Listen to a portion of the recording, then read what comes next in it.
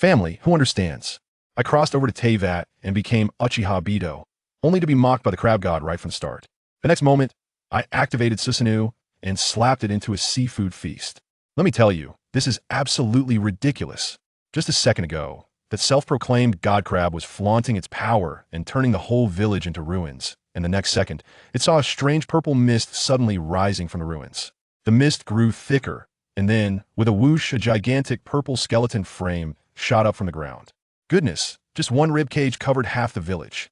The crab was dumbfounded, thinking to itself, what the heck, which god is going through tribulation here? Just born, right? Isn't this just handing me experience points? It was still feeling good about itself, when suddenly, guess what? From inside, that purple skeleton, a wild laugh erupted. Hee hee, ha ha ha. That laughter was arrogant, insane. It carried an energy that seemed to want to poke a hole in the sky. I understand now, I understand. I have always been just an ordinary person. Hey, speaking of which, you must be curious, who is this guy? Why'd he go all out right from the start? Let me tell you, this story needs to start from the beginning. It's truly tragic. This guy, Geng, was only 17 years old and just an ordinary high school student. But goodness, during that time, it was as if he was possessed by a water retrogression. His father fell seriously ill, his mother was disabled, his studies went down the drain, his younger brother ran away from home in anger, and his girlfriend of half a year dumped him. Even his boss at the part-time job was daily PUing him. He couldn't take it anymore, leaning against the wall, muttering, "Why am I so incompetent?" Just when he was on the verge of collapsing and wanted to die, a voice suddenly floated in from outside. "Do you want to die?" Geng cried and said he did, but he still had family. The voice responded, "What if dying could change everything?" Family, who understands, this was simply the devil's whisper. But he was already at his wit's end, thinking of his father groaning in bed and his mother's tears. He steeled his heart and said, "Fine, he'll die. As long as my family can live a good life, it's worth it." Then with a bang, a blinding light appeared before him, and he was hit by an out-of-control truck. Truly, a direct ticket to another world. Later, I heard from the neighbors that the driver compensated over $2 million. His father's illness immediately found the best doctor, and he was cured right away. This was a case of using his own life to bring fortune to his family. When Geng opened his eyes again, he found himself lying in a muddy field, his whole body feeling as if it had been crushed by a meat grinder. He raised his head and saw that he was surrounded by thatched tents in a primitive tribe. Just as he wanted to get up and take a look, his head buzzed, and he passed out again. When he woke up again, he heard a loud roar. A gigantic crab was flaunting its power towards a man with a spear. Insignificant human. I am the sea's overlord, the crab god. Muzutala. I want to complain. How does this name sound so much like seafood barbecue? Seeing that the man didn't believe it, the crab directly unleashed a crab god explosion, blowing up the entire village. The man watched helplessly as his home was destroyed, losing his wife and children. His eyes turned red, and he desperately threw his spear. What happened? Nothing. The crab laughed maniacally. Weak, even getting angry is so cute. Then with one claw, it smashed the man into meat paste and swallowed him. Let me tell you, this thing was not a god at all, just a mutated beast with a bit of radiation, a total clown. After eating the man, it wasn't done, yet it rummaged through the ruins, picking at the remains like we pick at crab meat. And it really found a survivor, a little girl, trembling as she lay on her mother's corpse. This beast actually deceived the little girl into thinking it could bring her mother back to life. The little girl, innocent, immediately believed it and stepped aside. As a result, the crab grabbed her mother's corpse and, right above the little girl's head, smack, it crushed it. Blood and entrails splattered all over the little girl. Let me tell you, at that moment, the little girl's entire world collapsed. Her eyes went lifeless. The crab saw her despair and laughed, saying it would take her to kill all the hidden people. Just then, it felt something was off. Turning around, it saw the scene I mentioned at the beginning, that soaring purple mist. And at the center of the mist, Geng was overwhelmed with information. Transmigration, Genshin Impact, Sharingan, Indra. He finally understood. His eyes turned from green to blood red. 3 tomo spinning rapidly, merging into a bizarre, 6-pointed star. I am Geng, an ordinary person.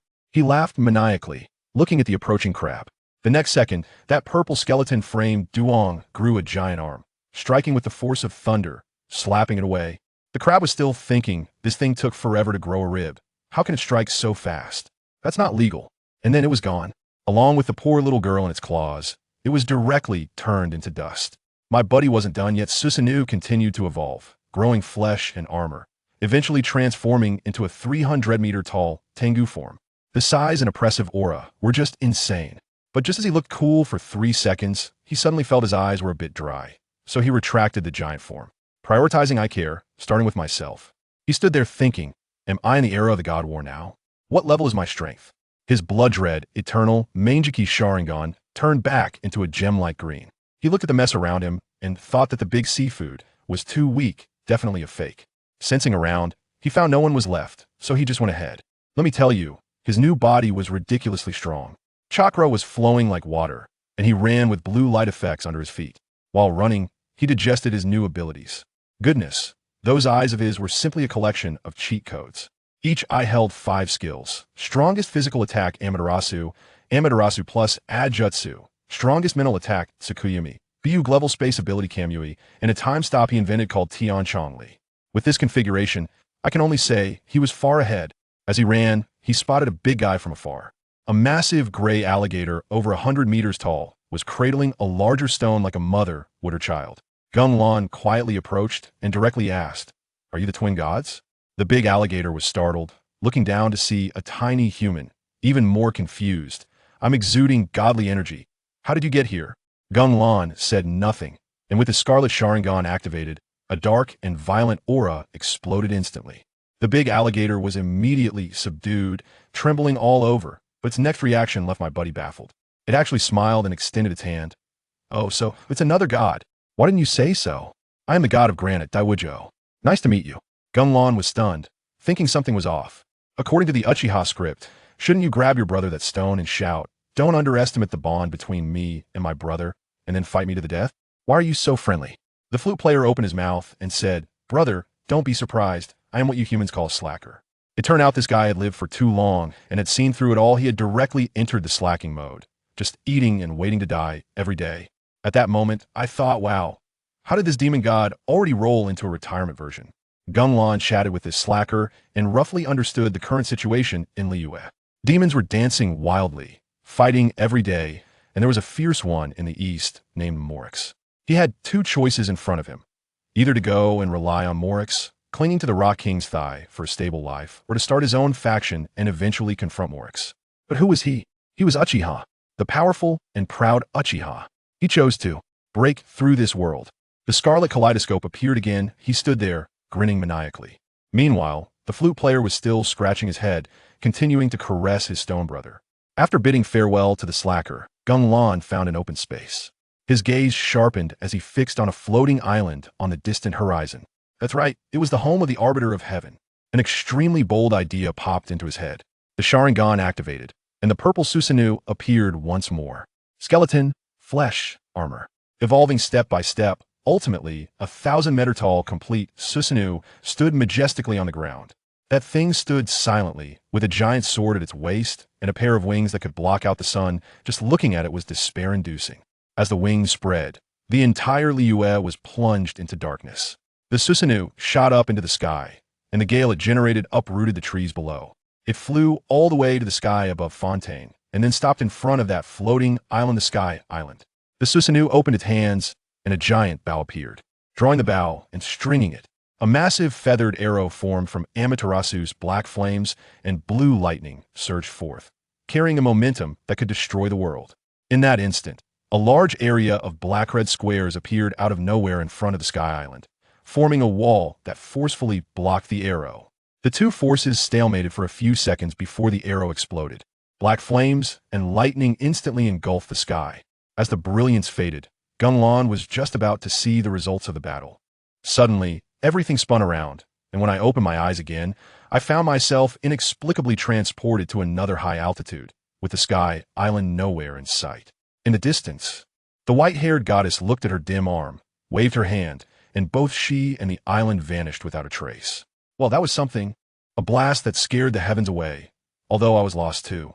Susanoo descended and found himself over a vast ocean. He was feeling annoyed when he suddenly sensed something lurking beneath the sea, ready to ambush. Without thinking, Susanoo drew the chakra giant sword from his waist and slashed at the surface of the sea. With a whoosh, a massive purple sword aura split the ocean in half. An abyssal ocean canyon instantly formed, revealing the seabed clearly. At the bottom of the canyon, a gigantic lionfish monster was sliced in half, dead as a doornail. Just as he marveled at the strength of his skeletal dog form, he noticed a swarm of seafood monsters surrounding him. The small ones had brought the big ones. Gunlan smiled, and a black sphere appeared in Susanoo's hand, which he raised to the sky. Countless flaming black, feathered arrows shot out from it, targeting all directions. This move was called Susanoo, Kagutsuchi's fiery flame. The monsters in the water were ignited by the black flames, screaming as they turned to ashes. Gunlan stood within Susanoo, listening to this symphony completely entranced. Just as he was about to use a lightning spear to clear out the remaining fish, suddenly, a deafening roar erupted, accompanied by a terrifying sound wave that pierced through Susanoo's defenses. Gunlan was stunned, and Susanoo shrank from several hundred meters high to just a few dozen, nearly falling into the sea. He had been ambushed by this old trickster. Gunlan quickly steadied himself, warily scanning the surroundings. A massive white shark leaped from the water, opening its gaping maw to bite down on him. Seeing the giant shrink, the monsters grew bolder and charged at him. Facing the shark, Gunlan's eyes turned cold, and the six-pointed star, Sharingan, instantly spun, transforming into a pinwheel pattern. Kamui, a terrifying spatial force descended, and the 100-meter-long shark didn't even have time to react before most of its body was shredded by the spatial power. However, the remaining monsters charged forward recklessly, as if they had gone mad. Gunlan effortlessly sliced through them with his black flame sword while desperately searching for the source of the sound wave. Finally, he found it. A new arm sprouted from Susanoo's back. 3 purple Magatama coalesced into a sphere, and he hurled it towards one direction, the 8-span jewel. After a massive explosion, an enraged roar followed. I can't take it anymore. It was that deadly sound wave attack again. This time Gunlan was prepared and protected himself with chakra. But Susanoo was still visibly dimmed. He looked up at the source of the sound, where a tall merman hovered. With long blue-white hair, golden armor, and a trident in hand, he looked imposing.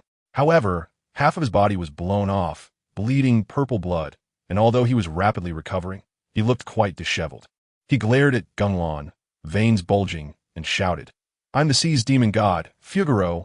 You cunning demon god, reveal your name." Hearing this name, Gunlan muttered softly, "Sea's demon god? I wonder if you have any control over the primordial sea." Then, he smirked, revealing a standard Uchiha-style smile. "I am Uchiha Gunlan. You may also call me the demon god of the 6 paths." Upon hearing this, the guy was immediately stunned. Demon god of the 6 paths? What is that? A new skin? From ancient Greece? Who cares? I'll tell you. The way he looked at me was like staring at a dead man. He said that even if I were a true god, today he'd have to pay for the lives of his little brothers. Well, he started calling for reinforcements. With a wave of his hand, he shouted, "My subjects, charge!" The seafood monsters, as if injected with adrenaline, crazily charged towards me. Let me tell you, at that time my Susanoo was not in its complete form. After being pounded like that, it really couldn't take it anymore. A big manatee, with a thud, used its horn to hit my Susanoo. I could hear it clearly. With a crack, it broke. Family, who understands when these little monsters saw the opportunity? They got even more excited, rushing forward without caring about the burns from my Amaterasu's black flames. Soon, a large crack opened up in my Susanoo's shell. A sea serpent monster swiftly burrowed in and opened its bloody mouth to bite at me. I was startled for a moment. The sea snake bit me instantly and even tightened its grip, its small eyes gleaming with excitement. But it quickly became confused because it realized it couldn't bite through. It couldn't understand why this person wasn't screaming, why there was no fear on his face, and why his flesh was harder than stone. The other monsters followed in, and it looked like I was about to be overwhelmed. The Sea King Fugler watched from a distance and laughed out loud. Thinking I was doomed, I lowered my head and let them bite. Suddenly, I shot my head up, and my eternal kaleidoscope, Sharingan, locked eyes with that sea serpent. With a loud bang, my whole body erupted in a burst of black flames. It was the Amaterasu's Kagutsuchi. The flames, as if alive, instantly engulfed all the surrounding monsters. Art is an explosion. Jinjutsu. Kagutsuchi explosion. Far away, Figaro was just about to come in for a finishing blow when he was pushed back by a wave of heat. When he saw clearly, the place where I had been standing had turned into a black flame tornado over 100 meters high. The black flames roared like an angry dragon, threatening to scorch the entire sea dry. Now, it was his turn to panic. He raised a trident and began to summon a tsunami. A wave as high as a mountain surged towards my black flame storm.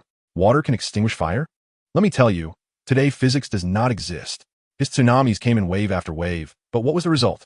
My black flames held their ground and continued to burn, with steam covering the sea, leaving even this Sea King dumbfounded, his CPU almost burned out. While he was stunned, I quietly said behind him, "Hey, Sea King." He was startled and was just about to turn around when he felt a chill in his chest. Looking down, a lightning spear had pierced right through him. Chidori sharp spear. That thing was incredibly long, extending from his back all the way to me over 100 meters away. Before he could react, I flicked my wrist and sent half of his body, along with his right arm, flying. He spat out a mouthful of old blood, wanting to call for help, but when he sensed it, only a few dozen of the tens of thousands of minions he had left remained, and his face turned pale. But he still had a backup plan. He grabbed the nearest monster next to him, crushed it in his hand, and that monster turned into a ball of blue energy that he absorbed. His broken body began to regenerate at high speed. As soon as I saw it, I thought, "Oh, you can do this too? All right, I won't hold back."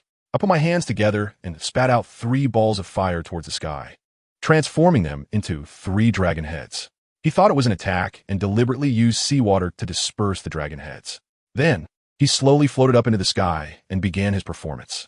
With a wave of his trident, the clear blue sky was instantly covered with dark clouds and thunder roared. Looking at my shocked expression, he proudly laughed and said, "Did you see that? This is my authority.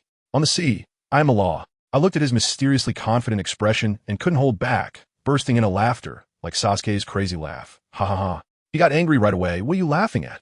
I couldn't be bothered with him, and in a flash, I appeared in front of him. He jabbed at me with his trident, but I stepped on it with one foot, using the force to leap high into the air, delivering a solid spinning kick right to his face. He was immediately dazed by the kick and hurriedly summoned water to wrap around himself. I stretched out my left hand, and with a crackling flash of lightning, the chorus of thousands of birds erupted. 1,000 birds. I muted the world to listen to the cries of the 1,000 birds. Holding the 1,000 birds, I thrust it toward his head, piercing through both him and the water ball. Just as I exploded his head, I turned around to prepare for a finishing move with Amaterasu. Suddenly, a massive wave ambushed me, sending me flying out. Goodness, this Sea King actually used a technique that sacrificed his own power limit for a desperate escape. He looked over at me, thinking that his enhanced tsunami could kill me. But then, countless bolts of lightning erupted from my side, soaring into the sky and piercing through the dark clouds he had painstakingly created. Roar! A giant roar came from the clouds. Immediately after, a massive beast head made of blue and white lightning emerged from the cloud layer, looking fierce. Fugaloo was completely dumbfounded. What on earth is this? Does the demon god of the 6 paths still control thunder? I looked at him and slowly spoke. "You absolutely cannot escape this technique." I named it Chilin. The thunderous giant beast from the sky roared and dove down. Fugaro desperately piled up all the seawater as a shield. And the result? It was like a piece of dry wood being crushed. The Chilin dispersed his tsunami with one bite, and then firmly sank its teeth into him. When the lightning faded, I used a teleportation spell and saw him.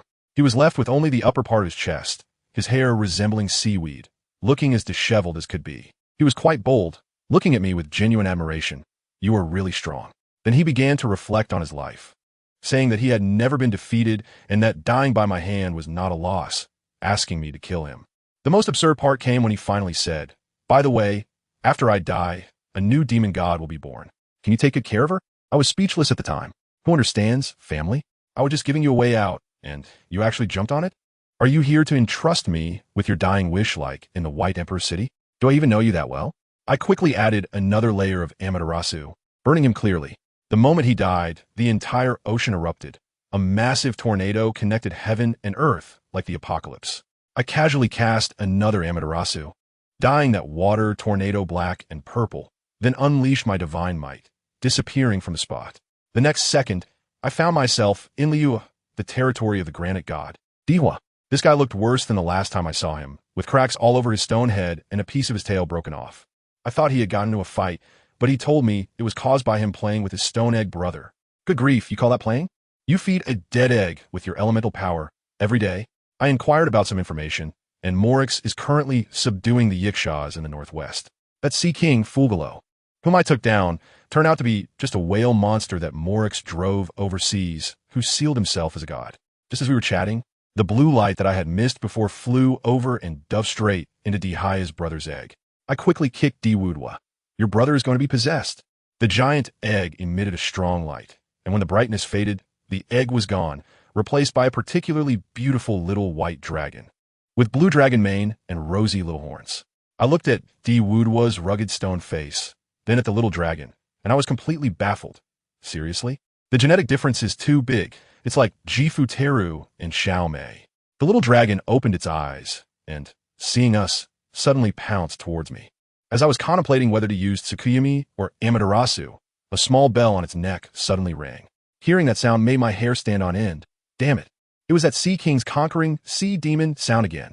Just as I was momentarily distracted, it had already leaped into my arms, and it obediently coiled around my neck. Looking at me, I stared back at it with a kaleidoscope gaze, and it immediately closed its eyes. Then, in a sweet and tender voice, the little dragon said something that made me almost explode. My loyal follower. Me? What are you saying? I am your master, the sea demon, Endoja. Before she could finish her sentence, I yanked her down by the neck. Say that again. What kind of god are you? I glared at her with my Sharingan, and she shrank back in fear, pitifully explaining that her father, also known as Fugler, sent her to find me, saying I could help her.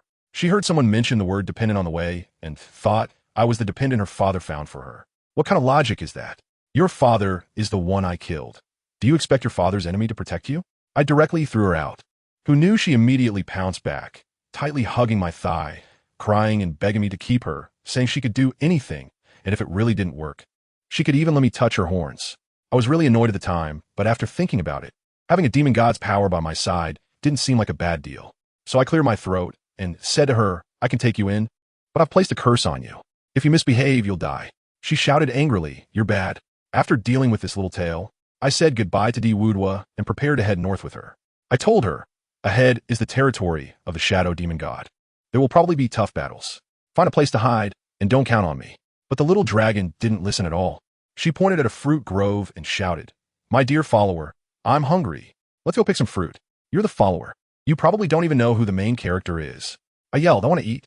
She shouted as she flew into the woods by herself. I thought I had to teach her a lesson, so I followed her. As soon as I entered the grove, I felt something was off. It was too quiet.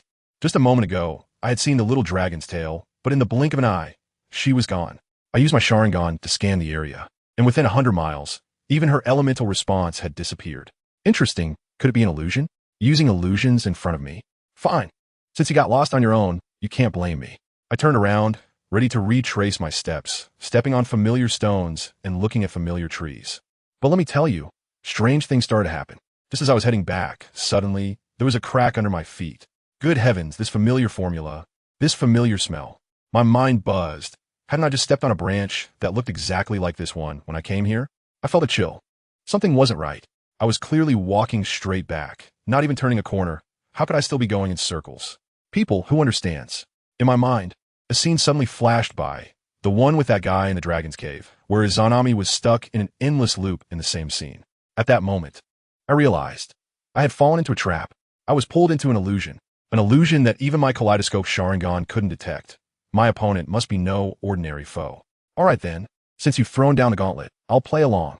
The 3 tomos in my eyes instantly merged into a boomerang, and without a second thought, I activated Tsukuyumi on myself. Let me tell you, it felt like being thrown into a washing machine on a spin cycle. Everything spinning around. When I finally calmed down and opened my eyes, I was shocked to see that everything around me looked exactly the same. Not a thing had changed. Even a monthly reading couldn't break this. At this point, I was really getting anxious. If I stood there like in an anime, endlessly looping in place, and a demon came along to stab me, wouldn't that be a huge loss for me? No way. I had to try something else. A purple skeleton suddenly burst out from my body. Activate.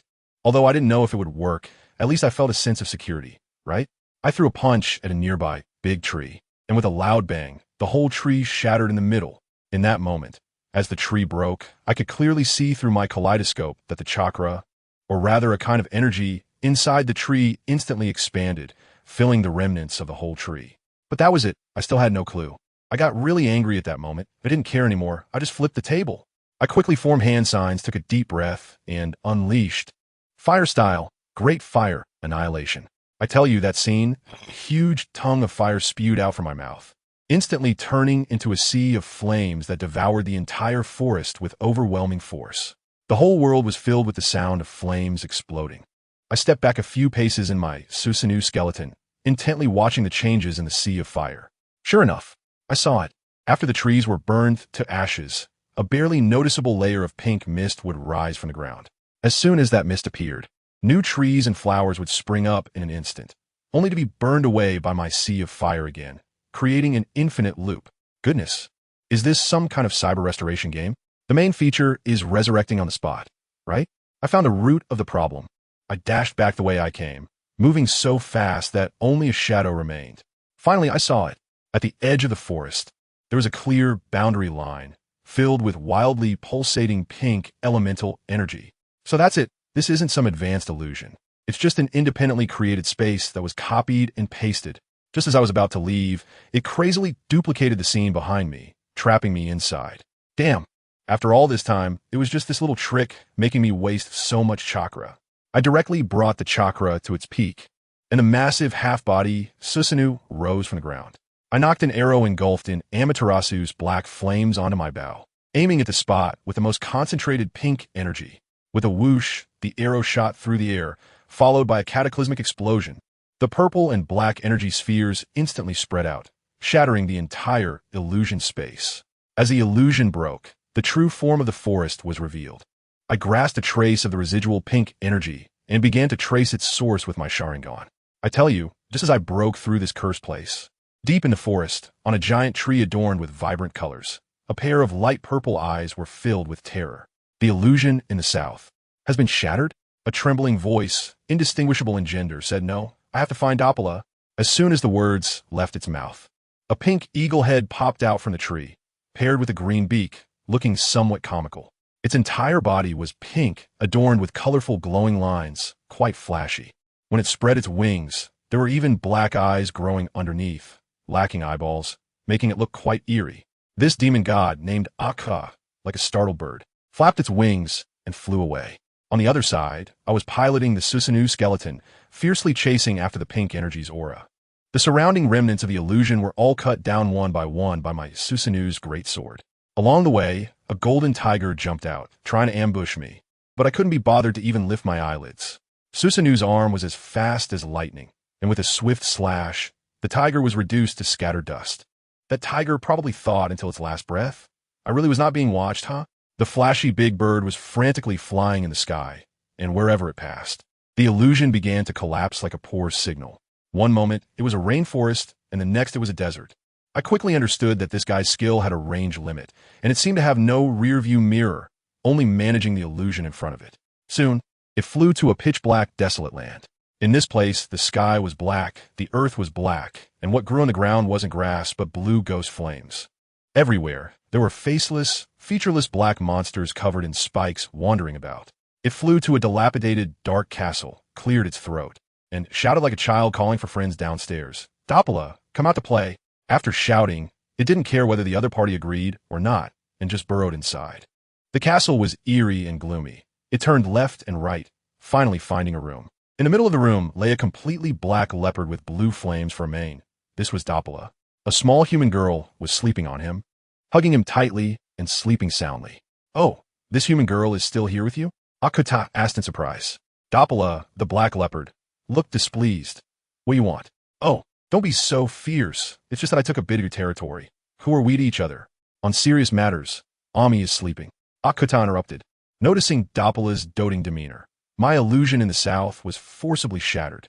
That guy is very tricky, with immense destructive power. I suspect he is a demon god here to wreck the place. And then? Doppela replied without any ripple of emotion. And then?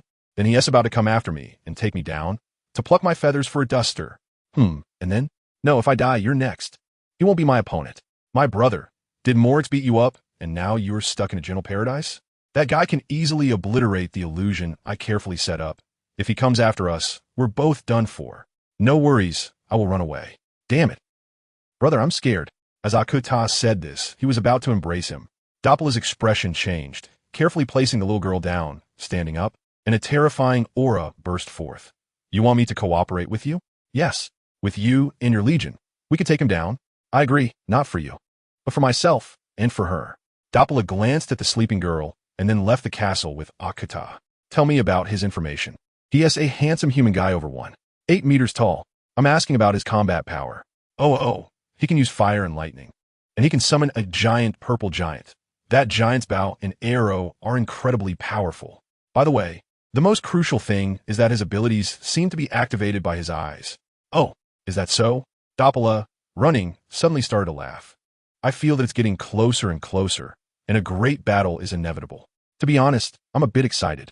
I simply stopped chasing and found a peach grove in the illusion to sit down and wait for them to come to me. Before long, I sensed a dark aura approaching from behind. Without even turning my head, I lightly tilted my body, and a massive explosion occurred behind me in an instant. They're here. I smiled and turned around, my eyes instantly transforming into a kaleidoscope of six-pointed stars, locking onto a specific spot.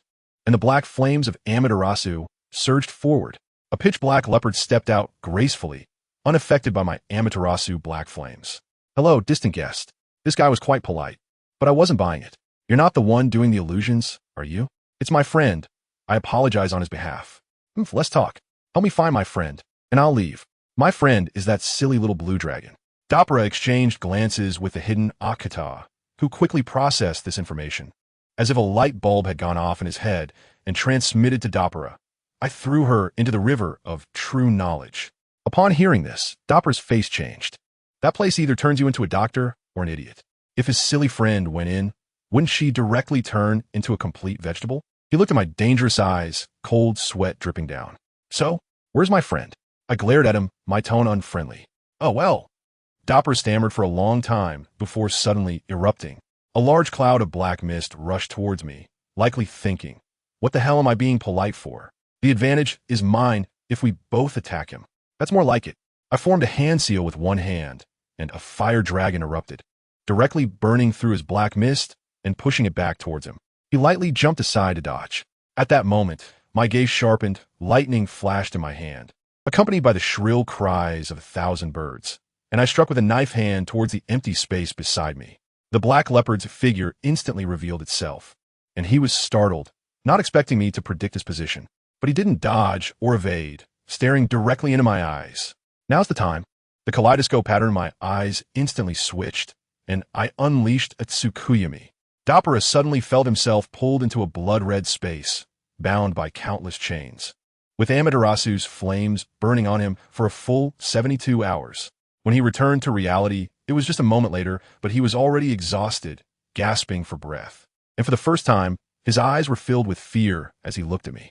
I was also a bit surprised that this guy was able to withstand Tsukuyami without dying. The physique of a demon god is indeed impressive. Without giving him a chance to breathe, my Chidori lit up again, transforming into a thunder spear aimed at him.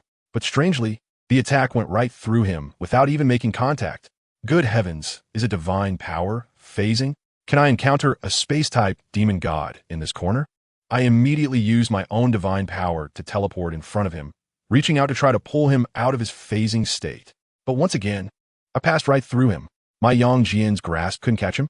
Just as I was stunned, he opened his mouth and shouted, Shadow Legion. I was completely stunned when I heard this. Dude, did you cross in the wrong set? This isn't Teyvat. How did you bring a shadow army here? Suddenly, the black mist around him spread out, landing on the ground and transforming into strange, faceless black monsters, a huge mass of them, roaring and charging towards me. Anyone else would probably be scared to death, but I am Uchiha. I couldn't even be bothered to activate Susanoo and charge straight in. With a bang, it was like a cannonball smashing into the crowd, countless severed limbs flying everywhere. Then, I spread my hands, and dazzling lightning erupted around me. Chidori, stream. The deafening thunder and raging lightning instantly cleared the entire shadow army. With such weak minions, do they really think they can stop me? I taunted him from afar. Dabora's eyes were about to pop out. He must have been thinking about what kind of freak this was. Taking advantage of his daze, I used a body flicker technique to appear right in front of him. Wanted to test my divine might again, but it still missed. This guy's intangibility is simply invincible. He opened his mouth and spat out a black ball, and a purple skeleton formed beside me in an instant, easily blocking it. I immediately understood. This guy was all about evasion, but his damage output was negligible. My Susanoo raised its giant sword and struck down with a single blow. It didn't dodge or evade, directly penetrating. At that moment, I felt something was off. Suddenly, I realized that the cockpit of my Susanoo was empty. It was a detached Susanoo. My true body had already been transferred using Kamui. Dabura was still pretending to be a master. But when he turned around and saw the unmanned Gundam, he instantly reacted, his face turning green. He used all his strength to turn and run, as if shouting, "You give way, do you?" At this time, underground on the battlefield, a tiny colorful eagle and a little leopard were frantically digging in the dirt. That was their true form. It turned out that what they had been using before was a clone technique called projection illusion. The clones were invincible, but the main body would become very weak. Dabura picked up Akuta in his mouth and transformed in a black mist, fleeing desperately. He could guarantee that this was the fastest he had ever run in his life, because the next second after I located their true forms, a Susanoo arrow imbued with Amaterasu directly exploded that area. Those two managed to escape, but I couldn't be bothered to chase them. The urgent matter was to find my lost silly son, Andugia. I was parkouring through the forest at high speed, searching while complaining, wondering if I had just been rushing around these past few days. Just then, I sensed a familiar, silly aura. Following the aura, I came to a large tree, cleared away a pile of fallen leaves, and discovered a tree hole. I didn't dare to be careless and first sent my Susanoo's skeletal arm in to take a look. After seeing what was inside, I was so angry that my Susanoo's arm grew out on the spot and smashed the tree hole. Inside the tree hole, a beautiful blue little dragon was sleeping soundly, hugging a pile of fruit. Woken up by my slap, she groggily asked, "What happened? What happened?" Did Teyvat explode? Upon seeing me, she first greeted me with a silly smile. "Hi. Good morning, Geng. Then she immediately reacted and tried to run out the back door. Susanoo's big hand was much faster than her, catching her and bringing her to me. "Hi, Geng, are you hungry? I have fruit." She was still silly smiling as she handed me the fruit. I on my forehead, really losing my temper. She's so foolish. I won't end up raising her to death. Will I? I gave her a good lesson, telling her not to run around randomly. Then I asked her, "What ability did you inherit from the sea god?" "I can summon little brothers," she said. As soon as she finished, 3 water rings appeared around her, and from them emerged a little beaver, a big-headed deer, and a woodpecker. All 3 summons, just like her, looked quite silly. What were they useful for? Restoring stamina. And Andoja struggled to carry all 3 little brothers on her back, making them blow bubbles at me. I looked at the bubble of water, then glanced at her eagerly expectant little eyes, and helplessly placed my hand on it. As soon as I made contact, wow, a pure surge of elemental power flooded into her body, like it was free. In no time, Geng was moving her limbs comfortably as if she had just had a full-body massage, and her gaze towards me changed, finally showing a hint of genuine acknowledgement. When I saw that look in her eyes, I understood. This girl was already plotting some bold move in her mind. I was pondering over here, while on the other side, those 2 unfortunate demon gods were having a rough time. The birdman named Akuta had been flying around with Dabura for quite a while, and even the bird was getting exhausted from the ride, yet they couldn't find a single clone. Dabura was getting anxious, wondering if the clone had been taken out in an instant. That couldn't be true. That thing was just a projection. It couldn't be hit. Unless it was too far away. Just as he was about to discuss this with Akuta, he was suddenly sucked in by a strange force from the ground. They looked down and saw 5 large bubbles floating on the ground, exactly like the one I had just used on Geng. The elemental power inside was so dense it was about to overflow. When Dabura saw this, his eyes widened. What is a sense of security? Can it be eaten? He felt that if he absorbed this thing, he could fully revive right where he was and return to his peak. He didn't care about anything else and dove right in to absorb it, his body quickly growing larger. Akuta beside him was envious. "Hey, brother, what good stuff are you eating? Share some with me." Dabura ignored her and just kept sucking away. But who understands, folks? Is there such a thing as a free lunch in this world? If you want to eat my feast, you have to exchange your life for it. They were enjoying the absorption, completely unaware that a deadly crisis was descending upon them. In that instant, Geng directly descended right in front of them. There was no warning. I just appeared out of thin air. Their eyes were about to pop out, and before they could react, I didn't even bother to raise a hand. Centered around me, an invisible wave erupted with a bang.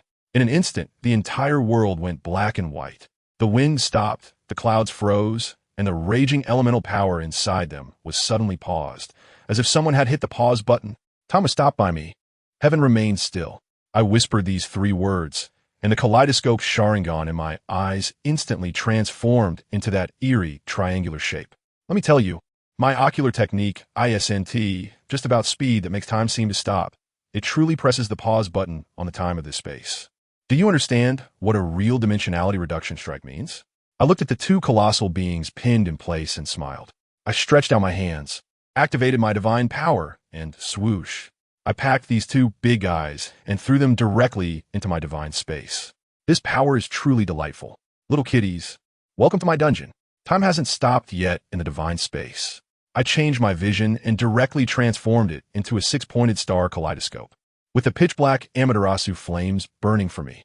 You absolutely cannot escape this technique. Let you run, let you play hide and seek with me before.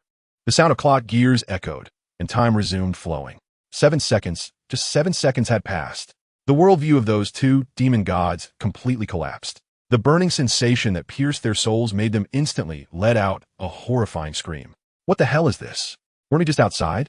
How do we end up in this hellish place in the blink of an eye?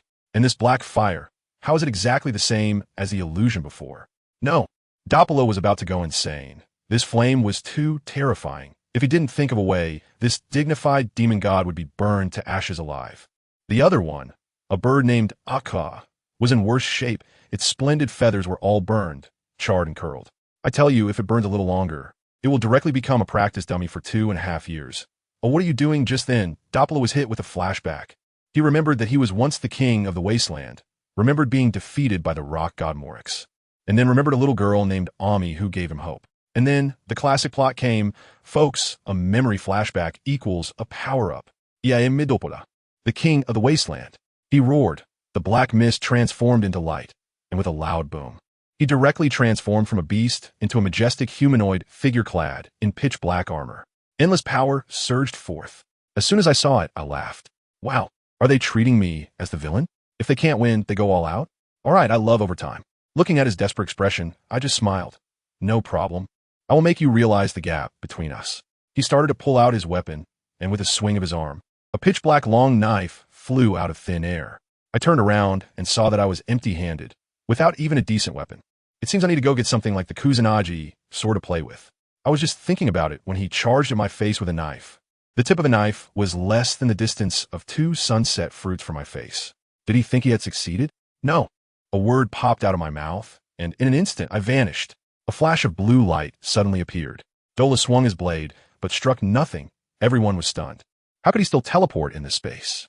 In the blink of an eye, that blue flash had already appeared above him. I emerged alongside the flash, holding a rapidly spinning blue energy ball. I had it in my grasp. Before I could finish speaking, I slammed this spiraling sphere down with a thud, just like blocking a basketball shot, firmly pressing it onto his armor. Flying Thunder God technique, second stage. The armor shattered instantly, and he was slammed to the ground. But he recovered quickly, getting up and looking as if nothing had happened, just unable to understand how I could still teleport. He thought my attack only dealt average damage, and he had the advantage. He suddenly swung his sword, sending a crescent-shaped sword wave slicing towards me. I couldn't even be bothered to watch.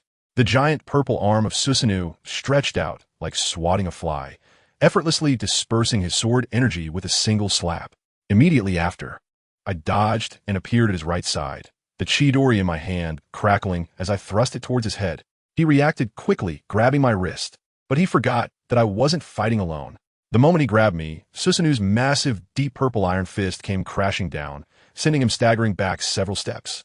I charged at him despite his attacks, using one hand to block his knife while gathering strength with the other for a punch.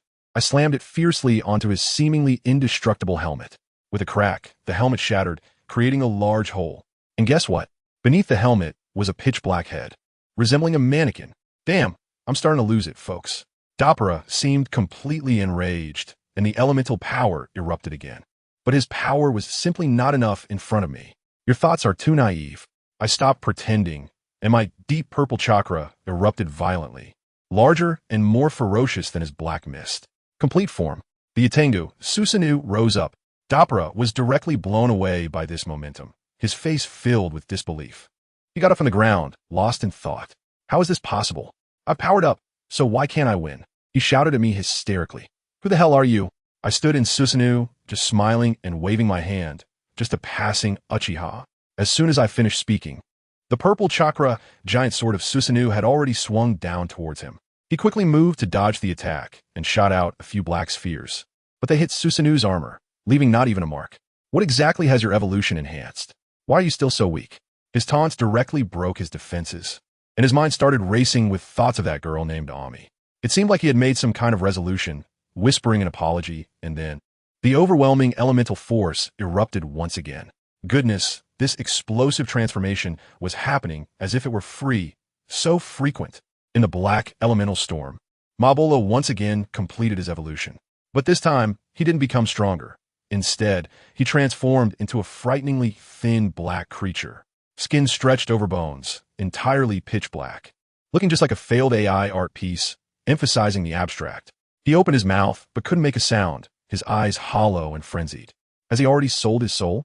Looking at his bizarre appearance, I felt a bit sorry for him. He brought his hands together, as if preparing for some big move. Seeing this posture, I wondered if he was about to summon a technological fortress or a mobile toilet. I directly activated Susanoo and instantly appeared in front of him, just as he was still in the recovery animation of his skill. The skeletal arms of Susanoo were wrapped in lightning, and with one sword strike, I pierced through his head. Countless black substances exploded, leaving only his skeletal lower body behind. Just as I was about to leave to check on how that colorful big bird was burned, suddenly, my eyes felt a slight sting. I didn't pay much attention at the time, thinking it was just from using the kaleidoscope too much. But little did I know, right where I thought I had dealt with it, a flash of crimson light quietly appeared. I followed the road into Shinwei space looking for that bird, but I found nothing. That is not right. Even if it was burned to ashes by Amaterasu, there should still be some reaction from the fallen demon god, right? While I was puzzled, a wave of intense, killing intent suddenly came from behind me. Without thinking, I turned around and unleashed a water release technique. Water release, water cutting wave. However, I didn't feel like I hit anything. I tried to activate my Sharingan, but I noticed that the surroundings were gradually darkening, and my vision was becoming blurry. In the end, my emerald green pupils turned into a grayish white. In an instant, I could see nothing. The entire world felt like it had been cut off. I hurriedly tried to perceive my surroundings, only to find that the air was filled with an impenetrable force of elemental power from all directions. The sudden blindness caught me off guard, and I was completely stunned. Dola, hiding in the shadows, finally laughed. He saw the fleeting panic on my face and the long-lost hope of victory. He stopped wasting words, flew out of the shadow, and hurled several black balls at me. He thought he had won. He thought I was panicking. Just a second before the black ball was about to smash into my face, a flash of blue light appeared. I vanished again. Dola's narrow eyes widened in shock. This scene felt eerily familiar. I appeared above him, dragging a spiral sphere larger than myself. Super Big Ball Rasengan. Do you think I would be defeated by the same move? Doppler roared, moving even faster, throwing a punch from a distance. And the black wind from his fist slammed into me. With a bang, I turned into a puff of white mist. It was a shadow clone. Immediately after, the real me appeared simultaneously from both sides, each holding a massive Rasengan, smashing it right into his face. Super Big Ball Rasengan double push. The huge explosion sent him flying. Although I couldn't see, my sage body wasn't to be underestimated. But honestly, I was a bit surprised that there really was a power that could seal my Sharingan, and I had carelessly fallen for it. As the smoke cleared, Doppler slowly got up, arrogantly taunting me. That didn't hurt at all, are you just scratching my itch? No, buddy, just because you have a slight advantage. You start taunting me? I looked at the Rasengan that had done no damage, and for the first time, I fell into thought. Now that my techniques were unavailable, even if I made a dozen Rasengans, they probably wouldn't do as much damage as a single Susanoo attack. I thought about using Sage Mode, but then I realized, damn it, I was in the Kamui space. Where would I find natural energy? It seemed like I was really in trouble. Doppler, full of momentum, charged at me again, his black claws aiming for my heart. I didn't move, allowing him to close in, just as he thought he had succeeded. The moment before he enjoyed the sound of tearing flesh, I moved. I faced his attack, not dodging or evading. His claws pierced through my body. But when he looked at me, my gray-white eyes that should have been blind were staring right at him. In a split second, I delivered a powerful punch filled with chakra, landing solidly on his face. I don't care who you think I am. I blasted him away along with the flesh and blood on me. And in his gray-white eyes, there was not a trace of fear, only that wild madness.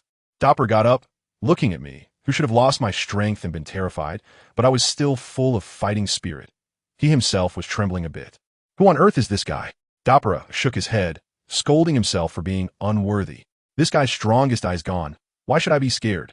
He directly created distance, and countless black spheres shot at me like bullets. I quickly formed seals, creating an earth flow wall and a water array wall. A double defense sprang up just in time to block it. The piercing sound of 1,000 birds rang out again. He knew from this noise that I was about to charge in, predicting that my advancing position would be met with a heavy blow. Sure enough, Omi got smashed flat by him. With another bang, a shadow clone appeared. Just as he looked up, he heard the sound of 1,000 birds again. This move again? He roared and punched toward the sky. But when he looked down, he was incredulous to see that I had pierced his abdomen with a silent 1,000 birds. Just as he was about to counterattack, another me above him struck down with a lightning blade, cutting a gash on him. Again and again, playing with him like a toy. Before he could finish his sentence, another me appeared, holding that blue sphere, but this one was glowing white and had serrated edges. Then he experienced what it meant to use wind release, spiraling shuriken. The sensation was like countless needles stabbing into every cell, causing him immense pain. But this damage, how should I put it, still wasn't high enough. I realized that the demon god is truly tough. It seems my previous strength was all stacked on a Sharingan, right? Next came Doppler's red-hot moment. He charged in again without any novelty, and I directly formed a large Rasengan and pressed it against him. His furious punch almost sent me flying, even through the Rasengan. I quickly released my strength and used Flying Thunder God to dodge. He turned around and launched another round of attacks. I wrapped my hands with chakra and narrowly avoided it, countering with a punch to his face, trying to grab his arm to throw him out. But I couldn't throw him and instead got kicked away by him. Folks, let's commentate live. The nearly 1,000-year-old veteran Doppler is back. He charged into the defense line of the 19-year-old young talent Uchiha Kengan. It's his signature move, the Shadow Sphere. Oh, how will the young talent respond? It's Flying Thunder God. Again with Flying Thunder God. He blocked it. The audience on site has already started shouting for a refund. R&M, refund. Is Doppler worth it for us? Same soup, different pot. What kind of configuration do I have? I have the top configuration of the Uchiha clan. What do you have? You want me to trade with you? Don't you have any shame? After going back and forth playing with him for a while, I suddenly noticed something. I threw a bunch of ninjutsu at him.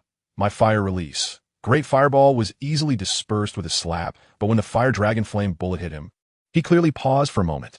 Oh, I understand now. So, the bugs hiding in the darkness, seeking light, will only be scorched, right? The tactic immediately changed. I created some distance and unleashed a great fire destruction. He got closer, and I used Ash Accumulation Burn. If he runs again, Fire Dragon Flame Bullet, Earth Dragon Flame Flow. I unleashed both skills at once. We began a long maneuvering battle in this divine space. This won't do. Dragging it out like this doesn't lead anywhere.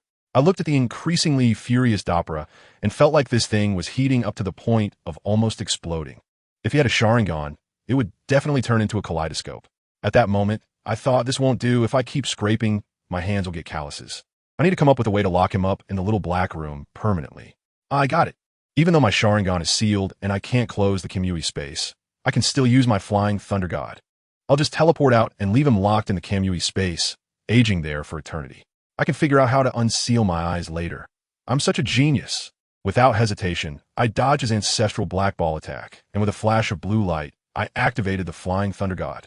Wow, let me tell you, teleporting out of the Kamui space consumes chakra like turning on a faucet. I lost half a tube of blue chakra in an instant. But it's worth it.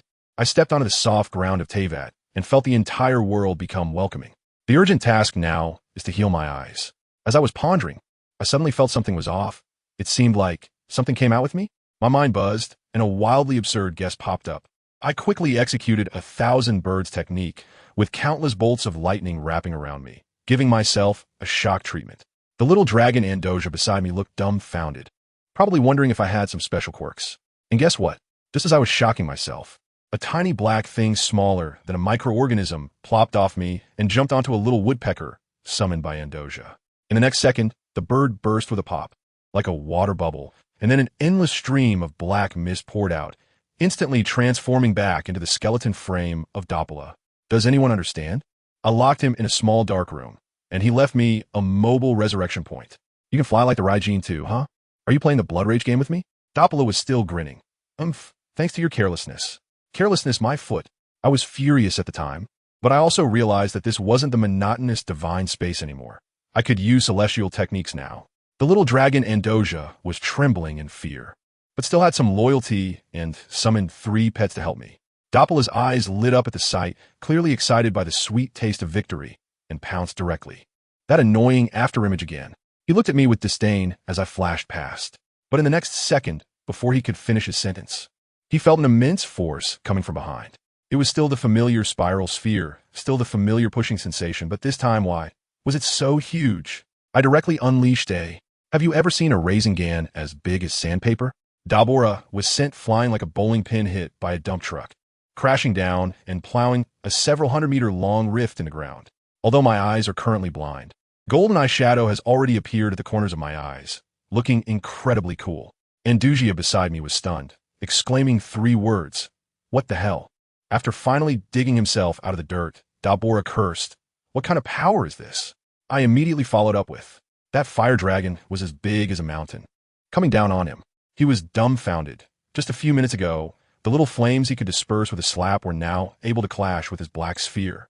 I was also shocked. This guy is just too tough. Is he the sit-up champion? We've been at it for almost an hour, and I was out of it. Then I respawned and went through the cycle again. No way. I need to end this quickly. I directly created 4 shadow clones, and each one used a Rasen shuriken and charged in. But this guy is quite cunning. Seeing that he couldn't beat me, he immediately turned his gun around and threw a massive charged black sphere at Andoja. He's forcing me to make a choice. If I save the dragon, I have to take his ultimate move head on. If I don't save it, the little dragon is done for. He's also on guard against my sneak attack, and he's been charging up something big, just waiting for me to take the bait. He thinks he's predicted my prediction. Ha, naive. I used Flying Thunder God to appear behind him, holding the Rasen shuriken. When he saw I took the bait, he grinned and detonated his prepared ultimate move next to me, trying to achieve 2 goals with 1 move. But he didn't know that I had predicted his prediction of my prediction. My charge towards him was just a decoy. I had already secretly placed a Flying Thunder God mark next to Andoja. At the moment he detonated, I activated the Flying Thunder God teleportation, directly swapping places with him and the black sphere aimed at Andoja. As a result, he was teleported out to sea and took the full force of his own charged ultimate move, blowing himself up completely. I rushed over to see Andugia. This little thing was so scared that it jumped onto me, wrapping its arms around my neck and crying loudly. Suddenly, while crying, it started to glow, and I felt my hard-earned sage mode, chakra, draining away as if it were leaking. Then, the weight around my neck didn't change, but the texture did. Those hard dragon scales, how did they become a bit soft? I pulled it off me to take a look and was stunned. A dragon, with a pop sound, instantly transformed into a small gray-haired, lowly holding a bell. I was completely stunned at that moment. Girl, why did you change at the moment when my blue bar was almost depleted? This transformation of yours is even more disappointing than that AI function for automatically writing weekly reports in 2025. With your fighting power, you can't even compare to the dragon form that can fly. As a result, when she saw the look of despair on my face, she actually found it somewhat useful. She picked up that small bell and gently shook it, producing a series of delightful chimes. The sound, how should I put it, was quite pleasant, and I felt like my corpse spots had faded quite a bit. While listening, I suddenly felt a tingling in my eyes, followed by a surge of warmth. When I lowered my hand again, those grayish-white eyes had transformed back into the familiar, blood-red eyes with the 6-pointed star pattern. Family, that feeling, that long-lost ocular power. It was like suddenly connecting to 5G after being offline for a month. So refreshing. Uchiha Gunlan proudly returns. I laughed wildly, my overwhelming ocular power transforming into boundless strength. Susanoo, the purple chakra giant, rose from the ground, instantly evolving from a half-body skeleton into the Yada no Kagami form. Finally, engulfed in flames, a complete Susanoo, thousands of meters high and as massive as a mountain, descended upon the land. This is the complete Susanoo, the power of a god. I stood in the cockpit of Susanoo and declared with authority. Then I turned my head to look at the stunned Andugia beside me and added, "Don't worry. You won't have to die." After playing with that black kid for so long, it was time to wrap things up. Susanoo spread its enormous wings, blocking out the sun, and directly soared towards the direction where Dapra had been blasted away. That kid had just used his life force to heal his injuries and was catching his breath, probably still calculating how to kill me. By the time he felt that earth-shattering pressure, it was already too late. Before he could react, he was slapped away by Susanoo from thousands of meters away, sent flying like a plastic bag into a seamount, embedded in it, and unable to escape. When he finally crawled out of the rocks and looked up to see that towering purple giant, he was utterly despaired. His elemental power exhausted. He had reverted to his original leopard form, and in front of me, he was no different from an ant. Without the Sharingan, You see me as a frog in a well. With the Sharingan, you see me as a mere bug. My voice was like a divine decree, completely shattering his last defenses. Considering he had fought alongside me for so long, I decided to give him a dignified end. Susanoo slowly grasped the hilt at its waist. An endless purple chakra gathered on the blade. The moment the long sword was drawn, the entire world fell silent. A dazzling blade of light sliced through the void, so fast that the naked eye couldn't capture it. There was no explosion, no roar. After the blade's passage, Dapura and the space beneath him vanished without a trace, as if formatted from the world. I happily flew back to the shore in Susanoo, feeling great, just where I had fought in the ruined forest. A little girl glowing with colorful light appeared. Another terrified voice came from her. "Oh no, Ami, run. Mabora is dead. That man is coming back." That's right. It's the flower forest demon Akka, who had previously been scared off by my Amaterasu. She actually didn't die and has possessed a little girl. Now, sensing the residual purple chakra in this ruin, she's probably scared out of her wits, only thinking about how to escape. Hell, wanna run? Too late. Let me tell you, this bird demon god Akuta is purely a support character. Her combat power is almost zero, only slightly stronger than that salt god. Her abilities are not even enough in front of a tough guy like Dapula, and now she wants to compete with me? What's she even thinking? She just wanted to possess a little girl and run away, but as soon as I stood there with my Susanoo, even a trace of my aura made their brains crash on the spot. Akuta was screaming in her mind, "Ami, run, run." But what about the little girl named Ami? Her legs went weak, scared to death, trembling like a leaf, unable to stand, collapsing to the ground. It's over, she's finished. That thought was probably all that was left in Akuta's mind. She had never seen me at full power, and now she was witnessing it for the first time. Once my Susanoo activated, the sky turned dark, and the purple chakra surged like a tsunami, overwhelming everything. Let me tell you, that scene was even more shocking than when Dapula first saw my complete Susanoo. I am standing on Susanoo's forehead, looking down at them, just like watching two little ants. "Oh, little bird demon, you actually didn't die in Amaterasu?" I just sensed that familiar chakra and was puzzled, wondering how Amaterasu couldn't burn her death. When I chased after it, hey, it turned into a little girl in a black dress. Was it possession, or had she reincarnated into human form? Whatever, it doesn't matter. Anyway, I came to Liyue this time to settle scores with her. Susanoo slowly raised his hand, and it felt like the sky was falling. And guess what? That Akuta suddenly became strong, probably overwhelmed by maternal love. A burst of colorful elemental power exploded from her body, shooting out of the little girl and transforming into a huge, colorful phoenix. With a flap of its wings, sparkling light points filled the sky, and it looked quite beautiful. She shouted at the little girl, "Ami, hurry and run. I'll hold him off." Goodness, this is burning her life, really charging forward for love. "I am the demon god of the flower forest, Akuta, god of illusions. Come on," she shouted with great momentum. And then there was nothing more. With a loud bang, my Susanoo simply slapped down. That splendid, colorful bird was swatted to the ground like a fly, its colorful feathers raining down. My little pet Andusia in the cockpit looked at those feathers with bright eyes, probably wanted to pick them up to make a duster. Akuta lay on the ground, her life and elemental power rapidly draining away. And before dying, she probably recalled her past with that black leopard, Dapura. TSK. Back then she wasn't happy that Dapura cared for this little girl, and now she was willing to give her life for her. Women, huh? Watching the little girl run far away, she even showed a look of contentment. "Brother, you're about to die, and you're still there feeling content." I slowly landed, watching Akuta, whose colors were almost faded, and as the kaleidoscope pattern in my eyes shifted, I activated my divine power directly. With a whoosh, I absorbed the last remnants of her undispersed, colorful elemental force into my divine space. I tell you, my Shinwei space is bustling right now.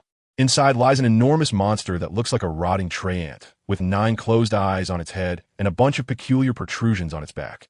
This is the Outer Path Golem, a specialty of the Otsutsuki clan. The last time I took down Dapura, I discovered this thing in my space, gnawing at my space floor like a starving ghost. I thought I couldn't let it tear my home apart, so I tried feeding it some chakra, and as a result, 3 flames ignited on its back. Now, when Akuta's colorful elemental energy entered, it was like pearls in bubble tea being sucked up through a straw, going straight into the golem's mouth. Then, another protrusion on its back sprang up, igniting colorful flames. Now, there are already 4 types of flames: light gray, sea blue, deep black, and colorful. Goodness, is this place a stamp collection? I was thinking if this thing could light up all the fires on its back. Could it evolve into the 10 tails? Although Teyvat doesn't have any tailed beasts for me to catch, if this could really happen, that would be so cool. But isn't the size of this magic statue a bit oversized? My Susanoo is over 1,000 meters tall, but your magic statue is that big too? If it evolves into the 10 tails, wouldn't it just sit on Mondstadt and collapse the city, then use the tree of imagination as a chew toy? Forget it. I won't think about it anymore. After Akuta died, the little bit of illusion magic she had exploded and the scenery around us started to change wildly.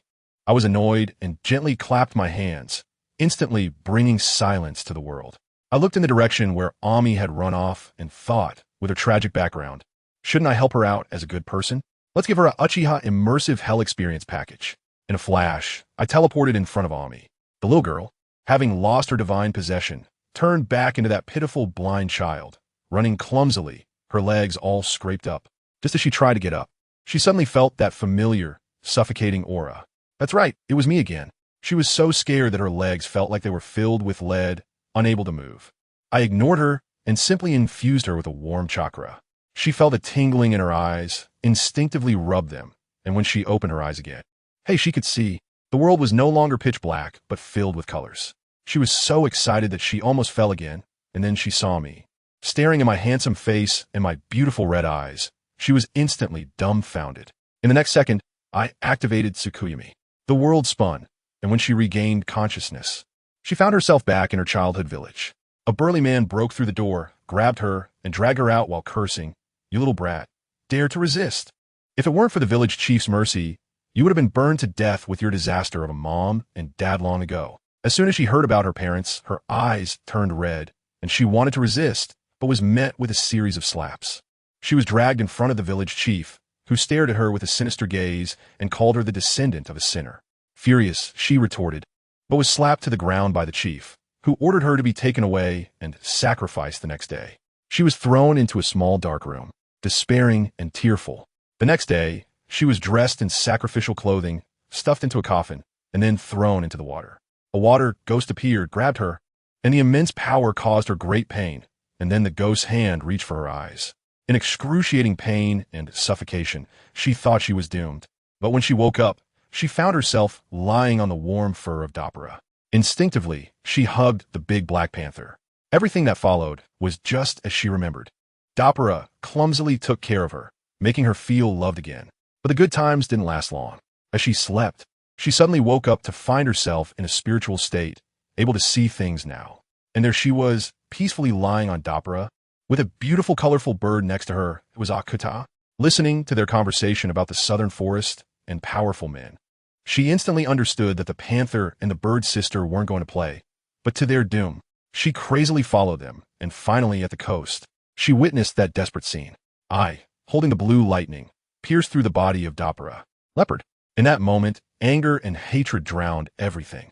Her black pupils, which had just regained light, instantly turned blood red. 1, 2, 3 Tomo appeared, then quickly fused into a complex 4-point shuriken pattern.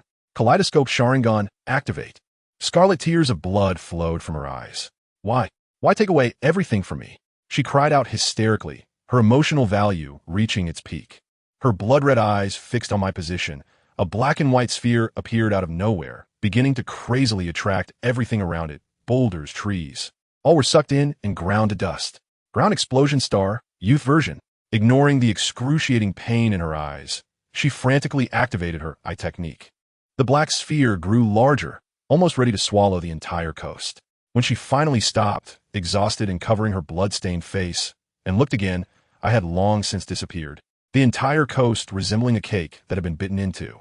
She laughed maniacally, then cried, staggering over to Dappara's side, stroking his cold fur. At that moment, a sense of crisis surged, and she instinctively activated her eye power.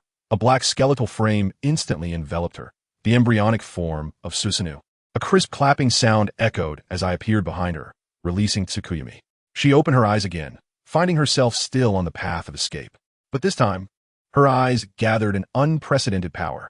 She turned around, glaring fiercely at me. I nodded in satisfaction. Not bad, truly gifted. This Uchiha Beginner's gift pack was worth it, directly unlocking the Manjiki Sharingan in one go. I slowly reached out my hand, and she shouted at me.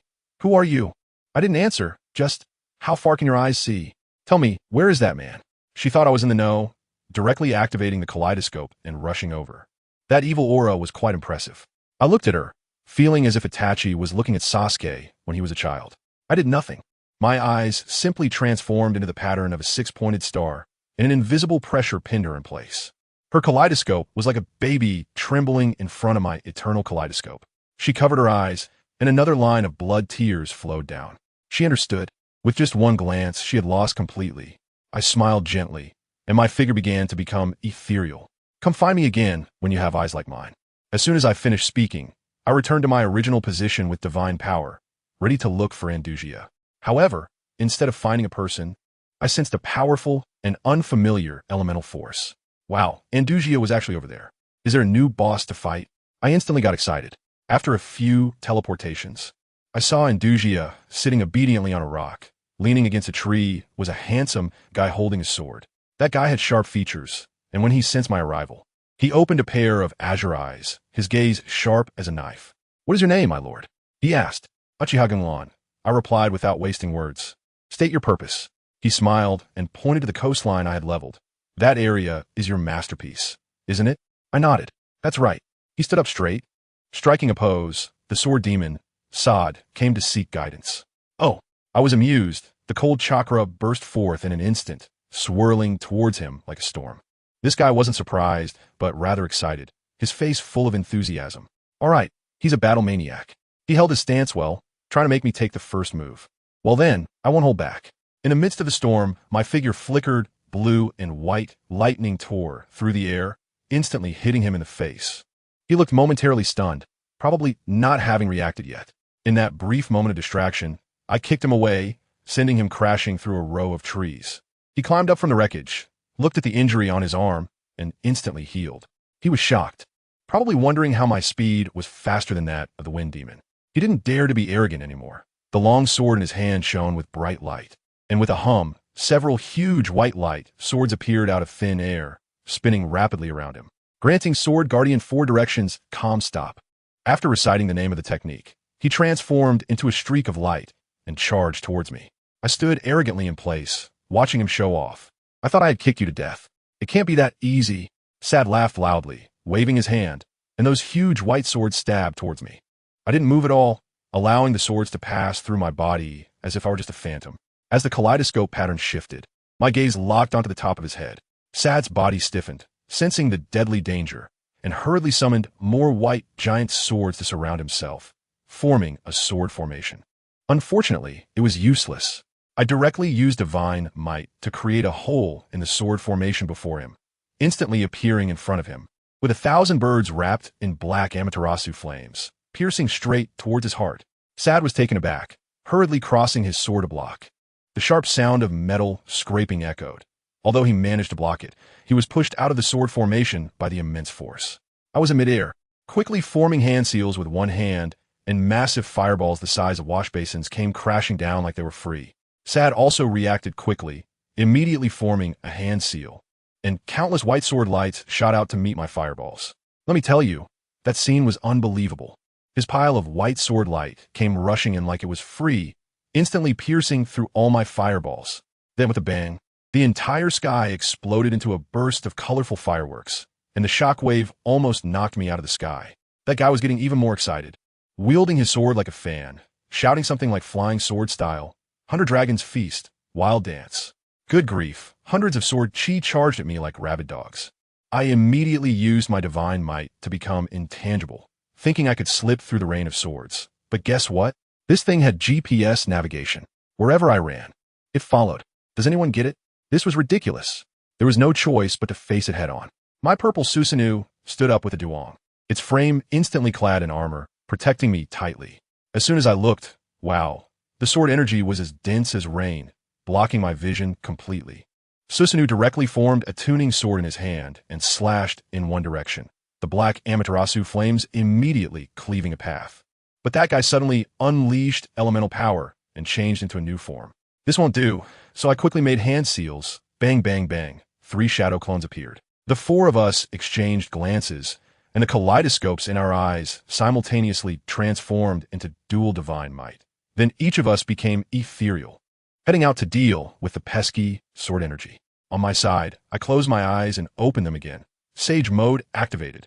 With a stroke of gold, eyeshadow. The entire world became crystal clear. Hey, found you.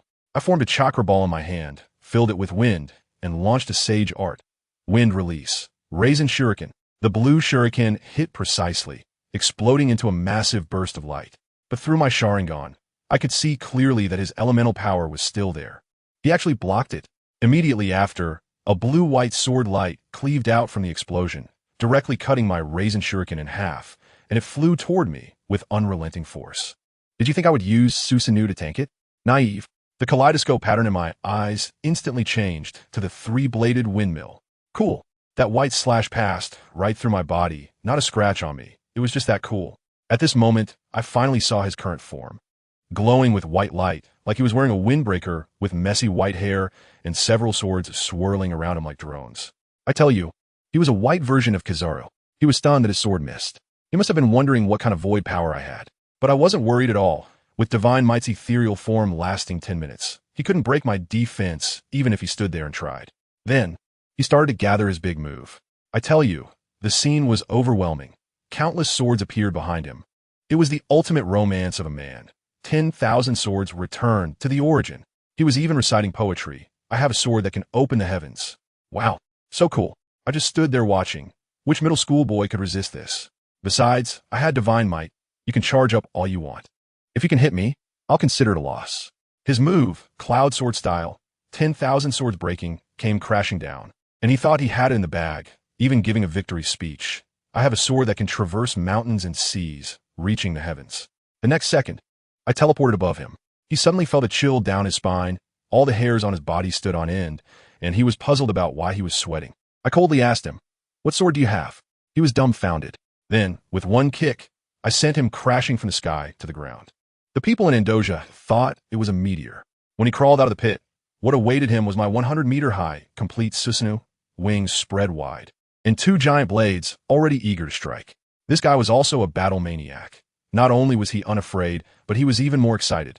Shouting fierce sword style, Chaos God Strike, 6 strikes, and surprisingly traded blows with me for several exchanges, even pushing my Susanoo back. Then came another combo. Something like light shadow slash, continuous explosion, extreme, creating a massive white explosion that wrapped around Susanoo. In the distance, Indoja was jumping in a panic, thinking I was done for. When Sad looked at my Susanoo starting to show cracks, he got even more energized, launching a series of shadow sword style, fierce Heaven 100 shadows in a frenzied output, and finally, he directly slashed at the gem above Susanoo's head, breaking in. He saw me with my head down and thought I had given up, disappointment flooding him as he thrust his sword at me. Just as the tip of the sword was about to touch me, I lifted my head, and the 3 tomo in my eyes instantly merged into a triangular boomerang. He stabbed through my body, but there was no blood. My body transformed into countless crows, cawing as they scattered. He was stunned on the spot. What is this? Before he could figure it out, the entire world instantly turned blood red, with a massive kaleidoscope Sharingan hanging in the sky. Foolish mortal, my voice echoed in his mind. Immerse yourself in the illusion of the kaleidoscope Sharingan. I gently tapped his dazed forehead and completely locked him into the Tsukuyomi space. Outside, Indoja ran over with a confused expression and asked me, "How did he say he wanted to duel you?"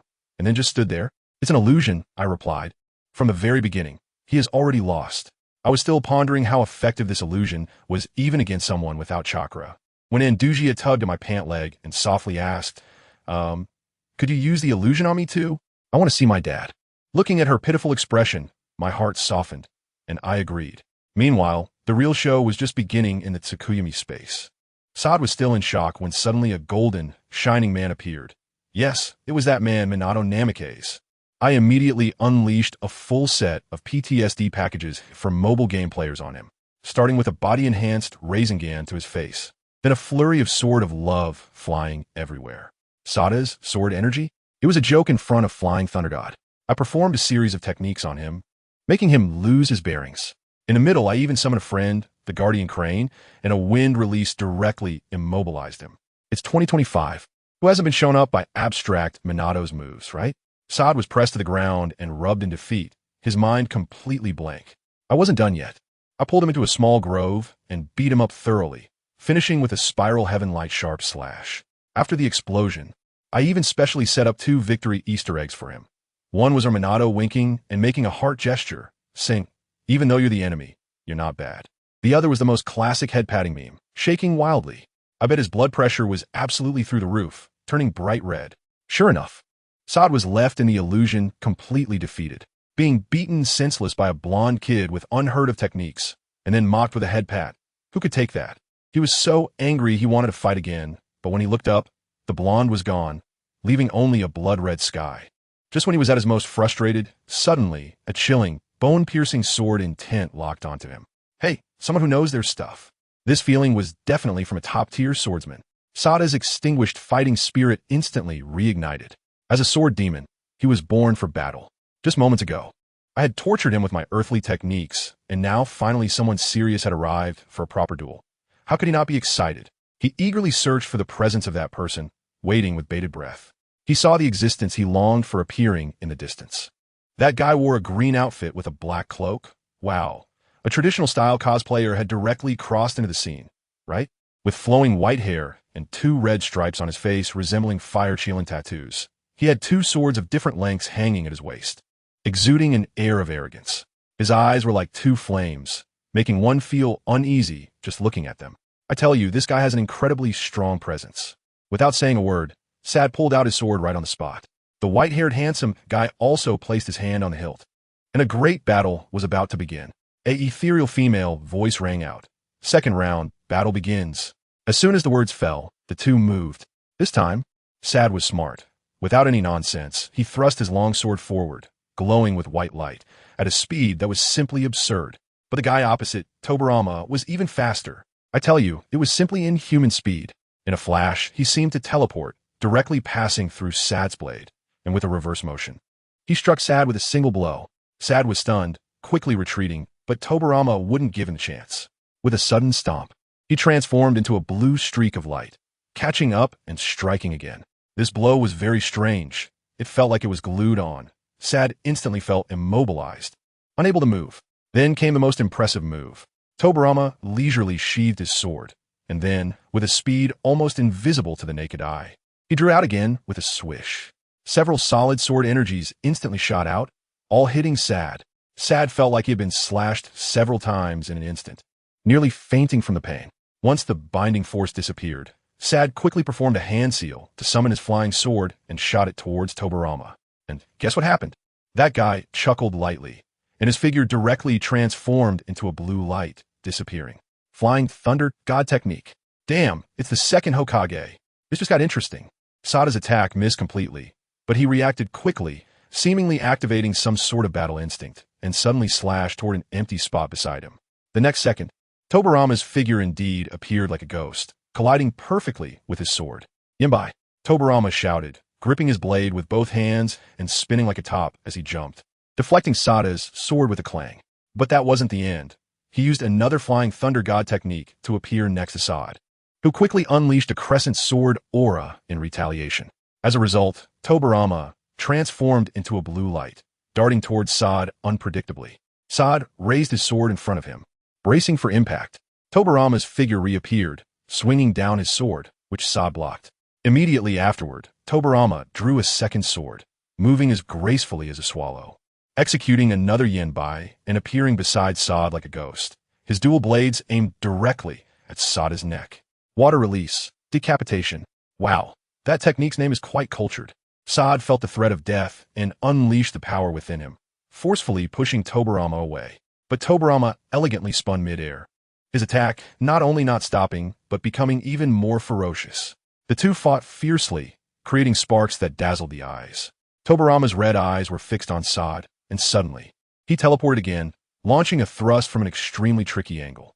Sad was impressive too, managing to deflect this attack at a nearly inhuman angle. With one failed strike, blue light flared from Tobirama's dual blades, water instantly covering the edges. With a twist of his wrist, a massive water dragon roared and charged at Sad. Sad didn't back down, channeling sword energy to form a gigantic white dragon to clash head-on. With a colossal explosion, the energy shockwave nearly shattered the space around them.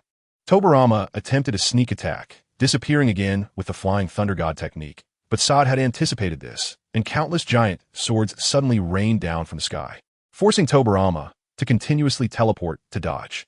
Retreating to a distance, Tobirama closed his eyes, and the next second, a terrifying aura erupted. He clasped his hands together, and countless streams of water surged skyward, forming a gigantic water vortex. The suction was absurd. Sod felt like dust being sucked into a vacuum, completely uncontrollable as he was pulled toward the center. The water crashed against him violently, and Tobirama charged in with his dual blades, unleashing a flurry of attacks on the defenseless Sod, finally sheathing his swords dramatically as Sod was left on the ground like a dead dog. Just as Sod regained his senses, he saw an illusion. Tobirama, holding his dual swords, looked down on him disdainfully and said, "That was too easy." The strength of ninjas has fallen to such a level Sod could only bitterly smile, thinking to himself that he was also a demon god. How could he be beaten like a child? However, he had to admit that this battle was truly exhilarating. But before he could catch his breath, something even more outrageous happened. Do you know how much psychological damage a clear water and a Tobirama would inflict on a 700-year-old demon god baby? Who understands this, family? Just after being schooled by the second Hokage, the seventh Hokage showed up again. The hero of the Hidden Leaf Village, good buddy of Uchiha Sasuke. The yellow flash of a leaf, Naruto, Uzumaki, QB Link, made a dazzling entrance. Sod felt a flash of golden light in front of him, nearly blinding him. A handsome guy radiating golden light appeared before him, with markings on his face resembling the 6 paths and yellow pupils like a cat. The aura was like being targeted by an ancient beast, and Sod broke into a cold sweat. Round 3, the battle begins. The yellow flash's mouth curled into a smirk, his body slightly leaning forward, and in the blink of an eye, he vanished. By the time Sod reacted, he was already right in front of him, and then bang. Sod was sent flying as if hit by a dump truck. In midair, still adjusting his posture, he turned around to find the yellow flash already charging up from below. The yellow flash extended a gigantic golden chakra arm with claws and viciously swiped at Sod. For flashes of golden light passed by, and Sod cried out in pain. Immediately after, the yellow flash conjured 2 serrated blue orbs and tossed them over. Sod hurriedly formed a massive sword to block, and with a thunderous bang, he saw the yellow flash also being knocked back. Just as he sighed in relief and prepared to heal, a golden light suddenly flashed from behind. It turned out that the previous one was a shadow clone. The real body launched a sneak attack from behind and sent him flying again. What followed was pure bullying. Sod felt like a ball being tossed around in the air, unable to come down. Wasn't this the legendary power of the yellow flash? It was simply too cool. The yellow flash seemed to get bored, transforming into a streak of golden light and crashing into Sod, then extending that damned chakra arm to grab Sod's waist and yanking him toward himself. Sod felt like his waist was about to break. When he looked up, he was stunned. A gigantic golden fox head, with its mouth wide open, was coming down to bite him. Tomcat's voice. Fortunately, Sod's true form was a sword, so he was hard enough. Otherwise, he would have shattered instantly. Just as he fell to the ground and marveled at how wonderful it was, he looked up to see the yellow flash casually playing with his claws. Sod was furious and muttered a curse. As a result, Naruto, who had a built-in malicious intent sensing, immediately caught on.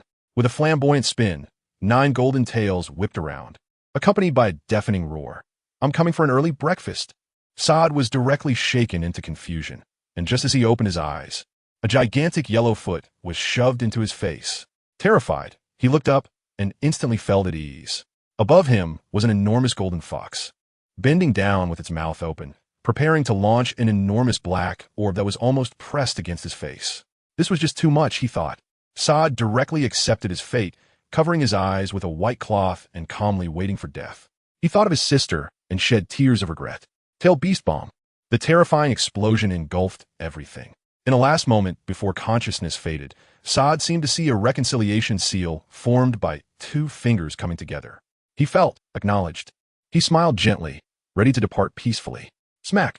Sod felt a fiery sting on his face. Opening his eyes, he found himself lying on the grass, facing a little girl with dragon horns. As soon as the little girl saw him wake up, she hurriedly ran away shouting, "He is awake." Gunlan approached, looking down at him. "I lost." Sod felt like his heart had turned to ash, completely crushed. Gunlan saw his despondent expression and slowly crouched down, saying, "Don't be so down, buddy. You are still the sword demon god. Weren't you challenging me? Sod felt he was being sarcastic and turned his head away. Since I lost, according to the rules, can I execute you? Gunlan stood up. Your true form is a sword, right? I'll give you a chance to follow me. I see you're quite tough. You didn't T-shatter after taking a full set of the yellow Flash-esque military punches. Sod was filled with questions, wondering what kind of outrageous development this was. Transform. Gunlan didn't give him a chance to react and slapped his stomach. A bright light flashed, and Sod transformed into an ancient longsword. The sword hummed, and Sod's roar echoed. Wait, buddy, aren't you going to ask for my opinion? Gunlan's crimson Sharingan glared, threatening, transform into Kusanagi. Bro, what does Kusanagi look like? Gunlan directly projected an image into his mind. Looking at Sod, transformed into Kusanagi. Gunlan was very satisfied, but felt it wasn't enough, and directly carved a Uchiha family ping-pong paddle onto the sword sheath with elemental power. Don't draw on my body randomly. The sword of Sod trembled violently, but it was of no use. Gunlan, wielding the newly acquired Kusanagi sword, swung it a few times and found it quite comfortable, happily tucking it at his waist. He used his magic to transform his outfit to something similar to Sasuke's. Walked to the water's edge to check himself out, and thought, still stunningly handsome. He turned and waved at Andusia, who was picking flowers. The little girl ran over, holding the flowers with an expectant look on her face. Gunlan was about to bend down and use his Mangeki Sharingan to perform an illusion package for her when Andusia directly placed a small yellow flower on his head. Looking at the cheerful Andusia, Gunlan's heart softened. Come look at me. Gunlan's eyes instantly turned blood red, 3 Tomo appearing, quickly connecting to form a black boomerang. Tsukuyami. Andusia's gaze went blank in an instant. Sod, watching from within the sword, was terrified. Wow, just one glance and she's caught. That's too scary. An Andusia's illusion. She found herself in a magnificent underwater temple. On a stone table lay a familiar little bell. Just as she was curious, a 2-meter-tall, muscular man appeared behind her, clad in golden armor, with blue and white curly hair, expressionless as he looked at her, muttering the 9th generation. He picked up the bell and shook it. The clear, ringing echoed, and countless images flooded into Andusia's mind. She saw a meteor crashing into the sea, then a blue and white Godzilla emerging from the water. A glowing sphere flew into Godzilla's body, and Godzilla instantly transformed, glowing blue, with a halo on its head and 7 small spheres behind it, directly turning from a monster into the ocean god, Fugalo. The images flashed rapidly. The seal god, the sea serpent god, the sea hare god. Finally, the scene froze on a giant whale, which glowed and transformed into the likeness of her father. A coordinate suddenly appeared in her mind, and Andusia jolted awake. Sitting up, she saw Gunlan practicing swordplay nearby, reciting, 1, 2, 3, Chidori blade, invincible turn Gunlan. Gunlan was startled, almost twisting his newly activated Susanoo. I have to tell you a secret. Andusia placed her hands on her hips, proudly declaring, I'm actually the goddess of the sea. Gunlan replied flatly, oh, I see. Seeing Gunlan's indifferent demeanor, Andusia felt a bit disappointed and had to share everything she saw in the illusion with him. After listening, Gunlan thought it was pretty cool for Godzilla to be the sea god. Then let's set off to the sea god ruins, Gunlan said, coming back to his senses. Andusia eagerly ran ahead. However, after just a few steps, she was pulled back by Gunlan. You point the direction, and I'll fly us there. I tell you in the next second, I was engulfed in flames. Purple chakra mixed with elemental power shot up into the sky, and an enormous skeleton emerged directly from the void. Forget about skeletal forms or Crow Tengu. I went straight to the point, fully manifested Susanoo, a heavily armored giant over 400 or 500 meters tall. Its crimson eyes lit up, and the purple flames instantly ignited the sky. The one inside, the Kusanagi sword. That Sad was so shocked he froze, screaming wildly, no way. This size is all wrong, bro. Of course, what I fought with you before was just for fun, to let you see what full firepower looks like. As my Susanoo spread its wings, it completely blocked out the sun, soaring into the sky at incredible speed. Whoosh. Andusia in my cockpit was like a curious little baby, leaning over to look down. Wow, so high. Is that a cloud? I glanced at the crooked map she drew. All twisted, my kaleidoscope Sharingan almost seemed double. Forget it, I dove straight towards the sea. Just before reaching the surface, Susanoo hit the brakes, hovering in the air, the wind pressure lifting the sea surface. Just jump, this big guy will destroy everything here. After saying that, I dismissed Susanoo and grabbed the already dazed Andusia, and we fell straight down. I stabilized myself on the water surface with chakra, activated my kaleidoscope to look down, and wow, this ruin is hidden pretty deep. A layer of chakra film emerged from my body, and we both sank directly down. Andusia was incredibly curious about this new outfit, poking and prodding, even spinning around in the water like a dolphin. I thought to myself, aren't you a water dragon? How come you can't swim? In response, it seemed like this little guy could read my mind and directly criticize me in my heart. After falling hundreds of meters, you still have the mood to swim? I ignored her, a kunai made of water in my hand, and with a whoosh, I shot it into the pitch-black seabed. Then I placed my hand on her shoulder. Hold on tight, flying thunder god. As soon as the words left my mouth, a flash of blue light appeared, and the two of us vanished. When Andusia opened her eyes again, she found herself in an ancient ruin. She noticed that this place looked exactly like the one she had seen in her illusion, and immediately rushed forward following her memory, quickly arriving at an open square. However, this place was slightly different from her memory, as there was an extra altar. Suddenly, an idea struck her like a light bulb turning on. I get it. We must first find the bell, and then place it on the altar. I ignored her, feeling that there was an independent small space in this place. Sealed with a strong elemental power, definitely the location of the inheritance. I was contemplating using Shanhui to directly tear open the space when Andoja had already disappeared in another direction. Sad in the Kusanagi sword asked me, aren't you going to chase her? What if you lose her? I shot him a glance. She has my flying thunder god mark on her. She can't get lost. As I said this, I closed my eyes and opened them again, my pupils instantly turning blood red, with 3 huge scythe windmills beginning to twist and spin inside. Shanhui, wherever my gaze fell, the space was instantly stirred up like jelly, and a blue-white crack appeared out of nowhere. Inside it was pitch black and nothing could be seen. It seemed feasible. I was about to teleport Andoja over. However, on the other side, Andoja was already running back with a shabby yet exquisite bell in her arms. Just as she turned a corner, a blue figure silently appeared behind her and followed her. With each step the person took, the water around them instantly froze and then disappeared. No matter how fast Andoja ran, she couldn't outpace that long-legged figure and was quickly caught up. She felt it too, the coldness behind her, bone-chilling. Completely different from my indifference. Mine was cold on the outside, but warm on the inside, while this one could genuinely freeze someone to death. The moment she turned around, the flying thunder god activated. The sensation of space twisting came, and she saw a beautiful and noble face, dressed in a blue-white gown, wearing a blue crown. With golden long hair, she looked just like a queen. Andoja had only one thought in her mind. What a beautiful sister. For the next second, the woman's hand landed on her shoulder. Goodness, the flying thunder god, buy one get one free. It directly teleported her as well. I just brought Andusia over, and I noticed another person next to her. The elemental reaction was ridiculously strong, stronger than the previous explosive bolera. My kaleidoscope instantly activated, the 6-pointed star spun around, and my gaze locked onto the woman behind Andusia. The woman had one hand resting on Andusia's shoulder, looking completely bewildered.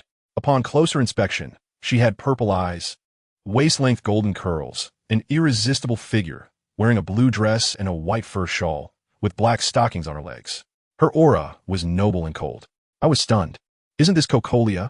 I've seen her plenty of times while playing Bounce Bounce Bounce. The resemblance was striking. If it really is her, then she is the first-generation ice god, the 7 rulers of the mortal realm. Interesting, very interesting. But Cocolia didn't even look at me. She squatted down, cupped Andusia's face, and said anxiously yet gently, Bronya, weren't you supposed to wait obediently in the winter house? Why did you come here? Andusia had a puzzled expression and pointed to herself. Me? But my name is Andusia. Cocolia was taken aback, took a closer look, and realized that she indeed looked different from her own child, but the resemblance was too uncanny. When I heard Bronya, my mind went blank. I quickly looked at Andusia again. She had a doll-like face, gray eyes, and gray hair styled into 2 spiral curls. My pupils. This is just a little duck with dragon horns and a dragon tail, right? Did I just pick up a duck? And it's the future ice god. Wait, Cocolia said yes, not her child. Oh, then it's fine, huh? I walked over, and only then did Cocolia notice me. She stood up gracefully, lifted her skirt, and curtsied. Seeing such formality, I drew the Kusanagi sword and performed a flourish in return. Sad was shouting in my head again. If you can't do it, I can teach you. I tightened my grip, almost crushing the sword's handle. Shut up. Sad immediately responded with a series of strange sounds. Humph, humph. Ah, smells bad. Hello, my name is Barnabas, and this is Kakolia Ulrich, the demon god of extreme ice. Her voice was light and gentle, almost magical. Uchiha Kingon, the demon god of the six paths. I again proclaimed this name that resonated throughout the universe. Next to me, Andugia was still holding the bell in a daze, thinking to herself as she looked at Kakolia. Is this my mom? No way. My dad's bear-like appearance doesn't match her at all. Kakolia glanced at Andugia and curiously asked, where did she come from? I remained expressionless. Hatched from an egg. She seemed to be thinking about something, but I didn't have the patience to wait and got straight to the point. You're here for the sea god's inheritance too? She looked up at me, her purple eyes meeting mine, sort of. Upon hearing this, I didn't hesitate to draw the Kusanagi sword, activating my Sharingan, and the three sides began to spin wildly. Since we had the same goal, let's fight. Let's see if you qualify to take this inheritance. I turned to Andugia and shouted, Andugia, protect that bell. The Kakolia people were stunned, their expressions changing in an instant. One moment, we were having a friendly conversation, and the next, we were directly fighting. But she had seen her share of battles, she sighed. Well, it has indeed been a long time since anyone challenged me. As soon as she finished speaking, her eyes closed and opened again, and her dress instantly transformed. It became a gorgeous long gown, pure white, with a high slit and a dark green fur cloak draped over her shoulders, her demeanor shifting from that of a queen to a domineering empress. Just as she finished her transformation, I fixed my gaze on her and unleashed my divine might. The space warped and instantly swallowed her up. Kakolia felt a flash before her eyes and found herself in a gray-black square space. As her high heels clicked on the floor, she pondered where this place was when an icy elemental force erupted from her body, causing the temperature in the divine might space to plummet. In the distance, the space rippled, and my figure appeared. This woman's elemental power was the strongest I had ever seen, like an iceberg. It's no wonder she could become one of the seven gods. She certainly had some skills. I had always thought that the seven gods must be ridiculously strong.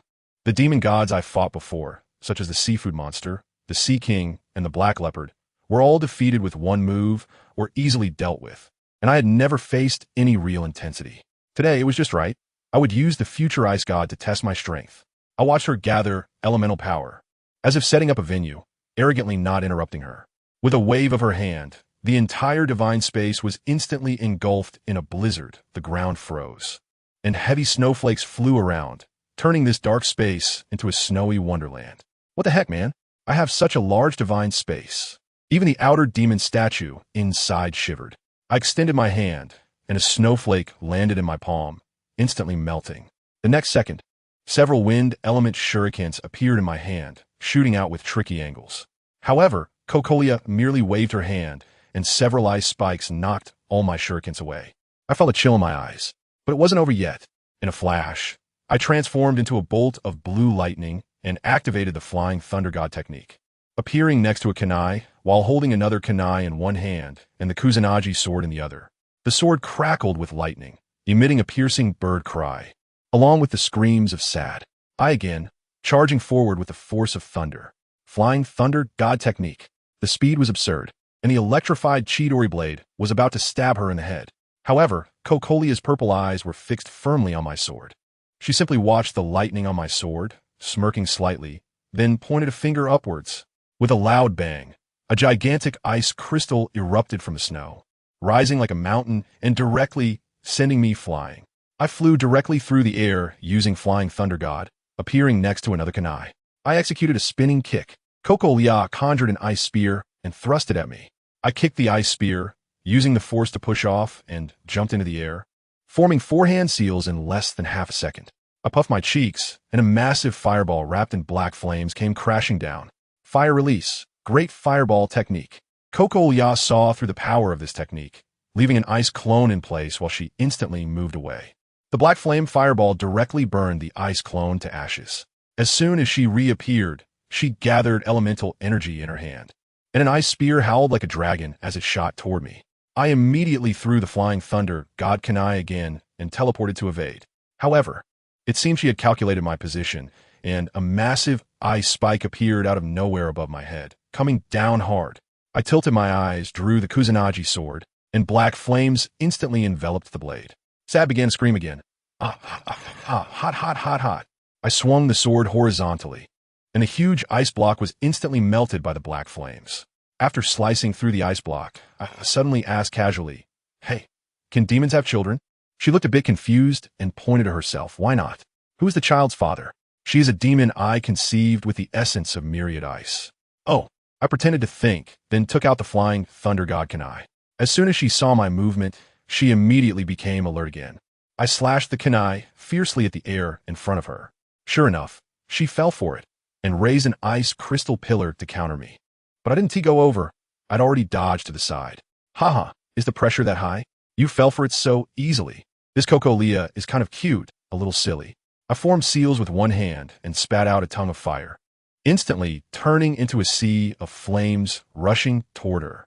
Although she was a bit angry, she quickly responded, and a small white sphere appeared in front of her, which transformed into a terrifying blizzard in the blink of an eye, directly pushing my sea of fire back. Not content with that, she threw out several more small white spheres, and the entire divine space was instantly engulfed by countless hurricane-like blizzards, trying to force me out with an area of effect attack. At that moment, the space in front of her rippled, and a huge transparent ice crystal appeared to shield her. I also revealed myself at the same time, gripping a ball of burning black flames, and fiercely stabbed it toward the ice crystal. The black flame pierced through the ice crystal with ease, but inside was just an ice clone. In the next second, the ice clone exploded, and countless ice crystal fragments and ice elemental power instantly surrounded me. Liyue appeared in the distance, looking at me with a disappointed expression. But this little trick was something I had long grown tired of. Liyue looked at the blue and white ice mist that exploded from my original position and suddenly felt a sense of crisis. She instinctively cast an ice shield around herself. Meanwhile, a spot of black appeared within the ice mist, then suddenly exploded, and the pitch-black flames transformed into a purple-black storm, devouring everything. A bit of black flame, akin to a plague, flew out and struck her ice shield, instantly spreading like a disease, with terrifying high temperatures making it hard to breathe, even from a distance. She instantly retreated several thousand meters, while the black tornado continued to swell wildly. At that moment, a massive brown head emerged from the tornado, letting out an angry roar. It was the Outer Path demon statue. It had been sleeping comfortably, but now was disturbed by the alternating cold and heat, like being in an ice and fire environment, and it became furious. Liyue stared at this ugly behemoth, stunned. What kind of monster is this? Taking advantage of her moment of distraction, I unleashed my divine power again, wielding the Kusanagi sword and struck towards her. Instinctively, she conjured an ice shield, and with a crack, my sword hit it, but the ice shield surprisingly restored itself at a rapid pace, even trapping my sword.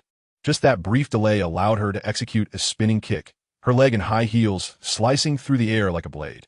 I activated my Sharingan.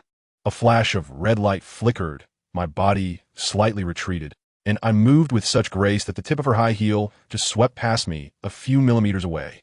She was dumbfounded, thinking to herself, "How is this possible? Just lucky?" Immediately after, a more than 2-meter-long light blue cross sword appeared in her hand, and she swung it fiercely at me. But as I watched her movements, it felt like watching a PowerPoint slide transition. In front of her powerful eternal Mangeki Sharingan, her speed was simply insufficient to keep up. I casually sidestepped and dodged it completely. Unwilling to accept defeat, she swung twice more, but I easily evaded them again. Finally, she panicked, changed her sword technique, and unleashed an enormous slash that was impossible to dodge, mixed with huge chunks of solid ice, hurtling towards me in an instant. I tell you, when that thing came rushing at me, I didn't even blink. "Just kidding, I've been through a lot, so this is nothing," I directly blurred out, and those who understand know what I mean. That gigantic ice block, just like a 3D holographic projection, swooshed past me, not even touching a single hair. She was stunned right there, probably wondering why her big move had failed. "Hey, now's the time." A flash of blue light in my hand, and the familiar sound of thousands of birds screeching echoed again. My whole body transformed into a bolt of lightning, instantly charging towards her, Liyue. She reacted quickly, trying to conjure an ice spear to knock me away on the spot. But guess what? Golden Saints cannot be defeated by the same move twice. Just as the ice spear emerged, I activated my second stage of divine power and blurred out again. The ice spear once again passed through emptiness, while my thousands of birds were firmly delivered right in front of her face. Now she was really panicking, her survival instinct kicking in as she suddenly twisted her body. With a tearing sound, the thousands of birds missed the vital spot and directly pierced through her arm. Blue blood dripped down like jelly. I was just about to increase the power and use the thousands of birds to stun her, but wow, this woman is ruthless. She directly detonated the ice elements within her, and with a bang, the whole world turned white again. I jumped back quickly to get out of the explosion range. Guess where I landed? Right next to my outer path golem, perfectly positioned. When I turned around, everyone was stunned. This precious little thing of mine had just been burned by Amaterasu's black flames and was now wrapped up in this girl's ice crystals, crying out in pain. The ice was like toffee, impossible to shake off, and in a few more minutes, it would probably be frozen into a giant ice sculpture. Can I endure this? I quickly retracted the Amaterasu black flames from the golem. Then I went up and punched it, channeling my chakra into it, and temporarily made it a chakra undergarment. Then I tore it off with a strong pull. Hey, wouldn't you know it, it actually worked like a cicada shedding its shell. That layer of ice came off. Just then, something even more ridiculous happened. On the golem's bark-like body, a large bulge suddenly formed, and then with a pop, it spat out a piece of equipment. I focused my eyes and saw a huge fan, taller than a person, shaped like a gourd, black and white, with 6 tomo drawn on it. My mind went blank for a moment. Isn't this the military fan that Uchiha Madara uses? Does anyone get it? It's 2025, and you can still find gear while fighting? The drop rate is insane. I held it in my hand, and wow, the feel, the weight. It felt like it was made just for me, so satisfying. All right, I almost forgot, just when I was having a fierce battle with Kakolia, my teammate, the little dragon girl Andugia, was standing there in a daze, and suddenly got sucked away by a space rift that appeared out of nowhere. Well, she directly experienced a cross-world journey, but it was like a higher washing machine mode, spinning her around in confusion. When she opened her eyes, she found herself in a dreamlike underwater temple, surrounded by glowing fish and structures. She was just there going wow, when she looked up and saw a giant spider boss, bigger than a house, hanging from the ceiling, covered in scales with 18 crimson eyes, and its sticky saliva dripped onto her hand. The scene was like a large-scale Cthulhu sanity loss event. All right, let's not worry about her for now. Let's switch back to our perspective. Speaking of which, after getting the new fan, my entire aura felt different. I instantly appeared in front of Kakolia, planted the big fan on the ground, and coldly stared at her. So, can you still dance? This girl was covering her arm, probably stunned by my new look.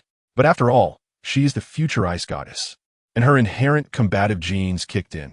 Her expression changed. Snowflake patterns appeared in her pupils, and she conjured 2 ice spears in her hands, charging at me defiantly. What happened next?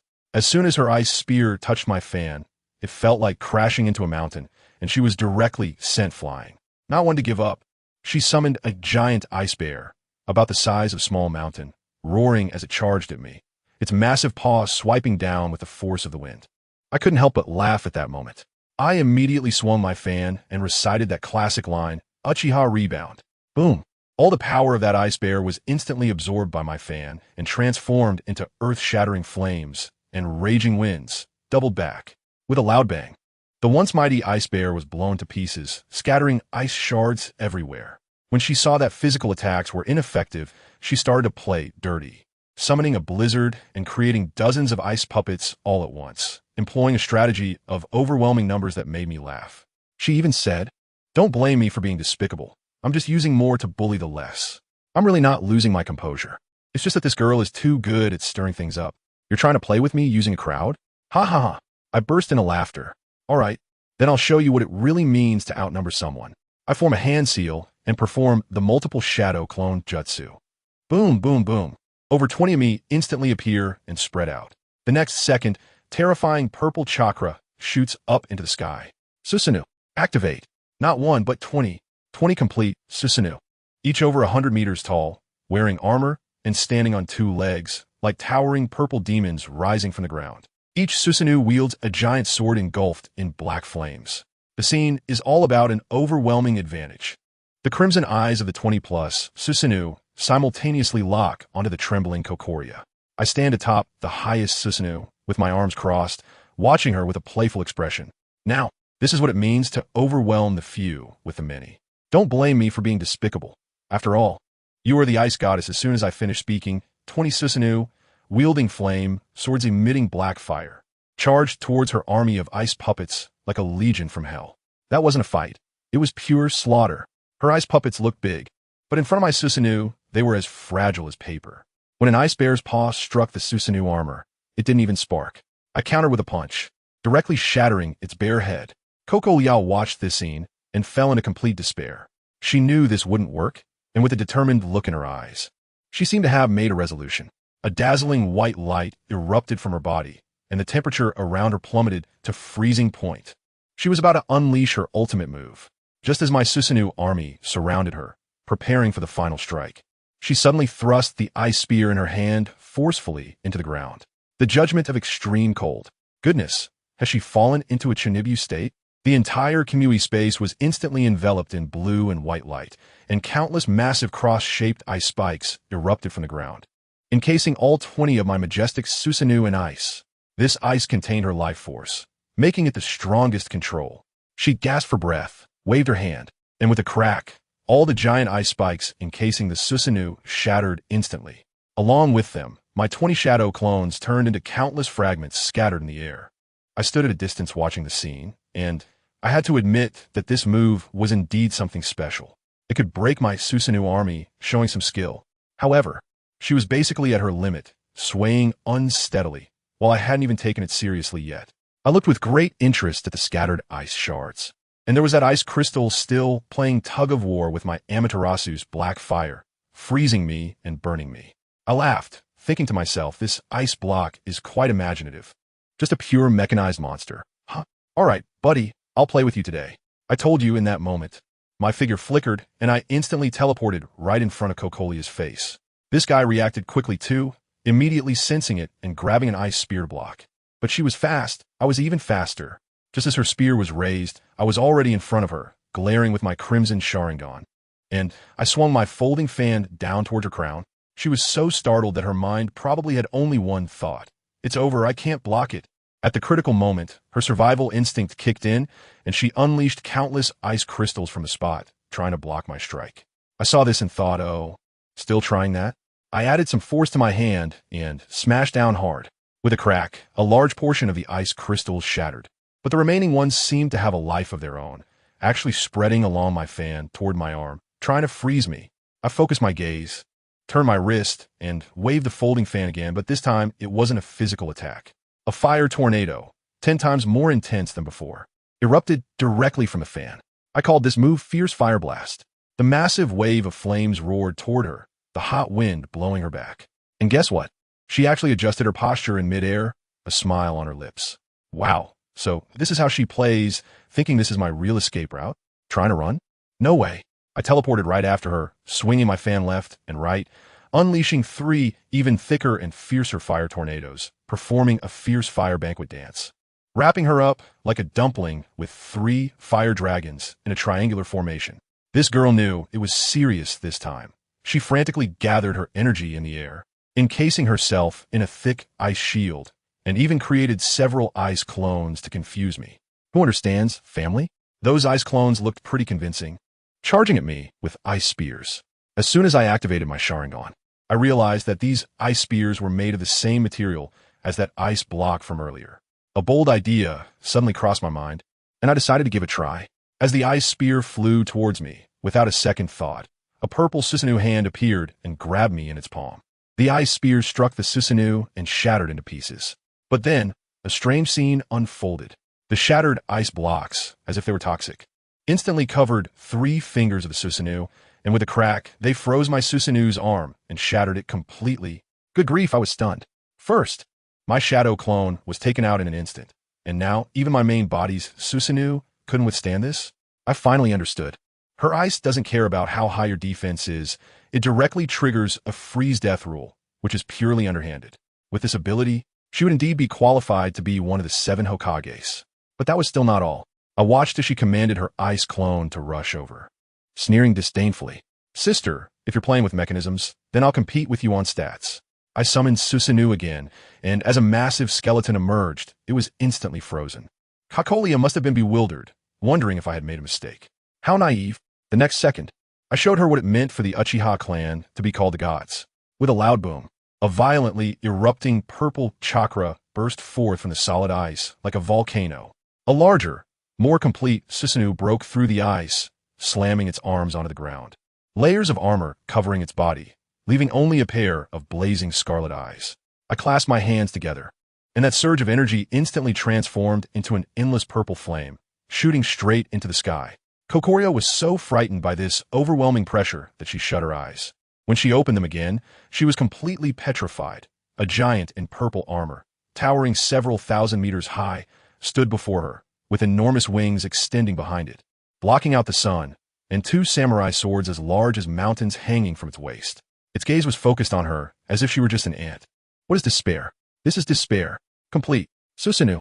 I tell you, Kokoria was dumbfounded at that moment, standing there like a little kid, probably cursing inwardly. Are you a god, or am I a god? Her proud extreme ice ability was not even worthy of giving me a massage in front of my 1,000-meter-tall Susanoo.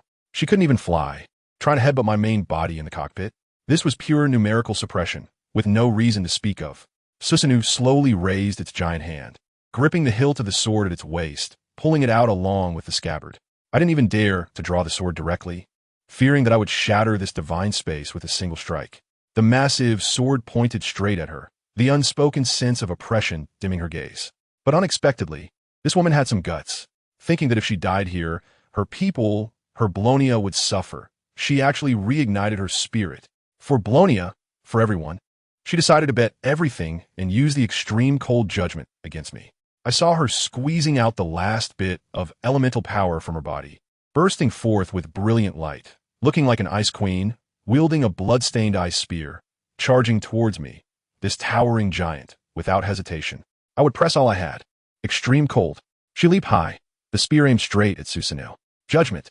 On my side, Susanoo's giant sword, along with the scabbard, met her attack fiercely. Boom! The giant sword and the ice spear collided, dyeing the entire space purple and blue. But the outcome was never in doubt. With a crunch, the ice spear shattered, and Kokoria was slammed into the ground along with her weapon. The last image that flashed in her mind was the face of Blonia. When she woke up again, she thought she had arrived in heaven, tears streaming down her face.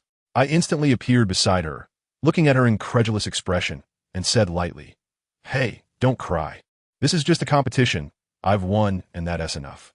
After saying that, I took out a red and white tang knife, with a small gourd tied to it, which was the 10-fist sword that had just sealed her previous move, and admired it happily. Meanwhile, on the other side, Andugia was having a terrible time. She encountered a gigantic, abstract giant spider. Its body was covered with long, spiky legs, and its back was covered in scales and spots. The worst part was the 18 red eyes on its head, flickering like searchlights, a design that would be deemed psychologically damaging by AI in 2025. Andugia wanted to greet it, but the spider completely ignored her. With a glare, it shot out several lasers. The little girl was so scared she lost her mind and turned to run. You wouldn't believe it, but her escape route was quite serpentine, and she didn't get hit at all, just as she picked up a bell from the ground. The giant spider opened its mouth and sprayed out balls of ghostly blue liquid. Andugia dashed forward with all her might, barely dodging it. But when she turned around, who understood her plight? The spider's back extended 2 wings and flew up to chase her.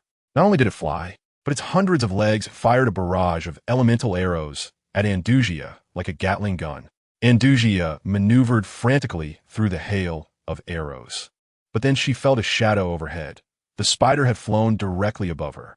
Even more outrageous, the ends of several of its massive legs were actually decayed dragon heads. One of the dragon heads suddenly opened its mouth, conjuring a crystal-clear blue bubble inside. When Andugia saw it, 2 words flashed in her mind. It's over.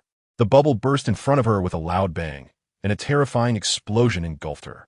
The spider thought it had succeeded and reached out its claw to retrieve the body, only to find nothing there. It turned out that at the last moment, Andugia had actually learned a death-defying version of the substitute technique from me, escaping narrowly, just as she was about to sneak away. The bell in her arms suddenly began to glow. What are you shining for? This completely exposed her. The giant spider slapped down with a claw, and she rolled forward to dodge, clutching the bell as she continued to run. The bell was also strange. It flew up on its own, ringing and blocking all the liquid the spider sprayed. Just then, a voice rang in her head. Don't run. Charge at it. Andugia, furious, puffed up her cheeks like a pufferfish and shouted at the bell. If you're so capable, why don't you do it? I should headbutt it. But before she could run a few steps, she was blocked by the dragon spider. To her surprise, the spider spoke, its voice as grating as nails on a chalkboard. "Give me the bell, and I'll spare your life." Andugia thought for a moment and hugged the bell tighter. "No. Why?" The spider's sharp leg was almost touching her face. "Because Geng said it was useful, so I have to protect it." Although her voice trembled, it was exceptionally firm. The dragon spider was amused. "You've only been with him for less than a day, and you trust him so much? Aren't you afraid he'll deceive you?" This question caught Andugia off guard. Why indeed? She felt lost. The dragon spider saw her expression and shook its head in disappointment, launching a sharp leg like a cannonball toward her dazed form. "Am I going to die?" In that instant, her elemental power suddenly surged, and a brand new bell appeared out of thin air, blocking this deadly strike. A vision of my back flashed in her eyes, and suddenly she had the answer. "Geng is an important person to me. I can't fall again. I have to help him. What my master believes, I also believe without doubt." She passed the test. The old bell erupted with dazzling light, connecting with the new bell. A massive force surged into her body. A layer of water blue attire draped over her, and long sleeves danced with the wind, while a mysterious blue halo appeared behind her. Her divinity instantly maxed out. When the dragon spider saw this, its eyes lit up. "Exactly, this is the sea god awakening I wanted to see." Countless unfamiliar pieces of knowledge flooded into Andugia's mind, and she seemed to understand something. She raised the bell high, closed her eyes, and a surging blue elemental power shot into the sky. "Great divine spirit hidden in the deep sea, you rely on the rush of stars and currents, enduring for countless years without decay or extinction. Ancestors of the sea god, come forth." As soon as she finished speaking, the bell emitted countless blue rays of light, weaving into a net. The starry sky above reappeared, and streams of light flew out from the bell, transforming in midair into tall and majestic figures. Each of these figures wore the same magnificent attire as her, standing like giants between heaven and earth, each exuding a terrifying aura capable of destroying the world, each raising their heads proudly and emitting deafening roars. Let me tell you, that scene was simply like a meeting of deities, each one louder than the last. Right after that, those giant ancestors started calling out names one by one. First generation sea god, Gasha, hereby announced. Second generation sea god, Baitsi, hereby announced. I tell you, that string of names being announced was like a company annual meeting with leaders taking the stage, one after another, all the way to the 8th generation. In the end, all the giant gods turned to look at Andugia, and the sound was so loud it made my ears buzz. The 9th generation sea god, the sea dragon demon god Andugia, was thus born. Oh my gosh, this scene is simply like the coronation of the sea god. The elemental creatures around were stunned, glowing wildly, just like the glow sticks at a concert. And Andugia herself was also dazed, standing quietly, feeling a force called destiny suddenly smash onto her. And guess what? This solemn atmosphere didn't last 3 seconds before the mood shifted dramatically. The first generation sea god, a particularly bold-looking woman, suddenly turned to the 8th generation young man and started to scold him. "Hey, you there, Figaro, right? I remember you just became a god, not even 50 years ago. How did you get GD already?" Ha ha ha. That laughter was cackling, like a tractor starting up. "Figaro, where are you polite?" Expression helplessly said, "Don't mention it. I ran into a fierce guy, ridiculously strong. I even unlocked the sea god inheritance, and still got easily defeated by him." A few old sea gods nearby perked up at this. The first generation lady became even more excited. "Oh, so impressive. I really want to meet him." Meanwhile, the 6th generation sea god Rocky was over there chuckling, looking at Figaro with an expression of "you can't do it." He and T finished laughing when the 5th generation sea god Liyue directly chimed in. "Little brother, you're still laughing? Don't you know who just passed on the inheritance less than half a year ago? I'm already seeing the next generation's coronation ceremony. Your speed of dying is not any better than old 8's. Ha ha. You old white-headed eagle. Shut up. ISNT at you who goes out every day pretending to be a folk expert, causing a heap of trouble for me to clean up. Seeing these old ancestors about to start dancing in the spiritual hall. No, about to fight at the inheritance site." The 2nd and 3rd generations hurriedly pulled the topic back, looking at Andugia. "So, this is the 9th generation? Little girl, where's your demon god form?" Andugia was so nervous with so many big shots staring at her that she didn't know where to put her hands. I don't really know." Figaro sighed and explained, "She was born the moment I died in the sea. I originally intended to guide her to find someone to lean on. But it seems she went directly to find the one who defeated me. But it looks like she is doing pretty well. The first generation lady immediately said, "Then your fate is truly great." Upon hearing this, Indoja was dumbfounded. "Huh? So you're not my dad?" "Figaro, I never said I was your dad. I'm just the sea god's tool, responsible for guiding the next generation. I die, you are born. Isn't that just the fate ordained by the sea?" After thinking about it, Indoja realized it seemed to be the case. All right. The fourth generation sea god, Rodinima, couldn't stand it anymore, kindly waving his hand. "Come here, little girl, I'll teach you." But the third generation pushed him away. "Get lost. Who doesn't know your little schemes? Last time you taught the sixth generation, one entanglement almost choked him to death. We nearly had to prepare for the seventh generation's inheritance ceremony right there." Rodinima could only chuckle awkwardly. In the end, it was still the third generation Wuxagina who extended his hand, and a stream of water flew towards Indoja. In an instant, Indoja felt like she had taken a cold shower. Her whole body wrapped in the water flow, and the next second, a massive dragon head suddenly emerged from the water mirror. Following that, a blue and white giant dragon, several hundred meters long, appeared in the air, majestic and imposing, with that previous set of wheels and sleeves automatically generating on it. Indoja excitedly flew around in the sky, shouting, "Woo! This feeling is so awesome. Thank you all." She rubbed against the faces of the old ancestors one by one, making these big shots who had lived for thousands of years laugh. Then, she looked down and saw the big spider below, her eyes instantly turning red. "And you." Saying this, she was about to dive down and tear it apart. "Hey, wait." The first generation Gasha hurriedly stopped her. "That's Himiu, the examiner of the sea god inheritance. We've been observing you through her eyes to see if you're qualified." Indoja, "Oh, no wonder I always felt someone was peeping at me. You can see us?" "Yeah, what's wrong?" "Nothing. Your main body is pretty strong." Indoja then took a closer look at the spider named Himiu. Goodness. All 18 of its eyes were sparkling like a fanatical follower. "All right, the new sea god has been born. We should go back," the god said, each rubbing out a ball of light, which was a farewell gift for you.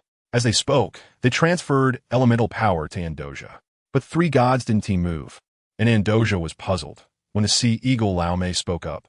"Don't be confused. Think carefully about what those three little things you usually summon are."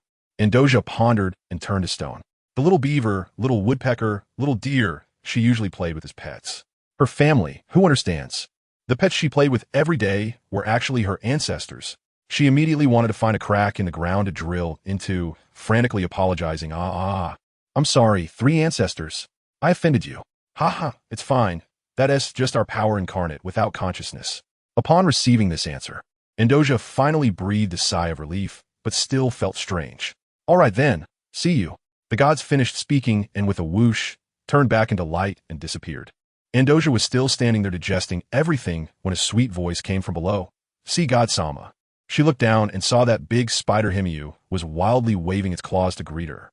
Indoja transformed back into human form and landed, looking at its 18 eyes with the expression of a subway elder watching a phone. "Why does your voice sound like this? A clip?" Himiu seemed to smile. "No, this is my true voice. The previous voice was something the sea gods made me put on to scare you, to bring out your potential. Let me tell you, that voice with that appearance is simply mental pollution. They really are ruthless," Indoja complained, "but it seems you also haven't really gone all out." "How dare I? Hee, such a cute sea god lady. It's my first time meeting one." "Huh? Why?" "Because you're the only sea god who didn't beat me to death. And besides, you're really cute." Indoja felt insulted. Just then, there was a fluctuation in space, and Genglan's voice came. "Why is this crack still not closed? I have to open it again." A purple figure walked out from the crack, and Indoja's eyes lit up, but the next second dimmed again. Because under Genglan's armpit, there was actually a woman. It was that Cocolia. Genglan threw Cocolia to the ground, and upon seeing Indoja's new look, instantly understood. "Have you already grown up?" I become the sea god. Genglan." Indoja was as excited as a 200-pound child, babbling on about a lot. Genglan just responded indifferently, then looked at Himiu beside her. Himiu immediately switched to the clip voice. "Hello, you must be a friend of sea god Sama. I'm Himiu, a follower of the sea god." Genglan raised an eyebrow. "This contrast, what a wonderful combination." "Hey, weren't you the examiner? How did you become a follower?" Indoja asked. "Well, I don't want to stay here anymore. And I also don't want to see the next sea god take the throne anymore," she said, looking at Indoja with a complex expression. Gunlan walked over, suddenly getting close to Himiyu, staring hard at her 18 eyes. Himiyu was very obedient, not moving at all. Suddenly, a red light flashed in Gunlan's eyes, transforming into a kaleidoscope Sharingan. He directly cast an illusion on Himiyu's 18 eyes. Instantly, all 18 of Himiyu's eyes turned into six-pointed star shapes. The protagonist's inner voice. Cool. Gunlan released the illusion and coldly asked, "Do you want to follow Andoja?" I'm a servant of the sea god. Of course I have to follow Sea God-sama. I placed a curse on you. If you dare to have any second thoughts, you'll die. All right, Zimiyu still looks very obedient. Can you change into another form? Andoja shyly said, "You look like this." I'm a bit scared. But who does Sea God-sama dislike me like this? So sad, okay. I'll change. A flash of golden blue light appeared, and in place of Zimiyu stood a cute little girl with short black-blue hair, wearing a dark blue skirt, with a little spider hairpin on her head. As soon as Gunlan saw her, he covered his face in disbelief. TMD, isn't this Sierra? What's going on? All the characters that haven't appeared in Genshin Impact are showing up for me, right? Andoja, however, said, much more pleasing to the eye. Gunlan looked up at the sky and realized they were wrapped in a huge water bubble, which is why there was no water. Let's go. He placed his hands on the shoulders of the two and used the flying thunder god technique. With a swoosh, the three of them instantly disappeared and reappeared at sea. It seemed the tide had risen, and they all fell into the water with a splash. Gunlan climbed onto a rock and sat down, looking at the sunset, and began his personal show. In less than a day, I single-handedly killed 6 Archons. Who else? Andoja watched him with a look of fascination. Zimiyu looked at the dazed Andoja with confusion. The next morning, Gunlan woke up to find the tide had receded, and he was lying on the beach. Andoja and Zimiyu were happily building a sandcastle nearby. Gunlan walked over, forcing himself to suppress the urge to kick the sandcastle away. Gunlan, you're awake? Come look at our sandcastle. Andoja said like a child seeking praise. Gunlan grunted in response and began to ponder the big question of life. What to eat today? Without saying a word, he faced the sea and performed a technique. 1,000-bird sharp spear. Let me tell you, the scene was just like electrofishing. Blue electricity crackled and flashed, and a large number of fish floated to the surface, belly up. Just as Andoja shouted, "Wow, so many fish!" and prepared to dive in to catch them, a giant purple bony hand descended from the sky, plunging into the sea like a fishing net, and with a splash, it scooped all the fish up. Goodness, Susanoo can be used like this? The Kusanagi sword stuck in the beach looked dumbfounded. Bro, is this ability meant for this? High-end ingredients often only need the simplest cooking methods. The Pro Max version, right? Soon, the fish piled up into a small mountain. Yay, time to eat grilled fish. Andoja and Zimiyu happily circled around the fish pile. The fish, wait, aren't you the sea god? Is this how you treat your subjects? Gunlan formed a hand seal with one hand. Fire style, great fireball. A controlled fireball flew over, sizzling as it cooked the fish. He picked up the first one and handed it to Andoja, taking a bite himself. It tasted bad, not good, way too salty. Gunlan expressionlessly finished eating, also feeling it was a bit salty, probably due to the seasoning being off. But it doesn't matter, as long as it's edible. While he was contemplating where to go next, he suddenly saw a huge reddish-brown stone next to him move. A flash of yellow light, and a giant gray crocodile emerged from the stone, looking at him in confusion. Duo, Uchiha Gunlan. The crocodile actually spoke. Gunlan was shocked. What are you doing here? The crocodile scratched its head.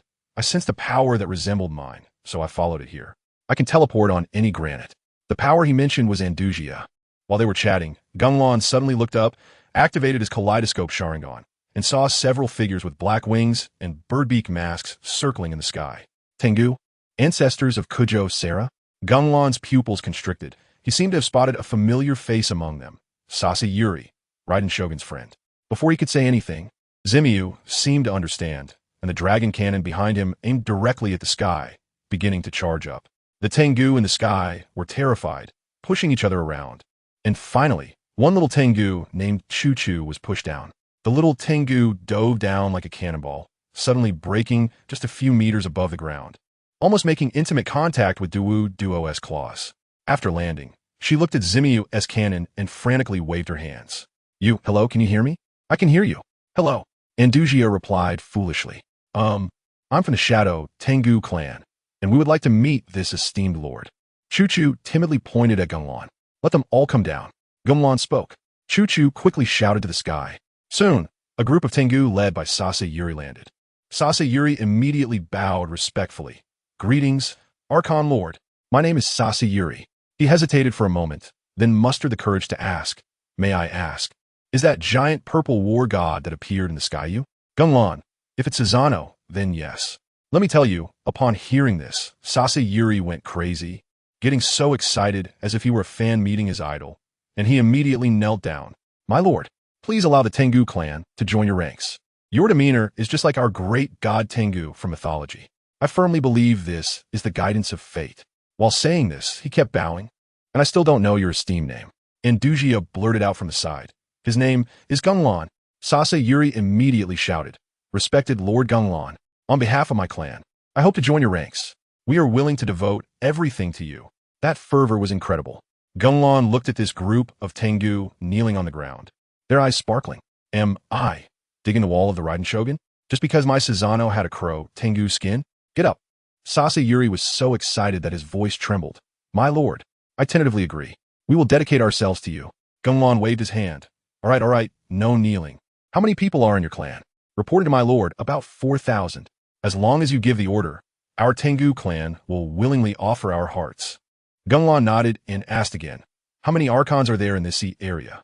"Reporting to my lord, this place is called the Bathing Thunder Outer Sea, and the known Archons include the twin Archons of Thunder, the Poison Shadow Archon, the Giant Armored Archon, the Sky Soaring Archon, and the Giant Serpent Archon."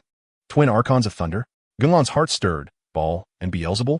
Does that mean I'm currently in Inazuma, and it's during the Archon War?" Thinking of the Raiden Shogun's strength in the storyline, an evil smile involuntarily appeared on Genglan's face. Meanwhile, Inazuma, Zimiu, and Duo looked at him with puzzled expressions. "So, what happened?"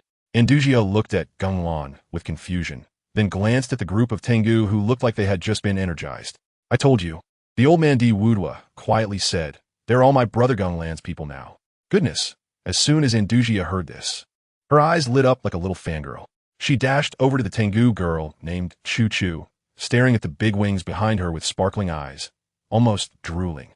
Chu was a bit confused at first, but seeing Indujia's harmless look, she relaxed, and the two girls chattered away like old friends, creating a very harmonious scene.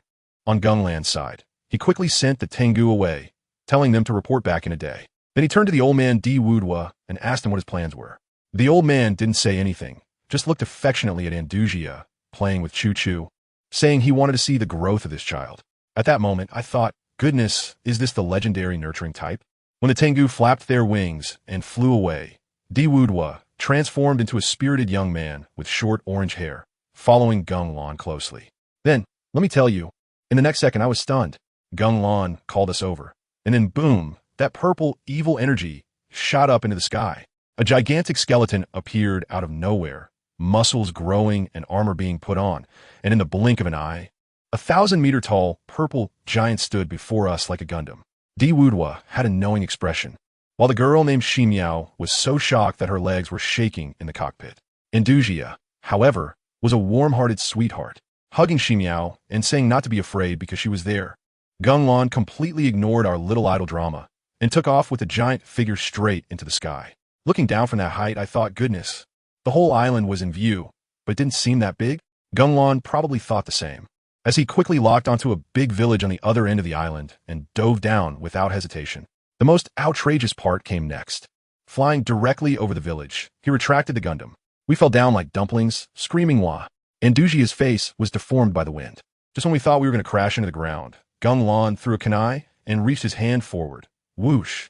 Time and space shifted, and we instantly appeared in a small grove, landing perfectly. Indujia covered her little heart, exclaiming how thrilling it was. Genglan, like he was on a cheat mode, felt some movement in the bushes as soon as he landed. His gaze sharpened, and he shouted, "Come out!" The shadow in the bushes trembled, still trying to play dead. Genglan scoffed, swiftly moved over, and pulled out a dirty golden-haired little fox. The little fox struggled in Genglan's hands, shouting, "Let me go! Let me go!" I leaned in for a closer look and thought, goodness, isn't this just a gender-swapped Naruto? Blonde hair, blue eyes, and 6 lines on its face. Indujia found it incredibly cute and hurried over. However, the little fox puffed up angrily, saying we interrupted her training. She claimed her name was Lulu, that she was 14 years old and not a child. To prove herself, She insisted on demonstrating her training results. She ran to a large wooden stump, began charging up, and blue light surrounded her, looking quite impressive. But guess what happened? Halfway through, the blue light fizzled and mixed with a bunch of red, causing her to lose balance and flop down flat. Does anyone understand? This was all about energy conservation. Whatever she charged out, she fell back in equal measure. She felt very wronged, mumbling about why she always failed. Inazuma quickly rushed over to shower her with praise, cheering the little girl up again. Geng had been watching with his Sharingan the whole time and finally asked her why she wanted to be the strongest in the village. Liyue puffed out her chest and declared, "So everyone recognizes me. I'm not some freaky fox. I'm Liyue." I tell you, at that moment, Geng's gaze towards her was off. He looked completely dazed. I bet he was already playing Naruto's BGM in his head. He murmured and asked why others called her a fox demon. But Liyue couldn't explain clearly. She just said she had been disliked by the villagers since she was little.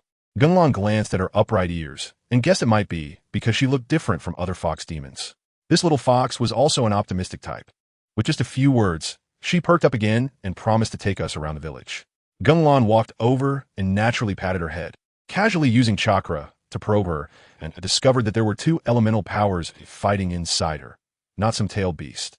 All right, with a local to guide us. We followed the bouncy Liyue towards the village. Upon reaching the village entrance, wow, a stone wall and a marble gate, quite impressive.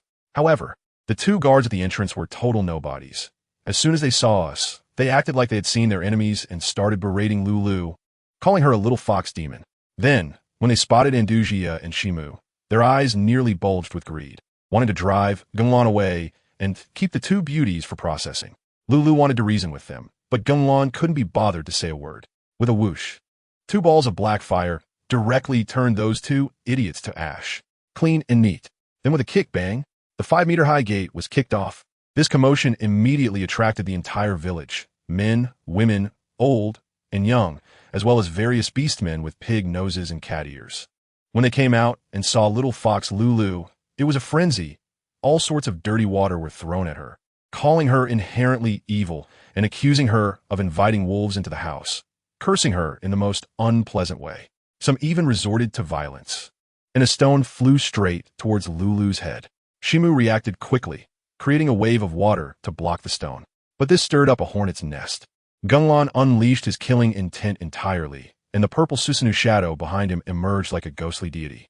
The oppressive aura was such that I almost knelt in front of the screen. The villagers had never seen such a scene. Many collapsed to the ground, and those who didn't were left in a daze, muttering about deities. The fox demon had brought a deity for revenge. Geng placed his hand on Lulu's head, patted her gently, and said softly, "Don't be too kind. Their malice is genuine." Just then, the BGM changed, and the village chief arrived. A wolf-headed beastman in a silver robe strode in with an imposing presence, looking quite capable. However, this wolf village chief turned out to be quite foolish, disdainfully commenting on how weak his own villagers were, then coldly mocking Liyue, saying she should have been burned to death back then. He drew a large black sword from behind, locking his gaze on Geng with confidence. Then what happened? They just exchanged glances. Just a glance, folks. That wolfman went completely blank, drooling, his eyes glazing over, his CPU probably fried. Geng had merely activated the most basic Sharingan Genjutsu. Geng couldn't be bothered to waste time with him. He directly used a Genjutsu technique to search his soul, watching this wolf's memories like a movie, and in no time, he got the address of the boss's lair, the Poison Shadow Mansion. Just then, a little black foxball in the crowd peeked out, looking at Liyue, blushing and calling out Elu. Having finished on his end, Geng couldn't be bothered to play with these villagers anymore. With a flick of his kaleidoscope, we collectively teleported, directly airdropping into the boss's stronghold. I tell you, that place is in a huge underground cavern. The whole island feels like it has been hollowed out. A massive gray-brown mansion stands there, surrounded by green toxic gas, and next to it is a bubbling lake of green poison. Inside the mansion, a banquet is in progress, and the scene is one of chaos. An old man named Booties, the poison shadow demon god, is holding a pre-battle rally, boasting about how he is going to take down the two newly arrived demon sisters from the north. Just when the old man was at his most boastful, a voice, calm and serene, came from behind him. "So, you're pretty strong, huh?" Booties was immediately taken aback. When he turned around, he saw that Geng was standing 3 meters behind him, composed and unruffled. although he couldn't sense any elemental power from Geng. His instincts told him that this was definitely also a demon god. Booties immediately grinned and let out a laugh that sounded dry and unpleasant, like the scraping of dry branches. I'm telling you, his laugh sounds like someone who hasn't had water for hundreds of years, crackling and making my skin crawl. And he's still pretending to be a big shot, saying something like guests are always welcome, while making a gesture for me to take a seat. But the next moment, the guy just vanished into thin air.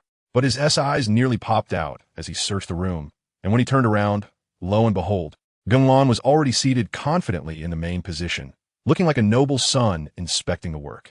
This move completely stunned, and he inwardly realized he had kicked a metal plate this time. But who would understand? The most panicked one in the room wasn't him at all. In a corner of the banquet hall, there was a guy all in black, with no discernible features, trembling as if his phone was on vibrate mode. This guy, let me tell you, he's a character with a story. He was one of the lucky few who survived when Geng opened the 1,000-bird flowing clear map. A small soldier from the Shadow Legion who managed to escape being killed instantly. Back then, he watched as Geng wiped out all his brothers, elders, friends, and relatives with a single move. The scene was a river of blood, leaving him with a psychological shadow larger than all my KPIs combined. And it was precisely because of this extreme fear that he unexpectedly awakened his self-awareness. Later, he wandered around with the remaining defeated soldiers and even gave himself a name, Black Cloth. But today, fate had brought him face to face with that very person again. His pig teammate stupidly asked him, "Hey Black Cloth, what's wrong? What's wrong? What do you think is wrong?" Black Cloth was almost reciting quotes from Zwan's mind. Run? If we don't run, we'll end up being a hard dish on the table. Unfortunately, he was so scared he couldn't even speak. Geng, on the other hand, scanned the room and smirked slightly. He recognized this old acquaintance and found it quite puzzling that someone had survived his wide-range AoE attack. Interesting. However, right now, business was important. He locked his gaze back on Buthus's old, bark-like face. Do you know Minkai and Enlulu? Genglan's voice was devoid of emotion, but his paused for a moment, pretending to think. Oh, that name is a bit dated, I can't quite remember. Geng snickered coldly. It's only been 7 years, for a demon god like you. Is there a difference between 7 years and 7 minutes? Oh, but it seemed to suddenly realize, and then said lightly, looks like they are insignificant people. Insignificant people. Geng murmured this to himself, and suddenly laughed. But was puzzled by his laughter when suddenly a chill shot down his spine. It was a sense of crisis etched in his DNA. Without thinking, he quickly turned and raised his hand to block. Too late. Just as the words left his mouth, Geng appeared behind him as if teleporting, wielding a white long knife gleaming with cold light, and thrust it towards his head. Buthus's pupils shook, but this old guy was tough. Instead of dodging, he lunged forward, green poisonous mist erupting from his hand as he slapped at Genglan's face, completely disregarding the fact that the knife had already pierced his chest. Fool! But grinned triumphantly, you'll know soon enough. But before he could finish a hand, an irresistible hand pressed against his forehead. The next second, but it felt like he had been hit head-on by a dump truck, and his whole body flew out. Geng pressed his head down, sending him crashing out of the Great Hall and skidding hundreds of meters on the ground. The entire process was so fast there was no time to react. It was a one-sided massacre, with a thunderous bang, but is smashed into the mountainside like a cannonball. He coughed up blood, struggling to get up, and yelled furiously, "You bastard. Don't you understand respect for the elderly and love for the young?" Geng couldn't be bothered to respond, blue light flashing in his hand, and the sound of thousands of birds echoed sharply. 1,000 birds. He swung his arm, and a bolt of lightning struck down. Just as but his thought to dodge, the lightning suddenly morphed into a lightning spear, which pierced him to the wall with a thud. 1,000 birds, sharp spear. The paralysis and penetrative effects of the lightning made him scream like a slaughtered pig. Geng flicked his wrist, and the spear lifted, splitting the old man in half. Instantly, a cloud of green poisonous mist exploded, rushing towards Geng. Geng formed seals with both hands and shouted, "Immortal mode." Golden yellow eyeshadow appeared at the corners of his eyes, and boundless natural energy surged into his body. He unleashed a powerful burst of energy, and a shockwave formed by his chakra blew away a large area of the poisonous mist. But his, now transformed into poisonous mist, was dumbfounded. What is this? It can transform on the spot? He tentatively condensed countless poisonous thorns to shoot at Geng. Geng didn't even bother to look with one hand. He spun and created a rapidly rotating blue energy sphere, which instantly transformed into a serrated white shuriken. Immortal technique. Wind release, spiral, shuriken. Gunlan casually tossed it. The noise it made was enough to tear through eardrums. The next second, a world-ending explosion occurred. The entire underground space trembled violently, and a blue storm swept everything away. Iz was terrified and desperate to escape, but he couldn't run away at all. He felt every cell in his body being pierced by countless needles, the pain making him nearly pass out on the spot. Before he could recover, Gunlan appeared in front of him once more, grabbing his neck and lifting him like a chick. But his locked eyes with Gunlan's eerie red eyes and felt endless fear. Gunlan spoke in a tone of extreme disdain. Can't even dance? How ugly. He held, but his feeling like he was squeezing a weak insect. You really are weak, Gunlan mocked expressionlessly. So far, you're the simplest, purest speedrun boss I've encountered among demon gods.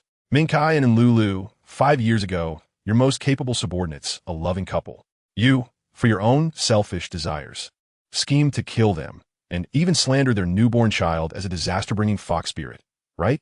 Iz, being choked, stared wide-eyed, unable to comprehend how Gunlan knew about these matters. Fool, Gunlan's killing intent nearly solidified. You have no. Iz still wanted to argue, but Gunlan exerted force and violently threw him into the sky. In midair, Buthus's strong desire to survive turned him into a dense cloud of poisonous mist, trying to escape. Idiot, Gunlan sneered, lightning flashing in his hand again. But this time, it was a mix of black and white lightning, burning with an unquenchable black flame. Immortal technique. Add ground life, 1,000 birds. Gunlan transformed into a black lightning bolt, instantly catching up to the cloud of poisonous mist. With a piercing sound, the black and white 1,000 birds passed through Buthus's core without hindrance. The paralysis of the immortal technique and the burning of the add ground life erupted simultaneously within him. The pain was indescribable. Is this fire? Iz asked in desperate disbelief in his final moments. This old man was quite ruthless, seeing he was about to die. He actually wanted to take them both down with him. He gave up all resistance, ready to use the massive poison mist generated by the demon's reaction after his death to detonate the fireball that Gunlan had just thrown, triggering a shocking explosion. What naive thought! The patterns in Gunlan's eyes spun rapidly, divine might. At the moment the explosion occurred, Gunlan's figure directly became ethereal, leisurely strolling amidst the engulfing flames and poison mist, coldly watching as the consciousness of Booties completely dissipated in regret. Job done. Gunlan easily walked out of the explosion range and instantly returned to that mansion. The people inside were still in a daze, wondering what had just happened. Where was Lord Booties? From the moment Gunlan made his move to the end, it took less than 2 minutes, making it a legendary single kill by a demon. In the next second, Gunlan appeared on the high platform where Booties had been standing, an invisible pressure instantly enveloping the entire area. Weaker monsters immediately knelt down. His gaze swept across the crowd, finally landing on the trembling Little Black figure. In an instant, Gunlan appeared in front of Little Black. The smooth face of Little Black betrayed extreme fear. Gunlan looked at his face and surprisingly pondered. This thing has no eyes. Will my Sharingan Jinjutsu work on him? Let's try and see. The green color in Gunlan's eyes instantly transformed into a scarlet 3-tomo. As Little Black locked eyes with the Sharingan, he froze, and a pair of scarlet eyes appeared on his smooth face. Good heavens, Dr. Geng's miraculous skills. Gunlan directly used Jinjutsu to turn his memories upside down. Let me tell you, this guy's memories were something else. Birthdays looking for Big Brother, days, walking days, primarily focused on keeping himself company in his days. It wasn't until later that the memory of that little girl appeared, along with the scene of being instantly killed by himself. So that's how it was, that little girl. Due to extreme pain and despair, combined with the Uchiha bloodline he had given her, actually jumped levels to awaken the Mangekyo Sharingan. That talent is indeed a bit terrifying. After reviewing the memories, Gunlan retracted the Jinjutsu, and Little Black immediately collapsed weakly. Gunlan couldn't be bothered with him and directly transported himself into the Kamui space. There, he saw Andugia and the others still shoveling snow. Gunlan shook his head, and his eyes transformed into the eternal Mangekyo. Add the Earth Command, Spiral Storm. A massive black flame tornado instantly swept through the entire space, physically clearing the area. Meanwhile, on a distant island in the northern sea of Bathunder, under a blooming cherry blossom tree, stood an incredibly beautiful woman, with dark purple braids and a teardrop mole at the corner of her right eye. She was none other than the future thunder god, Balzeph, also known as Raidame. At this moment, she was still just a newly born demon baby, but she already had achievements in slaying other demons.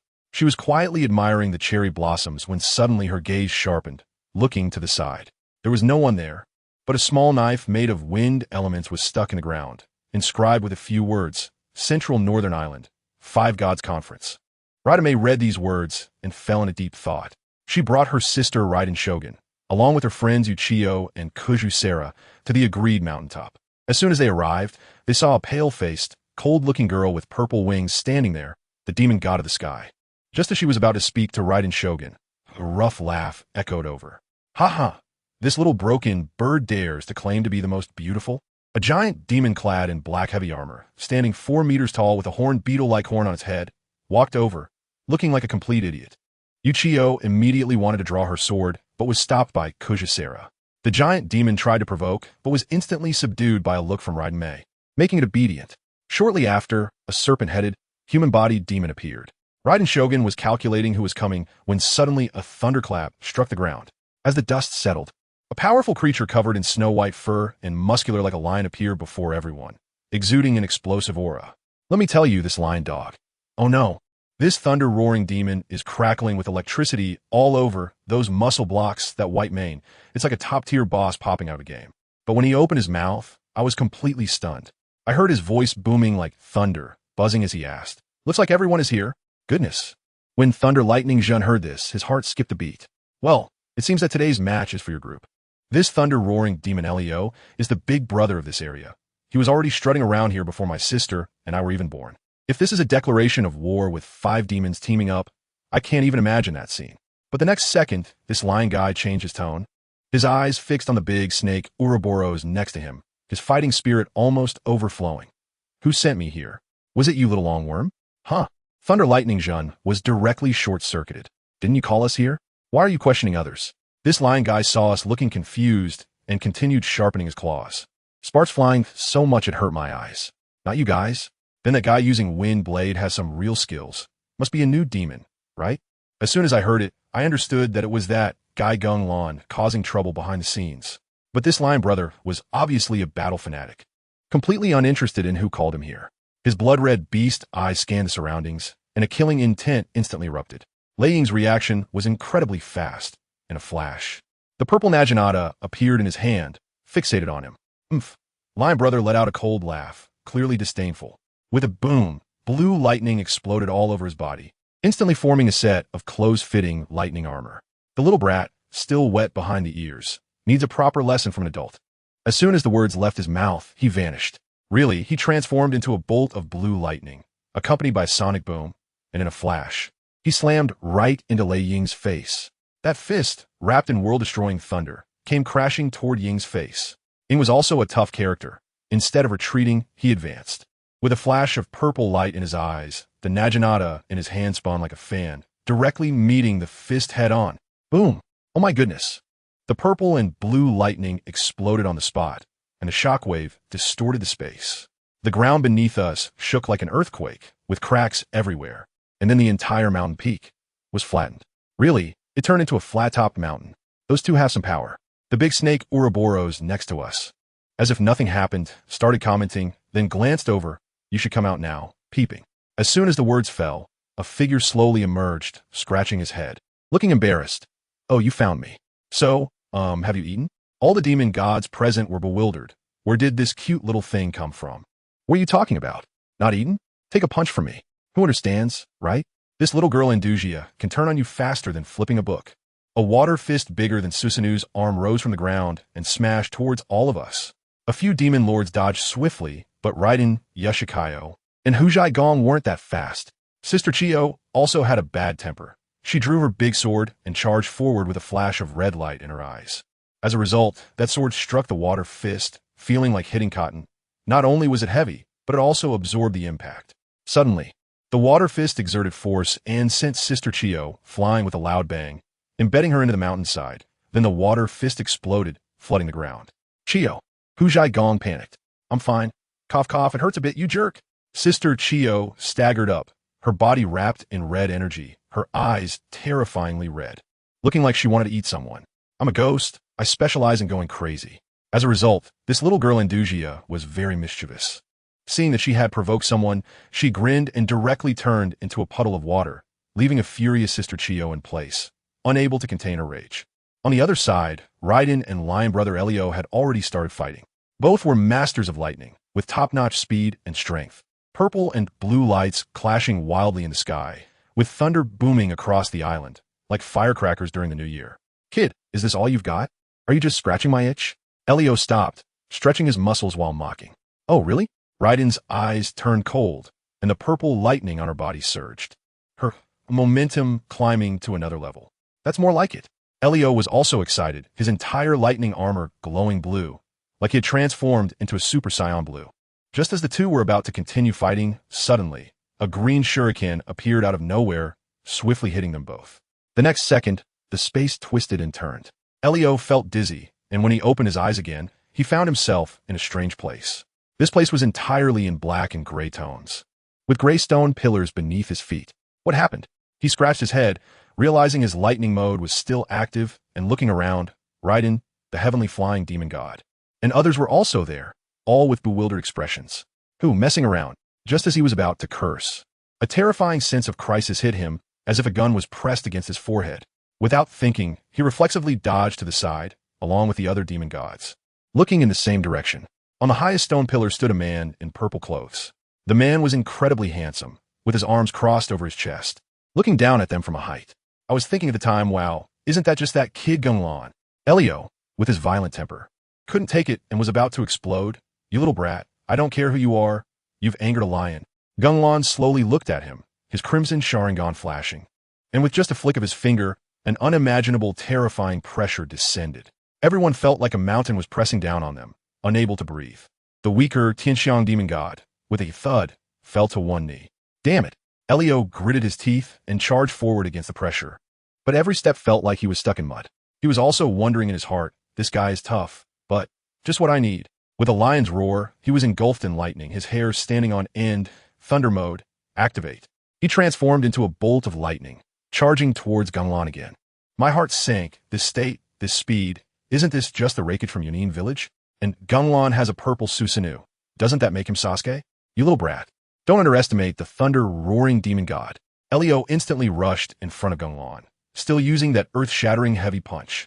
Geng merely looked at him indifferently. A crackling sound from his hand, and the Chidori sharp spear instantly took shape. Facing an attack so fast, it was almost invisible, he simply sidestepped lightly. And the Chidori pierced towards Liyue. Liyue thought, so what if I miss? My Thunder Mode defense is the best in the world. You can't break my defense. PSHH. The sound of flesh tearing. Genglan's Chidori directly pierced through Liyue's right abdomen. Brother Lion winced in pain, but the lightning instantly numbed his nerves. He roared and reached out to hug Genglan. Genglan's eyes shifted, a six-pointed star pattern appeared, and a purple skeletal frame, Susanoo, enveloped him. Liyue grabbed this massive skeleton, exerting force, and surprisingly lifted it over his head, roaring, "Hell demon god heavy smash." Boom! He slammed Genglan along with Susanoo into the ground, causing a lightning explosion and a cloud of dust. When the smoke cleared, there was just a small crack on the skeleton. Damn it! Liyue was furious and kicked Genglan away. Then he got on all fours, running at top speed like a beast. He was like a flying lion from Teyvat. He roared and delivered an elbow strike to Susanoo, but Susanoo only swayed slightly. Genglan inside was steady as a rock, his gaze sharpened, the kaleidoscope pattern transforming into a three-bladed windmill. Kamui. His body instantly became intangible, directly passing through Liyue's next sonic attack. Then, he sent Raiden Shogun and the others out of the Kamui space, leaving only Andugia. Deal with them, Genglan said indifferently to Andugia. Andugia was teleported out, looking at Raiden Shogun, who was confused, hesitating. Am I really going to fight them? But she still tentatively made a move.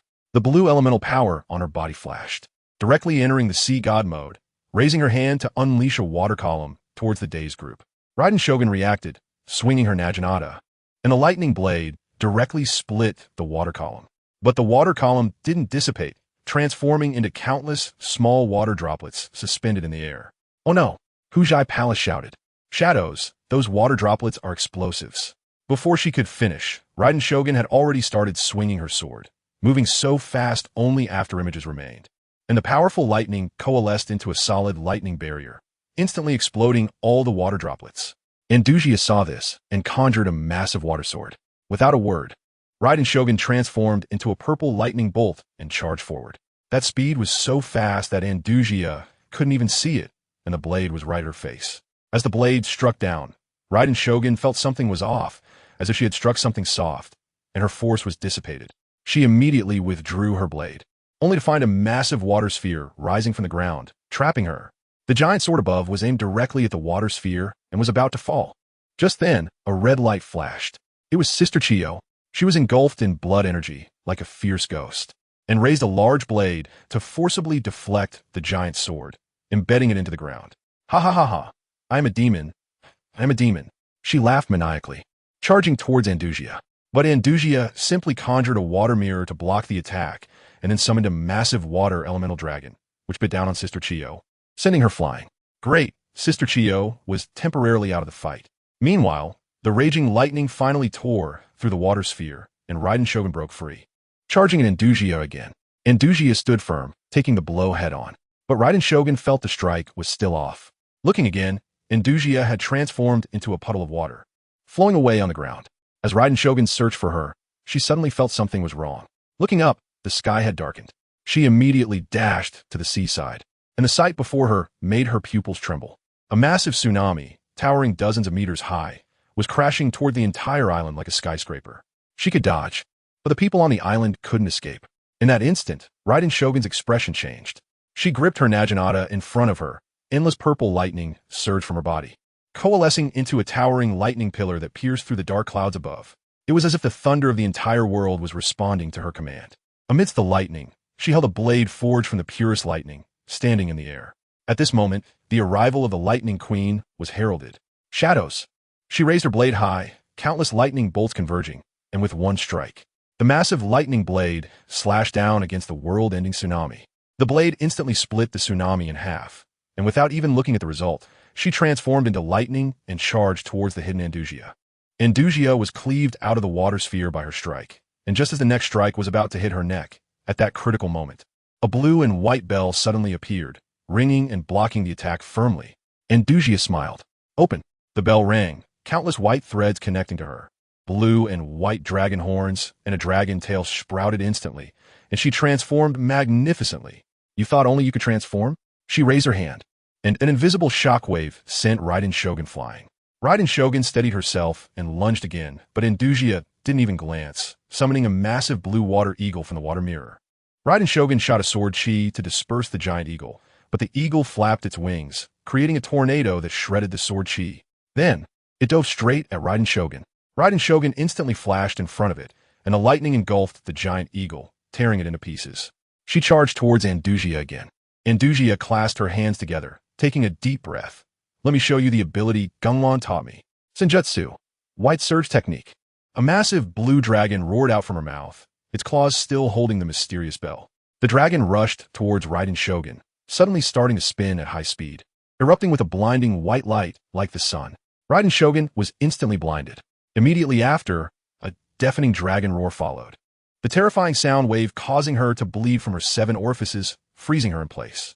Andusia seized the opportunity, lunging with her blue blade towards the incapacitated Raiden Shogun. But strangely, Raiden Shogun instinctively blocked with her battle instincts. She even countered with a slash, drawing blood from Andusia.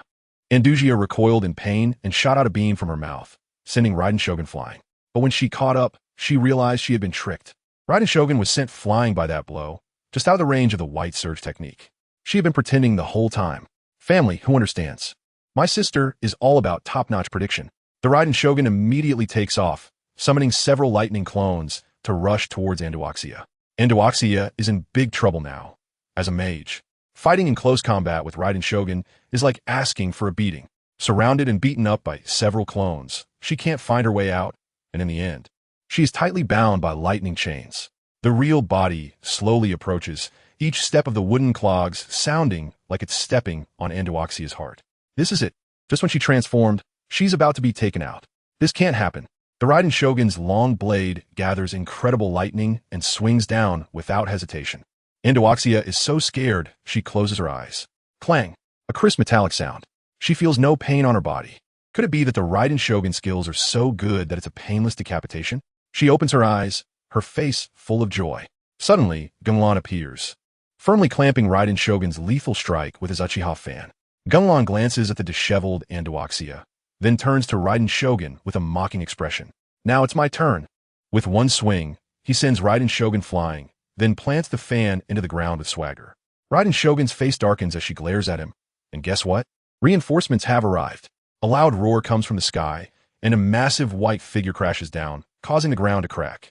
Goodness, it's the Thunder Demon God Liyue. That pale guy with red eyes, looking furious, shouts at Gunlon, "You little brat, let's fight to the death."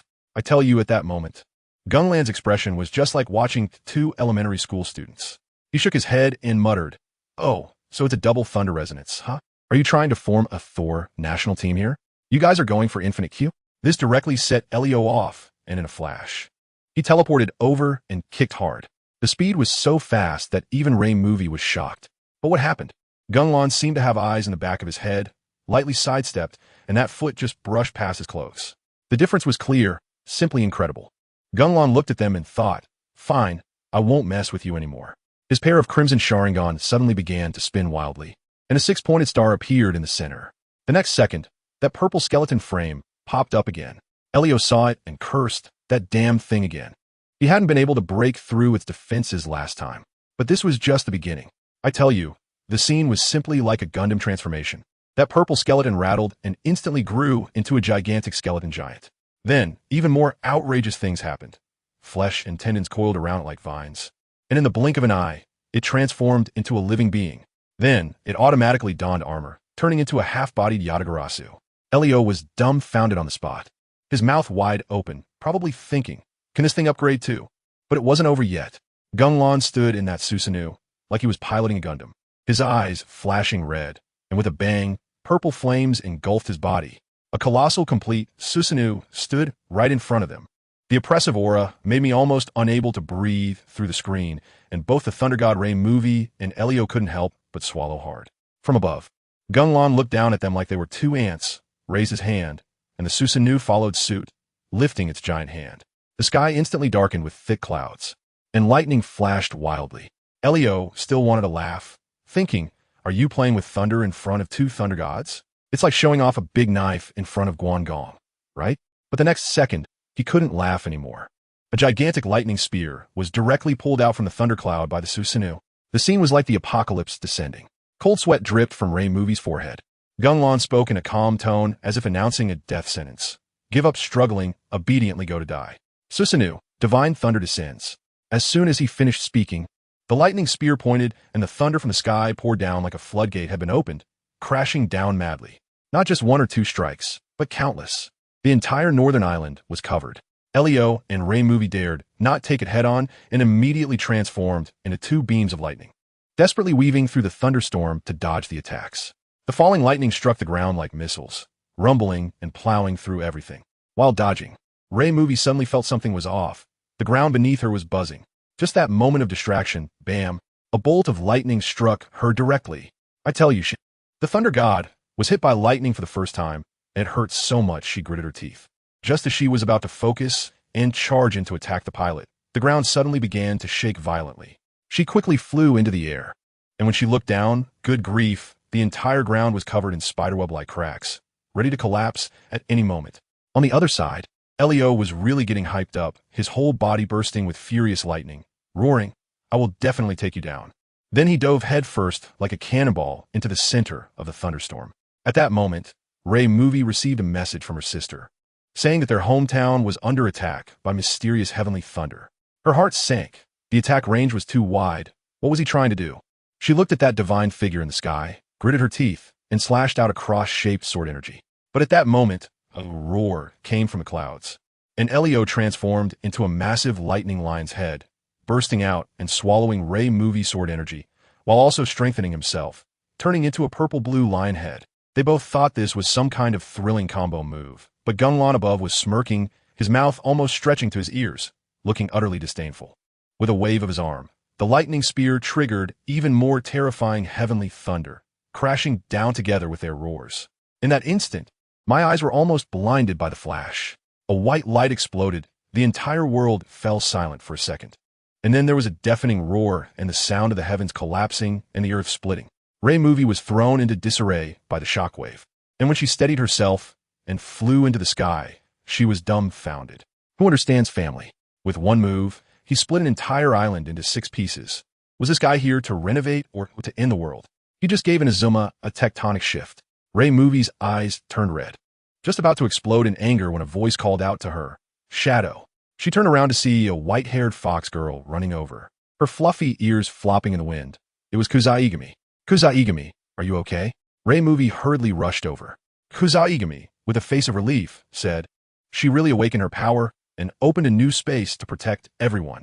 Just as Ray Movie breathed a sigh of relief from Ganglan's side, a pitch-black humanoid creature fell from the sky and crashed into the sea. It was Liyue, who had charged straight into the thunderstorm and was completely taken out. Ganglan's gaze swept over, landing precisely on Kuzaigami next to Ray Movie, and a bold idea suddenly popped into his mind. Ray Movie had just shown a smile, but as soon as she turned her head, her expression became sharp again, staring intently at Ganglan in the sky, clearly indicating, "Now, it's just you left." She drew her sword and signaled Kuzaigami to retreat. Just then, a green kunai shot through the air. Ray Movie was quick and sliced it in half with one strike. She immediately protected Kuzaigami, saying, "Don't be afraid, I'm here." But when she turned back, she found that the Susanoo in the sky had disappeared. Before she could react, a purple figure suddenly appeared in front of her, and she instinctively swung her sword. But it was blocked by a folding fan, and a gust of wind erupted from the fan, blowing her far away. When Ray Movie stood up, she was dazed, and when she looked again, Ganglan had already appeared next to Kuzaigami. She panicked and shouted, "Kuzaigami, no." Kuzaigami initially thought it was Ray Movie, but when Ganglan turned around, she realized something was wrong. Just as she was about to cast a spell, a pair of crimson eyes locked onto her. I tell you, at that moment, she felt as if she was being targeted by a primordial giant beast, unable to move at all, her body shaking like a leaf, her fox ears drooping in fear. Ganglan gently asked, "You're from the Bai Chun Fox clan, right?" Then he filled her mind with an image, a man and a woman. The woman also having white fur and beast ears. He asked, "Do you know them?" Seeing that Kuzaigami didn't respond, he muttered, "No, I thought you were Lulu's relative." Having thought that, he activated the 3 tomo in his eyes, and Kuzaigami instantly lost consciousness, her gaze becoming vacant, her pupils turning blood red. "Bastard, what did you do to her?" Ray Movie charged over like crazy, her sword carrying a world-destroying momentum. Just as the sword was about to strike, Ganglan's eyes changed pattern again, whispering heavenly constancy. Everything around them instantly froze. Let me tell you, this guy is really bold. When time paused, instead of running away, he grabbed the soft and squishy fox shrine palace and tossed it aside, then leaned in to look at Thunder Movie's face, critiquing it as if he were at an awkward and thrilling party. When time resumed, Thunder Movie swung his knife and missed, leaving him dumbfounded. Turning around, he saw Ganglan holding the unconscious fox shrine palace. At that moment, his anger erupted. "Put her down." She charged again. Suddenly, a burst of purple lightning erupted from Fox Shrine Palace, and in the lightning, she transformed into a gigantic white fox. The fox had blood-red eyes, fixated on Thunder Movie. "Fox Shrine Palace? What happened to you?" Ying's voice trembled with tears. The giant fox let out a roar and lunged towards her. Ying was so anxious she was almost in tears, dodging while shouting, "Fox Shrine Palace, wake up, it's me, Ying." She couldn't bring herself to attack. Just then, Ganglan leaped onto the giant fox's head, crossing his arms as he looked at Thunder Movie. At that moment, Thunder Movie's knife became completely stiff. Ganglan stood atop the fox's head, thinking, "It's a bit smaller, a bit weaker, but that's okay, the rest will be covered by Susanoo." As he spoke, purple chakra surged into Fox Shrine Palace's body like a tide. Pieces of purple armor spread across the fox's body, quickly covering it completely, even wrapping around its tail. Finally, Susanoo transformed into a helmet, encasing the fox's head, leaving only its crimson eyes and large mouth exposed. "We summoned Susanoo, Beast of Challenges," Ganglan announced. "I tell you, that scene was like a monster battle against Ultraman, with a giant fox over 60 meters tall, wearing purple Gundam armor, letting out a scream that pierced the eardrums. Raiden was completely enraged, and terrifying lightning shot up into the sky. Ganglan stood in the cockpit, feeling ecstatic. Was this the feeling that Banya had back in the day? Raiden was already furious, drawing her sword with full momentum. Ganglan controlled the armored fox, feeling okay, but it was strange that it only had one tail. There was no time to think. Raiden was already attacking. A massive purple sword light struck the armored Susanoo, producing a piercing sound. The armored fox raised its paw and crushed the sword light with a snap. Then it leaped up violently. its huge armored tail smashing down towards Raiden, shaking the ground.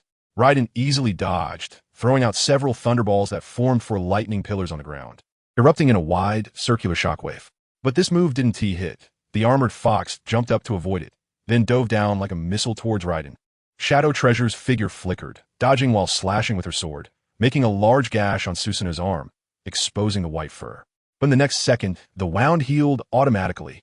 Then, several sword lights flew over, and the armored fox performed a large spin, sweeping away all the sword lights with its tail. It then grasped the air, and two gigantic purple chakra swords appeared in its hands. It let out a roar, swinging the two 40-meter-long swords and charging forward, combining the swords for a powerful strike. Raiden did not back down, raising her sword to block. Despite the huge size difference, the weapons collided evenly. At that moment, Raiden's figure flickered and she teleported directly above the armored fox, slashing down. Geng, watching her in the cockpit, simply smiled, and as the eternal kaleidoscope Sharingan spun, she aimed at Raiden's body and shouted, "Kamui!"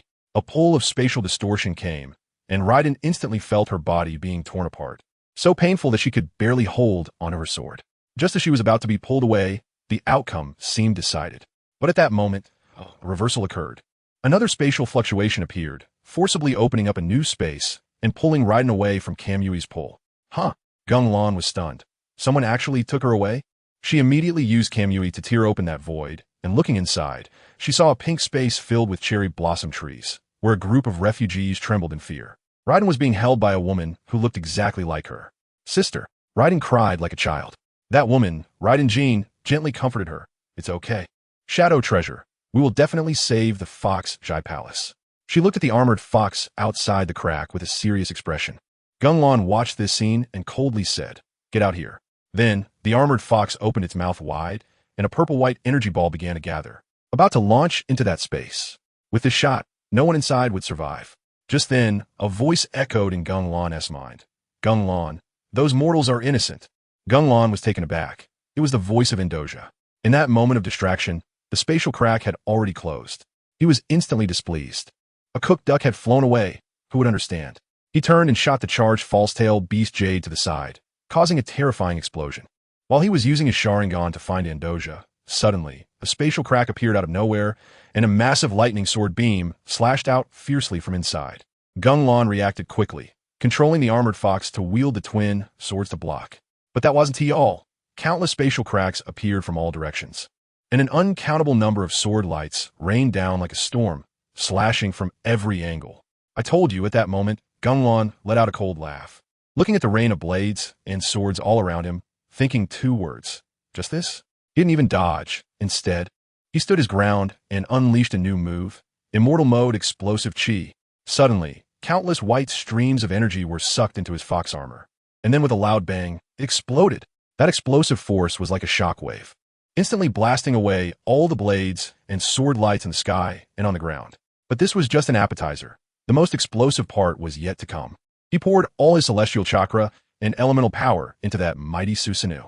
My eyes widened in disbelief as the handsome fox mech directly ascended on the spot. Swish, swish, swish, for more arms grew out from either side of its body. Its head transformed into 3, and 9 fluffy tails spread out behind it like a peacock fanning its feathers. The originally purple armor instantly revealed a black and white swirl pattern. Wow, wasn't this the pure Azura 9 Tails mode? I was so impressed that I wanted to give him a special camera position on the shadow side. Upon seeing the opponent transform into their second form, she thought, "Can I just sit back and watch?" She got anxious and unleashed all her firepower. Let me tell you, the scene darkened the entire sky, filled with sizzling purple thunder. Then the shadow transformed, jumping into her own form. A gigantic hand-eye lifted her into the air, with a lightning halo above her head and several energy arms sprouted on either side. One hand wielded a Vajra staff, while the other giant arm was covered in eyes, holding a lightning sword larger than a door. This design was simply outrageous. After transforming, the 3 heads of the Azura 9 Tails let out piercing screams simultaneously. Then 6 arms held swords, and 9 tails coiled behind it, descending like a meteor, aimed straight at the Shadow's forehead. The Shadow wasn't backing down either. She swung her right giant arm fiercely, sending a massive lightning sword light cleaving forward. The 3 hands on the left also swiftly threw 3 lightning spears, trying to block the incoming strike. But let me tell you, a Susanoo infused with celestial techniques. Its defense was no joke. It directly withstood the attack and slammed down hard. The dual swords and the lightning sword clashed, with neither side gaining an advantage. Gunlan felt a bit bored at that moment, internally complaining about the fox's body strength being somewhat lacking. Seizing the opportunity, the shadow launched a fierce assault, executing 5 consecutive slashes, sweeping through the battlefield, all of which were dodged by the Azure and Ninetales thanks to its agile movements and tails. When the shadow saw she couldn't control the situation, she unleashed a powerful move, summoning several gigantic hand-eyes in the surroundings, attempting to trap the Ninetales. What happened next? The Azure Ninetales raised 2 swords, exerted force, and directly cleaved those giant hands away. Gunlan quickly distanced himself by 100 meters and began to gather his ultimate move. 6 arms worked simultaneously. Can you believe it? White energy, blue and purple elemental power, chakra, celestial chakra, all mixed together, forming a rapidly spinning sky blue energy ball. Black serrations emerged from the outside of the ball, resembling a gigantic shuriken, surrounded by several small purple asteroids. He called this move Celestial Technique Planetary Spiral Shuriken. And then whoosh, he threw it at the shadow. The shadow also unleashed her ultimate move. A massive purple spatial rift tore open behind her, from which an even larger lightning arm emerged, wielding a gigantic sword that seemed capable of cleaving the heavens. With a move called Evil Sun 10,000 Calamities Dream, she slashed toward that planetary shuriken. For those who understand, the collision of those 2 ultimate moves turned the entire sky pure white. The power was such that if it were on the ground, the island they had just pieced together would shatter again. After the explosion, the shadow appeared a bit weak, and Gunlan seized the opportunity, controlling the Azure Ninetales to throw the 6 gigantic swords like javelins at the shadow. Just as it seemed she would be skewered, suddenly a pink space appeared, sucking the shadow inside. It was her sister, Raiden Mei, making her move. Gunlan was furious at that moment, instantly recognizing this as the pure land of one heart. With a divine might, he tore open a gap in the space. Just as the shadow poked her head out from the gap, she threw 3 lightning spears, which were easily shattered by the Azure Ninetales. The Ninetales disregarded the lightning damage on the ground and charged straight at the shadow's face. Seeing the dire situation, the shadow quickly dove back into the space to gather energy, preparing for another fierce attack. Gunlan used his divine might to break through the space again, just in time to see the shadow raising that lightning sword high above her head, charging it with power, ready to strike down. Gunlan didn't dodge at all. Raising his proud head, prepared to take this hit head-on. He had absolute confidence in the Susanoo's defense.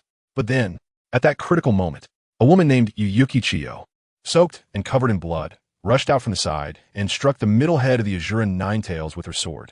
Gunlan was internally mocking her, thinking this attack was like a mere scratch. However, the voice of thunder suddenly rang out. Fox Zhigong. A pink energy flowed through Chiyo's sword, directly entering the Susanoo, reaching Fox Zhigong's mind. Good heavens, an insider was right beside me. Under the influence of this power, the fox regained a glimpse of consciousness. Gunlan immediately sensed something was off. The armor covering his head actually loosened. He tried to strengthen his control, but found it was already beyond his grasp. He heard Fox Zhigong shout with all her might, "Shadow, attack me."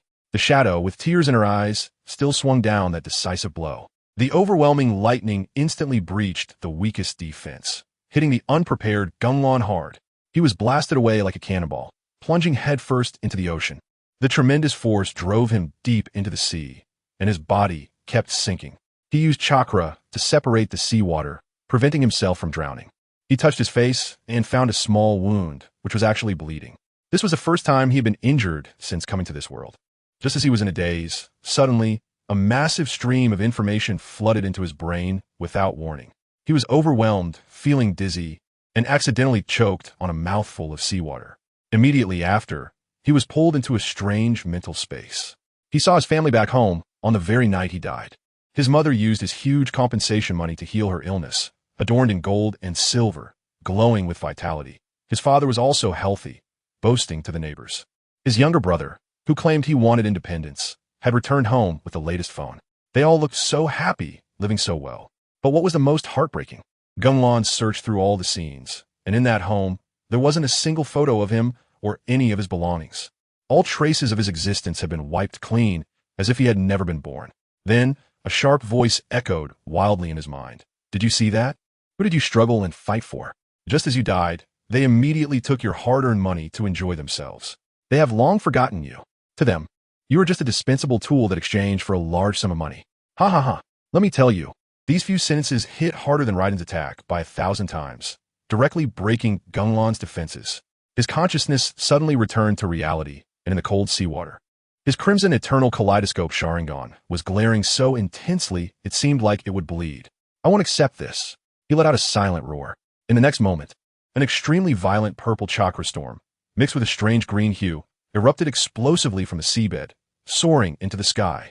The surface of the sea instantly boiled, and the water level surged. Raiden and the others looked at the towering energy pillar from above, dumbfounded, thinking, is he still not dead? With a loud boom, a gigantic creature slowly rose from the water, lifting tons of seawater. The seawater, frog fun. I've never flown this high in my life. When the water curtain fell, everyone was stunned. On the surface of the sea sat an unimaginably massive wooden Buddha statue. Let me tell you, how big was that thing? The complete Susanoo from before looked like a mere figurine in front of it. Behind the giant Buddha, thousands of enormous wooden arms were coiling around. Yukichiyo's knife clattered to the ground, and Hujai Palace was already too desperate to speak. Raiden looked calm, but the giant hand holding the knife was trembling slightly. Roar! From the Buddha's head came Gunlan's furious and pained roar. But that wasn't the end. Suddenly, countless purple armors surged from within the Buddha, starting to cover this towering giant. It took more than a minute for the Susanoo armor to completely envelop the giant Buddha. Half of it had the compassionate face of the Buddha, while the other half displayed the fierce visage of Susanoo. The thousands of giant hands behind it were also clad in armor, most of which were wielding giant swords formed from chakra, a scene so grand it seemed to threaten to upend the entire world. Raiden looked at Gunlan on top of the Buddha, whose eyes were bleeding tears and had completely gone mad. And she knew that there was really no room for negotiation now. Raiden Shin also felt despair. She understood how much Gunlan had held back when fighting them earlier. She trembled as she said, I'll pull you into the pure land of one heart. We need to relocate. But, this pressure is crushing my bones. Let me tell you, my legs went soft at that moment. Looking at that towering Buddha made my heart race. Raiden Shin, my sister, was about to open a space to run away, but found that the space was locked. Good heavens, we couldn't move at all. She desperately shouted, we're done for. My mind went blank. But feeling cowardly and unable to escape, what else could I do? I could only brace myself. I slapped my face hard, telling myself not to tremble. But beside me, Yukichiyo was so scared she couldn't hold her knife steady. I steeled my heart and shouted at the giant Buddha. Even if I have to destroy this island today, I will fight you to the end. My sister was still shouting there. Shadow, you can't win. Don't go. I glanced back at her, and that look in my eyes, I thought it was incredibly cool. What do you mean I can't win? I didn't understand. After saying that, I charged forward without looking back. I knew my sister was worried about me. But if we ran away, all the innocent people in that pure land would be finished. In the end, I was still too naive. That giant Buddha not only was huge, but damn it, he could also teleport. In other words, even if we ran to the ends of the earth, we'd still get a beating from him. If we can't escape, then let's fight. I poured all my lightning elemental power into my blade. This was my trump card. End of days, one strike. Just when I felt my body was being emptied, let me tell you, that scene was like a movie. My sister, Hujai Palace, and Yuichiyu all pressed their hands over at the same time, channeling all their strength to me. Then, even more exaggerated things happened. Countless golden rays flew into my body from all directions. I heard it. The people of Inazuma were cheering for me. War God, don't lose. Accept this. It's my last wish. Who understands? Family members. It's all about the idealism explosion. A huge halo appeared behind me, filled with drums, shining brightly, almost blinding me. Don't underestimate us. I roared, and my whole body transformed into a golden lightning bolt, charging in front of the giant Buddha, raising the massive blade that gathered everyone's power and chopping down with all my might. This blow felt like it could split the sky. The giant Buddha saw I was serious, and all those thousands of hands came crashing down like dumplings. Fists, great swords, densely packed. It was like a torrential rain. Bang, bang, bang. Our attacks collided, and the sound was like a demolition site, shaking the space. I gritted my teeth and pushed forward, but that thing's attacks were relentless. One wave after another, and I couldn't advance an inch. I'm sorry. I let everyone down. I felt my strength was almost used up, tears streaming down my face, and I closed my eyes in despair. Just then, a dazzling blue lightning bolt shot in front of me. I opened my eyes wide and saw a lion man glowing blue, desperately holding the line for me. It was Elio. He roared towards the giant Buddha. You little brat. Our battle isn't over yet. This guy showed up, and our blade light did push forward a bit, but it was still not enough. A glint of determination flashed in Elio's eyes. He was also a tough one, directly unleashing a self-destruct. I'll blow myself up with you, you little brat. He poured all his power into it, and the next second, boom. A huge explosion turned the whole world into white light. The force of the explosion lifted the entire island. I was thrown out by a massive force, but still got caught in it. Just when I thought I was going to be blown to ashes, the giant Buddha suddenly disintegrated. I fell from the sky, injured all over, my mind blank. Lightning was crying as she rushed over to hug me, just like I later hugged her. I still hadn't recovered when there was another loud bang. That kid, Geng stood there unscathed, with 2 lines of blood tears on his face, and his eyes, damn it, looked like he wanted to kill someone. He swayed a bit, but still pulled out his knife and charged at us like a madman. In a critical moment, a small figure suddenly hugged his thigh. It was Andusia. She cried out, Geng, wake up. You get hurt like this. Geng went crazy and completely ignored her, lifting his foot to kick, only to find he couldn't muster any strength. His body was drained. But he didn't give up, pulling out his knife to stab down. Just then, someone grabbed his hand. A handsome guy in white, Saad, appeared behind him like a ghost and firmly held him down. Geng, you've lost your mind. Saad shouted. Genglan's eyes looked like he wanted to devour Saad alive. With one hand restrained, he pulled out another knife, sheath and all, and plunged it into Andusia's shoulder. Andusia let out a muffled groan of pain, but refused to let go. Saad was stunned, just about to make a move when a clear ringing sound echoed. It was Andusia, using her last bit of strength to ring the bell, a sound that seemed to purify the soul. After doing this, she collapsed. Geng was momentarily stunned and was directly pushed to the ground by Saad. Who understands family? Saad ended up on top of him, and the 2 big men locked eyes, with Geng turning his face away. This scene, TSK, was a bit interesting. Seeing that he had come to his senses, Saad quickly jumped up, a bit embarrassed. Geng stood up, coldly transferred some green energy to Andusia, then glanced at Saad. You handle the rest. After saying that, he disappeared. Saad was confused, looking at us, then at the sword in his hand, wondering if we came here just to kill them. It seemed like Geng had transmitted a message to him to keep it moderate, leaving him bewildered. On the other side, in Genglan's divine space, Gyoal and the others were watching several fallen demon gods. Good lord, one had a horn broken. One was in a catatonic state, and another was almost twisted in half. Geng suddenly appeared, and Gyoal immediately noticed something was off with him. His eyes were full of exhaustion and confusion. Geng didn't say much and directly took them along with the unlucky demon gods out. Once they emerged, they found themselves in a Japanese-style building, in front of a large group of monsters, along with a handsome guy with black wings, Saba. When those monsters saw them, they all knelt down with a thud, banging their heads on the ground, shouting their loyalty to the great god. But when they turned around, Geng was gone again. That kid, in the next second, appeared directly in my sister's dormitory.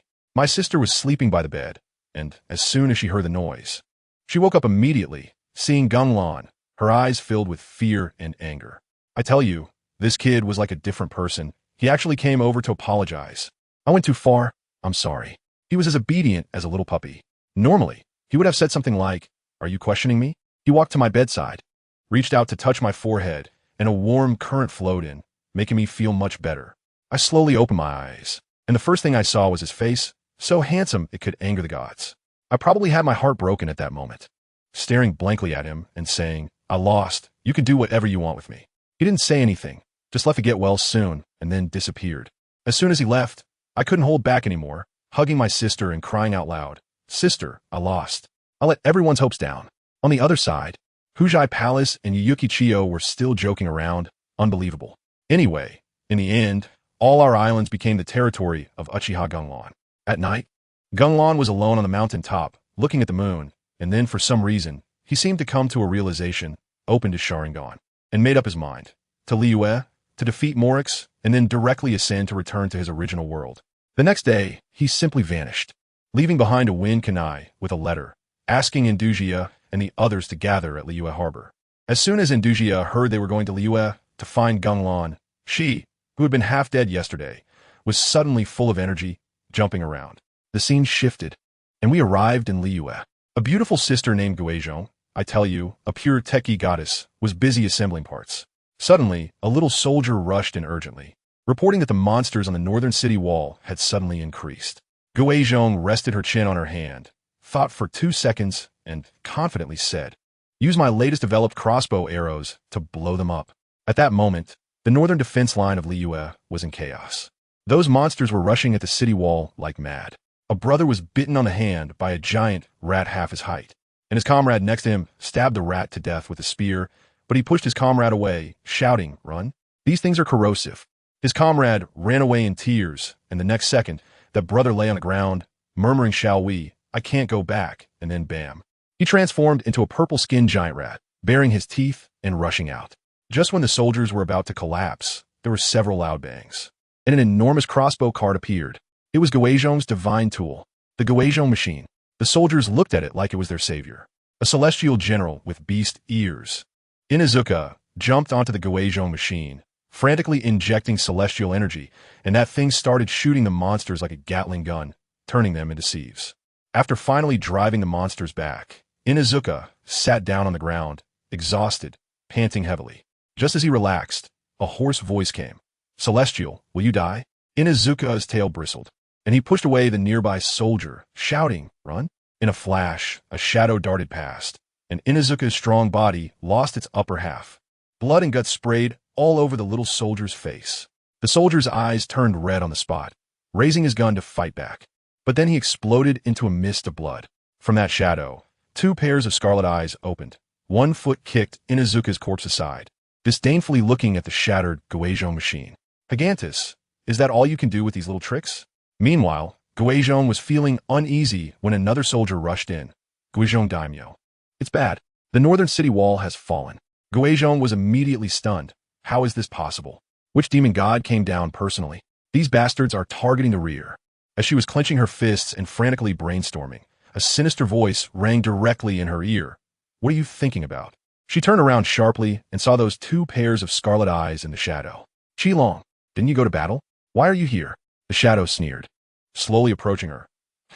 "Just because I went to battle doesn't mean I must be on the front line. I know how hard that stone is." Just as he finished speaking, let me tell you, the scene was electrifying. In the next second, some strands of silk suddenly bound his arm. That guy was still laughing, saying, "What kind of small trick is this?" But before he finished speaking, there was a loud bang, and the wall exploded. A bull covered in golden light charged out, crashing into that shadow. Good lord, this guy had his own entrance BGM. He opened his mouth and said, "I am the 3-eyed 5-manifest celestial horn punisher. State your name." He was so righteous. But that shadow, Qilong, wasn't scared at all, landing steadily and taunted another little celestial beast raised by Morix. After saying that, he transformed into a black light and lunged at the bull. But our bull didn't even look, stomping its front hooves hard, sending a shockwave forward. Qilong easily dodged, turned his target, and pounced towards Guizhong. In this critical moment, I felt a chill by my head. Turning around, I saw a crossbow bolt already pressed against the forehead of the CH-Ling, and with a loud bang, it shot him away. Suddenly, there was a tall sister in a purple dress, exuding a cold and aloof aura, both cool and beautiful. I think I've figured it out. These two, the Jiao Chengli Tianjinjun and the Yifan Tao Tianjinjun, are here to protect Guizhong as a backup plan. What happened next?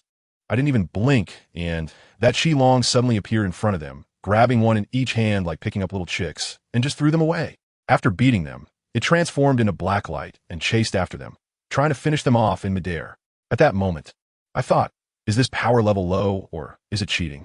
Just when things were critical, several Guizhong machines activated simultaneously, and countless arrows infused with celestial power rained down like a storm, instantly overwhelming the Qilong. The explosion's smoke covered everything. But before I could breathe a sigh of relief, a purple-red beam swept out from the smoke, blowing up all the sturdy Guizhong machines. The Qilong emerged unscathed, still wanting to finish off the 2 Jinjun who had flown away. Suddenly, the elder sister, Yifan, appeared above him, holding a talisman, and countless crescent-shaped light blades slammed into his face like a tsunami. Right after that, Jiao Cheng charged in, covered in golden light, and the 2 of them started fighting him together. Guizhong on this side didn't idle either. They quickly activated the mechanism and sent a distress signal to Morix far away. On the other side, our old friend Zhong, oh no, Morix, had just subdued a group of Yiksha minions and was arguing with a dream demon. Suddenly receiving the distress signal from Guizhong, I tell you, his face darkened instantly, and the killing intent in his eyes was almost palpable. Without saying a word, he used a heavenly movement to directly smash the still blabbering dream demon into confusion. Family. Who understands? The poor guy was still in the middle of a confrontation and was directly used as a punching bag. Then he rushed back with his army. Geng was panicking at home, and when she ran outside, she saw the ground had been beaten to a sieve. Just as she was worried, her heart suddenly skipped a beat. She looked up and saw a person slowly descending from the sky. The person was wearing a white robe adorned with feathers and beast bones, looking like a grand priest, with a handsome face, but those eyes were completely white. Goodness. Late-stage cataracts? As soon as the white-eyed guy opened his mouth, he addressed Geng as Hagenus, asking if she remembered him. Geng was completely confused and said she didn't remember. The guy then said, "Let me help you recall," and raised his hand to unleash a cold and sharp white whirlwind that instantly injured Geng. This wasn't over. Another one appeared. A 2-meter-tall, muscular man covered in tattoos with rhinoceros horns on his head also showed up. This rhinoceros guy started talking, and what he said made my liver hurt with anger. He said Morix was too strong to fight head-on, so he came a mess with her, wanting her to experience the pain of losing a loved one. Listen, is this even human talk? Pure cowardice. After saying this, the three of them combined their powers to create an enormous energy ball, and it looked like they wanted to level this place. Geng was in despair at that moment, tears streaming down her face, and the elemental power within her began to go berserk. She was preparing for mutual destruction. Just when I thought it was all over, whoosh, a peculiar green kunai stabbed into the ground. Then, that world-destroying energy ball vanished into thin air. In a blink of an eye, a handsome guy in purple appeared next to the kunai, landing in a way that was so suave it made my legs weak. Picked up the kunai and casually asked, "Did I arrive late?" At that moment, I was like, "Who are you, big brother? My savior." Geng was also stunned, completely unaware of who this person was. That white-eyed bird demon god, Tindo, was furious on the spot, transforming into a massive hurricane and charging forward, shouting that he wanted to show the handsome guy the gap between them. So what happened? Our purple-robed handsome guy blinked, and his pupils turned into an eerie triangular pinwheel. When the hurricane reached him, it was as if someone pressed the pause button. It instantly froze and then dissipated. The handsome guy stepped forward, grabbed Tindo's hair to check his hair quality, and then threw him aside like garbage. He then turned to look at the rhinoceros demon god, just giving him a glance, and the rhinoceros froze, falling directly under an illusion, unable to move. The next second, a chorus of 1,000 birds sounded, and the handsome guy clenched a ball of lightning in his hand, instantly appearing in front of the rhinoceros brother, poof, piercing through his so-called invincible defensive chest. But it wasn't over yet. He withdrew his hand, kicked the rhinoceros brother away, and shouted Amaterasu. A ball of pitch-black flames appeared out of nowhere, and once touched, it couldn't be extinguished, burning the rhinoceros brother as he rolled around in panic. Finally, with no other choice, he shed a layer of skin and transformed into a gigantic rhinoceros to finish things off. The giant rhinoceros was genuinely furious now, scraping the ground with its hind legs and charging like a train. Geng shouted from behind to be careful, but this guy showed no fear, adding a layer of golden eyeshadow around his eyes, directly entering a celestial mode. With both hands, he forcibly stopped the giant rhinoceros's charge. Can you believe it? He grabbed the rhinoceros's horn and lifted the massive demon god up, then slammed it down. The giant rhinoceros was completely dazed, lying on the ground with its 4 legs in the air, questioning life. It got up, unwilling to give in, and began to gather a powerful attack. Steam emanating from its body, eventually condensing into a gigantic steam rhinoceros. The momentum was incredible, but then the handsome guy's eye pattern shifted again, and his body became ethereal, allowing the steam rhinoceros to pass right through him. In that instant, the handsome guy threw out a shuriken, but the rhinoceros brother blew the shuriken away with a puff of steam, only for a black-purple energy ball to appear where the shuriken had been, exploding on the spot. Good heavens, that was a technique from the Qi-Long. What kind of patchwork monster is this guy? The giant rhinoceros was blasted and spat out blood, and Tindo quickly came up to support. However, the handsome guy's figure flickered and appeared beside Tindo, swinging his Kusanagi sword charged with lightning downwards. Tindo blocked with a white vortex, but the power of the handsome guy in celestial mode was too great, forcing him to retreat step by step. Suddenly, the lightning on the sword transformed into deadly black flames. Tindo was terrified and threw the vortex away, turning to flee. The handsome guy easily dodged the attack and retaliated with 2 sword chi infused with black fire. Tindo split his body to escape the disaster, then threw out a massive white wind disk. The handsome guy saw this and laughed, saying this looks a lot like a spiral shuriken, so I'll use this to return the favor. Saying this, he formed an identical but more terrifying blue serrated disc in his hand. Good heavens! Is this a live teaching session? This operation is simply a template for I learn from you, then surpass you ultimate satisfaction. Boom! The two techniques collided, causing a catastrophic explosion. Tiendo wanted to join in and add more power, but the blue spiral shuriken suddenly exploded. Countless invisible wind needles instantly turned him into a sieve. Screaming as he fell from the sky, even his self-healing was suppressed. The handsome guy stood atop, gazing down, his expression signaling a dimensional suppression. He raised one hand, lightning flashing, condensing into an ultra-long black and white lightning spear, with black Amaterasu flames attached. The momentum was enough to make my hair stand on end. He gently swung it, and the spear instantly elongated, piercing the still-dazed giant rhinoceros through the waist, splitting it in half, instantly killing it. Then, without even looking, he shot the same attack at the Tiendo who had just gotten up. Tiendo was pierced through the chest, black flames instantly spreading all over him. He knew he was doomed, and even attempted to self-destruct. A terrifying elemental ball began to gestate within him. Guizhong shouted in panic, "Be careful, it's self-destruction." But that guy merely glanced at him nonchalantly, and with a shift of the pattern in his eyes, I tell you, that energy ball capable of leveling a mountain vanished, as if sucked in by a vacuum cleaner. Poof! Just like that, it was gone. Gone. Just like that. Guizhong was completely stunned, realizing that nothing had happened on the giant rhinoceros's side, just a pile of ashes left. After the handsome guy resolved everything, he turned to Guizhong and asked, "What's your name?" "Huh? Hello, I am the demon god of dust, Haganthos." Guizhong warmly greeted him. After all, he was her savior and incredibly powerful. On Gengwan's side, upon hearing this, he thought, Haganthos? Demon god of dust? Is he a celestial lord from Zhongli's side? Let me tell you, Guizhong, it's the old CP of the Rock King, the legendary god of dust. Wow, I just casually saved him and pulled back a key character from Liyue's storyline. I was just passing by, saw two gods fighting, got a bit itchy, and paid my respects to Ye Miko, took them out in one move, and ended up saving someone important. Just as I was thinking about it, I turned around and thought, hey, where did that big rhinoceros go? It ran away? Damn, these gods have escape skills that also shield their presence. That's pretty sneaky. But it's okay, my Flying Thunder God mark is etched in my DNA. Flying Thunder God transmission. As soon as I pressed my hand down, a black crack appeared in the air with a loud snap, accompanied by a puff of smoke. I pulled that rhinoceros demon back from hundreds of miles away, still in a charging position, and he fell right at my feet, looking completely bewildered. His whole body was char-black, probably having been running for his life just a second before being teleported. He looked up, first seeing my feet, then his gaze slowly moved up. Wow, that voice made me feel like I was hearing a dolphin. He must have been completely baffled, thinking he was almost at the neighboring country. In the blink of an eye, he was back in the novice village. He looked at me with a gaze as if he had seen a ghost, already calculating how to make a third escape. Unfortunately, there was no chance for that. I kicked him right in the forehead, and that big guy rolled away for quite a distance, getting up and still trying to strike a battle pose. It seemed he was about to use his ultimate move. Flames ignited in his eyes, ready to fight me to the death. Oh, this is getting interesting. My hand just touched the hilt of my sword, preparing to exchange a few blows with him. But guess what happened? This guy gathered all his strength, let out a roar, and turned to run.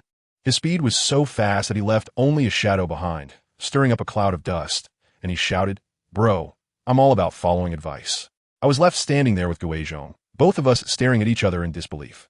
Guizhong tilted his head, looking adorably confused at the direction the rhinoceros had disappeared. Huh? I shook my head helplessly, truly impressive. Just as I was about to catch him again to have some fun, suddenly, I sensed two powerful elemental forces approaching. My Sharingan eyesight is no joke. I saw it from a distance. Goodness, it was that giant loach called Chi, fighting fiercely with Shimu. I thought for a moment, isn't Chi just the boss from the ancient mission, There is Chi? Looking at Shimu, she's still that little lowly. But those spider spears behind her are like they're on a rampage, and the spear in her hand is waving around like a mad dog, stabbing at Chi relentlessly. There's also a bird and a cow nearby, acting as cheerleaders, shouting at the top of their lungs. Good job, heroine. Stab his head. Yes, yes. Hit him hard in the vital spots. I want to see blood flowing like a river. People who understands. This fighting style is simply about pressing the skill icon as soon as it lights up, emphasizing simplicity and brutality. Let me tell you, in that scene, Shimu threw a spear, and just as Chi caught it, Shimu had already teleported right in front of him, punching it into his mouth, and with a loud bang, sent him flying. Then came another spear, and with a whoosh, pierced right through him. Chi howled in pain, opening his mouth to unleash a wave attack indiscriminately. But Shimu spun her spear, turning it into a golden ball that deflected all the sound waves, then charged right in front of Chi against the sound waves. Chi wanted to try the same trick as last time, reaching out to grab the spear. Good news, he caught it. Bad news, the spear explodes. Boom! Another loud bang, and Chi was blown to pieces, injured all over, and he cursed loudly. Bastard. I was just easily beating those two little fairy beasts. And suddenly a little girl pops up and starts using me as a punching bag. Who can take that? Shimu completely ignored him. Her attacks grew fiercer, throwing golden spears like they were free. She had no choice but to endure the damage and forcefully charge up his ultimate move in his mouth. Finally, a black-red energy ball was formed, and he opened his mouth wide, unleashing a massive beam of light. Going against me? Shimu scoffed. The spider spears behind her instantly moved to the front, forming a dragon's head, and in less than a second, an even thicker and brighter golden beam shot out. Historically, whoever goes left in a beam clash loses. Buddy, you're in the wrong position. The golden light instantly engulfed the black-red beam, along with Chi, and with a loud crash, they smashed into the distant mountain, just as he struggled to claw himself out of the wall before he could catch his breath. A small foot in white-footed socks appeared in front of him, and with one kick, he was sent flying again. I watched the show in the sky, thinking it was time to resolve my side as well. I formed the seals again, and with a flash of the flying thunder god seal, that unfortunate rhinoceros was captured back by me. It looked at me, scared and retreating repeatedly, sitting down on the ground, howling in despair. Don't come any closer. I couldn't be bothered to pay attention to him. With a twist of the kaleidoscope, Shunwei activated and the space warped, causing the rhino's head to instantly separate from its body. Just as the corpse was about to self-destruct, generating massive steam, I swiftly absorbed it all into the Shunwei space. The whole process was smooth and swift, leaving Guizhong next to me with his mouth agape, unable to utter a single word. After finishing, I asked Guizhong, "Is there anything else? Should I take down a few more?" No sooner had I spoken than the clear sky suddenly turned dark, with thick clouds gathering as if a heavy rain was about to fall. Guizhong looked tense, while I, Genglan, felt excited. With this weather, it would be a shame not to unleash a Qilin.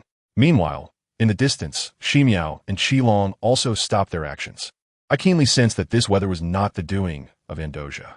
My gaze sharpened, and I instantly activated my divine power to teleport directly to the seaside. Fortunately, I have a habit of scattering spatial anchor points everywhere.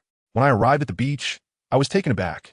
The sea was raging, and a gigantic monster composed of water, with 9 dragon heads and a serpent body, was causing chaos. Each of its heads was as tall as a mountain, a complete nightmare for anyone with deep-sea phobia. It was the vortex demon, Ozer. I recognized it immediately. I had been tormented by this guy many times while gaming. Ozer spotted me too, and all 9 heads roared in unison, conjuring a massive water ball to smash down at me. Showing hostility towards me? I laughed. In the next moment, a purple Susanoo rose from the ground, towering even higher than the standing Ozer. Ozer was instantly dumbfounded. Before it could react, Susanoo's enormous hand snapped, crushing one of its heads in an instant. Ack! The pain surged 8-fold, and Ozer went mad, the remaining heads wildly biting and crashing into Susanoo. But it was useless. My Susanoo was as tough as if it had cheat codes, causing Ozer to become dizzy from the collisions.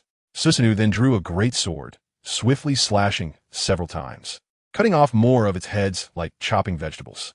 I counted, but wait, how could it still regenerate? Oh, so it has this mechanic.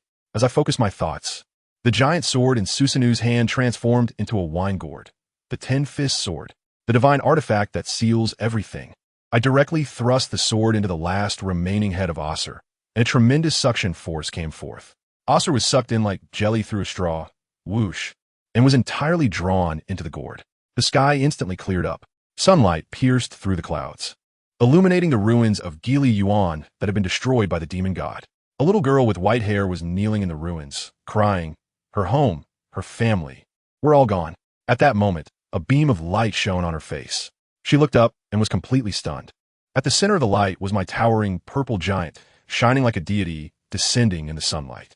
As Susanoo dissipated, I appeared before her. She recognized me at a glance as that deity. "What are you looking at?"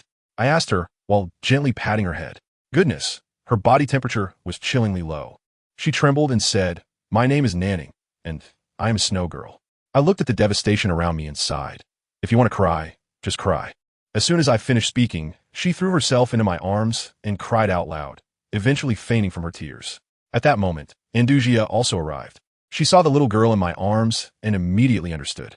She took Ning, and I instantly returned to the other side of Guizhong, because I felt that the real big figure was coming. As soon as I returned, I saw Morix, the future Geo-Archon of Liyue, hovering in midair.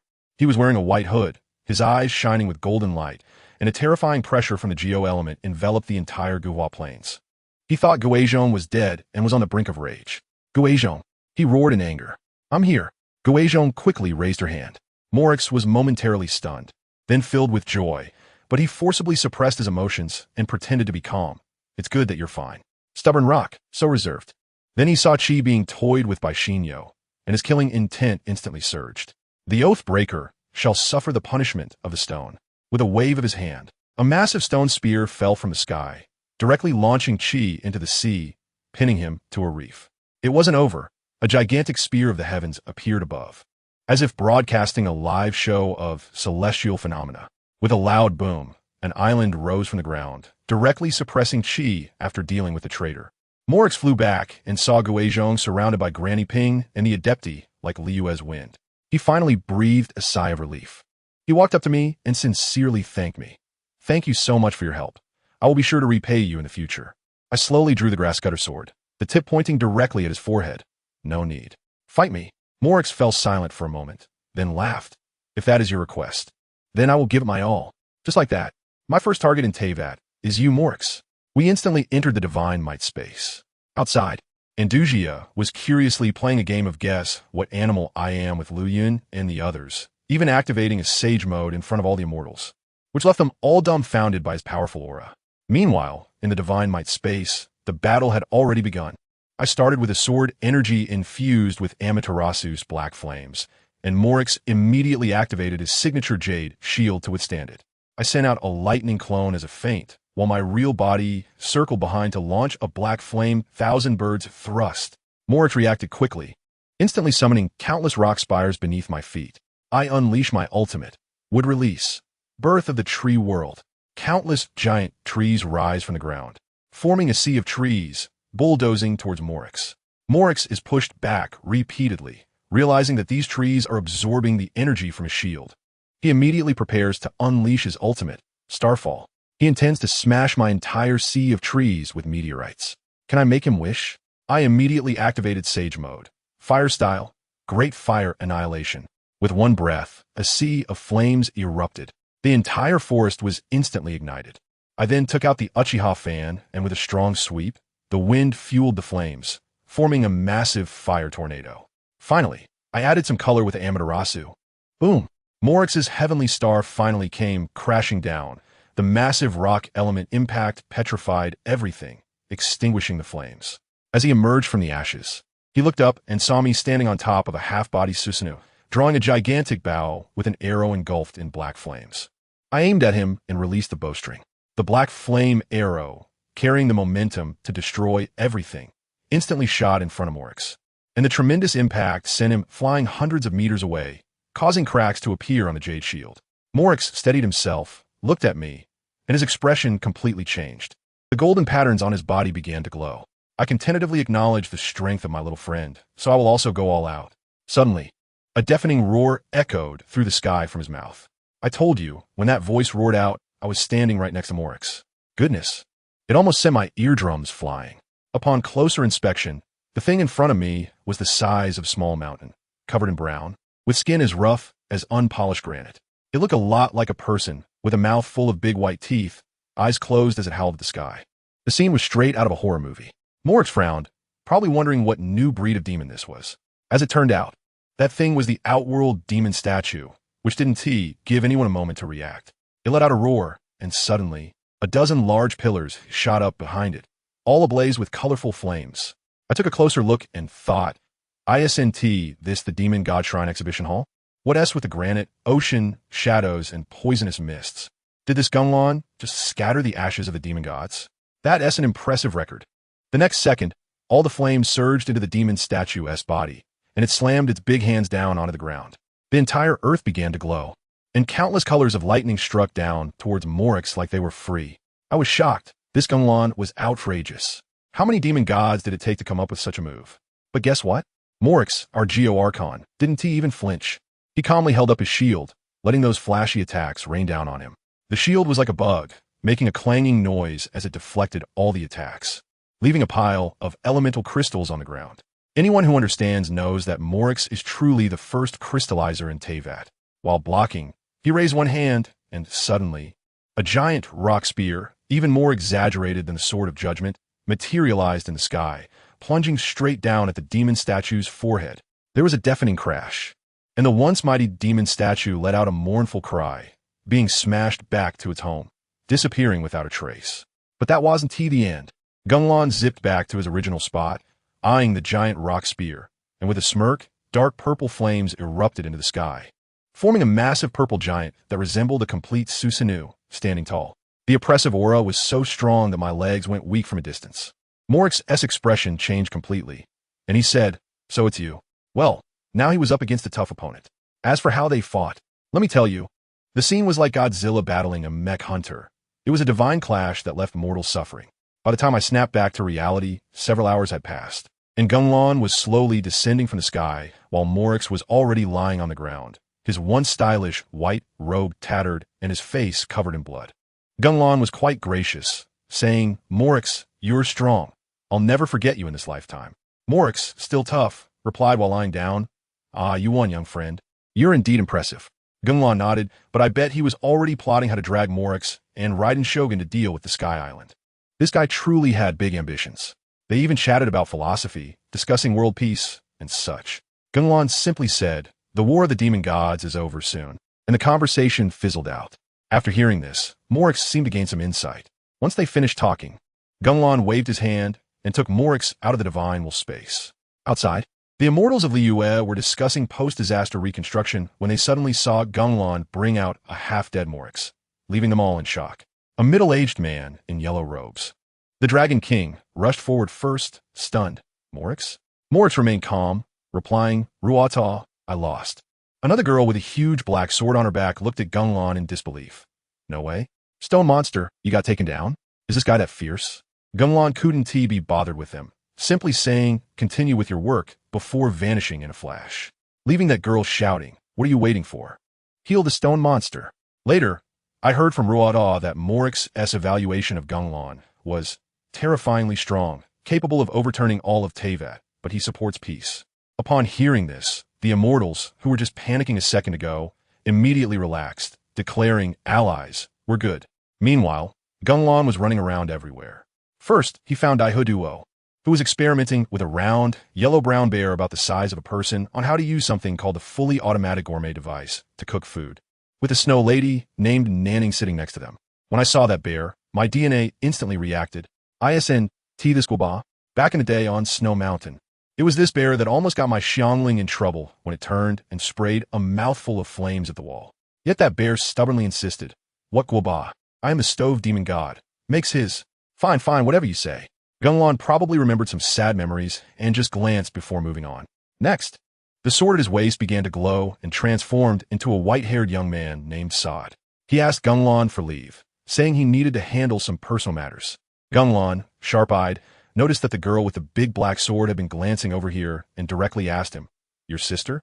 Sod was stunned, but Gunlon had no interest in hearing any family drama, waving him off. Then Gunlon teleported to find Andugia. Goodness, what a scene. Andugia was flying in the sky holding a blueberry cake that was making cute sounds. Later, I learned that it was a young Ganyu. Below her was a mature lady with black and red dragon horns, Ganyu's mother, looking at her with a doting expression. The surrounding immortals were busy with their tasks. Those with strength were building houses, while the clever ones, like Liyue and Jianfengzhenjuan, were working on city planning. The entire Liyue harbor was thriving. There was even a little episode where a little fox named Lulu found her kin, a fluffy fox fairy big sister, directly recognizing her family on the spot, bringing warmth to the whole group. It felt like everything was developing in a good direction. Time to pop the champagne. But one shouldn't set flags carelessly. Just as Gunlon approached Andugia, Before he could say anything, he suddenly heard a voice calling him in his head, like someone was cheering him on. He greeted Andusia, complimenting her for catching a plump little coconut sheep, and then in an instant he disappeared. He followed the voice all the way to the end of the sea, a dreamy place where the stars and the ocean met. He dove down using Susanoo, seeing 8 giant swords forming a circle, suppressing a blue orb of light. The voice sounded again, weakly saying, you got the wrong person. Could you leave? Geng, with his temper, immediately raised his great sword to strike down. His mind exploded with noise as a multitude of voices shouted in various languages, "Stop! Oh my God!" Geng was startled into stopping, directly creating a hole in the space with divine will and jumping in. Inside stood 8 oddly shaped figures, all past water gods. In one of them, Geng recognized. It was Fool below, whom he had slain. A big sister was pushed forward to explain that they originally intended to call the 9th generation water god, namely Andusia, but their signal had been intercepted by Geng.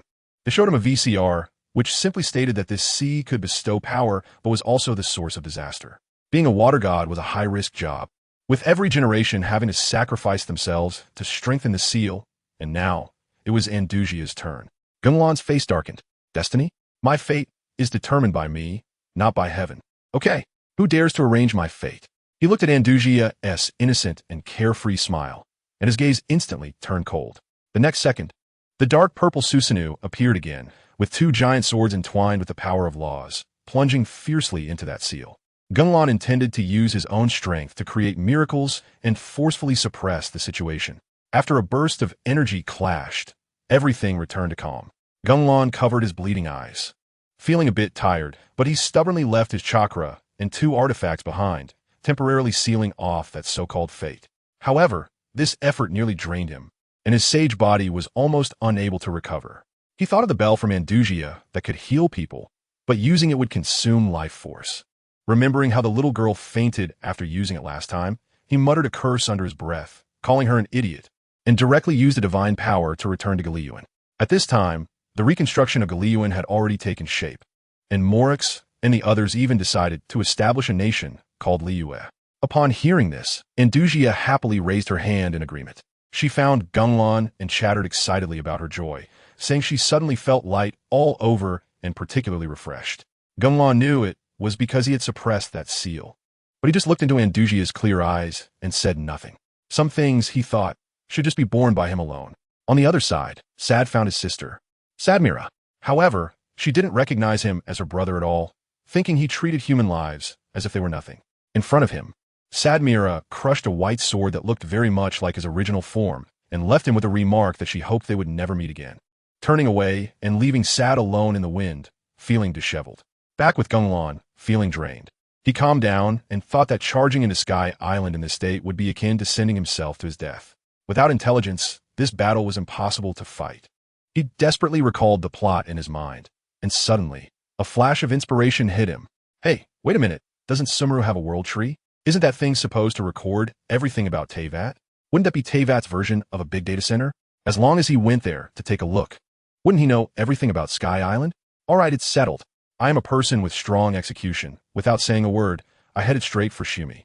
But let me tell you, always flying around with Susanoo is cool, but it's really inconvenient, like driving a convertible sports car everywhere. Too flashy. So I thought I should develop a personal flying skill.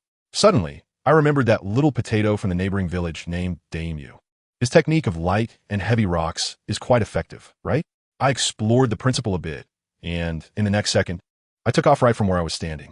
This feeling is simply extraordinary. All right, since I'm already flying, let us get to the point. I cruised at supersonic speed and dove straight into the dense rainforest of Shumi. I figured at this time, the Great Compassion Tree King should be around, right? After all, he is a demon god, and his aura must be like a big light bulb. But what happened? I maxed out my perception and scanned around, but there wasn't a single thing. Not to mention the Tree King. I couldn't even sense a strong demon god's aura. The Crimson King, the flower god. The Tree King. Shouldn't the 3 giants be here? What's going on? Are they all on vacation? I guess they might be having a party over there in the desert. So I changed direction and flew towards the hottest spot. As soon as I arrived in the desert, I felt a wave of heat hit my face. Luckily, I was clever and set up a wind element air conditioner for myself, which felt so comfortable. As soon as I landed, I saw a big scorpion. and it gave me a look that seemed defiant. I activated my Amaterasu, and with a zap, I turned it into a perfectly roasted scorpion on the spot. The smell of the meat was delicious, but unfortunately I wasn't hungry. As I sensed it, hey, finally got a strong signal. I zipped over and saw a guy, black skin and white hair, looking like a product of several thousand years later, exactly like the Susanoo. Isn't this the Red King Amon? Found you. He saw me, and I saw him. I thought, why waste time talking? Just lock eyes. Just one glance. Let me tell you, just one glance. He immediately entered my luxurious Suki no Yomi room. Guess what he wanted most in his illusion? Not forbidden knowledge, not the truths of the world, but to date the flower goddess. Family, who understands this love-struck brain. I watched him in the illusion, acting like a pure-hearted boy, blushing and having a heartbeat in front of the flower goddess. I directly turned into an old man with a phone face. No way. I must correct this flaw of yours today. Can I let him have his way? I quickly swapped the flower goddess in his illusion with the thunder shadow. That muscle, that oppressive feeling. The Red King was still hoping to hug her with his eyes closed, but when he opened them, his sweet and soft wife was gone, replaced by a black-skinned, muscular man hugging him, instantly startling him. What followed was even more explosive. Thunder Shadow asked, "Have you had enough hugging?" And then a set of thunder strikes smashed him into the ground. His brother Karabi appeared out of nowhere, and the two of them, one absolute bull thunder plow and hot knife. Double the black skin, double the torment.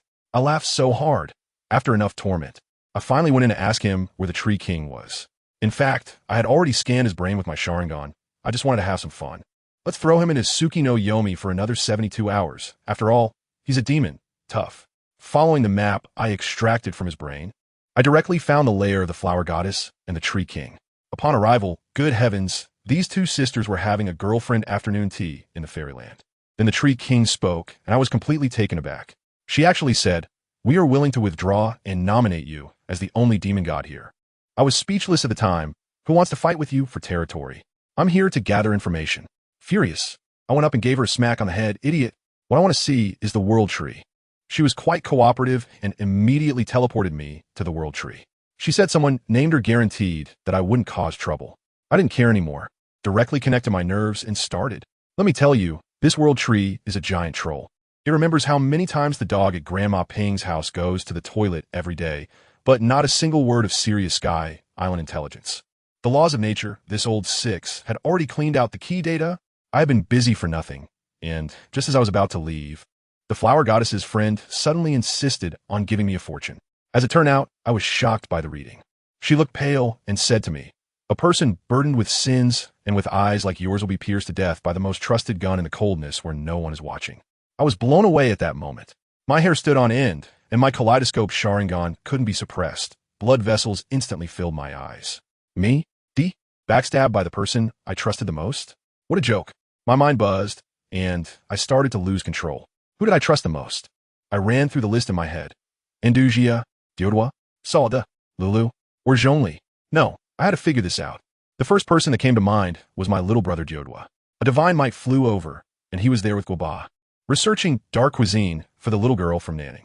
Without a second thought, I activated my illusion, scanning his mind from start to finish, completely loyal, still thinking about how to help me. I felt relieved, but also a bit guilty, and quietly disappeared. Next Sod, I teleported over. This guy was arguing with his sister, and his mind was all about her, pure sister complex eliminated. Lulu was petting a fox, and Dugia was taking care of kids, exhausted like a dog, no problem there. After checking around, the biggest suspect left was old Zhongli. I remembered I left a divine might mark on him the last time we fought. Once activated, good grief. This old fellow silently ran off to the volcano over by Natlawn. I directly teleported to his face. He was wearing a new outfit, floating in midair, seemingly talking to someone. I grabbed his collar, my eyes wide as saucers, the anger surging to my crown. Who are you just talking to? He even tried to play coy, pointing at a volcano, saying something about a Dragon King being born. I had no patience to listen to that. I seized his collar, my Sharingan spinning wildly, just about to forcibly read his memories, and I tell you, it was insane. Suddenly, a crisp click echoed through the sky. Immediately, everything around us, including Morix and myself, was enveloped in a layer of golden light, and the whole world seemed to be paused. Guess what happened next? A white-haired lady floated down from the sky with a whoosh, dressed in a white gown, her cape adorned with starry effects. What a presence, what an aura, simply incredible. Her face was quite nice, but in her eyes, I swear, the hour hand of a clock was turning. Good grief, with that entrance. It was obvious she was a top-tier boss. Sure enough, the arbiter of the laws, the ruler of time, Susanoo. Just hearing that name made it clear she was not to be trifled with. She floated in front of me, gave a smirk to the immobile old Zhongli, and said in a mocking tone, "Morix, looks like you haven't made up your mind yet, but it doesn't matter now." Then she turned to me. Her gaze was like looking at a dish. "Oh dear, this little friend is not doing too well. If I had known you were in such a state, I wouldn't have listened to that old six Asmodeus." As she spoke, she reached out her hand, wanted to lift my chin. Who understands this was outright teasing? The expression on her face, like she had me under her control, as if time was in her hands and I was at her mercy. But the next second, her smile slammed to a halt, and she stiffened. Her outstretched hand froze in midair. "Hey, sister, you can shake people, but I can't activate my powers?" The three sides in my eyes transformed into three interlinked circles. My lips curled up, and a new time-stopping domain enveloped her. "I didn't expect it to be you." I grabbed her hand, coldly laughing, "But fine, I finally hooked this big fish." As soon as I finished speaking, I kept my left eye in time stop, while my right eye's side whirlwind spun up. The power of space activated and directly packed her along with her effects into my divine space. I didn't forget about the immobile old Zhongli beside me. I casually pulled him in too. Once in my little black room, without a word, I summoned the outer path golem. It looked hideous, and as soon as it appeared, it began to roar madly. But this time Lady didn't flinch at all and immediately aimed to activate the necklace around her neck to cause some trouble. Can I let her succeed? The skeletal hand of Susanoo shot out like lightning. At that moment, the space in my little black room was suddenly torn open, and a beam of light blocked my attack. I squinted and looked into the crack, and there it was, another white-haired figure, the other henchman of the heavenly principal, the space ruler Asmodeus. Robbing a prison right in front of me, they really have some guts. I was furious at the moment, activating Shenwei. The giant hand of Susanoo tightly gripped the Time Sister, who was about to escape, and I exerted force, intending to crush her. But then something strange happened. A clock-like phantom suddenly appeared around her, and the hands of the clock were turning backward with a clicking sound. She seemed to have entered a state of intangibility and slipped right out of my grasp, returning to her original position. Time reversal? That's quite something. I clasped my hands together and unleashed the dust release, original realm separation technique, which shot forward like a cannon. The white beam was about to hit, but she swiftly created 3 clones that all flew into the air. I mimicked the Water Dragon King's move, swinging the dust release in a wide arc. But they were in the sky and couldn't be hit at all. I quickly raised the cannon's barrel to aim at them, but those 3 clones, surprisingly, all made a shushing gesture at the same time. "No time to play with you." A beam of golden light enveloped me again. Damn! The speed was so fast that I didn't even have a chance to react. I felt nauseous, and, in the next second, I found myself back at the spot where I first entered the Divine Might space. She had reset my personal time. Taking advantage of this, she slipped through the portal opened by her sister. How infuriating. I was furious. Who understands? Family? A cooked duck has flown away. This damn seal kept draining my chakra, and I felt like a smartphone with a hotspot turned on, while the other side was crazily playing Genshin Impact, my battery percentage plummeting, unable even to maintain a 5-second time stop. With all this pent-up anger, I turned around and saw Morix, who had just recovered from the time stop. Morix, why? I was so angry that I wanted to grab a weapon, but then I realized there was nothing around, so I could only throw my fan like a brick, hitting him with a loud clang and making him stagger. "Sorry, little friend. Sorry?" I immediately lunged at him and knocked him down with a punch. My crimson Sharingan fixed on him, ready to search. I wanted to see what nonsense was in his head. A few seconds later, the truth was revealed, and I was even angrier. It turned out that a few days ago, a mysterious voice brainwashed old Jean, pulling him into a pure white space and showing him a PPT. On it was a shadowy figure of me with an unclear face, accompanied by the text that this person would bring disaster to the world and would destroy everything. Just this baseless prophecy, and old Jean believed it. He started to doubt me. I saved Guizhong with such great merit, and he didn't remember it at all. When you start to suspect that a melon is unripe, it must be an unripe melon, right? Just based on a few nonsense words, you convicted me? I slammed my fist into his rock-hard face, trembling with anger. Don't you always talk about keeping contracts and say that those who break their word should face the consequences? Why is it double standards when it comes to yourself? Betrayed again, it felt just like this. I forced myself to calm down, sitting on him, my voice cold enough to freeze. "Do you believe me, Morix?" "I'm not sure." Hearing this answer, I clench my fists tightly. Fine. If the peace you want comes at the cost of sacrificing me, then I will personally destroy this peace. I threw the old clock back to Liyue, and he probably realized that he had been used as a pawn. Complicated feelings surfacing as he ordered his people. Everyone, level 1 alert, prepare to defend against the enemy. On the other side, I directly summoned Andreas and the others to the beach with shurikens. As soon as they arrived, I got straight to the point, saying expressionlessly, I want to destroy everything here. Who opposes? Dvalin and Sad were stunned on the spot, saying they couldn't do it, that Liyue had their friends. Then you can take your friends and leave. My voice carried no emotion. Don't show up on the battlefield, or I won't hold back. They hesitated for a moment, but still left. In the end, only Andreas was left. She followed me into the Shogun's space, repeatedly asking me what was wrong. What if this so-called peace comes at the cost of sacrificing me? I coldly threw out this sentence. She was taken aback, mumbling that it wouldn't happen, that she believed in them. Believing in them means not believing in me, right? I'm too lazy to talk anymore. As I turned to leave, she tightly grabbed the corner of my shirt, tears streaming down her face, and mustered the courage to shout, because I like you. I don't want to see you do stupid things. I looked at her, feeling no waves in my heart. Do you understand what love is? She held her chest and said she didn't understand, but she knew that when I was sad, her heart would ache. I finished listening and directly used an illusion to take her down. I'm not interested in playing house with you in a love game.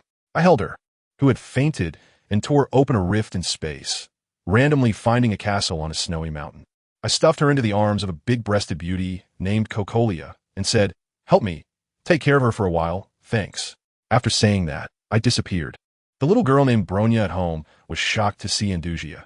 She must have been wondering when her mother had given birth to another one. After sending off the last person, I felt like I was the only one left in the world. That sense of loneliness and suffocation washed over me like a tide. Betrayed by family, disbelieved by friends, and my lover. Well, that's not even applicable anymore. Fine, let it be like this. I cut off everything, no longer having any reservations. The only thought in my mind was to burn everything in front of me with this raging fury. Just as I was flying, I suddenly sensed the presence of that old six, the essence of natural law. The space fluctuations were unmistakable. I activated my divine kaleidoscope and directly locked onto Asmodeus behind the space, then twisted open a gap in the space with a swift motion. We locked eyes across the gap, and I threw at her, but she surprisingly closed her eyes to dodge it. Then a bunch of black and red cubes emerged from her arm and shot towards me. I recognized that thing. It was the binding skill that could instantly kill a traveler. I didn't dare to take it head-on and immediately activated Susanoo. The gigantic skeletal hand grabbed the flying cubes. As soon as the cubes touched Susanoo, they made its arm turn transparent for a moment, and then with a snap, they shattered. Is this a case of provoking? As soon as I changed the pattern of my eyes, time stood still. But just as it began, a sharp pain shot through my eyes. That damn seal consumed too much blue energy, and now I could only stop time for a maximum of 3 seconds. I had to act quickly. Holding the black flame 1,000 birds, I dashed through the space rift like lightning, aiming directly at Asmodeus. Just as I passed through, that time goddess Istalu appeared again with a smile, and several spatial barriers sprang up in front of me. When time resumed, I unleashed 1,000 birds that shattered all the barriers, but the scene around me suddenly changed.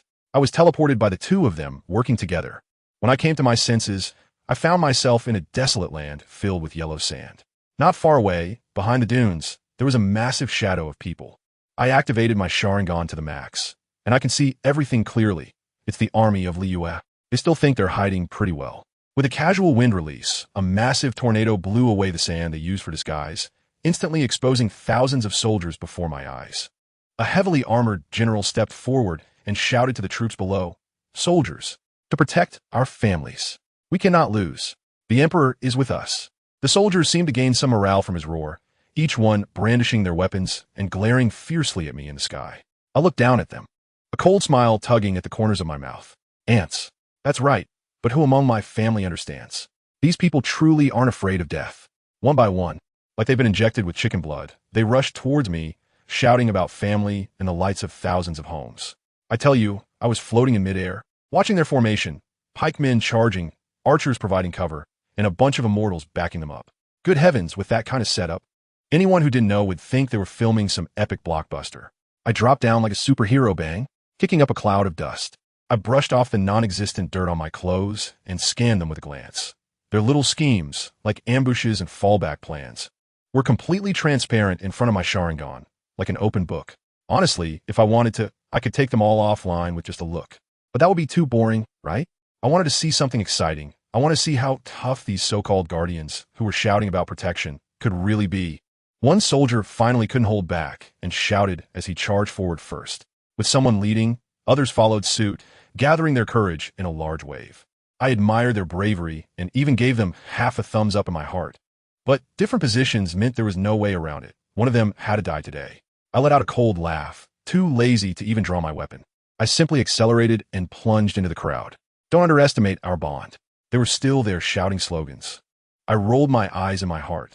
That bond of yours is like a child's play. It will shatter the moment I touch it. I told you. I instantly teleported in front of the guy leading the charge. As he was about to raise his spear, I threw a punch. Just one punch. I directly cracked his skull open. Red and white splattered all over my face, and I didn't even blink. I turned and grabbed another spear that was thrusting toward me. Yanked it hard, and the guy flew over. I raised my foot and kicked him, and just like that, another one was down. I casually took his spear, infused it with some wind attribute chakra, and with a casual swing, the wind blade was faster than a knife. Swish, swish, swish, several people were directly cut in half. The blood mist exploded in an instant, dyeing the entire sandy ground red. My eyes flashed red. I tossed the spear I was holding into the sky, performed a backflip to dodge a barrage of attacks, and then caught the falling spear, now wrapped in dazzling lightning. Without a second thought, I directly threw the spear of the Thunder God. With a crackle, the spear pierced through countless people like a string of candied hawthorn, and then exploded with a bang. A huge thunderstorm ball, folks. Those had turned to ash, and those nearby were all electrocuted, lying on the ground convulsing. I stepped on their corpses, jumped into the air, formed a hand seal with one hand, and puffed up my cheeks. Fire style, great fireball technique. A gigantic fireball, resembling a small sun, smashed into the crowd. The general's eyes turned red as he watched his soldiers disappear like dumplings. He finally panicked and shouted, "Quick! Form the 1,000 rock formation around me." Someone nearby advised him that they weren't familiar with the formation and it was dangerous. He directly cursed back, "Who cares? Can't you see my men are almost all dead?" I couldn't help but laugh at that moment. Was he really trying to rally his troops here? All right, let us see you do it. He raised a token, and golden light burst from all the soldiers, gathering energy like a charging power bank. He was shouting something about 1,000 rock solid, heavy peaks unyielding, and the slogan was quite new. In an instant, a gigantic golden rock general rose from the ground, pointing a long spear at me. Interesting. I complimented him, and then unleashed my ultimate move. Susanoo. Dark purple energy shot up into the sky, first forming a skeleton, then flesh and veins, and finally encased in armor. A purple demon giant, towering over his stone figure, stood up with a massive sword engulfed in black flames. The size difference between us was like an adult fighting a child. The general was dumbfounded, watching his high-tech creation, powered by the entire army, get shattered by my Susanoo with a single strike. As the formation broke, backlash hit him, and he aged several decades in an instant, collapsing to the ground. Victory and defeat decided? Not so fast. Suddenly, a beam of golden light shot down from the sky and crashed into my Susanoo. What the heck? Was this guy trying to give me a massage? I looked down and saw a muscular man with antlers, using his fists to push against my Susanoo. This must be the strongest celestial under Morix, the one called Ishiao Daotian Jinjuan. He was attacking desperately, his fists raining down like a meteor shower, infused with the petrifying power of Morix. But let me tell you, at this speed, he'd take until 2025 to petrify my Susanoo. This was too boring. I directly released my Susanoo and decided to get serious. Fire release. Great fire annihilation. This time it wasn't a fireball. It was a sea of flames. I spewed it out like a fire dragon swallowing the heavens, completely covering the battlefield. The celestial beings below turned pale and hurriedly formed a water shield, desperately spraying water upwards. Water and fire clashed, making the entire battlefield feel like a sauna. Just when they managed to block it and caught their breath, they looked up, and hey, where did I go? I had already used the flying thunder god to teleport behind them. I casually grabbed a celestial being's head, activated my Sharingan, and shouted, "Amaterasu!" Instantly, black flames erupted and engulfed him. The person next to him tried to douse the flames with water, but the fire followed the water and spread. Anyone who got touched was doomed, unable to even scream. At that moment, a man and a woman, both bird-like beings, no wait, winged celestial beings, transformed into two tornadoes, one purple and one red, and charged at me. I turned intangible and let them pass right through me. I quickly snatched a wind blade from them, but just as I was about to use it on them, the weapon shattered with a snap and cut my hand. Learning quickly, huh? The female celestial being named Yifun took the opportunity to fly in front of me, wielding 2 knives and lunging at me. She looked decent, but her eyes were filled with a murderous intent, as if she wanted to swallow me alive. I glared at her as she froze in midair, unable to move. I grabbed her by the neck and lifted her up. Do you want to dance too? Her partner, named Chasing Wind, got anxious and came at me with a halberd. I hardened my arm and blocked it with a clang. He tried to change his move, but I threw the winged fan in my hand like a shield. He hurried to catch his partner, and in that delay, the winged fan had already fainted. He looked at me, his eyes almost spitting fire, compressing all his energy into a red ball, charging at me as if he was ready to take us both down. I took out my flame fan and gently blocked. Uchiha's attack rebounded. Boom! With a loud noise, his own powerful move turned him into a pile of charred remains. As expected, he is useless. The entire venue fell silent, and everyone was in despair. At that moment, a massive sandstorm kicked up in the distance. A white-haired woman, seemingly named Ryun borrowing the wind, true monarch, flew into the sky, released a little bird, and managed to control the sandstorm. She proudly shouted, "No one understands wind elements better than I do." I was almost laughing out loud while listening below. Sister, are you talking about a very new joke? I casually created a spiral shuriken and threw it over. The sandstorm instantly turned around, taking on my shape, and charged towards them. Liyue and that group of Chinyan soldiers were completely dumbfounded. We're being honest. Please let us go. At a critical moment, a black blade of light cleaved through my sandstorm. A girl who looked like a miner, carrying a black sword larger than herself, descended from the sky. This is Sada's sister, Mira. What are you looking at? How rude. She was quite arrogant. Sorry. Please stand up and talk to me. I swatted her away with a fan. She was unconvinced, and her big sword erupted with black light, turning into a 12-meter-long strike. I spread my hand, using Shadow Escape, directly absorbing all her energy attacks cleanly. Then I quickly transformed my Dust Escape into a Dust Escape, Wind Spiral Shuriken, and teleported behind her. This little girl reacted quite quickly, instantly creating several shields. But they were as fragile as paper and shattered upon contact. She retreated frantically, and I upgraded my Dust Escape Spiral Shuriken into a Sage technique. Dust Escape, Wind Spiral Shuriken, and threw it out. Just as she was about to be finished off, countless white flying swords suddenly appeared in the sky, forming a large net that forcibly intercepted and detonated my shuriken. As the smoke from the explosion cleared, a familiar figure, Sad, stood in front of his sister. Are you ultimately going to be my enemy? I looked at him, my voice cold as ice. He didn't speak, just helped his sister up. While I was confronting them, I suddenly sensed a killing intent behind me. An unwise sniper attempted to sneak attack me. I didn't even turn my head. Just as the arrow was about to hit the back of my head, I tilted my head slightly, and whoosh. The arrow flew past my face. I glanced back at him, just a glance, and, good heavens, he was on fire. The black flames consumed him. And despite his wife crying out in anguish beside him, no one could save him. I couldn't care less about the melodrama over there. With a push of my hands, a massive dust release light beam shot towards Sad. At the same time, I created a wooden clone to deal with his sister, Mira. That girl sliced my wooden clone in half with her sword, and as a result, the two halves exploded, turning into countless wooden spikes. The technique of cuttings. She was instantly turned into a porcupine, screaming in pain. Then, the wooden clone clapped its hands. Would release. Birth of the tree world. Countless towering trees burst out of the ground, instantly transforming the entire battlefield into a primeval forest. On Sad's side, he was also blown away by my attack. And as he rolled over, he happened to see his sister covered in blood. Looking again at the sea of trees that was about to completely format Liyue, he couldn't hold it together anymore and shouted frantically, "Morix, where are you?"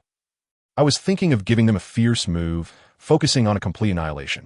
I added another burst of blazing fire, with the fire boosting the tree's power and the trees enhancing the fire's might, turning the entire battlefield into a sea of fiery forest. In this desperate situation, Sad and his sister exchanged a glance and finally decided to merge. The two flew into the air, intertwining their black and white powers, summoning heavenly thunder. In the sky, a massive black and white sword, spanning across the horizon, took shape, carrying a momentum like divine punishment, and struck down with a thunderous roar. The giant sword instantly split my sea of fire forest, leaving a bottomless chasm. And then the terrifying energy contained within the sword erupted completely, forming a massive halo that expanded outward. just when the Qianyan army thought they were doomed. A golden shield suddenly appeared around them, saving their lives. At the center of the explosion, a cataclysmic blast occurred. The noise, let me tell you, was like the sun exploding in your face. The entire forest was instantly engulfed by the sea of fire, and the ground was lifted 3 feet. After the explosion, all that remained was a deep pit. And guess what? In the middle of the ruins, a purple beam of light shot up into the sky. The sky turned dark again, thunder roared, and the oppressive feeling was so intense it felt like it could crush your heart. Then, a giant in purple armor, taller than a mountain, stood there 1,000 meters high, folks. As this thing appeared, the sky darkened. The legendary Susanoo had descended. I was right there in the giant's forehead, watching those 2 little black dots below, and I directly opened my mic to mock them. Are you done? It's my turn now, and let me tell you, that scene is something I'll never forget in my life. That purple giant slowly raised his hand and brought down his sword. That sword wasn't just some sword energy. It was like the sky was falling. The 2 siblings below didn't even have a chance to run and were directly hit. The sword energy rushed past, and the mountains behind them were flattened into plains. Truly a map editor. Those 2 siblings below, they just evaporated. I raised my hand and tossed down a white square, dust release. You know what that means? It cleared the screen. Then I looked up at the sky and called out, Morix, come out. As soon as I finished speaking, a flash of golden light appeared, and my old acquaintance only, no, Morix, showed up in front of me with a dark expression. I couldn't help but laugh and open my arms to him, meaning, look, this is all my doing. I told him, don't blame me. Your vow is just like a dandelion. It disappears with a gust of wind. He didn't say a word and directly conjured a spear in his hand, and my eyes nearly popped out. He was radiating colors, with 5 kinds of elemental power I had never seen before swirling around him, each one pure to the point of being frightening. I understood right away. He had made a deal with the heavenly principles, selling his soul for this power. I laughed at that moment. All right, this makes it easier for me to take you down. I directly charged in with my Susanoo and went for a slash.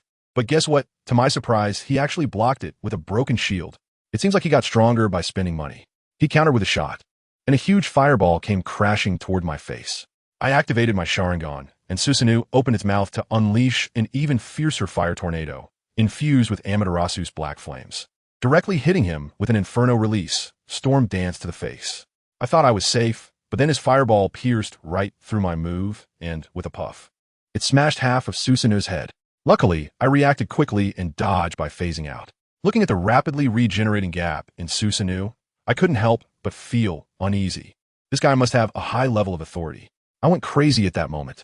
The wings behind Susanoo pulled back, and as I drew the bow and knocked the arrow, a giant arrow wrapped in black Amaterasu flames took shape. I shouted at him, "You don't really think you can win against me relying on the power given by others, do you? Ridiculous." As soon as I finished speaking, the arrow was released. The speed was so fast that it was invisible to the naked eye. Morix knew he couldn't dodge it, so he simply didn't try to evade and transformed the 5 elemental powers into 5 pillars of light surrounding him. And what happened? The arrow collided with the light pillars, and with a loud boom, he was sent flying like a cannonball to the edge of the sky. I immediately spread my wings and chased after him. Once I caught up, without saying a word, I threw all my shuriken and the Yata mirror at him, as if they were homing projectiles, with 9 throwing weapons pursuing him. Just as he activated his shield, the first shuriken tore through it, and the rest of the attacks hit him directly, creating a huge cloud of smoke. But the next second, a bright light flashed, and he appeared unscathed. He was stunned and looked at his hands, saying, "Have I already died once?" I was so angry at that moment. Even if you die 1,000 times, it won't be enough. I immediately created several shadow clones, each with a complete Susanoo, dust release, melt release, magnet release, all kinds of spiral shuriken in different flavors. It was like a buffet. Meanwhile, my main body transformed into the Thunder God form, pouring all my energy into this arrow. I had only one thought. Today, I'm going to shoot a hole in your false sky. Morix looked at the countless giants in the sky, each holding a move that could annihilate him, and he probably started to doubt his life. With a wave of my hand, all the attacks came crashing down. In that instant, the entire continent was shrouded in white light, and then the sky was directly pierced by a purple circular crack, as if glass had shattered, and even space-time was breached. And Morix was completely gone. My eyes were hurting like crazy, so I quickly closed my Sharingan and floated in the air, looking at my masterpiece. After thinking for a moment, I dove straight into the space-time rift. Once I passed through, I found myself above Sky Island, and I sensed that familiar presence roaring in the air. Asmod. Then, I summoned the Outer Path Golem with a flick of my hand and smashed it down hard below. The massive golem startled Asmod for a moment. She waved her hand, and a bunch of black and red blocks rushed up, surprisingly blocking the golem. I understood immediately. This guy has a special affinity for elemental power. But I don't use elemental power. I activated Sage Mode and threw a Rasengan over. As a result, her eyes flashed with golden light, and my orb disappeared into thin air. She teleported to dodge my kick, but was still hit in the face by an invisible force. Flying backward, I was puzzled when suddenly a huge blue ring appeared in the sky. I looked closer and thought, what the heck? Is that the nail of the cold sky? I quickly took the golem into the Kamui space. But then I realized there were no nails outside. It was an illusion. There was also a white figure beside Asmod. It was Istalu, the time ruler. No wonder I couldn't kill her. She was rewinding time on me. It really is like Haino has possessed her, isn't it? I was furious at that moment, so I activated a brief time stop and rushed over, stabbing Istaru with a wooden spike. When the time stop ended, she was immediately pierced by the spike, turning into a hedgehog and shattering into light particles. But before I could catch my breath, a black and red block came crashing down again. Just as I was preparing to endure it, 5 familiar elemental powers suddenly appeared, helping me hold back the cold heaven nail. I turned around and saw Morix again, but he was missing an arm. Was he cosplaying as Yanghua? I was stunned. Are you doing sit-ups, Yang? You're still alive? He told me he actually died again, but time reversal saved him and his mind became clear. He had been controlled by something all along, acting foolishly. Asmod, in the air, laid it all out and admitted she had been manipulating Morix all along. I couldn't help but laugh and mocked her. Is that all you can do after all this time? Saying that, I absorbed all 5 elemental powers from Morix to replenish my strength. While using substitution jutsu and shadow clones to stall Asmod, I looked for an opportunity. Finally, when she was unprepared, I grabbed her by the neck. Using Shinra Tensei and Amaterasu, I directly crushed her body and then threw a seal into the Shinra space. Time reversal? You can go back in my space. Then, I swiftly executed a Susanoo, 0 frame grab, and directly caught the unresponsive Istalu in my hand, snapping her neck on the spot. I thought finally things would be peaceful. But just as I was using Shinra to avoid skills, suddenly, a piercing pain shot through my chest. I looked down and saw a golden spear had pierced right through me. I entered the Shinra space and turned back, completely dumbfounded. The one who stabbed me was actually Morix. One of his eyes had turned into a blue clock eye. I instantly understood. This is a trap. When I threw a Smode into the Divine Might space, Istalu also teleported Morix, who was under her control, in behind me and shot me in the back. The God-slaying spear pierced my body, and I couldn't even gather chakra. What's worse is that Istalu, controlling Morix, walked over to my giant Outer Path Golem, touched it, and, lo and behold, directly refined my Outer Path Golem on the spot. The 5 elemental powers within me were all sucked back. As the light faded, Morix transformed into a giant dragon radiating a myriad of colors, coiling in my Divine Might space. A Smode's figure appeared, exclaiming, "We have recreated Nibelungen." She looked at me, unable to move, and sneered, "Do you still want to resist?" The black dragon opened its mouth, and a pure white sphere of light began to gather. As I gazed at that world-destroying light, I felt myself being completely plunged into another pure white space. The spear still remained in me, causing excruciating pain.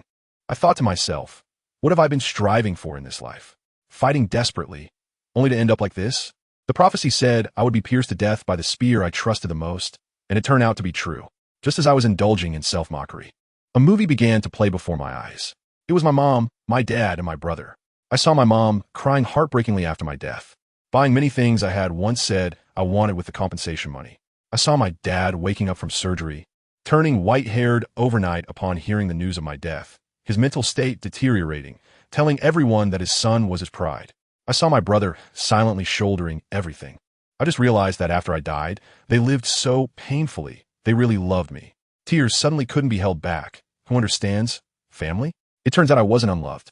The scene shifted, and the figure of Di Wudwa appeared. This guy was squatting in the old place where he first met Andugia, looking at the sea, mumbling to himself. Let me tell you, his expression at that time was as if he had an epiphany, suddenly turning his head to the bewildered Nanning beside him and saying, "Brother, I think I understand. Family is the people I care about the most." When I thought about it, I realized I really care about you. Wow, that sudden confession.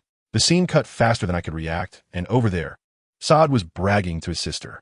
"I tell you, that guy Gunglan is simply a genius." His sister asked if he was really that amazing, and Saad immediately launched into a lengthy essay mode, finally concluding. He is the big brother I want to follow for a lifetime. The camera swayed again, returning to that ice and snow castle. Oh my, who understands? Indugia's little face was so downcast that her tail was dragging on the ground, and she looked like a puddle of melted snow. Bronya tried to cheer her up, but it was useless. At that moment, Cocolia came over, squatted down, and gently stroked her head. Baby, what's wrong? When Indugia spoke, her voice was choked with tears. Gumlan, he doesn't want me anymore. She tried hard to hold back, but the tears just wouldn't listen.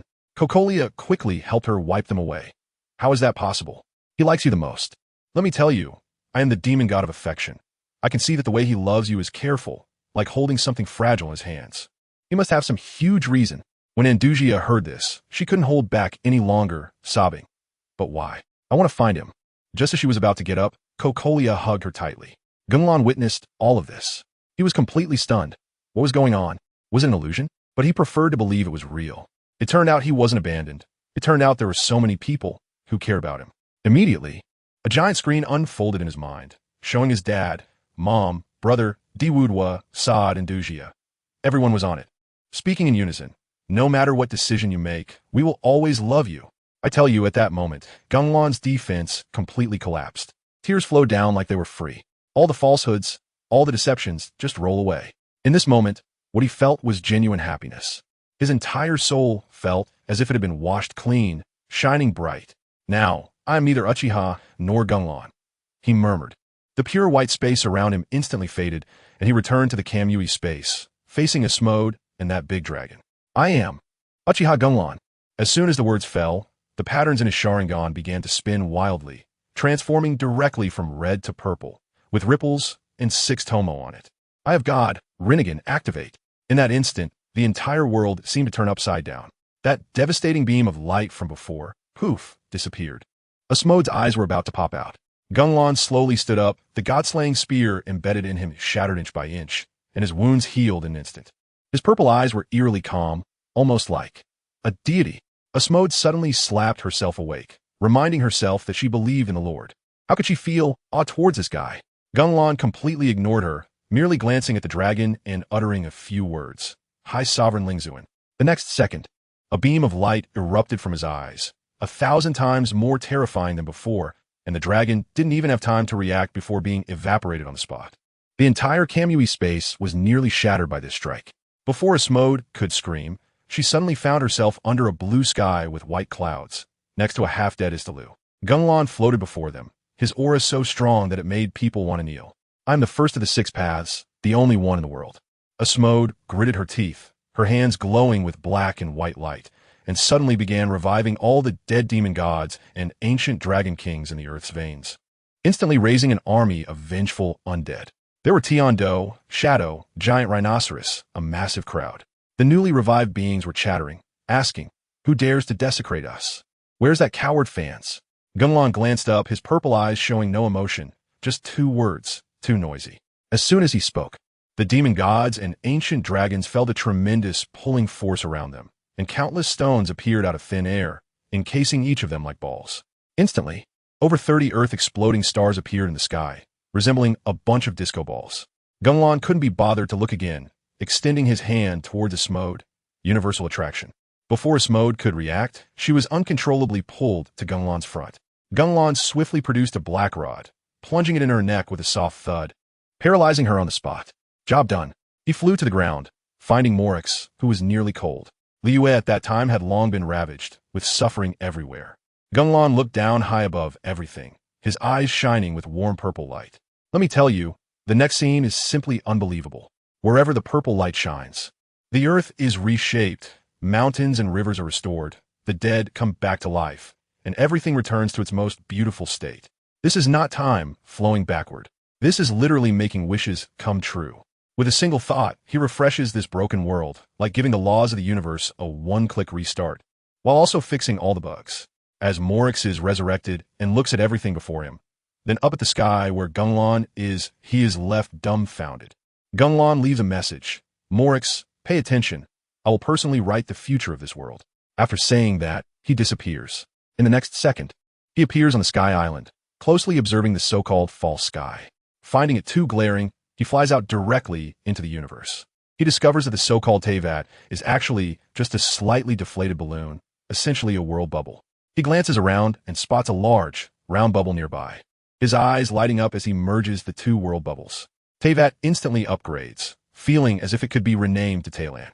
Just then, an enormous starry sky dragon appears, its size resembling a galaxy. As it opens its mouth, information directly transmits to Genglan's mind. Oh, that coward Fanes finally sent someone out? Perfect, let them be my food. Genglan shakes his head, his hair turning white strand by strand, and he dons a white long robe with a hooked jade. I said, I'm the strongest in this world. The scene shifts to a branch of the Interstellar Peace Company. Director, we have discovered a brand new star system. Oh, tell me more. This star system is very strange. There are billions of star systems around it, but in the middle, there's just a tiny planet. Has the exploration team gone? Yes. Director, we witnessed the birth of a new star god. Thus, Genglan officially steps out of Teyvat. After he leaves, the power he left behind begins to quietly change everything. In Mondstadt, a guy named Barbados, who just lost a friend, is still in shock when he is suddenly hit by the aftermath of the previous battle and inexplicably comes back to life. In Liyue, the resurrected Qinyin army embraces each other, crying like koalas hanging on Morix. In Inazuma, Raiden Shogun opens her eyes to find that her sister and friends are all alive and well. In Susanoo, the flower god, the Crimson King, and the Great Mercy Tree King all witness this incredible scene.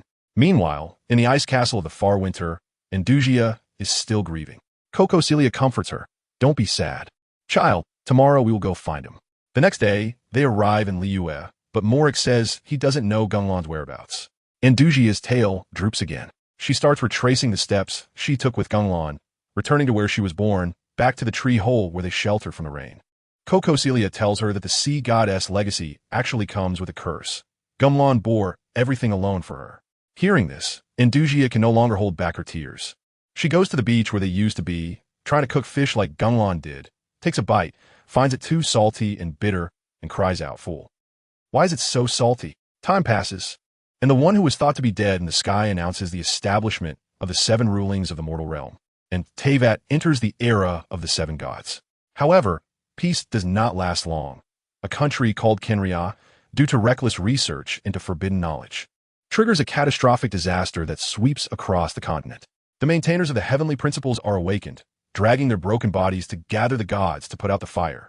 Just as the Great Mercy Tree King of Susanoo is ready to sacrifice herself to purify the world tree, the kunai left by Genglan on her body glows. She infuses elemental power, and a semi-transparent Genglan avatar appears. Booer excitedly tells her about the current situation and how Indujia has been looking for him all this time. The Genglan avatar, upon hearing this, pauses for a moment, then scoffs. Sacrifice? No need. With a single thought, he splits off several more avatars and simultaneously disappears, sending them to various places on the continent to provide disaster relief. The one left behind glances at the pile of forbidden filth within the world tree, and with a glare from his reincarnation eye, he declares, "Done." Huh? The Great Mercy Tree King looks over in disbelief. No way, it's all gone. Just like that. This is simply a physical cheat, officially recognized as the ultimate skill issue. Meanwhile, on the main battlefield of Kenria, the 5 gods are overwhelmed by a beast tide. One of Genglan's avatars directly descends, raising his hand to unleash a super divine strike, the invisible repulsive force instantly spreading and sending the 5 gods and all monsters flying. When Indujia receives the news, she frantically transforms into her dragon form, crossing countless mountains, and finally senses a familiar aura halfway there. She rushes over, but is blocked by a gigantic purple skeletal arm. "Susanoo, it's Genglan. Genglan," she cries out. The avatar turns to glance at her, leaving a message to go to Kenria before disappearing. At the same time, in Mondstadt, Liyue, Inazuma, in various countries of Teyvat, a towering purple giant appears, instantly defeating all invading monsters, and the people of each country immediately deify him, with titles like Emperor, Amaterasu, Heavenly Deity, each more resounding than the last. By the time Indujia desperately arrives in Kenria, the war has already ended. The land is leveled, and Genglan's avatar stands quietly there. "Genglan," she trembles, reaching out her hand. "Can you come back?" The avatar slowly turns to face her. "I'm sorry, but we will eventually reunite." After saying this, he transforms into light and dissipates. Thus, the Kenria incident comes to a perfect conclusion. 1,000 years later in Teyvat, Sister Indujia, You must not have tried the snacks in Liyue Harbor, right? Let us go. A golden-haired girl with fox ears pulls along a cold-looking lady in winter military attire with blue and white horns, jumping happily at the dock. Meanwhile, in Blue Star, on September 28th, 2020, a content creator named Jar is scrolling through videos out of boredom. Let me tell you, friends, there hasn't been a decent new show recently. He casually clicks on a game PV called Genshin Impact. Oh, Mihoyo's new creation? Let us see what they can come up with. As the video begins, a cool, young voice rings out. We never got to say goodbye, so I won't treat it as a farewell. Jar glances at the description and sees a bunch of region and character names, finally spotting a strange name. Lon? Voiced by? No, he doesn't think much of it and continues watching the video. Dainsleif recites a bunch of riddles. Then the twins Ether and Lumen appear, followed by the giant dragon of Mondstadt, the assassination in Liyue, and character after character makes their entrance. Dialek, Ningguang, Kamisato Ayaka, and the comments and various live streams explode. Jar is engrossed in watching, but by the end of the PV, when the words Genshin Impact appear, he still hasn't seen the character named Lon. Wait, where's Lon? Who is this? A production staff member? Just as he is puzzled, the video goes black, and Dane says one last line, "My memories have worn away too much. But I still remember she also liked these flowers. My memory has worn down too much, but I still remember that she liked these flowers too." But seriously, some things are like wild grass. You never expect them to go viral overnight. Let me tell you, just a few days before Genshin Impact launched, I was on a live stream of a streamer called Kanzi, watching him refresh the last PV, which was that Footprints one. The PV itself was already explosive, but halfway through, suddenly a new voice came in, a male voice that was so clear and clean, you could tell it belonged to a handsome guy. Kanzi immediately rewound to listen again, and the bullet comments went crazy, all asking who this voice actor was. Then, one comment said, "Streamer, listen to the last line in Japanese from Erasure. It's amazing." Of course, Kanzi had to give it a try. When he switched, everything was still normal, and the voice was top-notch, but at the last line, that guy gently said, "Ghana, I told you." The Jar was stunned on the spot, and then the progress bar quickly pulled back. Listening again, Ghana. In the next second, this guy directly showed an expression as if his soul had been taken away, mumbling, "Wow, Ghana, that voice is simply soul-stirring." Goodness, the bullet comments went crazy. Full of? And wow. Just with that one line, the term Ghana shot to the top of the trending searches, and the whole internet was imitating it. The scene was simply the electronic ascension classic of 2025. Who understands, right? However, while we were going crazy over a voice line in the world of Teyvat, the real center of the storm, our protagonist, Geng Lan, had just returned home. The scene switched to Liyue. A little kid was about to be hit by an out-of-control cart, but in the next second, he was moved to the side, unharmed. Not far away, a handsome white-haired guy dressed in a luxurious version of the Akatsuki black robe satisfiedly withdrew his gaze. This guy is our protagonist, Uchiha Geng Lan. After wandering outside for over 3,000 years, he finally returned home. His appearance, with long white hair that fades to purple and golden eyes with emerald green pupils, looks absolutely stunning, as if he had a beauty filter on. Suddenly, a virtual screen popped up in front of him. Strongest popularity system. Wishing you to become the most popular character. Geng Lan was speechless at the moment, thinking, dude, look at my current panel. Do I need you?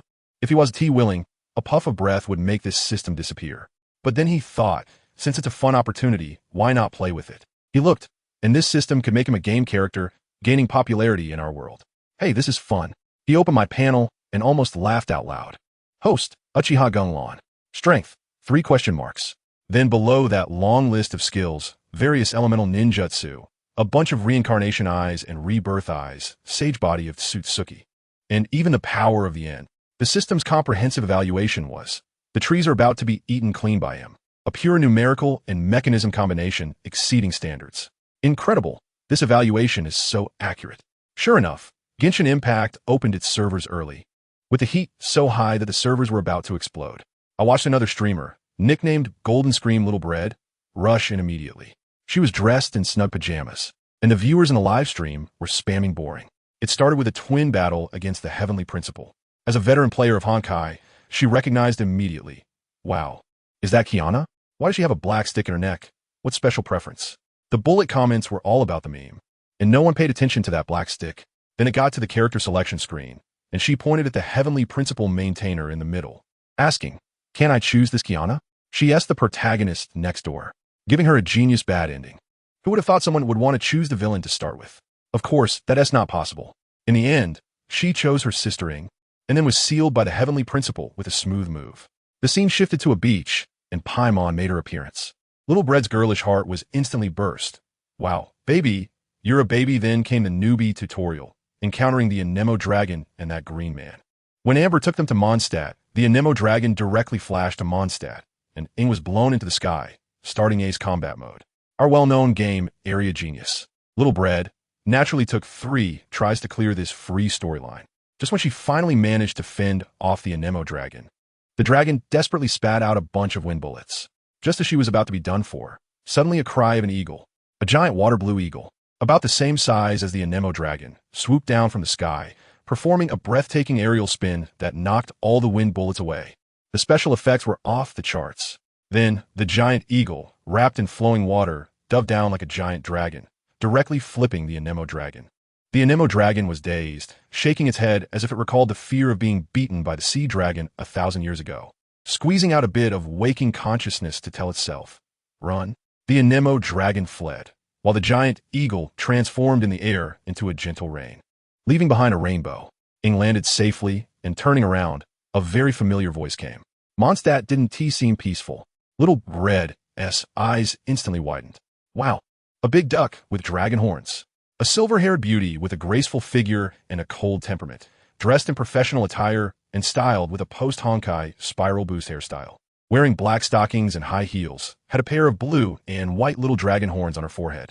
Little Bread stood up from her chair, excited to the point that the buttons of her pajamas were about to burst. This modeling is so beautiful. She looked at the all-new Bronya on the screen, nearly drooling.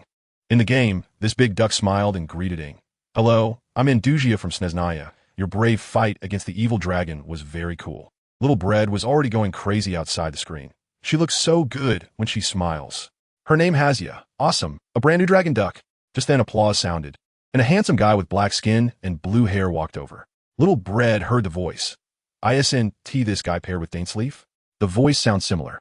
Kaya first explained to Andusia that the knights had neglected something, and Andusia politely replied that it was none of their business, then walked away. After Amber rushed over, Paimon curiously asked who that beautiful sister was. "Amber, how you guys don't know this?" Expression. "She asked the deputy mayor of Snezhnaya." "What? The deputy mayor?" Paimon's mouth dropped wide enough to fit an egg. Little Bread was also surprised. Is the deputy mayor that strong?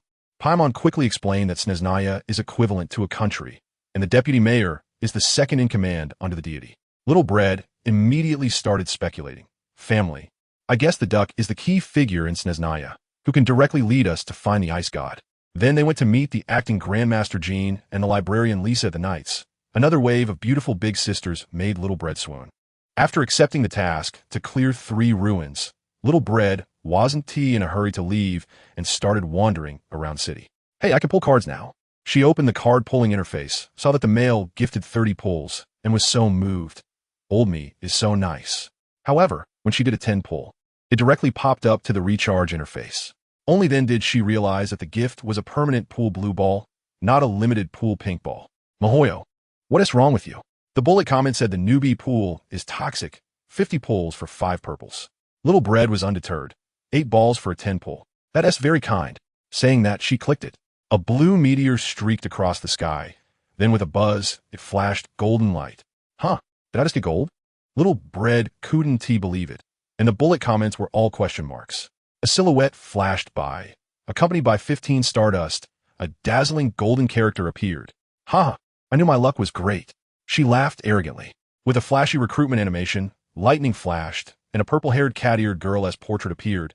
5 stars lit up. Kaching stood out prominently. Wow, she can create clones. That's so strong. Little Bread excitedly flailed her arms. The livestream chat was filled with envious voices. Immediately after, a purple light flashed and a 4-star spear, Raiden, was also pulled.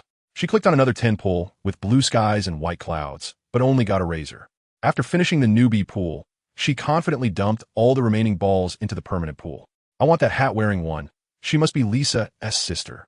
However, besides a purple catalyst called Zhao Xing, the rest were all 3-star junk, and that catalyst even came out 3 times. 3 Zhao Xings? It should be called heart-wrenching.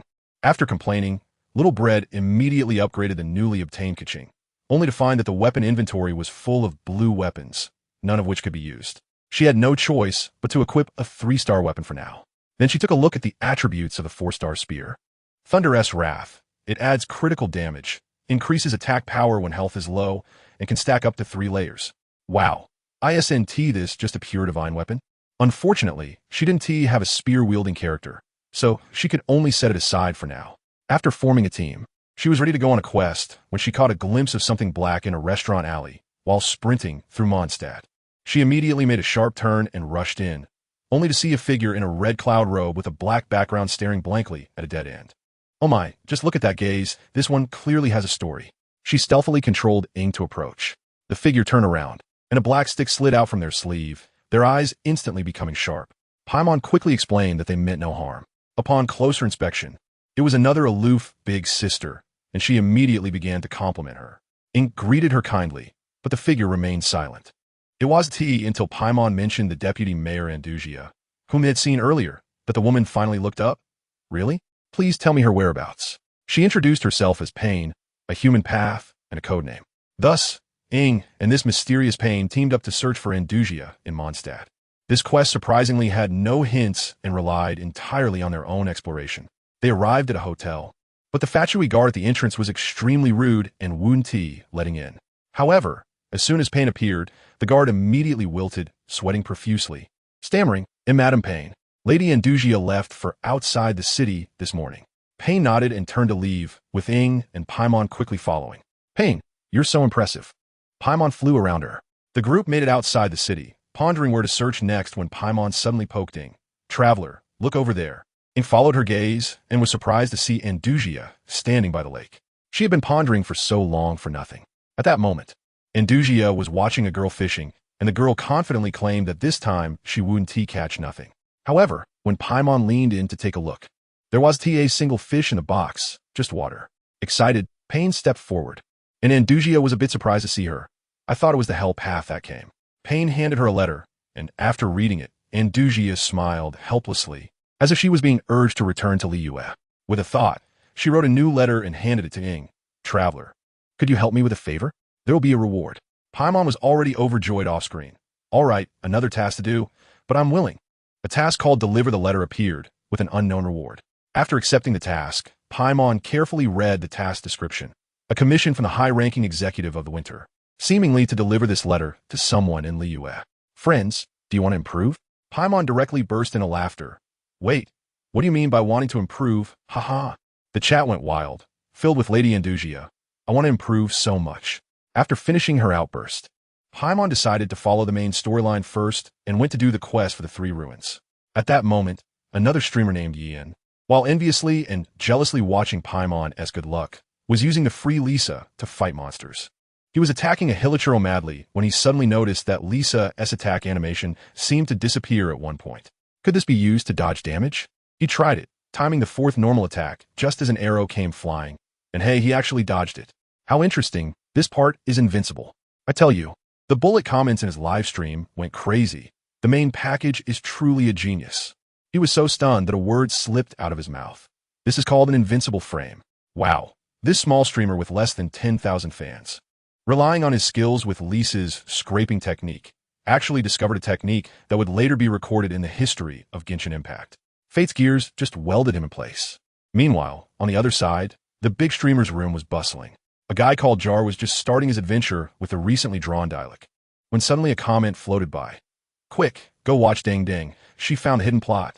Jar didn't believe it at first, but when he clicked in, he was shocked to see Deng Deng passionately explaining how she wandered around the city, bumped into an older sister claiming to be human path Pain, and then followed her to meet a silver-haired beauty named Andusia, where she received a mysterious quest.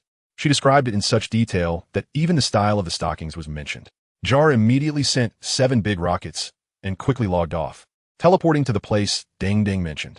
Upon seeing that Pain, his eyes went wide. Wow, this modeling is top-notch. Back to Deng Deng. She simply completed a few ruined quests and returned to the Knight's headquarters to report, finally free of worries. While wandering around the city, Paimon suddenly pointed at a fast-running guy in a green hat and said, Hey, isn't that the poem of Cup? The comments quickly corrected. Main package. That's called the Cup poem. Deng Deng smiled and followed him, and before she knew it, she arrived under the statue of the Anemo god.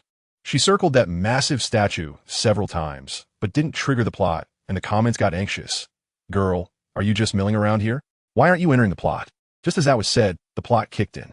Vinny began to recite a poem, telling the story of the wind dragon, Storm Terror, and basically said that Storm Terror was originally a good dragon who fought against two evil dragons to protect Mondstadt. But then a ruthless character named the Emperor descended from the sky, shot one with a light arrow, and severely injured the other. The remaining dragon was a toxic dragon that, before dying, self-destructed and poisoned Storm Terror, which also affected the Anemo god, and both went to sleep. I was curious. Who is this Emperor? So fierce? After Vinny finished singing, Ding Ding approached to talk, and Vinny said this story was true, adding that since they scared the dragon away, they had to help. Ding Ding saw Vinny's white silk legs, and without thinking agreed. Sure, whatever my little sister says, I will do. Then a comment popped up. Main package. Vinny is a boy. Ding Ding was instantly petrified. What? This adorable character is actually a boy? Wow, little boy. Then Vinny took them to the church to borrow a harp, but was ruthlessly rejected by the nun. Vinny's eyes twinkled, and he said, Hey, I have an idea, let's steal it. Ding Ding was completely taken in. Then began the large-scale series 8 Ways to Fail at Stealing a Harp, failing a total of 8 times. Ding Ding was so frustrated that her mindset exploded. Just after yelling at the screen, Your mocking days are over. She was about to reach the harp when a purple light flashed, and a lightning sorcerer jumped out, grinning and snatching the harp away. Ding Ding was instantly furious, almost smashing her keyboard. While all this chaos was happening in Mondstadt, in Liyue, the mysterious Genglan was already using Ningguang's permit to start building. Keqing watched from the side, puzzled, thinking, who is this guy? Did the Emperor send him a dream? How could that be? He even took my good friend's soul. Just as she was thinking, Genglan's dog, which looked like armor, with its claws hovering in the air, dropped the kunai in front of her, with the words lightning rain written on it. Just as Keqing picked up the kunai, she looked up and Genglan was gone. The scene shifted back to Ding Ding. After failing to steal the harp, she was treated as a thief, and the main character, Lumen, took off running, bursting into Dialec's Angel's Share Tavern in a flash of sparks. Then came the classic meeting. As soon as Dialec heard it was to fight Storm Terror, he joined without hesitation. Soon after, the acting Grandmaster also arrived. Finally, let me tell you, the heavyweight came, that big sister Indugia also came down from the stairs with a high glass. Wow. The dragon-slaying team was formed on the spot. The production team even abstractly introduced each character with a stand-in description, like Dialec's Dawn, Jean's Hierarch, and Vinny's Ae. Seeing Paimon, who was small, take a step up in the air and proudly lift her head made me laugh so hard I almost hit the table. This spirit, I can only say, is food grade. The team was formed, everyone split up to act, and easily infiltrated the Fatui's base to retrieve the sky harp. Just as they exited, a figure in a black robe with red clouds and glowing red eyes silently appeared behind them. Fortunately, there was no real danger. Everyone brought the harp to the Dawn Winery, where Vinny dripped a few drops of divine power to fix the harp. Ding Ding, seeing everything was ready, excitedly shouted, Charge! Fight the dragon and eat dragon meat. The group arrived at Starfall Valley, and Vinny played the harp, summoning Storm Terror. Wow, it was huge. Just as they were about to exchange feelings, an Abyss Mage jumped out, and in a flash, darkened the sky harp. Storm Terror was furious, and the Abyss Mage attempted to control him with Abyss power, but Storm Terror roared and flew away. In the end, the perspective shifted to our main character's brother, Ether, who was standing with several Abyss Mages and was even called Your Majesty. He looked at a black hexagram mark on his arm, and a beautifully handsome male voice echoed in his mind. The mark of the flying Raijin will never disappear. The comment said this voice was that handsome guy from before. Oh no, I feel like I'm going to fall in love with a voice. Then, the dragon-slaying team charged into the ruins of the Wind Dragon. Ding Ding solved the puzzle for a long time and finally entered the dungeon. I tell you, her gameplay was simply far ahead in the field of esports, reverse style. Once in battle, she was knocked away by the dragon's dive, scrambling around holding her head, switching to Keqing's scrape, hitting a whopping 214 damage, only to be instantly killed by the dragon's breath. Her scream at that moment was, ah, my Keqing. Then it was healing, switching characters, dying again, healing again, pure chaos. After finally knocking the dragon down, she climbed onto its neck and started attacking its hide, but the comments couldn't take it anymore. Main package hit that purple spike. She responded with a huh, and crawled over to slash once, and the dragon woke up. But guess what happened in the plot? It was explosive. Dialect unleashed a fiery bird, and Jean blew the enemies away with a dragon slash, but it didn't do much. Just when Storm Terror was about to unleash his ultimate move, and it looked like they would all be wiped out, Inazuma, oh my god, finally made her move. She directly walked through the air, casually unleashed a move, and a gigantic water mirror appeared in the sky. Then a whale larger than Storm Terror swam out. Family, who understands? That scene, that BGM, I got goosebumps all over. The giant whale shot a water cannon, shattering the poison spike on the dragon's neck. And what about Geng? After losing another Lisa and eating all the sweet madams, she finally relied on Kaching's last bit of health, executed a stylish sword strike, and like lightning, stabbed the poison spike, finally taking down the dragon. She slumped back in her gaming chair, completely exhausted. After the battle, it was a happy ending. Vinny purified Storm Terror with divine power, and the two dragons reconciled in the sky and flew away. It was so heartwarming. But Geng was puzzled. Hey, where's my duck? Why isn't she on the dragon's back? Sure enough, as the scene shifted, wow, Inazuma was hanging alone in the air, with 3 abyss mages appearing behind her. Without even raising an eyelid, she summoned a water dragon that instantly took them out. So cool, I have to use this image as my wallpaper. Once this matter is settled and the dragon disaster comes to an end, everyone returns to the church to prepare to return the sky harp. The leader of the music troupe also introduced us to Barbara, yet another adorable girl in white stockings, whose eyes lit up. She was just about to say that the harp was for your sister when suddenly she exchanged a glance with Wendy, and their expressions froze. I immediately realized that it was over. Wasn't that harp damaged by Decarabian's roar? But guess what happened next? As soon as Barbara got the harp, her expression, I tell you, my toes practically dug a 3-room apartment into the church floor. She was there saying, Lord Barbados, dear sister, isn't the Anemo Archon just pretending in front of you? Wendy, that little rascal, couldn't take it anymore. He took the harp, a flash of green light in his hand, and just like that, the harp looked brand new. He handed the harp back to Barbara, pretending to be cool, saying, my spell won't last long. Let's get out of here. I couldn't help but laugh. Only Barbara's world was hurt, but I never expected the next one to be Wendy himself. As soon as we ran out of the church, bam, 2 dark shadows emerged from the ground and charged straight at Wendy. Lumen reacted incredibly fast, kicking one and sending those 2 fire debt collectors flying. But right after that, a pair of domineering high heels landed with a click, a snap of fingers, and another shadow appeared, moving at an unbelievable speed, kicking Lumen 10 meters away. I hadn't even had a chance to scream when that shadow landed a punch right in Wendy's stomach, and Wendy immediately curled up like a shrimp.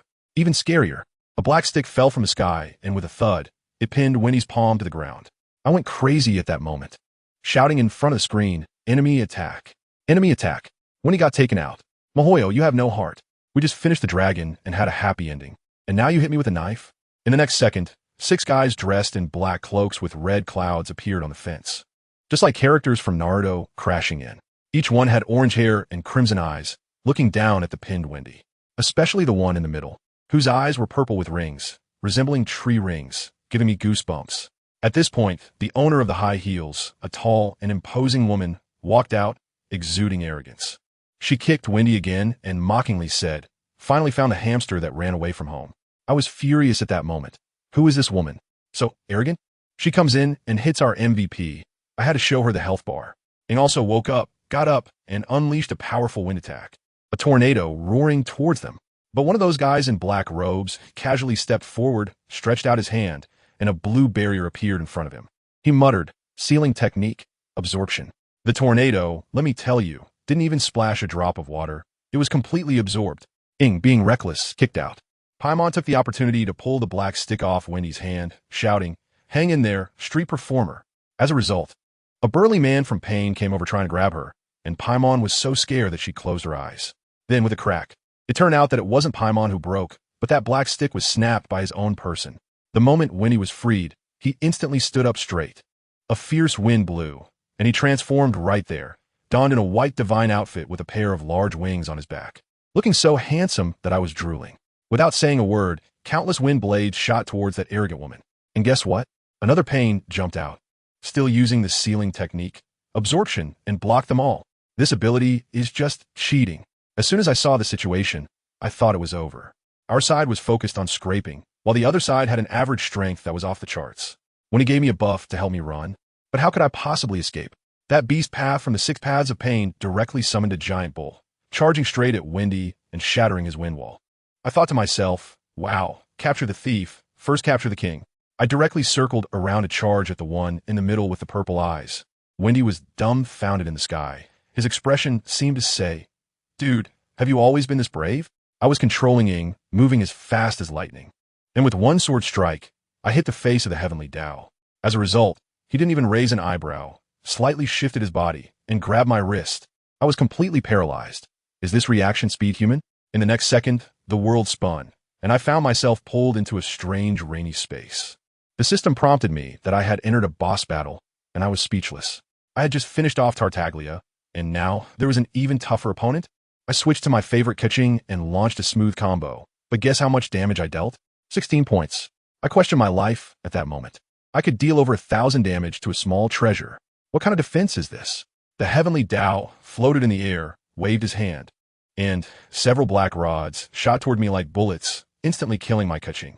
I switched to Lisa, and with one vanishing point, he directly sucked me into the sky and made me fall to my death. Noel activated a shield, and it shattered in a second. Kia fared even worse. He floated in the air, and I couldn't even hit him. The barrage was filled with comments saying this was a scripted death, unbeatable. I refused to believe it. And using Keqing, I teleported right in front of him, scratched him a couple of times, and then he sent me flying with a Shinra Tensei, resulting in my immediate demise. All four of my characters were effortlessly taken out one by him. The game entered a cutscene, with Ying sprawled on the ground. Her bones nearly shattered. The heavenly Tao coldly walked up to her, raised a black rod in his hand, and aimed it at her head. He spoke with no hint of emotion. I am pain. I am God. I watched as that black rod was about to come down, thinking it was over. Was I going to have to reload? Just at that critical moment, the black rod stopped. The camera shifted, revealing a white-haired man in a black robe who, I don't know when, appeared next to the heavenly Tao and casually grabbed the deadly black rod with one hand. The camera focused on his face. And I have to tell you, that face was so handsome, I almost screamed in the live stream. Mihoyo's art team is divine. For the first time, the heavenly Tao's eternally expressionless iceberg face showed a look of shock. The white-haired handsome guy, I later learned was named Geng, teased with a smile. Sorry, but I can't let you succeed. The heavenly Tao seemed to recognize him, without saying a word, abandoned the black rod, and retreated at light speed, unleashing a zero-frame Shinra Tensei. And guess what happened? Geng didn't even draw his sword. He simply thrust the black-red sheath forward, and that world-destroying shockwave hit an invisible wall, instantly dissipating into nothing. Wow, this sense of security, this intensity, this good looks. I decided on the spot that I wouldn't look for my brother anymore. I would directly throw myself at him. Geng walked over to me, green light emanating from his hand, and with a gentle touch, I was fully revived. I stood up and looked up. Wow. This height, these long legs, model level. I immediately fell for him, Mom. I'm in love. It seems Geng knows that Tian Dao. He's sending out of that illusion space. And I still hadn't seen enough. When I opened my eyes again, I found myself back at the church entrance, where Winnie had already been pinned to the ground and rubbed by 5 Pain and that woman.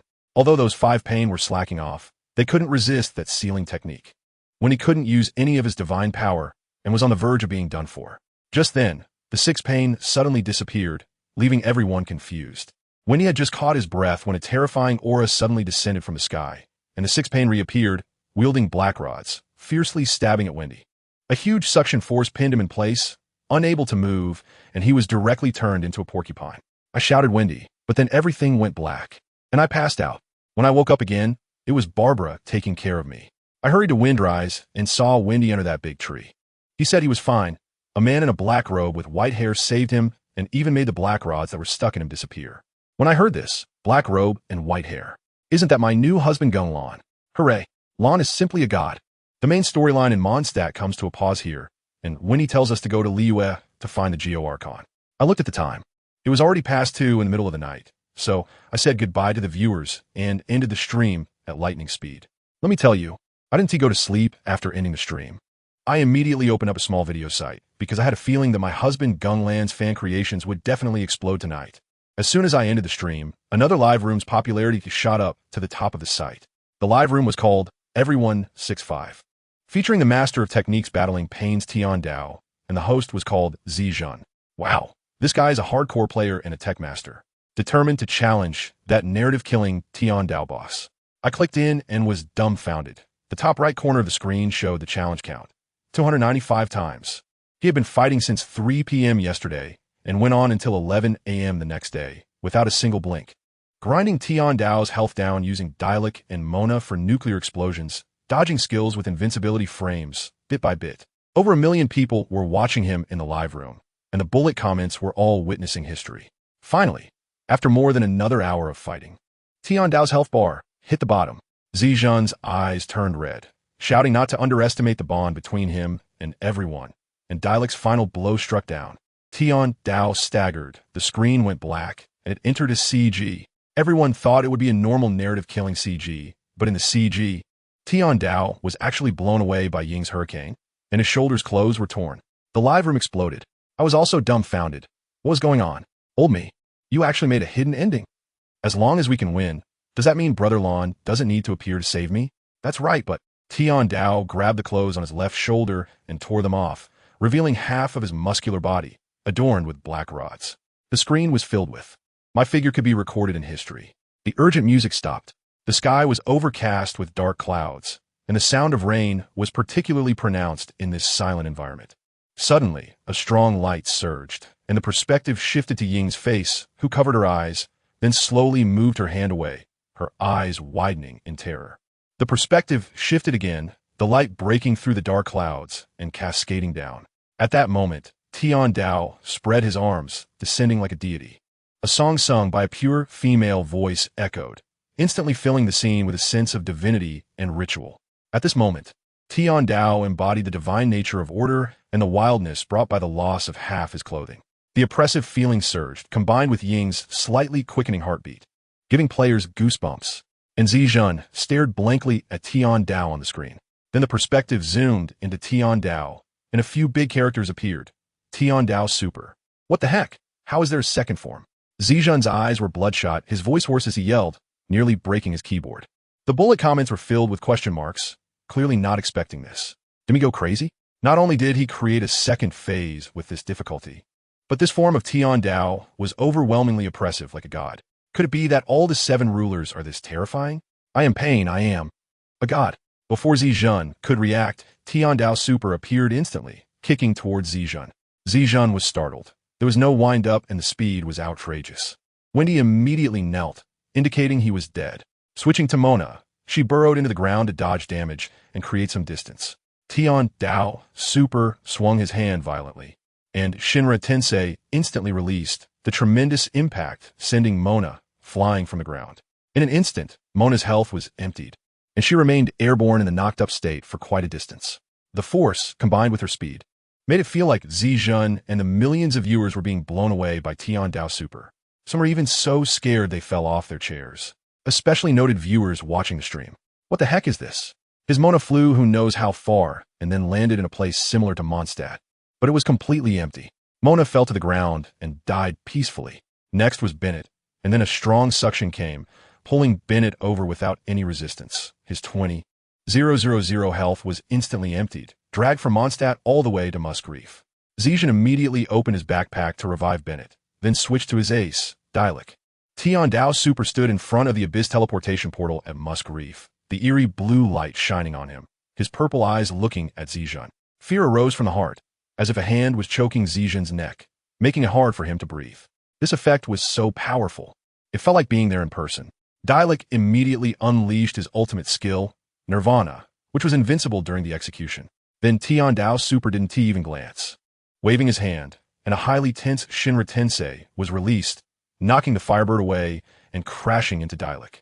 After eating his own Firebird, Dialect's health was emptied as he fell to the ground. Now only the just-revived Bennett remained, and Zijun stared at the screen in disbelief, his body trembling uncontrollably. He wanted to shout loudly, but he couldn't make a sound, only shaking incessantly, the effects of hours of concentration washing over him. He immediately lay back in his gaming chair, gasping heavily. The bullet comments were all discussing this outrageous scene. Tiandao was too strong, too terrifying, unbeatable. Even if they risked their lives to defeat the first phase, there was an even more terrifying second phase. The officials were truly determined to make it impossible for players to pass. Even if Zijun didn't team make it through, he still gained the recognition of millions. He had already won, and from now on, he would definitely become famous. Although Zijun could no longer watch, The game screen continued. After Winnie died, it entered another CG. Tian Dao, Super, looked down at Ing, who was lying on the ground, uncertain of her fate, slowly rising into the sky, raising his hands high. The light illuminated him. The perspective moved to a top-down view of the entire Mondstadt region. Feel the pain, understand the pain. The camera shifted again to his wave-patterned eyes. And then, endless Shinra Tensei expanded. A massive sphere, accompanied by a terrifying sense of oppression, crashed down. In an instant, the heavens and the earth collapsed. The ground began to crack wildly, an unstoppable force spreading outward from the center, leaving destruction in its wake. The terrifying power affected everything around, as if it were about to destroy the entire world. When the attack ended, Tian Dao, Chao, quietly floated in the air, still maintaining that perspective of overlooking the scene. But the Mondstadt before him had completely vanished, replaced by an enormous pit, as if it had been forcibly pushed out by some immense force. The area stretched roughly from the sea near the Wind Dragon ruins all the way to the small island of Time's Wind. The screen fell silent. This terrifying ability and display had rendered them speechless. From then on, the term Chao Gu would become renowned throughout the world. But it wasn't over yet. In an instant, everything around returned to the initial scene. Yet Tian Dao, Chao remained the same. A blue flash appeared, and a young man in a black robe with white hair emerged, placing the unconscious yellow-haired figure under his arm onto the ground. What followed was the familiar standoff, just like before, but with a different image of Tian Dao Chao. Then, the screen transitioned from a blank display to a large group of LanUses, flooding the screen, overwhelming viewers with so many comments that many could hardly recognize the character Lan anymore. Meanwhile, Geng Lan, who was at Liyue, was building houses and playing with his bleeding dog. Out of boredom, he opened his panel and noticed that the popularity points of 778566663 stood out remarkably. Looking at the contribution list, he found Diwu Duo leading by a wide margin and couldn't help but ponder what his shadow clone had said to Diwu Duo. He moved to the shop. What should he buy? Oh, right, a collar for you, that'd be nice. He patted the bleeding dog. In fact, this bleeding dog was the consciousness of the Outer Path's magic statue, later retrieved from Nibelungen 2. 0 later, when Geng Lan used the tree of imaginary numbers to nurture the 10 tails, the consciousness detached. It was placed inside a golden king beast and subsequently shrunk down. Chapter 13. Leisurely stroll in the mortal world. Geng Lan watched the workers at the construction site, then glanced to one side. There sat a purple-haired girl on a chair under a shed, carefully examining the flying Raijin Kanai she had given. Beside her was a blonde girl with fox ears, crouching down to groom a small orange fox, which had a black tuft of fur. Oddly, this fox had 9 tails. Minglu, what does Mr. Lan do for a living? Keqing asked, looking at Minglu. Well, he's kind of a traveler, you know, wandering around. Really? Just then, Geng Lan walked over, holding 2 bottles of strange drinks. Try this. He handed the 2 bottles to the 2 girls. Keqing looked at the black, mysterious liquid in her hand with suspicion, then glanced at Geng Lan, who wore an innocent smile. Meanwhile, Minglu trusted Geng Lan and immediately opened the cap, and with a fizzing sound, she gulped it down. Wow, this is delicious, Minglu exclaimed. Her ears perked up, completely captivated by this exotic drink in an era of tea. Keqing, still dubious, shook her bottle, and sure enough, it made a fizzing sound. Geng Lan observed Keqing's actions, seeming to have guessed something already. Keqing twisted off the cap, and a rush of air burst from the bottle, instantly spraying foam and cola everywhere, leaving her bewildered with cola all over her face. She quickly moved the drink away, looking at her damp clothes and the puddle of cola on the ground. Oh no, why did it spray?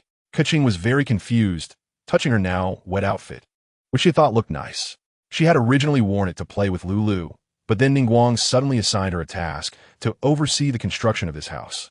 Keqing unhappily tugged at her soiled clothing. This is called cola. It's carbonated, so if you shake it, it'll definitely spray out. Keqing looked like a sad cat. Seeing her like this, Geng Lan found it amusing and reached out his hand. Keqing looked at Geng Lan's hand in confusion, and just as she was pondering what he was about to do, her clothes magically returned to their original clean state. Ah, it's fixed. How'd you do that? I have a secret for returning cola to its place. Minglu chuckled, clearly entertained by Keqing's adorable demeanor. Despite being the noble Yuhing star, typically exuding a decisive aura, she could act clumsy and a bit airhead when with friends, but it was quite endearing. Well, I'll take my leave now. If there's anything, just tell the Outer Path. Geng Lan pointed at the bleeding dog, which was staring at the small fox, then turned to leave. Meanwhile, the Outer Path was represented by a cute, shrunken version of the Golden King beast. The orange-red fox looked at the outer path with confusion. Why do you seem so familiar to me? The outer path could sense that this little fox might be a fragment of his bloodline that had scattered after being exploded by the High Emperor of Spirit. This little dog looks strange. It has a very mystical vibe, right? I actually think it's quite cool. The outer path's magical dog said, "Keep talking. I love hearing it." Gunlon walked to the center of the Yujing Terrace, where they used to worship Morix, now referred to as the Geo Archon. He approached the incense-burning area and saw several people praying and bowing, seeking the Geo Archon's blessing. He contemplated whether he should also pray, but decided against it, thinking Morix couldn't handle it. As he walked, admiring the surrounding flowers and scenery, he arrived at the Yuehai Pavilion. He entered the pavilion, glanced around, and expressed concern about the mental state of the officials, who seemed to be overworked. No one stopped Gunlon here because he had a jade pendant given personally by Ningguang, allowing him to roam freely throughout Liyue, as long as he didn't offend the immortals. As he wandered, he came to a private office, knocked on the door, but received no response. He pushed the door open and saw a mountain of documents filling the entire room. Against the white backdrop, a splash of blue stood out. It seemed that Ganyu, who was slumped over the desk, noticed Gunlon and immediately sat up, looking at him warily before noticing his jade pendant. "Oh, could you be the esteemed guest Ningguang mentioned? I'm sorry, I've been so busy with work that I didn't have time to." Ganyu's voice was soft and sweet, making her seem quite huggable. Gunlon looked at the grown-up Ganyu and recalled the last time he saw her, when she was still being cradled in Andreas's arms. Time really flies. "It's fine, I'm just going to take a look." The door was open, so I came in. Gunlon waved his hand, glancing at the piles of documents. "Are these accumulated over time?" No. These are just from today. There's another batch coming shortly." Gunlon was a bit surprised. "My goodness, the work god. Where are your parents?" They went on a trip a few months ago. Usually, I handle this work with my mom." Gunlon silently gave Ganyu a thumbs up, then left, feeling quite pleased. Ganyu had grown up under the care of her parents and received the love she deserved. After leaving the Yuehai Pavilion, he arrived at the Bubu Pharmacy. As he got closer, he smelled a strong herbal scent, slightly bitter yet fragrant. Upon entering, he found no one there, but Gunlon could see a short figure beneath the counter. "Hello, what do you need?" A slow voice came, and Gunlon looked down to see a small purple zombie. With a talisman stuck to its small head, it appeared quite cute. But it wasn't so cute when it was consuming your resources. "Hello, would you like to drink coconut milk?" "Coconut milk." Chi-Chi wants to drink it. Chi-Chi seems to be recalling something and then takes out a notebook to look for something. While Gunlon is teasing Chi-Chi, a green-haired young man dressed somewhat lightly appears. "Hello, esteemed guest." Gunlon, whose perception is ingrained in his bones, has already sensed the arrival of the person, but he chooses to ignore it. What a familiar voice, Gunlon thinks, turning around to see a young man with a white snake wrapped around his neck. Baizhu. No wonder the voice sounds familiar. Kevin, right? He visited the Honkai during his travels and even had instant noodles from him back then. After that, the paths diverged. Gunlon rushed to the moon to speedrun the finality cocoon and then refined it. The purple at the ends of his hair is the influence of the power of finality, looking similar to Kiana of finality. I want to find medicinal herb called purity grass. Purity grass? Even Baizhu, who has been a doctor for generations and is well-informed, doesn't know what purity grass is, and the white snake of longevity naturally doesn't know either. It is said to be a rare herb that only grows in autumn. As long as you consume it, you can reach the state of utmost purity. Esteemed guest, what does the state of utmost purity mean? This state of utmost purity is purity, pure as one, undisturbed by the outside world, a tranquil heart, neither greedy nor extravagant. In simpler terms, not greedy at all, having free reign, using skills when necessary, opening up when there is something significant, replacing when there is a body, and just attacking when there are no skills. After discussing for a while with Baizhu, Gunlon successfully convinced him of the existence of purity grass. After learning that it didn't exist, he pretended to be sad and left. Arriving at the commercial street of Liyue Harbor, there were various shops and a dazzling array of goods, truly deserving of being the wealthiest nation. At this moment, he arrived at the luxurious restaurant in Liyue, a Xinyue pavilion. While contemplating whether the jade pendant given by Ningguang could allow him to eat for free, he heard a voice from next door. "Mayor, please follow me. This is our Liyue." Following the voice, a Liyue official was introducing something to the person behind him, and the person behind him. Andujia? Chapter 14. A reunion after 1,000 years. Gunlon was momentarily stunned. even though the person in front of him had changed in both form and aura. Every cell in his body was signaling, it's her. Meanwhile, Inazuma, who had received a souvenir from the Liyue host, also felt something. Why is my heart racing so fast? She thought, looking at the exquisite gift box in her hands. Her heartbeat grew faster. What was it? Inazuma. The familiar voice reached her ears, and she turned around sharply. That voice? Yes, it was the one she had been longing for, the one she had tried to capture in countless dreams. She anxiously scanned her surroundings. The blue and white horns appearing on her forehead, with celestial mode eyeshadow synchronously appearing, maximizing her perception. In her perception, there was a presence like the sun. Looking in that direction, the figure in a black robe and white hair stood out distinctly in the vast crowd. Geng. The gift box fell to the ground with a thud, and the nearby receptionist was still confused when Inazuma ran out. Mayor. Several Liyue officials were bewildered and wanted to chase after her. Suddenly, an inexplicable wave rapidly spread like ripples. This wave carried an indescribable power, as if it could penetrate the barriers of time and space. As the wave spread, the entire world seemed to freeze in a monochrome tone for an instant. The originally colorful, vibrant world became eerily silent. All colors vanished, leaving only the extremes of black and white. Buildings, trees, streets, and the clothing of people lost their original colors, turning into monotonous black and white. At the same time, all people seemed to be bound by some mysterious force. Their actions abruptly halted, their expressions frozen in that moment. Whether they were pedestrians walking, workers busy with tasks, or people in conversation, all were instantly still like lifelike sculptures. This strange phenomenon lasted for just a few seconds before returning to its original colors, but everything remained in a state of stillness. Inazuma ran towards Geng. Her footsteps quick, as if afraid he would leave again. Geng stood still. Suddenly, Inazuma leapt forward, tightly embracing Geng. Geng was completely unprepared and was knocked to the ground. At that moment, Geng felt a sudden coolness on his face. He instinctively raised his head to look at Inazuma's face. However, when he saw the crystal-clear tears sliding down Inazuma's cheeks, he didn't know what to do. Those tears fell like pearls, one by one, onto Geng's face, as if conveying endless sorrow and pain. Why? Inazuma's voice was filled with tears, as if she wanted to express all the grievances accumulated over 1,000 years.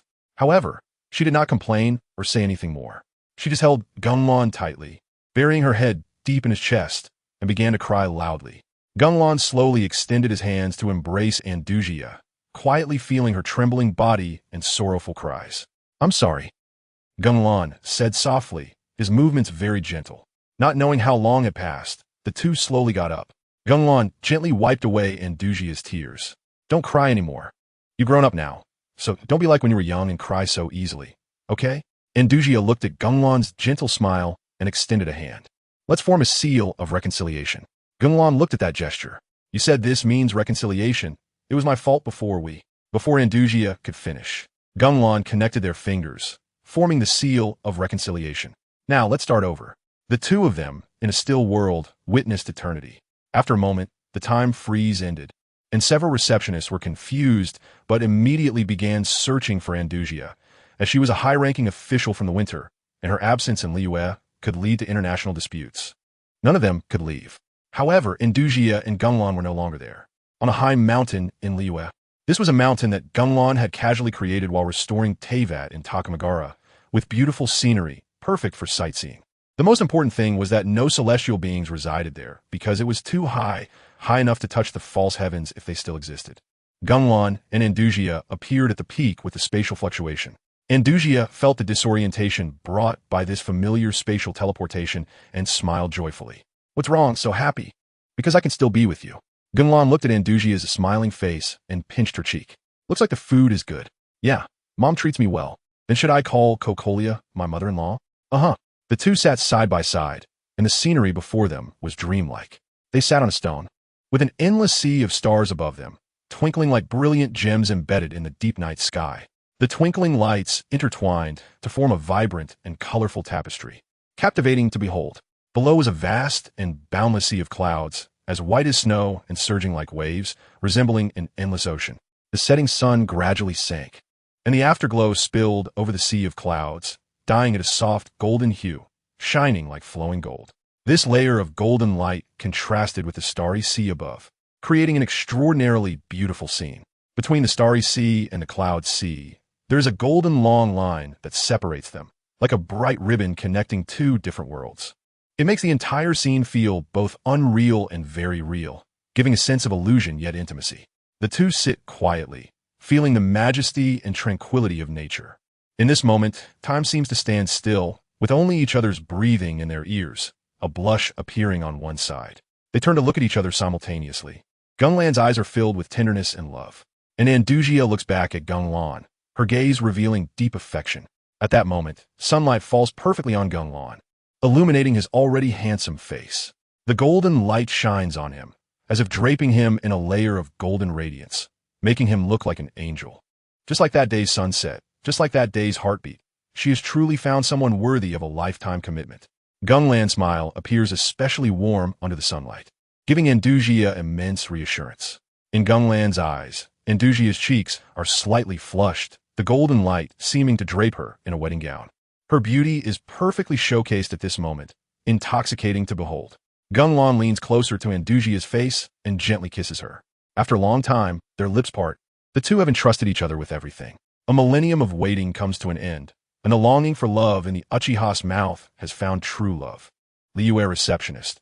Incredible. We've been working ourselves to death in Liyue, and you two are here being all lovey-dovey. I'm going to report this to the Central Authority. Rock King Emperor, don't worry about it. Just play dead. Chapter 15 Susanoo Pavilion, Shopping. Hu Tao's four little ones. Travelers, it's unclear how long it has been, but the two reappear in the city center. Andugia first goes to find Ningguang, expressing her intention not to send anyone to look for her anymore, as she needs to handle some personal matters. Ningguang acknowledges this, and then orders her subordinates to bring back the few receptionists who were sent to mine in the Blackcliff area. They no longer need to face punishment. The few who have been mining in Blackcliff all day instantly become ecstatic upon hearing the news and joyfully follow them back. The original miners also smile, with one young miner expressing confusion. Liyue, why aren't they envious? They don't have to suffer here anymore. Haha, Xiaozhang, you're still too young. Without us, who would support such a large mineral channel in Liyue? Xiaozhang just lowers his head, unsure of his thoughts. Isn't it all for money? After notifying Ningguang, Andugia jogs over to Ganglan. Ganglan is outside Susanoo Pavilion, carefully examining a rare flower. What is this? Hello, sir. This is the Yuxiang Han Long, a flower from the Dragon's Pine, Snow Mountain in Mondstadt, collected by Lady Ningguang. Ganglan looks at the secretary-like person explaining to her. Is this Bai Shi or Bai Wen or Bai Hao? It looks like he is not in great spirits, all droopy. Ah, that's the nature of this flower. It's naturally like that. What? Bai Shi immediately steps forward to check, and indeed, some leaves are already drooping. Marla, it's just hard to care for. Bai Shi is on the verge of tears, knowing her salary will be docked again because the person responsible for taking care of the flowers was temporarily reassigned elsewhere.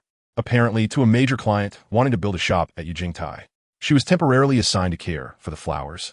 Even though she had reviewed so much information and asked Senior Ganyu, Ganyu said this was tasty, that was sour, this was sweet, how could they still wilt? No. Ganglan sees that she seems to have lost her color. Then he reaches out, and with a light green elemental force in an instant, the previously wilted flowers perk up, vibrant and lively. A miracle. Sir, you are simply a celestial being. After sending away the overly grateful Bai Shi. Well, I am indeed a celestial being, but I am the Six Paths celestial. With a little interlude, Andugia jogs over, and the two leave Susanoo Pavilion. A blue-clad woman hiding at the top of Susanoo Pavilion reveals herself. She wears a blue and black leather outfit, draped in a white fur cloak, looking very fashionable. This is Liyue's dual-role high-ranking agent, codename Ye Tianho, also known as Yalan. She looks down, puzzled by the sudden disappearance of Ganglan and Andugia. What kind of person did Ningguang arrange? They vanished without a sound, and it has to do with the vice-mayor of Winter, Strange. Suddenly, Yalan's head spins, and she falls down. Bai Shi, who is just immersed in the joy of not having her salary docked, is knocked out by someone falling on her. The two lie on the ground, their eyes spinning in circles. Meanwhile, on the other side, Bai Wen, who had been listening to Bai Shi boast, ultra-high decibel sound wave impact echoes throughout Susanoo Pavilion. It turns out that Yalan was just pondering when her mind was suddenly forcefully implanted with an image. In the image, Ganglan has his back to her, then slowly turns around, his crimson eyes seemingly shooting out countless darts, the killing intent piercing through Yelan's brain. Yelan, you bastard. Were you just eavesdropping on me? Then Yelan's brain short-circuits, and she falls down. The two are sent for treatment. Subsequently, their medical fees are deducted from their salaries. Baisher, why is that fair? Baiwen, holding back laughter. Genglan and Andusia appear near Liyue's commercial street. Let's go eat. You were going in to eat when I first saw you. The two enter the snack street, and before long, their hands are filled with various snacks. Indeed, Teyvat's cuisine is abundant, with everything available. The two try this and that, walking from the north to the south, but most of it is Andusia eating heartily. Passers-by can't help but exclaim, "Is this girl a glutton?" Genglan watches Andusia's eating speed and thinks this is what a dragon is like, eating so much. Then he lightly touches Andusia's smooth little belly, and Andusia, holding a skewer, suddenly freezes, slowly looking down. Am I going to get fat? Andusia shakes her head while chewing. Seeing this, Genglan can't help but smile. Although she has turned into a big duck, she is still as silly as before. If the gang from Winter, especially the Fatui Harbingers, were to see Andusia's contrasting scene, most would be left speechless. As the two stroll, Genglan is still looking at the small decorations from vendors. A little figurine of the Emperor in dragon form. Ha! He pinches the little figurine's face, then gives it a tug, noting the quality is pretty good. Just as they are walking along, suddenly someone bumps into him. Sorry, I was walking too fast. Are you okay? Genglan had just said it was fine when he saw a girl with reddish-brown gradient twin tails, dressed in a patterned and long-tailed Chinese outfit, wearing a Chinquan Tai Gua hat. Her soulful peach blossom eyes were filled with apologies. Confirming Genglan was fine, she immediately turned and ran away. Genglan glanced at Andusia, who was covered in food, then saw a few familiar figures, a blue-haired boy with bare legs and black and blue clothing, a blue-haired girl in an orange-red Chinese outfit with a cute orange bear, and a blue-haired boy in a Taoist robe holding a popsicle. They hurriedly ran towards Hutao. Genglan looked back at them. Young people have such energy. Well, after all, we are all thousands of years old. Actually, Genglan has lived outside for tens of thousands of years. As Genglan walks down the street, he wonders if he will encounter Liyue's fixed NNC, Zhongli. But the result was unexpected. Zhongli didn't see it, but a yellow-haired person next to a white-haired flying object caught his attention. At that moment, the yellow-haired person and the little white-haired one were carefully observing a red gemstone fragment at an alchemy stall. If I'm not mistaken, that should be a fragment of the flame wish agate, which is the fire breakthrough stone. Boss, does this fire stone have impurities? Ing asked, looking at the fragment. The boss suddenly put down the apple he was eating and looked at Ing. What impurities are you seeing in this fragment? Are you looking for trouble on purpose? Ing scratched her head awkwardly. Can you make it cheaper? Get out. All right. Ing swiftly took Paimon and ran away. Traveler, what should we do? I'm so hungry. Paimon flew along, lacking any energy. It's all your fault, Paimon. If you hadn't insisted on ordering that dish, would we have fallen into this state? Hey, you fly out too.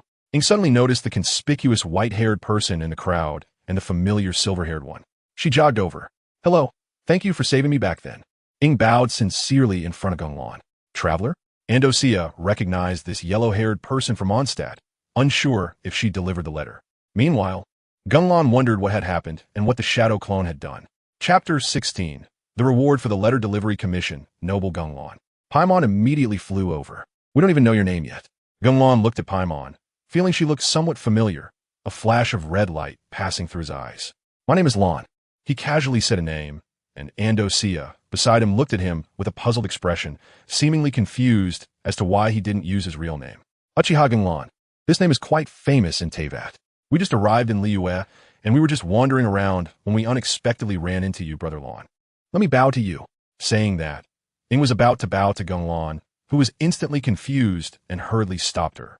Wait, this is Ing, not Xing. The attributes are wrong. It's fine. Were you two just looking at stones? Genglan helped Ing up to change the subject. After the pain incident and the dragon incident, Ying's admiration for Genglan reached a very high level. After all, who could refuse a big shot who refreshes during critical moments, doesn't take your economy, leaves things for you, and is also very handsome? Well, I ate too much when leaving Mondstadt. So the traveler thought about gambling on stones and then selling them at a high price to the treasure hoarders to supplement household expenses. Paimon said, rubbing her hands a bit shyly. You actually want to take advantage of the treasure hoarders. That's quite a bold idea. After Andusia finished speaking, she looked at Paimon, whose eyes were shining while staring at the snacks in her hands, and handed her a portion. Wow, you're such a good person. Paimon immediately took the snack. flew back to Ying's side and asked if she wanted some. Before Ying could respond, Paimon stuffed it into her mouth. Paimon, glutton. Ying, spit it out. Just as the two were about to get entangled, Andosia effortlessly separated them with a few skewers of grilled meat. Don't rush, we bought a bit too much. We can't finish it all. Ying and Paimon looked at Andosia as if she were covered in holy light. Their stomachs growled embarrassingly. And then they took Andosia's gifts, initially eating elegantly, but soon they were wolfing it down. Andosia looked at the two gently, like a parent watching two greedy children. No wonder it said that the god of winter is a god of compassion. After a millennium of studying, Andosia has changed a lot. Andosia could be like a mother to me. Ying suddenly exclaimed. By the way, did the letter from earlier arrive? Ying stopped eating and excitedly said, It arrived, Andosia. You didn't mention how impressive the person delivering it was. She's the Kion star among the 7 stars. Uh-huh. And we also met the Yuhing star. We encountered 2 big shots as soon as we arrived in Liyue, Paimon said while chewing her food. By the way, Andosia. Brother Lan, why are you two together? Geng Lan took out the jade pendant from his waist. Well, I'm a receptionist in Liyue, and she's a high-ranking official from the Kingdom of Winter visiting to see the construction of Liyue, so I'm taking her to experience Liyue's customs. Andosia nodded in agreement. Paimon scratched her head and flew back to the traveler's side. They both seemed to have quite impressive backgrounds. She whispered to the traveler. Geng Lan didn't mind their whispers and looked at the sky. It's getting late. We need to decide how to spend the night. Should we camp outside for the night and pick up the commission tomorrow? Wrong. The fun night life is just beginning. Tonight, I'm treating. Brother Lan is awesome. So the two little ones happily ran into the night market. At first, they had some concerns, but with Geng Lan's full permission, they let loose and started buying. I've never seen this. I'll eat one. I've seen this before. It's delicious. I'll eat another one. This looks strange. I'll eat one. I won't eat the bad-tasting ones. But I must try one that's notoriously bad. I must mention that today, I went out to play. Went to Mishue to buy milk tea, and my friend bought me a cup of that glutinous lemon tea. I drank it without changing my expression, and he directly ordered 2 more cups. I even thought it was okay. Geng Lan and Andosia slowly followed behind, like a couple out with their children. How did they manage to act like an old married couple after just a few hours of reuniting? Andosia said 3,000 years. I simulated it in my mind for 3,000 years. This time I will not miss. Sir, this cake is 80 mora. Charge it to Ningguang's account. The merchant clearly paused for a moment, but immediately began to flatter. Geng Lan declined the offered cigarette and continued walking forward. So you guys ate 2 million mora worth of food? They played until late at night. Actually, Andosia and Geng Lan were accompanying the 2 children. Geng Lan, relying on the stamina he had during the Archon War, could easily keep up without any problem. But for Andosia, being the vice mayor of winter, she already had a lot on her plate. And as a member of the Ice Goddess Entourage, she had her responsibilities. The daily workload was no less than Ganyu's. And as they walked, she began to feel a bit tired. Traveler, it's really late now. Paimon looked at the sky and then at the still, lively night market. She didn't know how long it had been, but felt like a long time. Ying turned back to look at Andosia and Geng Lan. Do you need me to book a hotel for you? Geng Lan looked at the two's awkward situation and asked, let's forget about it. You've already troubled yourself a lot tonight. After a while, wow, this big bed is great.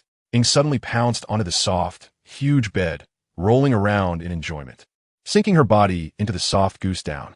Brother Lan is really nice. He arranged accommodation for us after we got tired from playing. Paimon also lay on the bed, looking blissful. This is much better than sleeping in trees outside. At that moment, there was a knock on the door, and Ying got up to open it. It was Geng Lan, still in his usual outfit. Can I come in? Ying immediately did a roll, and, not knowing where she pulled out a red carpet, laid on the ground, and she and Paimon stood like a welcoming team. Brother Lan, please come in. Geng Lan walked in a bit awkwardly, wondering why this traveler brought some divine gold. It couldn't be a mistake. He remembered seeing Xing Andosia commissioned you for a letter delivery task, right? Uh-huh. If there are more tasks, I will contribute my all. He solemnly performed a knightly salute, looking quite comical. Haha, it's not that I'm here to commission you for anything else. It's just this task's reward. Oh dear, how can this be? I can't accept it. That's what I said. But my body slowly leaned closer to Geng Lan, and I opened my pocket with a face that said no, no, the classic red envelope expression.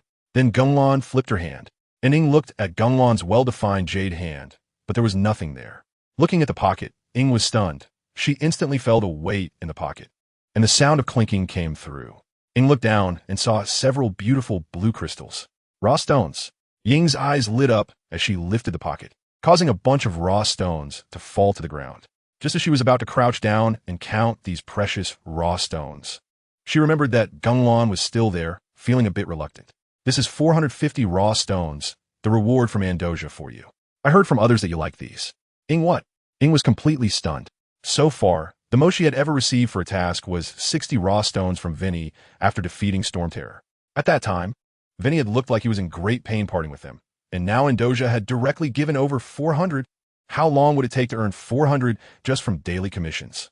Just running a little errand, and she got 400. She could hardly believe it. She tried to suppress her excitement. By the way, I have some personal gifts for you too. Thank you for helping her. Ying was stunned again. There were still more gifts. Then Genglan took out a small box and handed it to her. Ying hesitated. She couldn't imagine what it was. This box looked impressive. And these. Genglan pulled out a large bag of mora and tossed it to Paimon. Don't starve yourself. Eat more. Paimon. Oh my gosh, everyone says they like being thin, but he tells us to eat more and not starve. I'm really going to cry. The Feast of the Adepti is the day after tomorrow. You should come and take a look. It might be useful for your goals. Genglan turned to leave, reminding them as she closed the door. Ying, standing there, just wanted to send her off, but when she opened the door, the large corridor was empty of her figure. Traveler, this bag of money is so heavy. You can put down, Paimon. Really? You're so smart. After putting down the money bag, Paimon flew around happily, her gaze turning to the box in Ying's hands. Quick, open it and see, Traveler, what is this? Ying unlocked the box and opened the lid. 2 crystal-clear round red gems lay quietly inside. Is this Flame-Wish agate? Ying leaned in for a closer look. It's a rare find. Moreover, the quality was extraordinarily good.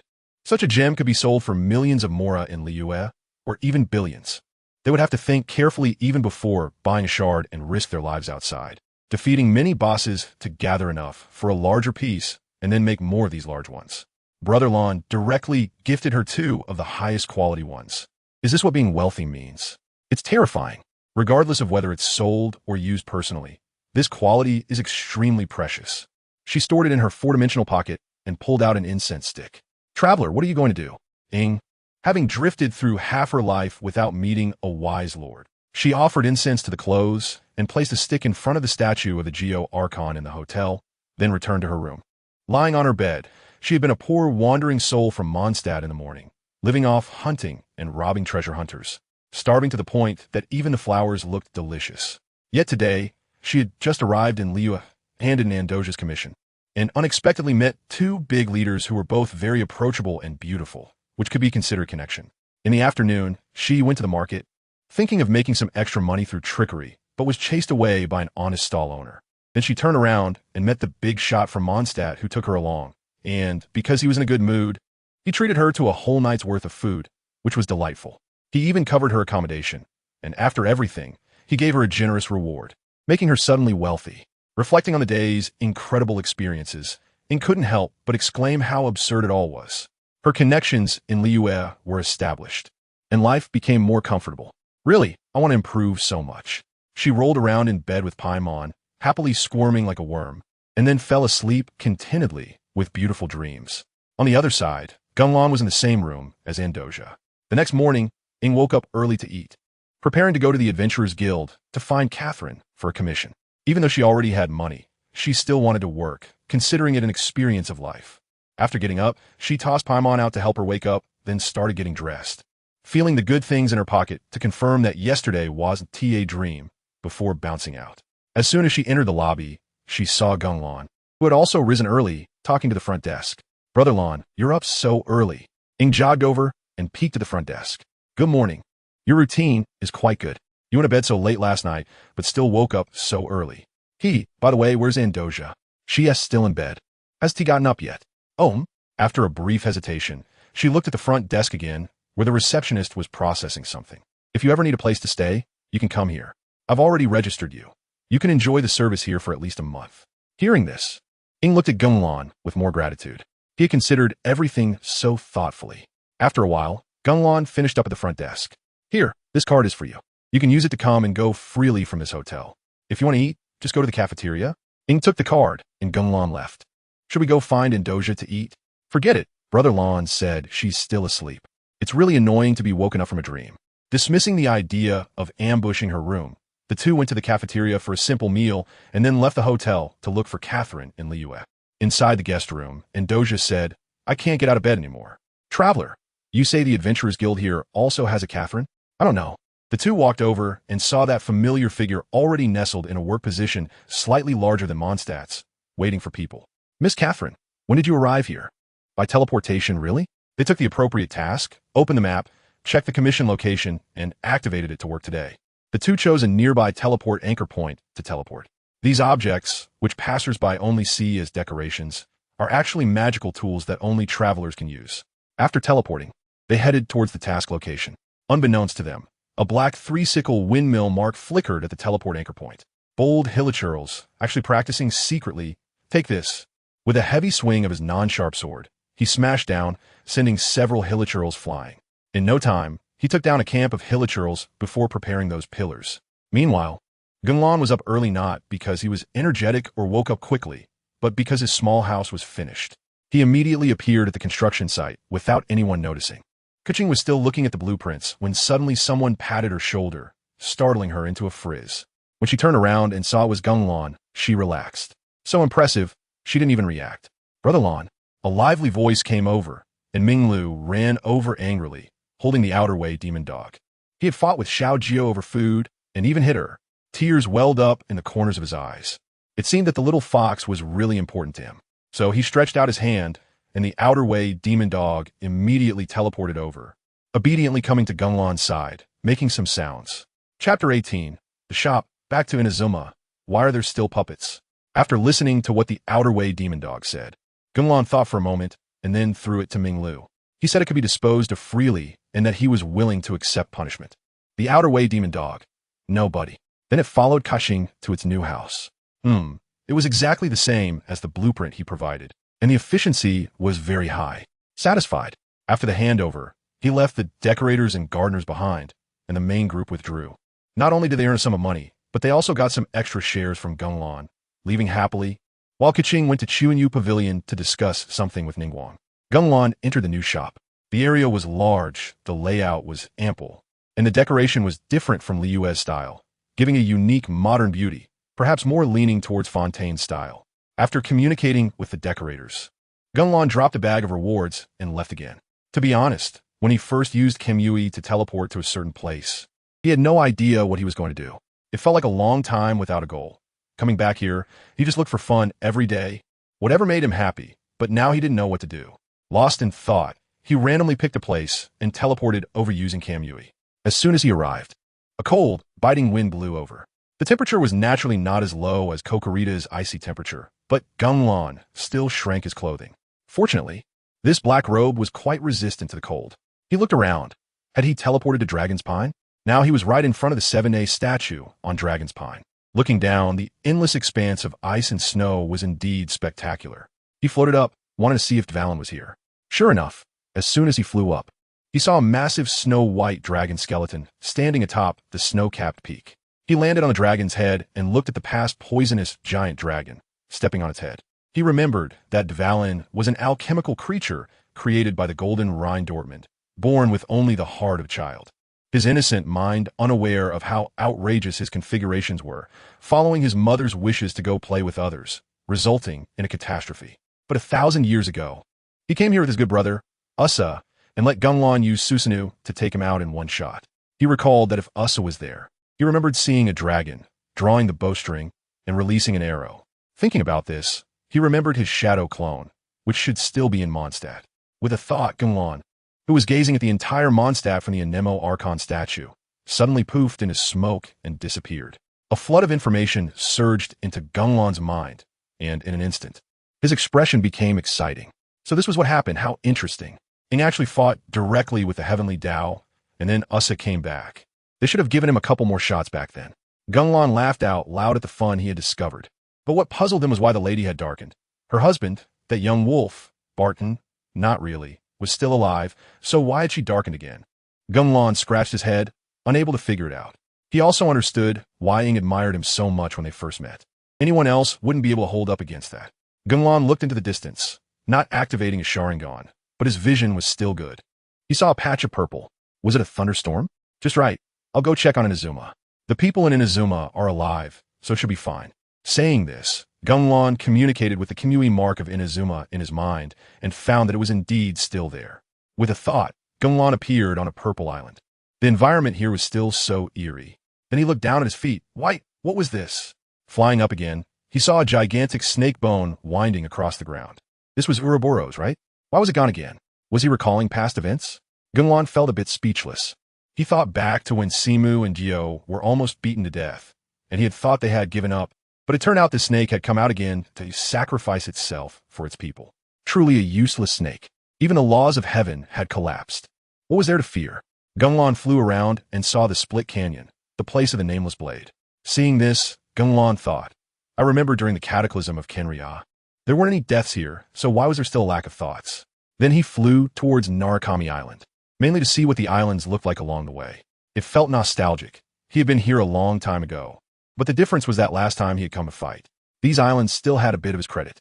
When he arrived at Tatarasan, Gunlon looked at the great lightning dome and decided not to get involved, leaving it to the traveler to fiddle with. He just loved watching people work. As he passed by, Gunlon suddenly saw a very familiar place. He flew over to take a look. It was a very exquisite secret room, borrowing scenery. That was its name, right? Gunlon phased his body and passed through the wall. Indeed, inside was a typical Inazuma interior. Why was Xing still making puppets? Was her sister alive? Gunlon was a bit confused. If this secret room existed, it meant that Xing had created the Wanderer. He remembered that after Kenrya, her sister and friends had all died, and then she had given up, pondering that eternity was closest to the laws of heaven, and then created a puppet to let herself live in a pure land as a homebody. But now her sister and friends were still alive. So why was she thinking too much in creating this thing? Gunlon didn't have a good impression of the Wanderer anyway. After all, he had fought the Wanderer boss over 200 times. Low resistance, easy to hit with nuclear explosions, low health, convenient for everyone to vent their anger, so it had been designed long ago. Flying over various islands, he found that the changes weren't very significant. The only difference being that 3/4 of Inazuma's sea area was pitted due to insufficient water supply, leaving a large area empty. This was left over from the clash with Raiden Makoto. Gunlon's Kamui and the heavenly principles had been chaotic at that time, and it had continued to have an effect until now, 1,000 years later. After a moment, he arrived at the island with cherry blossoms and purple tones. Skipping over the various lives below, he headed straight for the highest building in the center of the island, the Tenshikaku. Inside the Tenshikaku, the woman in the purple kimono sat on the floor, meditating. Gunlon suddenly appeared in front of her, leaning in closely, almost face-to-face, observing Raiden Makoto. Are you the general? The general was startled, and upon opening her eyes to see someone so close to her, she immediately drew her sword and swung it at Gunlon, constantly thinking, why didn't I sense him just now? The purple blade, wrapped in endless lightning, struck. Facing this powerful blow, Gunlon chose to extend a finger. With a clang, Raiden Makoto's strike was effortlessly caught by Gunlon's finger. Your sword is neither faster nor stronger than hers. The general's beautiful eyes were filled with astonishment. But then her gaze changed, and she quickly drew her sword again, striking towards Gunlon at an even faster speed. This time, she saw the blade about to slice across Gunlon's neck, but found that no matter how hard she tried, she couldn't cut through even a millimeter from Gunlon's neck. Online, Xing. Kinglin looked at the bewildered and fierce eyes and recognized that this should be Raiden Shogun from Chapter 19. The masked person, Ye Miko, looking for someone. Kinglin grabbed the block sword, took a look, and found it was just an ordinary Raiden sword. Where is Raiden Makoto? As soon as Ing heard the real name, her small mouth puffed up, looking angry like a little pufferfish. She had gone out to play with the Fox Shrine Maidens. Kinglin was taken aback, huh? Raiden Makoto is such a gentle person. I don't see her as someone who would abandon her sister and run away. Aren't you two quite close? When did she leave? Ing thought for a moment and answered seriously, about 1,000 years ago. Kinglin was stunned again. 1,000 years? You let her manage this country without playing around? What about Sasa Yuli? She went out to play too. Why were you left behind? Because I made a puppet using my body. I couldn't go out, so they left me here. Ing was close to tears, while Kinglin was at a loss for words. Why did you make this puppet? I didn't want it at the time. My sister said she wanted to travel across Teyvat, and I thought we could all go together. Then someone told me I could leave a puppet to handle the country's tasks, and that's how I ended up like this. Kinglin exclaimed, what a silly girl. What kind of person is she? She wears an orange spiral mask and has eyes just like yours. I thought she was your friend. What? Kinglin thought for a moment. I do have relatives. Oh, there seems to be one. He helped a little girl be reborn back then. So that must be her. And she's not crazy. That's good. Just doing this is a bit unethical. I might really know her. How many puppets did you make? 2. One I made with various materials, but it didn't succeed. And I couldn't bear to destroy it. So I sealed it. Stop. Is it a small boy type? How do you know? Okay. Now there's a foul-mouthed criminal in this world. You know what they call me? Clan. To be fair. He actually met Clan when he traveled through various realms and met all the star gods. He also became aware of his own incredible reincarnation eye abilities. Back to Ying's side. Poor child. So you really believe you can manage the country well? Actually, the situation is probably like this. Makoto, I made a month's worth of meals, all in the fridge. You just need to look for them. On the first day, I ate everything and then remembered it would take a long time to come back. Impressive. I wonder where those few went to play. In the icy world. With biting cold winds and swirling snowflakes, there's the land of winter, a country covered in ice and snow. In this cold land, a group of special people is enjoying the warmth of a bonfire. They are dressed in thick winter clothing, chatting around the bonfire as if they have forgotten the surrounding chill. Among this group, 4 people stand out: a purple-haired woman, a woman with red double horns on her head, a white-haired woman with fox ears, and a man with black wings on his back. The purple-haired woman suddenly spoke. What are you thinking is doing now? The others fell into contemplation, and for a moment no one answered. After a while, the woman with red horns said, Don't worry, Ing is definitely fine. You left so many backups.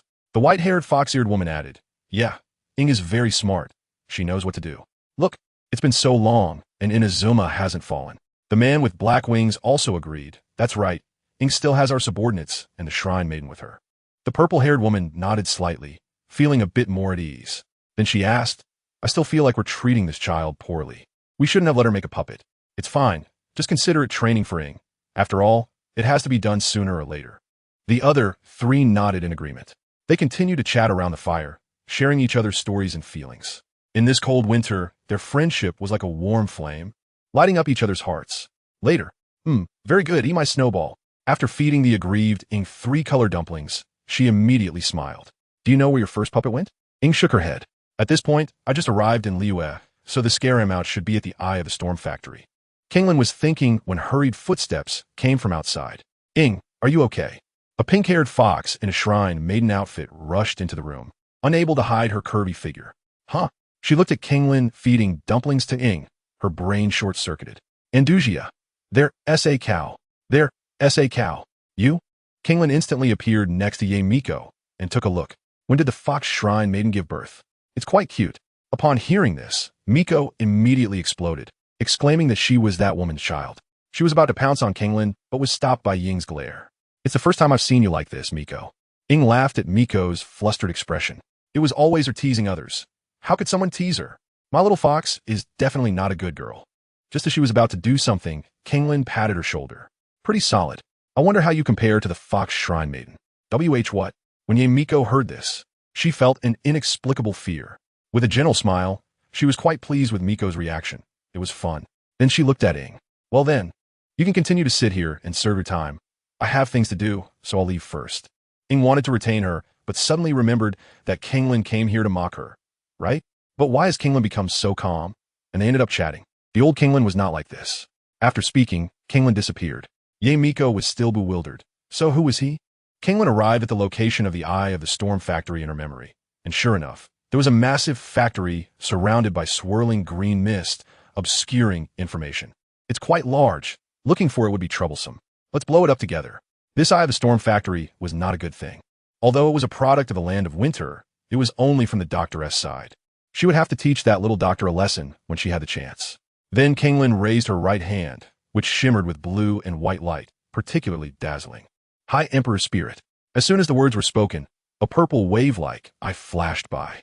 The elemental power and chakra in her hand erupted instantly, transforming into a dazzling blue light beam. This beam contained endless energy and might, as if it wanted to tear apart the heavens and the earth. However, Kinglin could precisely control the release of this power, preventing it from becoming too strong and causing irreparable consequences. In that instant, the blue light beam shot towards the eye of the storm factory at an astonishing speed. When the light beam made contact with the factory, a loud noise erupted, followed by dazzling brilliance. In this brilliance, The Eye of the Storm factory was completely destroyed, leaving no trace of its existence. At the same time, the surrounding mountains were affected by the beam's power, flattening the entire mountain. The force was quite accurate. Chapter 20, None. After Kingland blasted the Eye of the Storm factory, she sensed that there were no more presences inside. Looks like it's not here. He opened his hand, and a slit appeared in his palm. Then, the golden-yellow Rinnegan opened, and a vortex emerged to absorb the overflowing remnants of the demon god. It still felt strange to have an eye in his palm, although it didn't hurt when touched. Now that he had come to Inazuma, he should find someone. Many figures flashed through his mind. Those are the most memorable moments from back then, during the good times of the original. Using Kamui again, he arrived at the Tenku Palace. So he was a demon god, one that was ridiculously strong? Ye Miko questioned the shadow of the dango-eating figure. Yes. Could even the Lion King not defeat him? The Lion King was instantly taken out by him, and I had fought him for a long time. The shadow showed a nostalgic expression. She had been quite defiant back then, and it was only during the meeting of the seven gods that she realized how strong Kingon was. After that, following the events of Kanria, Kingon saved her life, and the past faded into oblivion. Ah, that Raiden Shogun is still alive? Kingon appeared next to Ye Miko. Ye Miko was instantly startled and then quickly calmed down, just about to return to normal. Suddenly, she felt a warmth in her ear, followed by a tremor. To her surprise, Kingon had somehow started touching her ear, and her previously adjusted mindset instantly shattered. What are you doing? You're a fold-eared fox. Isn't your mother a straight-eared one? Who said she's my mother? She's only my elder. Ye Miko's expression went out of control as she shouted desperately. Kingon chuckled. It seemed this little fox had not experienced much pain, unlike the original, who was much more mature. It appeared that the fox shrine maidens were still around. If it were the original Ye Miko, she might have thought of other ways to refute Kingon, but this one was still too naive. If you're talking about Elio, he is indeed still alive, but he is half done for. However, he is quite good at promoting himself, spreading tales of how amazing he was back in the day. Now, he is considered a very powerful figure in Inazuma, and it's rumored that even the Shogun grew up listening to his stories. The shadow recalled that white lion who, despite being unsteady on its legs, still strutted around, shaking her head helplessly. She wouldn't stop him or expose him. After all, if Elio hadn't thrown her out of the range of the divine thunder back then, she would likely have been dead. She heard that the white lion had previously brought a red demon along, but she had no idea what happened to it. Kingon thought for a moment. It didn't matter. As long as he was alive, there was no need to dwell on the fact that he hadn't been defeated. If they could fight again, Kingon would make him understand what the six paths were.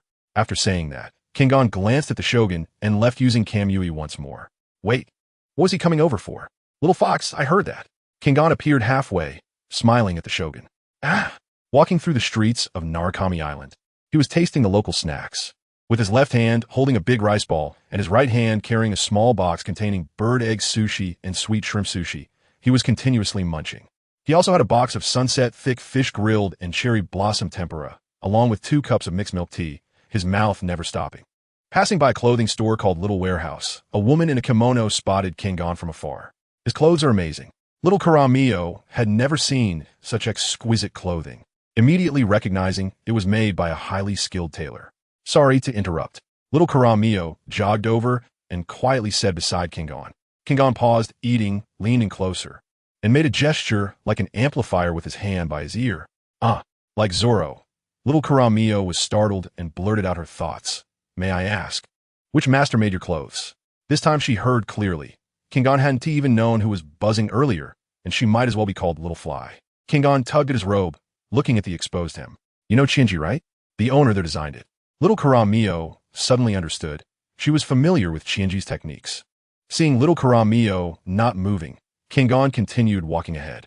At this moment, a figure with golden long hair caught his attention. The girl was wearing red clothes, tied with a large Inazuma butterfly knot at the back, quite similar to the outfit he used to wear. She was also bandaged and was talking to a man. Kingon walked over to listen to their conversation. The girl's voice was bright, and her personality was very cheerful and sunny, easily uplifting those around her. She was currently telling the somewhat elderly man about fireworks. Dad, it's from the Saimai family. They booked it. The girl's voice was loud, as if afraid the man couldn't hear. However, the man seemed not to hear, and it took several repetitions for him to finally understand. Hello. Kingon walked over, looking at the girl in front of him. Oh, hello. Are you here to customize fireworks? I'm Yuamiya, and this is my father. My name is Kingon. You don't sound like a local. Did you just arrive in Inazuma? Indeed. I knew it. I could tell I've long heard of the exquisite fireworks from the Nagano family, and today I specifically came to take a look. Oh no. Yuamiya felt a bit shy, facing Kingon's straightforward praise. Since you acknowledged our fireworks, I must make you the best one. Hearing her tone, Kingon felt a sense of familiarity. She really sounded like a voice actor. Kingon glanced at Longji. When had the old man's ears been damaged? Oh, that was years ago. His condition has been worsening over the years, but fortunately, there's Yuamiya. Longji proudly puffed out his chest, proud of his daughter. Hey Kingon, your voice isn't loud either. How come Dad hears you so clearly? Nothing much, just practice. Then Yuamiya pulled Kingon inside. For the fireworks. I want a really big one, something particularly spectacular. Is it for a festival or for someone? Oh, Yuamiya showed a meaningful smile. Leave it to me. After leaving the fireworks shop, Kingon pondered where to go next. Girls like Yuamiya were very approachable. She was nice to everyone and seemed easy to chase, but the key was that she was nice to everyone. Kingon then arrived at the iconic building of Inazuma. Upon reaching the mountain, the shrine maidens looked at Kingon but didn't come over, just going about their duties. He bypassed other buildings and arrived in front of the sacred cherry tree, looking at the large tree shaped like a fox. This tree was actually planted by him. It should have been planted with his life, and now that Kingon had saved them, it was like he had made one with his Rinnegan. If the tree were cut in half, the cross-section would resemble the six-pointed Rinnegan. At that moment, a hurried voice came from behind Kingon. Hoo! I won. Nine-tailed tortoise. Ha ha ha ha ha. An extraordinarily cheerful and infectious laughter came from behind, and Kingon turned to look. A robust figure with white hair and red horns, with an oddly charming face, was Arataki Ito. Another figure, dressed in military attire, with a white milk cap and a long skirt that couldn't hide her long legs. Wore a red bird beak mask on her head. It was Kuju Sera. The two of them, Ito and Kuju Sera, were talking. By the way, why is her surname Kuju? The Tengu shouldn't have fallen, right? Listening to Ito's exceptionally cheerful laughter, Kingon also smiled, recalling the time he'd been brainwashed by Ito's laughter. He then walked towards the two. At this moment, 3 more people came up, a green-haired girl with a mask, resembling a night mode version of Saomi, who is the big boss of the Arataki gang, Kuju Sera. A white-haired young lady with a long ponytail, holding a folding fan and acting elegantly, is Kamisato Ayaka. The boy with wine-red hair, dressed in a detective outfit and fiddling with a shikigami, is the wise youth, Shikano and Haizu. As soon as Gunglon saw them, he exclaimed, "Wow, a whole crowd has come. Boss!" Kuju Sera's shout was as powerful as the roar of the Shu Road Mountain. Arataki Ito turned around, shaking with excitement, and laughed. Did you see? I've beaten 9 turtles before, ha. Ito, you're blinding my eyes, Shikano and Haizu said helplessly, while Little Deer, who was covering his face, and Ayaka, who covered her face with her fan like a refined lady, were both embarrassed. I never said I would compete with you. Then why did you follow us? It's because you can't stand losing face after the competition, right? Oh, I get it, huh? Sarah felt somewhat annoyed by Ito's irritating remarks.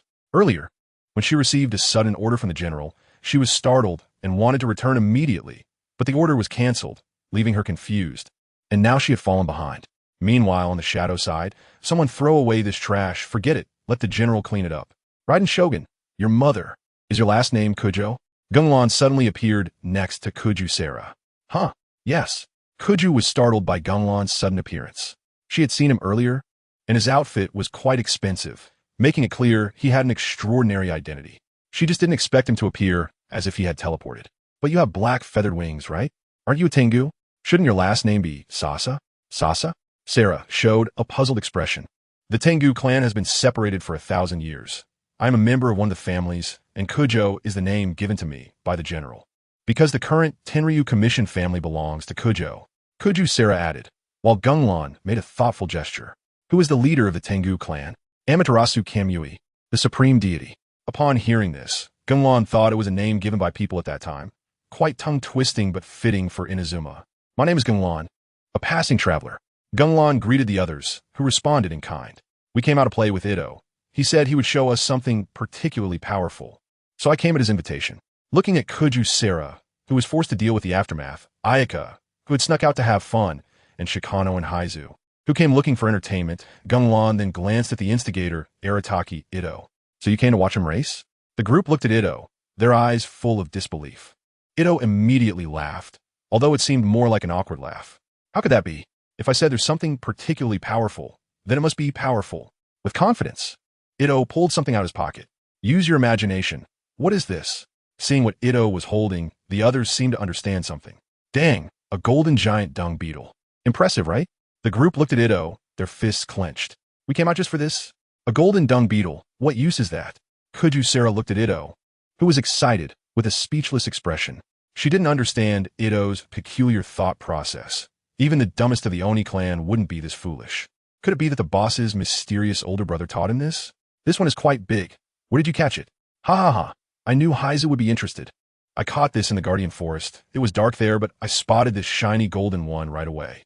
Gunglon glanced at the beetle and inexplicably thought of the golden beetle from the Kato's movie. Although they weren't the same species. One was a rhinoceros beetle. The other was a tropical dung beetle. But this one had a strong reaction to the geo element. Ayaka remained silent on the side. After all, she rarely went out. And this outing was also kept secret from her brother. Gunglon was quite surprised that Ayaka was also here. He thought the one who would enjoy this outing with Ito would be her older brother, Ayato, as both of them were quite interesting.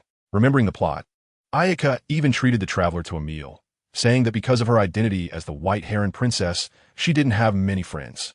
Didn't that mean she had so many friends now? He also wondered how Ayaka's parents were doing. If Scaramouche showed up, it would probably be a disaster.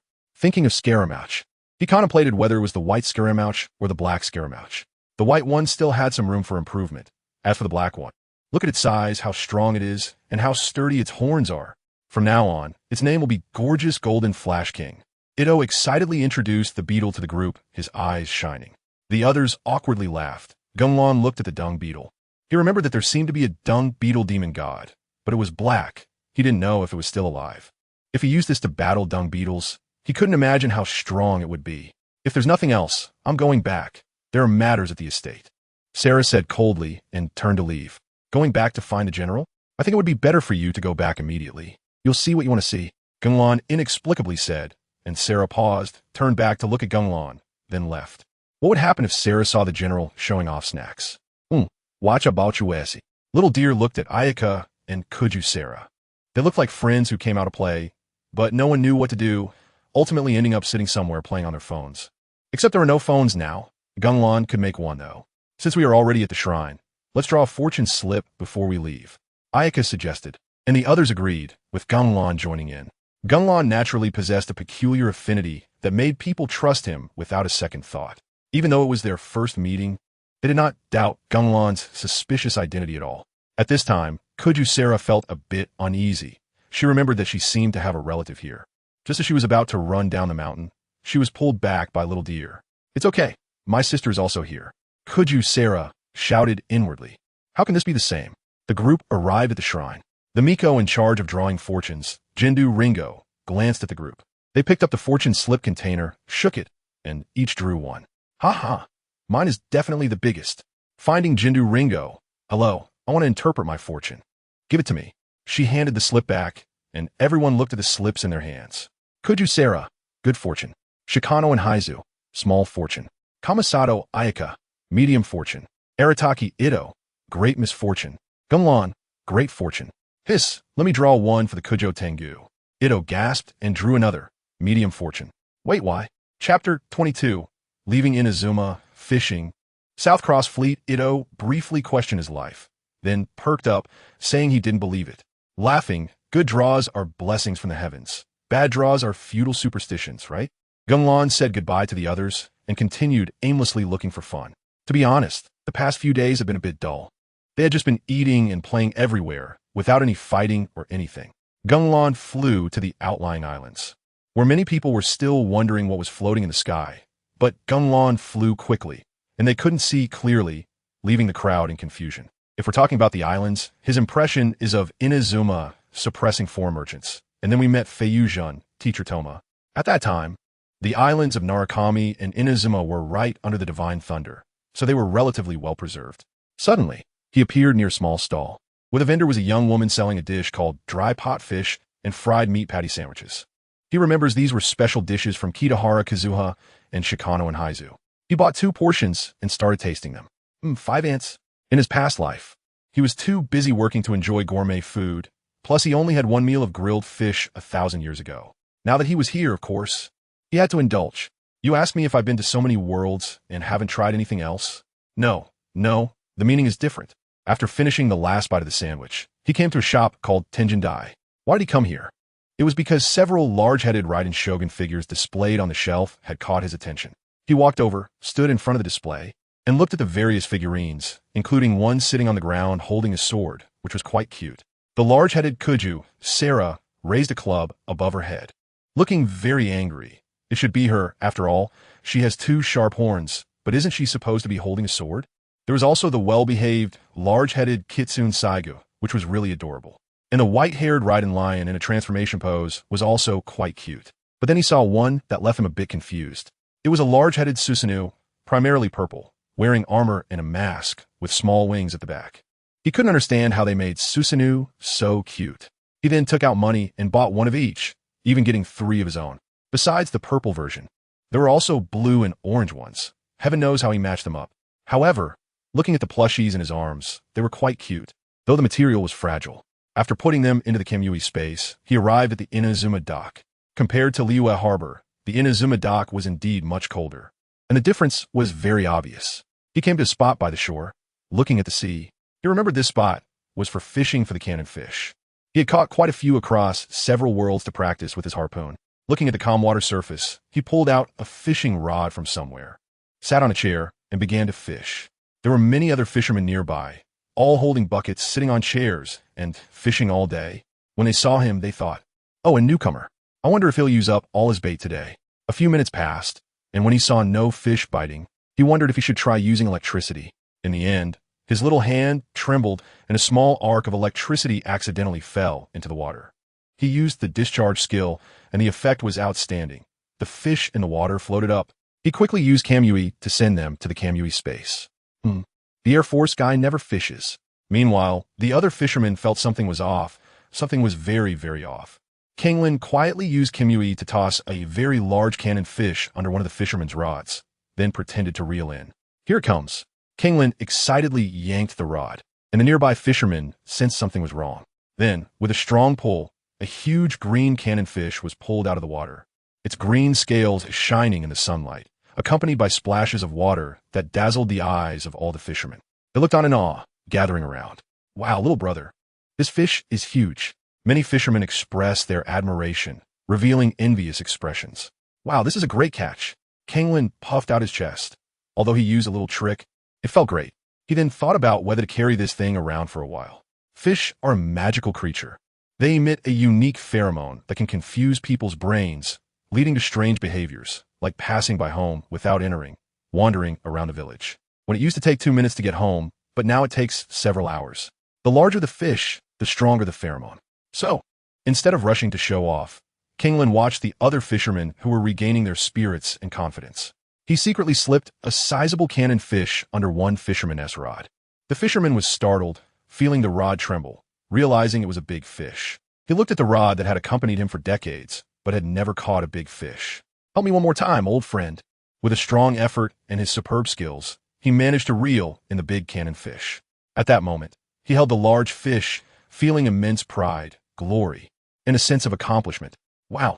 The crowd gathered around again to congratulate this fisherman. For decades, he was just an Air Force guy now. He was the king of big fish. "Let me touch it. Let me see how big it is." His friends excitedly came over to handle the big fish. Without hesitation, he handed it over. But as soon as his friend touched it, the nearly dead fish suddenly started to thrash violently. His friend lost his grip, and the fish fell to the ground. Just like a cannonball, the cannon fish instantly exerted its strength and returned to the sea. The fisherman who had caught the fish looked at his friend in shock. "From now on, this fish would grow bigger with my buddy, but it would shrink with that guy who let it go." Kenglin smiled and left the fisherman's spot. He gazed out at the sea from the dock. "Oh, the ocean, it's all water." After that risky statement, he fell silent, looking at the calm sea, feeling a bit bored. If it were before, he wouldn't have this much free time. His days were filled with fighting or working. He didn't know if it was the awakening of his reincarnation that brought him peace of mind, or if the thousands of years of travel had made him see life differently. To be honest, he felt that in these thousands of years, he hadn't done much, just eating, drinking, and having fun, taking advantage in every world he visited.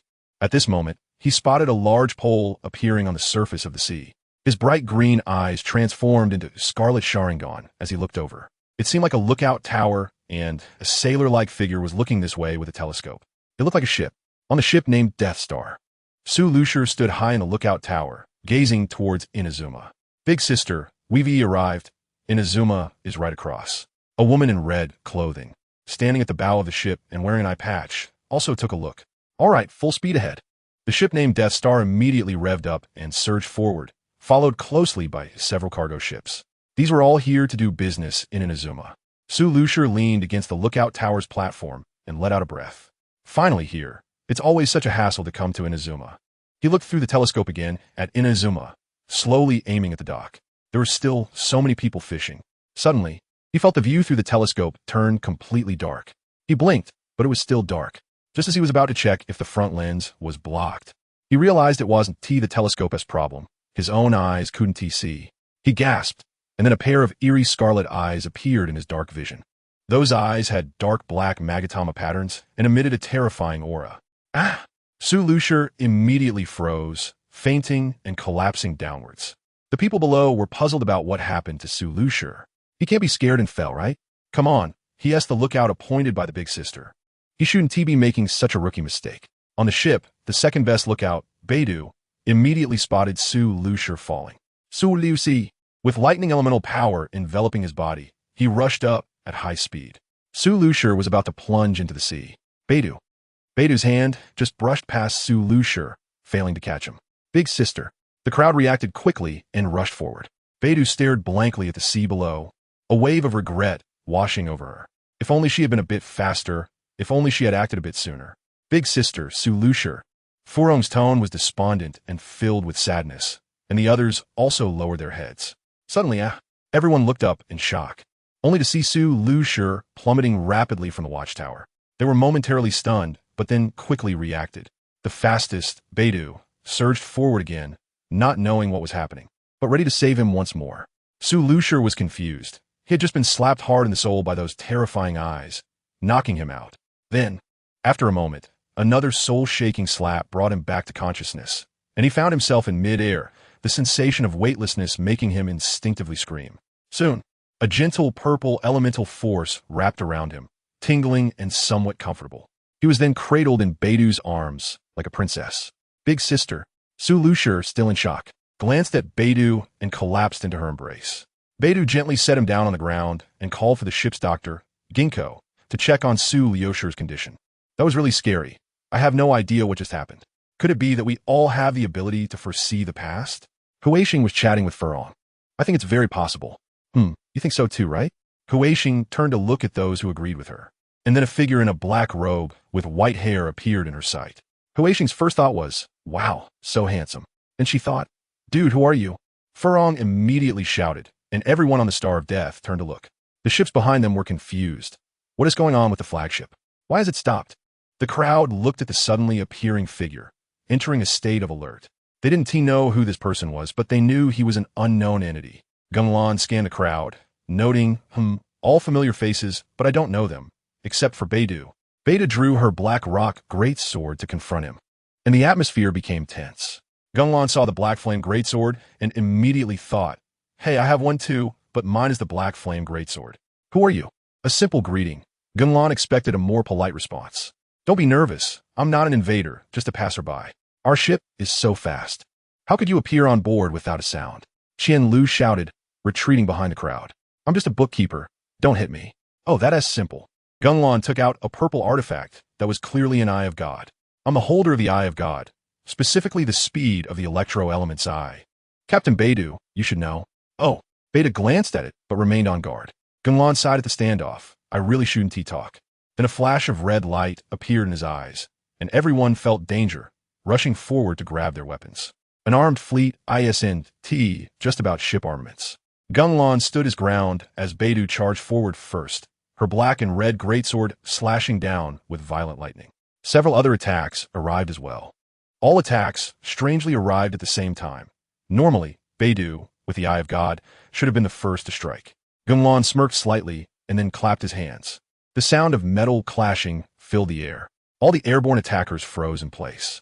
Then, blue and white wave-like ripples spread throughout the area. In an instant, their actions began to reverse. Rushing Beidou was actually flying backward while maintaining her charging posture, along with several others.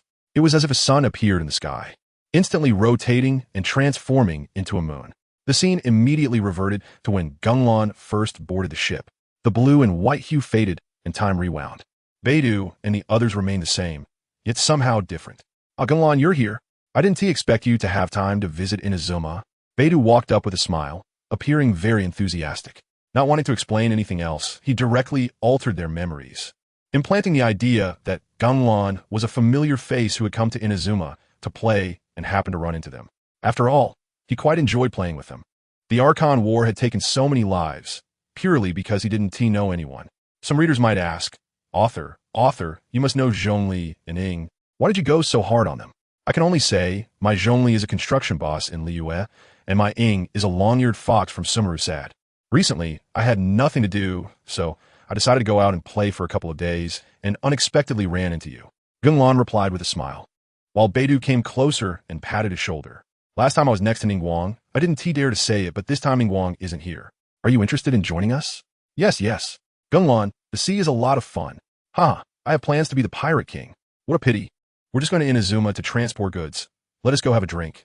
Chapter 23. Drinking, hand-rubbing mobile phone. Kiliangliang Genglan was enthusiastically pulled by Beidou to the wooden leak tea room. Although it was called a tea room, they even had hot pot. As soon as he entered, Genglan saw a plump Shiba Inu sitting at the bar, happily barking twice at the familiar Beidou. Genglan thought to himself that this dog was much cuter than his own and even knew how to play with a knife. Though it might not be able to beat his dog. Outside a magic dog. For you, I become plushy. Please, bleeding dog with long fur, how cool is that? Entering a private room, Genglan walked past the screen and sat down according to local customs. He looked at Beidou and noticed it was just the two of them. Where are the other crew members? They went to have fun elsewhere. It's just us here. Beidou wrapped her arm around Genglan's neck, acting like good brothers. Genglan felt something was off. He had only modified their memories and added a bit of fondness. But why did it feel different now? Never mind. Maybe he was overthinking it. They started the hot pot, and Genglan tasted it. It was quite good. Beidou took a big swig of alcohol, and then poured a large cup for Genglan. Cheers. Unlikely Bai, infinitely flying with the thunder god. Genglan looked at the jug of alcohol, picked it up, and downed it in one go. Good, refreshing. Seeing Genglan drink so freely, Beidou poured another jug. Genglan and Beidou continued to drink back and forth, and in the end, Beidou passed out on the table while Genglan was slightly tipsy. Genglan's physique had reached the point where just one sip could be converted into energy. After drinking so much alcohol, it felt like he had only drunk a sip of water, with a slight flush on his face from the hot pot, making the room too warm. He glanced around and saw there was no air conditioning, just sticky heat. So Genglan got up, thinking about how Beidou would handle this. Meanwhile, Furong and the others were drinking milk with dumplings by a stall. Sister Furong, these snacks in Inazuma are quite novel. Huaxing praised while trying this new taste. The boss nearby puffed out his chest. Kid, chosen by the Raiden Shogun. What do you think happened between Beidou and Longo? I don't know. But with Beidou's drinking capacity, she should have already succeeded. It must be that Beidou got Longo drunk to the point of kneeling, possibly forcing him to go back with her to do something inappropriate. What are you saying? Meanwhile, Genglan is walking down the street, and behind him, the drunken Beidou is floating eerily, a result of the heavenly Dao's effect. The sky is already dark, and the shops on the street have closed early. It's been a decent day. Andusia, where are the people? Where's the food? Genglan brings Beidou to a hotel, checks in, and asks the staff to take Beidou inside. He then turns to leave, and the guards at the entrance look at him with disdain as he comes out alone. TSK, a guy who lures girls. Genglan's strong physique naturally hears this but doesn't pursue it. However, not pursuing it doesn't mean he doesn't care. The next day, this guard was dismissed for exhaling his first breath. It's not that I'm petty, it's that you really misunderstood me. How could it be me? I'm the most law-abiding person. Genglan strolls through the street. It's relatively quiet at night, but there is still some activity. He arrives at the Munin restaurant and remembers a special effects multi-channel called Munin Workshop. This broken Teyvat doesn't even have a phone. Sooner or later, I'll get him one. I have an idea. Genglan thinks, and a black rectangular object appears in his hand. Munin Anna, who is serving food, is startled, thinking she has encountered a thug. Mom was right. Don't stay out too long at night. Seeing the brick-like object in Genglan's hand, Munin can only pray that it's a robbery for money and not for anything else. Gunlan fiddles with the phone and turns it on. Myun and Anna looks at the glowing brick in confusion, realizing he's a holder of the divine eye. Maru Lala, underneath the car. The phone powers on, and it's still Gunlan's apps, but the configuration is vastly different. He swipes through smoothly, then opens Billy, where 2233 is lying on the ground, looking guilty, with 2 steaming bumps on her head. No internet, non-existent. A purple light flashes in Gunglan's eyes, and suddenly a strange power envelopes all of Teyvat. Earth Vane, what the hell came in? Gunglan looks at the restored Billy and clicks on a video. September High Admission S Ninja World War Thundershadow? Gunglan is taken aback. How does this one-armed ninja fight? Is it going to be like his brother S Ninja Battle, leveling up once for every 4 beans? And in the end, some skill is ridiculously powerful? Could it be using the little potato on his back for a combo attack? Ridiculous. Gunglan scrolls down to find a nonsensical funny video. Scrolling down further for 8 Incident Rhythm? What the heck? Let us take a look. After watching it, Gunglan clicks his tongue. It's really abstract. This old me is truly crazy. It seems this scaram ouch must be found. And that blonde guy, he definitely needs special training. He has become like a camera. Zhongli can fight me with the 5 elements, and you're doing this. Scrolling to another video, it features a girl in a snow crow cosplay dancing. Gunglan quietly takes a glance, clicks to save it, and plans to let Andusia wear it when he gets back. Scrolling down a bit more, new plot of Honkai. Star Rail? Wudi-den. What is this? For you, I'll turn into a werewolf look? He remembers when he went to the Honkai side. He ran to the company, got some small money, and then traveled through the universe. He did see a few types of bountiful creatures, but from a distance, they looked like a swarm of ants. Sensing a hint of malice, he shot a glowing arrow and blew them up. If one didn't know better, they'd think the hunting was going down. He really hasn't seen such a werewolf. He could let his mimic try it out. External path demon dog. For you, I'll turn into a werewolf. Scrolling down again. Munin sees Gunglan, who is frowning while staring at the glowing brick and occasionally smiling, and feels a bit puzzled. Summoning her courage, she approaches him. Meanwhile, the green-yellow square cat box also starts moving. Initially, everyone thought it was just a box. Sir, your street food is ready. Oh, thank you. Gunglan smiles as he takes the bag, sensing Munin's nervousness. What's wrong? It's nothing, sir. Gunglan notices her gaze is fixed on the phone and then brings the phone closer to her. The nearby cat box jumps up high, swirling with green elemental power and pouncing towards Gunglan. Munin Anna is so frightened that her voice skyrockets. Neighbors around start turning on their lights. This isn't a brick. This is called phone. And you little cat, don't scratch me. No, don't kill me. I'll give you anything. Woo-woo. Let go of me. After a while, I haven't finished watching that yet. Can I scroll back up? Wow, what is this? Munin and the transformed Liang are now completely captivated by the phone, enjoying it so much that they forget it's already late. Although Liang's task has been completed, Munin Anna needs to wrap things up. At home, her mother wonders if her child will be okay. Oh no, it's so late, it's over. Munin Anna suddenly rushes back into the store, and Gunglan knows something is up. Don't rush. Gunglan walks up to her. You could try this. He opens the call section, and Munin Anna sees her mother's name.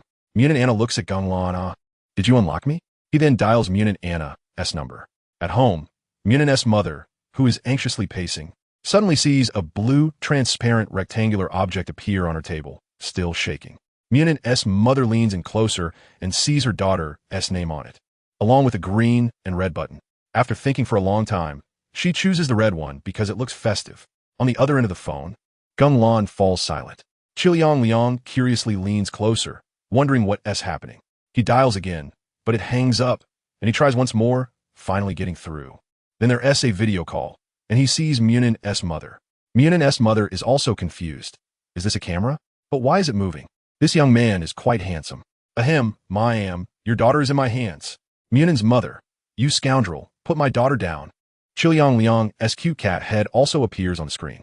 Wow, Longu, this is amazing. Mom, no. This is new technology. He's just joking. Munin Anna quickly jumps out to explain, and the 3 of them crowd in front of the camera, feeling a bit cramped. Oh, this young man is quite handsome. Why are you back so late, Anna? Longu brought this thing, and before I knew it, it got so late. I'll head back soon. After hanging up, the brick in the old lady's hand disappears. I'm sorry, Longu. I have to go. This box of fried skewers is for you. Thank you for showing me such interesting stuff. Gunglan waves his hand, saying it's no big deal. Liang, however, looks at Geng with big eyes, her face showing that she still wants to watch more. I can't help it. Here you go, he says, yielding to her. He hands the phone to Liang, whose eyes sparkle as she opens Billy. The Billy here has been specially filtered by Geng. He can't let the innocent and cute cat know she is actually a fictional character, right? Liyue Hotel. Hey, Andusia, where's Langa? Ing returns to the hotel, looking puzzled at Andusia, sitting in the lobby. Has tea come back yet? I'll wait for him. But it seems you've been waiting for quite a while. Haha, I'm used to it. I have waited for him for thousands of years. A little longer doesn't matter. Chapter 24, Returning, the player's new storyline. Langa, what is this? Geng leaned over to Liang, the smell of the little cat filling his nose. He looked and saw him. It's a cosplay of Eileen Zhou, also known as Shark Girl's Geng looked up and saw Liang, and wow, drool was coming out. That's excessive. Flipping down, there was a video of Shiji Nyang torturing the disobedient little cat Mimi Wanbao. Liang was sweating profusely, looking at Geng. What do you mean? Do you suspect me? This is expressing love for the little cat. Sister Qianji seems to do this often. Hiss, I'm greatly shocked. Qianji, I never expected you to appear cold on the surface, but do such things behind the scenes. After playing for a while, Geng saw it was getting late, put away his phone, and Liang still wanted to act cute to buy some more time, noticing that Geng seemed to be very into it. Meow won't work. I have to go. Look at the time. He brought his phone closer for Liang to see the time displayed on it. It's 2:15? Yes, that's right, smart little cat. Hee. After bidding farewell to the little cat, Geng directly used Shunwei to teleport near the hotel. Upon entering the hotel, he saw Andusia sleeping on a seat in the lobby. Geng glanced at Andusia, who seemed a bit flustered from working overtime. Ah, you're back. Andusia sensed Geng's presence immediately and quickly stood up, but because she wasn't used to her high heels after being forced to turn on, she almost fell. Geng immediately appeared beside her to support her, then picked her up in a princess carry. Sorry, I'm a bit late. It's okay. Andusia felt a bit shy, covering her flushed face with her hand as Geng carried her back. Hotel, front desk, internet CAF lawn. Back in her room, Geng tossed Andusia onto the bed, and she lay there covering her face with her hand. Come on. Hey.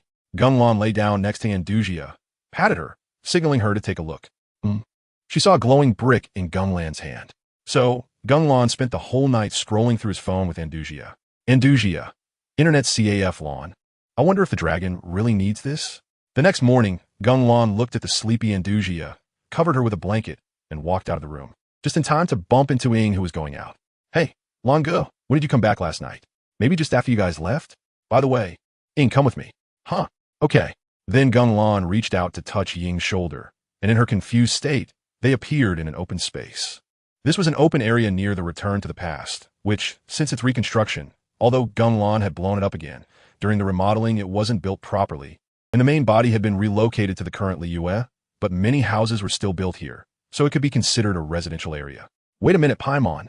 Paimon, seeing the two disappear, looked very angry. Suddenly, a hand appeared out of nowhere and pulled Paimon in. Wah! Staff wah! Paimon landed and was still shouting. Ing immediately gave her a headbutt, making Paimon quiet down instantly. Now, you're probably wondering what I'm going to do. Very simple, special training. Okay. Ing was unexpectedly very excited and didn't even ask why. Langa, can you teach me that cool move of yours? Ing rubbed her little hands, a bit shy. Which one? If we're talking about cool moves, I have a whole bunch. The one that transfers the energy ball as big as Ursa in one go. Oh, flying thunder god technique, sure. As for when Ursa was involved, that was something the Shadow clone did a while back. At this moment, Cat Tooth, dressed in a chi pao, was waiting to go live on time, opening the live stream. The long-awaited player perspective activated. Chapter 25, The Storm Rising in Mondstadt. Lon said it could be done in seconds. Ding opened Genshin Impact, and with the loading screen, after entering that door, got stuck on the rock. No, miHoYo. Is this a game feature? My computer has such high specs? After being speechless for a while, at least he got in, and inside was the familiar back of Kuching. Kuching is really cute, hee. Then he opened the taskbar, rummaging through the tasks. No rewards for the original stones, just doing these tasks to level up. Ding, main package. Our progress is already lagging behind. Ding looked at the barrage speechlessly. How many days since the server opened? Then he chose a task to start, which was to find the flyers scattered around Mondstadt after the dragon disaster. After accepting the task, he naturally ran towards the yellow circle, but upon looking, It only roughly marked a range without indicating specific locations. After searching for a long time, Ding, suffering from post-game blindness, naturally found none, making the viewers in the live stream go crazy with complaints. Oh, let me check the guide. Let me look it up. Then he opened his phone, searched for task guides on Bilibili, and sure enough, he found it. Opening it up. Black Day Teacher, good, sounds nice, I'll watch. White Day Seeking Voice. Black Day Teacher is simply a god. I haven't even logged into the game, and he has already released the task guide. Oh, it turns out it's here. Okay, I understand. I wanted to go this way just now, but you insisted it wasn't. T-hum. Ding proudly puffed out his chest, as if to prove his point. Money only exists, Sahasi. Banks are the best. How con? After finishing the task, Ding continued to browse Black Day Teacher's homepage and accidentally saw the latest video titled Invincible, Hidden Plot. The content is explosive, but he can speedrun. Did you know? Ding curiously clicked in and looked at the content. Wow, it's Longa. Ding looked at the exquisite figure in his phone with surprise. Meanwhile, the viewers in the live stream were dissatisfied. Big Mushroom Chef. Main package. What are you doing live with a phone? Green pepper stir-fried mushroom. Live streaming while slacking off, deducting wages. Carrot egg. Main package. Show us what can make you giggle. Ding saw that someone even wanted to report him and immediately turned the phone around, pointing at the camera. Look, it's my Longa, so handsome. Human vaporization is bitterness. Main package. Are you stupid? Can't you just search on the computer? All right. Suddenly remembering, you put down the phone, switch screens to open Bilibili, and then search for Black Day. While it's not cold yet, Day's mom, you better be ready to accept this overwhelming wealth. Come again for shot. We can combine names upstairs. Clicked on the video. It started with Gunglan's handsome face, and they were on the rooftops of Mondstadt. Gunglan, Ing, Jean, Eula, Dialek, all the Mondstadt characters stood on the rooftops while outside. A storm and clouds swept across the world, looking as if the apocalypse was descending. In the distance, a giant dragon entwined with black aura and green hurricane was roaring towards the sky, sending out waves of shock. Each person's face showed a determination to sacrifice their lives to protect their homeland. Is this a major battle? Didn't the dragon already get defeated? Ding looked at the scene with a serious expression, as she truly sensed the crisis and tension from the picture. And Mihoyo's top-notch painting and rendering gave her an immersive feeling. It was that kind of feeling where if everyone else is going up, she wants to go up too. Meanwhile, Gunglan looked at Ing and asked for her opinion. Are you ready to risk everything for the battle? Gunglan's unusual green-yellow eyes fixed on Ing, as if trying to see through her. 3 options appeared on the screen. 1. I will give my heart to protect everything. 2. Protect all the beauty in the world. 3. I might need to prepare a bit more. These 3 options left Ding momentarily stunned, especially the second one. She remembered that the white-haired cat next door seemed to have said something similar. Many players of Genshin Impact are also players of Honkai Impact, and they naturally know the value of this saying. So most of them choose option 2. However, there are always some who take a different path and choose option 1. But the result is the same. Option 3 means you can exit and talk to Gunglan again. However, Black Day chose differently, moving the mouse and then clicking the third option, which puzzled Ding. But she patiently continued to watch. Exiting the conversation with Gunglan, Ding saw in the bullet comments that most players only saw they could control Ing, wandered around the rooftop a few times, looked at the fearless knights of Mondstadt, and chose to prepare for battle, triggering an exhilarating fight. Meanwhile, Black Day went to another rooftop, walked around twice, and then found a strange dagger-like object hidden in the wall. Big nose. Isn't this what Gunglan held when he appeared? Really, that scene was so cool. I made it my wallpaper. Hey, no spoilers. I just want to see the speedrun ending. I want to experience the real ending myself for the surprise. Then, next to the dagger, there was a dialogue button. After clicking it, Gunglan appeared. What's wrong? Gunglan would ask Ing, and then 2 options appeared. 1. I don't want to see everyone get hurt. 2. Is there a better way? Ding decisively chose the second option. Gunglan looked at Ing, thought for a moment, and said, you could try it as if it's an exam. If it doesn't work, I will step in. Ding was taken aback, thinking, wow, so cool. So domineering. I will step in, so what happens next? What about the knights? Don't worry, no one will get hurt. Then, an exciting CG animation unfolded before her eyes. In the scene, Gunglan suddenly disappeared. The perspective changed, as if it had turned into a drone, starting to fly upwards from in front of Ing. After a few spins, accompanied by an extremely wide field of view, it quickly moved, presenting the apocalyptic scene around them one by one. My gosh, Mihoyo's display skills are making me dizzy. Accompanied by somewhat calm music, The perspective in the scene strangely moved in front of the dragon, which also stopped its movements.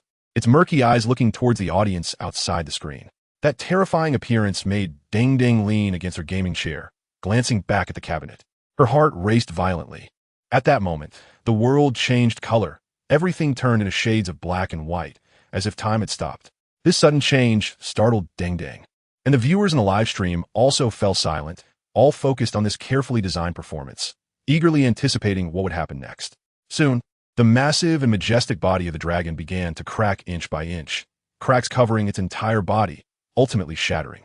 Surprisingly, the dragon's body transformed into countless feathers and blue-white light, fluttering in the air like a dazzling rain of light.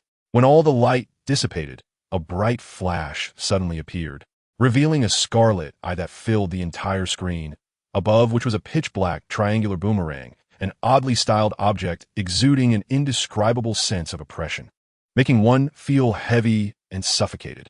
Deng was so shocked by the sight before her that she couldn't speak, feeling as if she was about to suffocate. This eye seemed to hide endless secrets and powers, making one want to explore its mysteries. As a spinning sound arose, the eye began to gradually shrink, finally revealing its owner.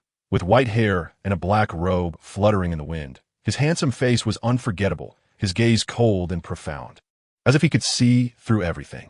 The eerie left eye shimmered with mysterious light, captivating anyone who looked at it. He exuded a unique aura, cold and proud, making people hesitant to approach. Yet, it was this distinct charm that made him the center of attention. Geng was breaking a seal, softly murmuring, "Foolish beings, immerse yourselves in the illusion." As his words fell, a strange light rapidly spread like ripples, enveloping everything around. The scene expanded again, showcasing the environment surrounding Geng. The originally gloomy sky was suddenly torn apart by a dazzling light, and the dark clouds instantly dissipated. The gigantic dragon was right behind Geng, its massive body shrouded in dark energy, forming new armor, with green energy embellishing it as patterns, its wings spread wide, blocking out the sun. The dragon spewed forth fierce flames, turning the entire space red. However, Geng remained unaffected, standing there quietly, letting the flames and raging winds wreak havoc behind him. In an instant, the apocalyptic scene behind him contrasted sharply with Geng's calm demeanor. Behind him, the dragon's figure gradually disappeared, transforming into countless black energies that surged towards the sky, eventually vanishing. Geng was then bathed in the wind, his black robe flowing, hair flying. His gaze remained cold, as if everything that had just happened was merely a farce. Finally, the scene froze on a perfect shot of Geng against the backdrop. His looks moved many, and though many did not understand, after seeing this, they would know he had great appeal. My goodness, so handsome. I knew Chef Geng was right. I can have good food every day. Please, Mihoyo, hurry online, I want to spend. Dusty Mingrue. Really, this performance effect is amazing. I've watched it at least 9 times. It's really showing off. Han Quan. With this wave, Geng is definitely god level. So cool, even fiercer than Barbados. Thunder Superfan, a different format from the main plot. This is purely strong, while the main plot is more about rescue. Deng stared at the frozen photo, unable to snap out of it for a long time. Screenshot, print it out, and stick it at home. Okay, kids, now we start the unclear hidden plot. I've watched it. Now let's go play the main plot. She turned back to look at Geng's photo again, her heart racing. She finally understood what it felt like to play a love simulation. Previously, she thought the second dimension was just fictional, but after meeting him, even if it was fiction, she had to pursue it. She reopened Genshin Impact, feeling the urge to fight monsters and farm materials because she saw a comment that said, "Raise all the characters you can." It's quite challenging.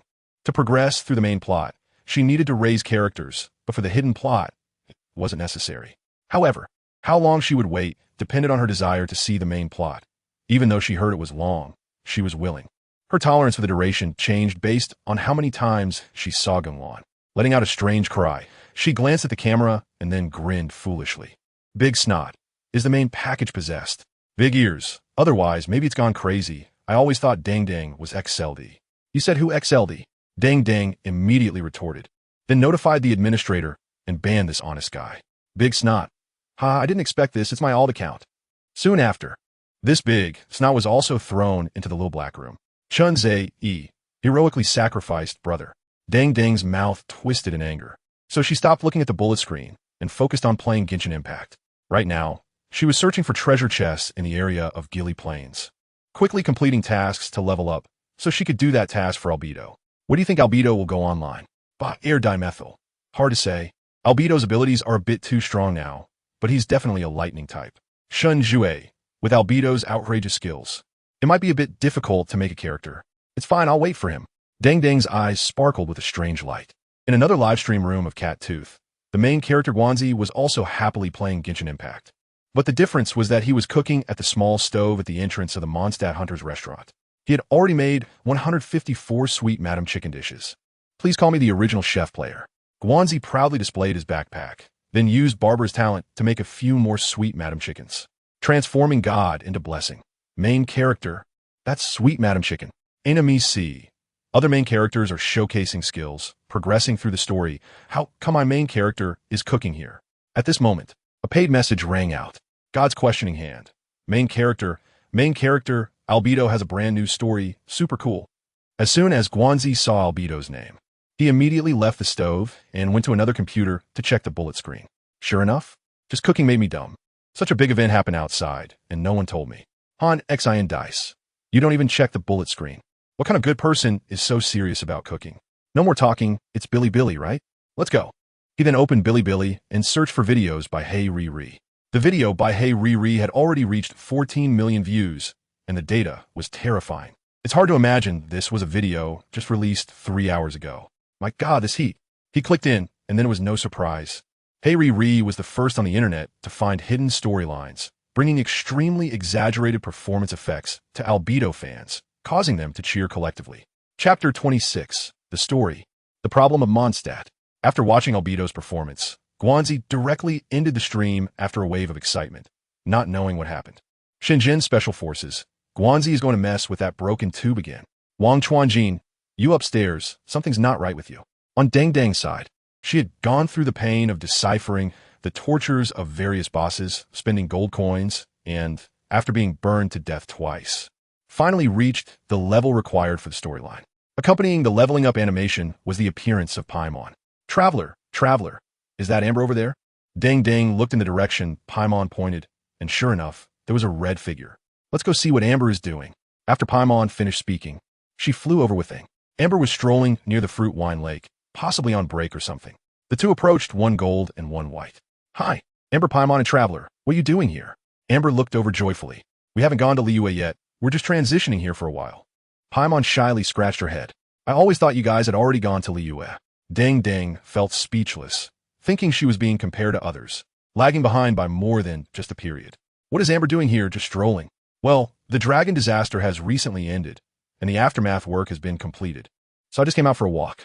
Although it's a bit boring with nothing to do, it's still nice to take a break. Amber smiled at the two, waiting for their response. Just right, we're also quite free. Let's go play together. The traveler spoke up for the first time, and the two set off together. What does Amber usually do when she's free? Jumping down from high places, practicing flying skills, does that count? How dangerous? Dang Dang nodded in agreement after hearing Paimon's words. It's different in the two-dimensional world. Speaking of which, the group arrived at Starfall Cliff. No way. Are you really taking us to parachute? Dang Dang looked incredulously at the three who climbed the cliff. All right, from here, let's see who gets to that rock first. Amber pointed to a large rock in the distance, as if she was sure of victory. I'm the flying champion of Mondstadt. Meanwhile, the player's perspective switched, and Dang Dang looked at the acceleration, circle, and wind field. The painful memories began to attack her again. She had forgotten how many times she got stuck in the flying test, and seeing this familiar thing made her head hurt. But for the sake of Albedo, she gave it her all, recognizing a thief as a mother. How can a person be abstracted to this extent? Even my grandma can do this. Fancy fried fish, suspecting the main character is acting. Old Bond. How did the main character pass this baby level as if he was fighting against Jean against the heavenly path? Dang Dang looked at the bullet screen in frustration. If I really could, why would I get stuck for so long? Finally, hard work pays off, and she finally made it through, but lost to Amber because Albedo's talent increased flying speed. And the speed of falling, man. But when they finished the race, they were still in the air, preparing to descend when an animation began. Amber landed first, proudly posing with her hands on her hips, looking at Ing, who was still in the air. Just as Ing was about to land, a gust of wind blew in, like a shockwave. It directly knocked Amber into the sea, not to mentioning who was in the air. Whoa, Paimon fell into the water, flailing around trying to save herself, but sinking deeper. Whoa, Stop shouting.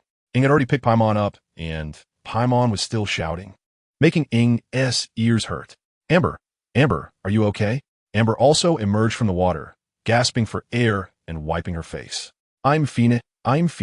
Deng found it quite amusing to see the three fall into the water, especially Paimon, who was still yelling after being rescued.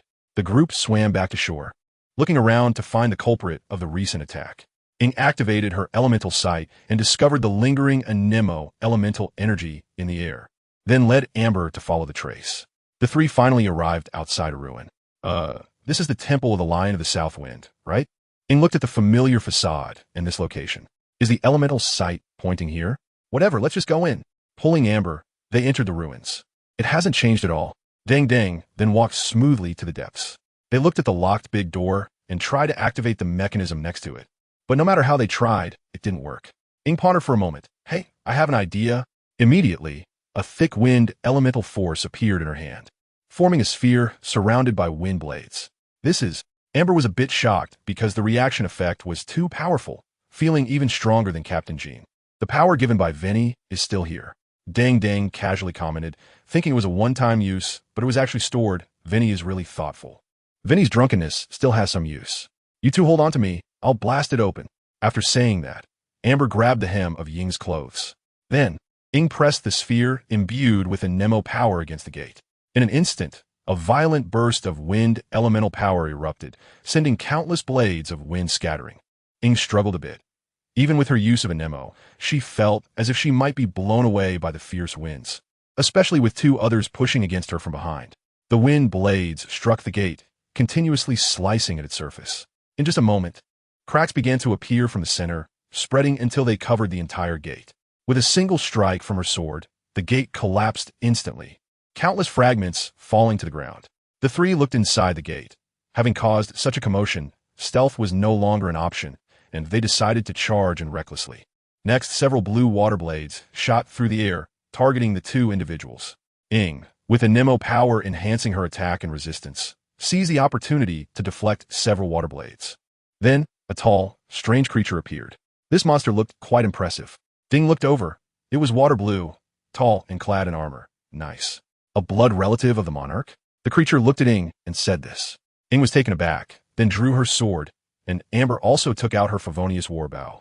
Trying to hinder us? Even if it's a blood relative of the monarch, I will personally eliminate you. Kong, no? What are you talking about? Then, blue light flashed around him, and the double blades in his hands became sharper. The monster let out a furious roar and charged at Ing. Ing gripped her sword tightly, elemental power wrapping around it as she swung at him. The blades clashed. Surprisingly, the two-hand blades were evenly matched against Ying's one-handed sword, leaving him somewhat puzzled. Then, they entered the battle phase. Ding sighed lightly. How long would this fight take? Ding looked at this monster, named Abyss Apostle. Could it be evolved from an Abyss Mage? It seemed likely to be a Water Mage. Ding's current team consisted of Kaching, Bennett, Jean, and Noel. First, Bennett dashed forward to confront the Apostle, pressing down hard on his elemental skill. Divine Sword in hand. No. Main package, are you going to get hit after unleashing your full power? Ding was taken aback. Isn't this supposed to deal high damage? Then, the Apostle slashed and interrupted Bennett's charge, sending him flying.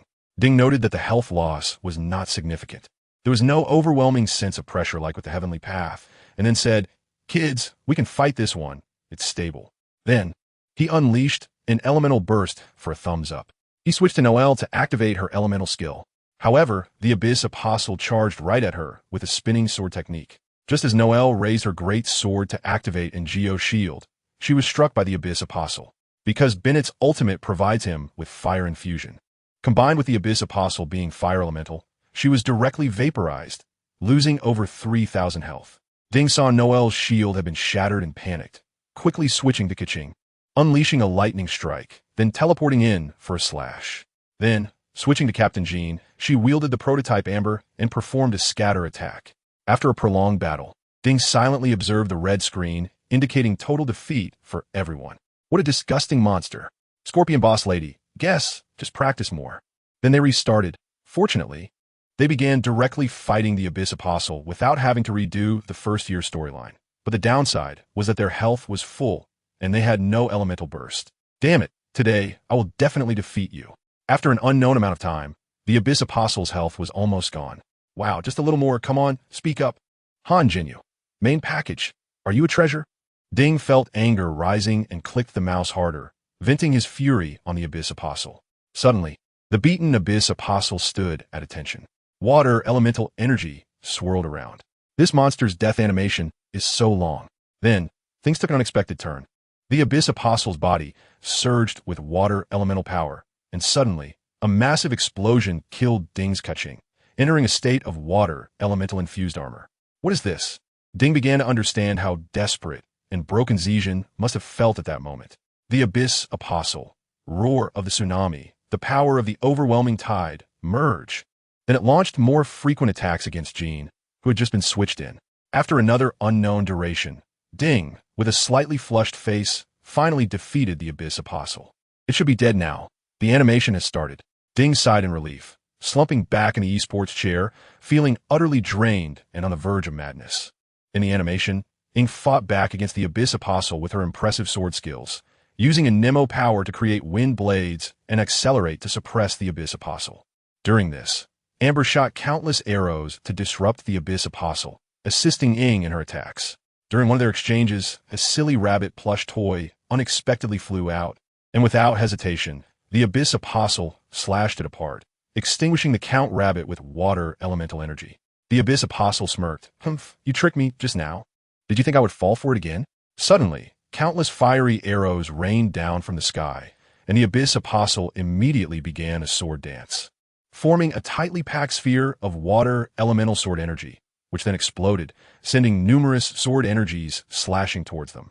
Ing used her Anemo power to accelerate, gracefully dodging the sword energies. After pushing the Abyss Apostle back once more, Ing wiped the blade of her sword. The once light green Anemo energy instantly transforming into a turquoise color, its sharpness and power terrifying. Ing, Barbados, lend me your power. Then she radiated Anemo energy and rushed toward the Abyss Apostle at high speed. The Abyss Apostle steadied itself, positioning its double blades to block the attack and counter. Suddenly, a gust of wind blew, and the Abyss Apostle paused, wondering where she had gone. Suddenly, he felt a sharp pain in his waist and looked down in shock to see a massive wound, emanating a purple abyssal aura along with countless dissipating water elemental powers. If it had gone just a bit deeper, he would have been bisected. Meanwhile, Ing appeared behind him, starting to wipe her blade from the hilt, the Anemo energy slowly dissipating until there was nothing left. As the Anemo energy vanished, a massive explosion of wind elemental power erupted from the Abyss Apostle. She smoothly sheathed her sword and looked at Amber. Amber gave her a thumbs up. Oh, this is how a protagonist should be. So cool. Ding also praised Ying's impressive maneuvers. Wine Jug, Barbados should do more serious work. Lange is my card secret. Learning to show off from Lange. Han Mao Mao. Lange is the king of showing off. At that moment, a violent explosion echoed, and the three stared blankly in the direction of the sound. They saw the background they had neglected moments ago had actually exploded. A wave of heat rushed toward them. Ing immediately released her Anemo power, forming a circular shield to protect them. She had now mastered the use of Anemo power to a remarkable degree. If only she could fight pain again. Tian Dao. Blackstick aid you in a second. The group was momentarily stunned by the heat wave, and Ing could only lead them back, scrambling to escape. Finally, they ran out of the ruins. A massive fireball erupted from the ruins gate, shooting into the sky before finally settling. The three stood aside, watching this somewhat spectacular scene, all feeling bewildered. What exploded? I don't know. Paimon, Ing, and Ding all said this in unison. Then, Ing wanted to go back in for another look. But the door to the ruins had collapsed, severing their connection to the secret realm. If Gunlan were here, one divine might would have been unleashed, but unfortunately, she is not, and no one knows. They seem to have some purpose. Since this is a temple guarded by the four winds, let's go check out the other guardians. Ing analyzed, and the three quickly agreed to head to the next ruin. From the player's perspective, on the other side of Mondstadt, Jean was busy handling official duties in her office. If working overtime in Teyvat could earn her money, she would probably rank in the top 3 across all of Teyvat. Just then, Lisa pushed the door open and walked in, approaching Jean. Take a look at this. Jean took the paper and examined it closely. Abnormalities in all creatures within Mondstadt. Chapter 27. The traveler invites you to form a team. Roundtable meeting.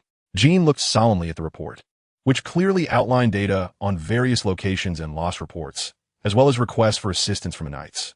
Grandmaster Fulgur took most of the assistance from the Mondstadt knights, and now the knights are stretched thin and struggling to provide support.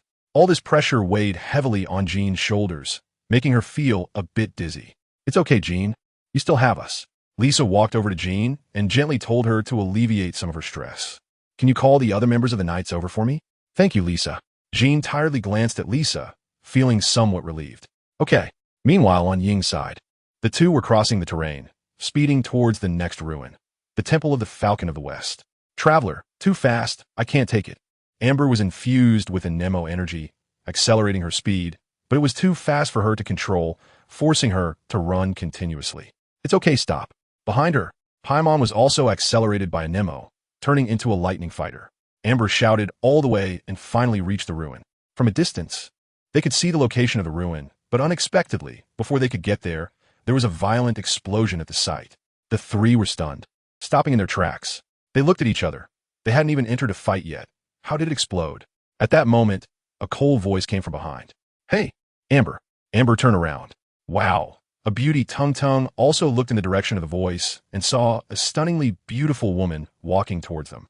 She had short blue hair with white tips and was wearing a black lace headband secured by a metal four-leaf ornament.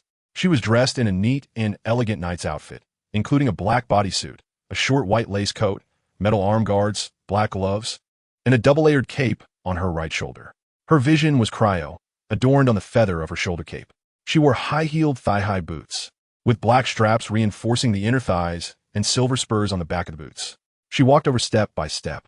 Divine Cat Bureau. Wow, I really like this. She looks like a cool older sister. Eula, what are you doing here? I just returned from a mission. Jean is gathering the knights, and I happen to be heading this way. Eula looked at Amber, who had a puzzled expression. What gathering? Don't you know?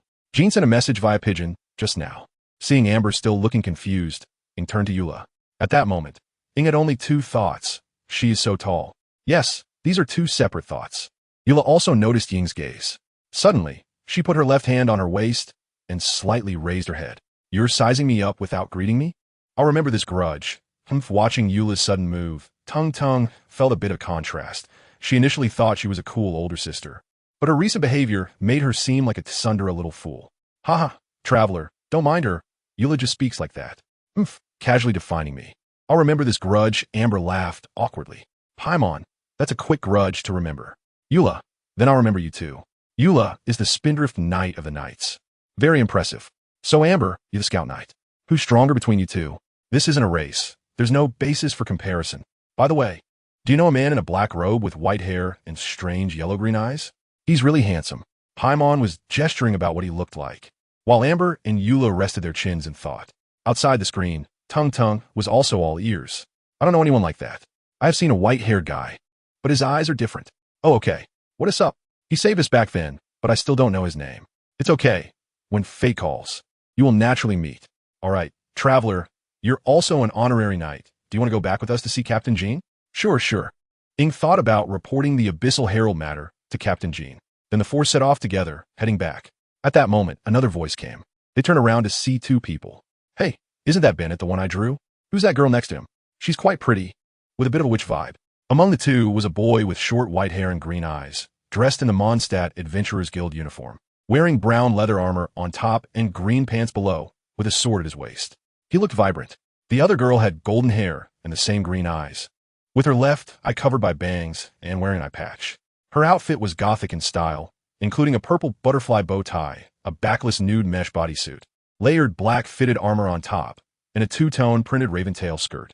She wore asymmetrical stockings, with her right leg fully covered and her left in thigh highs, and black high-heeled boots adorned with bat wing decorations. It was Bennett who shouted, and they both jogged to the group. What a coincidence, it's Bennett and Fiscal. Hello, Amber. I can't believe I ran into you here. So, you're the legendary honorary knight? Bennett looked at Ing, his eyes instantly sparkling, while Fiscal struck a pose resembling a dramatic character. Ha. I am the Princessinder Veritilum. My true name is Fiscal. I have descended here in response to fate's call to meet you, traveler from another world.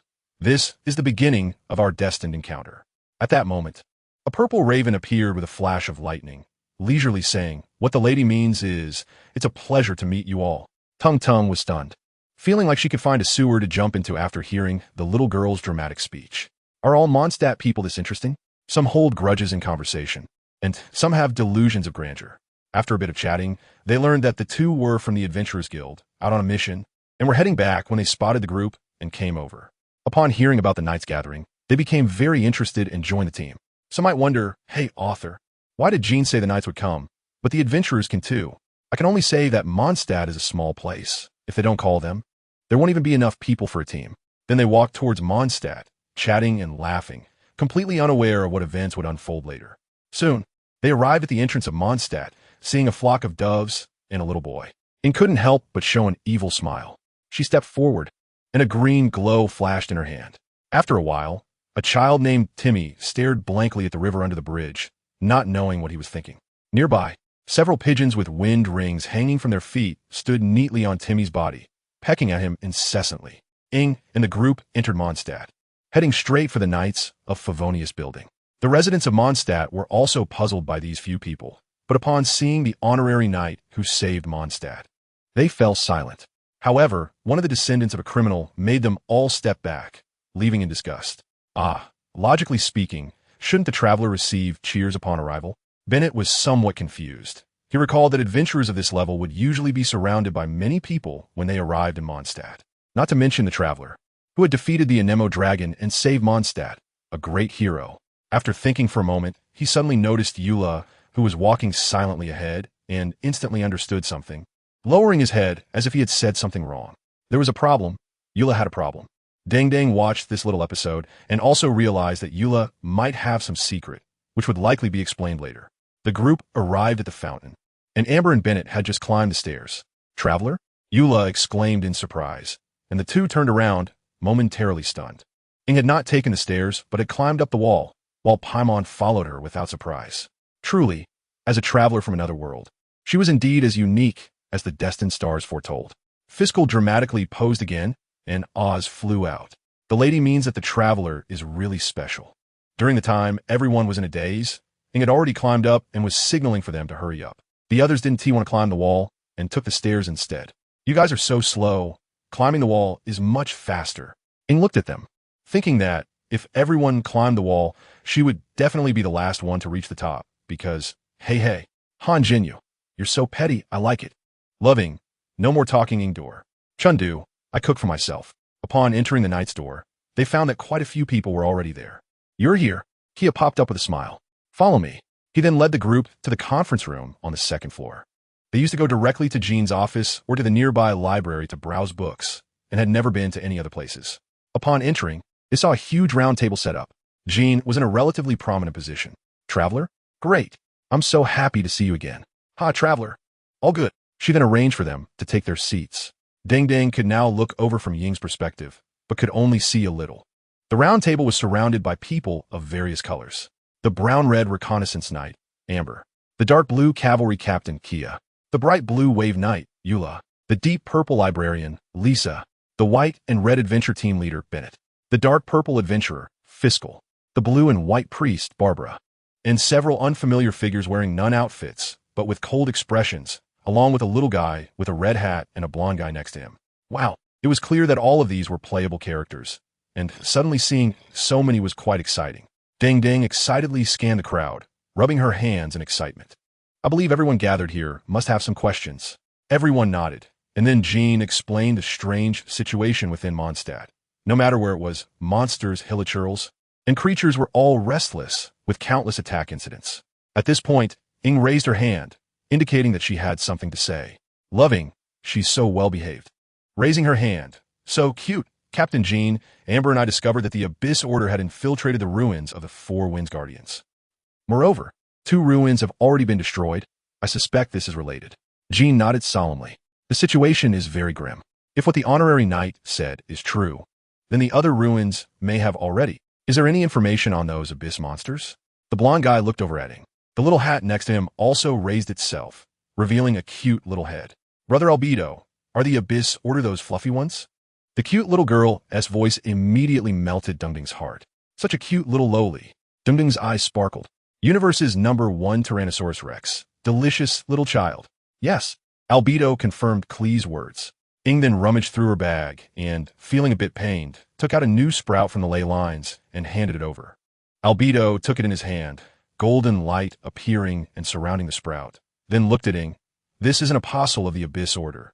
They are quite troublesome, and you actually defeated one. That's truly remarkable.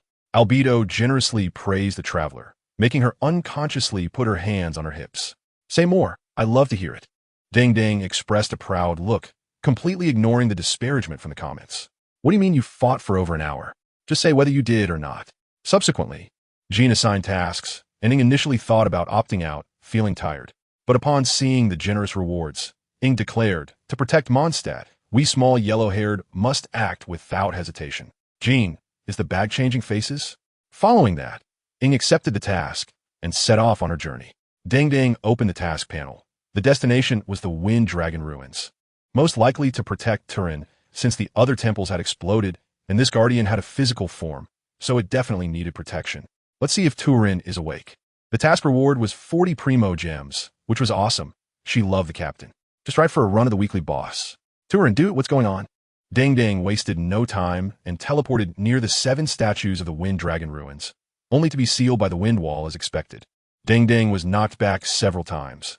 After dying once with Kaching, she lay speechless on her gaming chair, staring at the camera in a daze. Miho yo, I'm going early. Kaching, I'm going early too. I knew I shouldn't have teamed up with you. I die hundreds of times a day. Where do you get so many fried eggs? After hearing the viewer's words, she decisively teleported to a nearby waypoint, finally breathing in some fresh air. She ran towards the yellow circle at the task location, reviving Kaching to take her along, using her powerful flying thunder god to travel. My evaluation is, dead water is still shady? Chapter 28, Vinny, the power of the abyss. Ding Ding controlled Kaching to arrive in the yellow circle area. Upon entering, she saw several hilichurls surrounding an abyss mage, performing a strange ritual. The one with the color character. I know this. It's called Sword Discussion. Room manager, mute them. It was over. She couldn't bear to look at them anymore. After all, she had to see them every day while doing commissions. Ignoring this, she directly entered combat. Ding Ding unexpectedly showcased extreme skills, using everything she had, successfully clearing the stage in one go, slaying all 5 monsters. Haha, I stood up. Ding Ding laughed heartily. Entering a CG animation, a blue abyss mage stood wobbling among a group of fallen hilichurls, retreating in fear. You guys don't come over. Fake cigarettes, fake alcohol, fake masked rider. I see this abyss mage still has some charm. Tasty wisdom. You're really hungry. Ing and Paimon walked over with mischievous smiles. Each step felt like stepping on the abyss mage's heart. At this moment, several transparent bubbles appeared, and as the two were about to collide, Ing instantly drew her sword. Before she could sweep them away with a single strike, a gust of wind blew past, causing all the bubbles to burst simultaneously. The abyss mage was also pierced by a wind arrow and turned into energy. A bard slowly descended, holding a beautifully crafted bow, singing for money. Wendy, can't you change that title? Wendy covered her face in exasperation, while Paimon scratched her head awkwardly. Sorry, I'm used to it. Why are you here? You know about the creature riot in Mondstadt, right? Yeah, the acting grandmaster told us. So I came to see how Tulin is doing. He is considered a creature too. You really don't know what's going on? How would I know? I'm just the weakest god. Seeing Wendy's pitiful expression, Ing decided not to ask further, as it was true that she was weak and had been dealt with by the Fatui. No, little sister, do you really believe that? Just look at those orange-haired ones. Who do you think could get past them? Serious anime watcher, Xiao Lu. Wendy is the weakest god, you know. Value fish. The Fatui are so powerful, even the pain can beat a god. Although she is the weakest god, there are still stronger ones above her. Innate Genshin. How strong must Lan be then? Xia, at least god level. Seoul Emperor Luo Yong, as expected of the protagonist, encountering a group of top-tier fighters right away, and even has someone to protect her. Love to see this. Ding Ding, seeing these bullet comments, couldn't help but put her hands on her hips. My Lan is just amazing. Can't hold it in anymore. I want to watch Lan tonight. That lady's skill is top-notch. And Lan and the Heavenly Path are really easy to charge. Gun Lan against the heavens. Let's go. I'll take you to find Tulin. Wendy then used wind elemental power to lift the two up and flew them above. They entered Tulin's old home. Does Tulin live in a secret realm? Yeah, if he lived outside, it would scare people. After entering the secret realm, they arrived at the place with those pillars, but the weather was no longer stormy. Instead, it was a vast blue sky with white clouds. Wow, what a beautiful sky. Soon, a turquoise giant dragon noticed them and flew over. Barbados, what brings you here? I came to check on you. Have you been feeling unwell lately? No, I've never felt so refreshed. Haha, seeing you like this puts me at ease. Ing looked at Tulin. Even though he was a dragon, she could see his happiness. All right, Tulin is fine. Let's go. Just as they were about to leave, when he suddenly turned back. Traveler. Suddenly, a black-purple starry teleportation portal appeared. Ing was taken aback, wondering what it was, and then the familiar water blade shot over. Ing finally reacted. Enemy attack, protect. She drew her sword, ready to block, but to her surprise, the water blade was incredibly fast, before her sword could even be drawn. The water blade hitting and sent her flying. Wendy stretched out her hand, and countless green wind blades sliced through the air, but the teleportation portal vanished. Damn it. Ing got up, feeling quite annoyed. She looked around, but didn't spot the apostle, which made her even more frustrated. Wendy quickly ran over. Are you okay? This level of attack is nothing. Ing smiled at Wendy and then showcased her almost non-existent biceps. Just a slash and run. How babyish. 90-90. At this moment, Wendy suddenly felt uneasy. In my arms, Tulin. Wendy instantly transformed into a whirlwind and rushed away, leaving a bewildered Ing behind. But Ing quickly reacted and chased after her. Tulin was in visible pain, locked to the ground with purple chains on his limbs, tail, neck, and wings. Dragon, your betrayal will be repaid with your all. A lightning abyss apostle was reciting something from a book. Stop, you bastard, bullying my dragon in front of me. Do you really think I'm the weakest god? Countless fast wind blades swirled away. The apostle immediately retreated into the space portal. Sensing the speed and force, he could only think of one answer. The intel was wrong. This power is what someone said was severely injured, barely surviving. He cursed his incompetent colleague in his heart, thinking if he wanted a promotion, he should just say so instead of setting him up. When he rushed forward, wanted to cut the chains binding Tulin. The lightning abyss apostle saw this as a perfect opportunity. He immediately increased the power of the abyss filth, and in an instant, the chains glowed purple and shot towards Wendy. A massive gust of wind exploded, pressing down on the chains, but the chains were still struggling, trying to break through the storm to pierce Wendy. Still struggling, still struggling. Countless tiny wind blades hid within, continuously striking the chains, but not harming Tulin in the slightest. Yet even so, the chains on Tulin showed no signs of breaking. They were as indestructible as diamond. And instead, Tulin's spirit grew increasingly despondent. At this moment, Ing arrived, and upon seeing the scene before her, she immediately understood what was happening and rushed forward to join the battle. Wendy, watching Ing come to help, controlled the wind blades to avoid injuring her.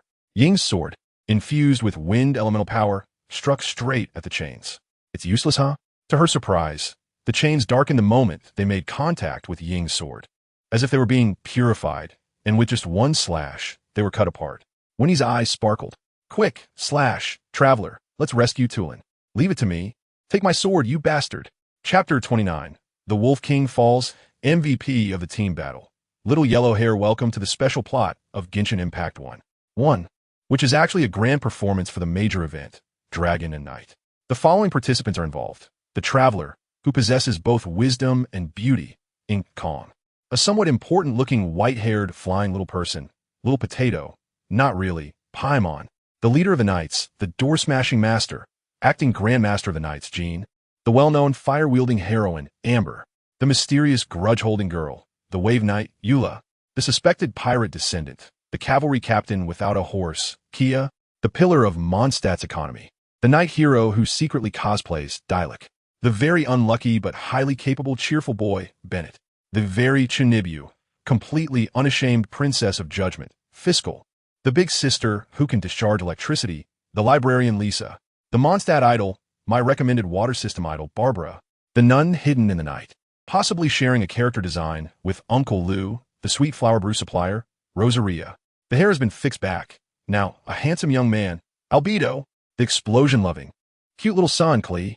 The seemingly broke but actually wealthy astrologer, Mona. The shy green-haired girl who likes to conduct little experiments, Sucrose. The wolf cub resembling Susanoo or a stand, Razor. The cute little cat who hates drinking and possibly has a stand, Diana, the maid knight yearning for the nights, unknowingly possessing immense strength, Noelle, and the most heavyweight of them all, the one who loves to have fun but can actually turn fun into a cat girl, the strongest. Uchiha Gunlan. No need to elaborate on the reversal faction. It's just Gunlan's refusal. Now, the performance begins. Ing just broke a chain and was heading to the other side when suddenly, the ground shook violently and all the tightly bound chains were retracted. Before a few people could react, Tulin let out a weak wail and collapsed to the ground. Tulin! Vindy rushed over, and upon closer inspection, he realized with anger that the Abyss Order had drained Tulin's elemental power, and the little green dragon was almost turning into a little white dragon. Vinny gently stroked Tulin, transmitting some elemental power to him again, and then sensed the surroundings. There was no trace of the Abyss Order left. It's all my fault for not noticing in time, Vindy said with some guilt, and Ing felt Vindy's low spirits, unsure of what to do for a moment.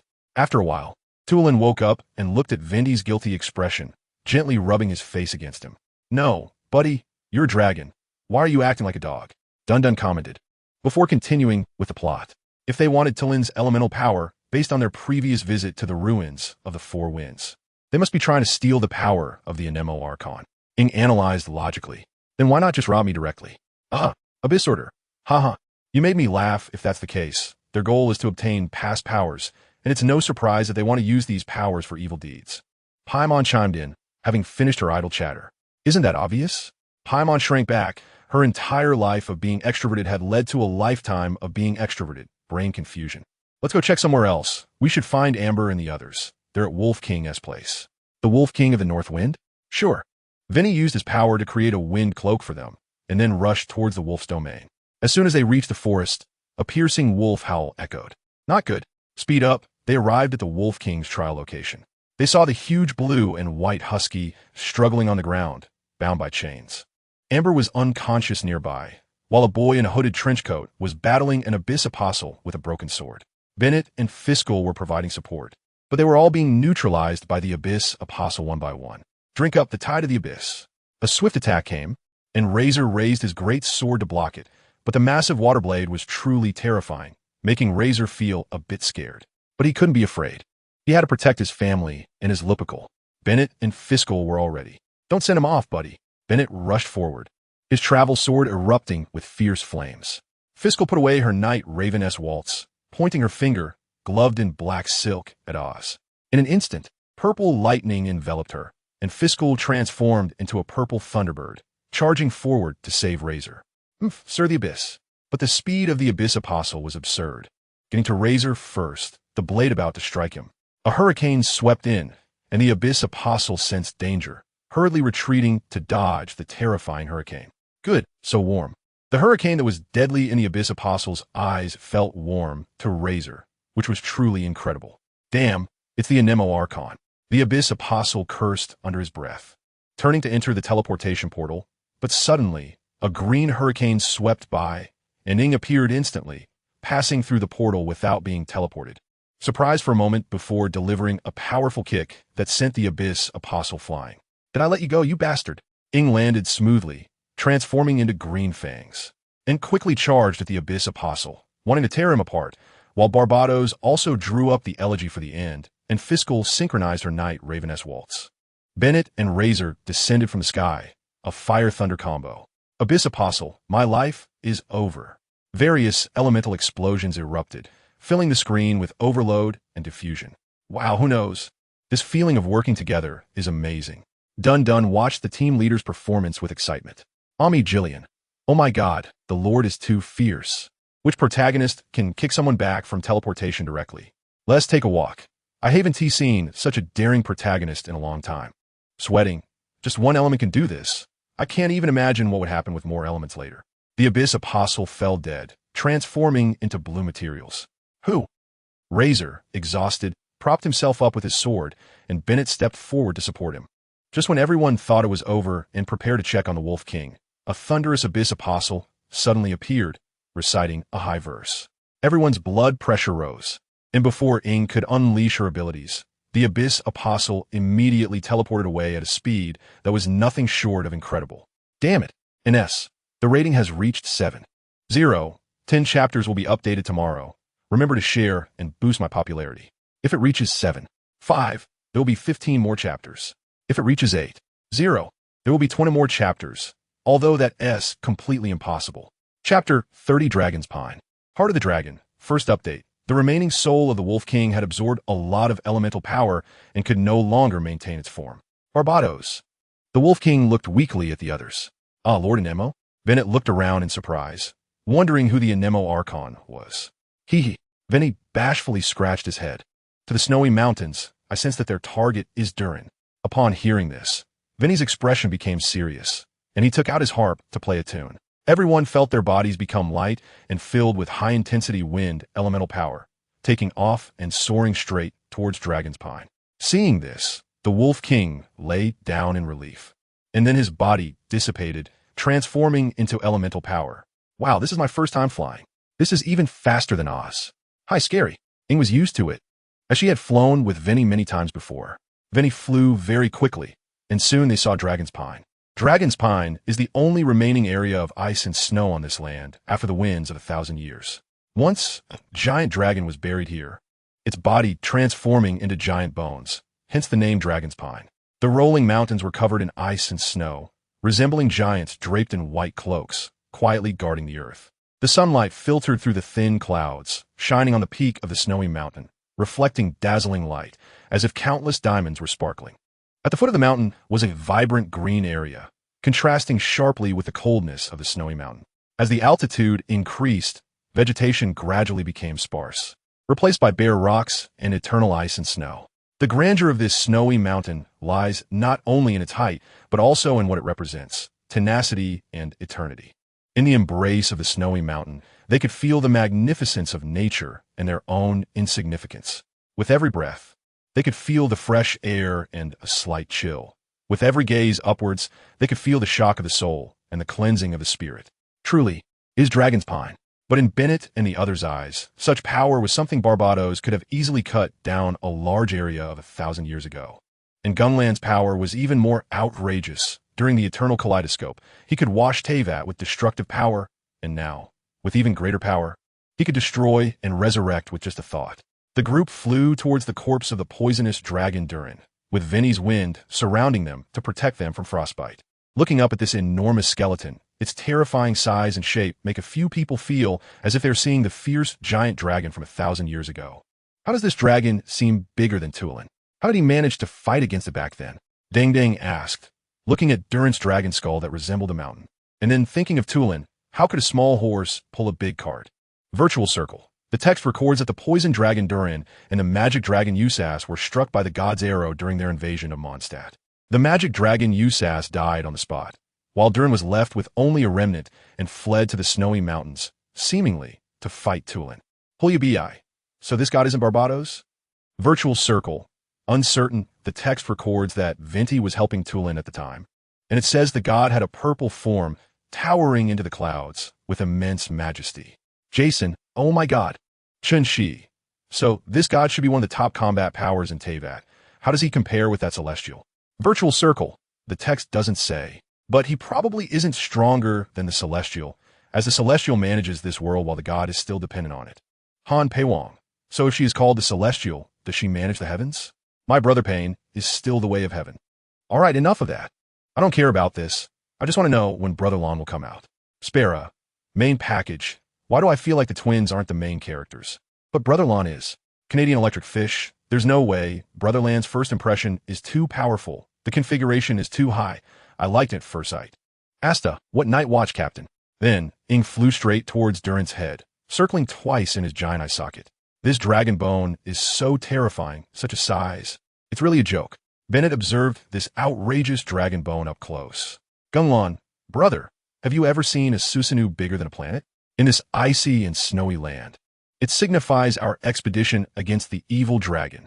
Fiscal arrived beside the dragon, and Razor flew over as well. At this moment, Vinny was sensing everything around him with the wind that blew through Mondstadt. Then he looked towards a certain direction. Was there a place that the wind blowing across Mondstadt didn't reach? Vinny sensed that there was actually a spot that was completely still. Let's go. Taking a few small ones, they headed towards that windless place. Soon, they arrived at a cave-like location. There was a red glow here. Are we sure we want to go in? Bennett glanced at the bottomless cave, uncertainly saying, "We have no choice." After Vinny said this, he was about to go in, at which point Ing reached out to stop him. No, I have a better way." Vinny looked at Ing with confusion, and then Ing took away the song of stillness from him. "Thousand winds, obey my command." In an instant, Ing drew her bowstring, and a massive storm gathered on the arrow, condensing the 1,000 winds into the sharpest arrow, exuding the majesty of the Anemo god-s weapon. Song of Stillness. This person is good, willing to use force, unlike some BBTOS who do nothing but drink and slack off all year. Even wanted to sell me for wine. In an instant, the wind arrow was released, and the high concentration of Anemo elemental power emitted a bright fluorescence, illuminating the entire cave. Then, a buzzing sound occurred, and an incredibly massive elemental explosion happened. Vinny immediately raised his hand to protect the others. When the storm dissipated, the original cave had become a giant pit. Is this the destructive power of the Anemo god? Vinny, I shouldn't have mocked you. Upon seeing this power, Deng was instantly stunned, and thinking back to when she said Vinny was being thrashed by the Celestial, she felt a bit ashamed. But speaking of which, what kind of monster is Pain? Pain, understand the demon god squad. Ing looked at her masterpiece, put her hands on her hips, and hemphed. Fear comes from a lack of firepower. She never believed in these illusions. Then the group slowly descended into the pit, arriving under the cave, where they saw an enormous crimson, fleshy object embedded in the wall, pulsating rhythmically, and curiously, it was surrounded by green elemental power. It looked extremely horrifying, dropping sand. This is Durant's heart? Vinny recognized it immediately. He wouldn't mistake this feeling. It's the heart of the giant dragon outside. Why hasn't it decayed? Bennett looked at this horrifying thing in disbelief, feeling a bit tremorous. Vinny looked at the surrounding elemental power. Did he absorb these? Then the heartbeat of that heart suddenly accelerated, as if it was about to explode. "Get back!"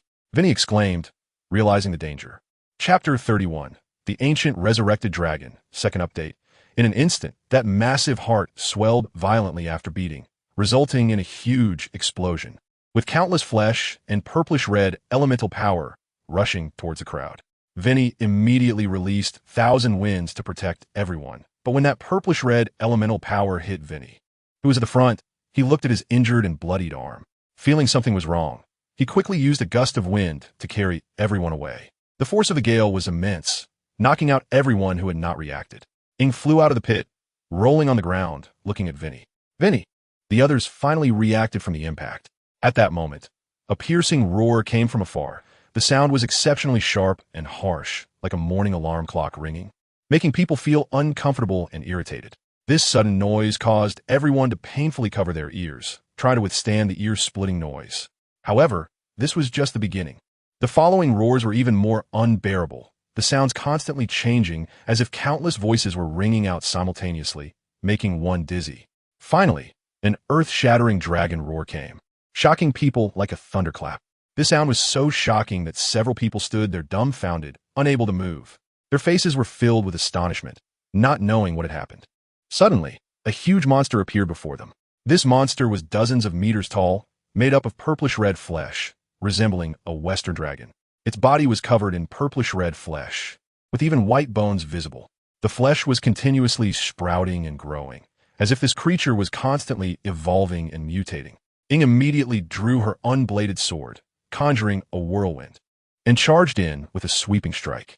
Her movements were extraordinarily quick. With a gust of wind, she slashed at the dragon's arm, instantly severing it. But the dragon seemed completely unconcerned about the loss of flesh, its burning crimson eyes fixating on Ing, and then it swiped with its other hand. That hand carried immense power, and Ing immediately retreated, dodging the attack, while several lightning arrows shot over. But it was as if they hit cotton, absorbed into its body. "Don't come over, this guy's not right. You all run, go notify Captain Jean." Ing quickly turned back and scolded Bennett and Razor, who wanted to rush up to help. She knew what kind of enemy she was facing, so she chose to deal with this bizarre dragon alone. Not even knowing where Vinny had gone, she immediately turned back and slashed fiercely at its body, instantly bringing down a large amount of flesh, skillfully dodging the counterattack, and sending several wind blades flying. "Damn, this dragon looks really disgusting." Deng looked at the dragon with some disdain. She had just seen the skeleton outside and was still expecting what the real dragon would look like, but ended up with this? But to be fair, she had seen the dragon in its complete form, and had to admit it indeed had a sense of oppression. Next, this dragon would just keep eating and evolve. Did it consume the elemental powers of the Wolf King and Tuolin? But the subsequent events would tell her just how desperate this copy was in the eyes of the knights. And guess, our grandpa is just awesome, taking on the dragon alone, enjoying all the experience by himself. Jiajito, grandpa's combo was so cool. The dragon roared, opening its massive maw and lunging forward to bite. Faced with this attack, Ing chose not to take it head-on, instead sidestepping and easily evading the dragon's strike. She moved gracefully, as if dancing, quickly circling around to the back of the dragon. Then, with a powerful kick, she struck the dragon's arm, using the recoil to leap high into the air. At the same time, a surge of powerful wind elemental force erupted from her hands, forming a massive whirlwind. This vortex mercilessly swept over the dragon like a meat grinder. The dragon emitted no sound, but its flesh made the noise for it. There was a sizzling sound, as if countless blades were slicing through its body. However, the dragon did not retreat. Instead, it erupted with a purplish-red glow. Facing such a formidable foe, Ing dashed back into the storm, gripping her sword tightly and thrusting it fiercely at the dragon's head. The sharp blade easily penetrated the dragon's hard skull, blood splattering everywhere. Yet, the dragon still made no sound, seemingly continuing to evolve. Suddenly, a bloody wing appeared on the dragon's back, and it flapped its wings at an astonishing speed, striking fiercely at Ing. Startled, Ing reacted immediately, agilely flipping to dodge this lethal strike, but just as she was about to take advantage of the moment to attack again. Brain, it's going to retaliate. Hand, attack again. At that moment, countless sharp spikes suddenly erupted from the dragon's body, shooting out in all directions like a rain of arrows. This unexpected turn of events shocked Ing, and she instinctively waved her hand, conjuring a green wind ball that deflected some of the spikes off their original trajectory. However, that was not the end. The deflected spikes split into even more smaller spikes in midair, raining down on Ing. Faced with such a dense barrage, Ing found it hard to dodge completely, ultimately getting hit by multiple spikes, her body involuntarily flying back and crashing hard against a massive rock, where she was deeply impaled. She gasped for breath, her face pale and clearly injured, but soon she struggled to her feet, reaching under her skirt and pulling out a fragrant sweet flour brew chicken.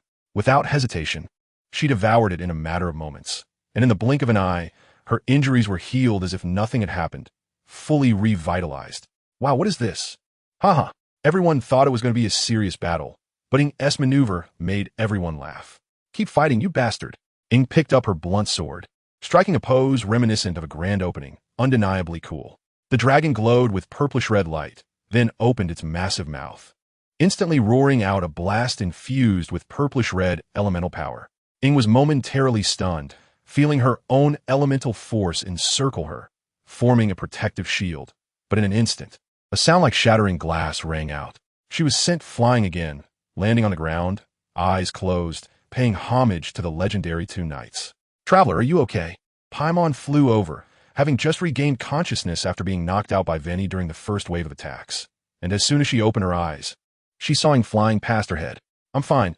Paimon, be careful. This guy is very dangerous. Let's run back and find Captain Jean. Paimon anxiously circled around Ing. At that moment, the dragon spread its wings, but instead of taking off, it kept flapping its wings and charged forward. Ing held her sword with one hand, her gaze resolute. Paimon, a hero can't flee in battle. The small figure against the massive dragon and the overwhelming black-purple aura created a magnificent scene. Paimon stared at Ing in a daze. Ding Ding also looked at Ing in a daze. This is the protagonist. Chapter 32. Was Vinny eaten? Defeat. Third update. Ing resolutely charged forward, her blunt sword cutting through green light. Wind's breath Ying's form Gale's absolute cut. Ing was enveloped by the storm, and the massive tornado flew toward the dragon, which swept the storm aside and continued charging forward. Ing flickered out, slicing past the dragon like a fawn, delivering a fierce blow that decapitated it. The fallen head stared at Ing from the ground, but the headless dragon's offensive showed no signs of slowing down, continuing to charge at Ing with all its might. Ing stomped on the head, but upon looking up, she saw the dragon's body still pressing forward, even growing flesh buds to regenerate its head. This is tricky. Ing created distance again. This fast regeneration, coupled with a hint of immortality, was very unfriendly to her close combat style. The only way now was to find something in its body that controlled its regeneration, like the glass beads inside the cosmic overlord Boros. Ing tried hard to open her eyes, wanting to gain clarity of the world. But all it did was make her see the dragon's disgusting flesh more clearly. Give me back my clear vision. Ing charged again, disregarding everything else. First slicing open every part to see if there were any glass beads or the like. A knife struck the dragon's abdomen, followed by 3 more cuts that left its belly in tatters. But all she could see was a grim display of white bones. Evading another attack, Ing stepped back and shifted her target to the dragon's tail. Severing the lineage, Ing aimed to strike at its groin, and purple blood burst forth. Ing instinctively retreated, sensing something was off about this blood. Why was there such blood here? Zishianyi, this can't be Ginge, right? Landlord, let fly out. Nishin in. Brother, take care. I'm a worker. This is professionalism. You fly out too. And at this moment, the battle phase finally began. Watching Ing fight is great. She's so fair-skinned and tall. Teach me Uzi to jump walls. You're not right. Buy low-price cabinet. You're not right. Then, Dang began the painful monster grinding phase. This dragon was still quite easy to fight. At least everyone thought so, with its back and forth movements. Unlike Super Brother's zero-frame initiation, it was also clumsy, unlike Super Brother's half-second half-field moves. The damage was low too, unlike Super Brother's single basic attack on a person. The only difficulty was its outrageous appearance, always sharpening your vision. In this regard, Super Brother couldn't compare. Super Brother's looks made some people willing to take hundreds of hits from him. Super Brother was simply a terrifying boss. Although only Zizhen had seen him online, others had only seen the Tao of Heaven, but the value was evident. However, even if this boss was terrible, Dang could still find a reasonable way to handle it. Oh no, my keyboard is stuck. The client froze. I got a call.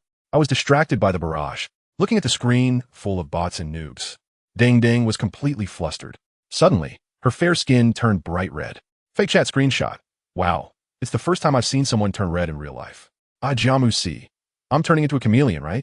After relentless efforts, they finally got through. Han Jinyu. It feels like watching this old woman stream. Either she's stuck or she's going crazy. You're the old woman. I'm only 21. Dang immediately retorted. But as the new plot began, she also fell silent. When Ing cut open the abdomen once again, she delved deeper, her gaze fixed firmly on a hint of green inside the giant dragon's belly. Without hesitation, Ing rushed forward, grasping that hint of green, and with a sudden force, the sound of fabric tearing filled the air. Ing, having exerted too much strength, was sent flying backward. Adjusting her posture and creating some distance, she looked down at what she held. It seems to be Veni's clothing.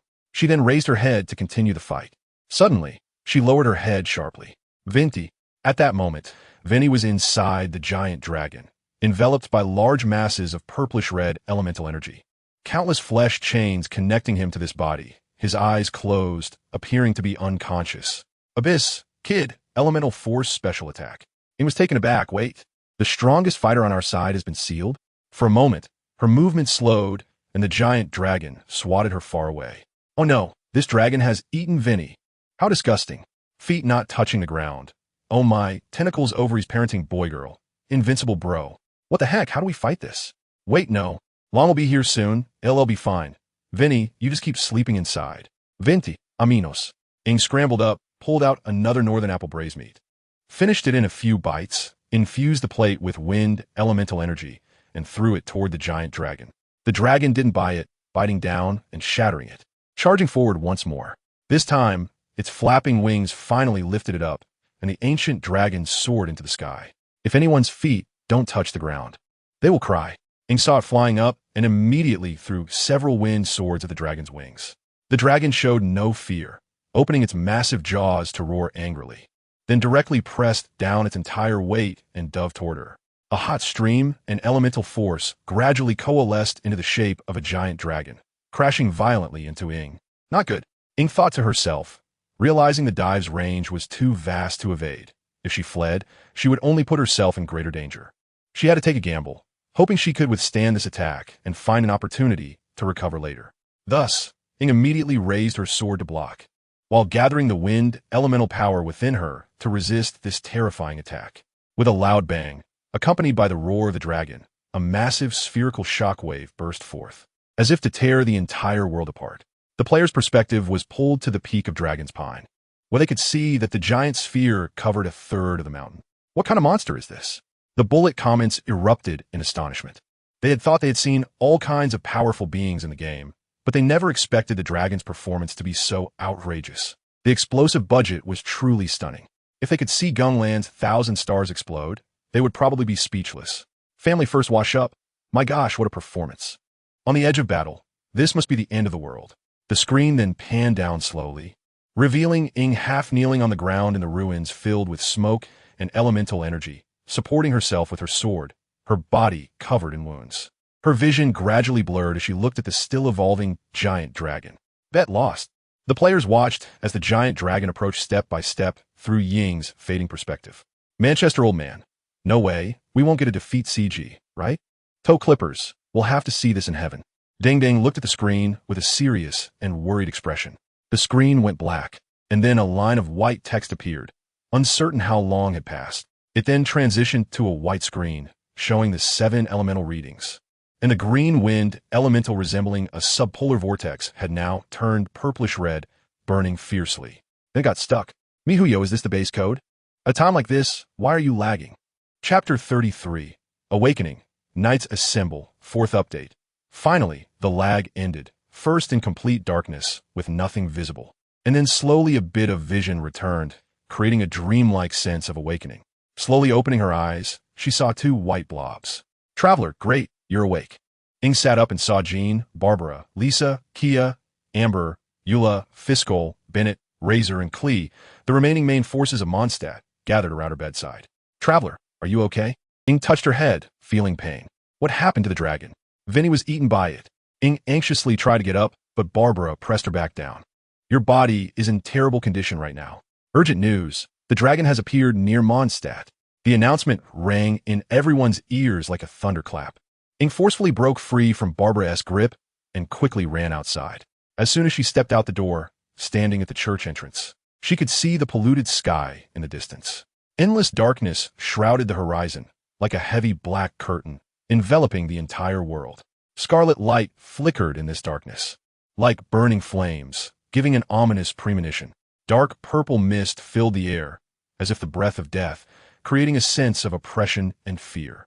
The ring-shaped dark clouds seemed to be drawn by some force, gradually gathering together, forming several massive interlocking rings suspended in the sky. These clouds looked exceptionally heavy, as if they could collapse at any moment, making it hard to breathe. This grand and magnificent scene shocked everyone in the livestream room. Even those who had gone through the storyline were once again struck by awe. What a ridiculous set design. It's so immersive. In the distance, the purplish-red giant dragon quietly hovered in the darkness. Below, various monsters corrupted by purplish-red elemental energy roamed. Its scarlet eyes seemed to pierce through the thousands of meters of distance, stabbing into Ying's heart. Oh my, incredible! Dingding's mind was filled with this spectacular scene. No game had ever made the environment so realistic, creating an immersive experience, like a divine masterpiece. Ing clenched her fists tightly, and the knights rushed up. Ing, don't be stubborn anymore. Your body is already in critical condition. If this continues, you will suffer unimaginable damage. Ing turned back to look at Barbara. Thank you for your concern, Barbara, but I have my reasons to fight. If I don't fight, I won't survive. Not really. Then the broken, bladeless sword appeared in her hand, glowing faintly green, but to the knights behind her, it radiated brilliance. Even the traveler didn't give up. So how could we surrender? Jean waved her hand, calling out to everyone. Ing looked at them with gratitude, then fixed her gaze on the dragon. At this moment, 6 black figures stood atop a certain tower, watching this scene. Do we need to intervene? No. The leader, a man with purple ripple pattern eyes, said, and then the 6 vanished simultaneously. Meanwhile, in other regions, they looked up and saw a massive, evil cloud looming over the direction of Mondstadt. A handsome man in a traditional Chinese outfit took a sip of fine tea and looked solemnly toward that direction. The golden-haired fox and the purple cat were having a meal together in the Wamen restaurant. The golden-haired fox, who was Ming Lu, glanced toward that direction, and the nearby orange-red little fox was also taken aback, looking over. Interesting. Should we take a trip? Forget it. Ningguang said there would be a task arranged for us later, saying we were to meet someone, but we don't know who this important person is, and it requires both of us from the 7 stars to attend. Back on the Mondstadt side, outside the city walls, the Knights of Favonius are all in position. The sky has already shifted from night to day, but the darkness still obscures everything, with only a few rays of light shining down on them. Jean, holding the Windborn blade, is addressing the knights. Each person is prepared to face death, confronting the dragon of destruction. Just as their ancestors faced the darkness of calamity centuries ago. No matter how much time has passed, they will protect their people, for they are knights, the guardians. Let the wind guide us, and listen to the song of the wind. Let the wind guide us, and listen to the song of the wind. The passionate slogans rise higher and higher, morale reaching its peak. The standard weapons in their hands seem to echo with excitement. There truly is a feeling of a decisive battle, so powerful it feels like the dawn before the Great War. Dingxiang couldn't help but feel teary-eyed as she watched everyone face death with such resolve. They have lost the favor of the gods, yet they still stand firm in their protection. At this moment, the spirit of the night is vividly displayed.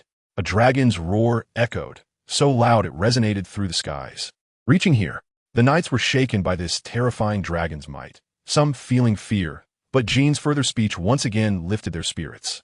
Hermione, Jean can't be from Germany. Can she? She's so good at speeches. Teach me. You owe me my emotions, you jerk.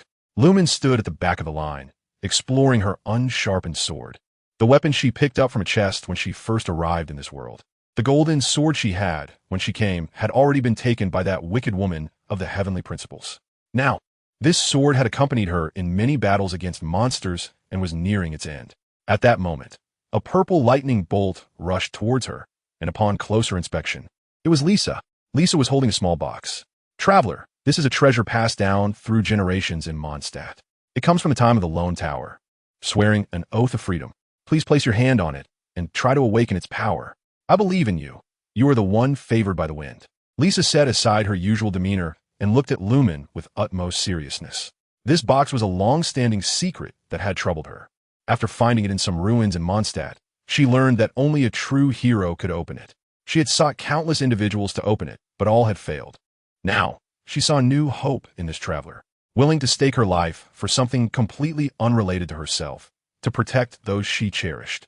Lumen wasn't sure if she could do it, but she placed her hand on it anyway. She didn't know if she was a hero. She was just doing what she felt she should do, what she could do. At that moment, the wind element within Lumen transformed into countless strands connecting to the box. I knew it, I knew you could. Lisa exclaimed excitedly as she watched Lumen. Chapter 34. The Holy Sword, the Hero, the Evil Dragon. The strands connected to the box, and then it erupted with blue light. The box opened, and Lumen stared intently inside, watching the light swirl before coalescing into a circular blue glow that flew into her hand. After a moment, the light dissipated. A straight sword, as blue as an ancient song, appeared. This sword was exquisitely crafted, its golden patterns resembling the shape of musical strings, with a shimmering blue blade that showcased its extraordinary nature. Holding it felt like she had obtained the weapon from a powerful monster. This is the Oath of Freedom. Historical records state that it embodies the ancient people's longing for freedom, a weapon as sharp as the Oath of Freedom of the Land of Winds. Traveler, you have gained their recognition. You are a true hero. Hero is unnecessary. I am Lumen, just Lumen. Hero is unnecessary. I am Ether, just Ether. The portrayal of the twin protagonists sent a shockwave through the players' hearts. The Holy Sword, the hero, slaying the evil dragon. It felt like the protagonist from the comics and anime they admired, igniting their passions. The initial excitement and fervor have returned. Reclaiming the glory of the protagonist is our duty. Ether, is there a possibility that, never mind, as long as we're happy, I have no objections. Lumen raised the Oath of Freedom high, pointing it at the evil dragon, her eyes shining with determination. Come, let's begin. Everyone shouted, then picked up their weapons and charged at the corrupted monsters. Fan, Ka, Emde, Lisa, Albedo, Kli, Rator, Dara, Venet, Noelle, Sucrose, Fial, Mika, Diluk, Mona, Ola, Fats. Let us go. Ganamobi, Mondstadt's grand charge. Which way is dragging? This is the technique of the Mondstadt coalition, Chaos. Lulu, how did Grandpa get in here? Ah, Jumasi, even the cook, Diana, is going, how can he not? The army of monsters roared as they charged towards these overly ambitious humans. They were beasts, and after being corrupted by the abyss, they had lost all sense of reason, looking down on these weak humans. But this time was different. Those who once ran away in fear were now bravely charging in to fight, still battling even when gravely injured. I will protect my home until the last moment. Liliana, I'm sorry. We will meet again in the next life. I am Demia. I am not a useless coward.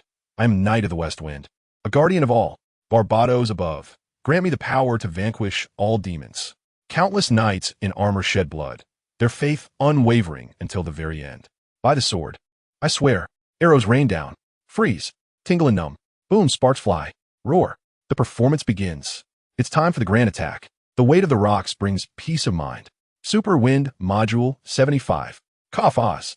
Open the breakthrough. Flames incinerate. Destiny reveal itself. Solid ice sever deep grudges. Ancient darkness manifest here. Various elemental powers flooded the battlefield. Lumen, enveloped in a tempest, sped across the battlefield. A abyssal bear leaped out, tried to swat her away, but just then, a flaming arrow whistled past, piercing the abyssal bear. Lumen looked back to see Amber, giving her a thumbs up. Then she kicked a monster away and charged toward the dragon. The dragon's size was now far greater than before, and it looked at Lumen like she was a tiny insect.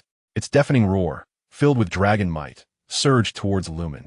Lumen's oath of freedom glowed as symbols of valor appeared, the sword's blade now adorned with deep blue elemental power.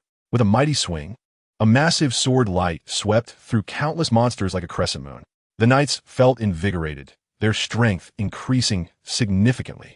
A millennium of great symphonies, a song of resistance. Is that it? Lumen charged again, in the blink of an eye reaching the dragon's front, leaping onto its back, running along its body. Familiar spikes and a purplish aura emerged, attempting to corrode Lumen like it did to Vinny. With a wave of her hand, her unique purification and the divine power of the Oath of Freedom dispelled all obstacles as she charged towards its chest. She didn't know where Vinny was, but she had to try. She wasn't sure if the Oath of Freedom could resonate with Vinny's final lament, but defeating this dragon was the only way. She leaped up, the ancient sword in her hand thrust fiercely into the body of the demon dragon. The sharpness of the sword changed with the wielder's will, and now it could cut through anything. With a thrust, she stabbed deep into it and yanked back, creating a sizable gash on its belly. A wind sphere appeared in her hand, placed on the edge of the ancient sword, and instantly, the wind sphere expanded, its power increasing as if it were slamming the dragon back. In an instant, a massive explosion erupted inside the demon dragon. However, the demon dragon felt no pain at all, but this commotion made it realize there was a person on it. Then, a flash of purple-red enveloped its body, as if a barrier was trying to fling her away. She stabbed the barrier with her sword, exerting all her strength, and surprisingly, she managed to catch this mysterious barrier and even stood on top of it to gain leverage. Break for me. With a loud bang, she truly shattered the barrier and struck the demon dragon again. At this moment, Paimon peeked out. Huh, Paimon, how did you get up here? I flew up. No time for that. With her left hand wielding the unsharpened sword and her right hand holding the ancient sword of freedom, she spun rapidly, slicing through the demon dragon's body like a little top, constantly moving from heel to neck. Finally, she delivered a fierce strike to the back of the dragon's neck. Countless purple-red blood splattered out, but she showed no fear, shaking her sword to remove the bloodstains. The two swords came together, dual sword slash, no, spiral sword. The rapidly spinning wind elemental power wrapped around the dual swords, transforming into a massive wind vortex that slammed into the demon dragon's chest. I've decided it's you, Paimon. With one hand holding the sword, she reached out to Paimon, tossing her in with a platinum star throw-like motion. Grab this and pull Vinny out. She created a wind rope, ensnaring Paimon like lassoing a horse, catching her around the neck. Paimon exclaimed, I can't breathe. Ajamu si. You're really a little master at this. I love Ing. Ing is the best in the world. Even though Paimon was being choked, she instinctively grabbed the trapped bard. Then, with a fierce tug on the rope, Paimon felt as if she were being ripped apart. Ah! But Paimon's resilience was incredibly strong. She was stretching like a long strip, yet still held together. This was Paimon's flexibility. I'm dying of laughter. The author thinks this is definitely explosive. The next chapter's main character is about to make an appearance. Think about what the key rescue in the fourth battle is. Chapter 35. I am Lan. Are you ready to explode? Sixth update. Paimon was being pulled to the point of almost becoming a Paimon strip, but she remained strong and silent. Actually, Paimon, XX pulled Paimon with all her might, while also using wind to clear the surrounding tentacles. Finally, with a sound of shattering. It wasn't Paimon being torn apart, it was Vinny being pulled out. Because Ying's face was flushed from the effort, she suddenly lost her point of leverage and whooshed out. Ying rolled once and saw Paimon in an 8 shape and a drenched Vinny. She couldn't imagine how much suffering Vinny had endured inside. Paimon, aminos! Once she blew Paimon back to shape, Ying quickly carried Vinny away. Paimon almost got ripped apart. What kind of balloon-blowing nonsense is this? She didn't expect to create such a humorous scene in such an intense and serious moment, which made her smile inwardly. Ajiamu si. Am I the only one who thinks that wet, sticky Vinny looks so pitiful? Just thinking about him being inside with the tentacles Management. Let him fly out. I can only think about this alone. Ajiamu si. Master, you're too babyish. Then Ying quickly maneuvered through the battlefield, holding Paimon in her right arm and the ancient sword of freedom in her left, with Vinny on her back. She fought through the battlefield, slicing one after another, like the legendary warrior Zhao Zilong. Afterward, she reached the rear, handing Vinny and Paimon over to Barbara and the personnel behind, before rushing back into the battlefield. Mr. Vinny, are you alright? Paimon, hey, where's Paimon? After searching around, she found that the Paimon she had just tossed here had vanished. However, thinking that this little guy must have snuck back, she focused on checking Vinny's condition. Ying charged back into the battlefield, and the beasts were still terrified because this demon was too fearsome, like a slaughtering queen among monsters. Ying glanced at them and mercilessly slashed. This extended CG vividly showcased Ying's status as the game's protagonist. It was about time for the true main character to appear. Ying charged towards the demon dragon again, gracefully dodging layer upon layer of attacks, eagerly moving in to give the demon dragon a scraping. The demon dragon looked down at Ying, who was continuously attacking, and then opened its massive mouth wide. Countless black-purple elemental powers gathered there, gradually merging and condensing into a ball. Ying's instinct told her that this thing was terrifyingly powerful, and it absolutely could not be allowed to explode on the battlefield. Ying instantly jumped up, trying to interrupt the skills casting, but the creature was like a rampaging beast, crazily gathering energy. Ying kept slashing at that ball, but it was of no use. Her attacks passed right through the sphere. Even if it exploded, it would only take her down with it. So why couldn't it explode? She thought of everyone in Mondstadt. At first, she thought they were all a bunch of giant babies, asking her for help with everything. But recently she realized that the commissions were because they all believed in Ying and recognized her. It wasn't that becoming the flame Ying would make everyone recognize her, but rather that only those who were recognized by everyone could become the flame Ying. And now if she allowed that ball to explode, Amber, Jean, Eula, Sarah, and Aileen would all die. She kept trying to use wind elemental power to interfere with the ball's formation. Perhaps she had been too conservative earlier. This was actually an indestructible force, and she couldn't break it at all. Ying's eyes widened in horror as she watched the ball grow larger, coming closer to her face. Hey, you aim at me, you hit me, come on. Ying roared, trying to get the demon dragon to turn its head, but the demon dragon was oblivious, holding onto the spiraling ball tightly. Tears began to flow from the corners of Ying's eyes. After losing her brother, was she going to lose everything again? It felt so painful. Mihoyo, why do you make me see my lord cry? Tungting was indignantly blaming Mihoyo, admitting that she empathized. She truly felt sorry for Ying, and seeing Ying cry made her heart ache too. Li Tianbanshan, rush to Mihoyo headquarters and take out the receptionist. Lin Tiantian, Big Doe, I advise you not to be ungrateful. Chun Jili, don't rush, keep watching, it's going to explode. Soul, Ying angrily swung her sword, trying to obstruct the demon dragon's energy gathering, but it was futile. Tears had already blurred her vision. In this range, no matter how she ran, there was no escape. Even a juvenile form could explode a third of the snow mountain. She couldn't imagine the full power, so she was so anxious that she cried. A hero, shedding tears due to bonds, isn't necessarily a bad storyline. A tall man in a black robe with white hair watched this scene from above, appreciating the performance. Although he was just a shadow clone now, that was enough. No. The enormous sphere had stopped growing, but the energy contained within was increasing exponentially. The sphere shot away from its mouth, flying rapidly towards Mondstadt.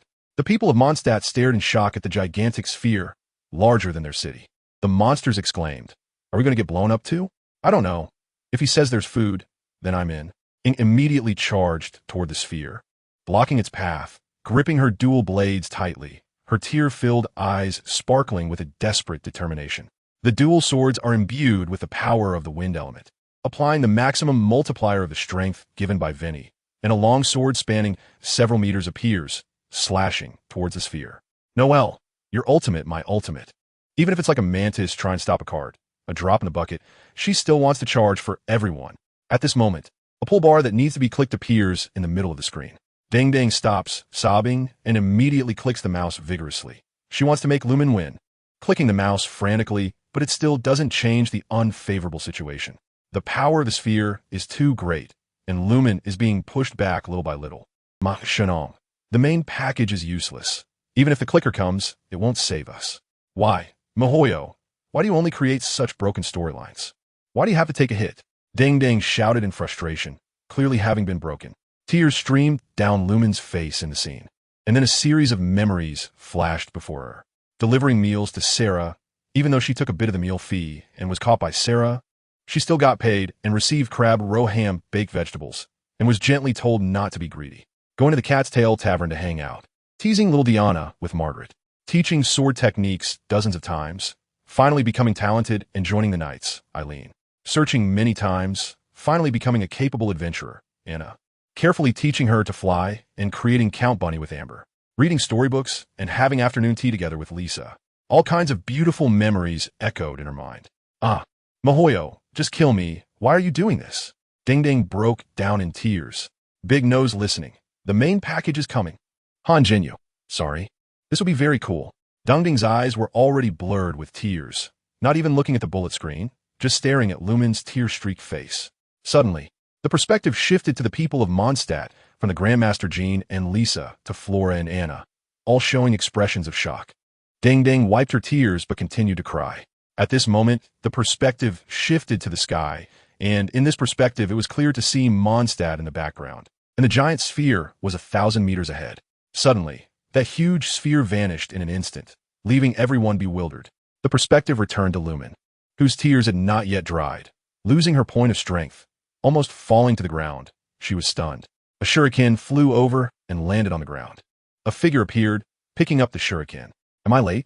Then, an incredibly thunderous roar came from who knows how far away, and the terrifying mushroom cloud was still very huge even from here.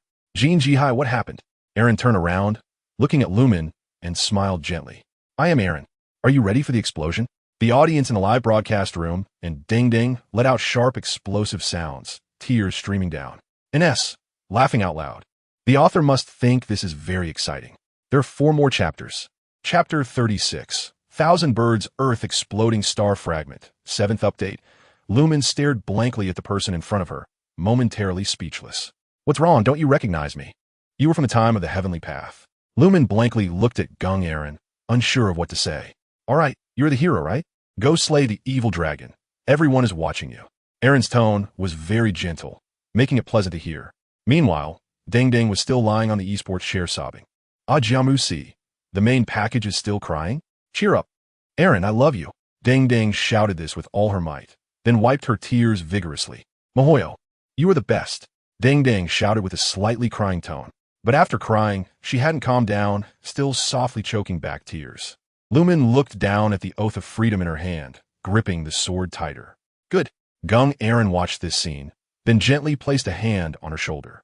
Lumen, in a daze, found herself on the rooftop of a house in Mondstadt, surrounded by a group of playable characters. What happened? Was it a spatial teleportation? Albedo looked at his hands in confusion, while Klee jumped and exclaimed it was fun. Lumen looked at Aaron with a bewildered expression. Aaron looked at Lumen, asking for her opinion. Are you ready to bet everything and confront the battle? Aaron's peculiar green-yellow eyes stared at Lumen, as if trying to see through her. 3 options appeared on the screen. 1.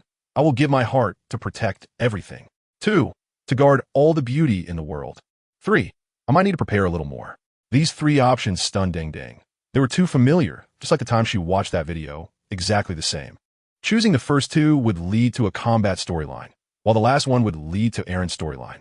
However, she heard others say that both versions of Aaron were very cool, but she had already seen the hidden version. So this time she decisively chose the first one.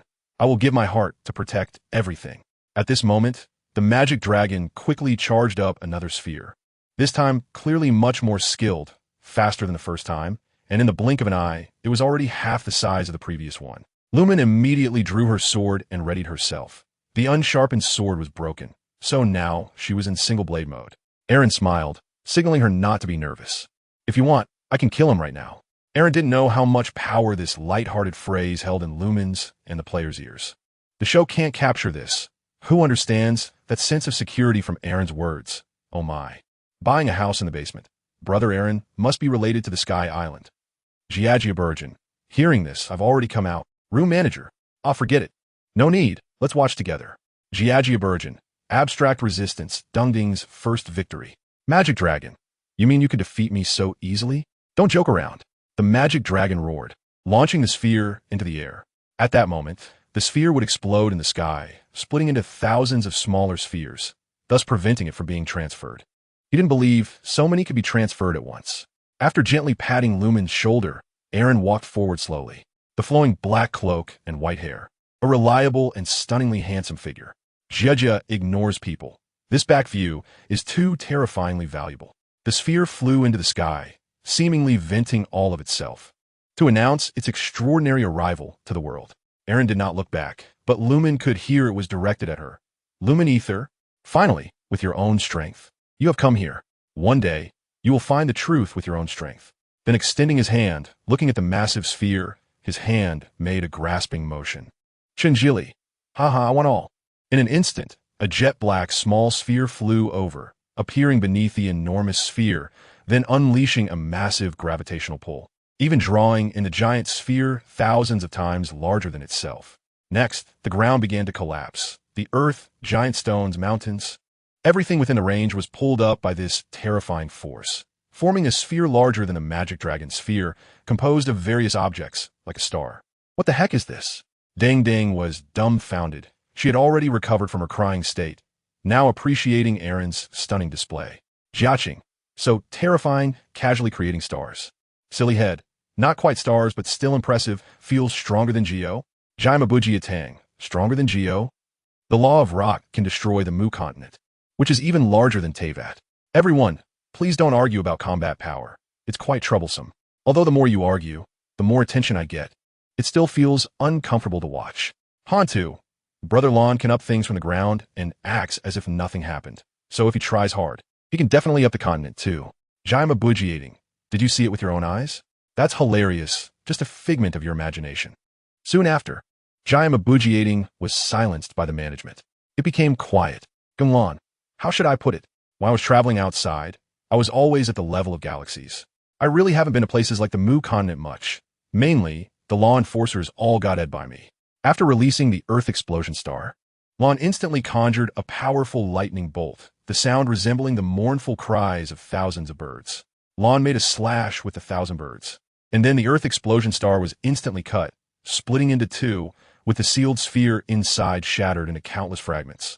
Lan turned around, the explosion's light reflecting on his face, making his looks even more stunning. Before that, we would become your shield, looking forward to the moment you find him. Ing stood there in a daze. The comments in the live stream flooded with Brother Lan. Love you.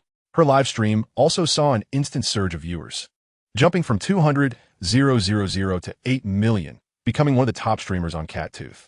The top few were all streaming Genshin Impact, especially Zijin, who became a top streamer after that incident.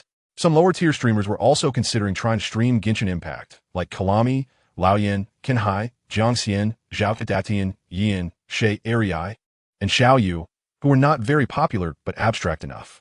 In the future, with the new version and gameplay of Genshin Impact, they would open a whole new era for themselves. In the game, Lan looked at the dazed Ing, then walked over to adjust her sword. Go ahead. Do what you think is right. Ing looked up at Lan's smiling face, feeling somewhat moved. Then Lan quietly walked away, wanting to see Ing grow as the protagonist. Ing raised her head, her eyes filled with determination. With Lan supporting her from behind, she was no longer afraid. Holding the oath of freedom high, she prepared to launch an impressive attack. Chapter 37 ends. Pain and Scaramouche. 8th update. Ing raised the oath of freedom in her hand, took a deep breath. A melodious sound of a zither came from behind her. When he was sitting on the roof, playing a beautiful tune, he smiled at Ing, and she nodded. Then the zither sound seemed to have magical power, resonating with everyone's hearts. Every person in Mondstadt heard it, and each one remembered it. This was the song of freedom. This was the song of victory. A teal light flowed from everyone's bodies, gradually gathering towards Ing. Ing felt the ever-increasing power within her and looked at Wendy.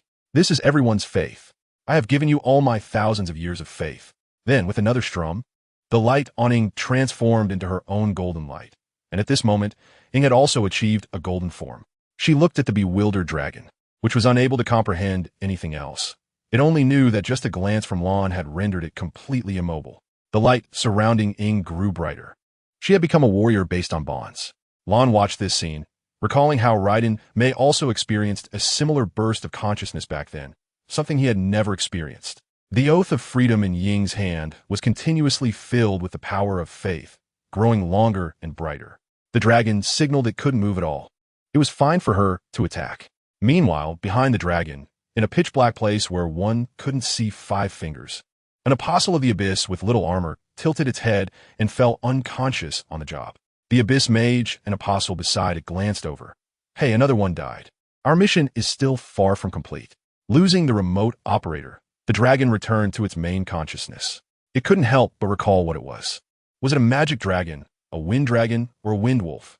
Various memories roamed in its mind, but one name always lingered: dueling. Created 1,000 years ago as a weapon of invasion, it hadn't even flown over before being taken down, having done nothing and knowing nothing. Its mind was still that of a child. That enormous, absurd purple giant must have come to play with it. Whatever, just let it die once more. The scarlet eyes gradually dimmed, but the golden light illuminated them again. Knight's Quest. Ing shouted the name that just came to her mind, and the enormous sword transformed into a pillar of light that struck fiercely at the dragon. In an instant, the massive blade cleaved through the dark clouds above, landing squarely on the dragon. The dragon's entire body was illuminated by the light. What am I? Why was I born? What am I meant for? A deadly 3-part question. But the light sword wouldn't answer. It only made clear all his truths. The light sword shattered the unconscious dragon with overwhelming force, and regeneration had no effect. Regeneration, in fact, was dueling's desire for life, which caused it to continuously breed flesh and blood. But now, it no longer mattered. In the last few seconds of dueling's consciousness, the light felt so warm. I can't believe I just stood there and took a big hit, cosplaying as Emperor Ampila. The dragon was defeated, and the sky returned to its original state, everything seemingly back to how it was before, except for the damaged terrain. This is nothing to worry about. Mondstadt's soil is very strong. It will grow back on its own. Lan's words left the knights in silence. By the way, sir, we still don't know your name. Thank you for protecting Mondstadt. On behalf of all Mondstadt, I express my gratitude. Jean sincerely bowed, and the victorious few did the same. My name is Lan. There's no need for that. Let's first take her back for treatment. Sir, because of your bravery, I hope to express my gratitude on behalf of Mondstadt. Upon hearing those familiar words, Lan thought, isn't this what that little blonde-haired guy said when he was honored as a knight? Forget it. He already has a title. Being a god is pretty cool, right? Barbara and the others helped the exhausted little blonde-haired guy up. He really is a sleepyhead, but he's done well. He tried his best, and he should keep up with his own strength. After a light chuckle, he turned and disappeared. Meanwhile, Jean arrived late with a medal. Don't be unhappy, Jean. Maybe they don't even care about this. Lisa, you can be quiet if you can't speak. Lisa watched as Jean, who had just been looking pitiful like a cat, instantly transformed into a lioness, and she made a joke before slipping away. Oh, just over 20? She's still a little girl. Don't keep a straight face like an old lady all day. Over there, Tang Tang had already taken out tissue to wipe his nose. It's so wonderful, Mihoyo. I just love watching this. Jamusi. Really, I can give this event full marks. It's amazing. I've never felt this way while playing games before. Chunjalin. Really, it looks very comfortable. Everyone has a role. The main character is too strong. Longo is too handsome. California Goose. Mihoyo really knows how to shape characters. Just a few days ago, they shaped a character with a strong sense of oppression. Now, they've created the powerful Wang Lan and indispensable characters like Qin. No more to say. I'm going back to save original stones. Jiami Sayin. I really enjoy playing this main character. No more talk, just do it when there is something to do, and can still fight. Can create tricks for you. Most importantly, there are many big brothers. Feels like with these few around, I can't even take a hit. East Bug Yaman, huh? Mihoyo said, take my sword, and Lan Ge just slapped him back. In the game, while the traveler was resting in the church, an unexpected guest quietly appeared. How interesting, I was just about to check out that dragon, and I got defeated. The dragon-slaying girl, really in a sorry state. He walked out of the darkness. It was a boy, not very tall, wearing all purple, with a hat larger than Mona's. He looked mockingly at the sickbed where Ing lay. His gaze was drawn to the sword next to the bed. Humph, the sword that slays giants. The Scaramouch stepped forward, just about to pick up the sword. Suddenly, his hand became immobile. He incredulously looked up and saw a pair of purple, wave-patterned eyes glowing in the shadows staring at him, which sent chills down his puppet body. Playing tricks. Just as he was about to unleash lightning, he found himself inexplicably on the city wall of Mondstadt. He looked up and saw 5 pairs of crimson eyes staring intently at him from the tower. He turned around and saw that pair of purple eyes standing right behind him. The creation of the god of thunder, right? What did you say? Upon hearing this, Scaramouch immediately blushed and began to refute. Aren't you just puppets too? All 6 of you have obvious elemental power transmitters. The Pain looked at the black rods on themselves. That makes sense, but there are differences even among puppets. The heavenly Tao grabbed Scaramouch's hand, and before he could react, he was lifted up. The eyes of the heavenly Tao scrutinized Scaramouch. Suddenly, Scaramouch was put down, and the heavenly Tao looked toward a certain direction, where a figure in a black robe with a golden headdress stood, looking at the few of them. Is it you? The heavenly Tao spoke, and Scaramouch also looked up. This figure, is it a woman? The human realm Tao was also carefully observing the person on the rooftop. Black stockings, long black hair, quite ample. But the mask is strange. Can't see inside. I thought my eyes could see through. Chapter 38. Mysterious Masked Woman. Mondstadt ends. 9th update. The heavenly Tao looked at the woman, and the two were silent. Then the woman reached for her eyes. A competition of ocular power. Huh? Seeing the woman visibly uncomfortable, the heavenly Tao was already certain that she might have just tried to use an illusion on him. However, using an illusion on the Rinnegan is foolish. By the way, why does she have the Sharingan? Did Gunlon give it to her? Where did your eyes come from? The masked woman looked at the heavenly Tao below. You don't understand. This is what this hopeless world has given. The woman's voice was cold, devoid of any emotion. The heavenly Tao thought for a moment. He had heard Gunlon say before that the evolution of the Sharingan is very painful. But he directly inherited the Rinnegan of the heavenly Tao's alchemical life, so he didn't know. At this time, a patrolling West Wind Knight seemed to have discovered them, pointing and shouting, Oi, oi, oh, Sia, are you cosplaying up there? Hurry up and get down, damn. Hearing the somewhat awkward American pronunciation from below, the masked woman's crimson eyes directly looked at him. In an instant, the body of the West Wind Knight began to twist and then disappeared as if swallowed. The heavenly Tao watched this scene. It's a space erasing type. Turning back to look at the Beast Realm and Hell Realm, it's somewhat similar to the divine might they inherited. Kid, she is not someone you can approach. The masked woman said to Scaramouch, who was still sitting on the ground. What is it to you? Scaramouch looked disdainfully at the masked woman. Just as he was about to stand up, someone pressed down on his shoulder. Looking up, the masked woman had appeared right in front of him, one hand pressing down on his shoulder, while he couldn't move at all. Scaramouch watched as his body gradually became illusory, transparent. This is just a warning. Then she instantly disappeared, leaving a bewildered Scaramouch. Scaramouch, damn, information gap. Next time I will definitely win back. The heavenly Tao, using the Rinnegan, observed carefully. It's a void ocular technique. Interesting, this is indeed quite similar to phasing, but a bit stronger. However, he was heading toward the blonde. Forget it. It has nothing to do with me. Gunlon is over there. And you. The heavenly Tao looked at Scaramouch, who also looked at the heavenly Tao. You should go back. After all, you have a commission with your Fatui. At this moment, the human realm Tao came out to persuade Pain. Seeing his little sister like this, Pain also fell silent. The human realm Tao walked to Scaramouch's side and bent down. Little guy, when you are with the Fatui, help me deliver a letter. Who is the little guy? Scaramouch immediately became unhappy, but he could only look up at the human realm Tao. Damball Zeeble. Why didn't you set the initial height a bit higher? Not even taller than this woman. Forget about that. Just deliver this letter to the Fatui executive, the angel. Upon hearing the angel, Scaramouch immediately raised his head. That's a big shot of the first seat, and also the national idol of Snezhnaya. I heard the fighting power is scarier than the captain, but what does that have to do with me? Ridiculous. You're just a bunch of mercenaries. Just as he was about to mock the human realm Tao, the heavenly Tao heard it, and a black rod slipped out from his wide sleeves, making a sheen sound. Scaramouch, damn, still a sister complex. Then he obediently took the letter, and the human realm Tao even gave him a headpiece, very feminine. But due to the heavenly Tao's oppressive aura, he could only accept it.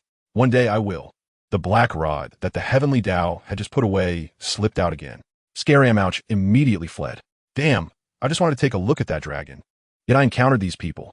Meanwhile, on Ying's side, She had already woken up and was enjoying a celebration banquet in the Knights of Favonius building. Didn't come. And naturally, Ing, who had contributed the most, was the center of the banquet. Look at how the little blonde is praising her. She is almost flying. Outside the window, the woman wearing a golden mask was looking at Ing from a distance with the Sharingan. You and he really resemble each other. Her voice was somewhat hoarse. Then she disappeared into the night. The next day, the sleepy Ing was called up by Paimon, reluctantly got out of bed, and then accepted the farewell ceremony from the residents of Mondstadt, floating out of the city gate. Never had such a wonderful feeling. Go, Paimon. Go hunt me a wild boar. Ing arrogantly instructed Paimon. Paimon, I'll protect you. Key point, what does Hushi mean in Shandong? First, who means to protect? And Hush in Kurosaki Ichigo also means to protect. She means to give up your life. Hushi means to protect you with your life. Got it, kids?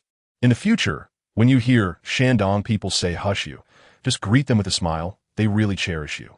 Just then, the two saw a big brother by the roadside carrying a barbecue grill, grilling in front. Ing was taken aback. My goodness, she couldn't have seen wrong. Then she went up. And the final result? As mentioned earlier, why is Ing so impoverished when she goes to Liyue? Answer, seeing the potential of this item. I believed Paimon's words and bought it outright, only to find it was completely useless and the seller was gone. Just when I had come out of the prosperous life in Mondstadt, I immediately found myself living in a slum again. Soon, the story that was mentioned before will unfold. This is the story of the traveler in Mondstadt, which is also the story of Lumen. But this is just one part. The journey is still long. And the two set off again towards the next country. Chapter 39, arriving in Liyue, first delivering a letter, Minglu, 10th update. Dang opened her live stream on time today. Starting Genshin Impact, but she had a thick circle of dark circles under her eyes that was quite striking. Jamu C, what did the main bag do last night? Ahem, slept a bit late, nothing serious. God of Wind, did you stay up late last night? What are you talking about? How could that be? God of Wind, getting anxious, that must be it. It's fine. Watching Brother Lien is nothing to be ashamed of. I can understand. Genshin Impact's charm is irresistible. In just one night, Lien had already gained the title of a charm demon. Incredible. Dungding's face turned slightly red, and she quickly changed the subject. Today, we continue with Genshin Impact. We are heading to Liyue. Since the level required for events and the main storyline is the same, it means our level is sufficient. As soon as she logged in, she found the nearest teleport point and headed to Liyue. By the way, I suddenly remembered that I accepted a hidden quest. Then she opened the quest list and found the task to deliver a letter. This was given me by Duck, but Duck, I'm sorry. I am now in Brother Lien's shape. She then clicked to track it, and it was within Liyue Harbor. She crossed mountains and rivers, finally arriving at Liyue Harbor, which was now night. Looking at the brightly lit Liyue Harbor, Dang immediately felt a sense of intimacy and belonging. This Liyue Harbor is so well done. At this time, Liyue Harbor is a special enhanced version just for me. Dang followed the road to unlock the anchor point and ran toward the task location. Since it was directly navigated, Dang did not climb around like a monkey affecting the city's appearance, but walked along the road. The bustling commercial street, the gigantic Tiger Rock, the beautiful rockery, the crowded dock, the beautiful pond garden, the pharmacy of Bubu Pharmacy, and the unknown Wangsheng Funeral Parlor, as well as the food-selling Wanman restaurant. There are all sorts of places. Really, it feels like wandering in my hometown neighborhood. Dang happily looked around, talking to people everywhere, and she just happened to complete the task of asking others. Did you know? The people of Liyue all worship the Geo Archon. But there's actually another one called the Six Path Sage. Paimon whispered to Lumen, and a nearby Liyue person with pointy ears immediately leaned in. Isn't that so? The Geo Archon plans for us and protects us, while the Six Path Sage guards Liyue in all directions. If it weren't for the Six Path Sage appearing during the years of resisting foreign invasions, who knows what terrible losses we would have suffered. This Liyue person is obviously a dual fan. But some are different. There are those who are single supporters of the Six Path Sage, and there are also those who are single supporters of the Geo Archon. But the common point is that they all respect them greatly. So it seems that if you want to find news about your brother, you need to look for both of them. The Geo Archon descends once a year, while the Six Path Sage has appeared several times since ancient records, but their achievements are tremendous, so you still have to look for the Archon. I wonder what the Geo god is like. According to Vinny, the god of freedom is so laid-back and easygoing. So the god of contracts must be a serious middle-aged man, right? Lumen speculated. And the Six Paths Sage? He should be an old gentleman with white hair and a youthful face. Then the two of them arrived at Yujing Terrace, and as soon as they went up, They were confused by this place, which gave this area a big yellow circle as an indicator. The text displayed to find Andoja, but it didn't say who it was. Then Lumen didn't dare to take out the letter to check, but instead looked around and asked people. At this moment, it switched to Dungding's operation, and Ding immediately saw a purple cat head sitting by the flower bed, secretly eating. Hey, Kaching, it's my Kaching. Ding ran over and saw Kaching eating a mora cake, which looked different. It was a Chinko mora cake. Hey, by the way, what happens if a bunch of Chinko mora cakes are stacked together? Haha, of course. It's Chinko morata. As soon as she approached, a scene was triggered. Kaching was sitting next to the flower bed, and this place was suitable for sitting. She was munching on a mora cake and complaining. Ningguang is really something, said she would give me a special reward, but ended up giving me a few cakes. She mumbled quietly but still finished the cake. Hee, gluttonous. Watching Kaching enjoy her meal, Ding couldn't help but smile. So cute. Then Lumen walked over. Hello. Upon hearing someone, Kaching immediately turned around, and her attitude changed instantly. What's wrong? Such a quick change of expression. May I ask, do you know Andoja? Oh, she's the vice mayor of Mondstadt. Why do you ask? I wanted to ask if there's anyone here who needs her to deliver a letter. Huh? How could you possibly ask that? I don't know. She didn't tell me, just told me to deliver it, saying I'd know when I got there. Pretty impressive. Are you trying to fool me? Hearing this, Lumen appropriately lowered her head, pretending to be sad. What's wrong with you? So fragile, I didn't mean it. Kaching immediately stepped forward to comfort Lumen. Can you help me look for her? Kaching thought for a moment. Helping a helpless girl is fine. After all, she was quite free since Minglu went to find Ganyu, and his construction team hadn't arrived yet. Really no news at all, just asking randomly? Really impressive. The two wandered around for a few rounds, and even Lumen shouted aloud for anyone's letter, but still no one came. Suddenly, Kaching, who was running around with Lumen, suddenly became alert, took the envelope, and saw the name on the cover. She had been wandering with this blonde, silly girl for so long. Oh dear, Kaching. How have you learned this over the years? All right, you're so smart. Haha, these two are so cute. Ding looked at the two with an anti-smile. Let me take a look, Minglu. Do you know her? I could definitely know her. She's my friend. That's great. Let's go together. It would have been better to do this earlier. After walking for a while, they arrived at Yuehai Pavilion, notified someone, and after a while, a girl came out. She had smooth, golden long hair that shone brightly in the sunlight, the strands gently brushing against her delicate fox ears, which twitched slightly, as if she could hear distant, subtle sounds. Her eyes were a deep blue, sparkling with a lively and wise light, and her long eyelashes fluttered gently, adding a touch of playfulness. She was dressed very vibrantly, wearing a white sports jacket that was unzipped, revealing a black shirt underneath.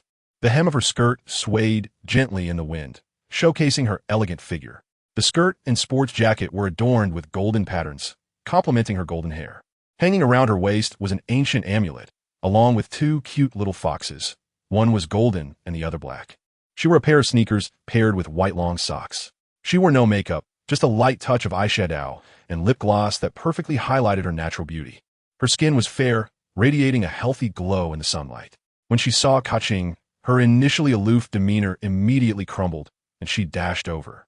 This one is so beautiful. How does she manage to coexist with charm and liveliness? Ines, okay, it's the 10th update, kids. I need to post a Douyin to celebrate. Other Shishi, love and romance.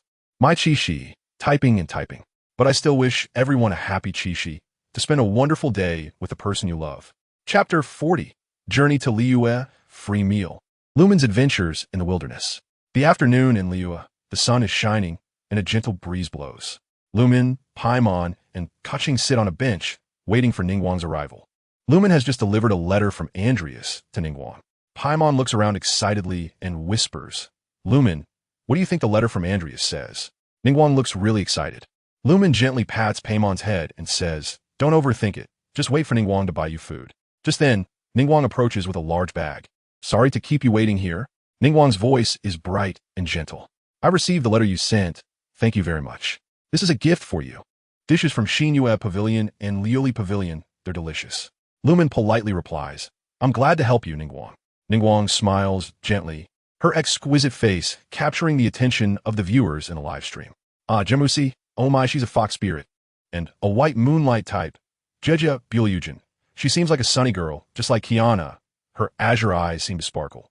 This letter is quite important to me, and to express my gratitude, I'll give you some small gifts. Lumen immediately responds, that's unnecessary. Your gratitude is enough. We just did what we should do. Then she hurriedly leans in, eager to hear more. Chunjili.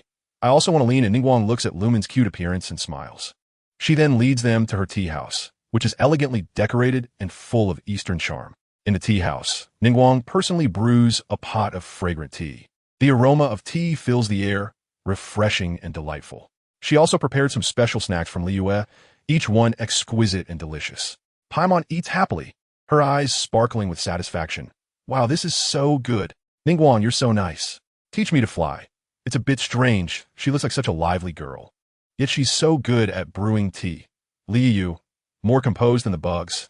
Ningguang is naturally pleased to hear Paimon's compliments.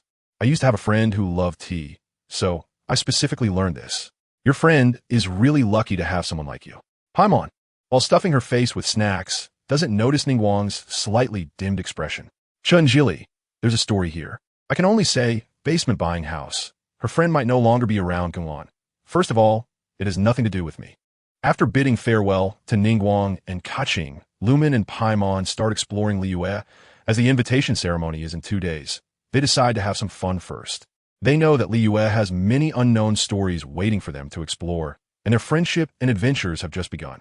Lumen and Paimon stroll through the bustling streets of Liyue, filled with the sounds of people and various enticing aromas that make one drool. Paimon's nose is particularly sensitive, and she's immediately drawn to a stall selling grilled fish. Lumen, look over there, the grilled fish. It looks so delicious. Paimon pulls Lumen's hand and excitedly runs over. The stall owner is a kind old man who smiles and hands Paimon a skewer of grilled fish. Little girl, try our Liyue specialty. It's guaranteed to be delicious. Paimon can't wait to take a bite, and her eyes immediately light up. Wow, this is really good. Lumen, you should try it too. Lumen looks at Paimon enjoying herself and wonders if she could pawn Paimon here. She silently checks her small bag and finds only 700 mora. Instantly, tears almost come to her eyes. She should have packed some food when Ningguang treated them. Seeing Lumen's helpless expression, the viewers in the live stream empathize and start complaining about their own misfortunes.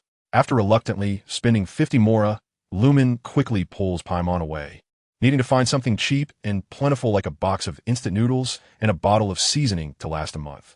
They continue their exploration and discover a shop selling Liyue's specialty snacks. The shop sign reads delicacies on jade plates, and the store is filled with various snacks and treats. Paimon looks at the dazzling array of food, her eyes nearly popping out. Lumen, I want that. Lumen shakes her head helplessly. Paimon, look at the prices on the sign. Paimon flies over to take a look, and her eyes widen. 5,000 each? What kind of ridiculous prices are these? Let's get out of here. They see several snacks that look most tempting, including Liyue's famous grilled tiger fish and tomorrow's egg. After tasting virtually nothing, they only feel hungrier. Just as they're about to leave, a beautifully dressed woman approaches them. She is a wealthy merchant from Liyue Harbor. Travelers, it seems you're enjoying our Liyue cuisine. Chi-Chi smiles and says. Lumen politely responds. Indeed, Liyue's food is truly famous. But I can't afford it, so I feel bad. She unexpectedly invites them to join a banquet tonight, saying there will be more delicious dishes from Liyue. Lumen and Paimon find it hard to accept. Wait, why will we too be invited? This can't be a scam, right? I know you might have questions. Ordinary travelers would certainly be confused. But you are the famous hero from Mondstadt, entrusted to me by Captain Jean. Lumen instantly understands. In this world, identity is something you create for yourself. She begins to look forward to the evening banquet. As night falls, Lumen and Paimon arrive at Chi-Chi's residence. At the banquet, there are all kinds of exquisite dishes, and Liyue's song and dance performances create a lively atmosphere. Paimon enjoys herself to the fullest while Lumen, while enjoying the food, also observes her surroundings and the people, looking for anyone she might know. But obviously, this is just a welcome banquet, and the most significant figure they might see is probably not as high-ranking as Ningguang. Jijia Fei Lessa. No way. Who in Liyue can compare to those two? After the banquet, Lumen and Paimon leave with their hands full. The warmth of this city is amazing. Everyone at the banquet was toasting to her. So cool. But once they're outside, it's a different story. When they open their bags, it's still that pitiful amount of mora. Just as Lumen thinks about going back to find that lady for help, she can't find her anymore. Damn it, some support would have been nice. Now Lumen regrets her impulse to buy that person's item, which landed her in a big mess. It wouldn't be so bad if they were homeless now. How about we go to the wild and raid a Hilichurl camp? Paimon suggests. Lumen suddenly has a bright idea. Paimon, let's go gamble on stones. If we get lucky, we'll hit the jackpot. Chapter 41. meeting lawn. Lumen makes up her mind and immediately takes Paimon to look for a suitable stall. After all, they can't afford a big shop. They won't let us choose the stones ourselves, right? Is there anyone in the live stream who knows about stones? Watching the comments in the live stream flood in, Lumen also dismisses this thought. The mix of fish and dragons is really mixed. It's just that the dragons never show up, only fish. Continuing with the storyline, Lumen walks through the bustling night market. Even though it's already evening, it's still brightly lit and incredibly lively. As we all know, Liyue Harbor, this prosperous trading port, is always filled with various transactions and adventures. Lumen and Paimon stroll through the crowded night market and are drawn to a humble little stall. Lumen, look over there. Paimon pointed to a small stall and said, I think that looks pretty good. Should we go take a look? Do you believe in our luck? Ing smiled faintly. She always felt both helpless and amused by Paimon's inexplicable confidence. Okay, let's go check it out. With my luck, we'll definitely win big. Once we earn some money, we can go eat something delicious. In Ying's mind, she had already envisioned how things would unfold. They would walk up to the stall, where a crowd was gathered around a large table displaying a pile of uncarved raw stones. These stones weren't the kind of raw stones they were familiar with. They were the kind used for gambling, uncut stones. The stall owner was a shrewd businessman, enthusiastically explaining the rules of the stone gambling to Ing and Paimon. Everyone, as long as you can choose stones that contain precious ores from these raw stones, you can buy them at a low price. But if you choose wrong, then... The stall owner deliberately paused, eliciting a burst of laughter from the crowd. Paimon's eyes sparkled with excitement. She seemed confident of victory, believing that luck was on her side. The thought of selecting a gem and becoming rich overnight, then sweeping through Liyue's food street, was just too cool. Meanwhile, Ing was more cautious. She knew that such games were often fraught with risks. Encouraged by Paimon, Ing decided to give it a try. She carefully examined each raw stone, tried to find clues hidden within. In the end, she chose a stone that looked ordinary but felt unusually heavy. This is it, Ing said firmly. The stall owner took the stone and gently peeled back its surface with professional tools, revealing a dazzling light shining through the cracks, illuminating everyone's faces. It was a priceless, night-blooming stone, more precious than any gem in the shop.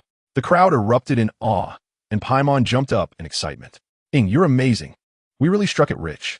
Ing smiled, knowing that their success in the stone gamble was not just luck, but also her keen observation and intuition regarding details. She decided to sell the gem for some travel supplies. Let's go, Paimon, Ing said, pulling the still excited Paimon away from the stone gambling stall. Their adventure had just begun. The two figures gradually disappeared into the crowd of Liyue Harbor, and this experience at the stone stall became a cherished memory on their journey. Hee. Paimon looked at Ing, who was grinning foolishly, puzzled. Did the traveler think of something fun? Ing calmed down and huffed. When they reached the stall, the owner shot her a glance, continuing to remain silent. Aren't you going to introduce anything? I can't even gamble with stones, she said. Hey you. Ing was somewhat dissatisfied with the owner's words, but patiently began to choose. Oh, so it was just Ying's fantasy earlier. I thought we were done. After sipping some water, she couldn't help but laugh. Ing realized that there were no raw stones at this stall. It was nothing like she imagined. Instead, there were all kinds of breakthrough materials. Ing fell silent, looking at the owner. Boss, have you got any raw stones? I thought I saw some in novels. Hey, you old man, that's not right. My fists are getting hard, she said as she picked up a piece of flame-wish agate fragment. She thought to herself, this fragment is unusual. The stall owner might not know its value and think it's just an ordinary material, then sell it to her at a low price. Afterward, she discovered the hidden power of this fragment and turn it into something of higher quality, then sell it for a high price. One could say her imagination was rich, while reality was stark. Boss, does this firestone have impurities? Ing asked, looking at the fragment. The owner suddenly put down the apple he was eating and looked at Ing. What impurities do you see in this fragment? Are you looking for trouble on purpose? Ing scratched her head awkwardly. Can you make it cheaper? Get out. Okay. Ing had initially wanted to belittle it to get the owner to lower the price. But to her surprise, the customs in Liyue were so simple. She had no choice but to leave in disappointment with Paimon. At that moment, Ying's gaze shifted and slowly focused on a figure in the distance. Oh my, it's Brother Gon.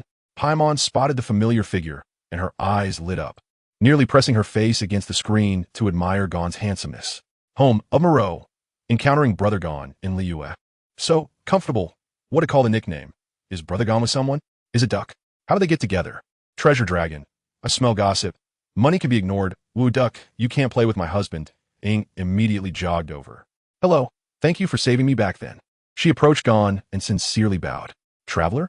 Andreas recognized her as the little blonde from Mondstadt, unsure if she had delivered the letter. Meanwhile, Gon was wondering what had happened and what his shadow clone had done. Without returning to the shadow clone's performance, the conversation continued. Paimon quickly flew over. We still don't know your name. My name is Gon, he replied. When Gon said this name, Andreas looked at him with a puzzled expression, seemingly confused as to why he didn't say his real name, but players simply thought Duck was very cute. Uchiha Gon. This name is too famous in Teyvat. We just arrived in Liyue. We were originally just walking around, but we didn't expect to run into you, Brother Gon. Let me give you a bow.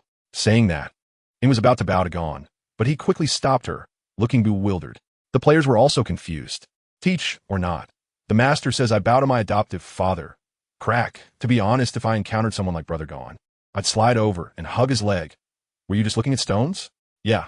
We ran out of money and thought we'd try our luck. Then sell it to the treasure hoarders for a high price.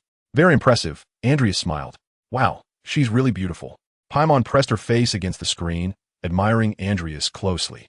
She looks so good, and Brother Gon next to her is also too handsome. By the way, why are they here? Chapter 42, Eating Crazy. Adoptive father Gon. As night fell, the streets of Liyue Harbor were brightly lit and bustling with people. Gon and Andreas stood at the entrance of a lively night market, looking at the throngs of people and sharing a smile. Gon noticed that Ing was now so poor that she had to resort to trickery to get by. He felt a bit sympathetic. The little blonde was having a tough time. The money she earned from commissions was probably all spent on food by Paimon. And then there was Paimon. Although she was trying to hide her aura, it was still too familiar. At that moment, Paimon's gaze slowly shifted towards the snacks Andreas was holding in large bags, her eyes shining with desire. Claw. Paimon's expression is so cute. Covered in earth. So cute. I want to raise one. Andreas glanced at her and handed her the bag. Here you go. Wow, you're such a good person. Jamusi. Andreas gave Paimon food good. Chinjilin. Paimon wants to eat polite good. Hanzai Wangian. Vanilla. Great Lord. Geo. Saida. These. Are they really for me to eat? Great King Elephant. Red bean paste. Andreas. Paimon you can eat. Paimon good. By the way, did you deliver the letter? We delivered it as soon as we arrived in Liyue. Gon nodded and said to Ing Paimon, it seems you helped her. I noticed that you seem to be very interested in Liyue's night market, so I propose that tonight's expenses be on me, as a token of my gratitude. Ing looked at Genglan and Andujia, a hint of curiosity flashing in her eyes. She replied, Okay, really? I'm willing, thank you so much. But I have a confusion that I don't know if I should mention. Why are you two together? As soon as this sentence was spoken, everyone in the live stream, including Ding Ding, looked seriously at the screen. Jeja Bulyujin, right? Why is Brother Lon with Duck Duck? Shinjin Zeo, right, why? It's hard to guess. Genglan calmly took out a jade pendant. I could be considered a high-ranking official in Liyue, and she is a diplomat from Sumeru visiting Liyue. I'm here to let her experience Liyue's customs. The moment the jade pendant was revealed, Ing immediately believed it. So that's how it is. Brother Lon is actually a high-ranking official in Liyue, so powerful. I really want to be in that position. Wang team made a big mistake. So that's how it was resolved? That's amazing. Jamusi. Wow, Brother Lon is actually a high official. What strength and talent. Jita doesn't care about work. When you say these two stand together, it looks pretty good to me. Brother Lon deeply in love. Andujia, you are not allowed to play with Brother Lon. Paimon excitedly flew up in place, spinning joyfully like a black soil spiral. Her big eyes sparkled with anticipation. Wow. Are we really going? Brother Lon, it sounds delicious. We must go. The four of them walked into the night market together, with Genglan and Andujia leading Ing and Paimon through the bustling crowd to a small restaurant decorated with colorful lights.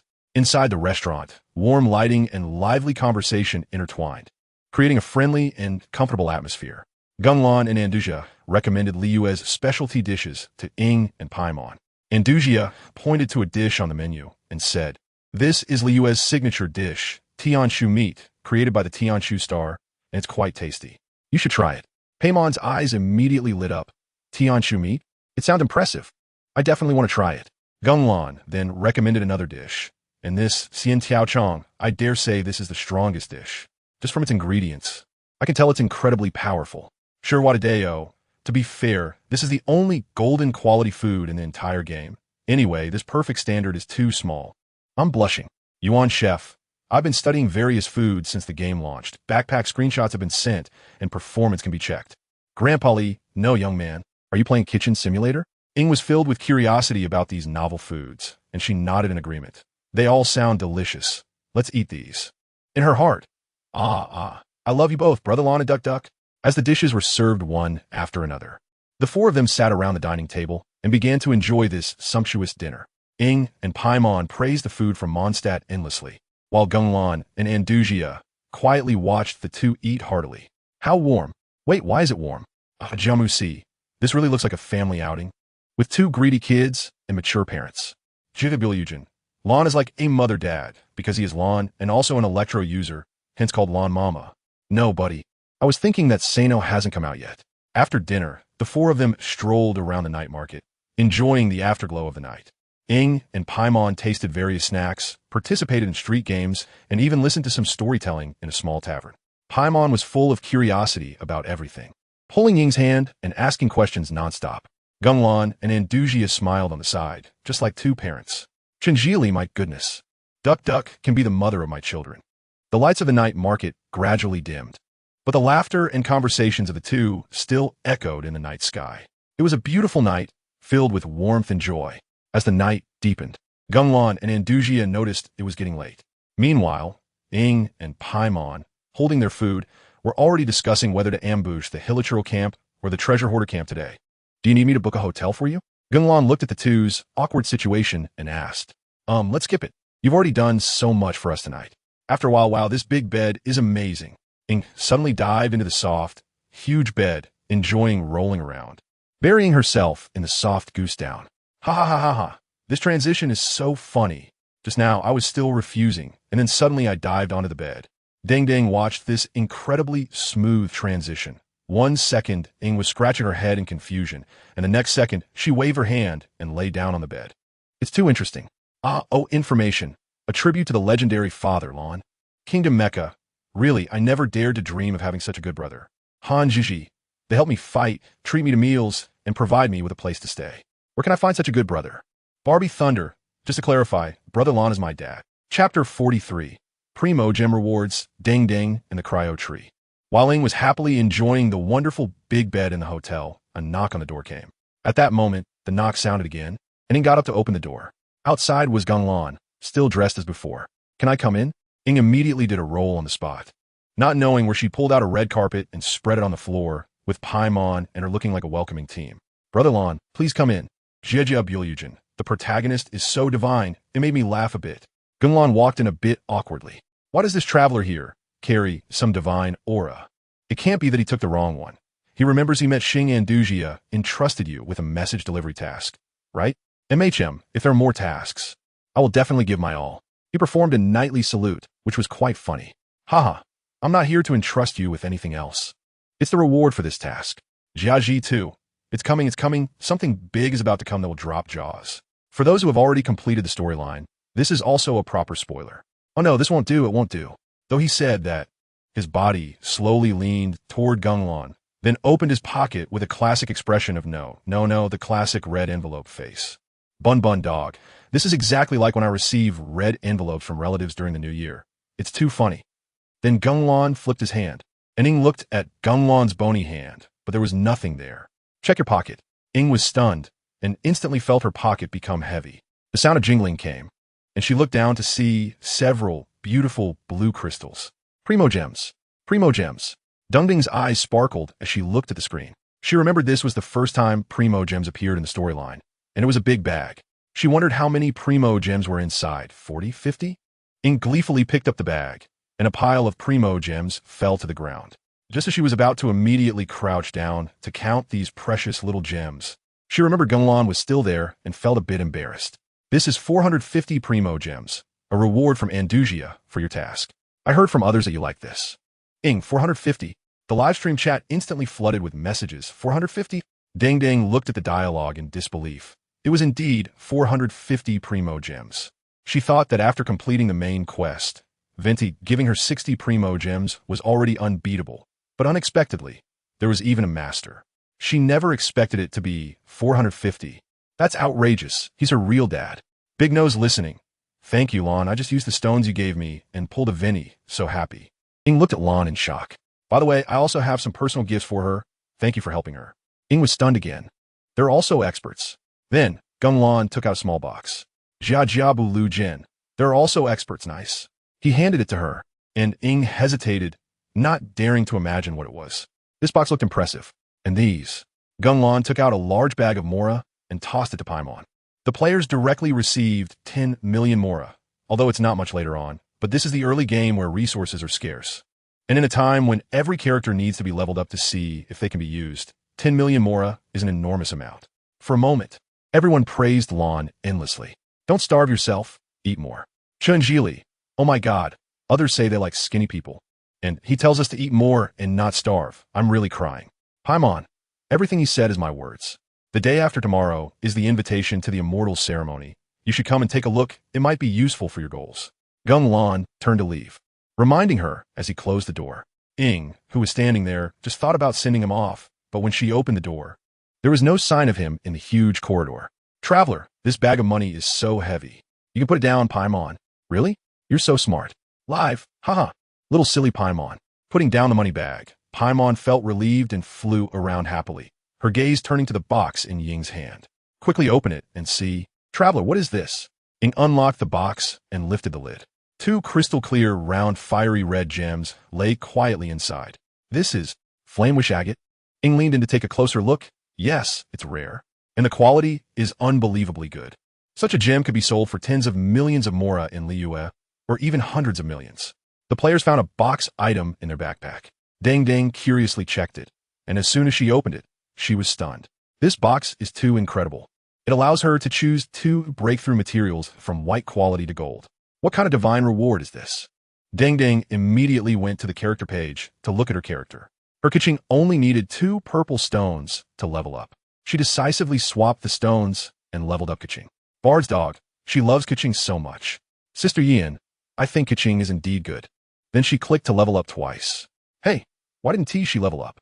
Deng looked at the screen in confusion. Did it get stuck? No way. Then she looked at her Mora amount, which was only a mere 4450. Seeing this number, which was even less than her original stones, she was speechless. Can this game even lack Mora? Hey, but Lan also gave me a Mora bag. She found a backpack page, and a small brown bag lay quietly inside. On it was a silly Andusia. ISNT this a duck? Why is this thing printed on it? Deng looked at this overly familiar expression and couldn't help but laugh. Duck Treasure Man. Jiajiabu Lu Jin. Jamasi. The comments were so uniform. One could imagine how popular Bronya is. Deng clicked to use it, and a small interface appeared. She found she could freely adjust how much money to take out, from 1 Mora to 10 million. So strong. Those who want to gather a special amount of Mora are lucky. I vaguely remember I had 11, for 151, for 125 Mora at that time. Just didn't know how to reduce those 10 Mora. Deng went back to check the Mora amount needed for Keqing, then precisely took out the needed Mora. Watching Keqing level up as she wished, Deng was also very happy, feeling that her Keqing's power had increased. She must go back and deal with the cryo tree. 3 minutes later, a revival appeared on a dark red interface. Deng supported her face with one hand in disbelief. No one told me this thing had so many skills. Cricket Pineapple Tree. This is the first time I've seen this thing have so many skills. Jiajiabu Lu Jin. The main pack really is a refreshing stream in the Genshin area, the only one making me laugh with its mediocrity. Ajamusi, AI, haha. Jiajiabu Lu Ginger. Haha. This one is even more straightforward. Deng looked at the comments, her face visibly reddening, checkish. One day I will prove my strength and make you little haters shut up. Frustrated, she spammed the revival. Running to the statue, she restored her health and thought carefully. Mama, don't ignore me. Kids, are your bowls and chopsticks ready? Majestic rain. Newbies are waiting for the music, watching the highlights, while veterans have already eaten. Deng then confidently summoned Keqing, arriving at the deep pit by the cryo tree. Han Paper. Which skill do you think the main pack will be killed by? Vaguely back then, this cryo tree can only headbutt the ground, right? Bobo Dada. Actually, the cryo tree has over a dozen skills. Deng walked towards the cave entrance, deliberately switching to walking mode. Keqing walked gracefully and lightly. Deng also played suitable BGM. Will we win, kids? Peeling class. It's a guaranteed loss.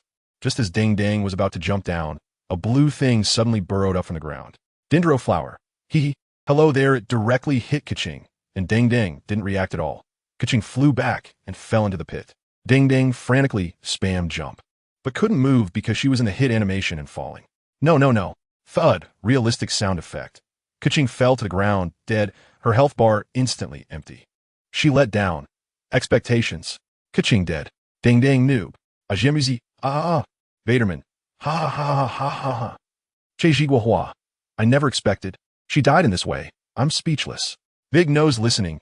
What is this? Is it an EU or a non-EU? Haha.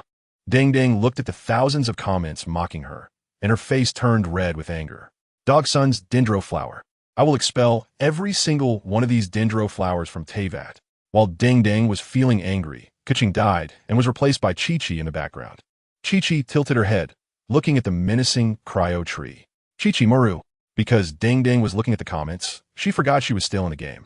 Cryo tree, eat my full power rocket hammer. Chi-Chi Buga. Chi-Chi was directly sent flying, and then her health bar emptied. Hey, why did my Chi-Chi disappear? As soon as Ding Ding heard the death sound effect, she immediately returned to the game. Then Chi-Chi fell, and she switched to Vinny. The frozen tree opens its petals, revealing its core. Frozen tree, frozen ray, fire. The pure white laser instantly hits Vinny. This high-frequency attack evaporates Vinny, who has no tankiness at all. Wow, my Vinti. Ding Ding hurriedly clicks on the map, but in her fluster, she accidentally exits. Remaining is Mona's appearance. The laser clearly doesn't stop and takes her as well. A big resurrection appears on the screen again. Wally S sign. The main package is a person. I eat. Baba, doesn't he leave 10? Is this really something a person can pull off? Robopo War God. Doesn't he look like acting? Looks like being bad. Hey, Jamusi. Ha ha ha. Rowable. Bro, you're blinding my eyes. Ding Ding was left speechless. She was at a red warmth and felt quite confused. Even wanted to laugh a bit. She was stuck in a situation of her own making. It felt like the heavens were rewarding her with stones. Afterwards, Ding Ding resurrected again in front of the statue, feeling everything was so familiar yet so strange. Then, for some reason, she opened the wish interface.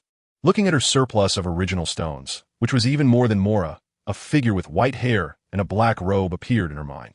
Brother Albedo, I've saved all the original stones for you. Can you save me?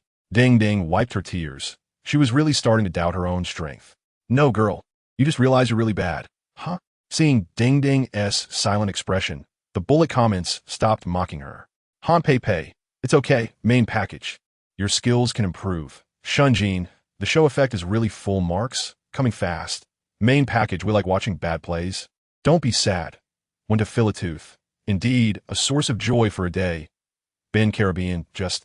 Main package. Don't cry. This aggrieved little expression is too cute. I want to come out.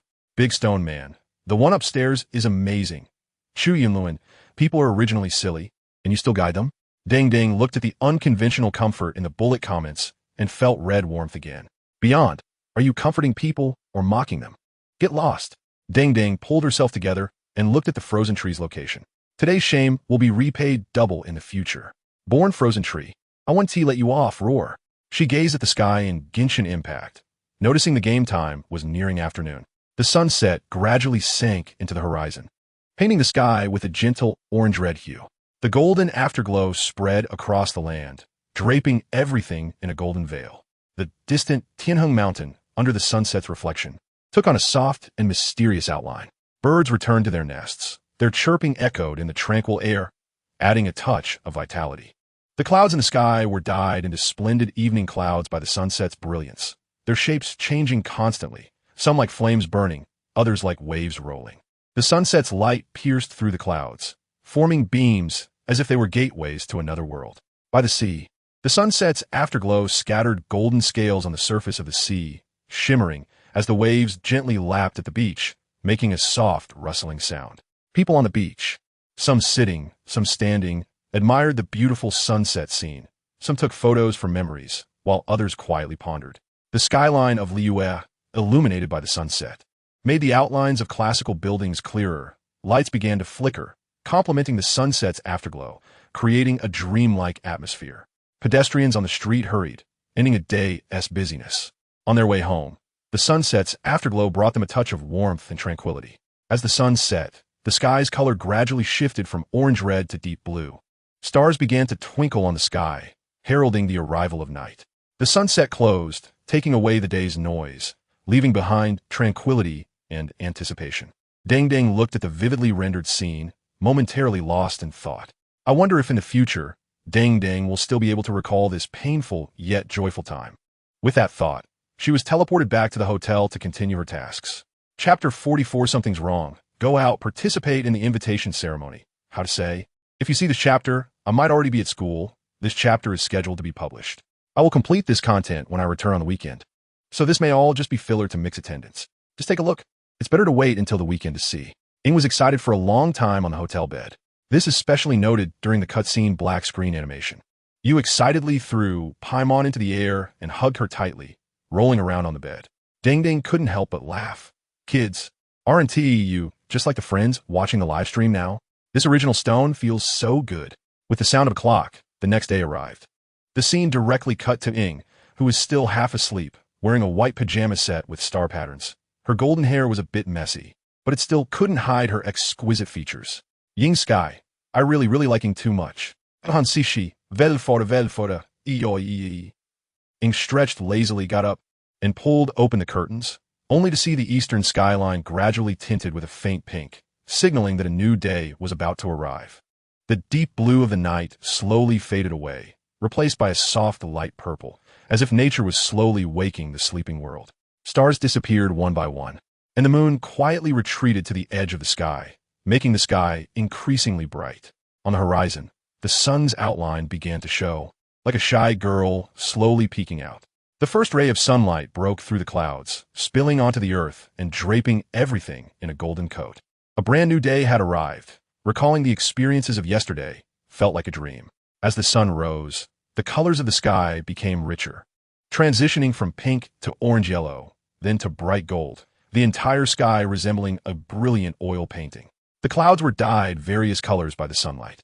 Some looked like burning flames, while others resembled soft cotton candy, taking on various forms beautiful beyond words.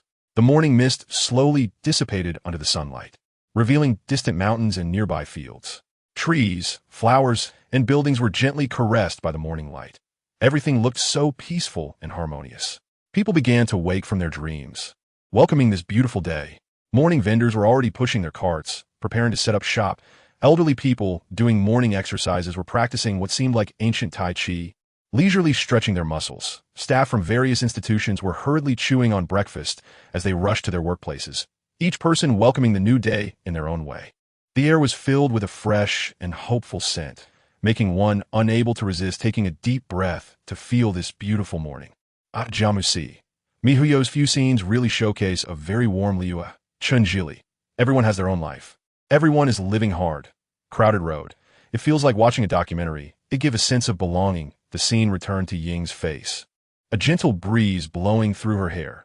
Seeing this warm scene, what was the girl, who had lost her family, thinking? Then, it switched to the player's perspective, and she could freely move around the room. Deng first turned around, finding the model still looked like the ordinary Ying. She thought there would be a pajama Ying.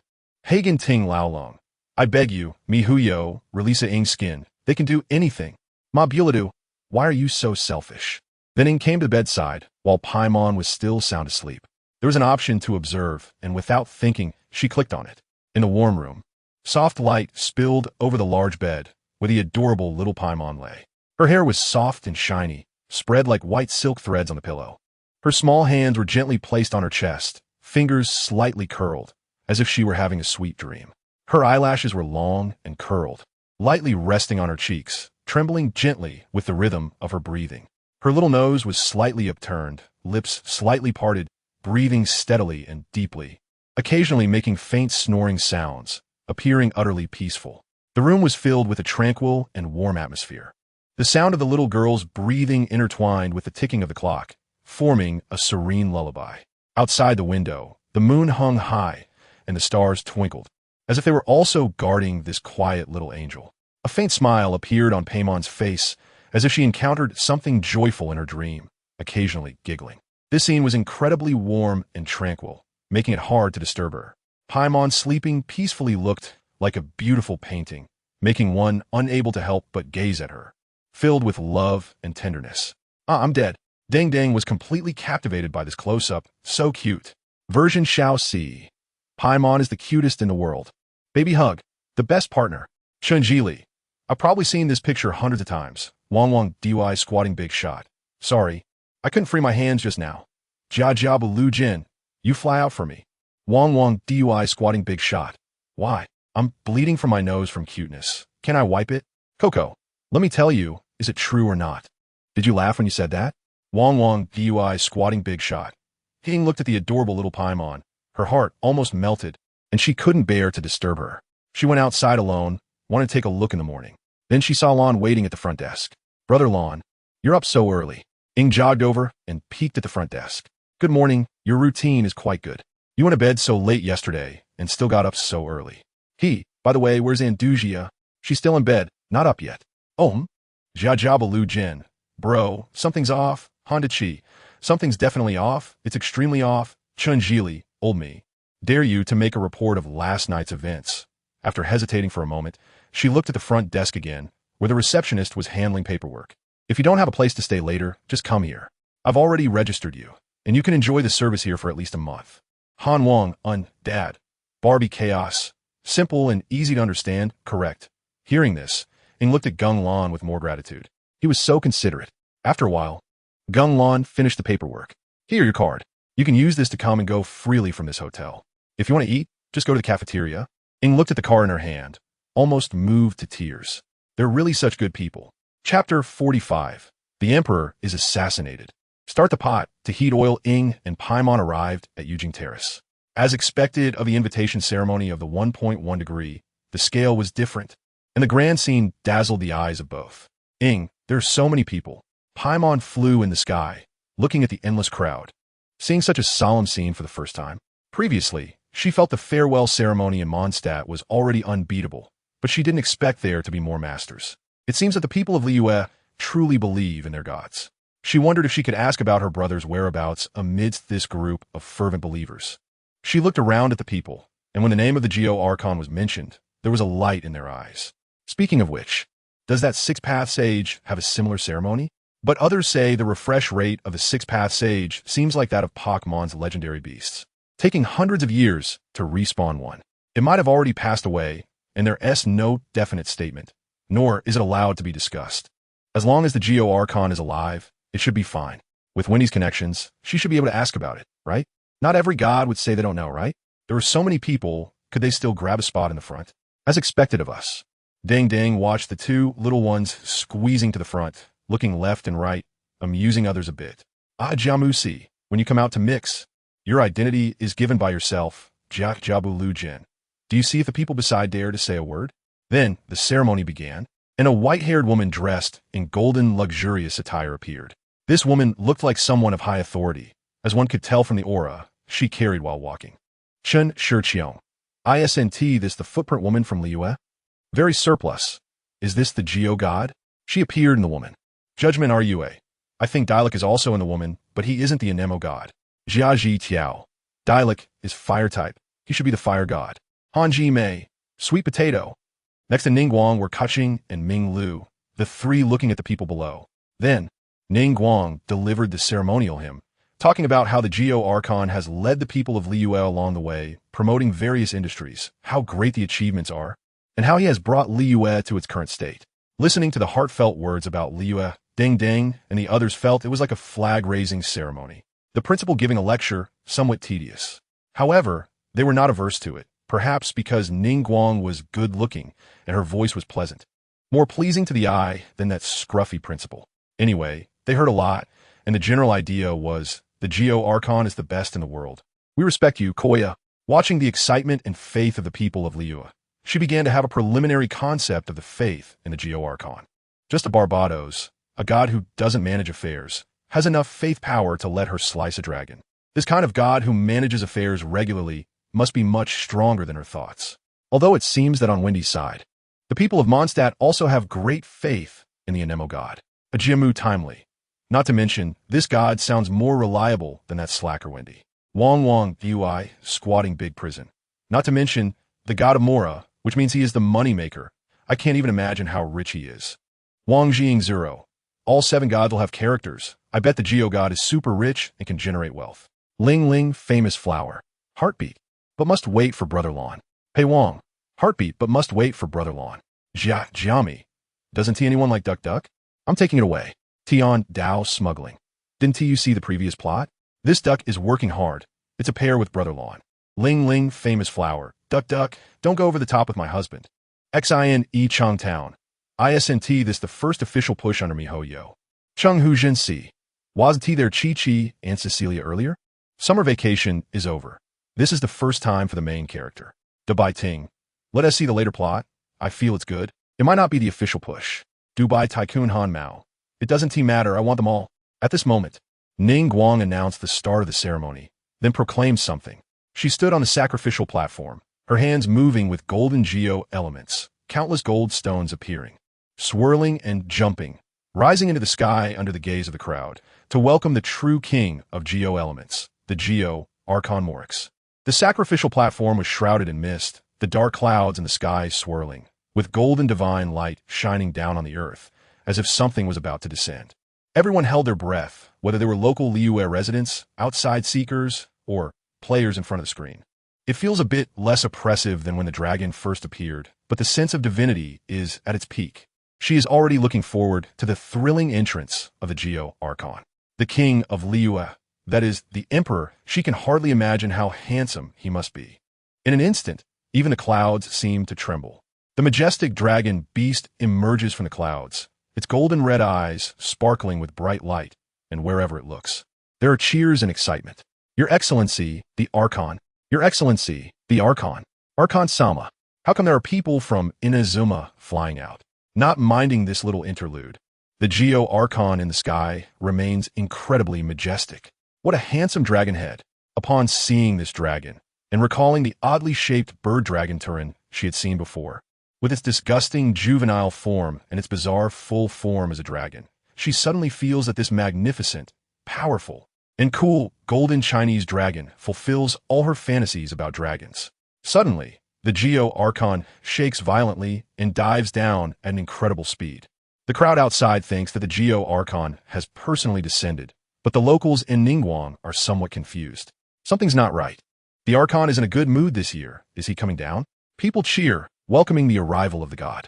The Geo Archon, living up to expectations, lands in a very fast and stylish manner, but then collapses, softening his body and falling asleep. The crowd, Ningguang and Kuching exchange glances, while Ningguang's eyes turn into blood-red vertical pupils, staring intently at the Geo Archon's body. Ningguang calms down, approaches to take a closer look, and tries to communicate with the Archon using elemental energy, wondering if he's just playing a joke on everyone, cosplaying, or showcasing a rebirth to give everyone a spectacle. But you are a dragon, not a phoenix. She looks at the dragon lying on the ground as if it has been there for a while and wants to give it a slap to wake it up. But if she really does that, the public opinion tomorrow will be a mess. Ningguang sighs, quickly turns around, and waves her hand. The Archon has been attacked. Seal off the area. The people of Liyue, Archie Egg. No, is it really like that? Did he get assassinated? Highest blood pressure on the internet. Maru spicy. The Qinyan army begins to seal off the scene, hoping to catch the assassin. Unfortunately, if we go by strength, all the people present, Lumen doesn't even need the power given by Vinny. She could be easily subdued by Morix. As for Ningguang, she could last a bit, depending on whether she fights hard enough. If she does, she can make Morix feel the helplessness that Sad had at the time. What is this? Now, there's only one way left. Fuel the road. Lumen turns around and runs, successfully becoming a suspicious target. Suspicious personnel? Capture them. Thief. Don't run. Take a punch from me. The furious people of Liyue see Lumen suspiciously fleeing and instantly erupt, their fists seemingly containing both grief and power. Lumen senses the endless killing intent behind her. It's not me, guys. She jumps to dodge a flying punch and looks back at the crowd of Liyue people, who love their gods so much. Quickly using elemental power, she transforms into a green whirlwind, weaving through the crowd. She is trying her best to control it, but the force of the wind still knocks some people to the ground. Watching this scene, the people of Liyue become even angrier.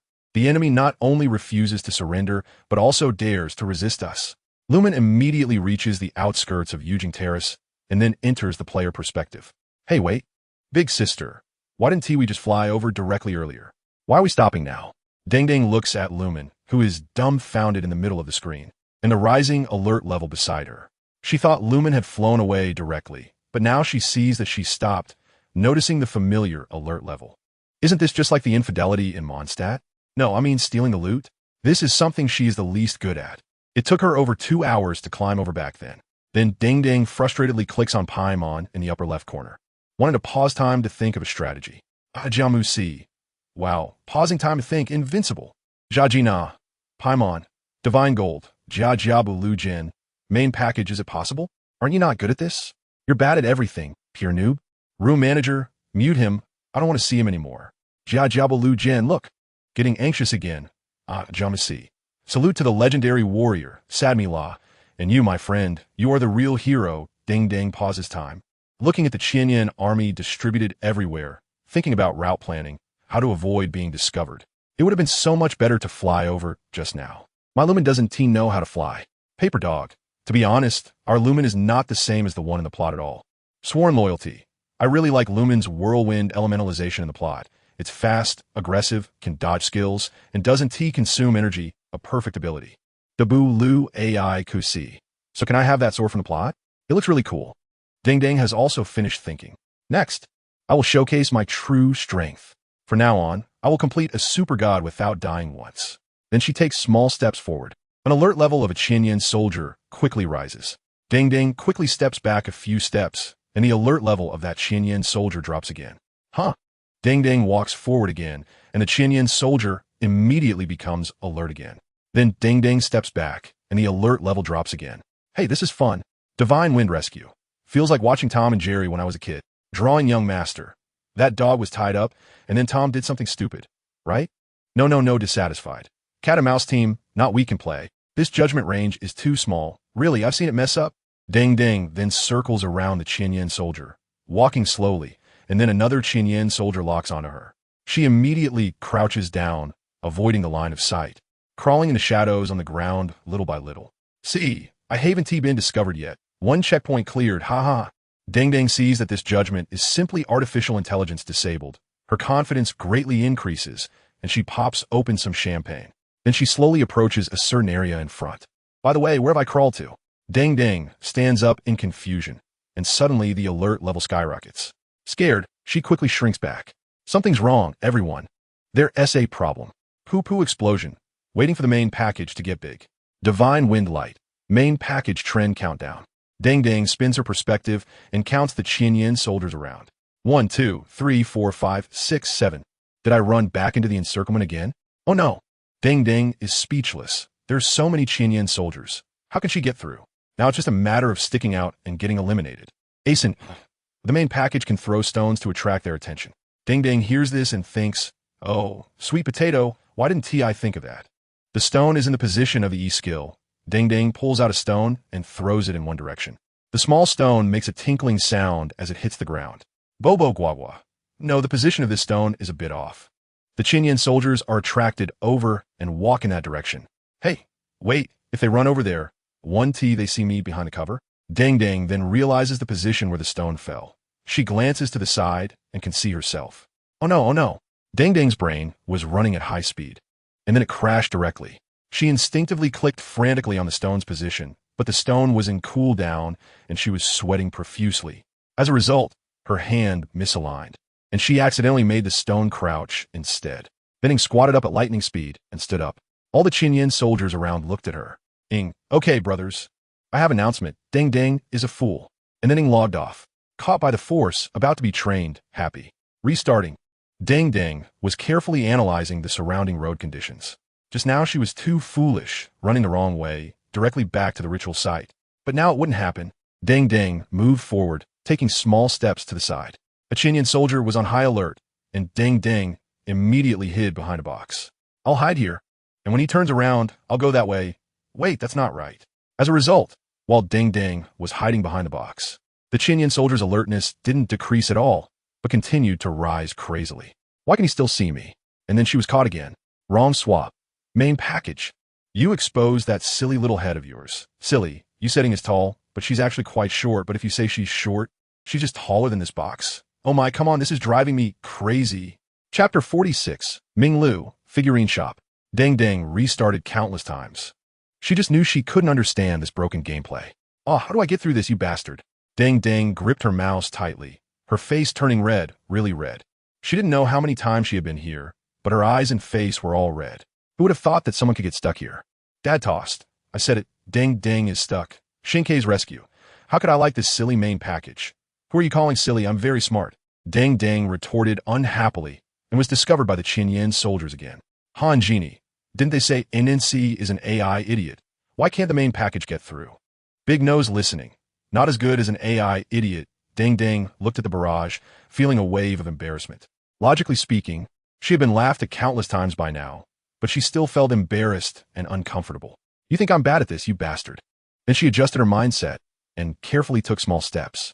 She had a feeling that victory was just around the corner. It was smoother than any previous attempt. Her luck was good, and she was grasping the situation well. Looking at herself about to walk out of the encirclement, Geng's body trembled. Finally, Yellow Dandan. Did the main package open it? Dissatisfied with the world. Open what? A little toy. Transforming into a micro-friend. You're not right. Room management. Lock him up. Geng glanced at the barrage and immediately shouted, then returned to the game to run seriously. Finally, she reached a place, inexplicably stopped, and entered the plot. Oh, everyone rise. Geng jumped up with relief at that moment. She felt like she had been constipated for 5 days and then cleared out in one go, feeling ecstatic. Not missing a flower. Watching this thing makes my blood boil. Cursing mommy. Am I blind? Has this main package defeated Super Brother yet? So intense. Unable to remember the beginning, incautiously moved forward, always paying attention to the situation around her. This is exactly like me.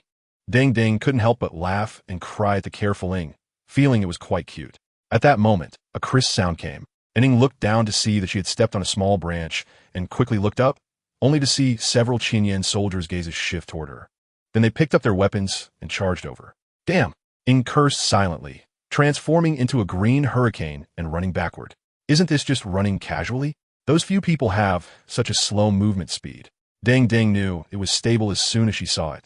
This hurricane was incredibly fast. Suddenly, a flash of light passed, and Ing suddenly stopped. Ing touched her head, realizing something was wrong, and looked forward. She saw a figure with golden hair blocking her way. Minglu? Ing recognized it as Minglu from the Liyue at Qixing. They had just met a few days ago. At that moment, Minglu stood there quietly, her crimson vertical pupils staring at Ing, looking very intimidating. Traveler, you have the right to explain. Her eyes seemed to pierce Ying's heart like a cone, resembling a terrifying ancient beast. Ing tried to transform into a hurricane to escape, but it seemed like she was blocked from leaving. Wow. This blonde girl looks like a military officer. Big Nose listening. That gaze scares me. It feels like staring at a fierce beast. Chaos charge. I don't care if it's scary or not. Pulls out pants. Charge team. Unbelievable. But this is indeed possible. Chun-Jili, I want to see her look at me with that kind of disdainful eyes. Looking at the outrageous comments in the barrage. Geng didn't want to care anymore. As long as the super admin didn't ban her, it was fine. Then Ing immediately began to explain. Minglu, you have to listen to my explanation. This Rex Lapis really has nothing to do with me. I just came to Liyue. I don't know anything. Yes. And we really don't look like people who can fight gods, right? Battling to the peak. What level is the main character now? Brown. Normal 2 elements can defeat those below the immortal.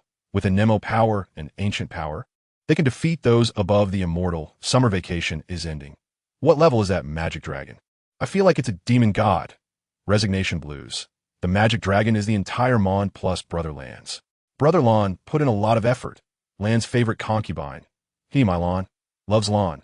Does Brother Lan know my academic background? You can check my academic background. Still not flavorful. Unbelievable, bro. What would happen if Brother Lan turned into Sister Lan? This last barrage made Geng fall into thought. Wow, Sister Lan. She didn't dare to imagine how satisfying that would be. Saliva is flowing down. Cough. Minglu looked at Ing without speaking, and, at that moment, several Qinyan soldiers rushed over. They picked up their weapons and surrounded the traveler. You have to believe me, Minglu. Then why did you run? Ing couldn't find the words. At that moment, Minglu sighed softly. The Qinyan soldiers were about to advance to capture Ing. Minglu stretched out her hand to stop them. Step back. Her voice was very calm, and the Qinyan soldiers had no choice but to comply. Countless swirling green Anemo elemental powers appeared in her hand, gradually condensing into a wind ball. The power contained within was terrifying. Ing watched Minglu warily, feeling that this ball was far more terrifying than any ball she had ever created. Saying this, Minglu suddenly moved, and before Ing could react, The spiral ball was already in front of her. Go! The ball instantly exploded, and countless swirling storms swept across Yujing Terrace. The massive explosion, accompanied by countless fierce winds, directly blew Ing away to who knows where. Version nephew. Wow, this beast-eared girl is so strong. This skill is so powerful, dappled and variegated, but feels like she doesn't intend to use heavy hands. Ing was blown away to who knows where. As she stood up, she saw Paimon looking worried on one side. I'm fine, just hurt a bit from the fall. She held back. Then she heard the sound of rapid footsteps, and Ing immediately panicked, just about to transform into a hurricane, when suddenly, a howl stopped her. Ing looked in confusion towards one side and saw a luxuriously decorated shop right in front of him. A wooden sign indicating that it was closed hung on the door. But there was a small crack in the door, and the barking of a dog came from inside. Hearing the footsteps approaching closer, he didn't think much and directly ran into the shop. Once inside, he was completely stunned. Ing had never imagined that during the chase he would step into such a dreamlike world. As Ing pushed open the ancient wooden door, a faint sandalwood fragrance rushed towards him, prompting him to involuntarily take a deep breath. The shop's decor instantly made him forget the chaos outside, the pursuit by the Qinyan army, and the panic, as if he had traveled through time to an ancient, elegant gathering. On the walls of the shop hung exquisite landscape paintings, with rolling mountains and swirling clouds, making one feel as if they were in a fairyland. The ground was paved with slate stones, each piece meticulously polished, smooth yet retaining an ancient charm. Antique-style chandeliers hung from the ceiling, emitting warm light that illuminated the entire shop. Display cases were filled with various small sculptures, which to Ing truly appeared as small sculptures, each vividly lifelike, as if they could come to life at any moment. Some wore battle armor and held long spears, with determined gazes as if ready to charge in a battle, while others donned scholars' robes and held folding fans, exuding an air of literary elegance. There were also various figures he had never seen before, such as a cute big yellow mouse with a tail shaped like a lightning bolt, holding a large gold ingot, dressed in festive attire and happily wishing you congratulations.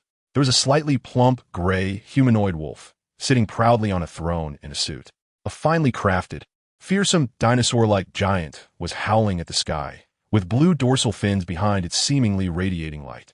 On the other side was the image of a beautiful girl, dressed in a flowing blue and white hanfu, her posture elegant, as if she had stepped out from an ancient painting, accompanied by a cute big rabbit enjoying her caress.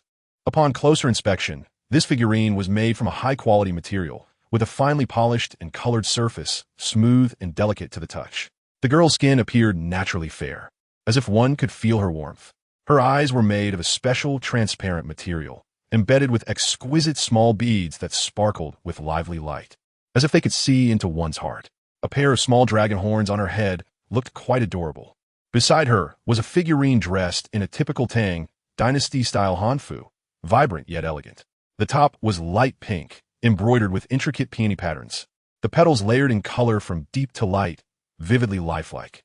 The lower skirt was dark blue, adorned with golden tassels, swaying gently with her movements, producing a soft, jingling sound that added to her liveliness. Her hairstyle was a silver, three-spiral long hair, with a beautiful jade hairpin, for which a few strands of tassels hung down, gently swaying with her every move. She wore a pair of small jade pendants by her ears, which jingled softly with her every action, creating a pleasant tinkling sound. Ing noticed that this figurine was clearly different from the others. He stepped closer to examine it carefully and saw that her expression was gentle and subtle, with a slight smile at the corners of her mouth, as if she were smiling yet also deep in thought. Her posture was graceful, one hand lightly lifting her skirt, while the other gently caressed her hair, as if waiting for something. There was a hint of expectation in her eyes, making one want to approach and listen to her story. She even had a base that other figurines didn't have, designed as a small lotus pond, with blooming lotus flowers and emerald green leaves, complementing the beautiful girl's image. The edges of the lotus pond were intricately carved with beautiful patterns, and the base material matched that of the figurine, creating a harmonious and exquisite overall look.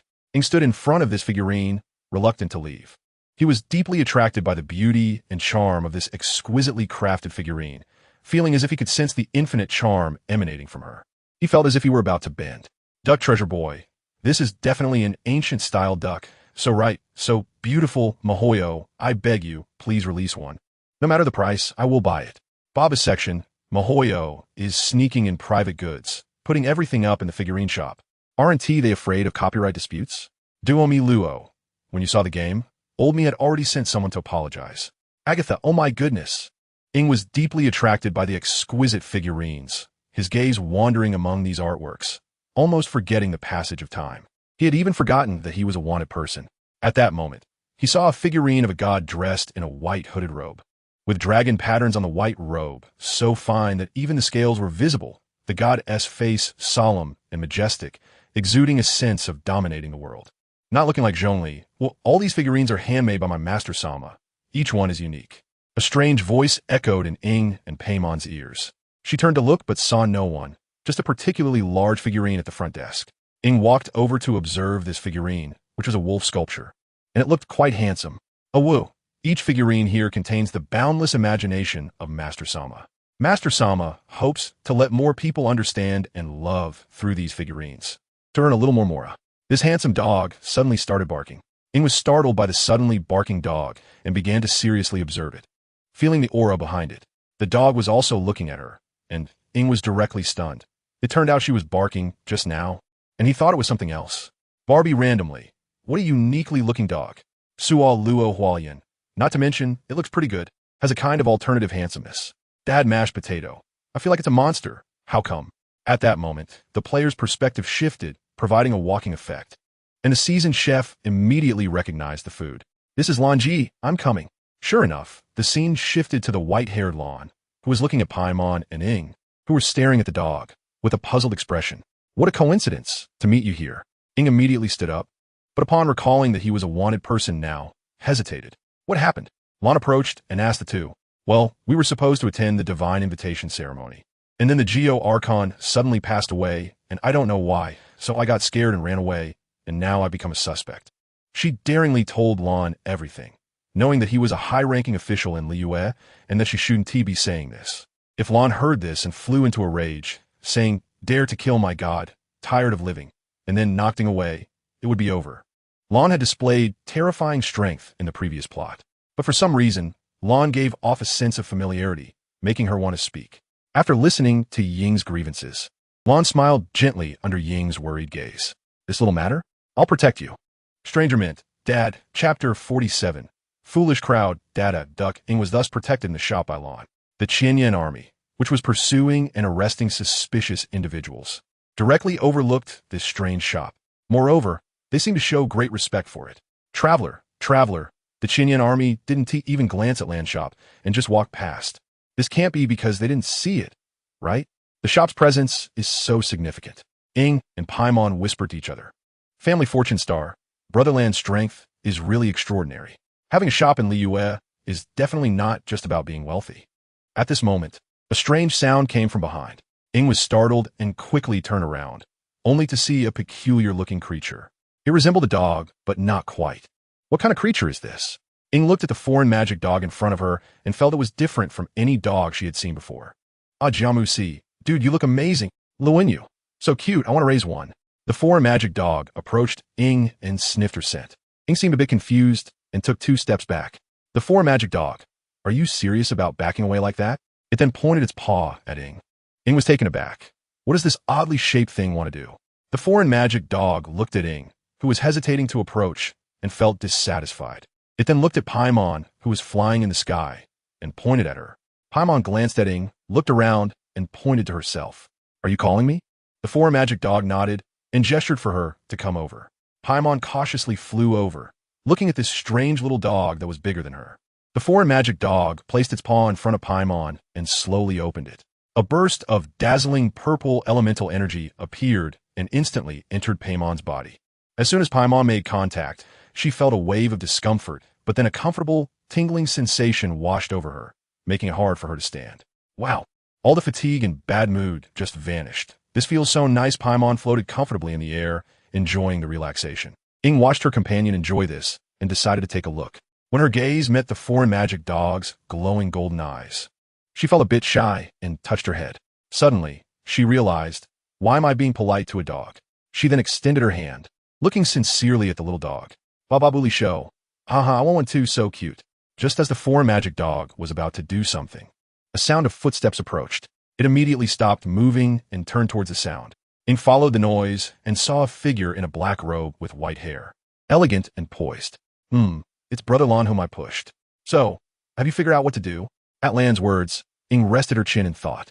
She had just arrived in Liyue and wanted to meet the Geo Archon, but unexpectedly, the Geo Archon had been assassinated. Before she could process what was happening, she impulsively ran away, and now she was being treated as a suspect by the Chinyan army. Luckily, she was clever enough to see Lan's shop by the Yujing Terrace and quickly hid inside. To be honest, Lan's power is definitely more than just what meets the eye. He's an extremely solid support. But now the priority is to clear her name. Why does she end up as a wanted criminal every time she enters a new country? Is she some kind of natural fugitive? While pondering, she suddenly looked at Geng Lan. Geng Lan noticed Ying's earnest gaze and smiled. I'm afraid that's not going to happen. Hearing this, Ing lowered her head a bit dejectedly, looking like a disappointed little kitten. Lan, if I just resolved it for you, where would be the fun in that? Another set of footsteps approached. What a coincidence, traveler. Paimon. A pleasant voice sounded, and Ing turned to look. Wow, Andreas. It's really you, Paimon exclaimed in surprise as Andreas walked in. Lan said, he has a shop, so I came to see what it's like. She then scanned the shelves and counters, filled with items that resembled dolls but were more refined. No. Her gaze landed on an A-version little figure. It looked fluffy and resembled her overall, but more like her childhood self, except without dragon horns and a tail, but with many technological elements and a vehicle-like object. A hard slap. Oh no, it's face-to-face now. So, why is there a figure of me? Isn't this illegal? Andrea stared at the doll, a bit dazed. The thought of someone possibly buying it to play with made her uncomfortable. Sorry, that one is not for sale. I just took it out to display. Andreas looked at Geng Lan and smiled. Ing and Paimon were caught in the middle, unsure of what to do. By the way, Andreas, these two might need your help. Lan noticed the two little ones looking embarrassed and took the initiative to change the topic. What happened? Ing and Paimon instantly perked up, running to Andreas' side, starting to lament and narrate their tragic experience of being wrongfully accused and pursued, even shedding fake tears. Is that so? I roughly understand. The decree from the Liyue Qixing was a bit hasty. She then took out a business card. You could take this to the North Country Bank in Liyue to find someone named Tartaglia Ajax, just in case you can't find him. He is the 13th seed of the Fatui and a harbinger. He will help you. When Ing heard the name Tartaglia, she was initially puzzled about how someone could be so high and mighty, but then she froze upon realizing. Just a few days ago, she had been disgusted by the lady of the Fatui, and she momentarily forgot that Andreas was a high-ranking official from Snezhnaya and Tartaglia's superior. She hesitated, but looked at Andreas's gentle gaze and took the business card. My duck would never harm me. She loves me the most. After putting the business card into her bag, she left the shop with Paimon. On the way, Geng Lan let the Chinyan army leave to search other areas. After Ing left, Andreas walked over to the doll that resembled her. This, Lan approached, finding Andreas's silent demeanor somewhat amusing. Is it well made? This kind of thing is called a figure. It's for collection. I see. She still found it hard to accept this. Just thinking about it. And don't think too much. This model of figure is only available to me, and I will take good care of it. Hearing this, Andreas felt a bit relieved. If it's Lan, she could accept it. Meanwhile, the foreign magic dog sat obediently, looking at the two curiously but didn't do much, just lay down, ready to take a nice afternoon nap. Chapter 48. No restrictions. Seeking immortals, Ing walked out of the Yujing Terrace without any hindrances, not encountering a single Chinyan army soldier along the way. The previously chaotic scene had stabilized, and she quietly slipped away. They arrived in the area where the North Country Bank was located. Looking at the layers of buildings, she felt a bit lost about where to go. Let us ask a passerby for directions. Randomly finding a lucky passerby, Ing approached. Excuse me, could you tell me how to get to the North Country Bank? The person looked dejected, their face drooping, appearing lost in thought, mumbling, Emperor, what is going on with you? Seeing the person in such a daze, Ing felt confused. She then went to ask a few more people. Emperor, take me with you. How can I live without you? Big Nose listening. Haha, swallow. Emperor, my emperor, boohoo. Emperor, the emperor is gone. The sky has fallen. The emperor is gone. Does that mean Lord of the Six Paths is coming out? Noticing the last sentence, Budding didn't pay attention. She just wanted to find the North Country Bank to look for that Fatui harbinger, Big Duck. Finally, she managed to navigate her way around and arrived at the North Country Bank. Ing and Paimon walked through the bustling streets of Liyue Harbor's central area, climbing up flight after flight of stairs until they arrived at the entrance of the North Country Bank. This bank is renowned for its sturdy construction and strict security measures, making it one of the most trusted financial institutions on the Teyvat continent. Paimon, let's go in, Ing said, pushing open the heavy door. As soon as they entered the bank, they were stunned by the opulent lobby. Exquisite chandeliers hung from the high ceiling, and the walls were adorned with various rare artworks.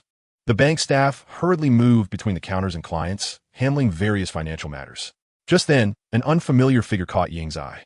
It was Tartaglia from the Fatui, a guy not known for his brains, but rather for his love of fighting. You must be the ones the deputy mayor mentioned, right? Hello, Ing Paimon. Tartaglia greeted them with a smile. Tartaglia, is it you? Ing asked curiously, looking at the tall young man, who seemed a bit foolish. You know, you actually look quite handsome. The Winter Queen's aesthetic is quite reassuring, she thought. I've heard about your purpose from the deputy mayor. Luckily, I have a way for you to clear your suspicions, Tartaglia said, pulling out an ancient scroll from his pocket and handing it to Ing. This is the Universal Restriction Removal Talisman. I believe it will be useful to you. Ing took the scroll and examined it closely. The scroll was inscribed with complex runes and patterns, emanating a mysterious power. Universal Restriction Removal Talisman? What is this? Paimon asked curiously, leaning in.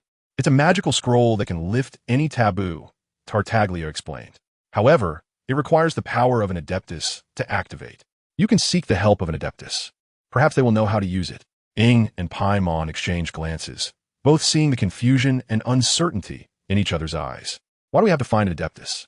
Paimon asked, puzzled, but Ing suddenly spoke up. Thank you, Tartaglia. We will seek the help of an Adeptus. Good luck to you.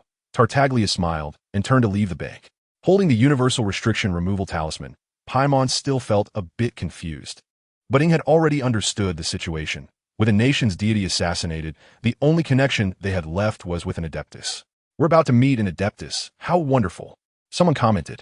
So far, all we've heard is how great and powerful the Geo-Archon is. This means that the Geo-Archon is definitely not someone a normal person can assassinate. Who do you think managed to kill him? Probably the Abyss, after all. They're the designated villains of Teyvat, and they do all sorts of bad things, another replied. Indeed, they tempted the Anemo dragon and created the Dragon of Evil. They're not good people. It seems the Abyss Order is quite fond of dragons. Now, they're coming to harm the Divine Dragon, someone else added. Do you think it could have been the Fatui? Another suggested. It's possible. From Mondstadt's perspective, the Fatui might want to collect the Gnosis and could target the Geo-God. How would the Fatui even fight the Geo-God? Would the Cryo-God personally intervene? Another chimed in. Wasn't there the 6 paths of pain back then? They should be able to defeat the Geo-God. The oldest god must have weakened over time, someone argued. Where do you get the idea that he has weakened?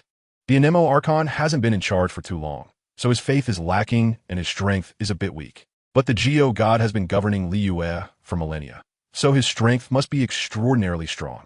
It would be tough for Pain to defeat even the weakest Anemo god, let alone the Geo-God. Why don't you go to Mondstadt and ask who doesn't believe in Vinny? He just doesn't show up, but his faith is ridiculously high, someone suggested. Besides, the difficulty you're talking about is watching the Fatui fight Vinny for a long time before they take him down in one hit and then liberate him from the thin veil, right? Who said that just because there are many believers, he is strong. Pain and the others were just watching because they weren't confident. They let the lady go and beat Vinny to death, right? Wow. Dissing the super brother, I suggest you spend a day fighting with him. The tall guy from Pain directly helped Paimon rescue Vinny. He didn't even have the desire to fight. Where did you see that he has no desire to fight? They told you the performance was 6 pains plus the lady fighting with Vinny for a long time. I remember we were discussing the Geo-God at the beginning. Come on, show me the performance of the Super Brothers Shinra Tensei, clearing out Mondstadt's land. This is called no performance? The highest performance in Genshin right now is definitely the Super Brothers Shinra and the Storm God Chidori. And you say there's no performance? That's Pain's illusion space. He can manipulate it at will. The quality might not even be that low. Go search on a certain site. In the analysis of Mondstadt's plot, Vinny mentioned that if it weren't for the Traveler and the Storm God, the destructive power of Shinra Tensei would be even greater in reality, possibly affecting other regions as well. Guys, stop arguing. The Geo-God's corpse has already dropped. He's dead, and whether Pain killed him or not. Let's see what the later plot says. Cricket Pain. Okay, stop arguing. When it comes to this debate, don't talk to me about it. I can't understand. But I know that Super Brother's skill power is indeed outrageous, and the Storm God who can easily stop him must be even stronger. As soon as the Storm God was mentioned, his eyes lit up. If we take the Super Brother into account, the Storm God is indeed very strong, currently tentatively ranked among the medium-level Archons. The current ranking of combat power in Teyvat is Heavenly Principle, Gods, and 6 Paths of Sages, 7 Rulers. Gods and 6 Paths are in a unique tier, and the textual description for the Gods shows overwhelming strength over Veni and the 3 Dragons, while the 6 Paths are said to be more powerful than the Geo Archon. Where do the Storm and Super rank? Above the Rulers. After all, they dealt with Veni. If we take the peak into account, they are below the Rulers. Taking the peak, Otsutsuki Kinran. Hold your laughter. Full Power Archon Pain. Hold your laughter. Chapter 49. Climbing the mountain, I fly with the Thunder God. Opening stones, Ing led Paimon along the path toward the Juyun Karst. Following their steps, they headed to the Juyun Karst, a mysterious place shrouded in clouds and mist, to visit the Adeptus there, the true monarch of the moon-cutting and sun-raising. Juyun Karst. Morning, the first rays of sunlight filtered through layers of clouds and mist, casting light on the stone path of Juyun Karst. Paimon and Ing stood at the entrance, gazing at the mist-covered peak before them, filled with awe and unease. Ing, are we really going to tell the Adeptus about the Archon's death? Will he help us? Paimon's voice trembled slightly, her large eyes glimmering with worry. Ing took a deep breath and said firmly, we must tell the true monarch. As this is our best option right now, we can only hope the Adeptus has a good temper. The two slowly walked along the path, each step feeling exceptionally heavy. They knew that this news would bring tremendous shock to the Juyun Karst. Ing, do we really have to seek out other Adepti next? Paimon asked again, seemingly unsure. Ing turned to Paimon, her eyes shining with determination. Paimon, at this point, what other choice do we have? We can only go all in and take a risk to find a turning point. What will the Adeptus be like? I'm so looking forward to it. Paimon's eyes immediately lit up. Ing nodded silently and continued on her journey, hoping that the no-taboo talisman given by the young master would be useful. The two set off on their journey to the absolute cloud realm. Along the way, they traversed dense forests, climbed steep peaks, and even frolicked in clear streams. However, as they delved deeper into the absolute cloud realm, the surrounding environment became increasingly mysterious and unpredictable. Finally, they arrived at a valley shrouded in mist. The air here was filled with a faint celestial aura, as if every step they took was in a fairyland. Ing and Paimon cautiously navigated through the valley, searching for traces of the immortals. Just when they were about to give up, a majestic voice echoed in their ears, distant travelers. Why have you come to this absolute cloud realm? Ing and Paimon turned around to see a magnificent giant deer, its body a mix of golden and orange-brown hues. Staring at them, we are here to seek the immortals and request some assistance, Ing said respectfully. Although she guessed that the deer was indeed an immortal, she still had to maintain the pretense. The celestial deer, with golden light flickering in its eyes, looked at the two and said, I am the true monarch of Liyue. I do know some things about your situation. However, before that, you must resolve a bit of trouble. Ing and Paimon looked back in confusion. Under the guidance of the true monarch of Liyue, they saw quite a number of Qinyan soldiers approaching, armed with long spears, ready to capture the suspects. In the end, the true monarch of Liyue shook his head helplessly. Those who disturb the peace must be dealt with swiftly. Following that, a wondrous power enveloped Ing. She immediately felt a surge of strength. Jija Bergen, such an outrageous boost. Ultimate moves can be unleashed infinitely. White drama. Whatever fight, it's exhilarating. Ing and Paimon were shocked by the mysterious and powerful enhancement of this power, and they prepared to drive these guys away. Ing clenched her fists and resolutely said, not a single one of you can escape. Get the hell out of here. Saying this, she swiftly drew her Kuching and unleashed a series of skyward sword techniques. Countless lightning flashes accompanied the sword light, sweeping across every Qinyan soldier present. While the damage from a single hit was substantial, frequent and rapid attacks made it less so. Moreover, after landing, she seamlessly transitioned into an invincible frame, evading all counterattacks from the Qinyan soldiers. It was as if she had summoned a stand, performing a flawless skyward dance technique, effortlessly taking down the adorable Great Crane, leaving them feeling sore and helpless. After relentless bloodshed, Ing finally won the easiest battle since playing Genshin Impact. That was awesome, my favorite episode. The joy on Ying's face was evident to everyone. Jija Bergen. If the main package can't win again, then it's real-life mode. At this moment, Ing returned to the side of the true monarch. True monarch, we have important news to tell you. Ying's voice echoed in the valley. Ajamusi. Hey, dear Force Immortal. Guess what news I brought you? Great nose listening. What the hell? Dear Force Immortal, ha! The true monarch of Shujiang slowly opened his eyes, his gaze sharp. His voice calm yet powerful. Speak, what is so urgent? People are just here seeking immortals and fate. Today, I'm in a good mood, so let's see. He took a deep breath and slowly said, True monarch, we bring unfortunate news. The Emperor has. What happened to the Emperor? The voice of the true monarch of Shujiang suddenly became tense, his expression changing. The Emperor has fallen. As soon as Ing's words fell, the entire absolute cloud realm fell into a dead silence. The true monarch's face instantly turned pale, his body trembling slightly, clearly devastated by the news. This is impossible. The Emperor, the voice of the true monarch, was filled with disbelief. Paimon anxiously looked at the true monarch, knowing how heavy this news was for him. True monarch, we just learned that the Emperor's passing occurred during the immortal invitation ceremony. The 7 stars sealed the scene and even issued a warrant for me, Ing awkwardly added. The true monarch of Shujiang suddenly stood up, a flash of anger in his eyes. What? You dared to lay hands on the Emperor? Ing and Paimon exchanged glances, realizing they might have spoken too impulsively. True monarch, it really wasn't us. Do we look like we could take on the Emperor? It's all a frame-up, but we believe the truth will eventually come to light, Ing said firmly. The anger of the true monarch of Shujiang gradually subsided. He took a deep breath and then slowly said, That's true. You both don't seem like assassins. You have done well to bring this news to me. I will personally investigate this matter and uncover the truth. The Liyue Qixing placing the blame on civilians is truly absurd. Ing and Paimon breathed a sigh of relief, knowing that the true monarch would take action to seek answers for the Emperor's death. As the sunset cast its afterglow over the absolute cloud realm, the figure of the true monarch of Shujiang appeared even more solitary and resolute. Ing and Paimon silently left the absolute cloud realm, knowing that this storm was just beginning. After leaving the absolute cloud realm, their next destination was Mount Hulao. Are there immortals there too?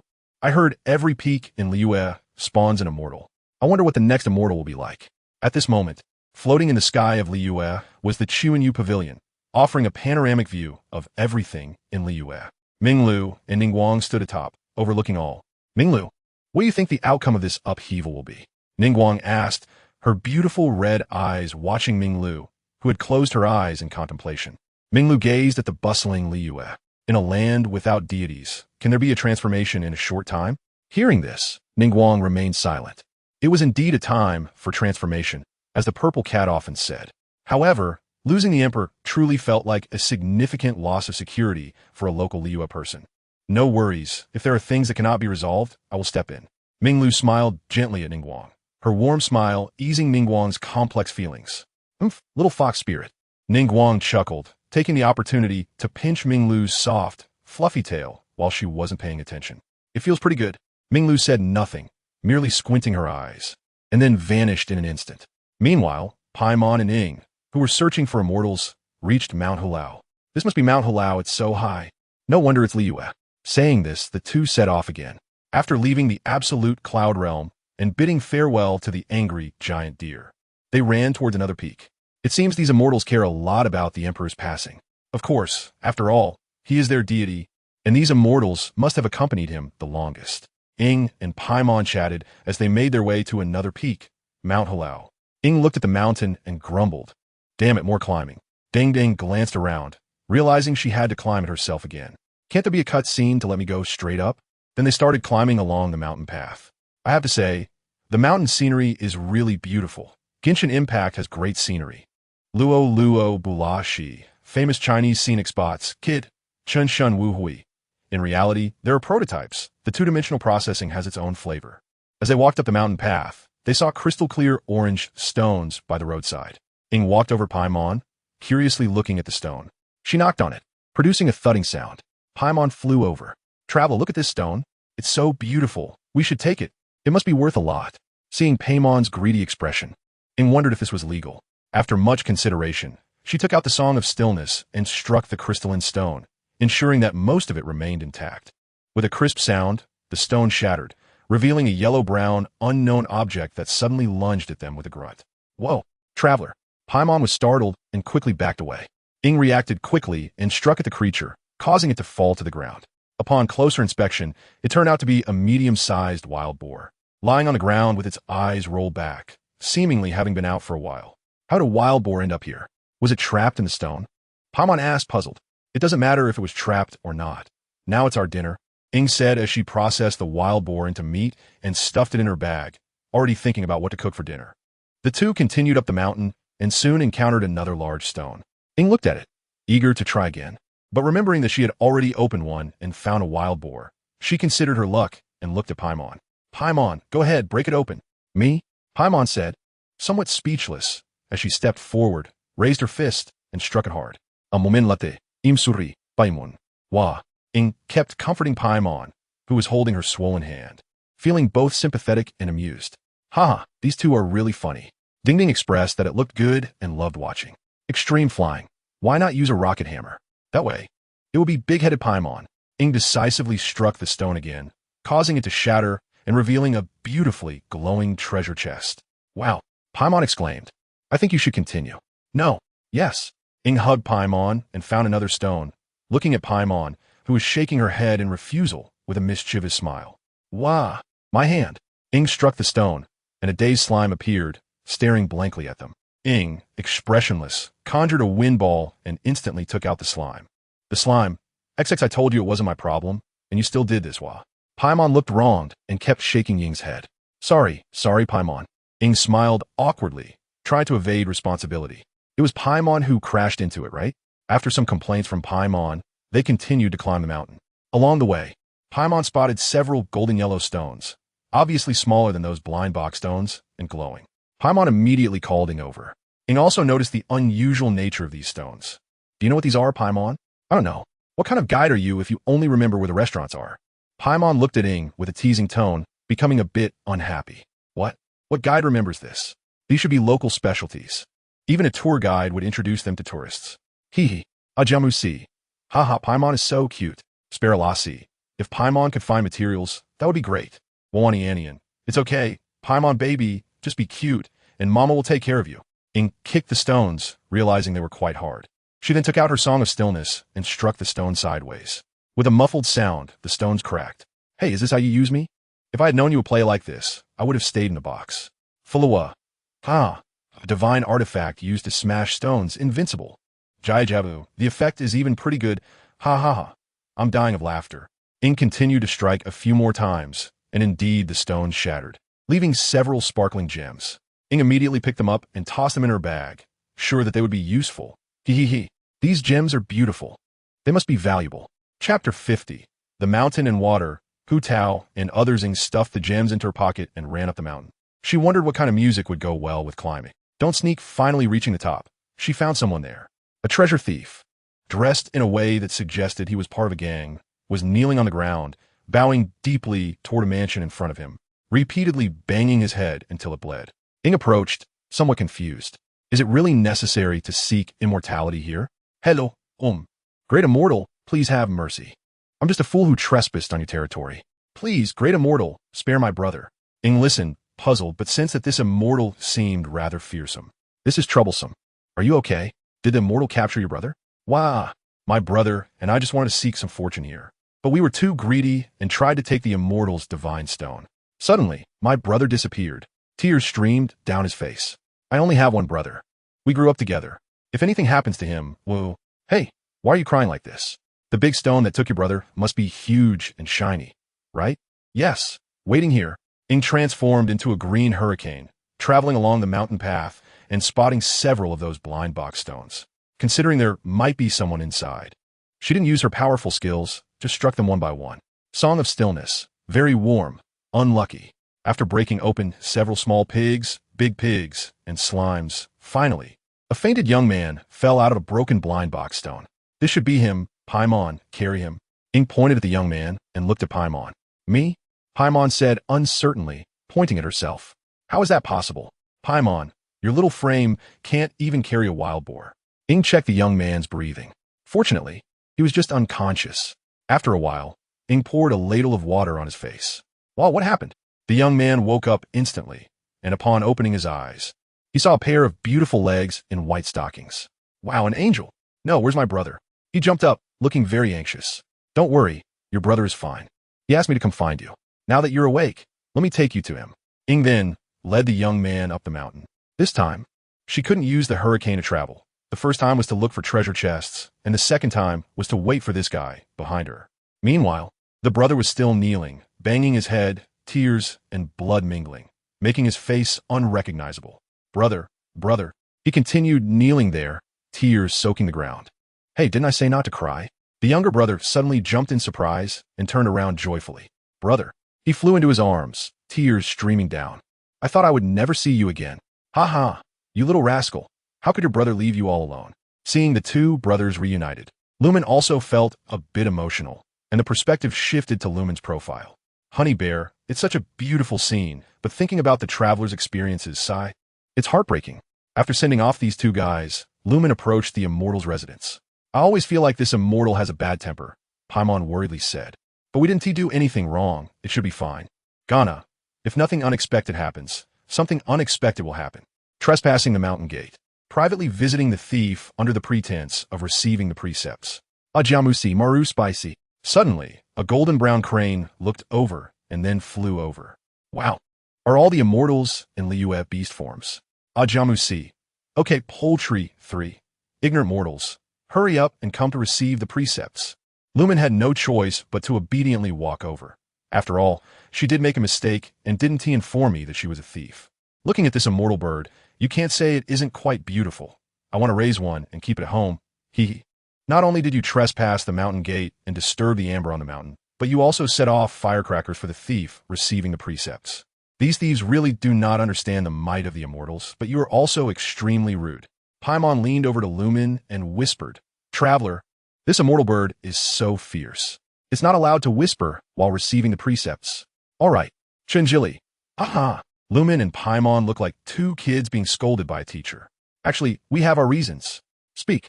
The true monarch of the moon cutting and sun building entrusted us to bring you a message. Oh, the moon cutting and sun building actually entrusted a mortal to deliver a message. Oh, the amulet of no taboo. You still have this, so go ahead, let me hear it. At this moment, the true monarch of Lishan and Dai Shui had a calm and serene expression. The amulet created by the former emperor is already quite rare. After thousands of years, you still have it. You could just tell me. I will verify the details. Let me hear what that imprisoned brother from the moon cutting and sun building can bring me. Lumen then detailed the events that had transpired. The expression of the true monarch of Lishan and Dai Shui changed from red to pale. How outrageous! How outrageous! The true monarch of Lishan and Dai Shui angrily spread his wings, clearly very upset. How would you blame it on mortals? Can the emperor be harmed by mortals? If the true monarch of Lishan and Dai Shui were in human form at this moment, with a beard, he would definitely be fuming. You go to borrow the wind monarch from Liyue and relay this news to her. Gather all the immortals and first pacify the 7 stars. Immortal, no need to go that far. After some persuasion, he finally stopped his dangerous thoughts. Liyue is currently fraught with crises and cannot afford to change its laws. Lumen suddenly felt very mature, actually considering the situation of another country. Dad not toss. It feels like if the immortal really goes, Liyue will be pacified in no time. Fox God, it depends on which side Minglu stands on. Bakamatsu. Indeed, Little Broken Station has found records of Liyue, and Minglu has existed since the Emperor's time and is very strong. Wow, Minglu is so strong. Liyue really is a hidden dragon and crouching tiger. After finishing the complaints, they continued with the plot. Immalta. Lumen suddenly leaned closer to the true monarch of Lishan and Dai Shui.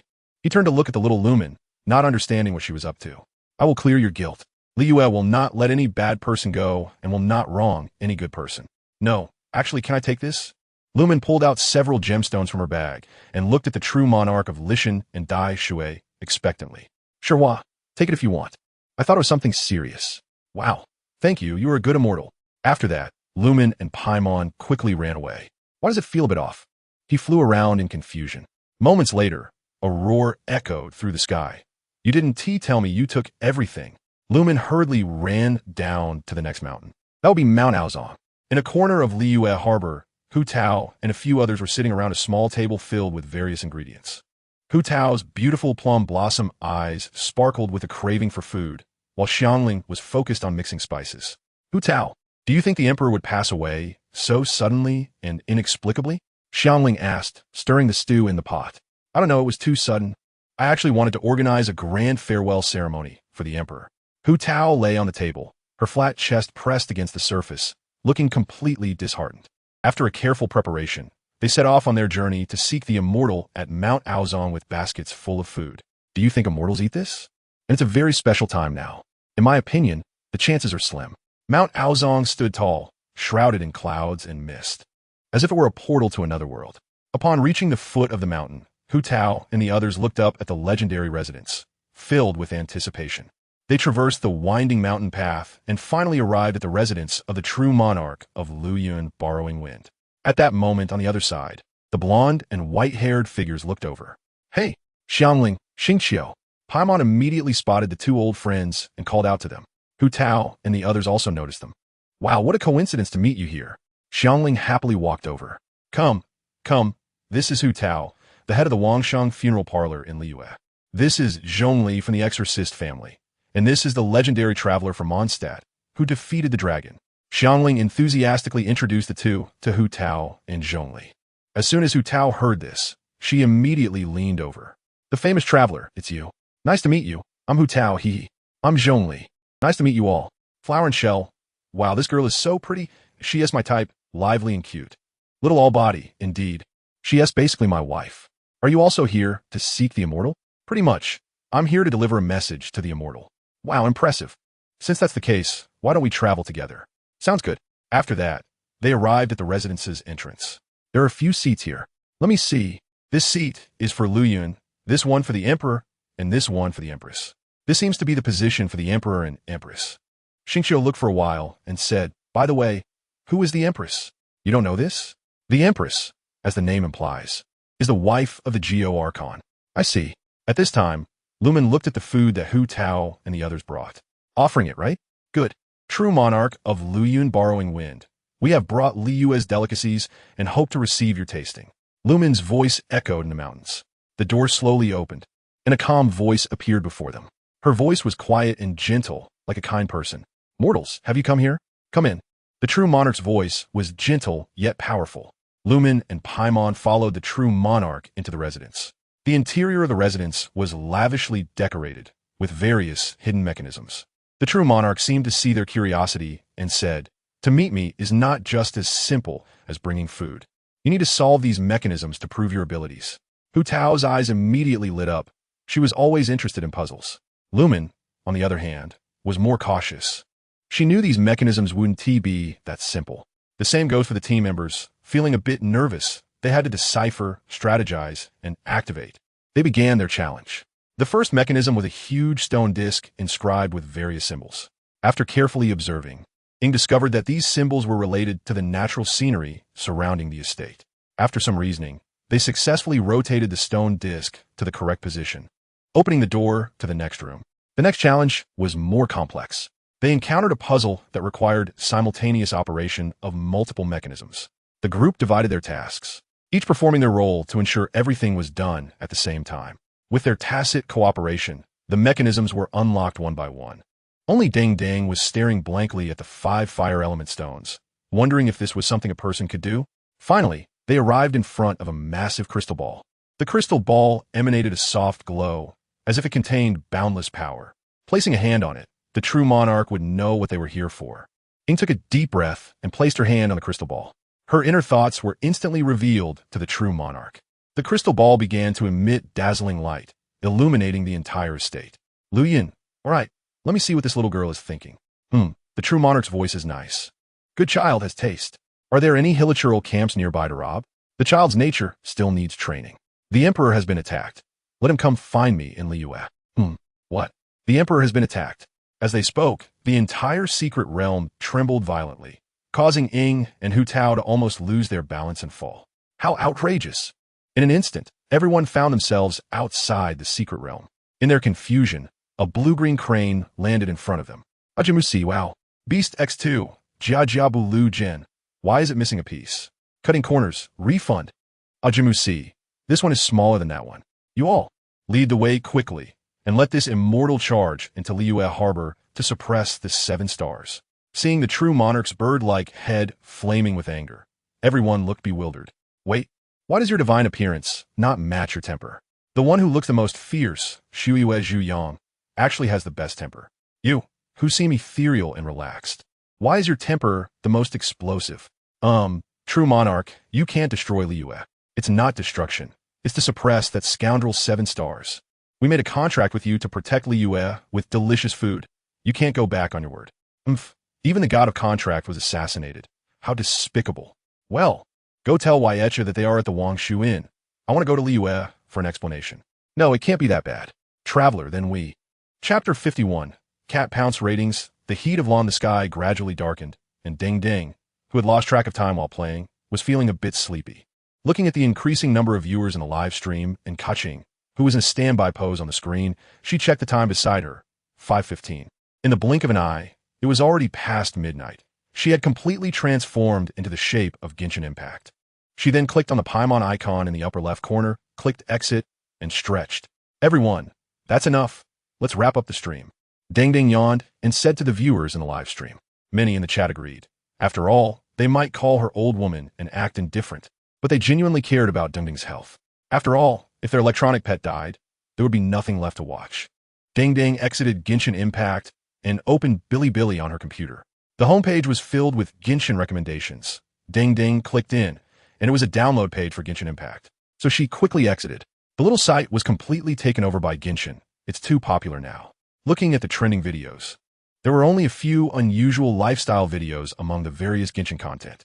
Genshin's popularity had dominated the trending searches, with tags like Mihoyo's new work Genshin Impact wins Big Show Your Genshin card, pulls Mondstadt story quality Lon, who is the protagonist Genshin Cat Pounce ratings award.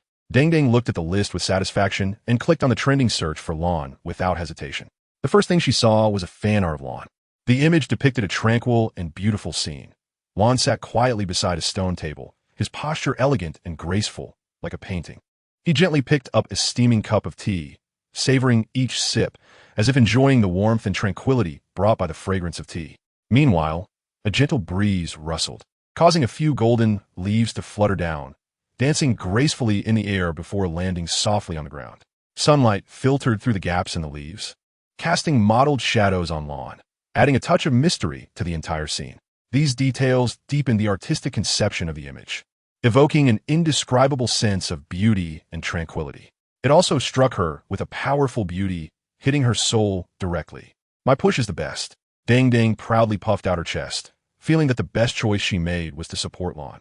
He was truly an exceptional character. She decisively saved and bookmarked it in a folder named Husband. Then she scrolled down to read the comments, which generally praised the character created by Genshin, who had gained immense popularity in just 3 days. People's evaluations varied. Some saw him as their white moonlight, some as their senior, some as their destined partner. Everyone loved Lon. The article praised Lon in various ways, and Ding Ding felt great about each one. She believed that no matter how extravagant the words were, Lon deserved it. He was the best. Smiling at the screen, the comments were flooded with praises from Lan's fans. Knitted Chair. I don't know why, but I just like this character at first sight. He is really sharp and stands out in beauty.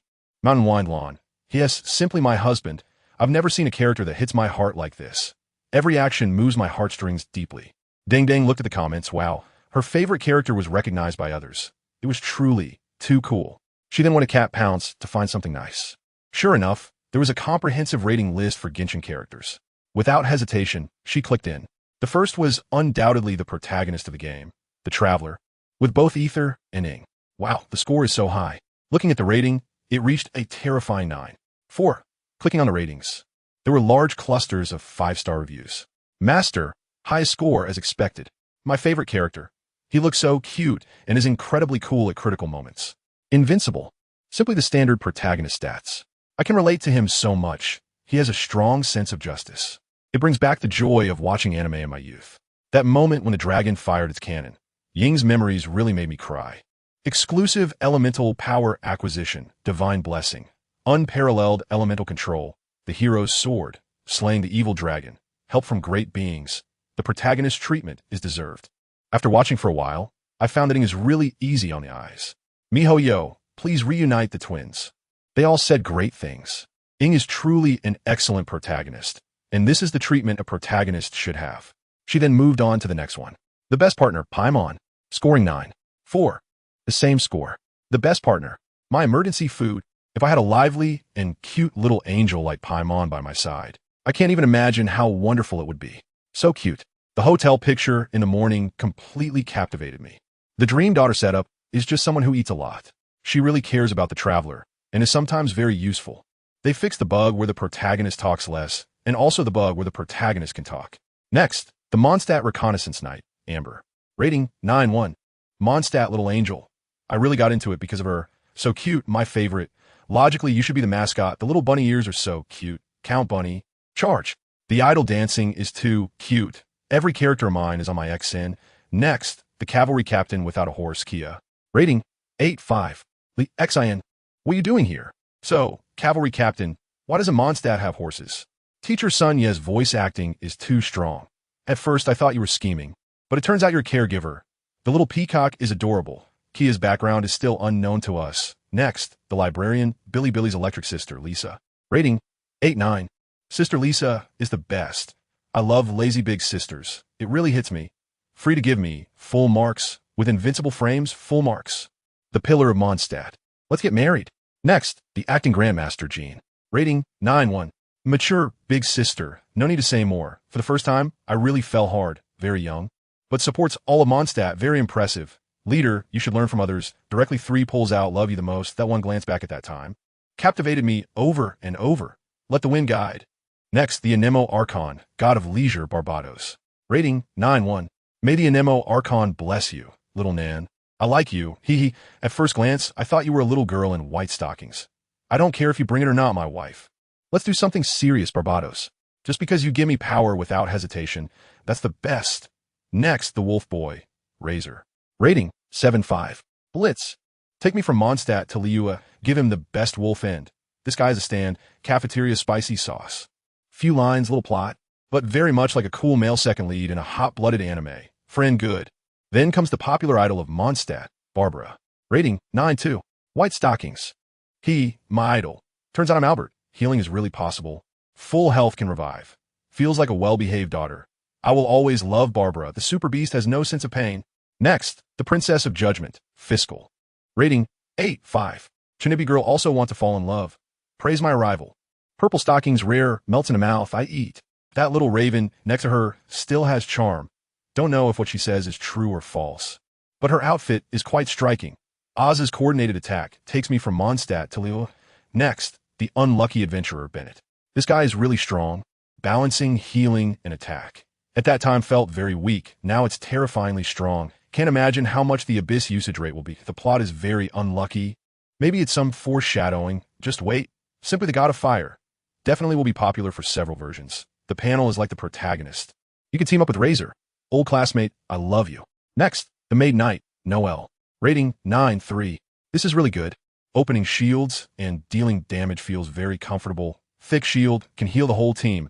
Simply invincible. High constellations are just like Gundam. Why just pulled her? I thought she was a delicate catalyst, but unexpectedly, she wields a sword bigger than me. I really like her, especially when she takes off and you can see below. The weight of the Primo gems is reassuring. You can always trust Noelle, sweet girl Poke Gundam. Next, the little cat, Diana. Rating 6-5. Kono Diana. The character hasn't come out yet, just one image. Pretty cute little cat girl. Next, the green-haired girl with eyes, Sugar. Rating 8-4. A girl who don't understand.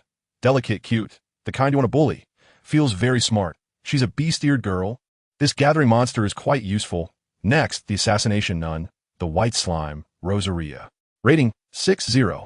Sister, who are you? First meeting J.E. Finn. Wow. Such a big reason. White slime plus fishing net. My goodness. MiHoYo, hurry up and bring her out. Next, the knight hero, Dialek. Rating 9-4. Red hair. Big sword, who are you? And Teyvat, who doesn't hand over a cigarette when they see my brother Lou. Belongs to the top combat power in Mondstadt. Pulled her. Really comfortable. Feels great. The special effects are really cool. But the pulling animation seems to have a bit of a knife. Judgment. Monsters I couldn't beat before. Grandpa took me through it directly. I found that jumping and hitting does a bit more damage. Next, the runaway son, Klee. Rating 9-5. Little goose. Little sun. Little angel. Such innocent children. MiHoYo should create more. Administrator of the isolation room. Can blow everything up?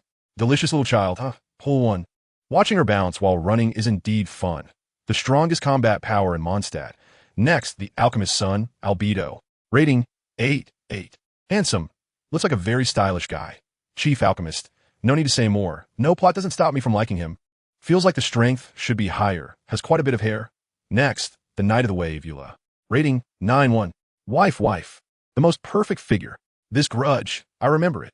Wife, I love you. Hurry up, I want to pull full constellations. Feels like the plot might have some knives. I like you and Amber the most. Quickly stick together. Next, the astrologer, Mona. Rating, 8-1. Astrologist Mona Megistus. Clearly so small, but feels so charming. Damage booster, estimated to be a human rights card in the future. Can cross the sea, but not much. Next, the chef. Xiangling. Rating, 9-1. I want to eat. Cook for me. I really like it. Strength is online. Feels like she can use any weapon. Definitely the god of fire. Why does it feel like it can't get color? Next, the god of water, Xingqiu. Rating 9-1.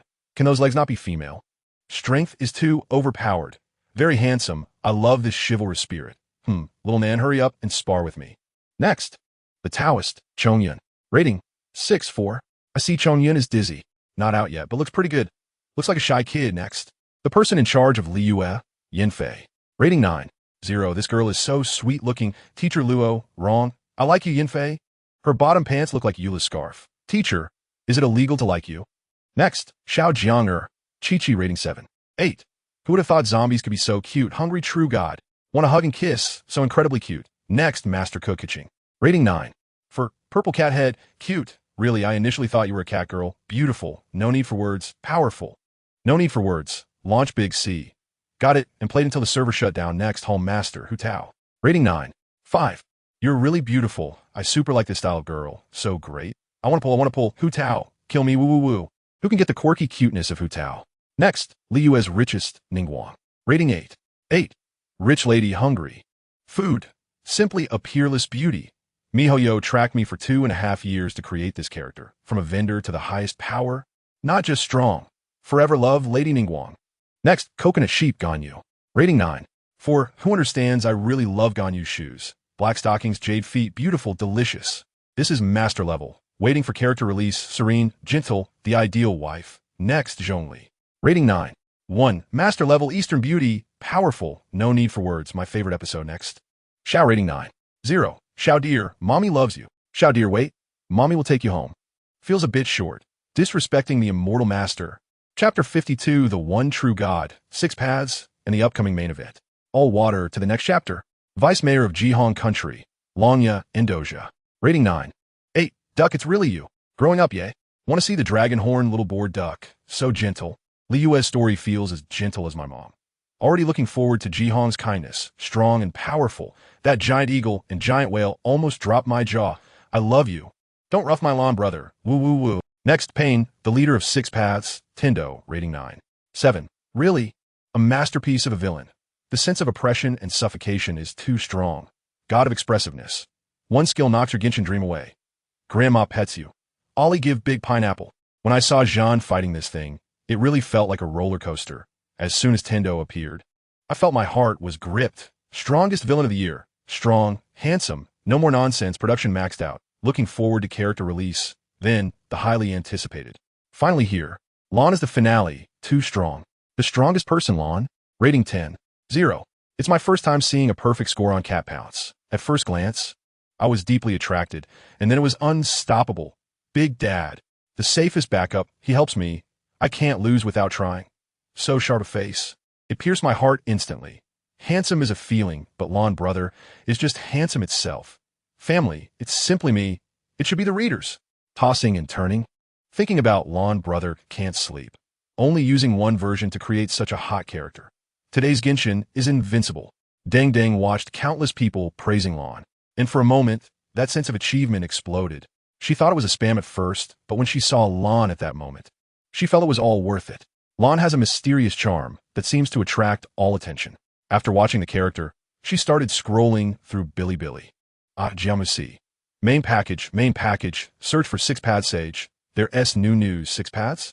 Then, Deng clicked on a video about 6 paths. In her impression, the term 6 paths was only seen once when she was going through the story, alongside the Geo Archon, as Liyue's dual deities. She felt it was on the same level as the Geo Archon, possibly more adept at martial strength, while the Archon was more adept at literary strength. Before watching, She thought, being at the same level as the Geo Archon, it must be a god level, it can't be weak. But after watching the video, the truth told her she was wrong. But the answer was not that it was weak, but that 6 paths was ridiculously strong. The video began with a familiar face. Purple hair, a big chest, and a pair of long red horns. Hey, isn't this Mei? Or Raiden Ryoma? What does this have to do with 6 paths? Isn't it a different game?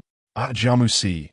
Is it possible that they are from the same universe? Very stubborn person. Mihoyo's game? Referred to as Mihoyo Universe, shouting to a company. What an accurate name. Invincible Jiajiabalu Jin. Main package, quick look, jaw-dropping. Absolutely jaw-dropping. Ding Ding looked at the various bullet screens. I want to see what could drop my jaw. She looked at Mei on the screen, and opposite her was a young man with white hair. Kevin Kaslana. Mei and Kevin's dialogue displayed a central theme, the battle against collapse of the former civilization. Then the scene shifted, accompanied by Kevin's narration. The perspective transitioned to the moon outside the Earth. At this moment, the moon was very quiet, as outer space couldn't transmit sound. With a silent explosion, even without sound, the visual representation showed that a terrifying explosion was happening. The entire moon seemed to be blown apart. The camera zoomed in, arriving at numerous familiar faces. At this time, Grizio had left the Ark project. Sue had stayed at the Earth base. Sakura passed away young. Apollonia merged with the past paradise. And Alicia sacrificed herself. This is something every Honkai Impact 3 player knows. After all, the Paradise segment has been out for so long, they've cried, laughed, and remember it all clearly. But now was illustrating that battle through an extra side story in the game. And now, only 8 people had reached the moon to participate in the final battle. They were Kevin, Eden, Mobius, Partiphelis, Chaik, Vilvi, Cosmo, and Fuhua.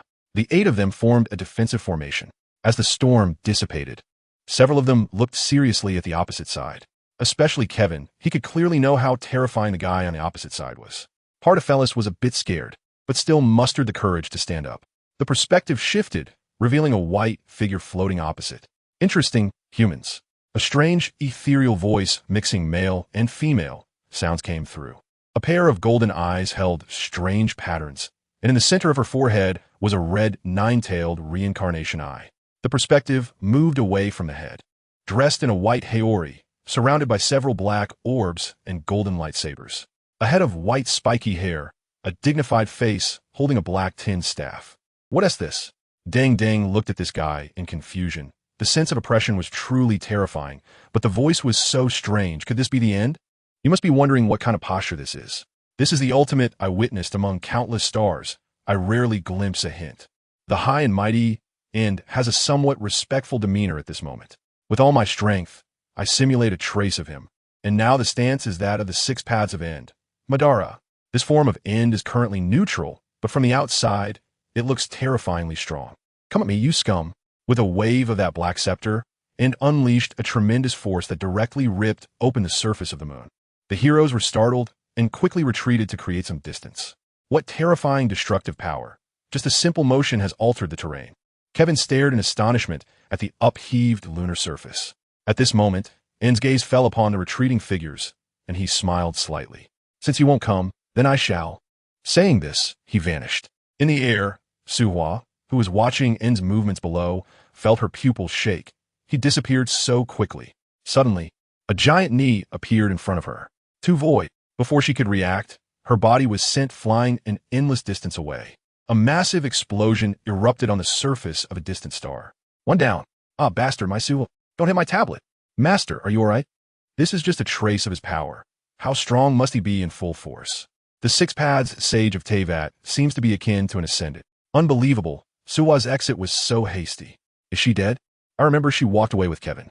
Thinking this, I continued to watch the scene unfold, and looked at the few people whose eyes were filled with rage. How does it feel to watch your friends die before your eyes while being utterly powerless? I will send you to reunite with her now. Pado, watch out. Kevin realized something was wrong when he saw End looking at Pado. Kevin, oh no. Pado was directly frightened into a frenzy as a pair of terrifying, ripple-like eyes appeared in her mind. The mental damage from countless eyes shattered Pado completely. Pado fell to the ground, her eyes vacant. You bastard.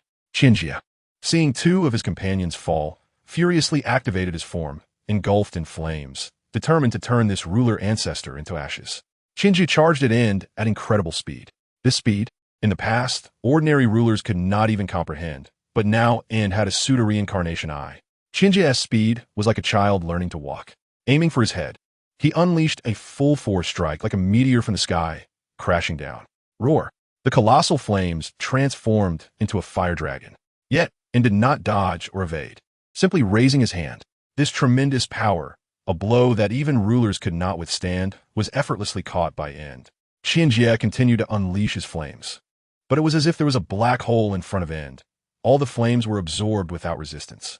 Qianjia was startled, attempting to retreat, but found himself unable to move at all.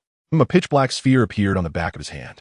A hole slowly formed in his palm, and he injected the sphere directly into it. Before Qianjia could resist, he was utterly annihilated by the jade of seeking the path. Chapter 53. Making figurines. Deng woke up the next day. Although she had stayed up all night until dawn, when she opened the curtains, she still felt, wow, it's already daytime. A beautiful day is about to start. Looking at the live streaming equipment in her studio, she wondered whether to continue streaming, since she still felt energetic, but she had just closed the stream over 10 minutes ago. Forget it. It is what it is. I'll take a nap first. A beautiful girl needs plenty of sleep. Meanwhile, in the world of Genshin Impact, Lan was in his figurine shop, looking at a display case that was completely empty. He was thinking about what kind of figurines he should make to enrich the shop. After all, it hasn't opened yet, so he needs to select the best ones to attract attention. After pondering for a moment, he realized he was in Liyue, and Liyue has a common belief, which is the Geo Archon. Every Liyue person is either a fanatical follower of the Archon or a twisted fan. At this moment, Lan did not know that he was also a well-known idol in Liyue. So, for the figurine shop, he needed to create what everyone would like. Saying this, several exquisite figures of the Archon in dragon form appeared in the case, each one lifelike and majestic. Then came a few cute plush toys of the Archon in dragon form. Various Archon figurines filled the display case. Lao Di, you have wronged me in the past. Now is your time to shine. He then looked at the feminine Archon figurine in his hand. This figurine would likely be taken away by the Qianyan army if he put it up, although with his current status in Liyue Harbor, no one would dare to arrest Lan. Looking at the details of this figurine, Lan felt that his imagination was limitless. He could come up with this. In the past, it would have sold like hotcakes, but he didn't want to sell it. After thinking it over, it wouldn't be good to keep it. He had Indujia's figurine, and just thinking about Morix's ancient appearance made him feel a bit of cosmic energy. After all, Morix had given him several elemental origins of Teyvat, and then he was pierced by that gun, causing the elemental force within him to explode, nearly leading to his demise at that time. Even if he might not know, he just wanted to make up for his past distrust. He wanted to remedy it. But good intentions turned into misdeeds. Although Lan was too lazy to care about it now, he thought for a moment and remembered that there seemed to be a Liyue executive in Winter, a wealthy Pantaleon, who seemed to be the kind of twisted Archon fan. It would certainly be interesting to deliver it back to him. By the way, he should go see what the Ice God and Indujia are currently doing. At this moment in Winter, an executive meeting was about to be held, with more than 5 executives attending, including our good friend Scaramouche. Lan added a few more figurines and prepared for the opening tomorrow. After making some preparations, he walked out. With a thought, the originally clear blue sky began to drizzle lightly. This rain covered the entire Teyvat. The Rain Tiger's freedom technique. He could sense everything through the chakra-like rain. His goal was to see what he was doing now. She should have found a few immortals by now. Sure enough, Ing and Paimon were currently at the Wangshu Inn, where the current immortals seemed to be the Wind Yiksha and Fire Yiksha. He remembered that when he fought against the Liyue Alliance, he didn't see these 5 Yikshas. Later realizing they went to guard the rear with the Ruah Toa Dragon King. In the Battle of Filth, he could be considered their benefactor. Glancing at his panel, looking at the absurdly high number, Lan was also a bit surprised. His popularity was so outrageous, but he had no use for such high popularity. He could create all these things out of thin air with just a thought. Chapter 54. Heading to the Kingdom of Winter after looking at the messy things in his shop, Lan prepared to leave. Before leaving, he entrusted the outer Dao demon dog to watch the shop and patted its head. Instantly, he vanished. With a thought, he appeared in a snow-covered place. Here, there was an expansive snowfield, its name long buried by the winds and snows of time, leaving behind a pure and flawless tranquility. This is the Kingdom of Winter, a sacred place of cold and purity. The sky was a deep blue, like an endless gem embedded at the top of the world. The sunlight here appears particularly gentle, softly spilling over the snow-covered ground and illuminating each snowflake to a crystal-clear brilliance. There isn't a whisper of wind across the snowfield, and everything is immersed in a sacred tranquility. Geng stands quietly among it all, his white hair seemingly blending into the snowy expanse.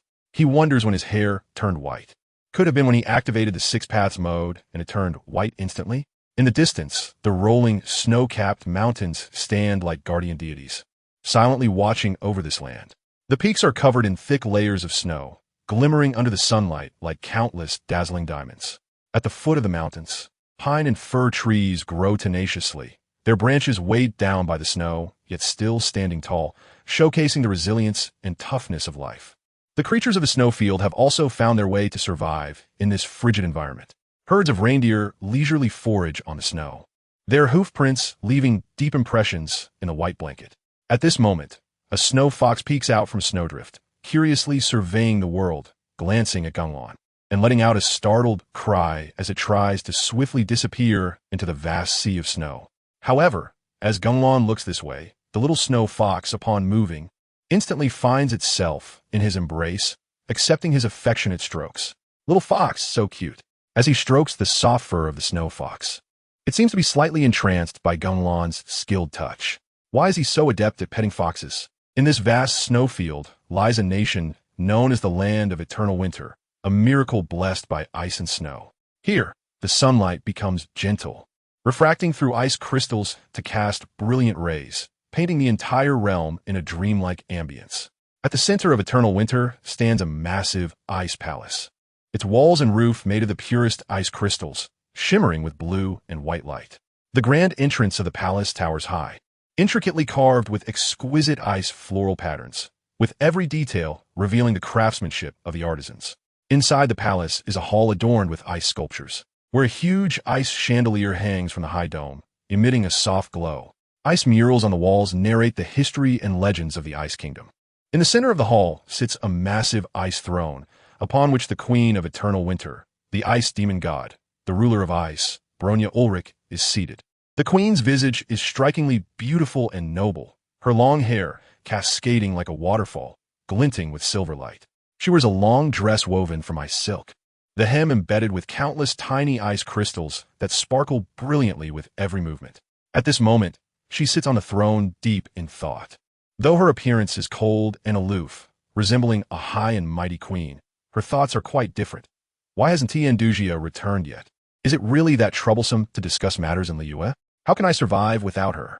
She sighs softly, and then blue and white elemental energy appears in her hand, soaring into the air and transforming into countless pieces of information that scatter to various locations. Fatui executives, assemble. Everyone not involved, come to me. As night falls, the snowfield becomes even more mysterious. The starry sky sparkles as if countless pearls have been scattered on black velvet. Moonlight bathes the snow, draping the land in a layer of silver gauze. At this moment, all beings in the snowfield fall silent, seemingly listening to the whispers of the snowfield, feeling the tranquility of this land. However, tonight is destined to be anything but peaceful, as several executives have already arrived at the Ice God Palace. Apart from those on missions in Liyue, including the Lady and the 11th Harbinger, all have gathered. Each person is cloaked in thick coats, appearing quite afraid of the cold. They approach the Queen and take their seats. Now, from left to right, they are the Overseer, the Jester Pierrot, the first seat, the Angel South, the third seat, the Captain Capitano, the fourth seat, the Doctor Tor, the fifth seat, the Girl Columbia, the sixth seat, the Servant Arlecchino, the seventh seat, the Rooster Pucinella, the eighth seat, the Balladeer Scaramouche, the ninth seat, the Puppet Sandrone, the 11th seat, the Rich Man Pantalone. Since 2 characters have been added, the rankings have changed. They each do not know the Queen's purpose for summoning them, but they will simply follow her orders. The Queen quietly sits on the throne, observing these executives. At that moment, a sound of footsteps approaches. The captain notices first, turning around. In his perception, the sound is right in front. Yet there is not a single shadow ahead. He turns back again, only to see a tall man in a black robe and white hair suddenly appear before the 8th seat, the Balladeer, with a speed that no executive or even the Queen on the throne has noticed. The Balladeer stares in shock at the tall figure before him. Who is this guy? And why can't I move?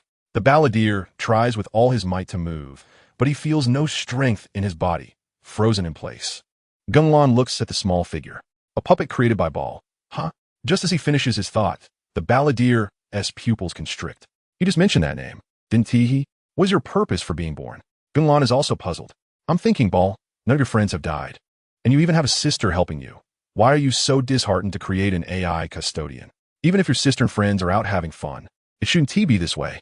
Looking at the Balladier, he appears just as he remembers, but somehow seems more honest, just staring at him in silence. He recalls that this little brat used to have quite the foul mouth. Gunlan reaches out, and under the terrified gaze of the Balladier, he lifts his large hat, revealing the Balladier's hairstyle.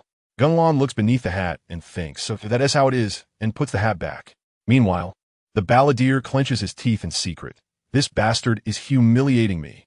The executives also realize what is happening, and one woman sitting next to the queen is staring intently at the person before the Balladier. South, do you know him? The queen asks, puzzled, looking at South, who appears dazed. It's the first time she has seen her capable subordinate show such an expression.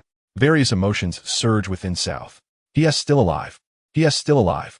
Her thoughts drift back to the time when the devastating tsunami took everything from her, that seemingly divine rescue.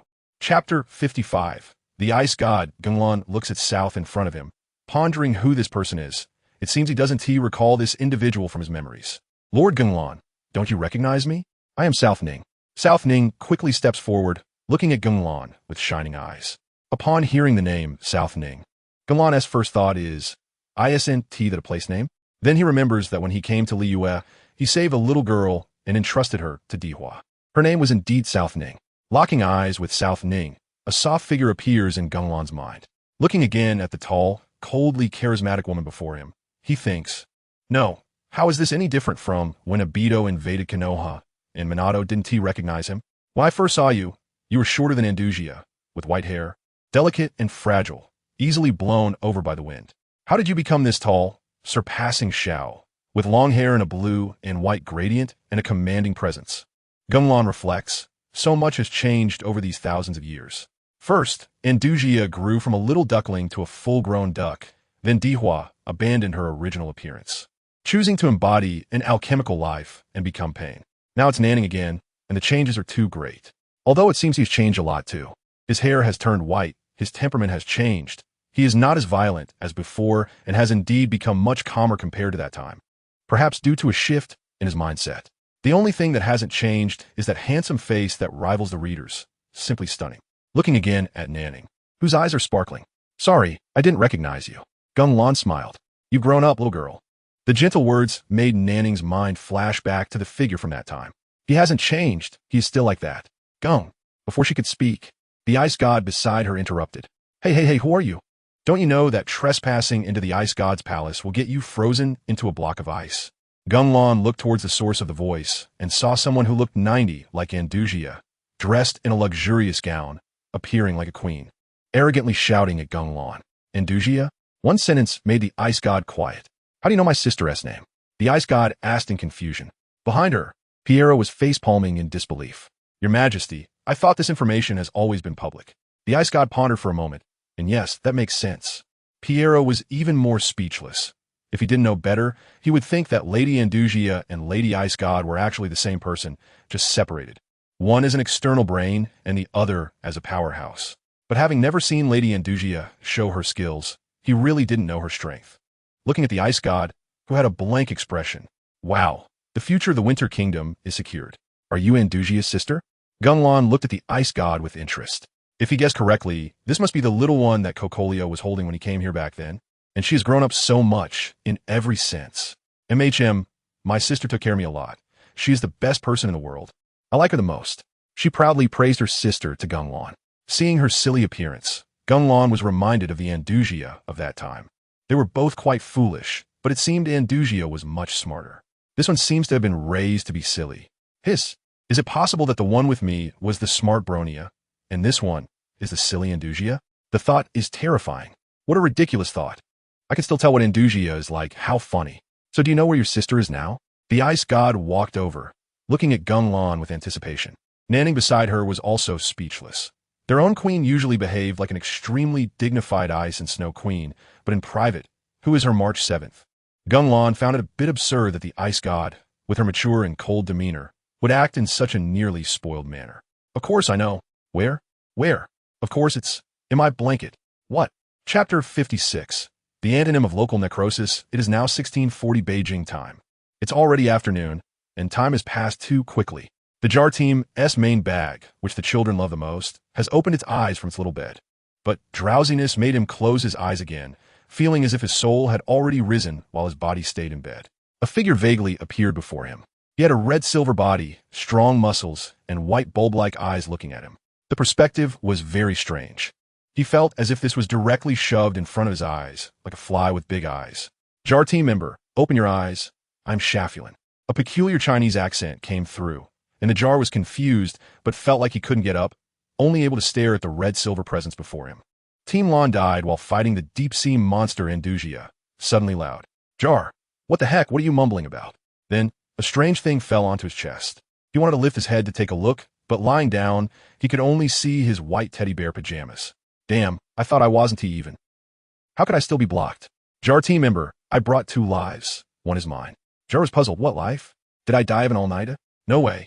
I've been sleeping all along. So am I dying in my dreams? Then does that mean the other life is for me? The other one is also mine.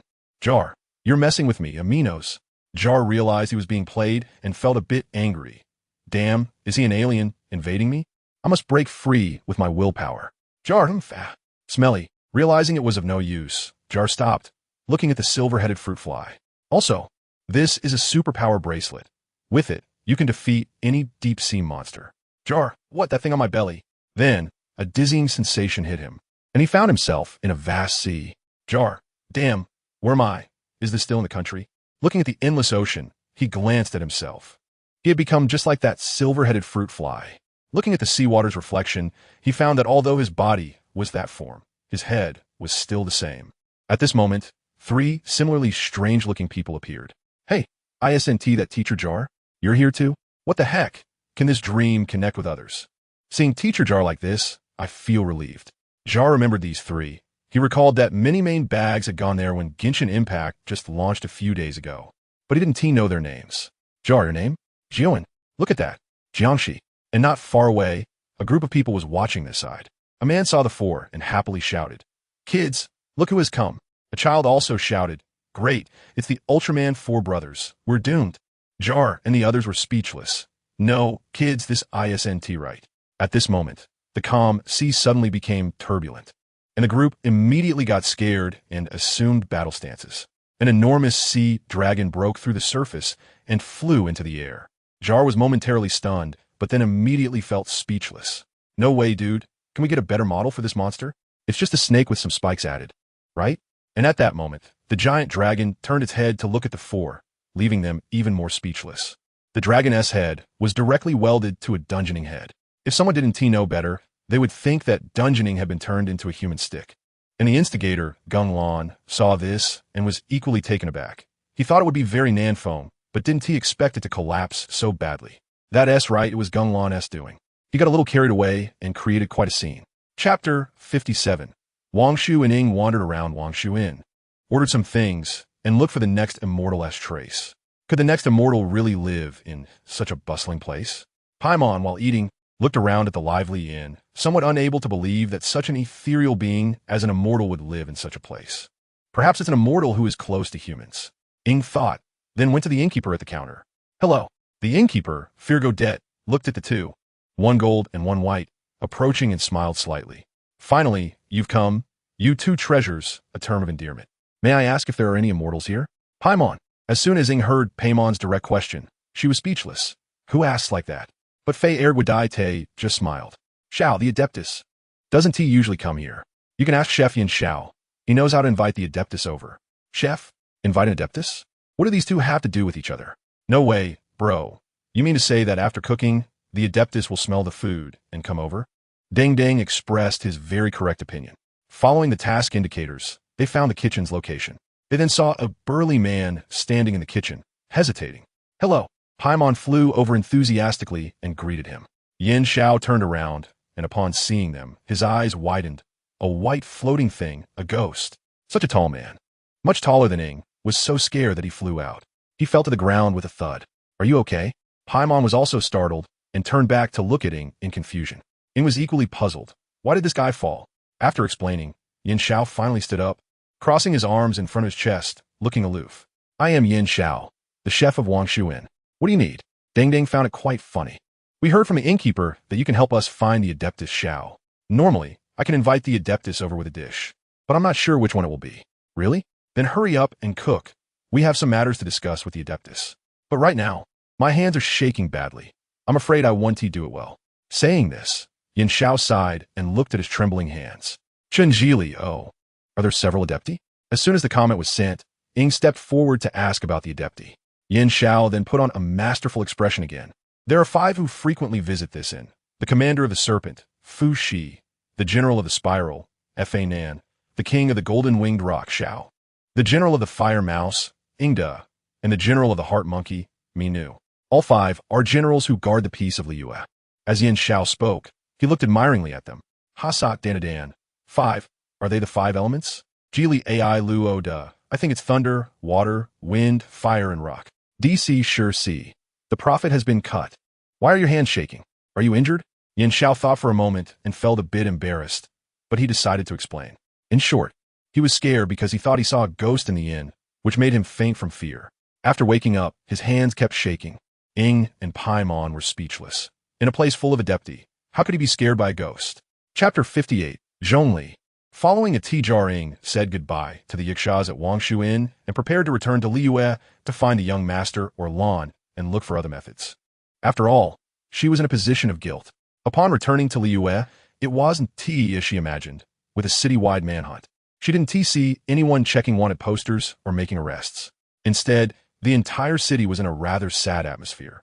After all, the god they believed in had passed away, and the Qixing had been dealing with it for several days without any follow-up. Ying arrived in the city center and felt that the mask she was wearing was a bit hot. It seemed no one recognized her, so she simply took it off. As soon as she removed the mask, a cool breeze blew past her.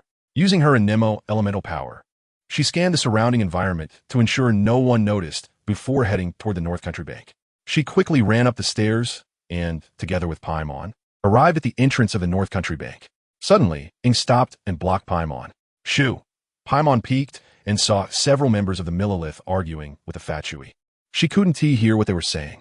Ying placed her hand on Paimon, and the light green Anemo elemental power enveloped them, creating a gentle breeze that passed over the group and slipped into the North Country Bank. Is the young master here? The Fatui guard was clearly startled by the sudden appearance of the two, but from their aura, they looked formidable, so he didn't dare speak. Ying looked at the frightened and cowering guard, shook her head, and walked to the front desk. The receptionist recognized Ying and Paimon. Golden hair, white clothes. Small white flying object. These two were key targets of the Fatui. They could bully the Fatui soldiers and slay dragons. Their combat power was not to be underestimated, and it was said they had bad tempers. The young master said to find you at Liyue Pavilion. He has prepared a banquet for you. The receptionist smiled and informed Ying. Ying thought for a moment and turned into a gust of wind, leaving the North Country Bank. Meanwhile, Paimon was confused. Wait, I haven't boarded the car yet. Another gust of wind came and swept Paimon away as well. The two arrived at Liyue Pavilion and walked straight in. They saw the young master waiting for them. Hey, partner, we meet again. Ying looked at the young master and took a step back. Are you serious about taking a step back? The young master said helplessly, then led her inside. Paimon was amazed by the luxurious decorations along the way. This was even more extravagant than the banquet they attended before. No wonder it was Liyue's most luxurious restaurant. At this moment, a cutscene appeared, and the scene shifted past the screen to reveal an elegant young man in a brown suit pouring tea, his demeanor graceful and looking very noble. Hawanzi wow, this guy's handsome. You can tell he's wealthy. Jiabu Lu Jian. I can tell at a glance that the protagonist has connections. This guy looks like a high official. Chun Jili, either rich or noble, hold tight to that thigh. Zhongli, sitting at the table, looked at the two, his golden eyes indicating for them to sit. Let me introduce, this is a brother from our circle, Zhongli. The young master smiled as he introduced the dignified person to Ying. Han Pei Wang. Wow, an elegant killer type, how cool. This is the traveler. Upon hearing from our circle, Paimon looked a bit uneasy and leaned toward Ying, asking what from our circle meant. Gray industry? Maybe something like a killer? As soon as she said this, Paimon glanced at Zhongli's face and suddenly felt a bit scared. Chapter 59, Golden House. Minglu. This chapter is from Genglan's perspective. After returning to Liyue, Genglan sat in her shop for a while, looking at her small figurines. After waiting for a while, no one came. Looks like I need to think of a way to draw in customers. Even someone as well-connected as Lan has times of worry. She stood up and left her small shop. Another light rain began to fall. Genglan sensed the situation within Liyue. Ying was running toward the golden house. Was she going to confront the young master? The light rain continued to fall, and with a wave of her hand, Genglan disappeared into the rain. At this moment, in the golden house, Ying and the young master were facing off, with Paimon adding to the tense atmosphere. Young master, you have some nerve. Ying pointed the sword of dissension at the young master, clearly furious about being deceived. The Fatshui are indeed no good. I need to find Duck Duck when I get back and have her explain properly. Partner, you can't say that. The young master summoned a water elemental bow in his hand, ready to attack at any moment. Prepare for battle. The bow is the weapon I'm least skilled with. Saying this, he swung the longbow, and 5 sharp water arrows shot toward Ying at high speed. Ying raised her sword and slashed. The sharp green elemental power erupted like a storm, shredding the 5 water arrows into pieces. Ying transformed into a hurricane, lunging at the young master like a fierce beast. The young master, upon seeing this, became slightly interested. His favorite thing is to battle strong opponents, and it's clear that Ying is definitely a strong one. I hope you can let me enjoy myself, traveler. The young master obviously wouldn't engage in close combat as an archer. He knows how foolish it is to fight with a bow in such a fragile body against a sword. Thus, he quickly reacted, shaking his water bow, which instantly transformed into a sharp water spear. He skillfully wielded the spear, thrusting it at the fierce hurricane with incredible speed. However, the hurricane's speed seemed even faster. It cleverly dodged the spear's thrust and swiftly approached the young master like a flash of lightning. In the blink of an eye, it was right in front of him, striking down with a fierce momentum. The young master was startled. The speed was astonishing, truly a wind element. But he did not panic. With his keen reflexes, he quickly altered his stance, raising the spear to accurately block the hurricane's attack. The spear clashed with the sword, producing a crisp sound of impact, sparks flying. This sword of yours is quite extraordinary. The young master's eyes sparkled with curiosity and admiration for the sword, as well as recognition of Ying's strength. Just from the aura it emanated, it was terrifyingly powerful. His eyes were filled with excitement, as if he had spotted a rare treasure. The young master focused intently on Ying, seeing her as a subject worthy of study and exploration. He seemed to have a strong interest in this powerful individual and wanted to delve deeper into the mystery surrounding her. Meanwhile, Ying calmly faced the young master's gaze, gripping her sword tightly and attempting to sever the spear with a decisive strike. But the young master was also incredibly strong. Realizing that a stalemate was not in her favor, Ying unleashed countless sharp wind blades from the blue sword, striking the young master. He swung his spear fiercely, sending Ying flying. As the wind blades approached his face, he smiled lightly, grasped forcefully, and purple lightning erupted, instantly destroying all the wind blades. Moments later, the red mask of the Fatshui was already on his face, and the purple lightning dual blades were gripped in his hands, eyeing Ying with ferocity. Chapter 60. The battle intensifies while Ying and the young master were in a standoff. Suddenly, a tremor shook the ground, and the golden house swayed violently. Countless Moras spilled out, rushing in like a golden ocean.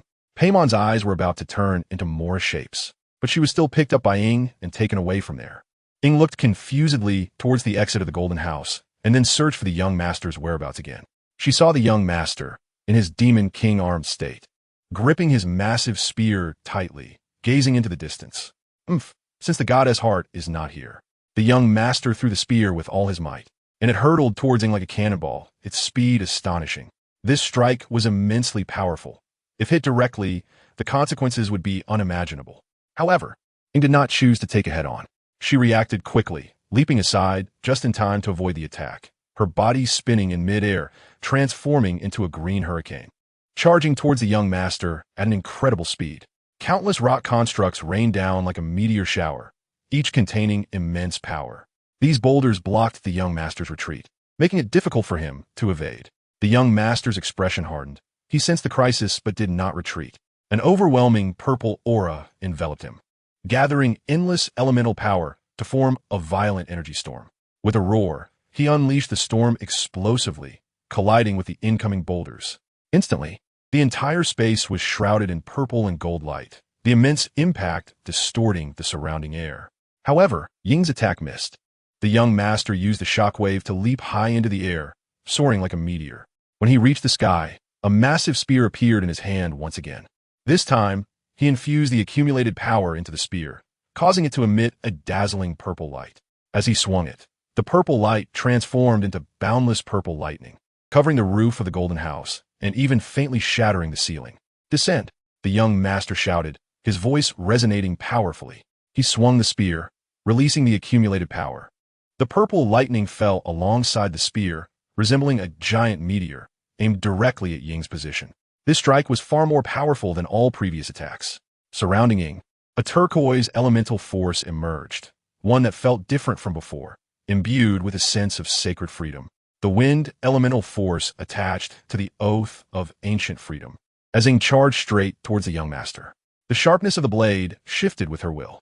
At this moment, the ancient deep blue blade became even sharper, as if it could pierce the heavens. The purple rage, thunder, and green storm clashed, sending everything around them flying, including a cute Paimon. Paimon Byuga! The ground of the golden house suddenly collapsed, and both fell down together. Ying immediately gathered her strength, preparing to land a significant blow on the young master during the weightlessness of the fall. Little did she know, the young master had the same idea. The green and purple clashed again, and they fell even faster towards the ground. They landed together, and Ying charged up once more. "Ying, shockwave. Let's see if I can finish you off." Ying swung her sword again, while the young master blocked the attack with his spear, flashing behind Ying, launching a fierce purple lightning strike. Ying stepped back, unleashing golden sharp stones that violently blocked the young master's advance, sending him flying. The young master stabilized himself, elemental power surging throughout his body. Then a haunting whale's cry echoed. Ying looked up, and a gigantic aqua-blue whale leaped out from the ground, charging toward her. Chapter 61. The reviving O-sail, blood-colored eyes as Ying looked at the young master falling from the sky. She transformed into a hurricane again, wanting to land a finishing blow. The young master fell helplessly, dispelling his Demon King armor, the side effects surging in like a tide. Ying's Oath of Ancient Freedom's blade pointed directly at the young master. But in such a critical moment, the young master showed no signs of panic. He simply waved his hand. A golden light flashed. Ying was blinded by the bright light, but quickly regained her sight, seeing countless talismans appearing out of nowhere, swirling around the young master as if caught in a violent wind. Cough! The young master spat out a mouthful of blood foam and slowly stood up, the countless talismans vibrating at that moment. The 100 no restrictions talisman? Ying recognized at a glance. It was the talisman the young master had given her to find the immortals. But now, what was he doing with it? Did he intend to summon the immortals?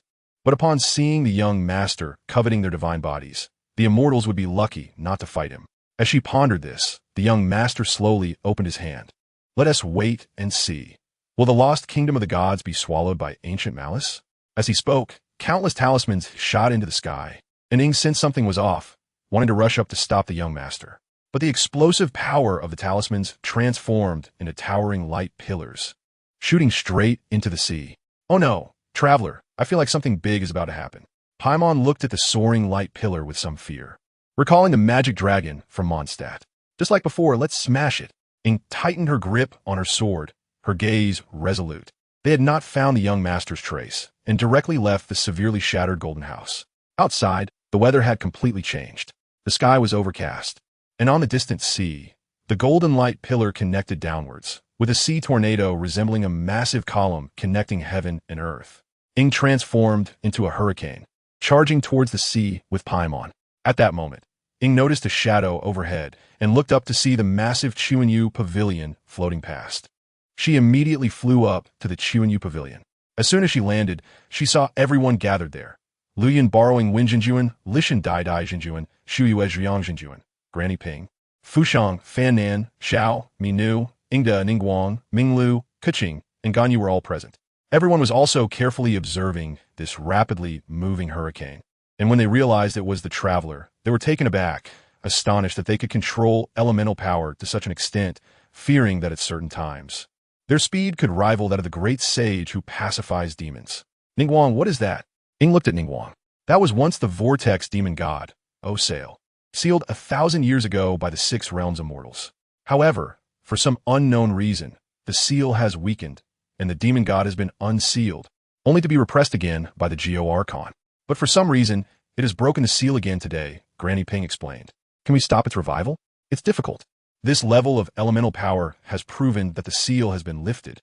Soon, Osael will descend upon this sea, Liyue borrowing Wind Jinjuan said solemnly. Regardless, we must resist Osael and prevent it from destroying Liyue. The Archon has already passed away. Only we can protect Liyue now, Ningguang said. And everyone looked at her in agreement. Waves surged on the sea, and countless water tornadoes appeared, connecting heaven and earth. Then 9 water blue, translucent spheres emerged, soaring into the sky. The water blue elemental power surrounded these water spheres, gradually forming the enormous body of the demon god. At a height of 1,000 meters, 9 long necks bore identical dragon heads. It roared angrily at the sky, its roar shaking the clouds above. Susanoo, Morix, having been imprisoned for 1,000 years. Endless rage transformed into a storm sweeping the world. Ing looked at this gigantic figure, much larger than that dragon demon. Yet she still held her sword tightly. Osael noticed the Chuanyu pavilion above, roaring in anger. Meanwhile, Ningguang activated the guilt-ending mechanism on the Chuanyu pavilion. Is this the divine device crafted by the Archon? Keqing recognized the several crossbows at a glance. After all, they were made by the Geo Archon. Tools created by the Archon continue to help the people of Liyue to this day. The several immortals exchanged glances and stood up, channeling their celestial power. This was no longer the 2 birds and 1 deer from the original plot. Now is 2 birds, 1 deer, plus 5 people, 8 celestial-level powers launching simultaneously. Osael, you filthy loach, just wait for your fun. Saying this, countless golden arrows coalesced, breaking through the sky and striking Osael. Osael was caught off guard by the sudden attack. It wasn't that he couldn't react, but rather that he couldn't dodge his massive size. As soon as 1 arrow was fired, it was immediately replenished. In an instant, the golden arrows poured down like golden rain. Osael howled under the rapid-fire assault. This stuff is damn painful. No wonder it's the creation of a demon god. But at that moment, several portals suddenly appeared on the Chuanyu pavilion. Ing looked at the portals in confusion. Are the abyssal apostles visiting again? But the figures in purple, green, red, and yellow military uniforms that emerged from the portals dispelled Ying's thoughts. Those damned Fatui. Thunderhammer, Thunderling Sorceress, Iceling Sorceress, Fire Gun, Rock Staff, Wind Fist, Ice Fat, Water Fat. This was a complete assembly of the living world. Moreover, they looked aggressive and didn't seem to be here to help fight monsters. The Fire Gun raised his firearm, aimed at the guilt-ending mechanism, and fired a flame bullet. Windblade. Ing quickly reacted, swinging her longsword, and several sharp wind blades whistled out, accurately hitting the flame bullet. What do you guys want? Ying's gaze turned cold as she warily watched the increasing number of Fatui. However, the Fatui did not answer her question and continued their assault. One of the ice fats suddenly used his jetpack to propel himself with a blast of cold air, lifting his massive weight like a cannonball and crashing towards the guilt-ending mechanism. At that moment, the other Fatui also launched their attacks, following the ice fat's attempt to crush the mechanism. Ing cursed under her breath, tightened her grip on the hilt, and swiftly dodged the ice fat's attack. Then, she easily broke through the ice fat's elemental armor with her wind element-infused blade and kicked the massive ice fat away. I'll drive you all out. A glint of determination and resolution flashed in Ying's eyes as she wielded her longsword and released several wind blades towards the Fatui. The standard equipment of the Fatui was of high quality. Without significant force, the wind blades couldn't break through their defenses. Ing continued to apply force, then lunged forward, fiercely attacking the weak points of their armor, taking them down one by one. Thunder Hammer erupted with purple lightning. The Crimson left eye bursting with fierce light as he exerted himself, swinging the massive hammer, which was even bigger than Ing, down hard. Ing knew that competing in brute strength was unwise, so she swiftly dodged just in time. However, Thunder Hammer unexpectedly followed through, dropping the hammer and delivering a powerful kick towards Ing. How can he kick too? Ing couldn't dodge in time and was sent flying by the kick, her body crashing heavily against the railing of the Chuanyu pavilion. Had she not grasped the railing in time, she would have likely fallen straight down. At that moment, her body suddenly changed, transforming into a whirlwind and rushing towards the Fatui at high speed. Wherever the gale passed, the Fatui were knocked down, and many were even swept into the air. In just an instant, over 7 Fatui broke through their defenses and fell to the ground. The other Fatui were not willing to back down. They quickly adjusted their tactics, attempting to counter this sudden change. At the same time, Keqing's thunder slicer flickered with purple lightning, darting through the crowd like lightning. Each strike was accompanied by powerful currents and destructive force. Unlike the Keqing in the game, she displayed her true strength at this moment, worthy of being the Jade Balance Star among the Liyue 7 stars, also known as the Prison Walker. Every move was incredibly sharp, accurately hitting the enemy's vital points and taking them down one by one. Ningguang, meanwhile, spread her arms and a massive screen appeared behind her.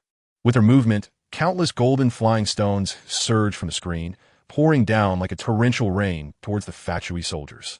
Faced with such dense attacks, the Fatui could only rely on Wind Fist to deploy shields, struggling to withstand the onslaught. At that moment, Keqing reappeared.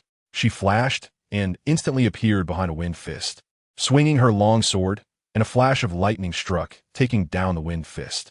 With a loud bang, a fire gun in the distance attempted a sneak attack, but he clearly underestimated Keqing's strength. Keqing instantly sensed the fire gun, just as she was about to dash over and stab him. An ice element-infused frost flower arrow struck the fire gun, exploding on impact. The dissipated ice elemental power did not vanish but soared into the sky, transforming into 3 ice spikes that crashed down to the ground. Meanwhile, Minglu stood quietly in place, like an observer. Seeing this, a water fat immediately grabbed a water cannon and jumped over to attack. Jumping over to deliver. How ridiculous. Minglu didn't even glance at him. Even as the massive body of the water fat appeared before her, she remained still. Bing Pang looked at Minglu with confusion. This blonde, beast-eared girl should be one of the Liyue 7 stars, right? He remembered the intel, saying she was extremely combative and very dangerous. So why was she acting so strangely now? Never mind, it's better to strike first. He fired the water cannon in his hand directly at Minglu, carrying immense force. The several range attackers around also wanted to join in the assault. Jiajiabu Lu Jin, why isn't this girl moving? San Shi Yuxing, can't you see the intensity? Suddenly, just as the water cannon was about to hit, Minglu instantly disappeared, transforming into a golden streak of light that swept past several Fatui members. In an instant, she sent multiple Fatui flying, and even the ones fully equipped with defense gear had no ability to resist against her. Excuse me, coming through. Minglu appeared and looked at the crazily attacking Ozer. Han Jiamu, wow, so cool. Song Jimeng, sister, kill me, ha ha ha. Mubai Tue Hua, excuse me, so stylish, so cool. Just then, the perspective switched to the player's view. Deng Deng immediately started to fumble with the controls. She realized that her damage was like a scratch, and she had to defend 8 return machines. How could she fight like this? Fortunately, there were celestial beings to assist. Grandma Ping Shockwave, super speed, super control, super recovery, super strength, super coordination. In short, one hit and you're dead, very convenient. But the key was that there were too many enemies, and there would always be AoE attacks hitting the return machines. Even with high damage, they were still at a disadvantage. Why are there so many people? They just keep coming. Deng Deng randomly attacked, running over to hit anyone she saw, but there were just too many enemies. At that moment, the plot kicked in. A Fatui electro hammer was sent flying by Ying. Cough cough, I'm dead, useless. We have countless Fatui reinforcements behind us. You won't win. The upcoming reinforcements will be several times more than now. Hearing this, Ying was dumbfounded. There were so many people now, and they were just the vanguard. How could they play like this? Darn those Fatui. Ha ha ha ha ha. He laughed loudly, a walkie-talkie appearing in his hand, calling for reinforcements, calling for reinforcements. But the walkie-talkie buzzed with no response. The electro hammer was dumbfounded, glancing at the walkie-talkie. What's going on? Is it broken or waterlogged? After trying a few more times, it still just buzzed. Suddenly, the walkie-talkie connected. Finally got through. At that moment, a hoarse voice came from the walkie-talkie. Enemy attack, enemy attack. The military camp has been attacked. The voice seemed to use all its strength to shout out. How could this happen? How many people? Is it the Liyue army? Darn it. Looking at Ningguang, his eyes turned even fiercer. This woman is truly cunning. Ningguang, you're amazing. Ying gave Ningguang a thumbs up. And Keqing and the others did too. It wasn't me. I didn't do any of that. Ningguang suddenly spoke, leaving everyone dumbfounded. If it's not Liyue, then who else could it be? At that moment, the walkie-talkie suddenly emitted a sharp sound. Wah.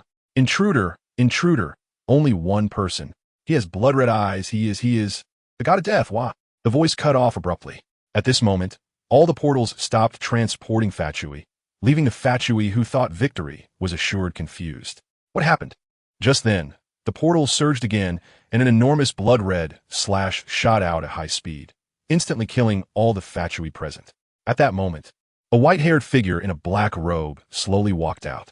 His hand rested on the hilt of a long knife, the entire sheath stained blood-red. Everyone stared in astonishment at this scene. Brother Lan, Mr. Lan, intruder. The Fatui member's eyes widened in disbelief. At this moment, the walkie-talkie spoke again, connecting to the Winter headquarters. Urgent report, urgent report. In the Liyue territory outside of Winter, 600 armed troops, all annihilated, no survivors. The walkie-talkie fell to the ground, fear causing the Fatui member's pupils to constrict, his heartbeat stopping. Chapter 62. Let's go 9 Llama. The sight of Lan completely filled the Fatui member with despair. Over 70,000 people, all gone, not a single one left. The person in front of him was simply a Shura, a Rakshasa, a demon. With that, his heart stopped beating, and he collapsed. Ing and the others clearly heard what was said on the walkie-talkie. Over 70,000 Fatui, that's terrifying. Ajamusi. Wow, Brother Lan is ruthless. Kingdom Mecha, what Genshin Shiwang? Record Amanda, Mom, is this still 12? 5 show-offs. Brother Lan's strength has increased again.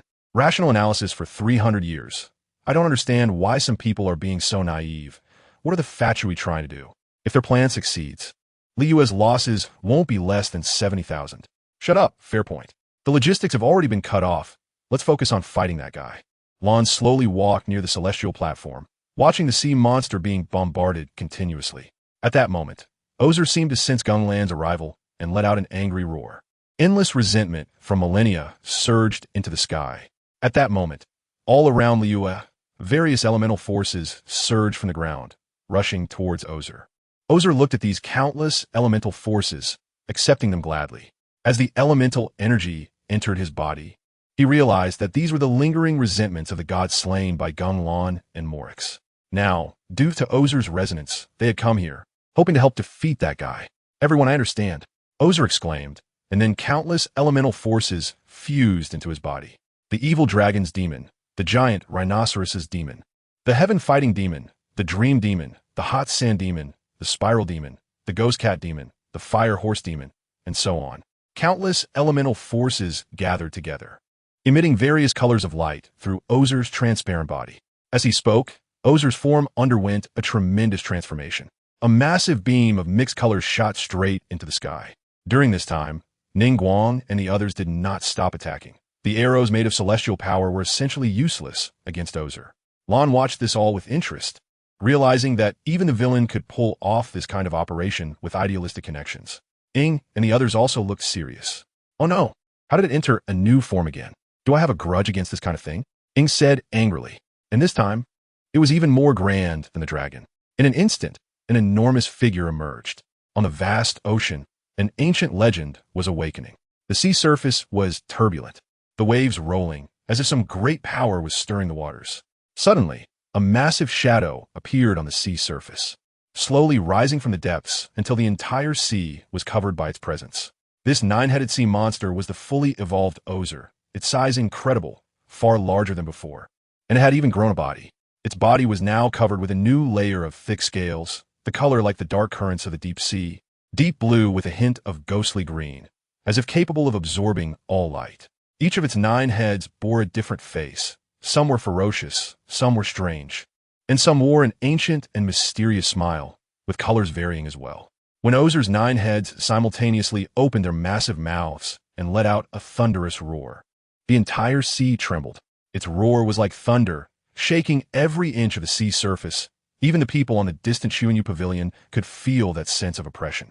Ozer's breath carried the cold seawater and the salty sea breeze. Each breath seemed to announce its absolute dominion over this sea area. Its 9 giant tails, like 9 enormous sea serpents, waved wantonly on the sea surface, each strike stirring up monstrous waves, as if it could overturn the entire ocean. The monster's tentacles moved through the water, seemingly alive, exploring everything around, with any creature that came close unable to escape its grasp. Ozer's evolution brought an unprecedented sense of oppression to the sea. Its existence was like the ultimate force of nature, making one feel awed by the power of the natural world.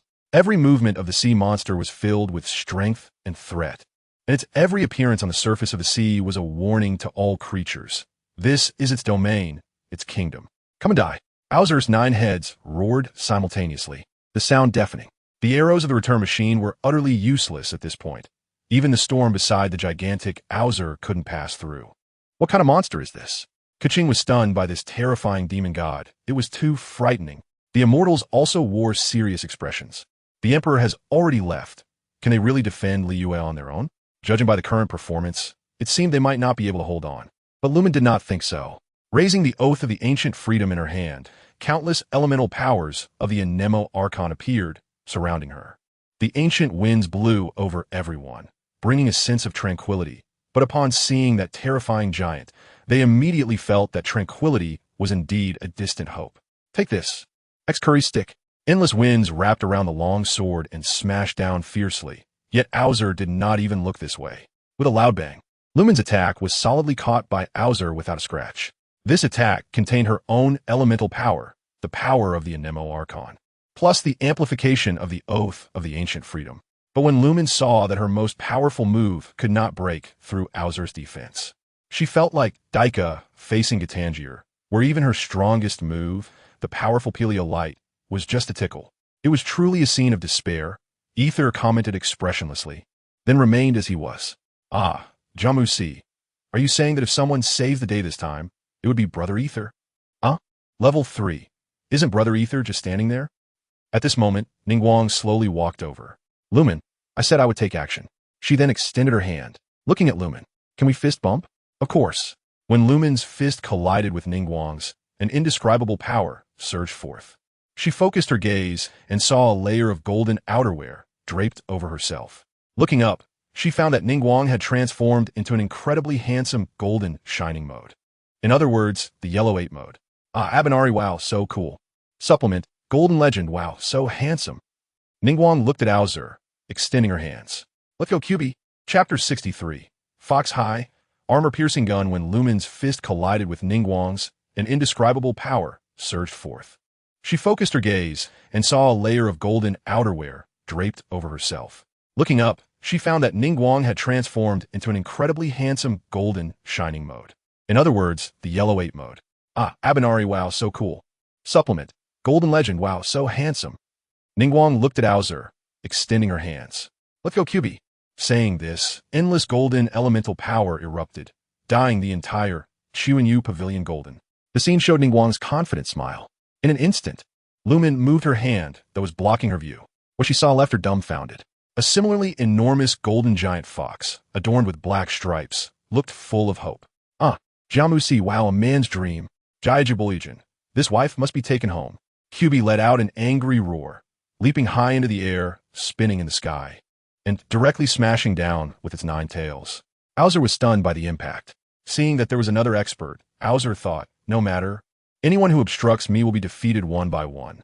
At this moment, Ningguang looked at the stunned Lumen and began to explain.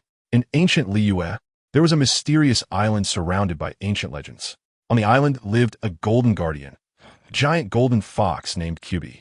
QB's fur shone with sunlight-like brilliance, as it was entirely made of elemental power. Its eyes were like 2 brilliant gems, sparkling with wisdom and strength. It was not only the guardian of the island, but also the messenger of peace for Liyue. However, since it appeared a century ago to repel the monsters, it had vanished without a trace. Today, to see it again, unexpectedly, the legendary figure was actually Ningguang. Just then, a more violent storm suddenly rose on the sea, and the already tumultuous surface instantly became even more turbulent, with waves surging. The sky was also covered with thick dark clouds, shrouding the entire world in darkness. This sudden change caused fear and unease among the people, as if it signaled that a terrible disaster was about to descend. People, Maru, why is it still bringing an upgraded disaster? In the center of this storm, a massive shadow gradually emerged. Its form resembled a towering mountain, exuding an oppressive aura that suffocated. With the appearance of the shadow, countless brilliant and colorful lights erupted from it, illuminating the surrounding sea. It turned out that this massive shadow was the legendary 9-headed sea monster, Bowser.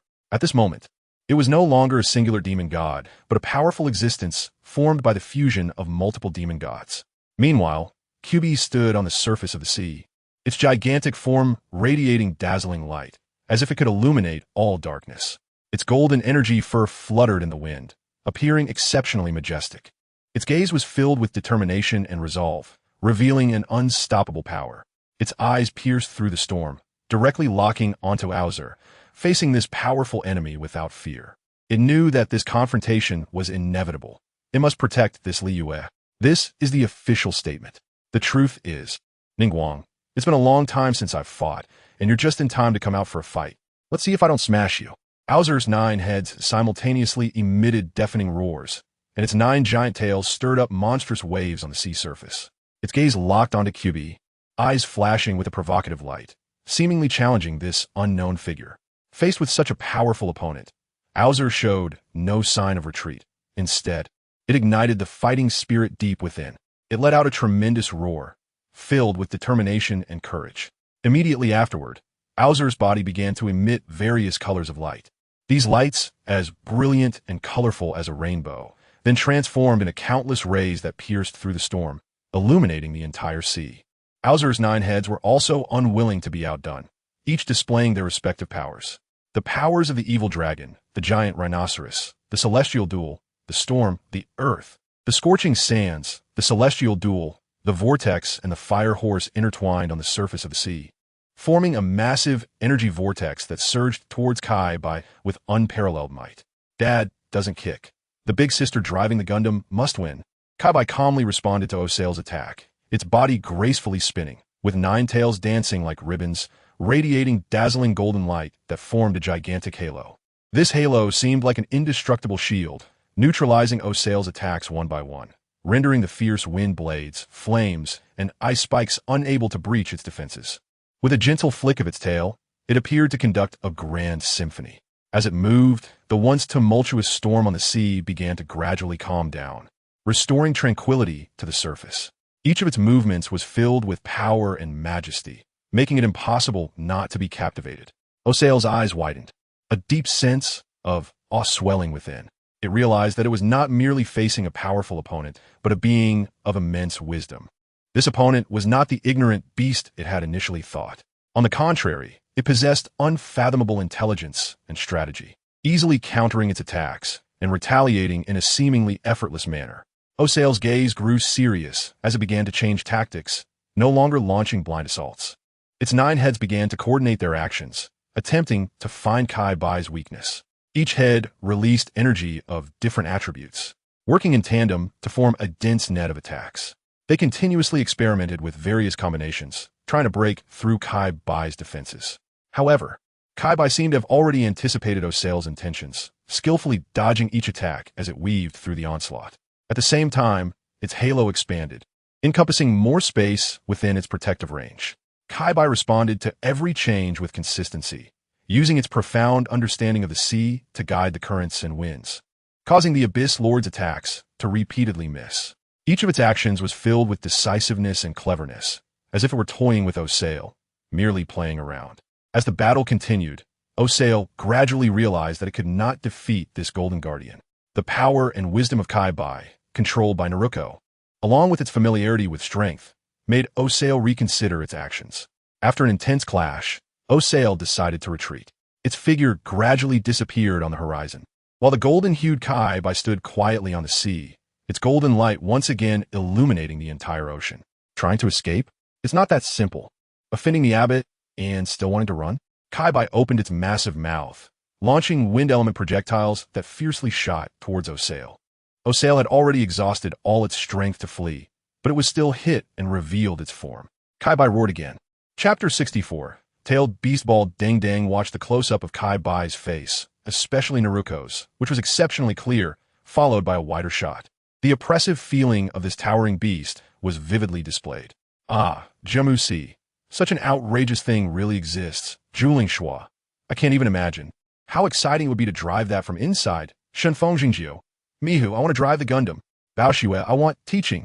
Deng Deng continued with the plot. Kai Bai opened its blood-red mouth, and countless red and blue particles appeared, beginning to coalesce, gradually mixing into a pitch-black sphere. The terrifying power contained within distorted the air around it. Tailed Beastball.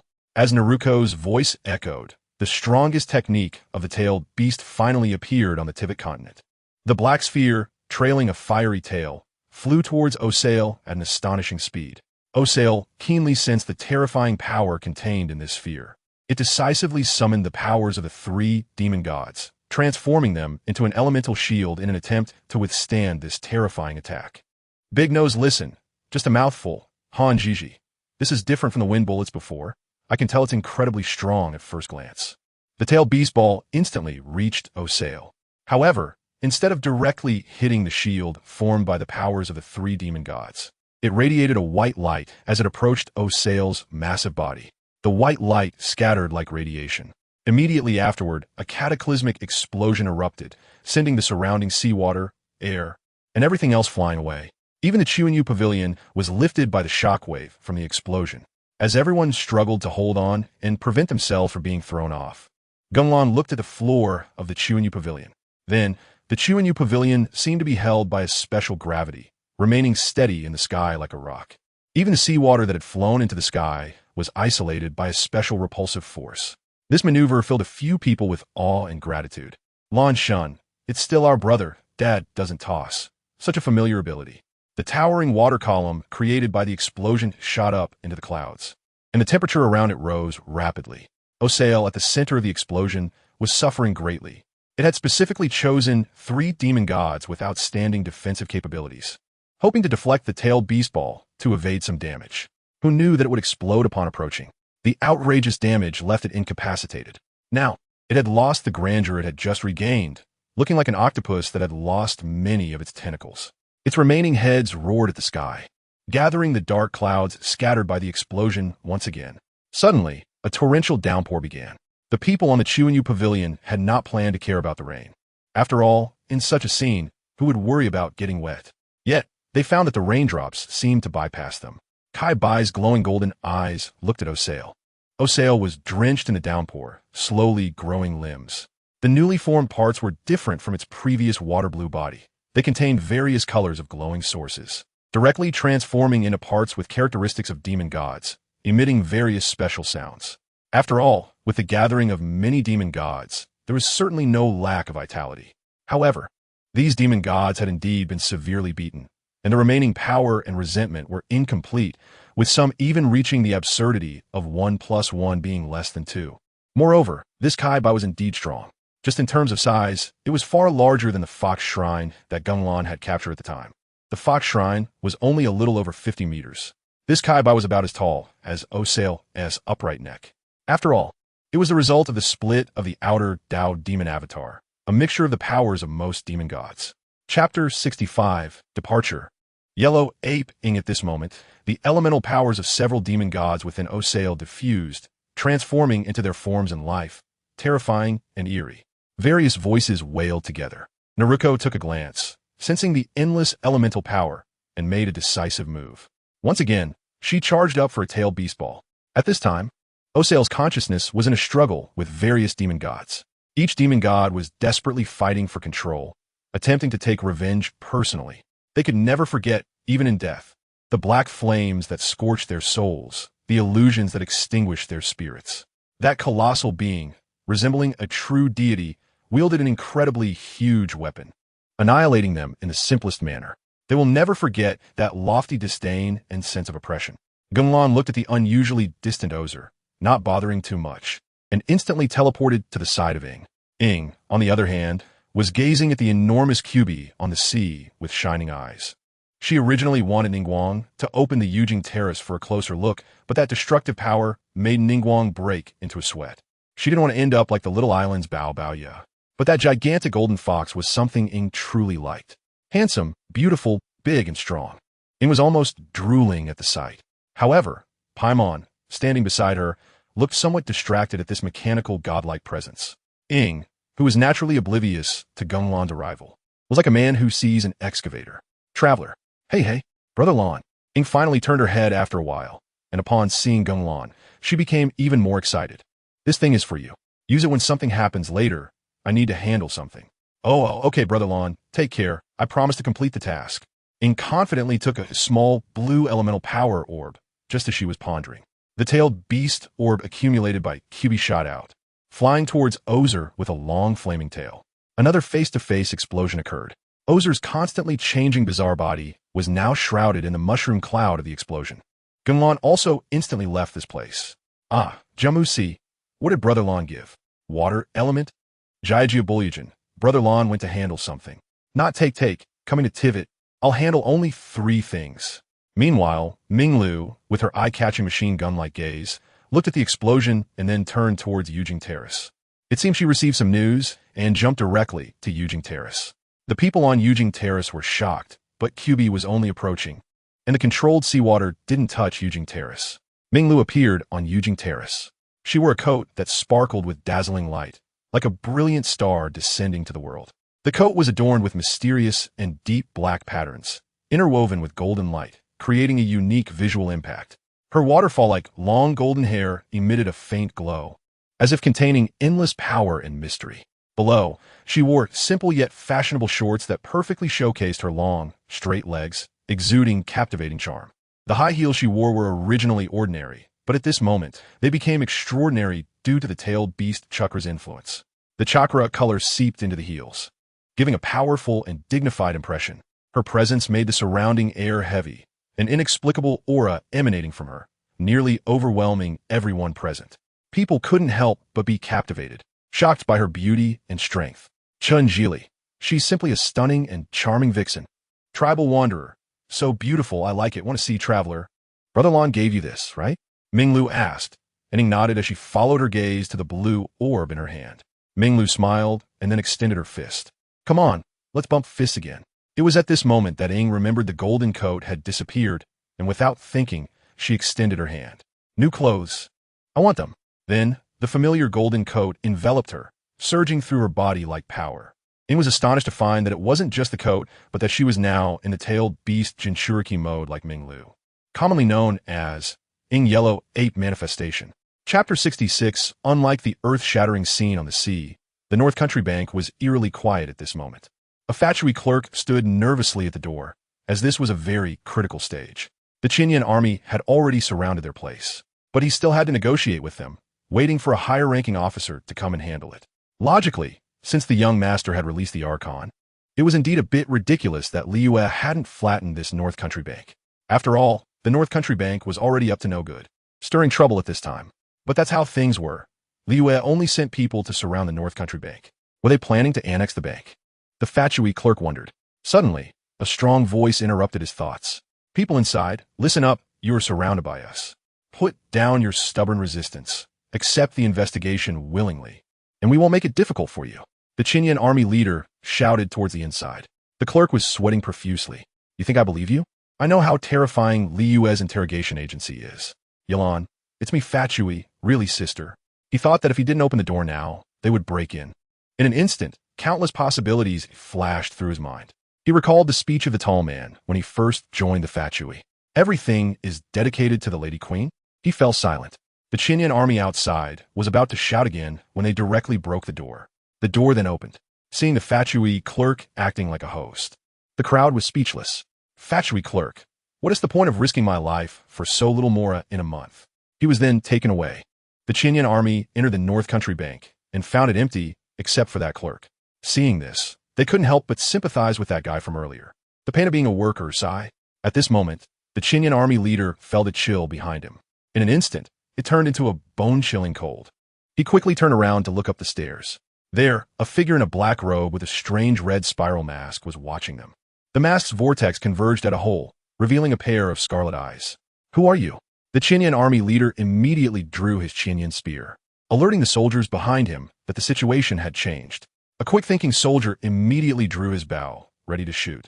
At this moment, the figure emitted a faint gray light, and her form became somewhat illusory.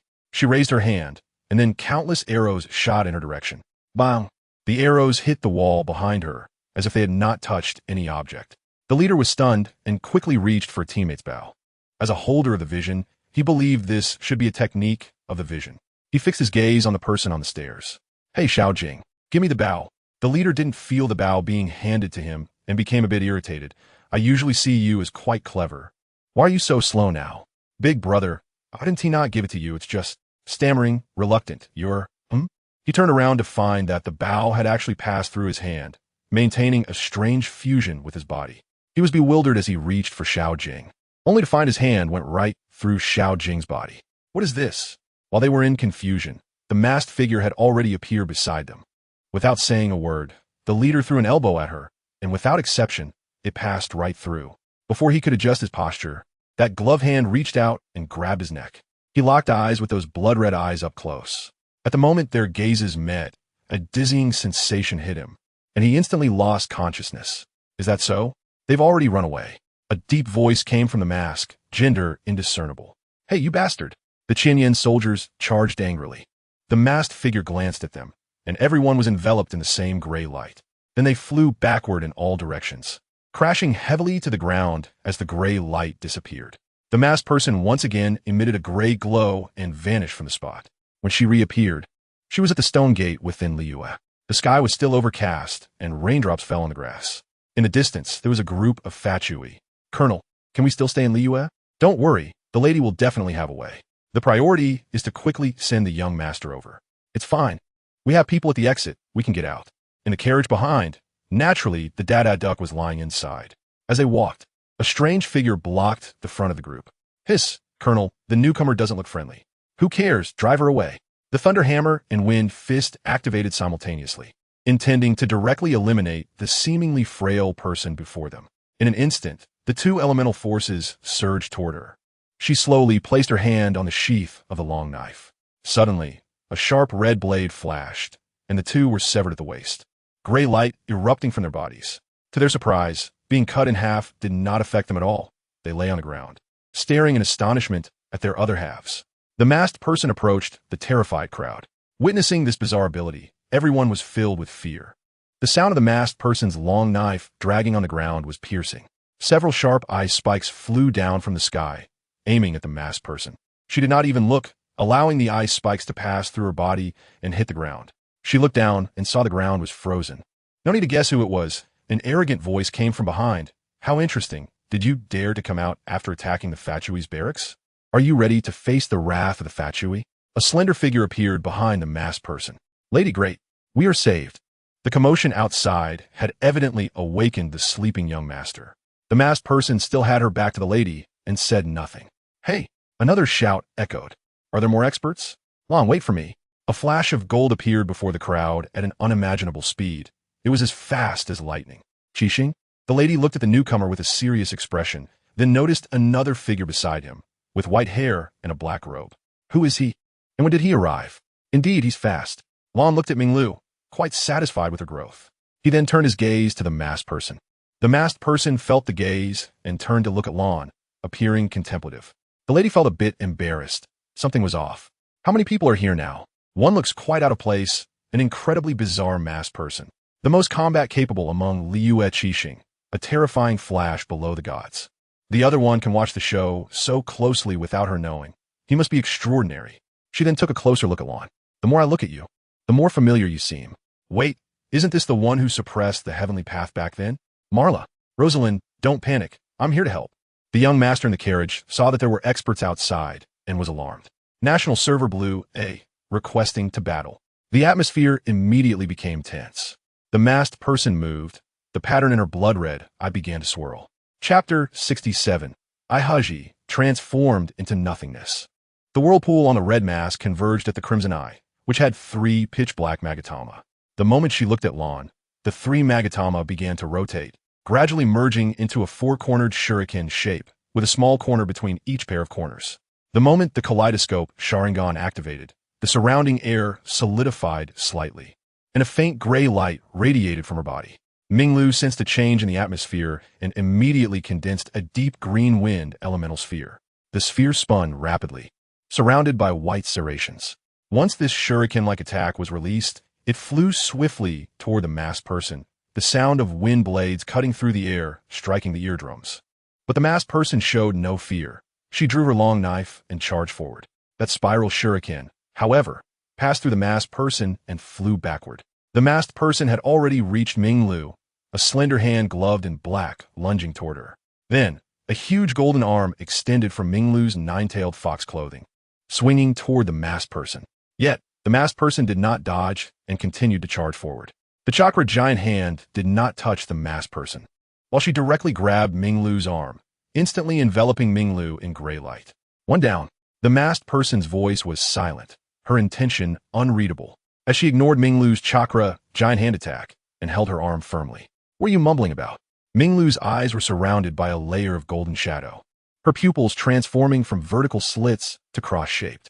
An explosion of pressure based on Senjutsu energy pushed the masked person back a distance. Watching the retreating masked person, Minglu thought, "This is very similar to Lan's divine might, but seems different. The attack doesn't reveal a physical form, unlike space-based abilities. Also, why am I glowing now?" She looked down at her arm radiating gray light, feeling a little scared. It wouldn't cause me to explode, would it? Damn, I was too careless. Meanwhile, Lan continued to observe the battle. In truth, he could discern her abilities with just one glance, but he still wanted to see how Minglu would fight. After all, who could resist an adorable nine-tailed fox like Naruto? The young master beside him, striking a fighting pose, was feeling a bit tired. He glanced at the lady. "Hey man, why aren't we fighting yet? I'm already tired standing here." "I don't care. If you won't charge, I will." The young master immediately drew his water bow and fired 3 rapid shots aimed at Lan's head. Lan, without even looking, tilted his head slightly and dodged the water arrows. "Nice, brother. Now that's interesting." The young master excitedly pulled out 2 water blades and charged at Lan. Only then did Lan look at the young master. During the sprint, the young master was already imagining Lan's counterattack, and in an instant, countless illusory figures of Lan appeared. "What will you do?" "Huh." The young master swung a knife at Lan. Whoosh! A sharp sound echoed, and only the young master remained at the previous position. Lan appeared behind him. "Dottore Ajax, do you know what the first thing Skirk said when she saw you was?" Lan's tone was indifferent, but to the young master, it seemed as if he was in a soundproof bubble, feeling as if he no longer belonged to this world. Everything was buzzing, and everything became silent. "How do you know?" "She." The young master's eyes widened as he looked at his hands, 2 water blades shattering into countless droplets. "Apprentice." As soon as the words fell, the young master's legs buckled, and he knelt on the ground. "Hey, partner, I'm done." Although the lady wasn't hit, she was also stunned. "What?" He took out the young master in an instant. Although the young master is the weakest executive, that shouldn't be possible. "By the way, you're the lady, right? You didn't attend the executive meeting the other day, did you?" Lan looked at the lady, who appeared utterly bewildered. She thought back and realized there indeed was a meeting, but she and the young master had tasks and couldn't make it back. "Then it seems that's it. I ask you, why embrace the ice?" The lady felt perplexed by this nonsensical question. Does embracing the cold ice mean being a queen? Why should I tell you such things? The lady protested, but as she resisted, she unconsciously broke out in a cold sweat, her body trembling slightly. "I see. Then I'll just look for myself." "Lan instanti vanits." And the lady became alert. Suddenly, Lan appeared right in front of her face. Wow. The lady was startled, but it was too late. She locked eyes with Lan's red eyes, and the hexagram between them was very conspicuous. The lady hurriedly stepped back, but Lan did not pursue her. "I see. This is interesting." At the moment Lan activated the kaleidoscope, he obtained all the lady's information. According to the original plot, the lady became a witch due to the death of the young wolf Rustin, and then allied with the queen. Rustin died because of the invasion of the abyssal calamity. But I thought the transcription seal I left in the eyes of the great kind tree was indeed effective. Logically, it should have directly eliminated the abyssal calamity. So how could it still lead to death? Then Lan was stunned when he looked down. The residual energy of the divine arrow had destroyed the peak, and he had used his own body to block the falling rocks, saving his teammates, but sacrificing himself.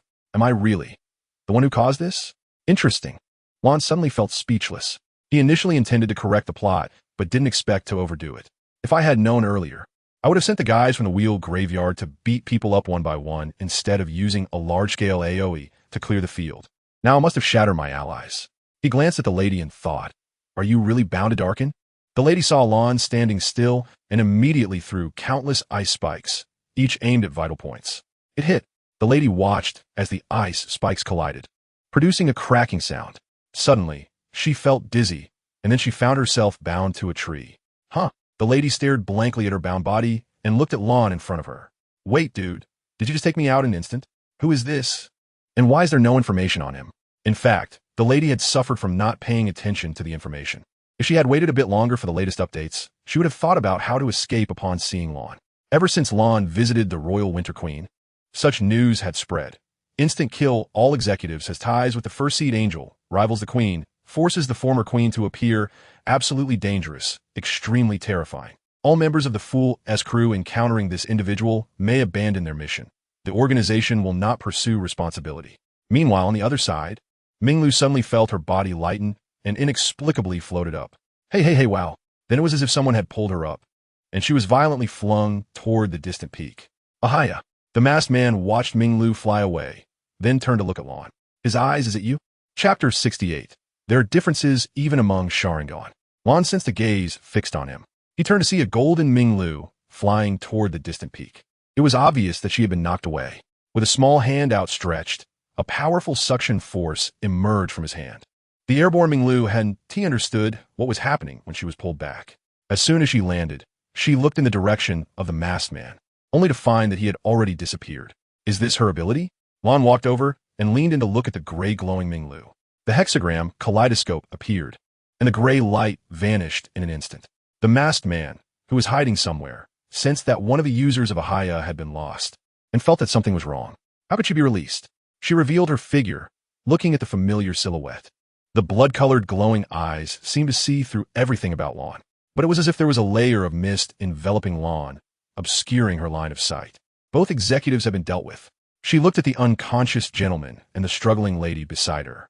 While she pondered her next move, Lan slightly turned his head, smiling in her direction. The masked man was taken aback and quickly looked back to see if anyone else was around. There was no one behind. How could this be? Why could he see me? She had already entered a state of nothingness.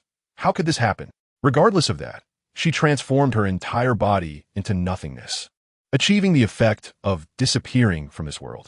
Logically, no one should be able to sense her presence because she had become nothingness and no longer belonged to this world. However, this man before her was different. Even though his demeanor, figure, and hair color had changed, she would not mistake him. He was the one for back then. With eyes like hers, he sought strength to find her. The masked man tightened her grip on the sword's hilt. Wait until you have eyes like mine before you come find me. The same eyes, right? She reached for her mask. That lonely, I was now peering through the mask's viewing hole at Lan. How long do you plan to hide? Lan's voice came, and she just then snapped back to reality. Her gaze met Lan's. She saw that familiar pair of eyes once again with a darting hexagram. In an instant, an unimaginable pressure enveloped her. She immediately used her ocular power to resist. But when her ocular power was released and met Lan's, she instantly dismissed the thought. There was no way to compete. Her ocular power was not even close to Lan's. Once released, she could feel the deep terror and evil. She covered her eyes in pain, thus exiting the state of nothingness. Where's your other eye? Lan instantly appeared in front of the masked man, looking at her mask. The masked man was startled and wanted to draw her sword immediately, but as she moved, it was as if countless iron chains had fixed her in place. And she couldn't move at all. Her body trembled, and her recovered eyes looked at Lan. He was right in front of her, that handsome face. The red hexagram kaleidoscope was particularly enchanting. At that moment, she felt her brain fragmenting, as if it had suddenly paused for a moment but quickly returned to normal. Realizing that her control had been lifted, the masked man immediately drew her sword and slashed at Lan. Yet Lan remained nonchalant. She even covered the sword with Ahaya's ability. The blade enveloped in a layer of gray ripples. As the blade struck Lan, it halted, then cracked inch by inch. The masked man immediately withdrew her sword, hurriedly retreating, glancing at the blade, which was now reduced to just the hilt. Seeing that Lan was standing still, she immediately used Ahaya. Her body turned into nothingness and disappeared without a trace. Brother Lan? Minglu ran over at that moment. Due to her height, she could only look up at him. Poor girl, I didn't expect that even the Sharingan couldn't change her tragic fate. Lan examined the memories he had just read. Ahaya. Connect to nothingness. Allowing oneself or touched objects to become nothingness, imperceptible, can freely control the things that have become nothingness. Chapter 69. Ming's Battle. Meanwhile, back to the traveler's side. As Lan and Minglu left, the area suddenly felt much emptier. Ying was draped in a golden tail beast cloak, looking very impressive. She tugged at her clothes, feeling so cool. The traveler had become dazzling. Paimon had stars in her eyes. Is this a form unique to Minglu? Why would the traveler have it? Keqing looked at the red-tailed beast cloak on her body, then at the golden cloak on the traveler. There is no love left. Lulu, crying cat emoji, and the super combined Ozer felt a sigh of relief on the opposite side. Your big daddy is gone, right? Immediately, he summoned countless elemental forces to restore his shattered body that had been blown apart by by the tailed beast Jade. In an instant, countless wails and screams rang out, piercing the eardrums. I want you to know what a demon god is. The demon gods roared, rampaging inside Ozer's water blue body. Can this monster still evolve? Geng glanced at the situation and felt that Ozer could still heat up. Babababu, legendary evolution king. Jia Bulyujin. Are we going to open the Ninetales Gundam? That would be too cool. How okay. Just thinking about it is already thrilling. Ignoring the nonsense in the comments, she focused on the plot. Ing looked at Ozer, and the oath of ancient freedom appeared in her hand. Instantly, a golden light shone on the dark blue blade. Has my power been enhanced? Ing thought, reattaching the sharp gale. This move is called the Wind, is perfectly beautiful. With a fierce swing of the sword, a massive sword aura shot out. The golden light mixed with the raging wind, lunging at Ozer like a giant dragon. Ozer was evolving and couldn't spare a hand. The enormous sword aura effortlessly sliced through two heads, those of the evil dragon and the giant rhino. Ozer howled in pain, as he had to bear the suffering of the demon gods on his body. Ozer, shabe ye stinky. Seeing such an outstanding effect, Ing felt her power greatly increase. Originally, when I gave you a cut, it didn't hurt or itch. Now, when I cut you, your life and death are uncertain. Saying this, she unleashed the full power of the oath of ancient freedom, combined with the furious power of the wind god and the already learned strength of Noel's great sword. A gigantic light sword soaring into the sky appeared in Ying's hand. Huangwei, oh my, it's so long, I feel like I can cut Ozer in half. Ding was also shocked, suddenly. She hit pause and pulled out a ruler from beside her computer desk. She measured it against the computer. A binus, add color. Jia Bulyujin, want Ding to measure mine. Fun me on Gue. I'm in charge of the utensils. This is just a toothpick. What you all talking about, super admin? The invincible Ding once again triumphed over the evil entities in the live stream. Thank you, super admin. But who's going to fill in this missing piece for me to drive? Heavenly fire. Oh no. Transform into dust. Ing swung that gigantic light sword down hard, striking Ozer on the head. Baba Baluabai. Since it's Ying's light sword, let's call it the Ing light sword.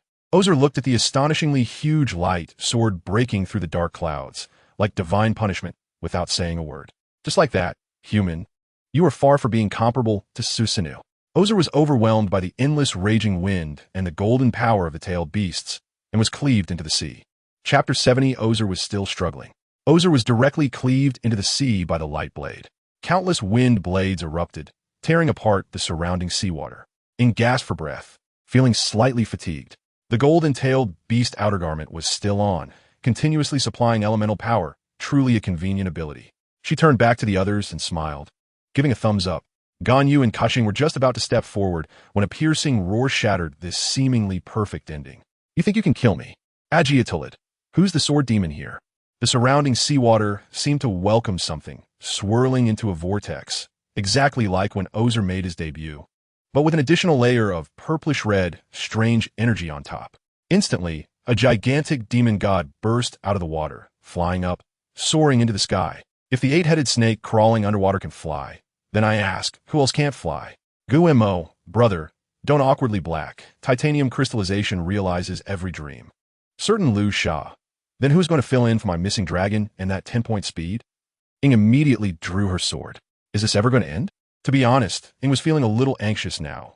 After all, the power of the wind god had been drained, and the tailed beast power recharge still needed a little time. If the resurrected Ozer launched a fierce attack right away, then the Chuanyu Pavilion would crash. Ningguang, then my Chuanyu Pavilion would definitely explode, right? Universe Carver, you have to know, this kind of flying vehicle is destined to fall and plow the ground.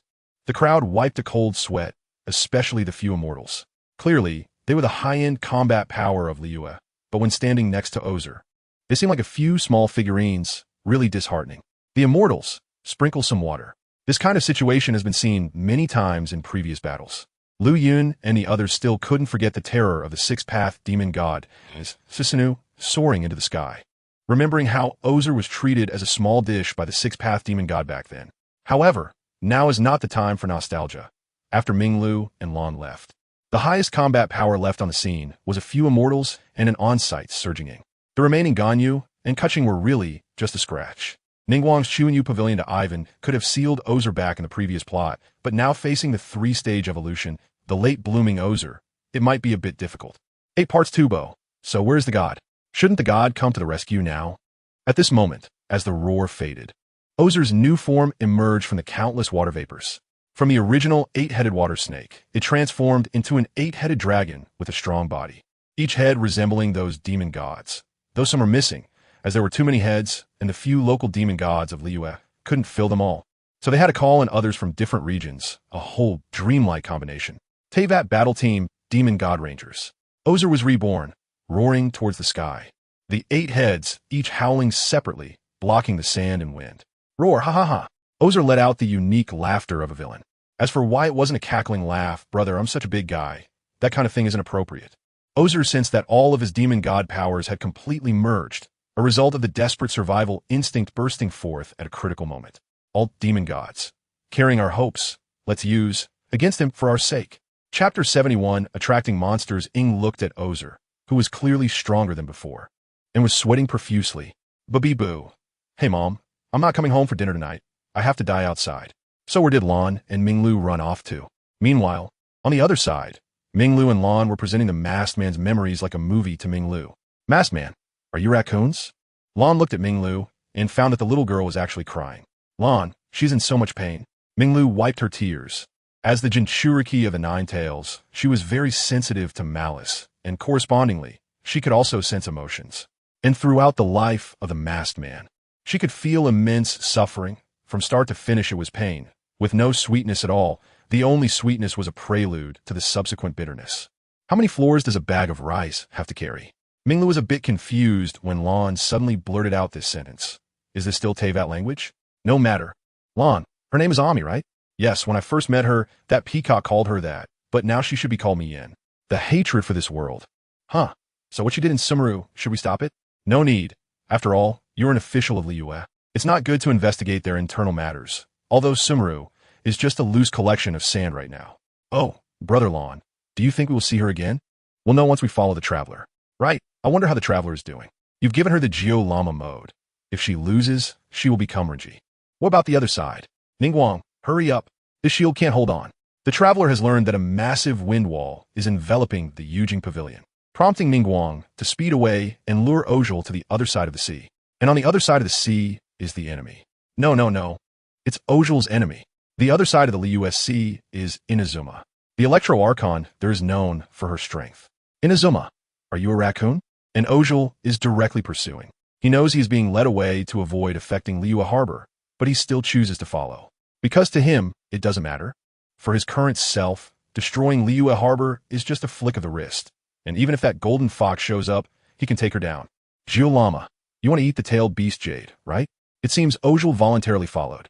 Meanwhile, Ganyu, who is crazily shooting frostflower arrows to delay Ozhel, watches as he simply flies along without making any moves.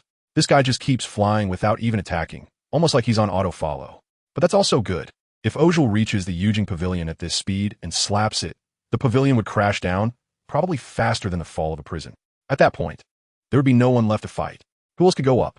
Could she use her Qilin mode to fight him? Even if she activated her Qilin mode in front of Ozhel, she might not be as big as his hand. But if it really comes to that, she would choose to fight with everything she has to protect Liyue until the last moment, even though the Geo Archon has already left. As they flew, they arrived at a somewhat dark sea area. A massive manatee-like sea beast poked its head out. What happened, wow? Just as that silly head popped up, it was blown to bits by the storm generated by Ozhel's flight. Chapter 72, Outside Inazuma. Sure enough, as they approached Inazuma, the protection mechanism was triggered.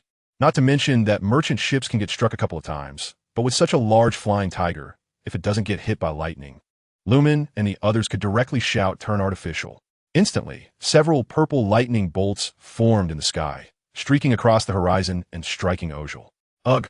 Ozhel let out a muffled sound. The thunder of the thunder manifestation could turn any magical beast to ash. But he is a god, and a super god formed by the fusion of several gods. His surface defense is even higher than that of the Great Rhino God. You should know who the Great Rhino God is. Readers unfamiliar with Genshin Impact may not know, and even those who do may not know, because this character is one I created myself.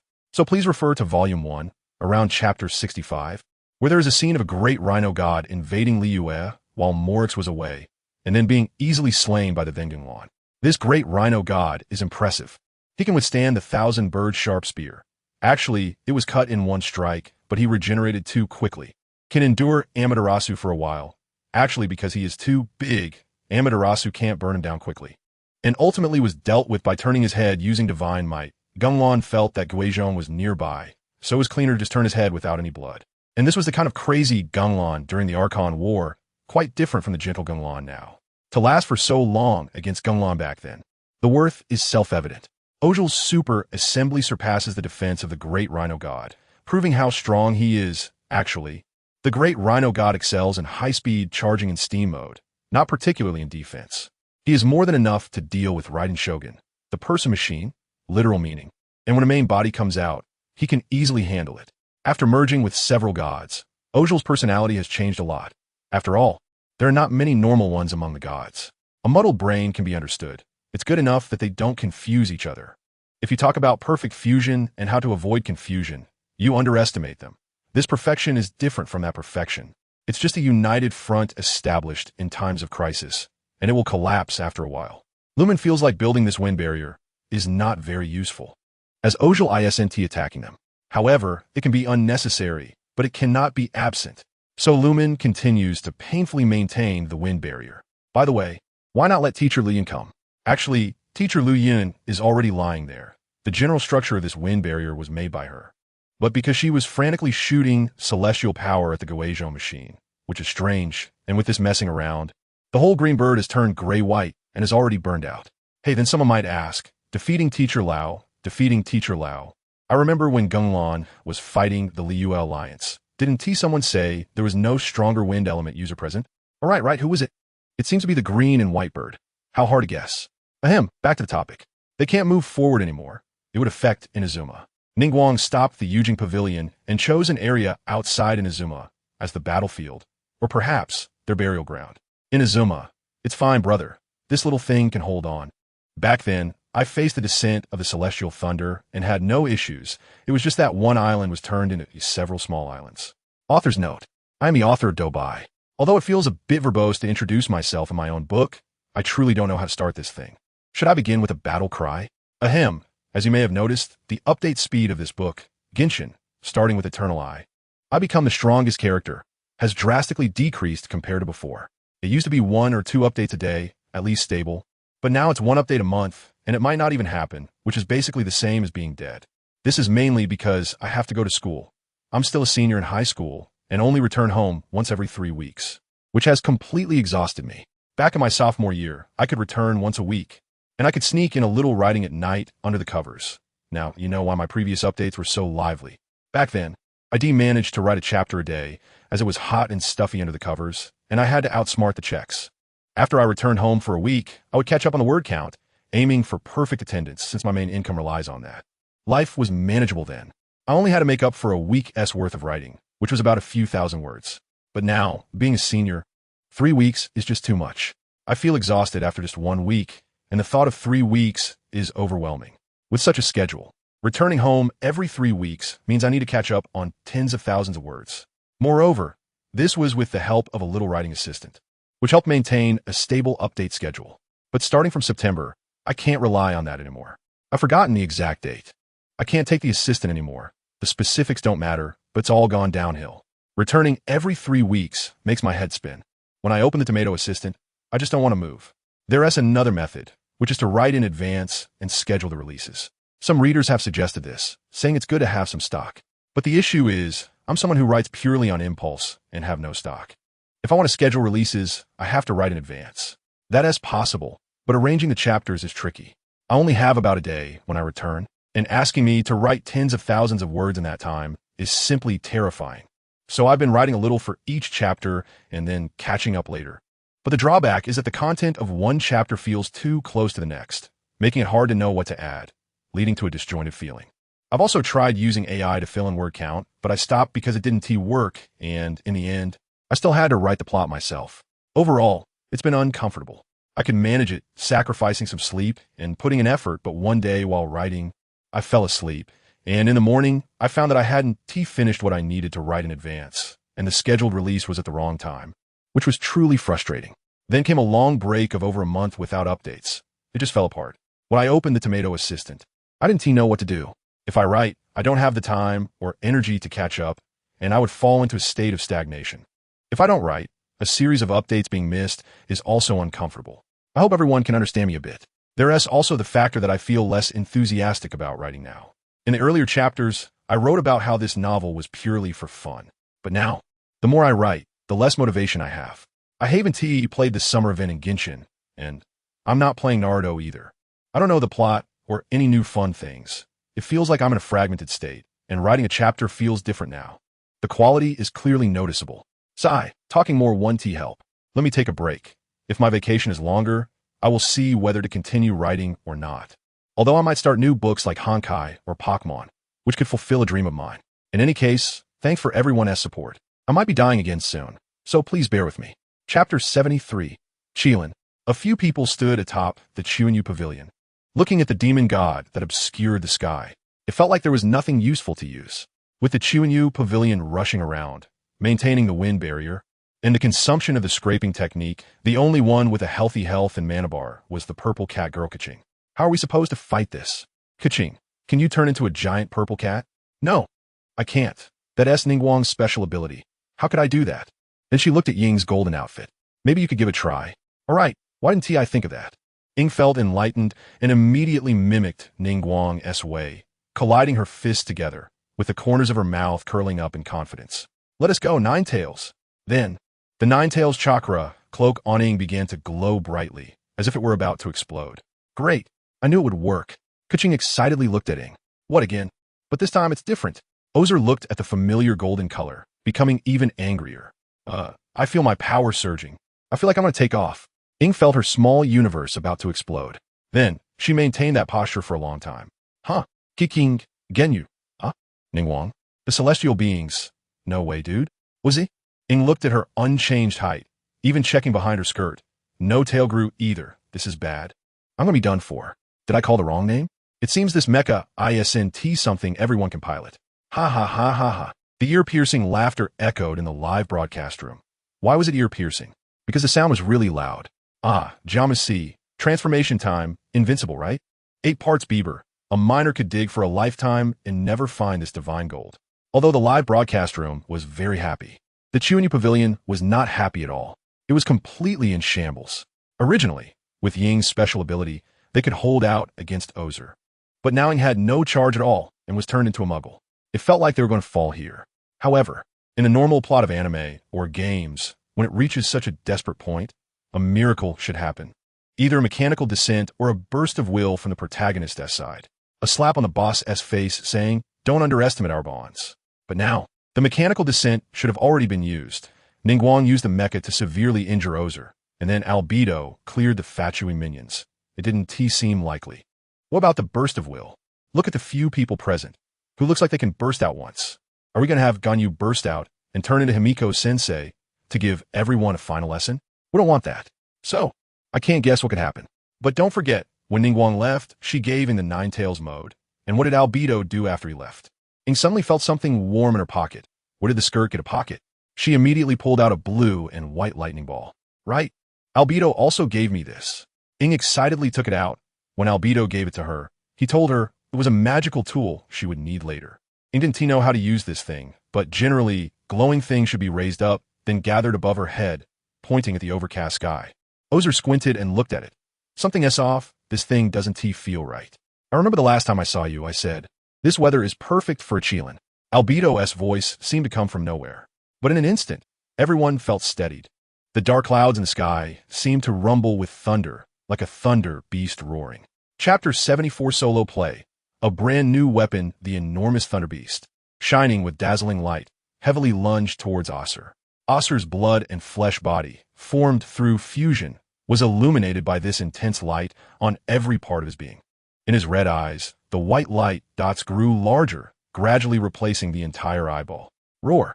The deafening roar accompanied by the rumbling thunder resonated throughout the world, scattering countless bolts of lightning that sliced through the ocean. The people on the Jade Pavilion had no time to react before being blinded by the bright light, followed by the ringing in their ears from the thunderous sound, leaving their brains blank for several seconds. If it weren't for their eyes regaining clarity, they would have thought they were already dead. This is Brotherland's power? Ing stared in astonishment at everything below. The once seemingly boundless ocean, grand and stirring, now appeared to have been struck by an unstoppable force, creating a massive hole resembling a sky pit. The hole was astonishingly large, as if it could swallow the heavens and the earth, while the surrounding waters, which had been flowing steadily, rushed towards this gigantic hole as if under a spell, carelessly flowing wildly towards the void. The momentum of the water was immense, as if it sought to gather all the world's power to fill this terrifying void. However, the hole was simply too vast beyond human imagination, and given the current situation, it seemed it would take a considerable amount of time, along with countless trials and efforts, to slowly restore it to its original state. Above the ocean, countless water vapor floated like white clouds, spreading through the air, rising and rolling as if a group of mischievous spirits were joyously dancing. At the same time, bolts of dazzling arcs of electricity, like silver lightning, wove and intertwined among the water vapor, creating a scene that was both spectacular and mysterious. These arcs of electricity flickered with brilliant light, as if they were weapons in the hands of divine beings, ready to unleash endless power at any moment. The entire ocean seemed to transform into a fantastical world, where water vapor and electric arcs intertwined, together performing a heart-stirring dance of nature. Acer, damn, this doesn't look good. At this moment, Acer had already been struck deep into the sea by this terrifyingly powerful Qilin. He was left with only a broken upper body, countless remnants of souls and elemental forces bursting forth from him, like a deflated balloon. The Sea King from 1,000 years ago was killed by the Qilin, and now the new Sea King would also die under this most powerful lightning-based ninjutsu. The lightning element's special attack against the water element was simply terrifying. The people on the Jade Pavilion finally breathed a sigh of relief, thinking that this would signify the end. Ing looked at everything below, and the golden-tailed beast coat appeared on her body. Wrapped in wind elemental power, she leaped down amidst the bewildered gazes of her companions. "Hey, traveler, what are you doing?" Keqing was confused, as were Ganyu and the others. But Keqing didn't care about anything else. She suddenly remembered the strange knife-like object given to her by that man when they were building a house in Liyue. She took out the object engraved with thunder and rain, and threw it towards Ing with all her might. "Take this, it's useful." Ing, in her infinite descent, saw that familiar object, Brotherland's kunai. In the midst of her thoughts, she had already grasped the kunai in her hand, and as expected, countless evil elemental forces surged up from below. Ying's deep wind elemental power transformed into countless blades, clearing a path for her. Abyss. Ing immediately sensed this familiar power. The reason she was coming down was exactly this. The dangers brought by the death of the demon god were indeed great, but in this far-off sea area, there was no need to worry about anything. But there was an abyss within him. This kind of thing was definitely problematic. And so far, she was the only one with purification abilities, though she didn't know if she could purify this thing. But she couldn't ignore it. It was related to her brother. Although a bit reckless, this kunai gave her the perfect opportunity to escape. All along, Charlotte had just realized how great the power of this Qilin strike was. Only then did she see Acer's broken body. Ugh! Acer's anguished howl sent chills down Ying's spine. The ancient oath of freedom in Ying's hand seemed to be endowed with life, continuously emitting countless dazzling golden lights, illuminating the entire battlefield like beams of scorching sunlight. Immediately afterward, the lively wind elemental power, like mischievous threads, slowly wrapped around the ancient oath of freedom, as if draping a light yet resilient cloak over the great sword. Then, with a speed like lightning, Ing thrust the ancient oath of freedom forward. The speed was so fast that one could hardly see the trajectory of the sword, as if it had crossed the barriers of time and space, carrying boundless might, determined to pierce through Acer's arrogant head. With a muffled sound, Ying's great sword pierced accurately into Acer's hard skull like a sharp lance. In an instant, the golden-tailed beast's power surged like a roaring tide, along with the violent wind elemental power, rushing into Acer's body like two fierce dragons, recklessly destroying every corner of him, as if wanting to erase him completely from this world. Ugh! Acer's once deafening roar was now gripped by an invisible hand around his throat, the sound growing lower and gradually becoming weak and powerless. However, Ing was completely unaffected by the countless remnants of souls and elemental forces. She continuously released the powerful energy within her, allowing the ancient oath of freedom to wreak havoc within Acer, giving him no chance to breathe.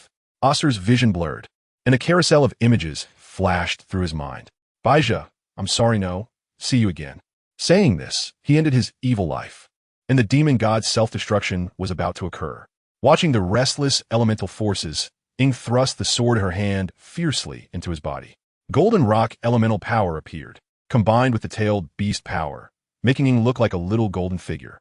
In an instant, countless stone spikes erupted, growing wildly like plants within the demon god's remains. Ing squeezed her elemental power, not even knowing what she was doing, but her body instinctively acted this way. She had originally prepared to use Flying Thunder God to escape, but it seemed she instinctively did this instead. The kunai at her waist was emitting a faint red light, like the Sharingan, but it was definitely not enough for Ing to do this alone. She needed support at this moment, as if strands of faint golden light were ribbons connecting from above, linking to Ing. Ing instantly felt her rock elemental power replenished significantly, and a cylindrical golden shield appeared, filling her with an infinite sense of security. Stay still. Countless rock spikes extended again, transforming into rock ridges while releasing shockwaves. The demon god's remains gradually petrified, along with the violent elemental power. Soon, Ing, panting, looked at the remains that had turned into a massive stone and the calm environment before her. She looked at her hand, where a small golden orb was glowing.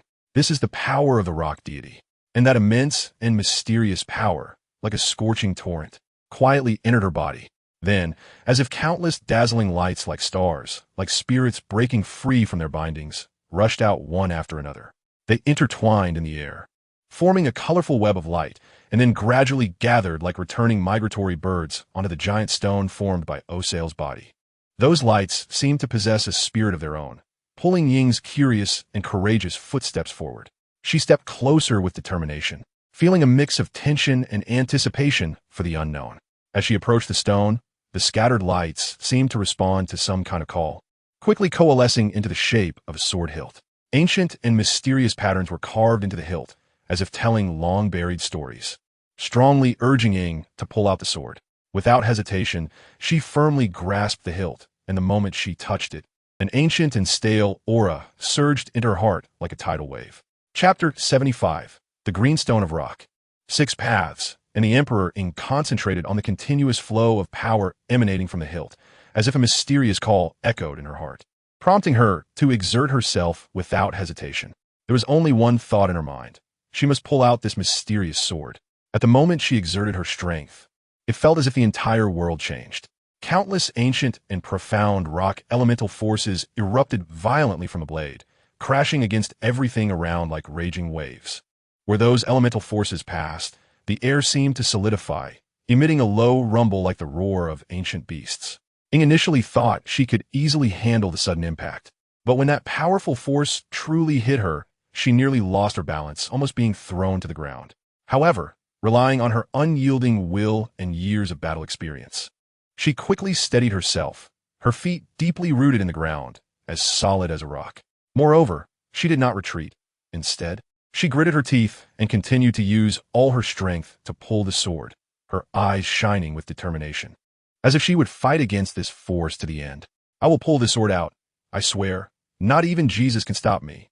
Wait, who is Jesus? Ing cast aside all distractions in her mind, drawing on the power of the tailed beast, the wind elemental power, the power of the wind god, the rock elemental power, and the power of the rock god. I will definitely pull it out. Her eyes sparkled with a fiery light, as if she could pierce through the hard stone wall. After a long time, this sword, which appeared extraordinary, finally began to show slight movement under Ying's relentless efforts. The signs of movement were like the first tender sprouts breaking through the earth in spring, weak yet full of infinite vitality. Ing felt that tiny change, a surge of indescribable joy filling her heart, as if a traveler in darkness had suddenly seen a lighthouse ahead. Then, without a moment's hesitation, Ing took a deep breath, like a warrior about to charge into battle, and gathered all her strength. Her hands gripped the hilt tightly, the force almost crushing it. Lift for me. With a roar, she exerted all her might and pulled fiercely, as if gathering the power of the entire world into that one pull. The sword slowly emerged from the stone under her full effort, shimmering with an extraordinary light, as if it had awakened from 1,000 years of slumber. A satisfied smile appeared on Ying's face as she held the glowing sword horizontally. In an instant, the brilliance dissipated, revealing its original appearance. The sword seemed to be a masterpiece of nature, meticulously carved from the purest jade. Every intricate pattern was as if drawn by the most skilled artists. When it was gently waved, the sword's wind seemed to carry faint sighs, as if recounting the vicissitudes of time and past stories, bringing a solemn and mysterious feeling. The sword's blade exhibited a brilliant green, dazzling like a precious gem of immense value. Its color was pure and deep, seemingly capable of drawing one's gaze deeply in, making one unable to resist its allure. From every angle, the sword radiated an inherent noble quality, as if it belonged to the lofty celestial realm, unreachable by ordinary people. Whether under the sunlight or illuminated by the moonlight, it showcased a unique brilliance that captivated all, evoking a profound sense of reverence. The green stone of rock, it is said, was wielded by the emperor when Liyue first rose, a sword crafted from jade. Despite the passage of time, the blade remained as bright as new. Though blood may wash away with the rain, the accumulated longing and resentment were hard to cleanse. The green stone of rock was not just a weapon. It also carried the weight of history and emotional entanglements. Originally carved as a gift, it symbolized peace and grandeur, and now it was bestowed upon this traveler from another world by the god of rock. Ing looked at this extraordinary sword and took out the oath of free spirits. Feeling a surge of strength, I will put away both swords. She looked upwards. From below, the deep water hole indeed looked spectacular. But how would she go up? At that moment, she suddenly realized she seemed to have a kunai in her hand. She pulled out the kunai and gripped it tightly. Let me up, let me up. Instantly, Ing sensed the power above, and before she could react, she transformed into a purple flash. When she opened her eyes again, she found herself atop the Chuanyu Pavilion. She looked at the worried faces of those overlooking the giant hole. After confirming multiple times that there wouldn't be any reversal, she excitedly spread her arms. Hey, everyone! Several people turned around at the same time. Traveler, it's so good that you're okay. They rushed forward, eager to check if she was injured. But Ing was completely unfazed. If nothing else, she could take a beating. The celestial beings watching this scene also smiled. Finally done. This feels even more exhausting than the Archon War back in the day. You guys didn't seem to do much back then, did you? While they were enjoying themselves here. In the distance, a tall man in a white hood stood still in the air, watching everything. From under the hood, golden gradient braids peeked out, fluttering in the wind. It was none other than the Geo-Archon. This is good too, he said, his calm voice just settling when another figure appeared beside him, dressed in a white haori adorned with black magatama. With long white hair flowing in the wind, they exuded an invincible aura. Isn't this what you wanted to see? Chapter 76. Conclusion. The most intense and thrilling battle in Liyue had finally come to an end. The key players atop the Chuanyu Pavilion also prepared to return. What happened? The Raiden Shogun asked. After returning to the Chuanyu Pavilion, Ing finally jumped onto a comfortable chair, her whole body slumping into a heap. The invincible traveler has saved another nation, maybe, but it was mostly others doing the heavy lifting. Since that's the case, we can't let the Fatui off the hook either. It's the perfect opportunity to crush their arrogance. Keqing felt furious just thinking about everything Ing had said. The Fatui from beyond not only unleashed the danger of the Archons upon Liyue, but also sought to steal the Emperor's divine body. After all, it was the Emperor. In this country, where almost everyone is a fan of the Emperor, if one wants to do something harmful to the Emperor, one must be prepared to face the wrath of the entire Liyue, which is quite terrifying, brother. Although many people believe in the Sage of Six Paths, it has been a long time since the last divine manifestation, and it has also faded quite a bit. These things I will naturally handle. Ningguang quietly sat down, her demeanor graceful as she took a breath. Minglu looked at Ningguang speechlessly. If you're this tired, just stop pretending. There are no outsiders here. Meanwhile, a few immortals nearby scratched their heads awkwardly. They wondered if they counted as outsiders since they still wanted to settle accounts with the Seven Stars. After experiencing such a thrilling battle, their relationship might have eased a bit. During the battle against the demon god Ojal, the courage they displayed as mortals indeed made them look at them differently. If such people were to lead Liyue, it could work. But my Emperor, just thinking about it left them heartbroken. Emperor, how can we live without you? And the Empress, do you have the heart to leave her and your countless subjects behind? Liyue quickly wiped the corner of her eyes with her wings, tears falling like little pearls. Meanwhile, Paimon was flying anxiously in the sky. Paimon, what's wrong? Is your hand uncomfortable? Ing noticed Paimon's unusual behavior and asked with concern. Ah, it's nothing. I just got used to the swaying of the Chuanyu Pavilion. And now it's a bit unsettling, Paimon hurriedly explained, feeling a bit guilty. Ningguang said, so you just have to keep thinking about blowing up my Chuanyu Pavilion, right? Haha, Then Paimon, you need to adapt well. Keqing then smiled and got up, sitting down beside Minglu. She tilted her head and looked at Minglu without speaking. What's wrong? Minglu also tilted her head to look at Keqing, their cute little heads, one purple and one gold, bumping together. I'm curious. Why is it that only the Traveler's Tailed Beast mode is different, being golden, while ours are all red? Keqing stared intently at Minglu, like someone questioning a partner's loyalty. Minglu was completely unperturbed. Oh, that? The Traveler has a mysterious power that easily merges with the Tailed Beast power, and their celestial arts also combine. So the golden appearance is the Tailed Beast plus celestial power. Oh, is that so? Keqing continued to stare at Minglu, her beautiful eyes resembling purple gemstones, showing a hint of dissatisfaction. What's wrong? Minglu stared blankly at Keqing, unsure why Keqing was looking at her like that. Ing, seeing this, scratched her head in exasperation. Minglu, you seem a bit airhead. It's surprising that such a fierce fighter like Minglu is like this in private. It's too interesting. Minglu, leave the fierceness to the enemies, and the cuteness to friends. Chapter 77. Conversation on Chuanyu Pavilion. About a week has passed since Ojal broke through the seal, and Liyue has returned to its thriving state. Ningguang stood on the Chuanyu Pavilion, overlooking the land. From now on, it will be humans leading this nation. The Emperor had already informed them all in a dream. Truly, stern yet loving. No matter what, the Emperor must have his reasons for doing this. At this moment, one of the three secretaries, Baishir, ran over. Lady Ningguang, a guest requests to see you. Just push it back. I don't want to see anyone right now. But, it's that esteemed guest the Emperor specifically mentioned. After a while, Ningguang watched as a white-haired man leisurely walked into her Chuanyu Pavilion, skillfully sitting in a comfortable chair and opening a precious tea. Sir, what you're doing? Lan did not stop his actions. No worries, I'll do it. Wait, have you been here before? Why are you so familiar? Lan, it's a matter of a glance. Mr. Lan, what brings you here today? Only then did Lan stop and look at Ningguang and her three secretaries whispering behind her. You should call Keqing and Minglu over. Your Emperor has something to inform you. As soon as Ningguang heard the Emperor, her previous displeasure immediately vanished, and she quickly notified Keqing and Minglu. After finishing their busy work, the two who were shopping received the message, but one heard the Emperor had something to say, while the other heard Lan was there. In a flash, they flew up to the Chuanyu Pavilion.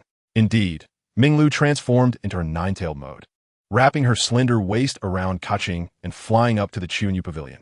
When they were set down, Keqing was completely bewildered. When they entered, they saw Lan sitting and Ningguang standing. Shouldn't Ningguang be the host? Oh, are we all here? Lan sipped his tea and reported. Ningguang, what? Millions of Mora. Since you're all here, I'll get straight to the point. I believe you received the Emperor Morix's dreams beforehand, right? Three secretaries, no. Well, that's true. But how do you know? As soon as Keqing asked, she regretted it, realizing her brain had short-circuited. The last dream from the Emperor was about this man. He believes you have passed his test and entrusted Liyue to you. Ningguang was silent, Keqing was thinking, and Minglu was in a daze. Minglu, why is Brother Lan so mysterious? Lan recalled Morix's words in his mind, something about letting the 7 stars work well. As for why Lan and Morix, who didn't have a great relationship, were cooperating, it was simply to convey a message and interact a bit. It was fine. Moreover, Morix said he would grant Lan a request. Although Lan wasn't particularly interested in that now, he thought of something fun that he had to do. So he presented the Emperor's request to the others. Just do your best. I believe in you. By the way, Keqing, I want to talk to you alone. Don't be so radical in your thoughts. Keqing was momentarily stunned. Being radical meant she disrespected the divine, right? Nonsense, slander.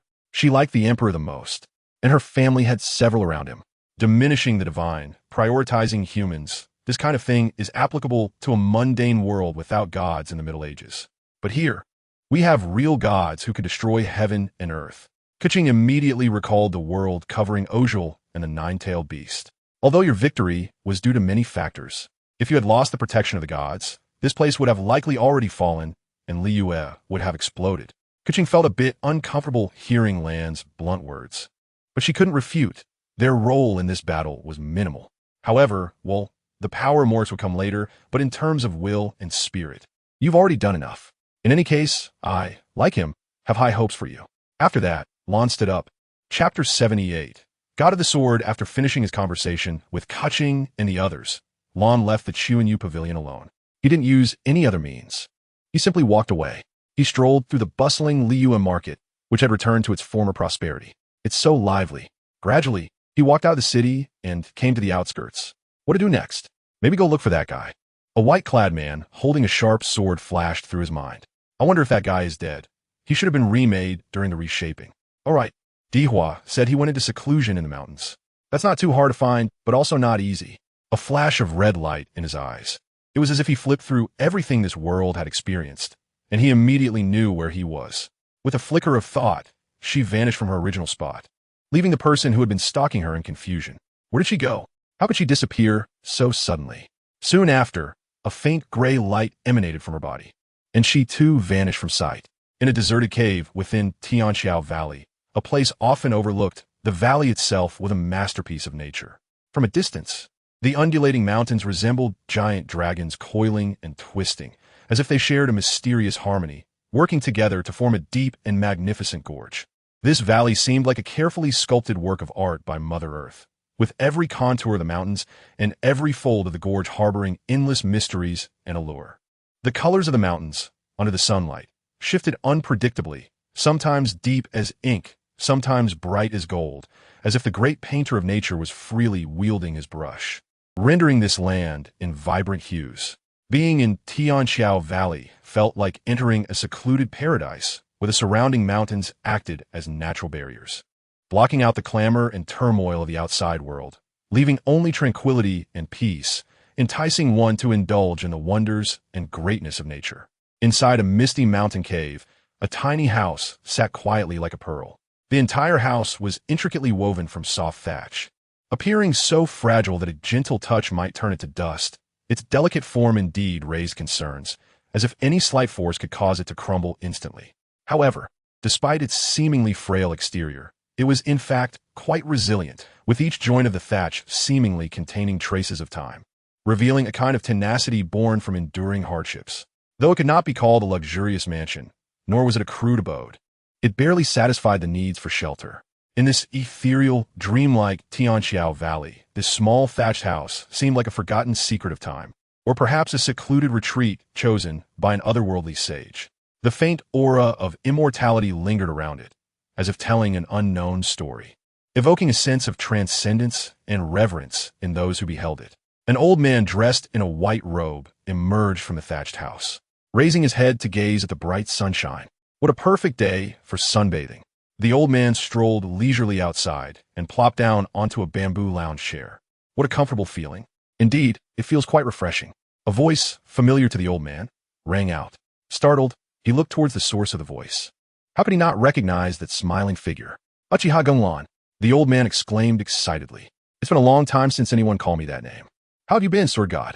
Chapter 79. The Past of Star Iron. 1. Time rewinds to 1,000 years ago. A man with long white hair sat quietly on a meteorite. Before him lay the disintegrating remains of a massive corpse. A spherical object the size of a planet floated over, clearly resembling a gigantic eyeball. So this is the Starry Sky Dragon, nothing more. After releasing the Six Paths mode, Genglan's hair turned black again, and he donned his original purple attire. It's quite remarkable that he could still breathe in this space-like environment. Rather, at this point, it would be astonishing if he couldn't. He had already left Teyvat. He turned to look at the planet. The fusion of world bubbles had revived this nearly shattered shell. His eyes, always in the state of the Rinnegan, effortlessly perceived infinite distances. This newly born fusion world bubble currently had only Teyvat as its planet, while other galaxies were situated much farther away. Perhaps I should consider traveling a bit. Genglan thought, exerting his legs, and the massive meteorite capable of destroying any planet was instantly reduced to dust. Like a shooting star, Genglan traversed through the empty void. There were no stars, no sun. It was truly an empty darkness. But soon, things changed as he saw light. Just a few seconds later, he beheld a living universe. This must be the merged world bubble. Who knows what awaits? His speed was astonishing. What was once a mere dot now appeared as a gigantic fireball. The sun? Memories of watching Ultraman as a child sprang to mind, rushing into the sun to absorb energy. I wonder if there are any immortal birds on that sun. Skirting past the sun, since this thing exists, finding extraterrestrial planets should be easy. At that moment, he spotted a completely golden planet. His terrifying vision allowed him to see clearly the surface of the planet from an unknown distance. Delicious.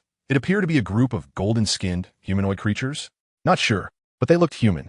He then flew towards them, and in the blink of an eye, he arrived at the planet's surface. He glanced to the side, where a large, round golden sphere was right next to him. He flew over, restrained his strength, and knocked on the large sphere, curious to see what it was. Immediately, the sphere began to spin, and a red laser shot out from within, striking Genglan. With a swift motion, Genglan effortlessly swatted away the laser. It must be a defensive measure of the planet, likely manufactured. Genglan waited to see what the sphere would do next, and suddenly, it seemed to receive some kind of signal and flew away. What's going on? Genglan looked in the direction the sphere was leaving. Inside the golden planet, a tall golden tower loomed. A group of armored golden humanoid creatures stared gravely at a large screen before them. Beep beep, General. An unidentified creature has appeared outside our planet. Beep beep beep, is it harmful to us? No, just focus on setting up the defense net. We cannot underestimate the locust disaster. Beep beep, yes sir. At that moment, Genglan's vision allowed him to see where the sphere was headed. Countless golden spheres filled a vast area like stars. Farther away, a dense swarm of insects loomed. Wow, that's the cosmic locust disaster. I've made it to Star Iron. Genglan felt a surge of excitement. Indeed, the Maheu universe is interconnected. The people from Teyvat were too weak. With just the Eternal Eye, I could pierce through, and now that the Rinnegan is unlocked with a mere flick, it's game over. But Star Iron is different. The life forms here are of a much higher caliber than Teyvat, and there are supernatural beings like star gods. Even though I'm already in the body of a Daitongmu, that combative factor still exists. Chapter 80, The Past of Star Iron, 1. 5. Just thinking about the strong adversaries I can face in the Star Iron universe is exhilarating. As soon as he spotted the locust disaster, he charged forward. The mindless swarms of insects were still waiting for commands from the mother insect, completely unaware of this presence that leaped across light years in mere seconds. Even if they did notice, they couldn't escape. A gigantic, true, stinging insect, the size of a planet, hid behind the swarm, having found another suitable planet for breeding. But before it could make a move, a dazzling meteor shot in from a distance. The blue meteor grew increasingly bright, even emitting a brilliant cross of light, momentarily illuminating the universe. Boom! The universe seemed unable to make sound. The giant, true locust, which had left the later grammar cavalry at a loss, was turned to dust in an instant as a meteor streaked by. The massive swarm of insects also disintegrated in a moment, without even a scream or a final word, obliterated by a terrifying force. At this time, the destruction star god had not yet come into existence. This fate seemed to have been fulfilled in an instant, only to vanish again. Beep beep, General, the locust disaster's response has disappeared. Beep beep, what? How can this be? A faint. Beep beep, it seems to have suffered an unknown, terrifying blow. Beep beep, could it be the star god? At that moment, Genglan slowly stopped and turned around to see that there was no longer a swarm of insects. They had all been instantly evaporated. He looked at his hands, gaining some intuitive recognition of his own power. Interesting. He chuckled lightly, ignoring the golden spheres flying towards him, which transformed into meteors and shot off to other places. What time is it now? There is a cosmic locust disaster, and its scale is not small. The breeding star god Tai's Euros should still be around. Forget it. Let's use the reincarnation eye. Then his right eye emitted a faint purple light. High heaven. For a moment, everything around seemed to stop, then resumed, and it seemed that something had been added to Genglan. He penetrated the world, gained unknown powers of fate, and learned information about this world. The War of the Ancient Gods, how interesting. The first time he came to Teyvat was during the Archon War, and now arriving at Star Iron is during the Ancient God period. He remembered that the Amber King smashed the breeder with 3 strikes. But since he was here, it should be interesting. Amber King, can your walls withstand my power? Oh ho! A piercing sound suddenly rang in his ears, and Genglan felt a bit uncomfortable. What was that noise? Ha ha ha ha ha. Let me see what I found. Is it a fateless, a messenger? The piercing voice came, and a huge red clown mask appeared, emitting a shrill laugh. Ha! You actually know me, How flattering, ha! You disturb my ears. How interesting, ha! Such an amusing existence. Do you want to battle with the insects? Genglan's purple reincarnation, I looked at him. Ha! You're too entertaining. Be my messenger. I'll give you power. Aha's tone was very excited, clearly having never seen such a strange existence as Genglan. It was too much fun. Genglan said nothing, and a long knife appeared in his hand. The snow-white blade was drawn, and the formless blade burst forth in an instant, splitting the clown mask in half. Ha! You're really amusing. I like you, ha ha ha ha. It seemed this did not affect the star god who enjoyed making fun of others. Chapter 81. Memories of Star Iron 2. 0. Gunlon looked at the clown mask and the continuously laughing Aha. Listening to this magical laughter, Gunlon felt a slight restlessness within him. The corners of his mouth could not help but rise. Ha ha ha. Aha looked at Gunlon, puzzled, but his eyes brightened, and he continued to laugh freely. Ha ha ha ha. Let there be laughter. Ha ha. Then these two beings just laughed at each other, almost like two divine lunatics. Suddenly, Gunlon stopped laughing. Not because he was tired or his mouth was twitching, but because it was time to get to work. Aha noticed Gunlon suddenly became serious and did not understand. Continuing to laugh, Aha finally found someone so to his liking. Finding a star god so quickly was truly good luck. Gunlan's reincarnation, I gradually emitted a mysterious purple light. Incredible, incredible, ha ha ha, you're too loud. Then, centered around Gunlon, a massive energy storm erupted, various energy mediums merging, elemental power and fate power intertwining. Gradually, it transformed into a purple beam shooting straight up, as if the entire universe was filled with this purple light. Ha ha ha ha, interesting, interesting. Let me see your power. The purple beam gradually turned into a light curtain that began to crack, shattering like glass. A gigantic purple Susanoo appeared. Its form remained the same, but the purple wings were now adorned with starlight, and its entire body resembled a nebula. Moreover, its size was absurdly large. Ha ha, so cool. So cool, how could it be so big? Ah, looks like a little ant, ha ha. Aha was very excited upon seeing the Susanoo, as this thing was excessively large, capable of competing with those big brutes. At this moment, Susanoo's crimson eyes gazed at the laughing clown mask, and then countless purple lights transformed into sharp blades, instantly appearing beside Aha. Ha ha ha. Aha wanted to laugh, but the countless blades pierced through his false form and miraculously restricted him. This was clearly a glance he cast. Why did the attack affect his true self? Aha was puzzled, but it didn't matter, it was too enjoyable. Was Aha going to be slain by an outsider? How interesting. Aha could not make a sound now, but the continuously trembling mask still reflected how happy he was. Gunlon looked at Aha's delighted appearance. Enjoy it. Let's see if you can laugh it out later. Without further thought, Susanoo drew a giant sword from its waist. This sword was entirely purple, consistent in shape with the previous chakra giant sword, but covered with a layer of red energy. Saying this, the giant sword swung down towards Aha. Aha excitedly looked at the giant sword, like a submissive, very eager. Susanoo, annihilation slash. A seemingly ordinary Susanoo slash. Even special effects were not much different from before, just added a layer of red energy. But when it landed on Aha's head, the previous cheerful expression completely vanished. It hurts. Aha felt this strike directly hit his true self, almost taking away his kidney. The continuous pain was breaking Aha down, logically as a joyful star god. He should not be affected by this, but it was just so painful. In the depths of the universe, Aha's true body in a dark space immediately severed the connection. Chapter 82. The slash took Aha's fate away. Aha felt that even though the connection was severed, he still felt uncomfortable. He still wanted to laugh. Because since becoming a star god, he had never truly experienced pain, and this was the first time. So interesting. At this moment, Aha suddenly felt something was wrong. He looked around for something. Suddenly, an enormous crescent-shaped sword light appeared right in front of him. Aha hadn't even had the time to complain or laugh, and this sword light directly pierced through Aha's body as if slicing tofu. For a moment, Aha felt that his entire godhood was in jeopardy. No, pain isn't important. No matter how painful, there is a limit. But Aha was stunned. He clearly sensed that his fate was fading, disappearing. How could this be? How could this be possible? This is unreasonable. The fate of a star god at his level is incredibly solid. As long as he doesn't willingly give up his fate, it will never disappear. Even if the star god dies, there will still be a successor. But how is that even possible? Aha, filled with confusion, turned to ashes. Gunlon, who had been watching Aha closely, smiled with satisfaction. Speaking of a star god's death, what kind of harm would it cause to the universe? After thinking for a moment, he didn't know. Whatever, let's just take it as a lesson for him. We Uchiha are inherently kind and would never kill indiscriminately. To all those who were slaughtered by Gunlon. So, Gunlon lightly snapped his fingers.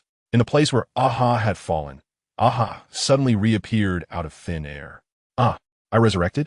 Aha looked at himself in confusion. He clearly had lost his fate and fallen. How could this be? At that moment, a pair of purple, ripple-like eyes suddenly appeared in Aha's mind, quite terrifying. Ha ha ha, T, right? I didn't mistake it. You're just too strong. Gunlan looked at him disdainfully. TSK, why don't you learn your lesson? Then his right eye glowed slightly. Takamagara. Just as Aha was about to continue laughing loudly, he suddenly found himself unable to laugh, as if someone had taken away his vocal cords. Yuha? When he opened his mouth, he found he could speak but couldn't laugh. He looked toward a dark place, crossing countless light years to meet Gunlan's gaze. Interesting, interesting, interesting.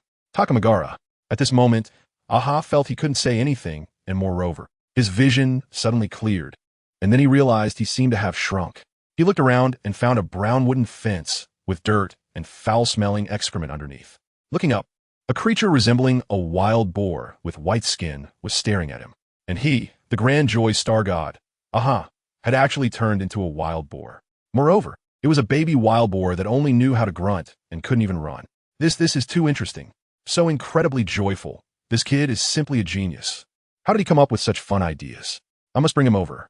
At this moment, baby pig Aha's body suddenly went out of control and lunged toward the foul-smelling pile of excrement. Aha could only say that this animal probably needed to drink more water. Because it was too dry, Aha became even more excited. Gunlan kept watching, and when checking Aha's thoughts, he was speechless. This guy was too optimistic. No wonder he was joyful. He really had strength. He couldn't even imagine how enjoyable it would be to turn Aha into a sexy beauty and trainer. Ahem, this won't pass the review. Chapter 83. The Past of Star Iron, Fighting to Protect. After Gunlan turned Aha back, he didn't care about him and flew in a direction using Susanoo. Along the way, Susanoo's enormous form made some cosmic beasts not dare to offend. After all, he was still smaller than their blades. Of course, there were still some stubborn little cuties that came at him, and, unsurprisingly, they were all instantly killed by Susanoo's surrounding blades. Gunlan kept flying in the direction he sensed. There were quite a few powerful beings there. But since Gunlan could chop Aha in one strike, he could tell what level he was at. However, he thought Aha was too weak. Was the timeline too early?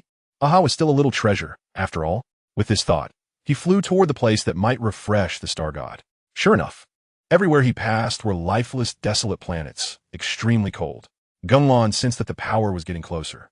Soon, he saw a golden giant wall that extended to who knows where. The grandeur of this wall was beyond words. Summarizing, in a big B, Gunlan looked at the wall, pondering what to do if others could climb it. Then he charged toward the giant wall built by the Amber King. The Amber King, busy with his work, noticed that a ghostly fire youth seemed to want to harm the giant wall he had built. Before he could choose to smash him with a hammer, the little troublemaker was blown up. The sound of cracking echoed as if this space was about to shatter, shaking violently.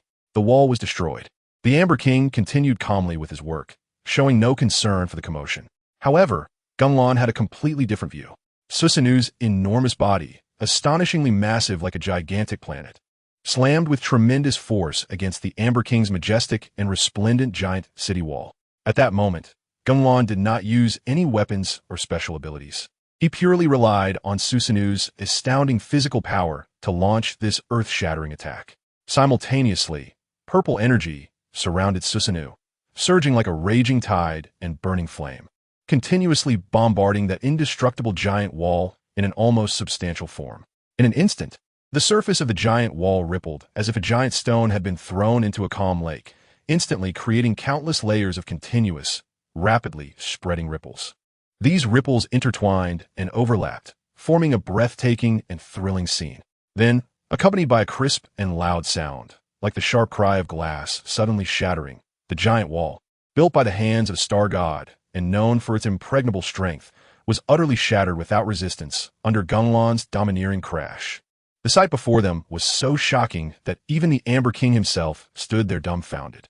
Holding his small, exquisite golden hammer, he looked astonished and incredulous, staring at the side of the wall that had been smashed. What lay before him was an unimaginably large circular gap, so deep it seemed to tear the void apart, revealing a pitch-black, profound emptiness. Amber King.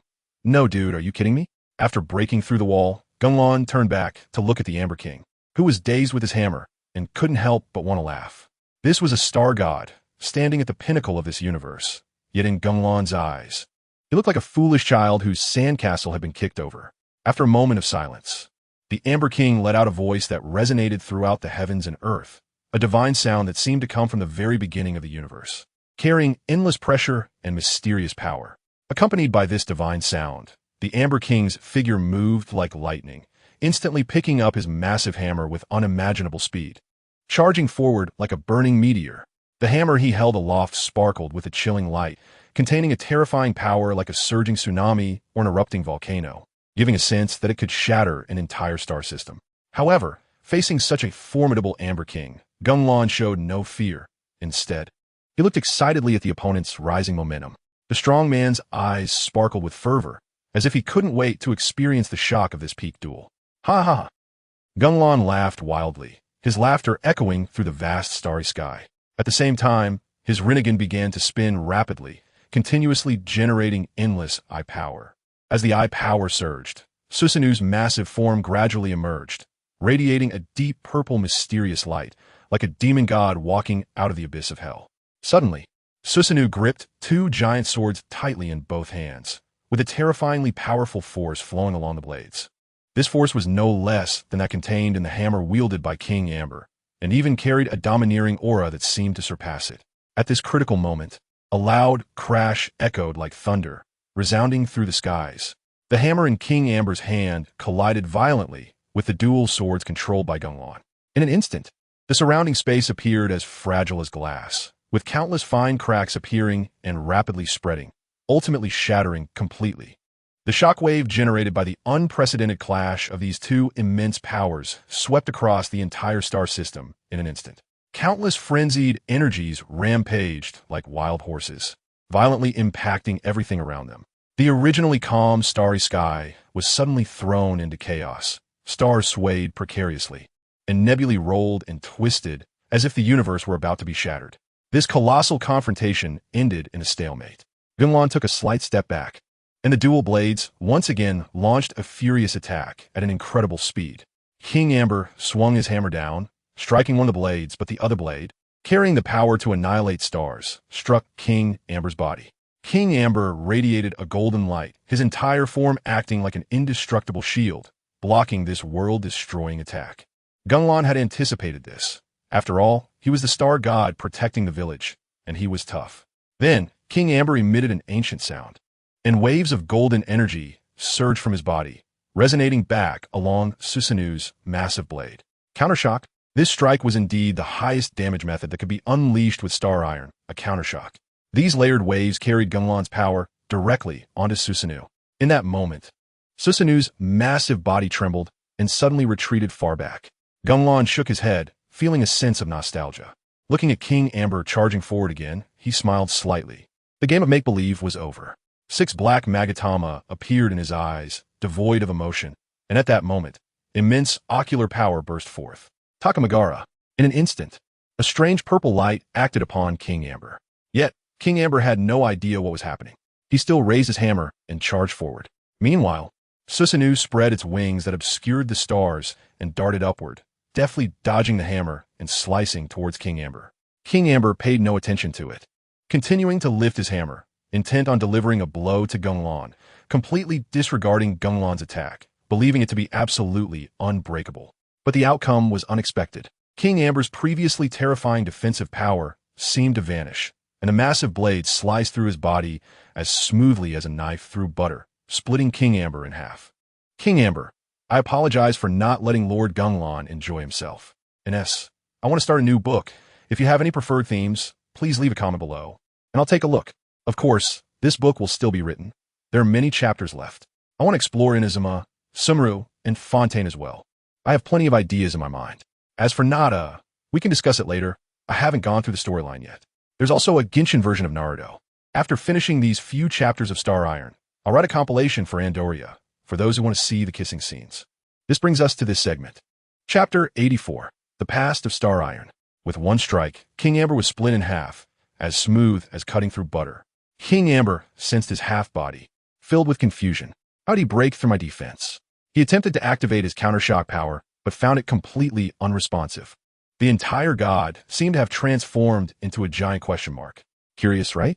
Genglan looked at the stunned King Amber, his tone teasing. Afterwards, Susanoo charged up at high speed and delivered another downward slash. This time, King Amber dared not take it.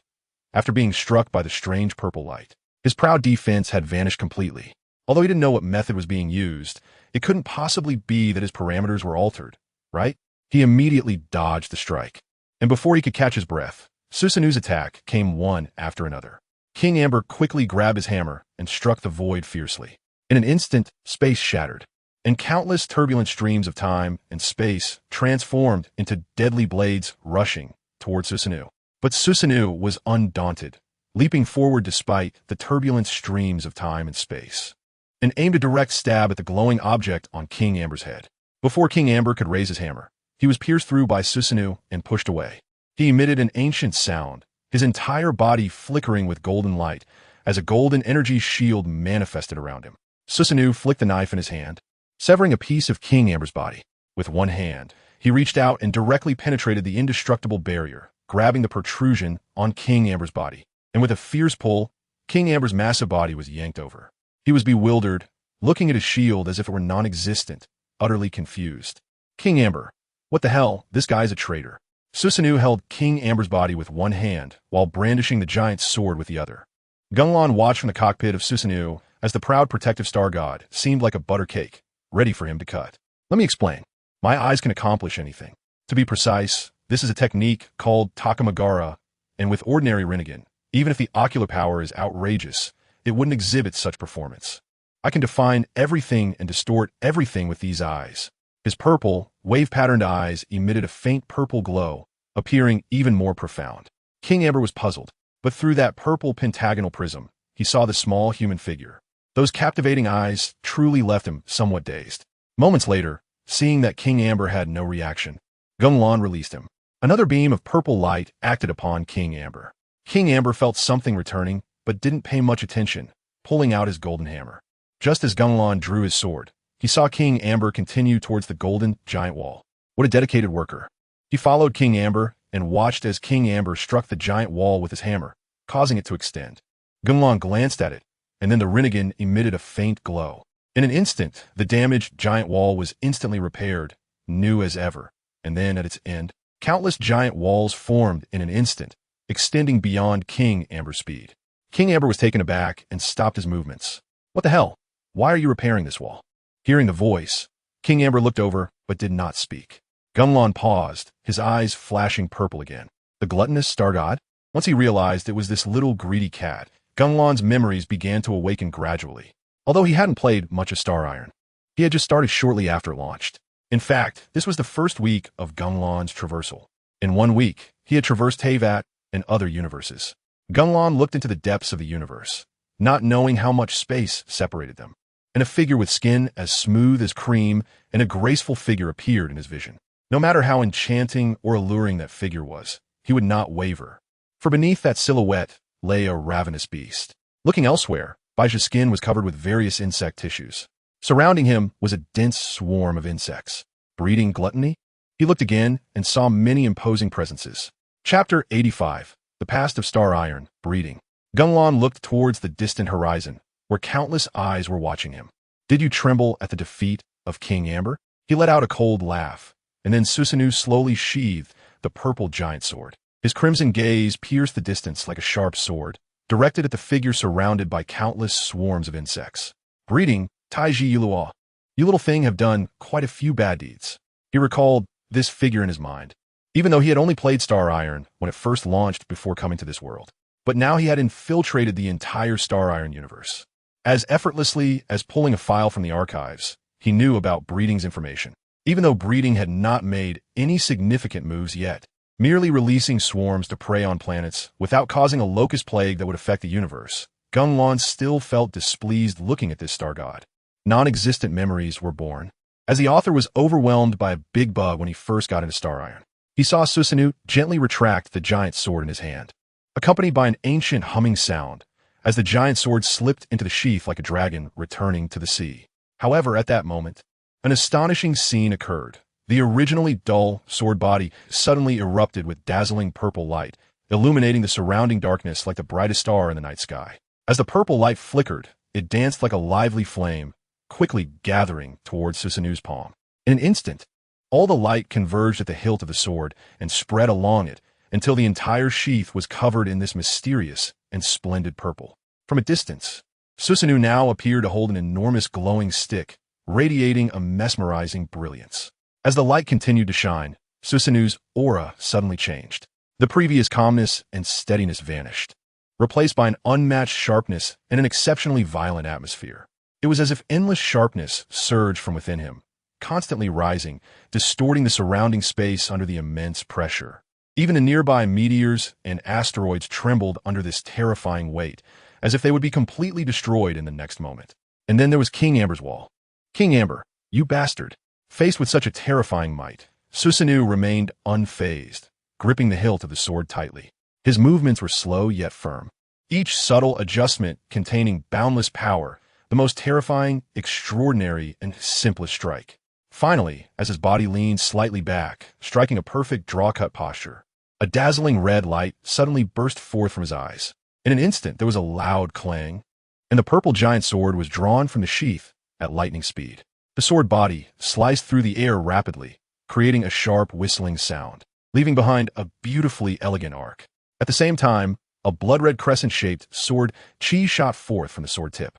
This sword chi surged forward with the force of a mountain crashing down, shaking the space it passed through as if it would tear open a massive rift. The sword chi was like an indestructible blade, cutting forward with the power of thunder. Wherever it passed, whether it was a massive planet, countless meteors, or any other obstacles, they were instantly split in two, and even the seemingly ethereal space was not spared, emitting a chilling, cracking sound. As this sword chi penetrated deeper, the already fragile space could no longer withstand such immense pressure and shattered with a roar. The sword chi then rushed into the broken rift in space without hesitation, like a mad dragon breaking free, speeding towards the distant ends. Despite the unimaginable vast distance between them, spanning billions or even hundreds of billions of light years, this sword chi seemed to ignore the limits of time and space, crossing through numerous obstacles in just a second or two, charging straight towards the location of the breeding star god like a meteor shining with dazzling red light. At this moment, the sword chi, originally only the size of Susanoo, had crazily expanded more than dozens of times after this long journey. Its scale was immense, like a red ocean blocking out the sky, sweeping in with great momentum. Moreover, this sword chi not only grew in size, but also reached a horrifying level of power.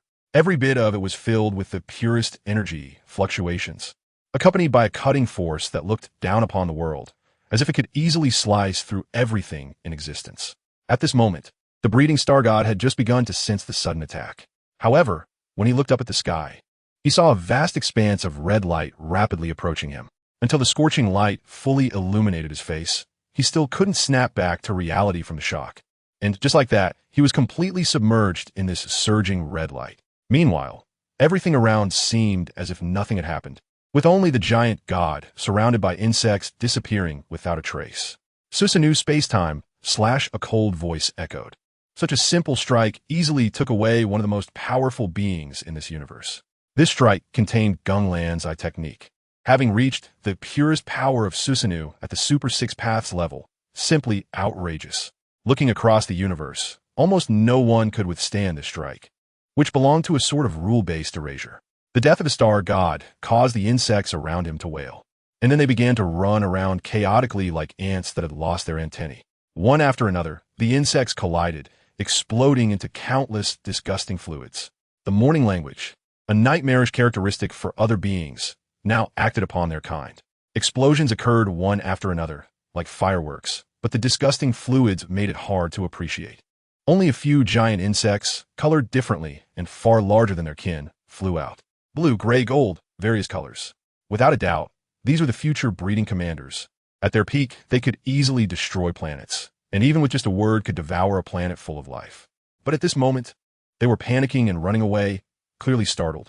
They were no longer the mindless insects. They had understood that their boss had been instantly killed, and that further resistance was futile. They might as well just flee. Genglan paid no attention to them. After all, without their star god, they were merely larger insects, even though they were still insects with a star god. Chapter 86, The Past of Star Iron. After having thoroughly beaten up all these star gods, Genglan slowly raised his head, his gaze coldly fixed on the vast and boundless universe before him. The expansive, unfathomable universe resembled a massive, pitch-black curtain, adorned with countless brilliant stars that sparkled like gems in the night sky.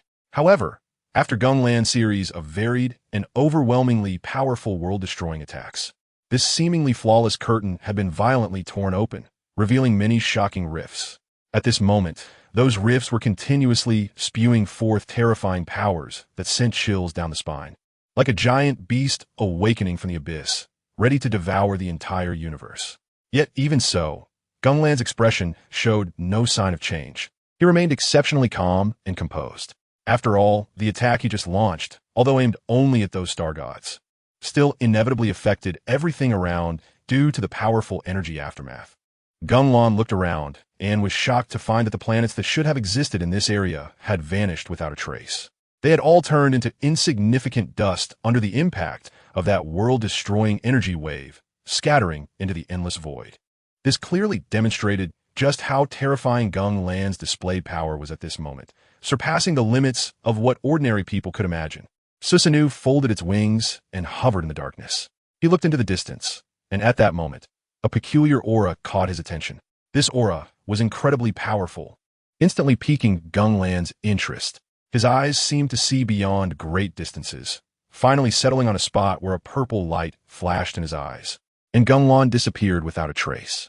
In an instant, Genglan appeared at the location he had seen. He felt this marvelous sensation. Indeed, the power of the eyes determined the strength of the ocular techniques. With his terrifying ocular power now, he could unleash the heavenly hand power, which was the ability of Sasuke's Rinnegan, capable of swapping positions with various objects and people in the original plot. After gaining the Rinnegan, Genglan awakened various powers of the Rinnegan from the original work, and naturally, he mastered the heavenly hand power. At this moment, the heavenly hand power could even swap positions with space. Combined with this terrifying vision that could monitor others across time and space, he could go wherever he wanted. He then looked down. Just then, the originally calm and monotonous black universe was suddenly torn apart without warning. The tear displayed a mysterious and profound purple color, like a giant scar in the universe. Immediately after, a jaw-dropping scene unfolded. Countless colorful nebulae began to spin wildly, intertwining and swirling together as if performing a magnificent cosmic dance.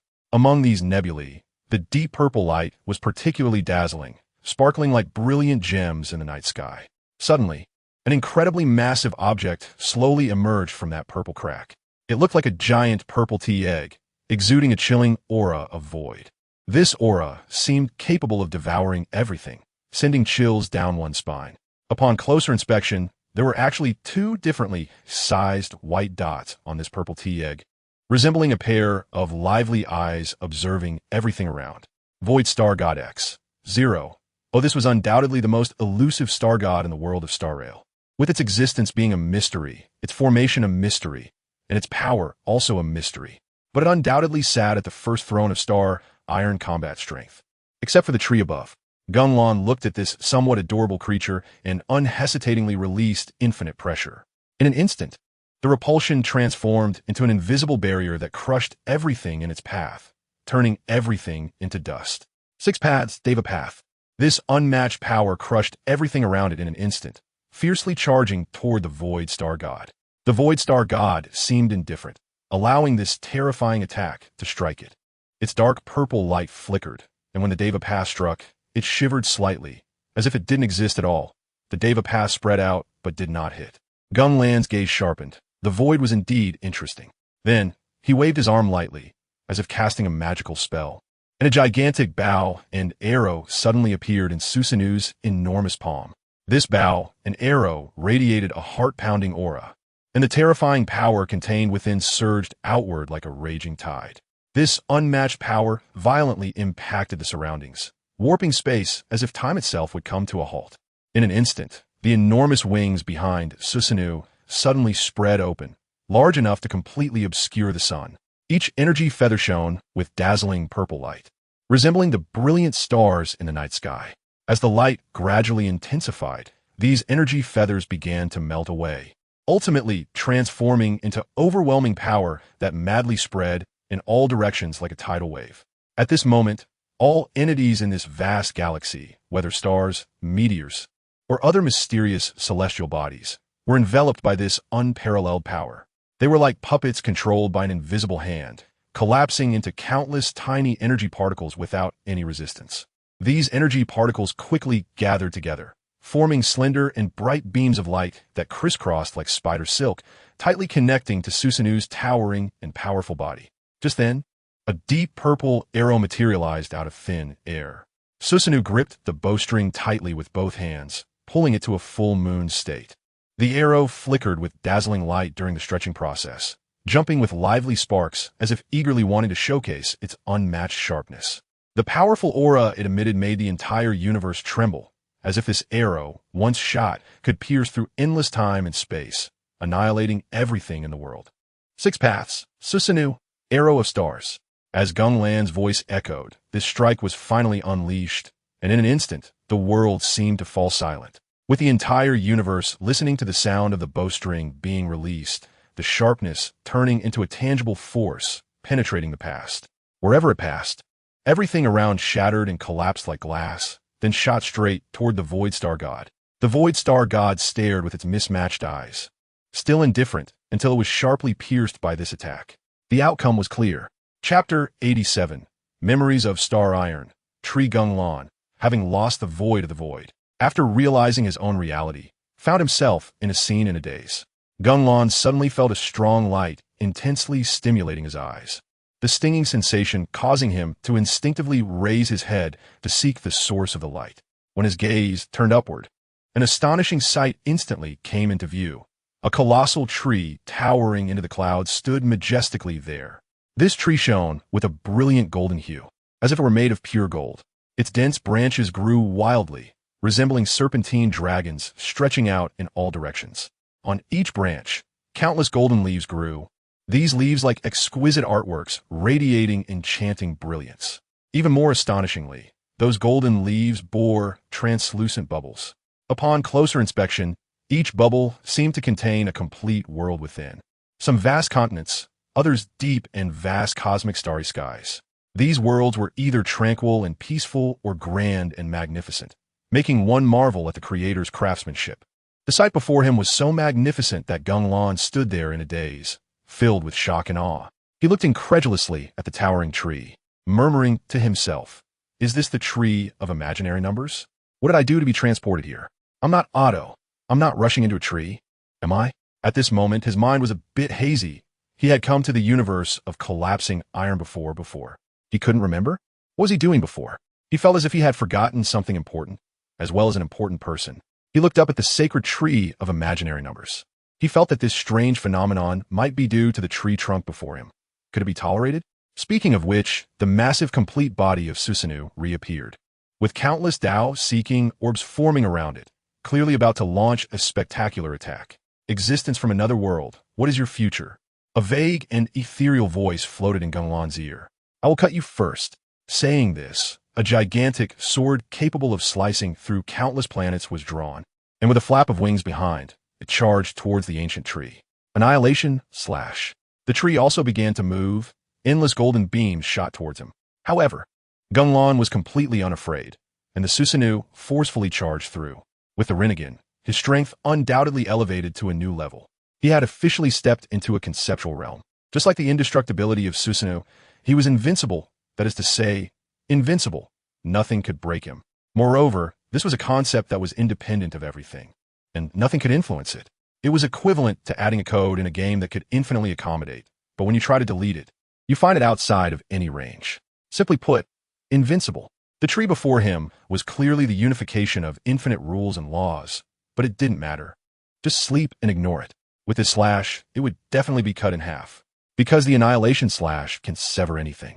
You're something, right? You say you're not. Takamagara modifies everything. Then I will turn you into something. Susanoo charged forward against the light. The massive blade aimed at the trunk of the tree. Chapter 88, Preview Livestream. The one who knows everything. The journey in Liyue had come to a pause, and the traveler along with Paimon had headed to the Chuanyu Pavilion for a banquet. In reality, it was a pleasant Friday. Deng, as usual, finished a day of live streaming and went downstairs to the Mushui City to buy a cup of milk tea, not caring at all about getting fat. Looking at the simplistic packaging, that silly little Snow King.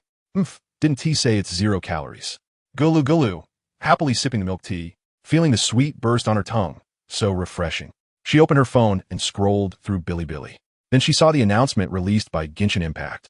Wow, their essay preview tonight. It turns out it's South already close to version 2.0 so fast. Deng recalled the experiences during this time. Since she started playing this game, she had spent so much time. There were joys and sorrows, and she remembered what Vinny said about the meaning of travel. Even though she didn't know how Genshin would develop afterward, she was happy now.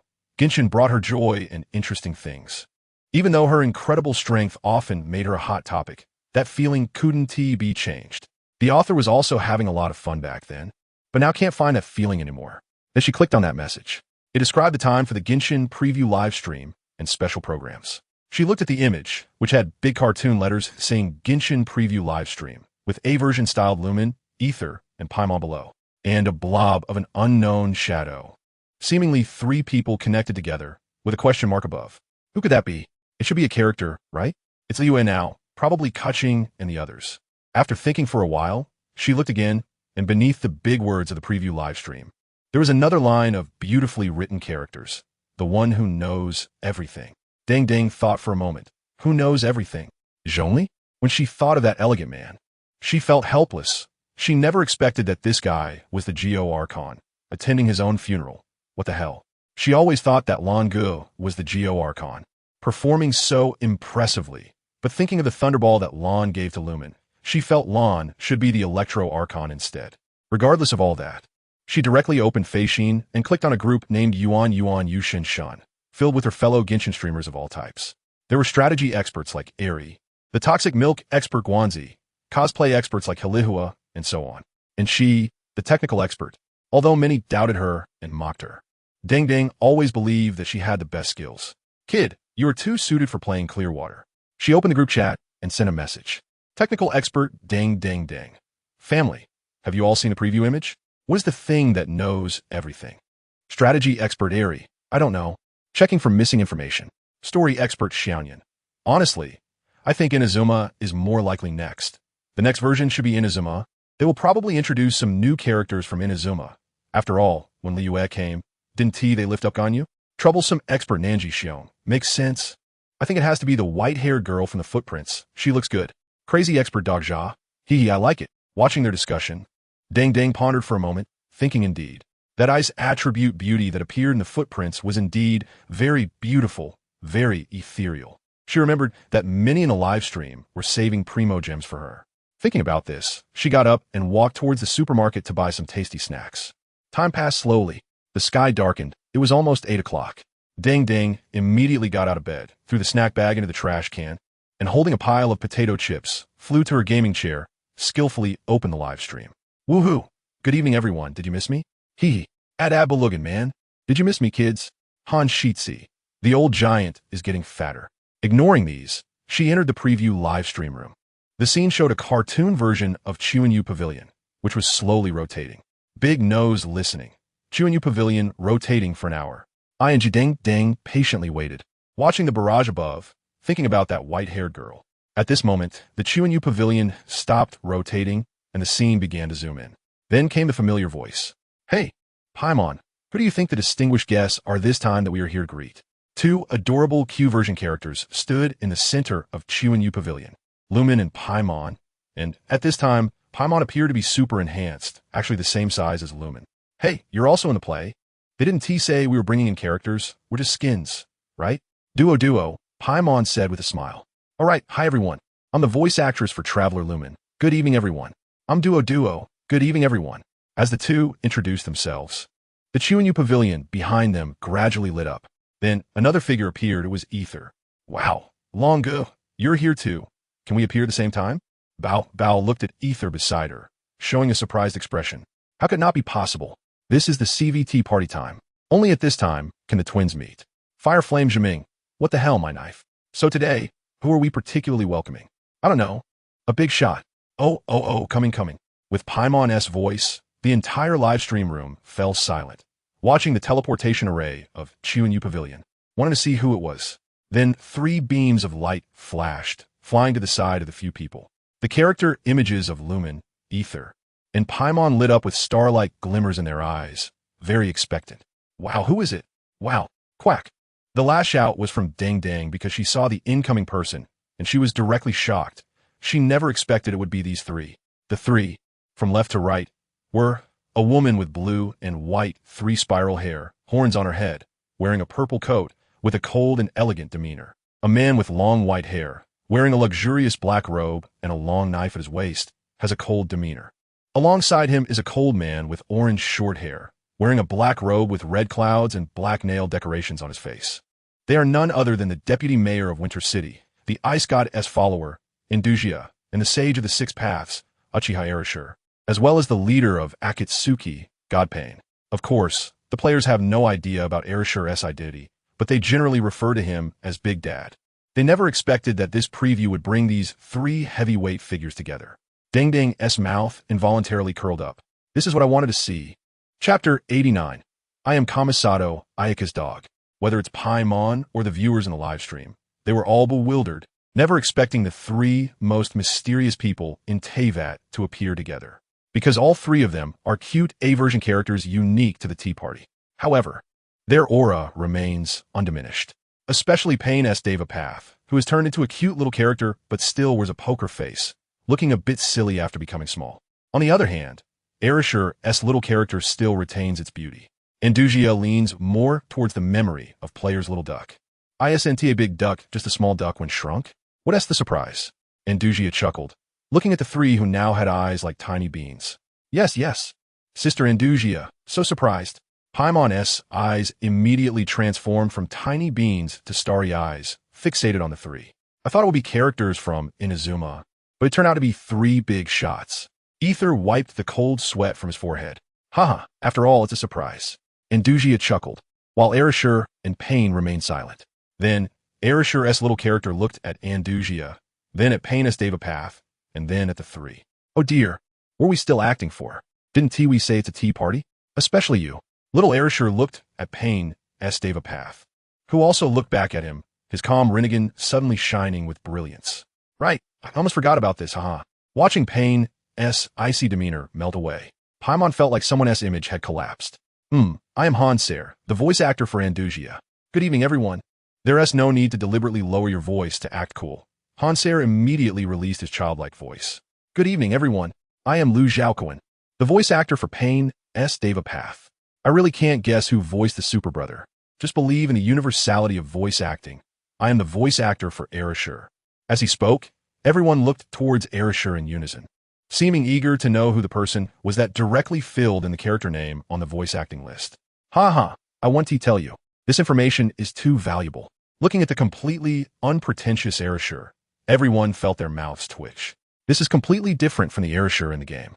Seeing the disappointed expressions of the others, Erashur immediately said, Hey, don't link the voice actors with the characters. Kauga is overjoyed. That makes so much sense. As everyone was excited, suddenly, the screen went black and quickly returned. The audience was still wondering what had happened. Did Susanoo Pavilion lose power? Then the four appeared again. Ahem, it seems we chatted too long. It's almost time, okay? Let us start revealing the spoilers for this preview live stream. Yay! They all raised their hands joyfully, disregarding their character designs. My A-version little character has nothing to do with the main body.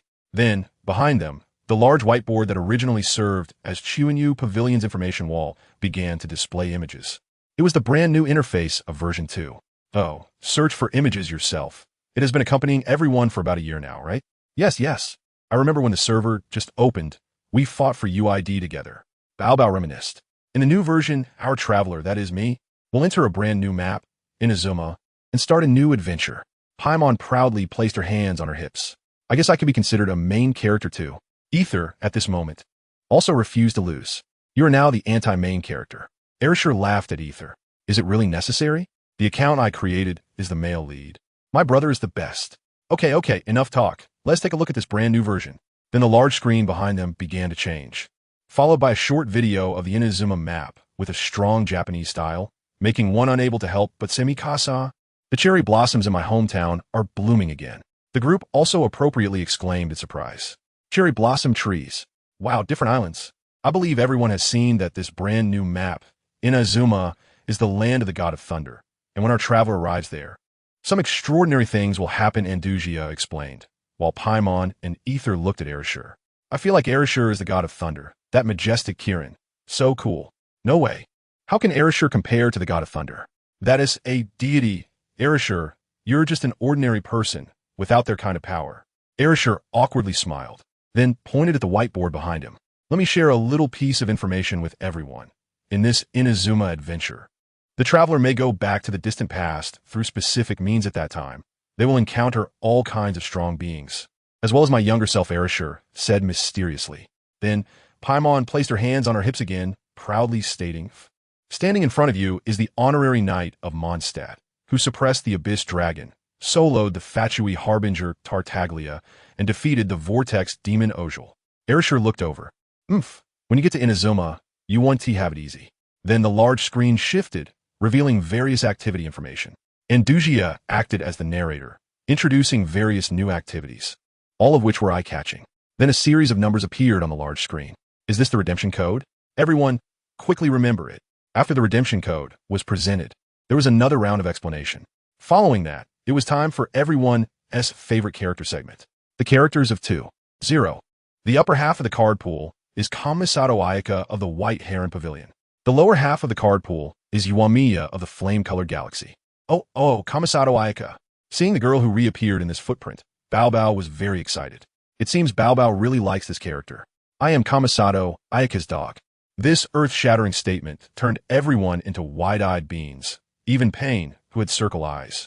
Chapter 90, the brand new game. It has been 5 or 6 days since the last preview livestream ended. Meanwhile, in Teyvat, Ereshkigal is currently in his little shop, studying something. He is sitting on a high stool, looking at a purple-red, arcade-like device in front of him. He pressed a white button on it. Suddenly, the arcade's display screen lit up, first showing a white screen, followed by the large black text of Genshin Impact appearing in the center. The screen then disappeared, and a flame appeared, followed by a sharp sword light cutting through, instantaneously splitting the flame in half. The elegant 3 words appeared in the center of the duel arena.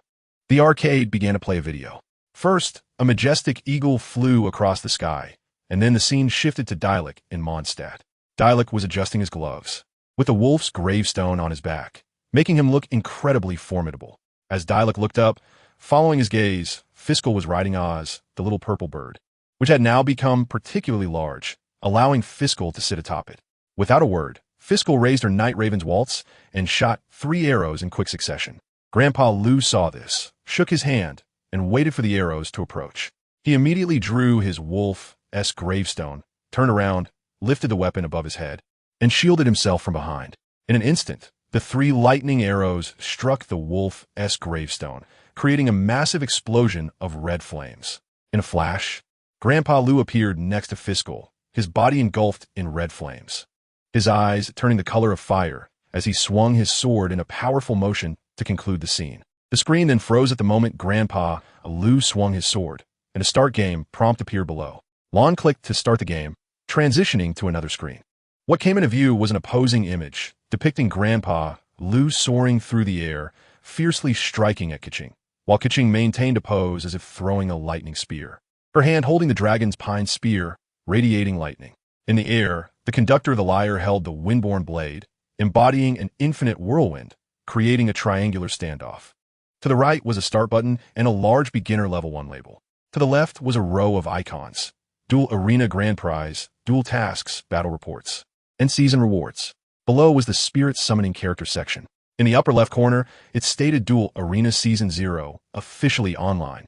Lon opened the Spirit Summoning section, which mostly featured creatures from Genshin Impact, like Storm Terror, Wild Boars, and the Snowboard King, as well as characters from Naruto, such as Shikaku and Pandas. The summoning scrolls were all similar. Upon clicking on the characters, a dazzling array of Genshin characters appeared, ranging from Dialek to Susanoo from Susanoo. Since the system hadn't been fully updated yet, Lon decided to install it and test it out. After exiting, he clicked Start, which emitted the ancient sound unique to the duel arena, directly entering the character selection screen. Lon chose Dialek for the first slot, equipped with Scatter, Fiskal for the second slot, equipped with Eightfold Fire, and Susanoo for the third slot, equipped with Chakra. Playing Naruto and Genshin felt too fantastical, Lon complained, and the game began. Opposing them were 3 Hilichurls, armed with fire, lightning, and ice arrows. As the scene started, a spirited animation unfolded. A wolf-esque gravestone flew out from off-screen, spinning and landing firmly in Dialek's hand. The dashing Dialek appeared, took 2 steps, and confirmed that the program could run smoothly. He then seized the opportunity and executed his first skill. Dialek made a graceful slash, igniting flames in a spinning cut that struck the hilichurl and sent it flying. Then, he launched into a series of attacks. Suddenly, the small hilichurl was reduced to ashes, and another appeared, launching a fire arrow. Lan then clicked the second skill, and Dialek assumed a backhanded stance as the fire arrow hit. A burst of red light and flames appeared beside him. Dialek instantly vanished, moving forward like a dark hero, reappearing next to the hilichurl, and unleashed 3 powerful slashes. Perfect counterattack. Chapter 91. Character skills currently. The available characters, ninjas, range from Mondstadt to Susanoo, based on the real-time progress of this book. While the actual plot has reached Inazuma. 1. Amber, the original Pyro Archer, former world #1 Firebow user. Normal attack, Favonius Bowmanship, for segments. First shoots an arrow, medium distance. Second steps back to shoot an arrow. Third turns to shoot another arrow. Fourth briefly charges to shoot a flame-imbued arrow. Skill 1, Barombani, come forte.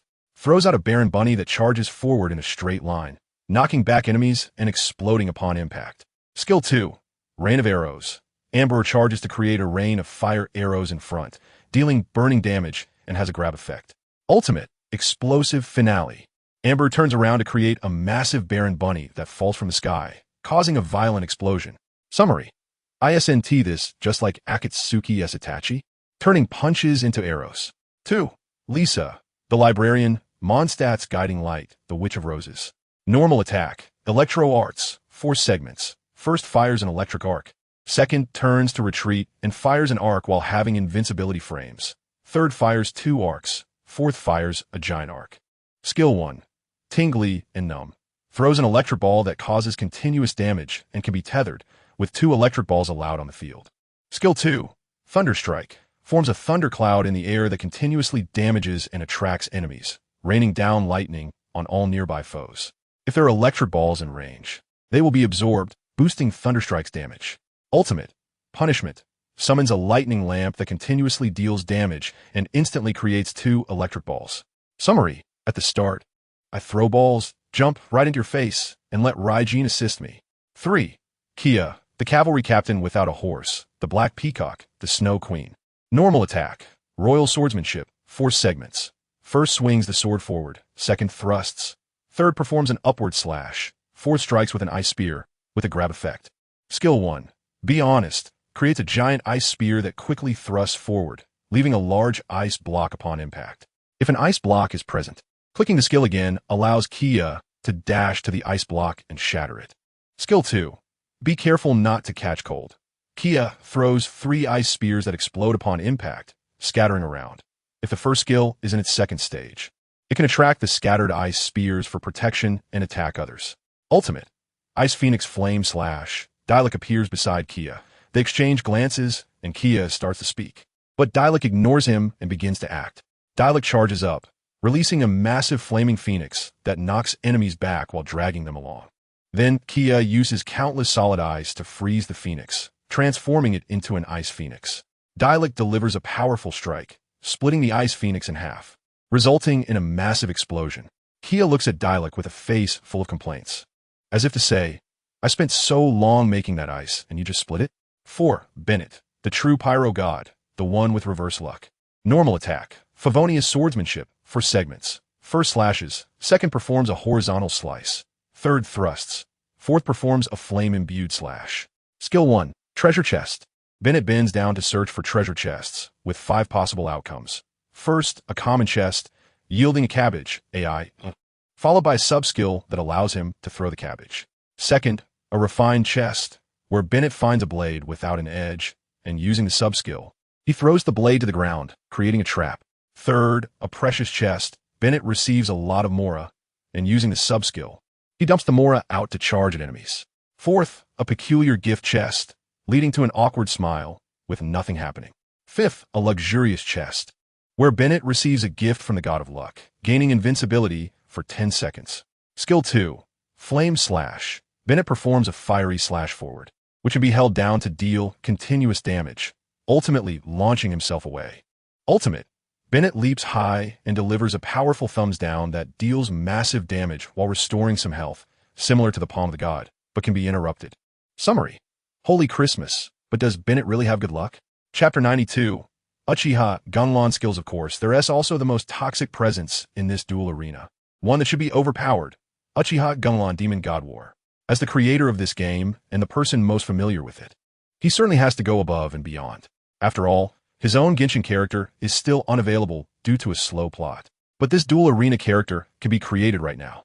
Since he has to make it, it must be overpowered, overshadowing all characters and becoming the true god of the dual arena.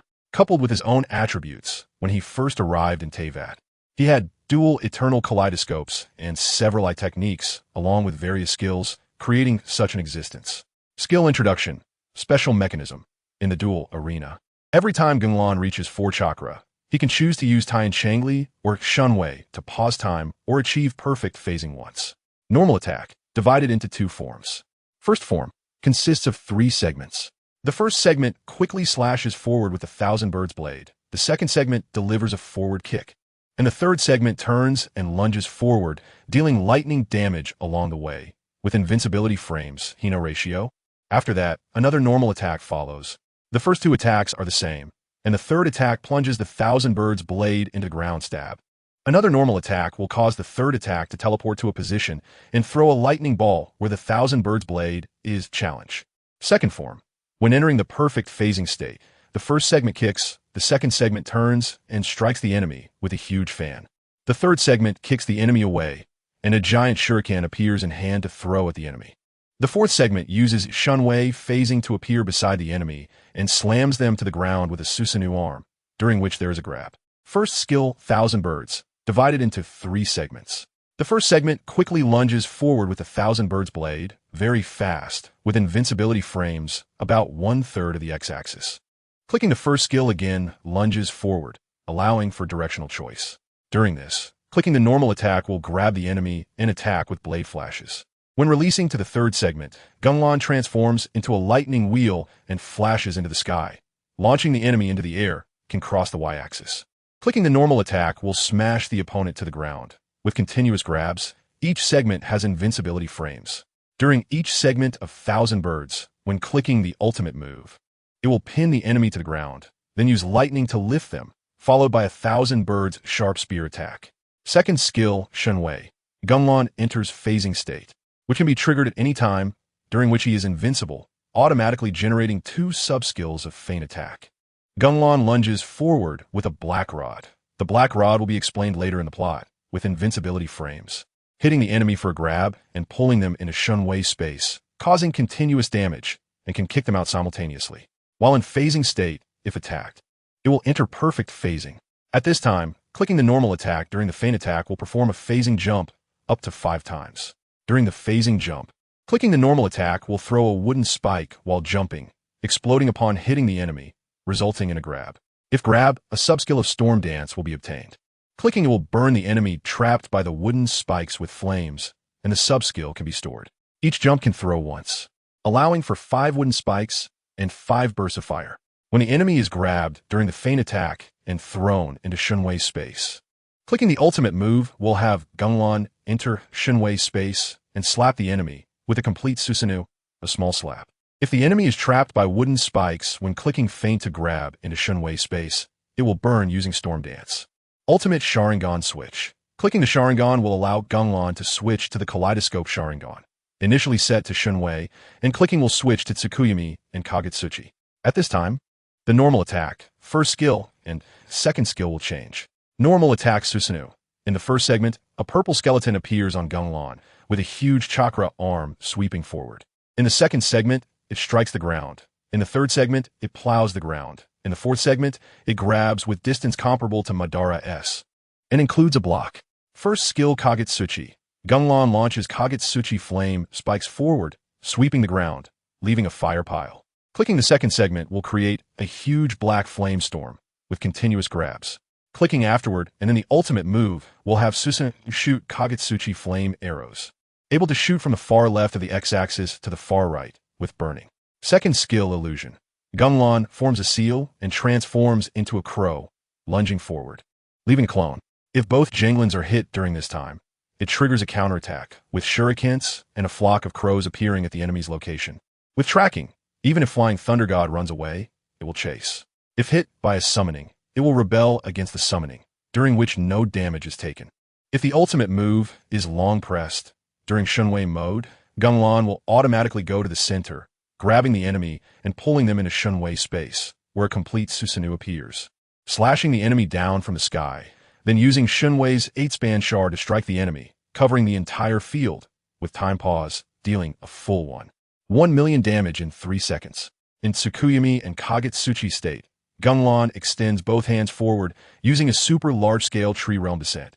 Undo your pants, attacking all enemies on screen, then using complete Susanoo, spreading its wings, using thunder and black flame to create a bow and arrow to penetrate the enemies, covering the entire field with continuous grabs, having time pause, dealing a full 1 million damage in 4 seconds.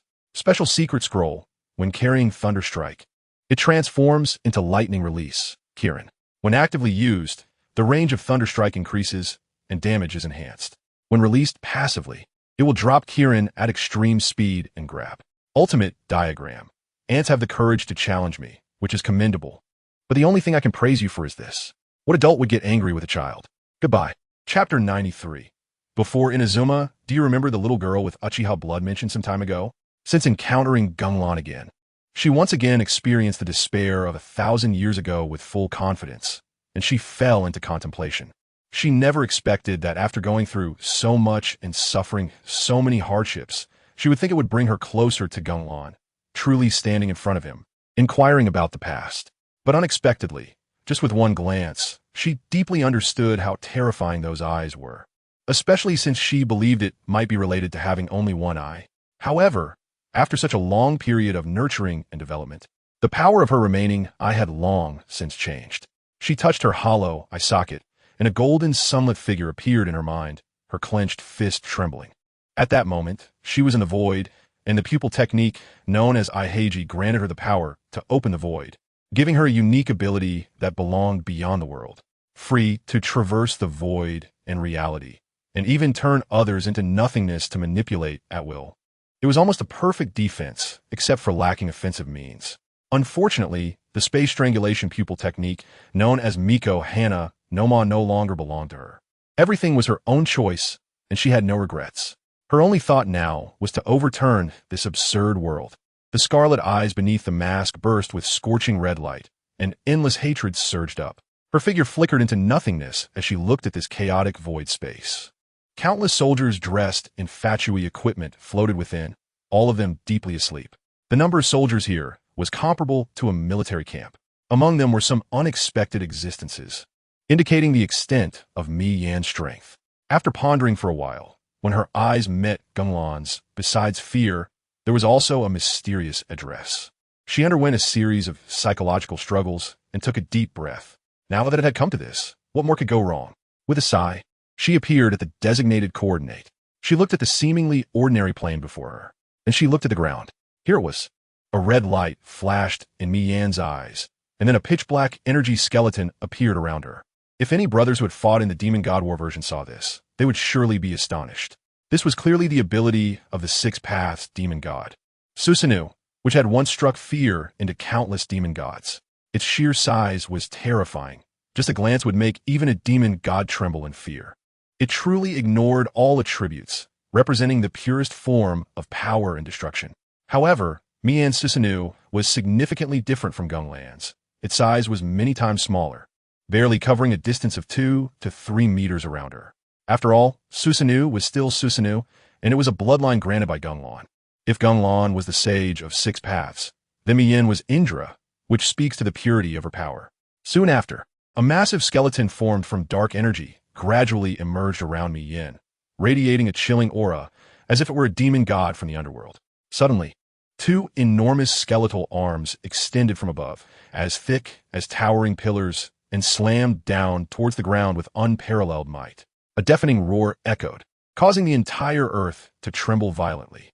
In an instant, an extremely terrifying force poured down like a landslide, shattering the hard ground into pieces. Dust filled the air, obscuring the sky and making visibility difficult. Countless dirt clods of various sizes exploded under the impact of this powerful force, shooting fragments into the sky. These fragments arched through the air and then fell like raindrops, creating a spectacular scene. The originally flat ground was now covered with dense, crisscrossing cracks, resembling a giant spider web spread across the earth. These fissures continued to extend outward, their length and depth almost unimaginable. However, Mian did not seem inclined to stop. She raised those two massive skeletal arms again for another earth-shattering slam. As this strike fell, the earth emitted a muffled rumble, as if it could no longer withstand such violent power, beginning to shake incessantly. It was clear that Mian intended to rely solely on her brute strength to smash through the ground, reaching deep underground. Thanks to Susanoo's terrifying stats, it wasn't long before Mian found a hole to descend. She reduced Susanoo's size, transforming it into a ribcage-like skeleton surrounding her, then entered the cave. The entrance to the cave was narrow, but Mian, with her slender figure, easily squeezed through, though her chest was somewhat obstructive. Moments later, the opening below opened up, leading her into a passage. Her crimson Sharingan allowed her to see everything in the darkness. She continued walking forward and eventually arrived at a stone door. Her white hand touched the door, sensing the ancient aura emanating from it. Should she use her ocular power to break it? The thought that this place was given by that man made her a bit fearful. It could be a test to determine if she was qualified to enter. Considering that man's terrifying strength, this stone door must also be exceptionally formidable. However, she did not dwell on it for long. In an instant, a blood-red Sharingan suddenly opened wide, as eye-catching as burning flames. In just a moment, this pair of Sharingan underwent a remarkable transformation, morphing into a kaleidoscope Sharingan. Endless ocular power surged forth like a torrential flood, sweeping towards the massive stone door. At the same time, the seemingly indestructible stone door did not remain unresponsive. A loud buzzing sound erupted, and a powerful psychic shockwave burst forth from the stone door, charging towards the incoming ocular power like a roaring dragon. Thus, a breathtaking and intense confrontation began. For a time, the entire space was filled with dazzling light and violent energy, as if the apocalypse had descended, instilling fear in all. Time passed second by second, yet this clash seemed never-ending. No one knew how long had truly passed. Perhaps it was just a fleeting moment, or perhaps it had spanned a long epoch. Finally, at a certain moment, a stream of bright red tears slowly slid down her exquisitely beautiful face. The blood tears flowed down her snowy white skin, dripping onto the ground and instantly blooming into beautiful blood flowers. At this moment, the originally cold and expressionless her gained an enchanting beauty due to the embellishment of these blood tears. If it weren't for the obstructive mask covering her face, countless people would surely be captivated and scream in madness. She stepped through the stone door and entered a secret chamber. Cautiously, she treaded into this unfamiliar place, her gaze vigilantly scanning her surroundings. She missed no corner, carefully checking for any potential threats. Once she confirmed there was no danger, her racing heart finally calmed slightly, and she stepped lightly and cautiously inside. As soon as she entered, her attention was drawn to a massive object placed in the center. It was an extraordinarily large fan. Its shape resembled a gourd, with smooth and natural lines that gave a sense of effortless beauty. The entire fan was pure white, as smooth and warm as jade, emanating a faint glow. However, in stark contrast to this pure white were meticulously drawn black magatama patterns on it, flickering with mysterious light. Even more striking was the thick chain connected to the fan's handle. The chain was as black as ink, its cold metallic texture sending chills down one's spine. As if with just a gentle wave of the fan, it could strike with the speed of a venomous snake, delivering a deadly blow to enemies. Additionally, the fan was stained with many splotchy bloodstains. These stains had dried and darkened, but the traces of their previous flow were still clear. It was not hard to imagine that this fan had been wielded in countless fierce battles, mercilessly reaping fresh lives. Each drop of blood was a testament to its glorious achievements, narrating the blood-soaked storms and brutal killings it had endured. She approached and grasped the handle of the fan. In an instant, a scorching whirlwind exploded from the fan, rushing straight towards Mian. Chapter 94. The Duel Arena activated. At the same time, it was the time for the Genshin Impact update, and countless players were streaming live, crowding in front of the door to Sky Island. Open the door already. I'm a dog of Kamisato Aika. I want to play the duel arena right now. Outside that great door, it seemed as if countless anxious players were blocking the entrance. Finally, under the seamless coverage of various clicking devices, the great door opened. Okay, brothers, pull the gotcha. Ding Ding's eyes sparkled as she immediately opened the wish interface. Gazing at the elegantly illustrated cover, inhaling sharply. Ayaka had 10 pulls. Looking at her stored over 20,000 primo gems, she immediately went for a 10 pull. Would you like to exchange for 10 entangled fates? Confirm. In an instant, 10 meteors streaked across the sky, then flew into the distance.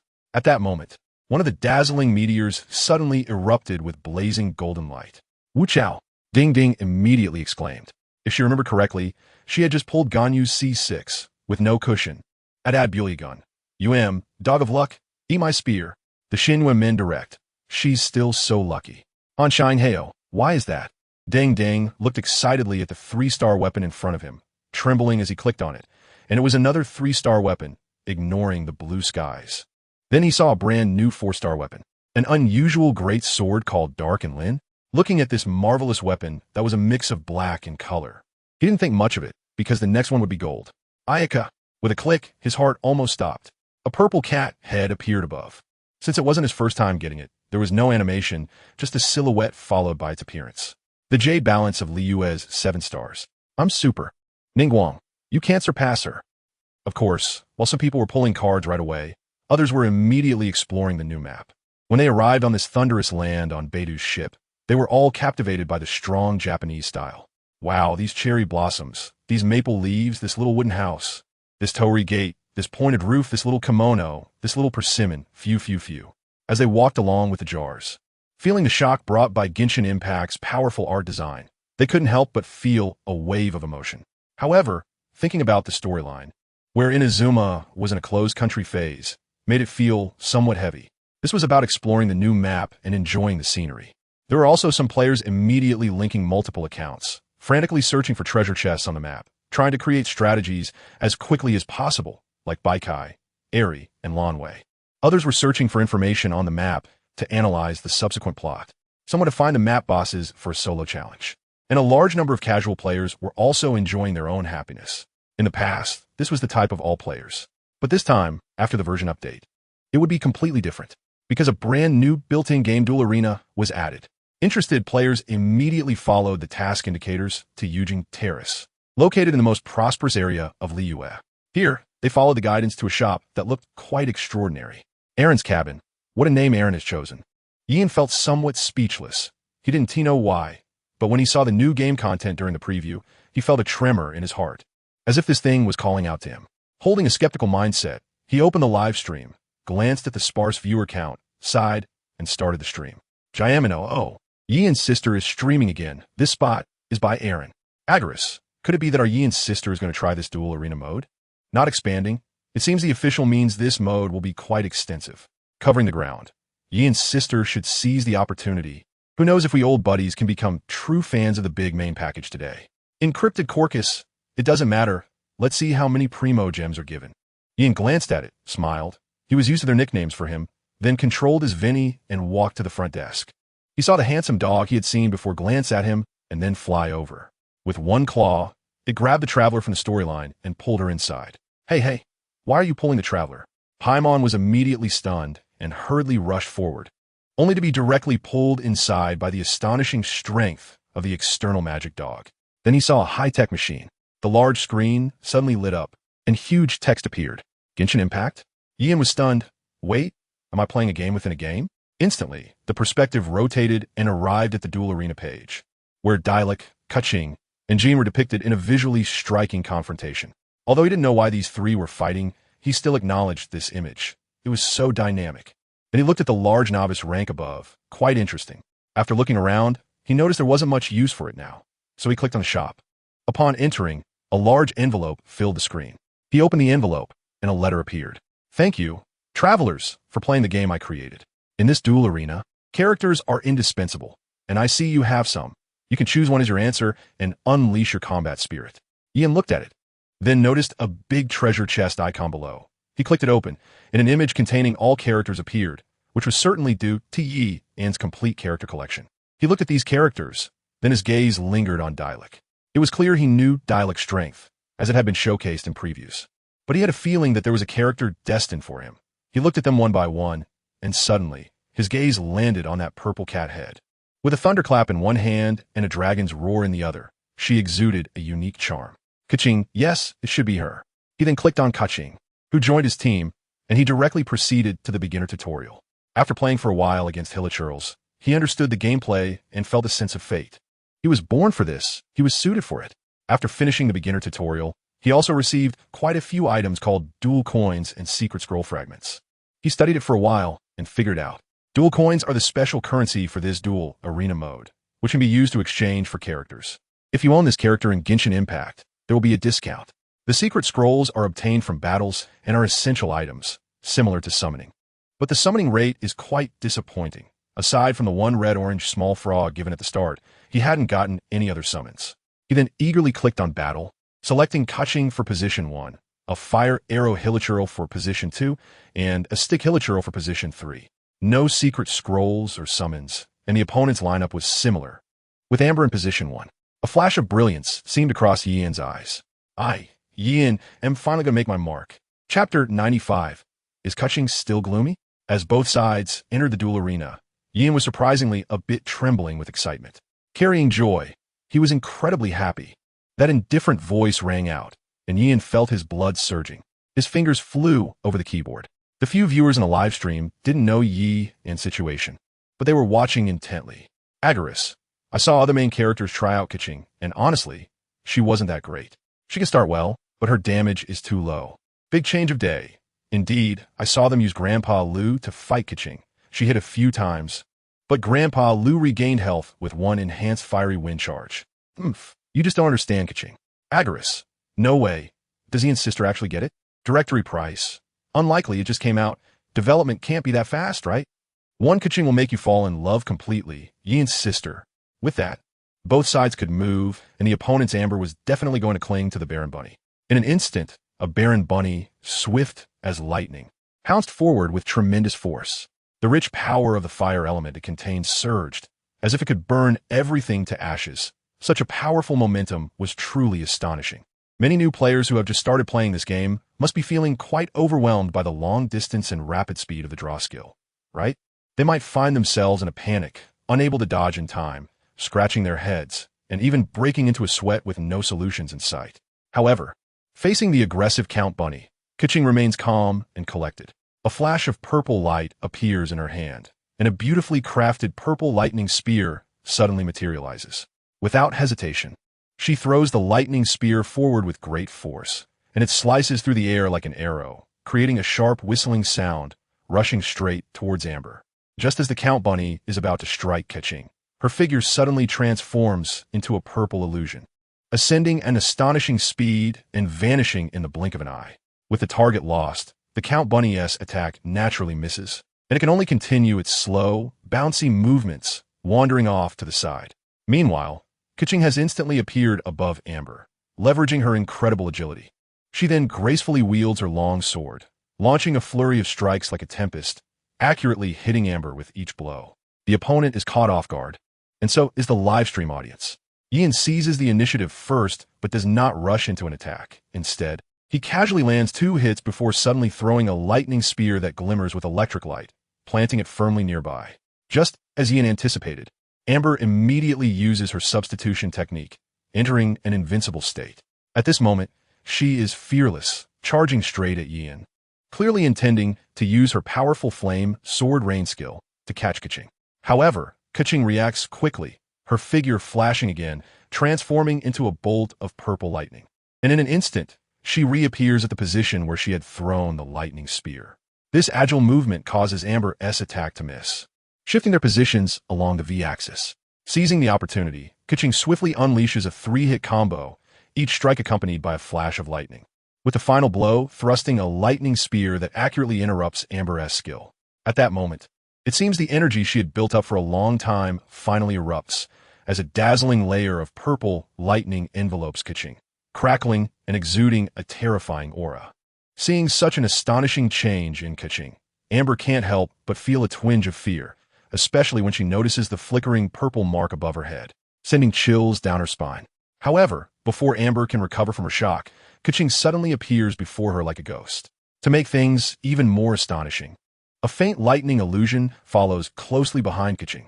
Both Kikings simultaneously thrust their long swords forward, and in an instant, two waves of purple sword energy surge forth, crashing against Amber like an overwhelming tide, and this force seems to have a grabbing effect, making it impossible for Amber to escape. The audience and fellow players are stunned. How does Keqing have this skill? Following a stable series of basic attacks, Amber substitutes again, immediately attempting to use Flame Sword Rain, but Keqing's figure flashes again, instantly appearing on the other side of the duel arena, right next to another lightning spear. This time, having learned her lesson, she immediately throws a Count Bunny towards Keqing's direction. Let us see how you run. As the Count Bunny is about to explode, Keqing flashes once more, appearing in Amber's previous position. Amber is momentarily stunned, seeing the purple mark above her head, her expression instantly darkening. The Flying Thunder God Mark 1T disappear. Although what Keqing is using ISNT, the Flying Thunder God, she has learned it through hard practice from the Kunai gifted by Ganlon, combining it with her own attributes. Immediately, Keqing's graceful figure is enveloped in dazzling lightning, transforming her into a bolt of lightning that charges towards Amber at an astonishing speed. Meanwhile, countless purple figures flicker into existence, each holding a long sword glimmering with cold light, moving gracefully like dancing fairies. These purple figures move in perfect unison, their swords intertwining to form a massive, impenetrable sword net.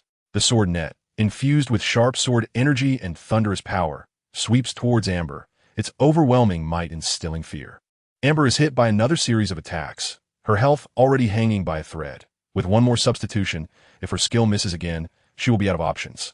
Being out of options is the scariest thing for any player, as it means losing any chance to counterattack. Amber then takes aim, throwing a Count Bunny towards one of the lightning spears, but unexpectedly, Keqing does not swap positions. Instead, she stands calmly beside Amber, her graceful form tinged with a hint of mockery. Amber panics immediately, about to use Flame Sword Rain, but as soon as she begins the animation, Keqing simply lands a basic attack, interrupting her. Amber is momentarily stunned, and Keqing immediately activates her ultimate skill. In an instant, countless sword shadows appear, overwhelming Amber with a deluge of attacks, and she is hit immediately.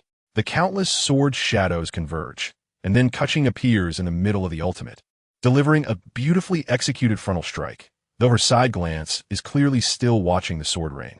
She then re-enters the sword rain.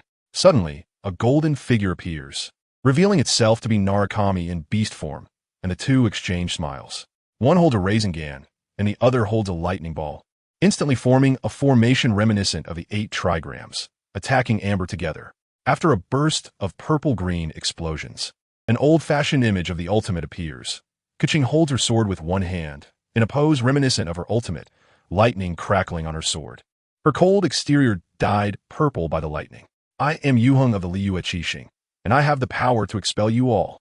A moment later, someone on the live stream finally speaks. Agaris, so strong? This is no nerf?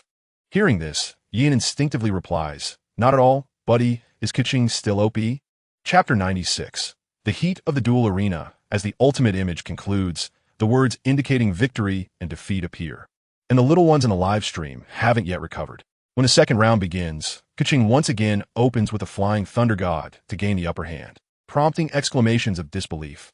Agaris, main package is so strong, I didn't know Keqing was this powerful. Honda Car Demon, she has skills, so many hidden abilities. Meanwhile, in the duel arena, the poor lightning arrow Hilichurl is being thoroughly toyed with by Keqing, never managing to touch a single bean, maintaining a count of 0 while being played with. Keqing even deliberately lets him down repeatedly, and still, he doesn't even touch the hem of her clothes. Furious and embarrassed, he immediately opens the left side emote menu, sending out every emote, finally settling on the head pat, feeling like this damage is high for some reason. Seeing the head pat from the opponent, Yin chuckles softly, not a chance, buddy, you're still patting heads, and I'm going straight into self-defense. He then rapidly spams head pats, and the opponent doesn't back down, with both sides creating afterimages of head pats that look very friendly. Following that, another ultimate skill finishes off the round, and a large blue cross appears on the opponent's face. The opponent is likely so angry that their face is turning red, already flushed with rage. The number of people in the live streaming room is increasing from initially over 100, then breaking 1,000, to now nearly 10,000.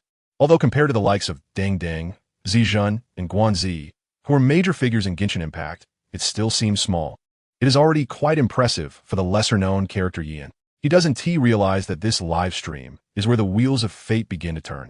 With a decisive 3 blue cross combo, the friendly head-patting segment comes to an end. Yin feels a wave of refreshment. He has never had such a good state while streaming before. All these moves come out effortlessly, as if he hasn't forgotten how to play. Regardless of that, he looks at the viewer count and his eyes widen immediately. Thank you for your support, everyone. Tonight, I'll challenge to be the first middle ninja in the whole server. Yin excitedly declares, then changes the stream title to Genshin Duel Arena, Continuous Wins. He opens with the same formulaic moves, which are highly entertaining. This might be the charm of the Duel Arena. Even those who have never played it will find it cool. With the artistic effects and visual impact right there, the author was shocked by the mixed clips of characters before he touched the game. The opening is a flying Thunder God touch reward.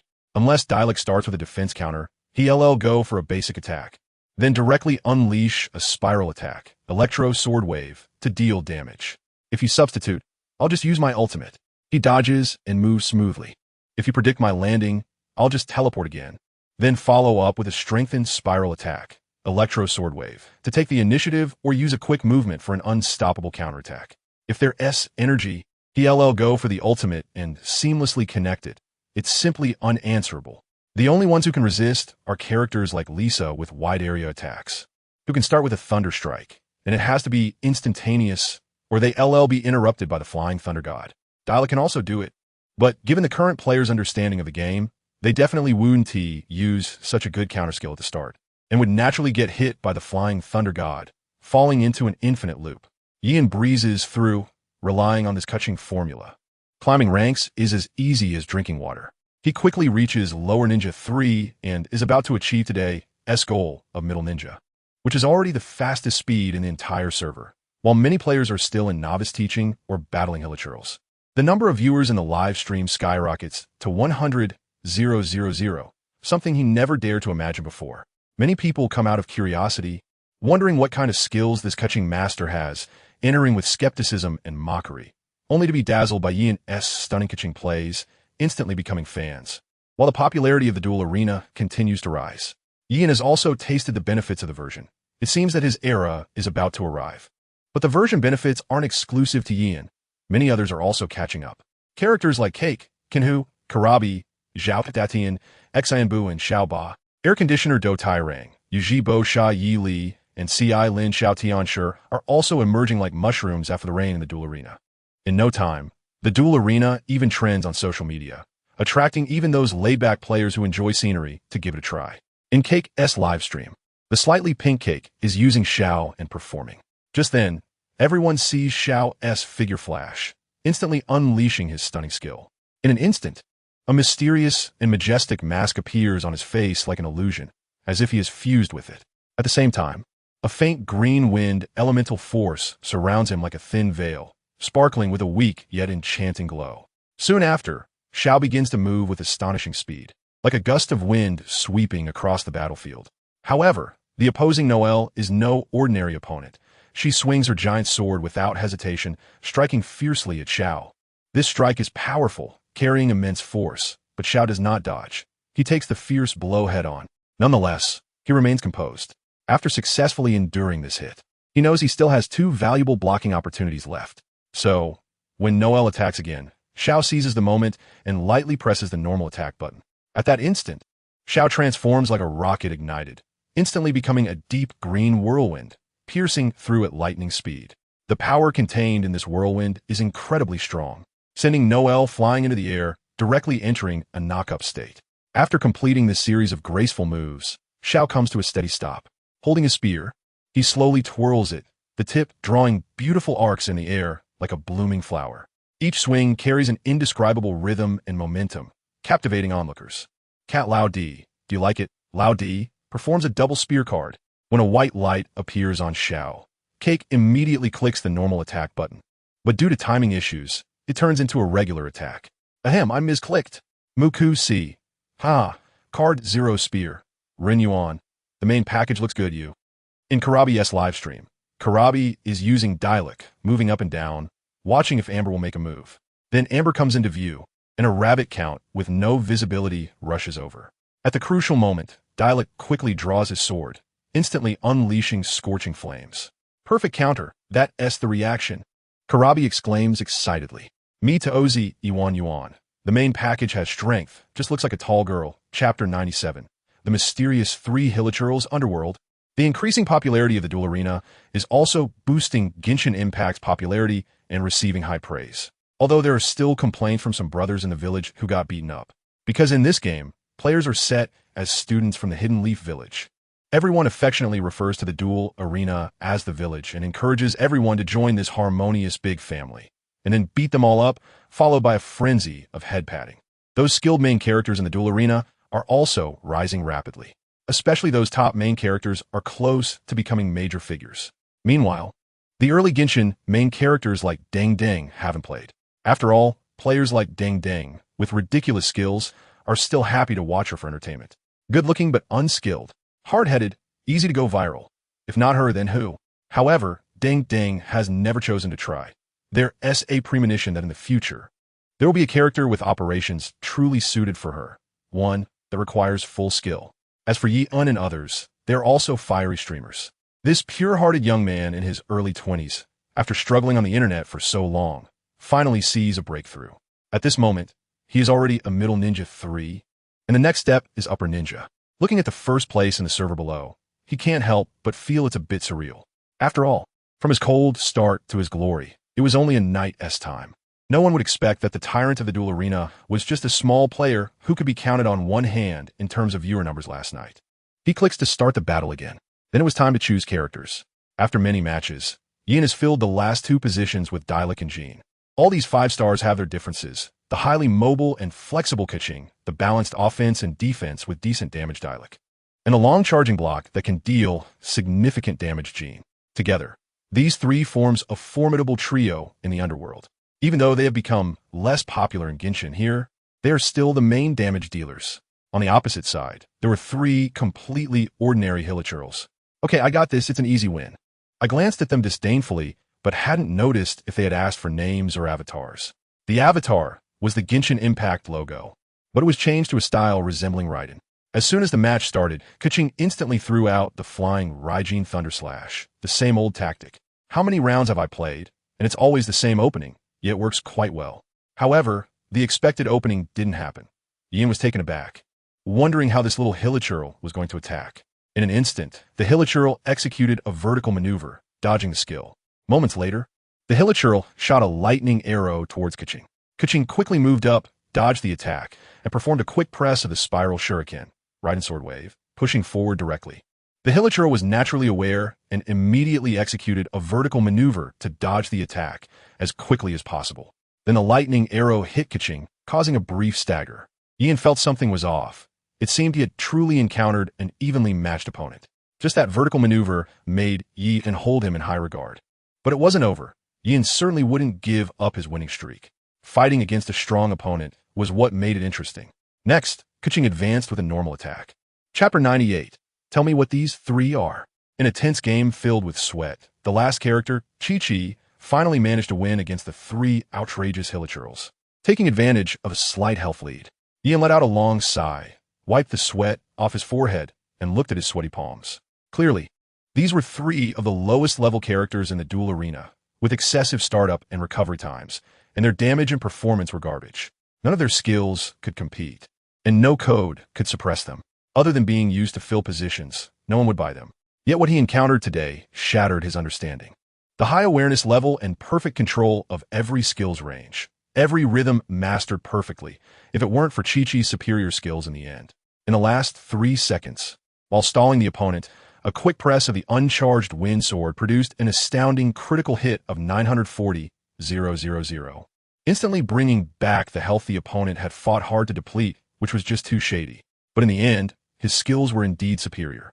Looking at the live chat, everyone seemed to express doubt towards him. After all, taking so long to defeat 3 Hilichurls was indeed a bit excessive.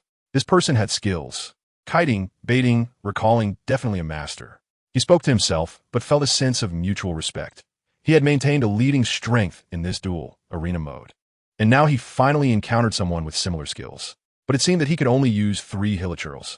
If he were to use the same 3 characters, he would surely lose quickly. As he pondered, suddenly, a big envelope appeared. Want to fight again? Sure. In an instant, the excitement of finding an opponent surged up, and he quickly clicked accept, followed by a slow loading screen. 3 hilichurls, all with huge startup and recovery times, although the opponent's awareness was top-notch. As long as I control it diligently, the advantage is still mine. He thought confidently, and then selected his character. Lowly never dies. Interesting. Dare to fight again. Bent carrot. Just 3 hilichurls. Easy win. Housekeeper Cthulhu. Doesn't the opponent know that the strongest state of Yin is when he fights again? In the barrage filled with mocking the enemy and supporting Yin, the game began, and both sides entered the loading screen. First, it showcased Yin's 3 characters, Keqing, Dialek, and Chi-Chi. When these were revealed, Yin was not surprised, but as he was about to look at the 3 hilichurls, his expression suddenly changed to one of shock. The 3 characters on the opposite side also popped up, but they were not the 3 hilichurls. 3 entirely different character designs. In the first position stood a tall, imposing man. His jet black hair gently swayed in the breeze, as if it had a life of its own. He wore a splendid purple outfit with a zipper structure pulled all the way up, perfectly outlining his tall and muscular frame. One hand rested on a pitch-black sheath, while his right hand curled slightly into a claw-like shape as if ready to grasp something. His obsidian-like eyes resembled a bottomless abyss, exuding a chilling arrogance and ferocity that made anyone who locked eyes with him feel a sense of dread. In the second position stood a man with orange hair. His facial features were sharply defined, exuding a mature, masculine charm, but with an overly cold aura. Particularly striking were the several black spike ornaments on his face, which not only did not detract from his overall beauty, but added a touch of wicked allure. His deep, purple crystal-like eyes were reminiscent of the legendary Eye of Reincarnation, mysterious and unfathomable, as if they could see through the cycles of life and death. At this moment, he stood bare-chested, showcasing his solid, muscular build, with his white skin gleaming with a healthy glow. One arm was also in a gripping position, seemingly ready to launch a lethal strike against the enemy. Finally, in the third position stood a stunning girl radiating golden light. Her dazzling golden hair was styled into twin ponytails that swayed gently with her movements, adding a playful cuteness to her youthful face. Her exquisite features seemed to be meticulously sculpted, with every detail just right. Especially her confident smile, like the warm sun in winter, bringing endless warmth and hope. At this moment, she had her hands crossed in front of her chest, exuding a powerful aura, as if the entire world was under her control.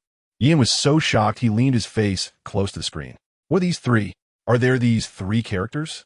Kalabi personal account. Wow. I sense a powerful, ominous energy. Human ideal Chinjua. The first character looks like Raiden, but seems much younger. No crying floor. At first glance. This is definitely a young Raiden. Didn't the foresight say that Raiden was truly young back then? There's a unique vigor and confidence of youth. Not seeing that, Nas. I only feel madness if others don't offend me. I want to offend others. Is the one in the back super brother in Naruto? Their guesses were spot on. He looked at the names below. Uchiha Genlan, Eternal Mangeki Sharingan, Pain, Tendo, Super, Vortex Naruto, QB Connection, Genlan. Who opened an account for me? Yin gasped. These 3 definitely had issues. And then he quickly glanced at the person's name. What? Original treasure? No way. Could it be that the officials are testing new characters on site? What a coincidence. Thinking about the power of these 3 in Genshin Impact. One is Raiden, who has consistently showcased terrifying strength from the beginning, tall and handsome, establishing a formidable impression in every player's mind. Although he seems a bit younger here, everyone feels that this younger version is even fiercer. One appeared with terrifying strength and used the most dreadful stats and mechanics to obliterate countless players. Even the ultimate pay-to-win and grind players barely managed to win the first phase, only to be mercilessly wiped out by the second form. Truly an overwhelming pressure. Tendo Super. One is sweet and cute in appearance, with dignified manners.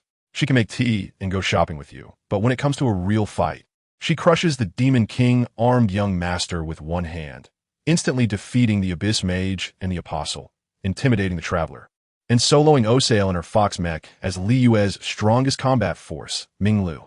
Just the sight of these 3 makes him a bit scared. Although in Genshin Impact, characters like Dialek, who have become somewhat outdated, can still shine in the duel arena. It doesn't rule out the possibility of being strong in the game, but weak in the arena. However, these three are all terrifyingly strong in the storyline, which doesn't conform to the above rules. Chapter 99, Chidori, Divine Might, Susanoo, Despair of a Night. Yi's hands trembled slightly. How could this be? He was already scared before the fight began. What on earth was his opponent? Were they even human? He forced himself to calm down and quickly collected his thoughts. Although the opponent had strong skills and awareness, they now also had a powerful lineup and characters. It was as if they were on equal footing, but Yi would not easily concede. He was determined to uphold his spirit of combat. No matter how powerful the enemy, he had never feared and would not fear. Even if the outcome was already determined from the moment he swung the first blade, what mattered was always that first strike. Only after that first strike could one show they had the courage. After a moment of motivation, he entered the duel arena. First, he showed his side, with Keqing appearing on the arena floor, quite ordinary. Of course, in normal circumstances, they wouldn't think much of it. After all, everyone was like this. But when they looked at the opposite side, it was different. Everyone's gaze shifted to the other side, but unexpectedly, it was completely empty. Just as everyone was confused and at a loss, suddenly, a mysterious and strange spatial vortex appeared before them without warning. This vortex seemed to possess endless power, and the surrounding space began to twist and deform rapidly, as if being kneaded by an invisible giant hand. At that moment, a figure flashed out from the vortex with lightning speed. It was Geng Lan. At the same time, a dazzling entrance effect erupted with his appearance. Two massive purple blades, wrapped in brilliant light, fell from the sky like two meteors, striking the ground with unparalleled might. Immediately afterward, a pair of crimson eternal kaleidoscope Sharingan appeared above the two purple blades, shining brightly like burning flames. But in just an instant, those eyes vanished without a trace. Yian and his many brothers in the live stream were dumbfounded upon seeing this. They stared in shock at what was happening before them, filled with astonishment and confusion. What on earth is this? No one had ever mentioned such an exaggerated entrance effect before. Despite being startled by this sudden scene, Yian did not panic or lose his composure. He hesitated slightly, then slowly reached for the flying Thunder God lottery button. At this moment, his heart was fiercely struggling, contemplating what tactical strategy would be most appropriate. Should he choose a flanking tactic at the start to avoid the opponent's sharpness? Or should he simply go all out and try for the first strike advantage through the lottery? After a brief, mental struggle of less than a second, Yian resolutely made his decision. He would boldly attempt the lottery at the start. Flashes of various skills from the game filled his mind, and even upon looking again, he still felt amazed. This man was just too cool. However, despite his admiration, he had to set aside some of that when it came to fighting. But the black-haired Lan in front of him was clearly a younger version, possibly not as strong as in his white-haired form. Half in doubt, he waited for the game to start. Just as the word start had just appeared, the timer above was about to begin counting down. However, something unexpected happened. A dazzling bolt of lightning shot across the sky like a flash, accompanied by raging arcs of electricity, and instantly pierced through Keqing's body with incredible speed. Keqing didn't even have time to raise her hand to release a skill before being hit by this sudden attack. In an instant, she was enveloped in a blue-white hue, clearly paralyzed by the lightning. At the same time, the distinct sound of thunder echoed throughout the arena. When Keqing fell to the ground, emitting a deafening sound of thunder, everyone finally realized that the timer above had only dropped from 60 to 59. What? A chorus of gasps erupted in the live stream. What kind of terrifying speed was this? Someone couldn't help but exclaim. He had seen many fast skills before, like Amber's Baron Bunny, Ganyu's Moving Frost Lily, and Dialec's Enhanced Phoenix Slash. While these skills were certainly swift, none had ever been able to so easily interrupt Keqing's Flying Thunder God technique. But this guy, tentatively referred to as Black Lan, seemed to completely ignore the rules of the match. It was as if he was brazenly jumping the gun, before time could react. He had already acted like a gust of wind, unleashing a stunningly fast and earth-shattering first strike. What the hell was this? What has MiHoYo done? Are they trying to ruin the duel arena? Just as Yian was about to summon a substitute and make a quick escape, he saw Black Lan draw a white longsword, instantly slashing down.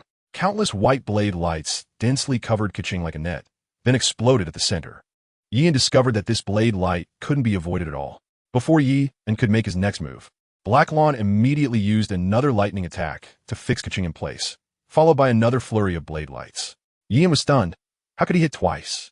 He quickly checked the health bar. Damn, it was still quite high, having taken nearly 900,000 damage in just 4 or 5 seconds. And it was a grab, a hard control for 4 or 5 seconds. Then Yin transformed into a lightning wheel, directly lifting Keqing up, the lightning continuously cutting into her, taking her to the sky. Then the lightning seemed to become 2 arms, grabbing Keqing and slamming her down into the ground. A massive yellow critical hit of 610,000 appeared.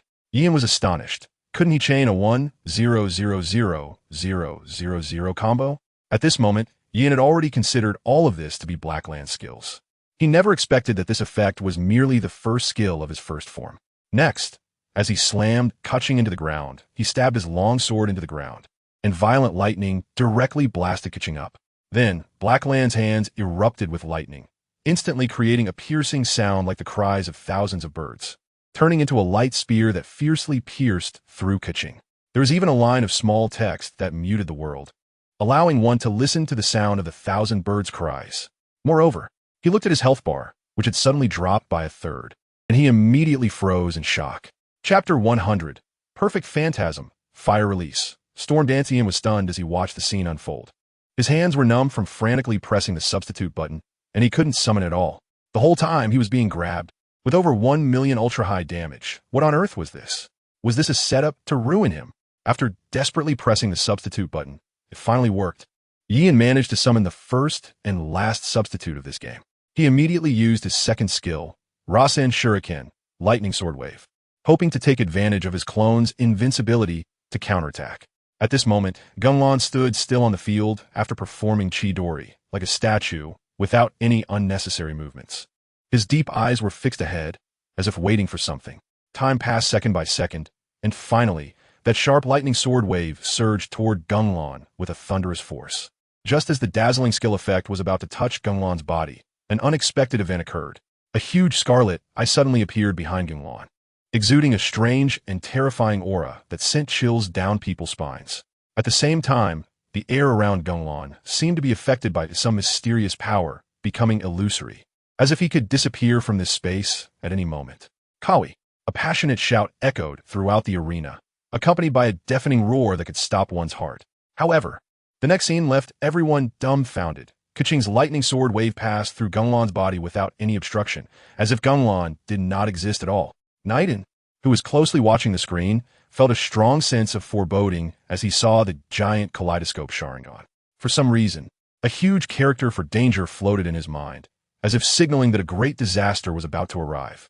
The sudden change and the mysterious posture Gunlan displayed at this moment sent chills down everyone's spine, terrifying beyond belief. Taking a cold breath, he then saw Gunlan make a move. In that instant, an astonishing scene unfolded. A mysterious and eerie spatial fluctuation suddenly enveloped Gunlan, rapidly spreading like ripples. Then, it was as if he was swallowed by an invisible force, disappearing without a trace in the blink of an eye. However, just a moment later, a figure appeared in midair like a ghost. Upon closer inspection, it was the same person who had just vanished. At the same time, from a spot where the spatial fluctuation had just existed, a sharp wooden spike, glimmering with a cold light, was hurled down by Gunlan with incredible speed. This wooden spike seemed to possess a spirit of its own, tracing a graceful arc in the air before accurately shooting toward Keqing. In the blink of an eye, Keqing had no time to react, and the wooden spike had already deeply pierced her body. In an instant, a horrifying event occurred. Keqing let out a piercing scream after being struck by the spike, and then countless wooden spikes began to grow wildly from within her body. These wooden spikes sprouted from all over Keqing's form like bamboo shoots after rain, intertwining densely together, ultimately forming a massive spike ball that completely impaled her. From a distance, this spike ball made of wooden spikes exuded an alarming aura, causing chills to run down one's spine. Gunlan moved again. A shadow flashed and a long stick, entirely black and emanating a mysterious aura, quietly appeared in Gunlan's hand. This stick was long and straight, with a smooth surface like a mirror, subtly swirling with strands of dark light. At its top was an incredibly sharp slant, glinting with a chilling cold light. Gunlan's gaze sharpened, and his figure instantly transformed into a bolt of lightning, advancing forward at a speed beyond normal imagination. The black stick in his hand was like a black dragon, rushing toward Keqing, who was pierced by the wooden spikes with unmatched ferocity. In the blink of an eye, the black stick reached Keqing. with a soft poof. The incredibly sharp tip pierced through Keqing's body without any obstruction. Then, Gunlan's arm exerted force, thrusting the black stick forward, lifting Keqing's entire body and shattering the wooden spikes. At that moment, Gunlan lightly brushed his eye with his left hand. In an instant, a powerful spatial force erupted from his eye. The surrounding air seemed to twist under this power, forming visible ripples. As this spatial fluctuation emerged, Keqing, held in Gunlan's hand, began to tremble violently. The next moment, the spatial fluctuation suddenly contracted, tightly gripping Keqing like an invisible giant hand. Before Keqing could react, her figure had already vanished, completely swallowed by the terrifying spatial fluctuation and thrown into the unfathomable divine power space. The scene shifted, and our view arrived in a mysterious space. Looking up, the sky seemed to be shrouded in a heavy black curtain, with no light penetrating this darkness. Below, there was a landscape made up of countless closely arranged gray rectangular prisms, resembling a vast stone forest, distributed unevenly to form platforms of varying heights and shapes. At that moment, a figure suddenly appeared from the sky, violently thrown out with a strong spatial fluctuation. Upon closer inspection, it was Keqing. She fell straight down like a runaway meteor. Faced with such a sudden situation, Keqing was clearly unprepared, unable to muster any strength to resist. At this moment, she could only let her body fall rapidly through the air, filled with fear and helplessness, thinking, "What is happening? Is everyone grabbing? Did I grow a character for grabbing?" Just then, Gunlan's figure flashed, appearing like lightning in the sky. His movements were as swift as the wind, and his hands quickly danced, forming complex and mysterious hand seals. At the same time, he puffed out his cheeks, a powerful force surging within him. In an instant, a long tongue of fire shot out from Gunlan's mouth like an arrow. The flame seemed like a lively red snake, darting through the air.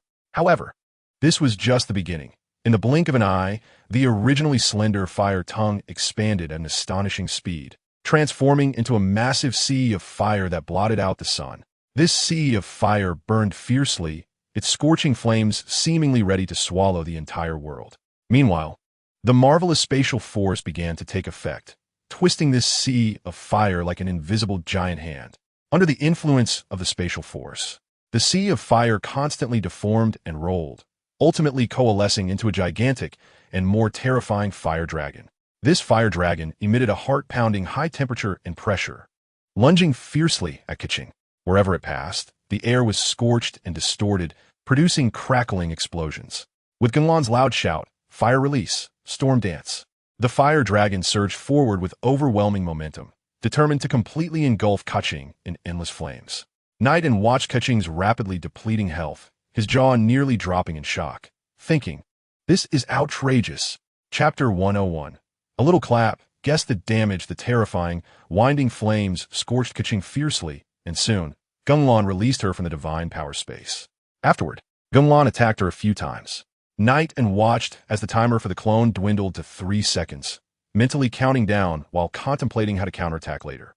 Gunlan's chakra had already reached 4, and the shiny golden orbs looked particularly enchanting. Then, with Keqing being struck and no one attacking Gunlan, a familiar red light flashed, and the infamous perfect phantasm was completed. This perfect phantasm can only be triggered when attacked during the duration of the divine might phantasm. But now, who attacked you? Are you having a persecution complex? Yi immediately rushed to check on the stand-in. 3, 2, 1. Now, as he shouted, Gunlan charged in with a black stick, brutally piercing Keqing, and then threw her into the divine might space. This time, the situation was still eerily similar to the last time. Keqing once again appeared in that mysterious and strange space. However, what was surprising was that Gunlan did not appear alongside her this time. Yian's gaze was tightly locked on Gunlan, who should have been here but was nowhere to be seen, and an ominous premonition surged in his heart. A terrible thought flashed through his mind. Could it be that the opponent would imprison Keqing in this bizarre space until the entire event was completely over? If that were the case, it would be too terrifying and too despicable. Just as Ian was unable to think this thought through, his gaze suddenly moved upwards. In an instant, a dazzling purple light suddenly flickered across the originally dark sky. In the blink of an eye, a gigantic, terrifying purple skeletal energy hand abruptly materialized. This giant hand seemed to come from the heaven's judgment, carrying a devastating might, and slammed downwards with overwhelming force. accompanied by the downward pressure of the giant hand. It seemed that everyone vaguely heard the deafening roar, as if the giant hand had violently collided with the ground, causing a tremendous boom. The sound was like rolling thunder, echoing through the clouds, making people change color in fear. Then, a number appeared that made the audience widen their eyes and caused Yi An's heart to stop. 1,450,000. Over 1,000,000 damage. Simply unimaginable. After this super high critical hit, Keqing's health was directly reduced to 0. Following this was an ancient-looking essence diagram. This essence focused on a close-up of Genglan's face, his exquisite features flawless like a sculpture. But what stood out the most were those extraordinarily beautiful and mysteriously deep, eternal kaleidoscope Sharingan. They sparkled with a heart-pounding light, exuding an indescribable eerie aura. Moreover, his slightly upturned lips held a faint smile, as if hiding endless secrets and cunning, instantly elevating his charm to a whole new level. He spoke in a voice full of magnetism and extreme sensuality. Having the courage to challenge me is indeed commendable, HM. But that's about all there is to praise. Such arrogant and cool lines, coupled with his unique voice, echoed in everyone's ears like a thunderclap. For a moment, the live broadcast room erupted into a commotion, as a wave of admirers fell for him. Chapter 102. Agatsu no Kami Susanoo. After Keqing was swiftly dealt with, Ian stared at the loading page, lost in thought. Genglan solved the Liyue cat head, and one morning he looked at the character illustration of Genglan on the opposite side, and at this moment, he seemed more terrifying than the once handsome Genglan. Not for any other reason, but simply because of the disgusting level of this skill set. Hitting his Keqing was like hitting a baby. There was only one stand-in opportunity throughout the entire match. The damage was incredibly high, and he was also agile. Invincible all over. Isn't this character purely over the top? Isn't this just casually dominating this duel arena? But thinking about it, in the storyline of Genshin Impact, this Genglan seems to hold a very high status. Since he first appeared, the official storyline and the narratives of others have been shaping an image of a strongman. He saved the Traveler from the terrifying Super Brother, instantly defeated the magic dragon that gave everyone in Mondstadt a headache, and then gave the Traveler a small thunderball. Capable of defeating multiple Archons fused with Osale with his terrifying lightning magic. From those scenes, Genglan's strength seemed simply abnormal, and in the duel arena, the intensity was explosive. Could it be that the Mihoyo headquarters is full of Genglan fans? Mihoyo crowd, Genglan-sama, we will always love you. After thinking about this, the second match had already begun. The wolves spun and flew in, firmly caught in Dialec's hands. This was one of the rare entrance animations. However, compared to Genglan's magnificent appearance on the opposite side, it was quite lacking.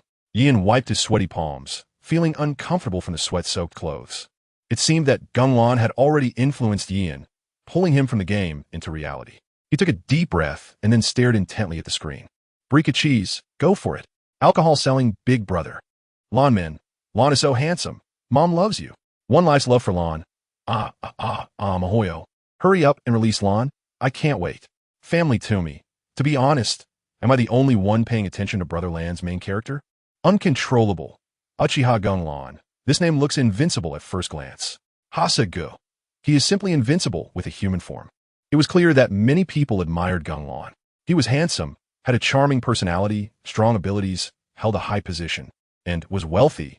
Simply the perfect male lead configuration. Unlike their little yellow-haired character, who always needed Genglan to save him. Although this little yellow-haired character often played in high-end matches. When it came to elemental skills, he fought Pain in the 6 paths without hesitation, directly challenging the strongest. Then got half-killed by Tendo, requiring Genglan to save him. When fighting the Abyss Magic Dragon, he attempted a solo run, only to be knocked out.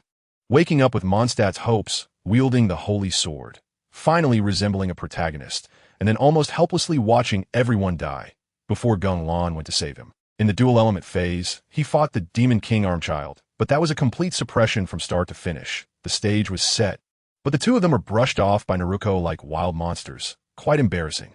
When fighting Osale, he was utterly useless at first, clearing some minions, assisting the sages in firing cannons. Then after a charged ultimate, he barely scratched the surface, letting Naruto unleash a Gundam, shining brilliantly.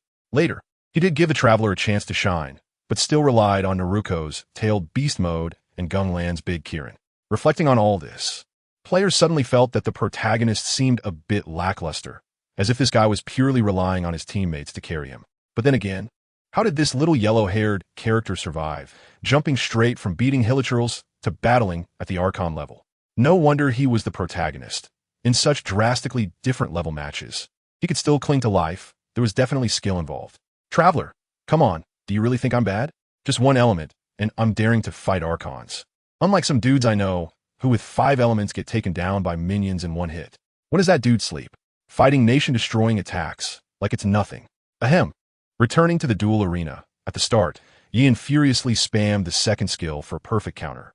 He certainly knew that Gunglan's initial charge was frighteningly fast, so he chose the safest method, directly countering at the start, and then a kin encouragement wooden machine. He flew straight behind Gunglan, frantically slashing at his face. When it was time for his stand-in, he elegantly flew out with a first skill and directly initiated with a flurry of normal attacks. Haha! Yin's mind had already simulated it. Truly imaginative. If Gunglan knew, he would only say it was too naive. As expected, Yin's dialect started with a counter. The long and wide wolves in standing behind him, quietly waiting for that flame to be triggered, perfectly countering when the time came. After a little while, it seemed that a flock of wild geese flew across the sky, honking. Dialect put away his wolf's end and stayed in place. Yin was momentarily stunned, then suddenly slammed the table and shouted, "No, why don't we start the game and draw prizes?" Yin was somewhat exasperated, but there was nothing he could do, so he had to foolishly control Dialect to look for other opportunities. At this moment, Gunglan appeared in his line of sight, and Yin was startled, just about to strike with a skill. To his surprise, Gunglan was suddenly enveloped in a blood-red glow, with 2 crimson symbols appearing above his head, namely the triangular scythe of Shinra and the triangular circle of Tenku. Then, 2 eternal kaleidoscopic Sharingan began to rotate, transforming into 2 entirely different but equally sharp eyes, Tsukuyami and the triangular boomerang of Jakudo. Dialect's attack had already reached him. Dialect was right in front of him. There couldn't be any problems, right? However, at this critical moment of life and death, Gunglan suddenly swung his arm, and in an instant a wave of pitch-black flames, carrying extreme heat, surged upward like a tidal wave. This powerful force slammed into the charging Dialect, like a ferocious beast, mercilessly pushing him away. Caught off guard, Dialect's body froze for a moment, and then he was sent flying backward like a cannonball. But Gunglan was not done yet. He quickly reached up and lightly wiped his eyes. Amaterasu, just as he said it, a loud boom echoed, and at the spot where the black flames landed, the already unbearable temperature suddenly soared again, erupting a more terrifying and fearsome black flame. This black flame instantly transformed into a massive and violent black tornado, shooting toward the high heavens, unleashing its world-destroying power. The blazing fire tornado frantically scorched everything around it. The endless flames soared into the sky, illuminating half the sky in a fiery red, as if a blazing sun hung high in the air. This dazzling light was so intense that it seemed to want to break free from the heavy restraints of the heavens, attempting to engulf the entire world in this boundless sea of fire. At this moment, Yin realized that this fire tornado was also continuously grabbing. What the hell? Chapter 103. Yitengyi and watched Dialect, who was continuously being scorched, and numbly clicked on the substitute. Finally, he managed to summon it. He looked at the now defenseless Dialect, gritted his teeth. His skill was interrupted and still on cooldown, leaving only his second skill. Dialect quickly drew his wolf's end, and then the scattered black flames on the ground counted as an attack, triggering Dialect's perfect counter. After all, taking 20,000 damage in just a few seconds was too frightening. Dialect triggered the perfect counter, and a massive flame erupted. Then Dialect transformed into the Night Hero and hid, appearing instantaneously behind Gunglan. At this moment, the tip of Dialect's wolf's end was about to touch Gunglan. Yin stared at the screen, thinking that surely this would hit. Just then, Gunglan's body suddenly radiated a gigantic and dazzling purple energy. This mysterious and powerful energy gathered at an astonishing speed, pulsating as if it had a life of its own. In an instant, a jaw-dropping scene unfolded. A colossal purple deity appeared before everyone. This deity was dressed in magnificent hunting attire, fluttering in the wind, making a rustling sound. Beneath its mask, a pair of eyes flickered with a crimson light, revealing endless majesty and killing intent. One hand gripped a slender black flame arrow, burning with fierce black flames. Exuding a chilling aura, The other hand had a gigantic bow equipped, its string taut, seemingly ready to unleash world-destroying power at any moment. Just as it was said, the giant deity unhesitatingly knocked the black flame arrow onto the giant bow and pulled the string back with force. In an instant, the black flame arrow shot forth like a streak of dark light cutting through the night sky, hurtling towards Dialek with thunderous momentum. Susanoo. At this moment, Dialek had just finished the invincibility time of the substitute, and his counter was triggered, unable to be interrupted. However, facing such a swift and fierce attack, his reaction was still a moment too slow. Despite his utmost effort to defend, the black light struck him with lightning speed. Fortunately, Dialek's slashing after the perfect counter had the effect of super armor, so he wasn't interrupted. Seeing this, Yian, who had originally felt a bit anxious, finally breathed a sigh of relief. But before he could fully relax, what happened next made him widen his eyes in shock, nearly dropping his jaw. Dialek unleashed several powerful slashes in quick succession, each strike containing terrifying power that could sweep everything away. However, unexpectedly, these seemingly powerful attacks only dealt trivial damage, numbers like 421, to the enemy. At this point, Yian could no longer suppress his shock and speechlessness, and he completely lost composure. Absolute defense. Yian's mouth dropped open, but Gunlan was not done yet.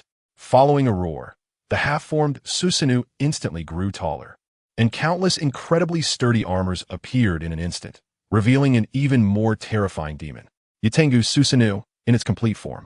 Then, the Yatengu Susanoo wielded a massive Jakudo greatsword, aiming it downwards at those below and smashing it down fiercely. Chapter 104, Chuan-san. Inside Teyvat, as Gunlan unleashed a storm that wiped out Dialek's health bar. An ultimate move diagram also popped up. Gunlan stood with his back to us, slightly tilting his head, his crimson Sharingan flashing with a cross-shaped ominous light.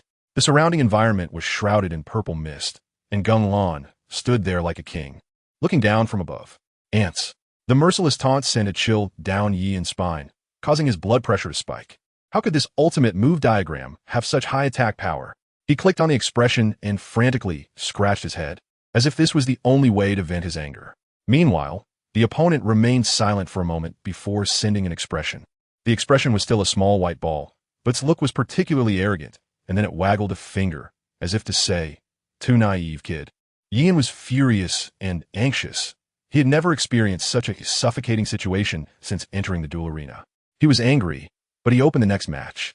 He looked at Gunlan's health bar, which was full to the brim, and a sense of despair surged within him. The two characters had been wiped out by the opponent's abundance, and he hadn't even touched the opponent once. Up to now, taking loading time into account, he had only fought for about 2 xiaoshi, 30 seconds. What the hell? Yian didn't know how to fight. But he looked at his last character, Jean, who was his best character besides Keqing. If Keqing was about extreme operation and skill, then Jean was about absolute stats and blocking.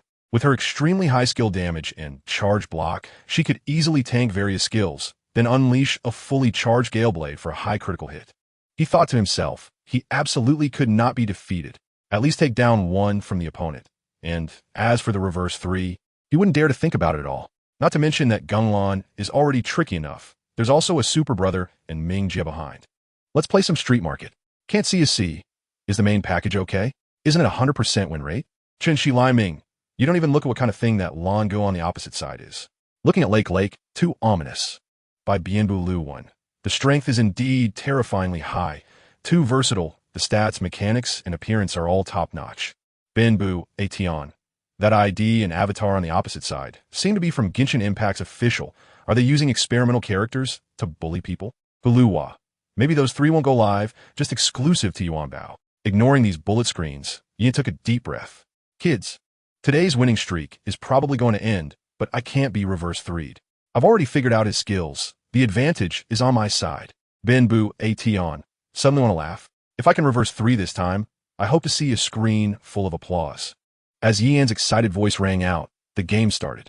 Qin directly moved up at the beginning, firmly gripping the wind spiral sword in hand, starting to charge. The raging hurricane around him was surprisingly gentle at this moment. He didn't rush over at the start. The situation was great. If he dares to come over, I'll stab out immediately. Soon, Gunlan indeed came over, approaching one by one. Just as he made his 3rd attack, Gunlan elegantly turned around, And when the thousand birds blade, charged with lightning, struck, the charged wind spiral sword exploded immediately. Hit me. Suddenly, a heart-stopping sound came. Kawaii. Wa. After a moment. Ant. Ian looked at the mocking and filled with sarcasm ultimate chart before him, tightly gripping his fist. Fight again, fight again, fight again. Dare to accept. The invitation to fight again was there, and then the countdown began. When it reached several tens of seconds without acceptance, Ian immediately realized that the opponent was probably scrolling through Douyin, and he instantly transformed into an angry child. He then grabbed that expensive keyboard and went completely crazy. He smashed the keyboard into pieces, then quickly pulled out another box from the side, which was also a keyboard, tore open the packaging, connected it, and could use it again. This series of actions left the viewers in the live stream dumbfounded. This is faster than changing tires in a car race. This little episode was naturally not understood. In Teyvat, Gunlan looked at the invitation to fight again, stretched, put down the game controller, and then glanced at the little yellow hair and little white hair beside him, who were shining with excitement. Why not accept the rematch? At this moment, a gentle voice came, and when the little yellow hair and little white hair looked, it turned out to be Anduoxia. The two were suddenly a bit confused. Isn't Anduoxia the deputy mayor of Winter City? How does she have so much free time? It's interesting to dangle her. Gunlan's expression was calm as water. He parted his lips and said lightly. After finishing, he slowly turned around and casually leaned against the ergonomically designed chair. At this moment, Gunlan was not wearing that iconic black robe, but instead, he was dressed in a fitted black shirt. This shirt seemed tailor-made for him, tightly hugging his broad and solid shoulders, defined chest, and strong arms, perfectly showcasing his robust physique. The sight made Xing's eyes light up. When Paimon saw Xing like this, she was immediately stunned. Traveler, what's wrong with you? Why are you staring? Cough, cough, what are you talking about? I'm just very curious about LanUses' characters. Reluctantly shifting her gaze away, she then awkwardly turned back to the screen. Of course, she was also very interested in that thing. She had just tried it out, only played with normal hilichurls, but now seeing the incredibly cool 3 characters in Gunlan's hands, she was suddenly a bit tempted. Want to have some snacks? At this moment, the few of them noticed the plate in Anduoxia's hand. Paimon's eyes lit up. Wow, thank you, Sister Anduoxia. This looks delicious. Paimon immediately flew over, looking at the exquisite little cake, drooling slightly. Go on, eat. Anduoxia smiled and pushed it forward. Paimon picked one up and took a hearty bite. At that moment, a delightful flavor exploded in her taste buds like fireworks. Each taste bud seemed to be enchanted, dancing and cheering joyfully. The wonderful taste flowed slowly over her tongue like a clear spring, bringing endless satisfaction and pleasure. She closed her eyes, immersing herself in this unparalleled feast of flavors, as if she were in a dreamy paradise. Everything around her became blurry, with only the charming aroma and delicate texture of the little cake occupying all her thoughts. The sweet cream perfectly blended with the soft cake base. With a gentle bite, it melted in her mouth, turning into countless sweet little fairies dancing in her mouth. Plus, the just right fruity filling added a fresh and surprising touch to this delicious treat. Oh my god, this little cake is too delicious, Paimon exclaimed in delight, then directly gave a thumbs up to Sister Anduoxia. You're amazing, Sister Anduoxia. Did you make these all by yourself? Just a little skill, nothing much. If Paimon wants to eat in the future, you can come find me anytime. If those far away in Winter City saw their usually cold and serious deputy mayor displaying a warm smile like the spring breeze today, they would probably be so shocked that their jaws would drop. However, the reason for this huge change was only one: the man she had been secretly in love with. Every time she thought of this, a sweet warmth surged in her heart. She thought to herself, only when I am by his side can I find back that innocent, carefree little girl I once was. No longer the deputy mayor burdened with heavy responsibilities, busy with political affairs all day. It was as if, whenever he was around, all the pressure and troubles would instantly dissipate, leaving only that pure and beautiful feeling. Goodness, whoever can marry you in the future will be incredibly lucky. Paimon immediately happily snuggled up to Anduoxia, hugging her. Anduoxia gently picked up Paimon as if hugging a child, and when she heard her words, she also looked at Gunlan beside her, her eyes filled with unhidden affection. Gunlan smiled as well, without saying a word. Xing felt something was off. Kids, what should I do if I want both of them? Chapter 105. Introducing someone to Xing looked at Anduoxia, who was sending glances at Gunlan, feeling something was off. Damn it, I like both of them. If that's the case, then let's just take them both. Do you know what one husband and one wife system means? Thinking of this, Xing let out a silly laugh. Gunlan also looked at Xing with confusion, and then a flash of purple light appeared in his eyes as he accessed Xing's memories, making him a bit uncomfortable.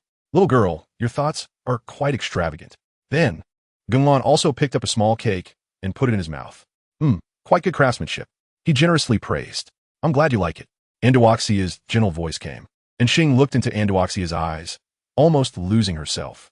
Damn it, why do I feel like a third wheel? As she thought this, the dissatisfaction and anger surged in her heart, and she immediately stretched out her guilty little hand toward Andawaxia. Then, in front of everyone, I picked up a small cake. 5 ants. It was simply delicious. Afterwards, Gunlan wiped his hands and continued to open the duel arena. Androsia, Paimon, and even the outer Dao demon dog all gathered around.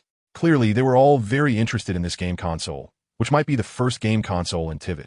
With such high functionality, its processor comparable to 00A5 fake. Gunlan opened the character interface, and the dazzling array of characters almost blinded Ying's eyes. Upon closer inspection, the character warehouse here was different from that of the players, clearly containing many more characters.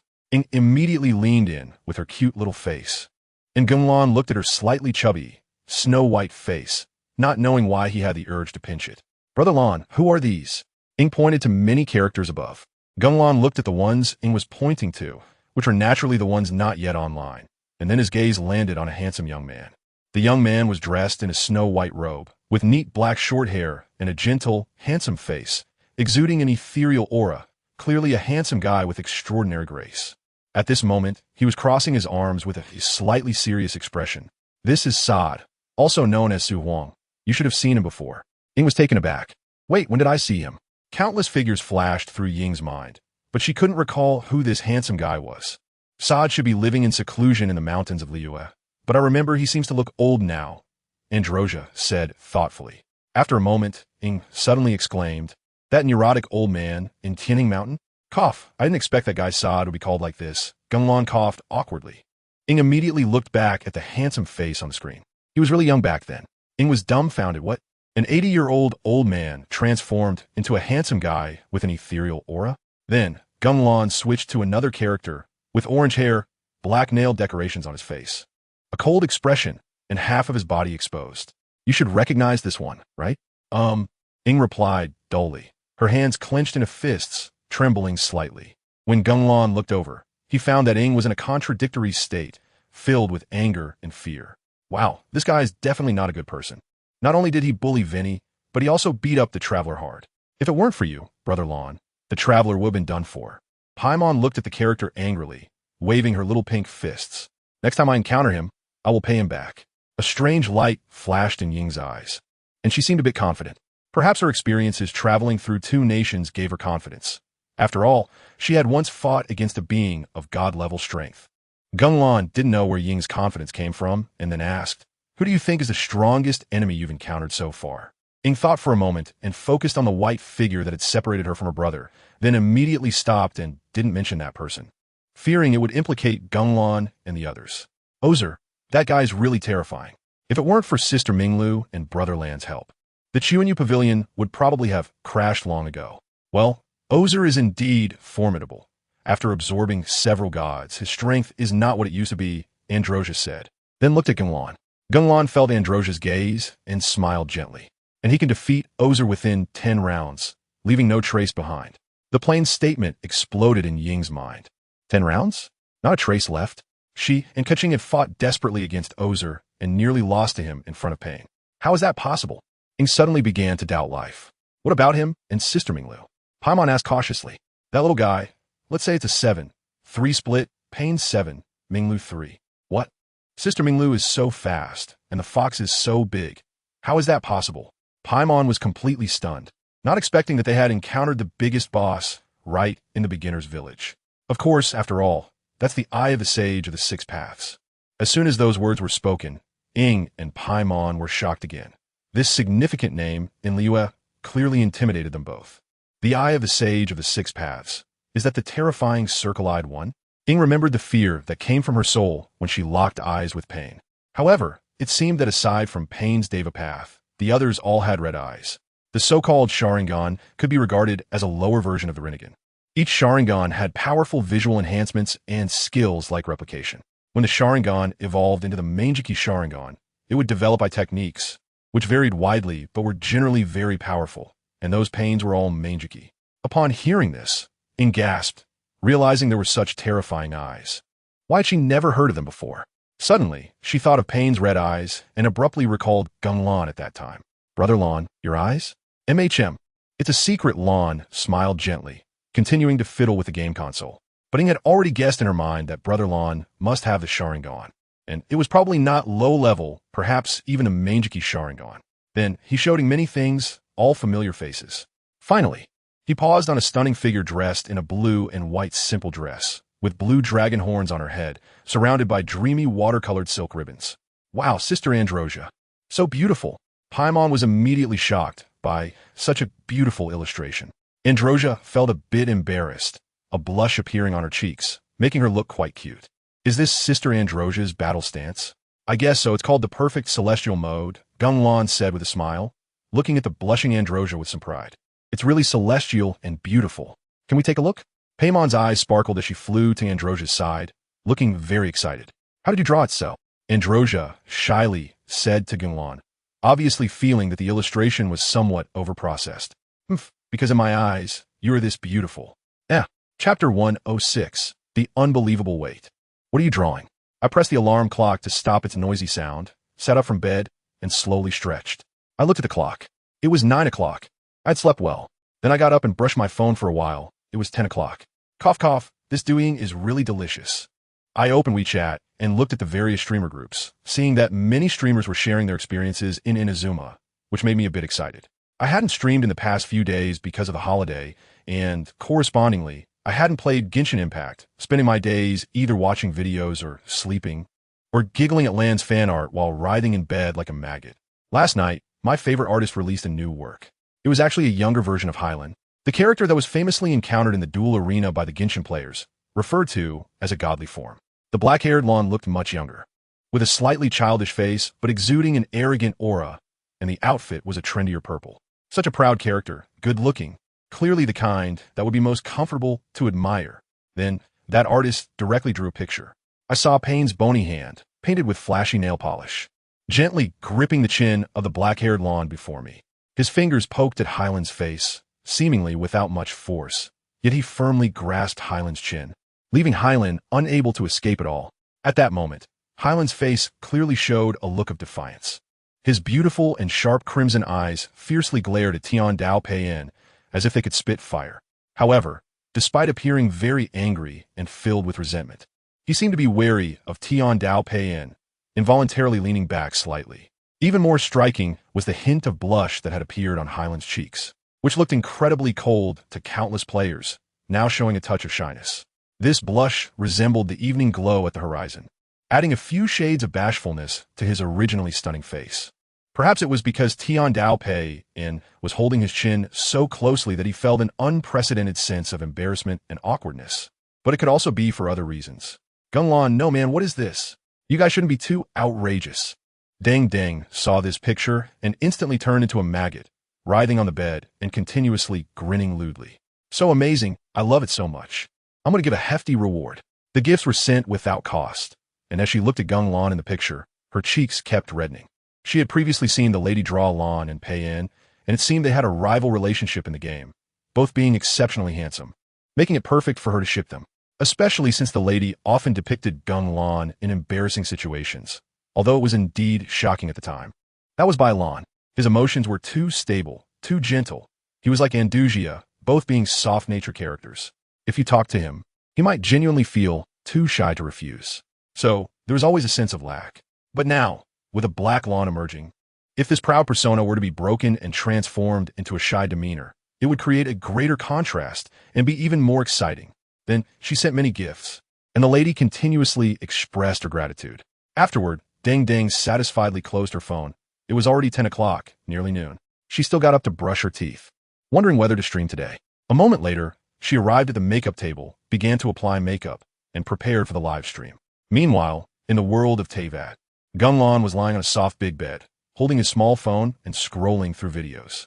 After Geng Lan's modifications, this Lan machine had already taken shape, and he was using it to browse doing even connecting this part to the real-world Deng's activities. Genglan watched videos of beautiful women dancing and couldn't help but shake his head, finding them not as good as Andusia. After a while, he saw an image. Gradually, his expression froze, as if he were an old man on the subway with a phone. The image was exactly the one Deng had seen that morning. Genglan observed closely, realizing that it was him and Diwudwa. What the hell? He looked at the image and felt like a Sunder girl being ruthlessly toyed with by Tiandao. It felt like the sky was falling. Damn it. Let those Fujoshis have their way. Has the character he built collapsed? Looking at the picture, he felt uncomfortable, as anyone would feel a wave of silence upon stumbling across their own explicit images online. Opening the comments, Genglan's face darkened further. They were all praising the lady, saying it was amazing, a masterpiece, etc. Genglan felt a wave of disorientation. Why was he bound to Tiandao? Two big men, and he was the one being submissive. Flipping through the author's previous works, it was evident he was the one being pressed down and grabbing the sheets in those images. Why? When they went through the plot, he had completely suppressed Tiandao. However, moments later, he found his answer. Contrast, you big-headed ghost. If I were a girl, it would be fine. You at least ship in, but I'm a guy. Clearly, Genglan was still too conservative in his thinking. After browsing numerous similar videos, Genglan's expression grew darker. He discovered that the doujinshi and fan art of him and Tiandao far exceeded those of him and Andusia. In an instant, he felt there was something in this world that could trouble him. Just then, Andusia, having finished her shower, came over, and as soon as she entered, she saw Genglan with a dark expression, silent on the bed. What's wrong? Genglan looked up at her, his eyes seeming a bit confused. This made Andusia pause. She hadn't seen this expression on Genglan for a long time. The last time was probably when they were going the opposite way to the library. She approached and shifted her gaze to the black rectangular object called the lawn machine. Meanwhile, Genglan's eyes inexplicably glanced at it as if they had turned on auto-aim. Genglan, it's slander. The Sharingan is looking at it itself. Andusia noticed, smiling. What, are you anxious? Just wait a bit longer. Ing and the others are sleeping next door. It wouldn't be good if they heard. Her words were very gentle, like a spring breeze, but what she said, hiss, something was off. Andusia's gaze toward the lawn machine gradually shifted from surprise to anger and then to amusement. Suddenly, the smile that had been trying to be suppressed on Andusia's beautiful face could no longer be contained, bursting forth like a flood. She simply stopped being coy and let her laughter spill out from her cherry lips. This laughter was crisp and pleasant, like a yellow aureole emerging from the valley, and reminiscent of silver bells swaying in the air, melodious and enchanting, seemingly able to penetrate deep into one's heart, making one feel joyful. You're still laughing. This is me. Of course I know. It's beautifully drawn. This one here is Diwudwa. It's a picture of us too. Don't you have any emotions about it? What's wrong with it? I think it's quite nice. Whether it's Diwudwa or anyone else, my gaze only stays on you. I've never seen you so shy, and it's very beautiful. Genglan looked at the sweetly smiling Andusia. Chapter 107. Untitled. If there are no surprises, then there are no surprises. Deng finally returned to her job after a 2-week break. I can't handle this class at all. The heat in the live stream room was still about the same as before, with a slight increase, but nothing too serious. Today, she was opening Inazuma, although it seemed a bit late. The time was already 2:01, and Inazuma had been out for a while. It seemed like the heat for new players had already died down. But what was she? She was a technical fairy, a divine character who could play through trial levels multiple times. The show effect was absolutely undeniable. The brothers were just there to have fun. Hanjili, kids. I'm back. Got a hunting map. Alive. Master. Do you still remember you have an account? Jiajiabu Lu Jin. To be honest, Inazuma has been out for so long, and you just went and pulled for a Linghua and logged off? Pretty much I've been sleeping lately. Quality course Wang Laoshi. At your age, can you even sleep? Of course, sleeping is the most wonderful thing. Then, Genshin Impact started. After a long time, she looked at the familiar white page with black characters. Then she saw her little Keqing. At that time, she had pulled a Keqing by accident. In her anger, she charged a lot of power, 648, and also got a fully crowned Linghua, while saving a bit of original stones. Now, she had a total of 71, 520 original stones. When Lan came out, she could pull out his underwear. Accordingly, after so many days of not playing, she didn't know where the plot had reached. I'll find out once I play a bit. After opening the task list and seeing so many tasks, I felt quite chaotic for a moment. I clicked on the task leader and then went to Liyue's Guyun Pavilion. Just like in the original storyline, I went there to find Beidou, wanted to take a boat, and participate in a martial arts tournament. Moreover, the current Lumen was a super enhanced version with the left hand of the ancients and the right hand of the rock. Naturally, she easily defeated her opponents. I made it to the finals with ease, but the opponent threw the eye of God and fled in fear of punishment. However, the traveler, with the power of the Anemo god, was as fast as a bolt of lightning. I caught them on the spot, and even Kitahara Kazuha didn't need to intervene. He was only responsible for directing inquiries. In the end, I successfully boarded Beidou's Southern Cross fleet. Standing on the deck of the Death Star, Lumen looked at the busy people around and felt quite excited. Following Paimon, we randomly found a little corner and started to relax. The two of them stood by a railing, watching the turbulent sea. Paimon, we're about to go to Inazuma. Do you think the deity there knows anything about my brother? Lumen's mood inevitably sank a bit. She had already visited 2 nations, but still had no leads on her family. Instead, she saw her brother's unclear relationship with the Abyss. When she saw her brother standing with her enemies, and those Abyss heralds called him Your Highness, she felt like the sky had fallen. Even though she believed there must be a reason, she couldn't help but feel melancholic. Paimon seemed to sense this and stepped forward to comfort Lumen. No matter what, I will definitely find you, brother. Her eyes were filled with determination, even with some sparkling tears. Seeing Lumen's melancholic face on the screen made me feel a pang in my heart. The separation from family, coupled with the danger they were in, was indeed a heavy burden for a young girl. I couldn't help but feel sorry. She still had to go to other countries to work hard, only to end up with a don't know in the end.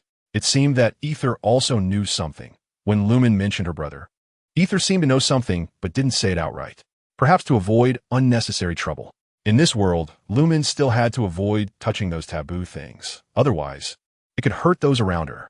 After a while, looking at the beautiful scenery of the sea and accompanied by the CG of the Death Star setting sail, I officially stepped into Inazuma. Before long, we arrived at the Inazuma dock, where I saw a familiar-looking boy in a red vest with golden hair on a headband approaching. Hey, Beidou's big sister. Long time no see, Toma. Kamishirazawa kaina, Ichigo Kawasaki, M.E.?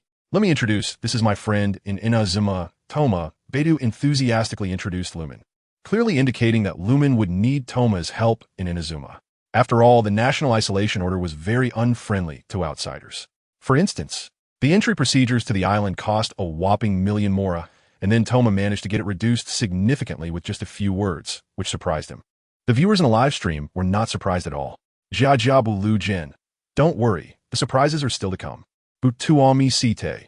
You can also see Ether in Inazuma. Wow, really? Upon seeing Ether, I immediately became excited. Jiasuji, but it's not the Ether you're familiar with. Beigu Ting. Trust me, you'll be blown away by his handsomeness. The later part is simply legendary. This made my interest even stronger. As Toma took Lumen to rest at a merchant's place on the island, everything developed in an orderly manner. Until the moment we reclaimed our legal rights, the perspective suddenly shifted to a distance, and a thin figure appeared beside the screen, dressed in a wide, long white robe, with long white hair streaked with red, and most importantly, a pair of beast-like crimson eyes. On his head, there were a pair of long white horns, but one horn was noticeably missing a piece. He glanced at Lumen from afar before disappearing in an instant. I was left confused. Who was this guy? Chapter 108. The 3-element battle with Raiden Shogun. The storyline smoothly progressed to the midpoint. By this time, I had met Yoimiya and helped rescue the master who created the god Eye, and I also saw Kojisera, then finally met Ayaka. When I saw Ayaka, I immediately shouted, "I'm S-Dog." The screen was instantly flooded with comments. Clearly, during this peak period of Genshin Impact, a character's popularity could be immense. After finishing with Ayaka, I followed the storyline straight to the Vision Hunt decree, where Toma met his glorious demise. Jiajiaba Lu Jin. I'm curious. How long can Lumen make Toma kneel? Funtion by show. At least half a month. I was really sweating when I fought Raiden Shogun. Watu Tian Ma Tong. Not as scary as Super Brother. No boss now gives me the terrifying sense of pressure and fear I once faced. Song Shu Fei Fei Buka Duo. Exactly. Super Brother can even ignore shields. With one hit, he can break the shield and take me down in an instant. Here, the black stick thrust refers to Super Brother's color-changing thrust after long pressing the elemental skill. When I glanced at the comments, my lips immediately pouted. But he looked down on. I cleared in one go. Just watch my strength. I said defiantly. Hanjili. When I heard that, I knew Lumen would end up fighting dozens of times. Bukawe do. It's definitely a must-to-lose. Lumen, My friend is waiting for dinner. Where's the super admin? Where's the super admin? Silence him. After a moment, I focus back on the game. I saw Lumen immediately turn into a whirlwind and fly towards the so-called Vision Hunt Decree ceremony upon hearing that Toma had been captured. Since the general personally appeared to hunt for the last god during the Vision Hunt Decree ceremony, and most importantly, the person carrying out the public execution was a shogunate official. This news spread like wildfire, drawing many citizens of Inazuma to come and watch. In an instant, the scene was packed with people, bustling and crowded, surging like a tide, completely surrounding the area, making it utterly jammed.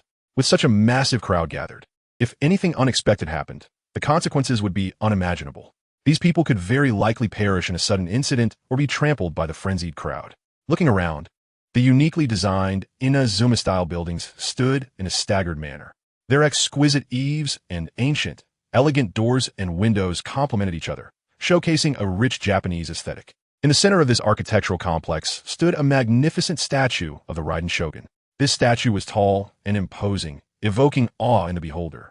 Its broad and solid base seemed to bear the weight of the entire world. The outstretched wings were particularly grand, shimmering with faint, colorful lights, resembling countless mysterious eyes, sometimes clearly visible and sometimes hidden in darkness, giving a dreamlike feeling.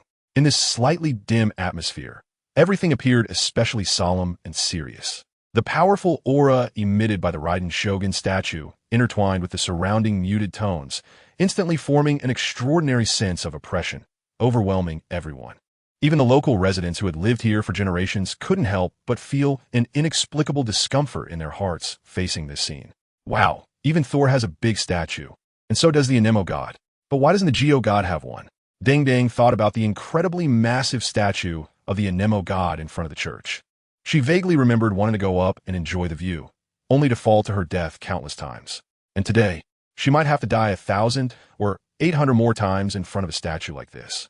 Just then, suddenly, a dazzling lightning bolt streaked across the pitch-black night sky like a silver dragon, instantly tearing the night apart and illuminating the magnificent and grand castle. Amidst the deafening cheers and thunderous applause of the crowd, the much-anticipated Raiden Shogun appeared like a brilliant star, slowly stepping into the solemn ceremony. She was dressed in a luxurious and exquisite purple kimono adorned with a gentian flower hairpiece. A sturdy armor gleamed with a cold metallic sheen draped over her broad shoulders. Her long purple hair cascaded down to her waist like a waterfall, fluttering in the wind like dancing purple flames, resplendent and captivating. Even more astonishing were her beautiful purple eyes, which flickered with sparks of electricity like the brightest stars in the night sky, seeming to perceive the thoughts of all things in the world. Her footsteps were steady and firm, each step accompanied by a slight but visible arc of electricity, as if even the solid ground beneath her feet was respectfully yielding to her. Her presence was like a thunderstorm that shook the heavens, sweeping in with overwhelming force, causing everyone present to involuntarily hold their breath and deeply feel her unmatched, intimidating power and majesty.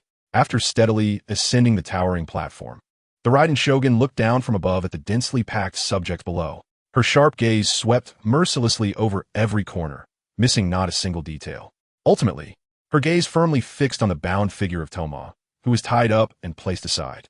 Then, she gently raised her jade arm, her long, fair fingers slightly extending forward. A mysterious pulling force suddenly appeared, and the pyro vision flew directly towards the Raiden Shogun. Suddenly, a green figure darted by like a hurricane, directly targeting the flying vision. It was our traveler, and now she was about to face a cook who looked almost identical to that ethereal emissary. Lumen held the vision in one hand and Toma's vision in the other. Chapter 109. Attempting to solo the Raiden Shogun, Lumen held the vision in one hand and the Song of Stillness in the other, looking at the Raiden Shogun across from her with a serious expression. Is this the god of this country? Perhaps the most powerful deity that currently exists in Teyvat. After all, the Geo god has passed away, the Anemo god is slacking off, and most other gods have already transitioned to their second generation. Moreover, the Raiden Shogun is inherently strong. Even though there are some hidden archons, they generally haven't shown themselves, and their specific combat power is unknown. It was evident that the opponent was frighteningly strong, possibly the most formidable enemy, since the one who maintained the heavenly principles. Even the combined might of Ojal did not carry this level of pressure. Lumen tightened her grip on the vision and glanced at Toma, who was kneeling on the ground. She really shouldn't be getting into this mess. Although she said this, she had already slowly raised her sword. Let's see what the so-called strongest is like. Bungbu wow. May my wife. Cry sand. You want S1. I always thought that Brother Lon was May in a gender-bent form in Genshin. After all, such a long sword and a bit of purple hair. Jamu C. Our traveler is so brave now. Not taking it. So, you're very brave, huh? Samniana. I feel like I can't win. This feels just as domineering as Raiden Shogun. Ty Lee. Let's choose to believe. Don't forget what we have on our heads. The protagonist's halo. It was clear that Lumen was as confident as the bullet comments. After all, she had faced many Archons before, whether it was Mondstadt's Vinny, the Dragon of the East, Pain, or Liyue Zhongli, and Ojal. She had fought them all. Not really. Against the Raiden Shogun, she was ready. Lumen began to chant, gripping the Song of Stillness tightly, suddenly swinging it with force. In an instant, an incredibly sharp wind blade whistled out, darting towards the Raiden Shogun with astonishing speed like lightning. The power contained within this wind blade seemed capable of tearing through the void, racing forward with a heart-pounding momentum. However, facing such a fierce strike, the Raiden Shogun didn't even bat an eye.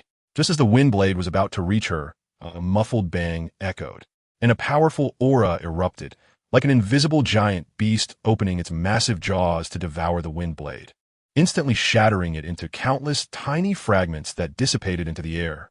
The Raiden Shogun slightly turned her head, her gaze calmly directed towards Lumen's position, and she softly said, "Wind element." Before her words could finish, Lumen, who had been standing still, suddenly vanished without a trace, as if she had never been there. But the Raiden Shogun's perception was incredibly sharp. With a mere thought, her overwhelming divine consciousness surged like a tide, quickly sweeping the surroundings. In the blink of an eye, she had sensed Lumen, transformed into a whirlwind, silently charging from behind her. Just as she noticed, the Raiden Shogun swiftly turned her Naginata, drawing a brilliant arc in the air. With a loud clang, the Naginata collided violently with Lumen's attack. In that moment, sparks flew, and energy surged, causing the entire space to tremble. Although Lumen's assault was exceptionally swift, the Raiden Shogun's strength was still superior. She gently shook her arm, and an unstoppable force surged through the Naginata, pressing down towards Lumen like a mountain collapsing into the sea. Lumen felt her breath catch, and her body involuntarily flew backward. However, Lumen reacted extremely quickly. With a beautiful somersault in the air, she barely stabilized herself and immediately adjusted her posture to prepare for the next attack. But before she could catch her breath, a dazzling lightning sword chi was already cleaving down towards her. This lightning sword chi was several zhang long, and the terrifying energy within it sent chills down her spine. Lumen dared not be the slightest bit careless. She swiftly extended her left hand, palm facing up, as the rich geo energy continuously gathered within her. With her will, countless intricately patterned rocks appeared out of thin air and quickly piled up, transforming into layers of indestructible rock walls in an instant. These rock walls were tightly connected, resembling a small mountain, solidly blocking the enormous lightning sword chi. A hint of confusion flashed in the Raiden Shogun's eyes. Two types of elemental powers? The seemingly indestructible rock wall, however, lasted less than a second before being breached by the sword chi, shocking everyone. But at that moment, Lumen had already escaped the range of the Raiden Shogun's casual attack. The Raiden Shogun looked to the side, and Lumen, whose speed was undetectable even a child, was completely visible to her eyes. Yet Lumen seemed unaware of this. She launched another barrage of wind tornadoes towards the Raiden Shogun. With a wave of her hand, the terrifying tornadoes were instantaneously obliterated. Lumen let out a bitter laugh. This was proving to be quite challenging. After revealing herself once more, Lumen made no pause and instantly transformed into a powerful whirlwind, flashing and leaping with astonishing speed again. However, at that moment, something surprising happened. Within the originally pure green whirlwind, some purple arcs of lightning began to gradually emerge. These arcs of lightning slithered like lively little snakes, weaving through the whirlwind. It was worth noting that this was Lumen's first attempt to integrate the electro element into the anemo element. When these two completely different elemental powers merge, the terrifying speed that erupts is beyond imagination, as if it has transcended the limits of time and space, moving as swiftly as teleportation. At this moment, Ying is filled with immense confidence in the speed she now exhibits. Perhaps in terms of attack power, she is indeed slightly inferior, but when it comes to speed, she is undoubtedly among the best. More importantly, she has mastered the flying thunder god technique taught to her by Brother Ran. With this extraordinary skill, even if faced with a formidable enemy, she firmly believes that she can at least retreat safely and will not end up in a too embarrassing situation. She swiftly weaves around Raiden Shogun, her figure as agile as a swallow. To the onlookers surrounding her, they can only see a green streak of light racing past like lightning, trailing a long purple tail behind it, leaving dazzling traces in the air. Thomas, who is kneeling on the ground, is also astonished. Indeed, the young lady was right. The traveler is truly the person we need. Ing is searching for the right moment to launch a sneak attack, but as she looks at the Raiden Shogun, who shows no flaws, she hesitates. Should she drag Thomas away while she's not paying attention? After all, the Raiden Shogun wouldn't be able to keep up. As she moves at high speed, she keeps her eyes fixed on Raiden Shogun, while Raiden Shogun's gaze seems to be following her. It's as if she's watching herself. Can she see clearly? Haha, I'm dying of laughter. Guess why she's the Raiden Shogun? That speed must be fast. Raiden Shogun, however, does not seem to intend to delay. With a swing of her Naginata, in an instant, Ing, who is moving at high speed, suddenly feels an immense force coming at her. She uses all her strength to flash again, narrowly dodging the attack, but loses her rhythm and stumbles, almost falling to the ground. You are the eternal enemy. Raiden Shogun's words are few, but filling with panic. It seems something bad is about to happen. Chapter 110. Raiden Shogun. Normal attacks interspersed. Ing takes a deep breath, tightly gripping the sword handle, her fingers turning slightly white from the exertion. She can clearly feel the powerful momentum coming from Raiden Shogun ahead, rising like a surging tide, as if it could tear the entire world apart. Just then, an abnormal change occurs. The originally calm space begins to twist violently, and a strange red substance spreads rapidly like a plague, enveloping the surroundings in the blink of an eye. Ing is alarmed and wants to escape immediately, but the speed of the red substance is too fast. She cannot react in time and is mercilessly swallowed by it in an instant. When Ing opens her eyes again, she finds herself in a completely unfamiliar and bizarre alternate space. The dominant color of this space is a glaring red, inducing fear and unease. Broken torii gates are everywhere, swaying precariously. Houses have long since collapsed, leaving only ruins. Various broken weapons are scattered on the ground, as if telling of the brutal battles that once occurred. At this moment, Ing is standing in the center of this alternate space on a circular platform. This platform looks like a place specifically for duels, filled with a strong atmosphere of killing intent. Ing swallows hard, a strong sense of foreboding swelling in her heart.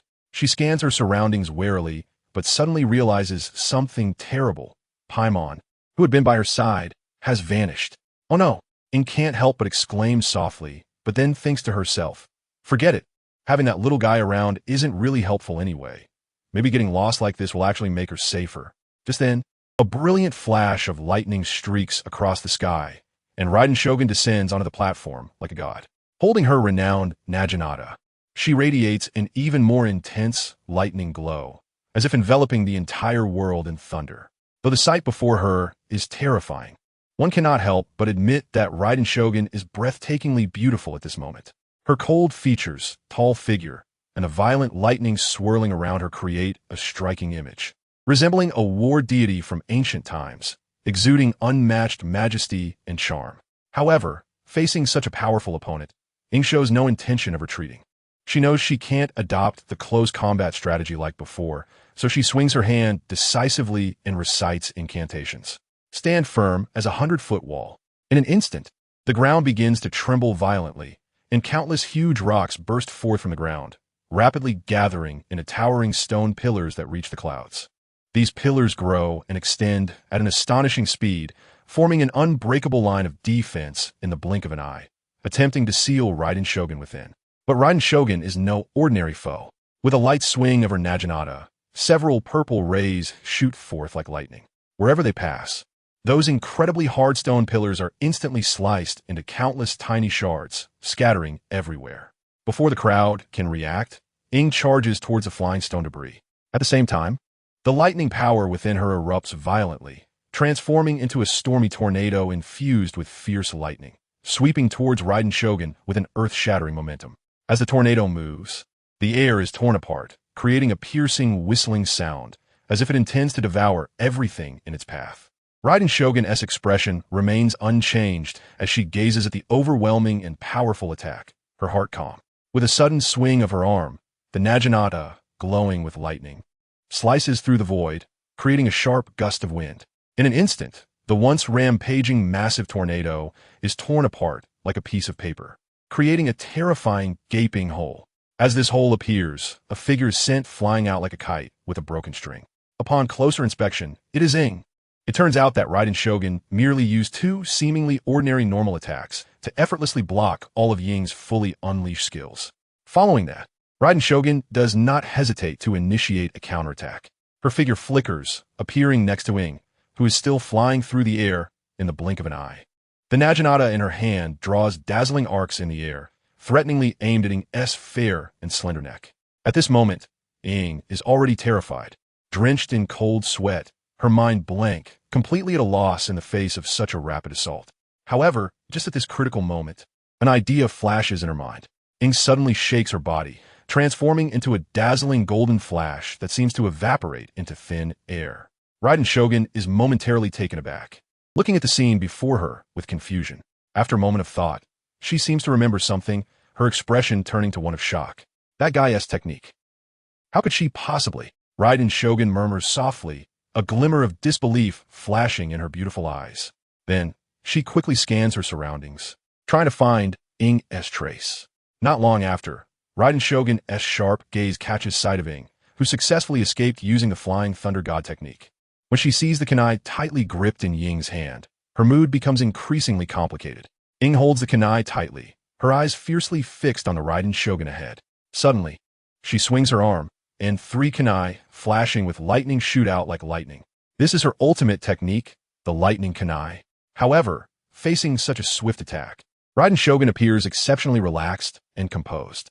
She flickered slightly, effortlessly evading the three deadly shurikens like a ghost. However, despite the seemingly casual dodging, Raiden Shogun remained vigilant against the shurikens.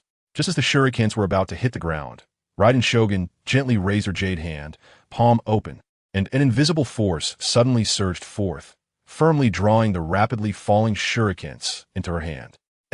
Seeing this scene, Lumen couldn't help but widen her eyes, her face filled with disbelief. She never expected that Raiden Shogun would know the characteristics of the Flying Thunder God technique and could so skillfully neutralize her attack. For a moment, Lumen felt a wave of despair wash over her. This is bad, really bad. She had planned to use the Flying Thunder God technique for a powerful surprise attack on Raiden Shogun, but now it seemed that if she recklessly teleported over, she would likely be easily caught and her life would be in danger, just as Lumen was in a state of panic. The golden elemental force within her began to surge wildly. In an instant, this powerful elemental force gathered at her body's surface like a raging torrent, gradually condensing into a magnificent golden cloak. The cloak was primarily golden, adorned with mysterious black patterns, looking both majestic and cool. Beast mode, activate! Accompanied by a delicate shout, Lumen radiated a dazzling light, her aura suddenly reaching its peak. At that moment, she had no choice. If she didn't activate beast mode to enhance her power, she might really lose her life here.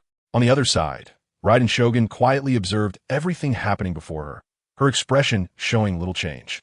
She remained silent, only raising the long sword in her hand and then swinging it down sharply. This strike seemed plain and unremarkable, but the terrifying power contained within it was chilling. As the slash fell, the entire world seemed to change color, with winds howling and thunder rumbling. Chapter 111.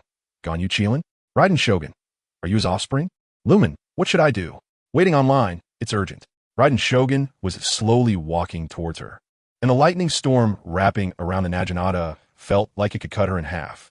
Lumen felt a sense of foreboding, not just a little but a lot. She glanced at the Flying Thunder God kunai in her hand, wondering if she could use this to teleport away. As she pondered, a chill shot up her spine, and in an instant, every hair on her body stood on end, as if startled. Fear quickly overwhelmed her thoughts like a tidal wave. She didn't dare to think further, afraid of conjuring even more terrifying scenarios. Therefore, she decisively pushed aside the distractions in her mind and focused her spirit to continuously pour the surging elemental force within her into the kunai she held tightly. As the elemental force flowed into the kunai, it emitted a dazzling brilliance, as if it had suddenly gained life. Without hesitation, she unleashed the Flying Thunder God technique. When she opened her eyes again, the sight before her left Lumen stunned. Not far ahead, a massive lightning bolt twisted and coiled in the sky like a dragon, occasionally flashing with heart-stopping purple lightning. And in front of this terrifying thunder stood the infamous Raiden Shogun. Lumen stared blankly at everything before her mind going blank, unsure how to react. After a while, she finally came to her senses, but her heart was filled with confusion and shock. I clearly haven't established a connection with the mark here. How could this happen? Realizing this, Lumen felt a wave of dread wash over her. Her body trembled involuntarily, and her once beautiful face became twisted with extreme fear.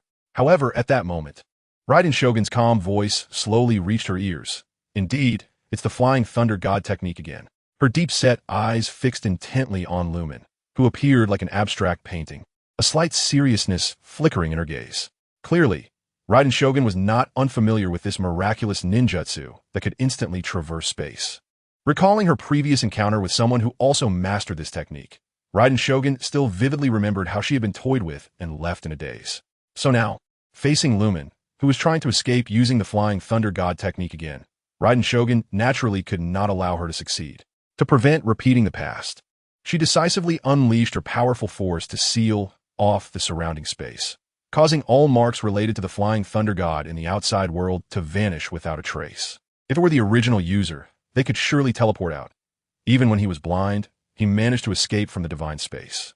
Now, this Raiden Shogun had inherited spatial abilities from her sister, making it seem like a simple trick. But Lumen was different. At best, she was just a beginner. If it weren't for her special constitution, she wouldn't have been able to use the teleportation anchor point, and if she hadn't learned a little, she would be on the same level as the Konoha security team's Flying Thunder God. Naturally, she ended up at the mark in Raiden Shogun's hand. At this moment, Lumen was grasping at a mark, and she was only half a meter away from Raiden Shogun. Lumen immediately retreated, springing forward to create distance. But Raiden Shogun waved her hand, and a gigantic lightning hand instantly formed, reaching straight for Lumen. What to do? Lumen was taken aback, but still swung her sword to defend, unleashing the three elemental powers of wind, rock, and lightning in a spiral aimed directly at the lightning hand. The effect was unexpectedly terrible. Not only did it fail to break through, but she was also sent flying, achieving her initial goal of creating distance. Lumen, did you not expect this, Raiden Shogun? This is my escape route. You've underestimated my strategy. Lumen felt pain all over her body, a numbing discomfort. Luckily, she was in beast mode and protected by the three elements. Otherwise, she would have passed out from that blow, a real criticism of a certain sleepyhead. She could have flown away, so why was that lightning hand chasing her again? Like a mad dog, why was it chasing her? Are you a skeleton? Lumen immediately transformed into a whirlwind, tried to escape, but who was on the other side? Raiden Shogun. This deity had been able to defeat numerous demon gods 1,000 years ago. How could she lose to a small fry? In an instant, she caught up to Lumen, gripping her as if she were a chick. Ah! The violent lightning was about to stun Lumen. Houjing, I want to say anything. Doli Mimi, don't kill my little Lumen. Just as Lumen was about to be electrocuted to a crisp, a strange power suddenly surged from her body. Raiden Shogun's calm gaze once again shifted. That was, in an instant, a piercing bird cry erupted. It sounded as if thousands of birds were chirping at once, creating an overwhelming noise, yet it had a peculiar feeling. Good night. Good night. Mute the world and listen to the cries of 1,000 birds. Alabi. The moment I heard that sound, I stood up, looking at the lake, remembering the fear of being controlled by the storm. Cook can cook, just say. Jija Bulgin. It blew up all the dual arena players.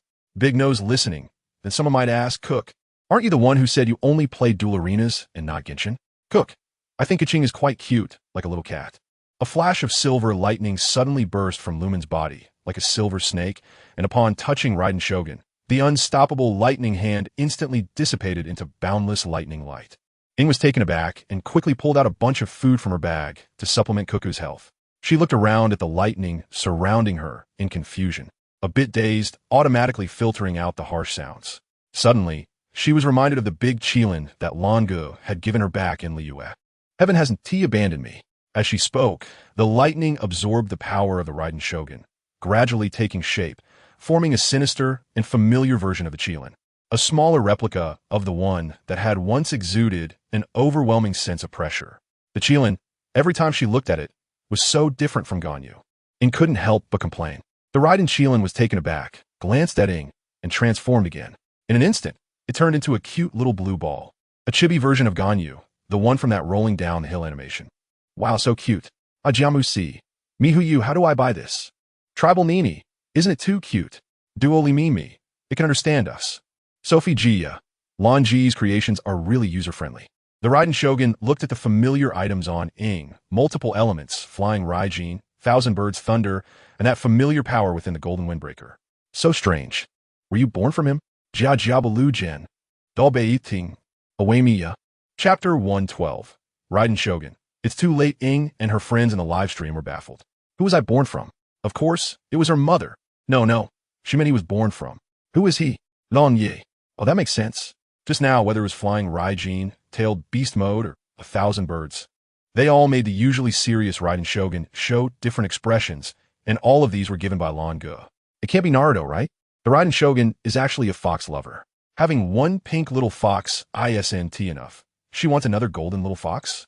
However, Ing didn't care too much about these things and decided to run first. She looked at the little Ganyu Qilin floating beside her and suddenly felt confident, as if saying, product from LanUses are guaranteed to be top-notch. The sky cleared, the rain stopped, and little Ing felt like she could do it again. No more talking. 2 horizontal and 1 vertical. Let us get to it. 2 points and 1 force. Let us do it. Ing quickly scanned her waist and saw that Thomas's vision was still quietly hanging there. So she decided to go all out. In that moment, she swung her arms fiercely, and 2 beams of cold light suddenly appeared. The Oath of Freedom and the greenery of the rock emerged in her hands. These 2 divine swords are renowned across 2 continents, with extraordinary backgrounds and are peerless artifacts. The Oath of Freedom contains mysterious powers that can greatly enhance her and her teammates' strength, while the greenery of the rock grants the wielder a stronger physique, making them more indestructible in battle. At that moment, the Oath of Freedom was surrounded by a raging green hurricane, the howling sound deafening, while the greenery of the rock was tightly wrapped in wild purple thunder, the electric sparks dazzling and mesmerizing. Meanwhile, Ing skillfully wielded the power of the Geo element to merge the 2, causing the sword bodies to instantly expand, growing longer until they transformed into 2 massive swords, each 3 meters long and shining with brilliant golden light. The little Ganyu beside her saw this and playfully stuck out her pink tongue at the 2 giant swords, then slightly opened her lips, and a dazzling white lightning bolt shot out like a spirit snake, accurately attaching itself to the dual swords. Rosa Bunyan, she opened it first. In an instant, the dual swords seemed to be infused with new life, emitting a chilling light from the blades, clearly imbued with indestructible sharpness. Ing shouted, "Charge!"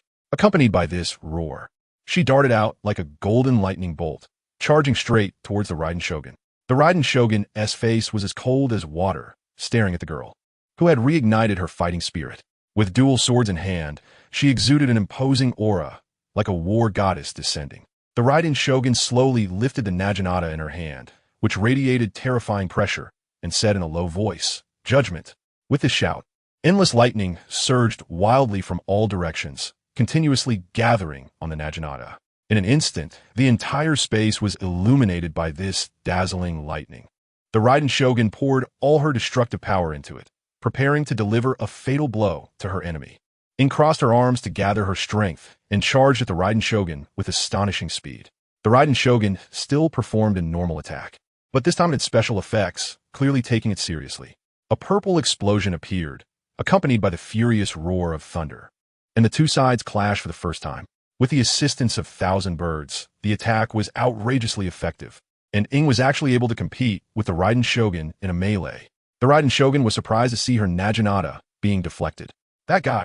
The image of that man slowly surfaced in the Raiden Shogun's mind, like a lightning bolt cutting through the dark night sky, clear and profound. The thrilling battle from 1,000 years ago was vivid in her memory, where he had mercilessly defeated her with overwhelming thunderous might. However, what puzzled her was that he did not strike her down to take her life, but instead spared her.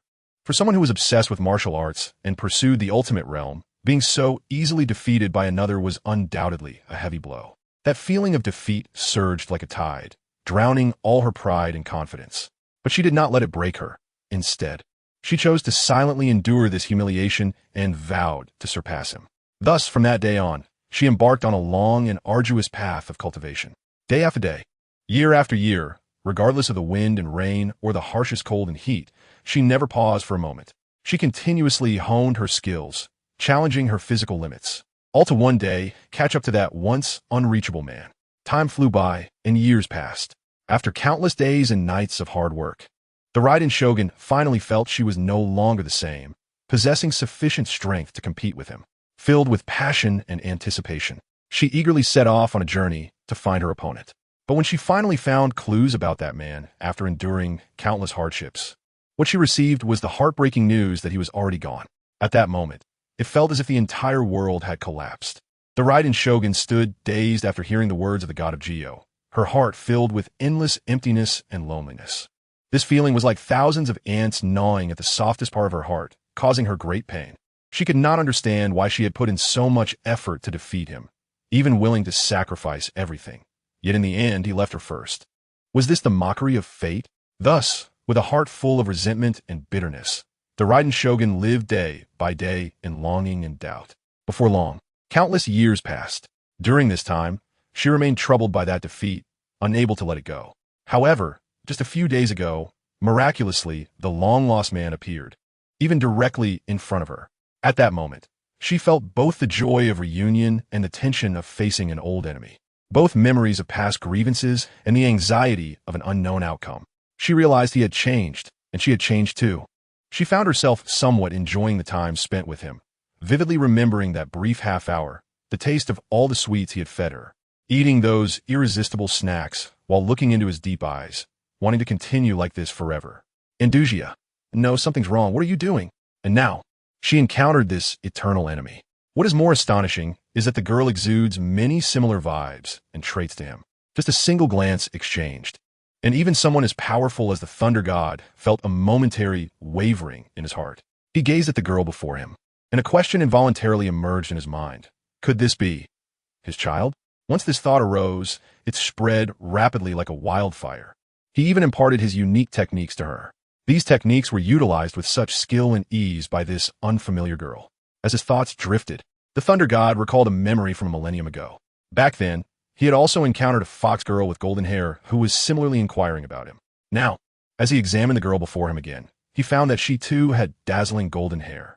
For some reason, upon seeing this, the originally bright and beautiful purple of the Thunder God's eyes gradually dulled. An indescribable feeling surged within him, making his chest feel exceptionally heavy and his heart inexplicably restless. But Ye was not concerned about that. She charged at him with a blade. The Thunder God blocked Ye's attack, sending her flying. Her level was far below his. Facing her felt as if he was battling a mere cub. When he fought back then, the overwhelming pressure was undeniable. The terrifying skeletal defense that even the power-renowned Raging Thunder Demon could not break, nor even create a crack.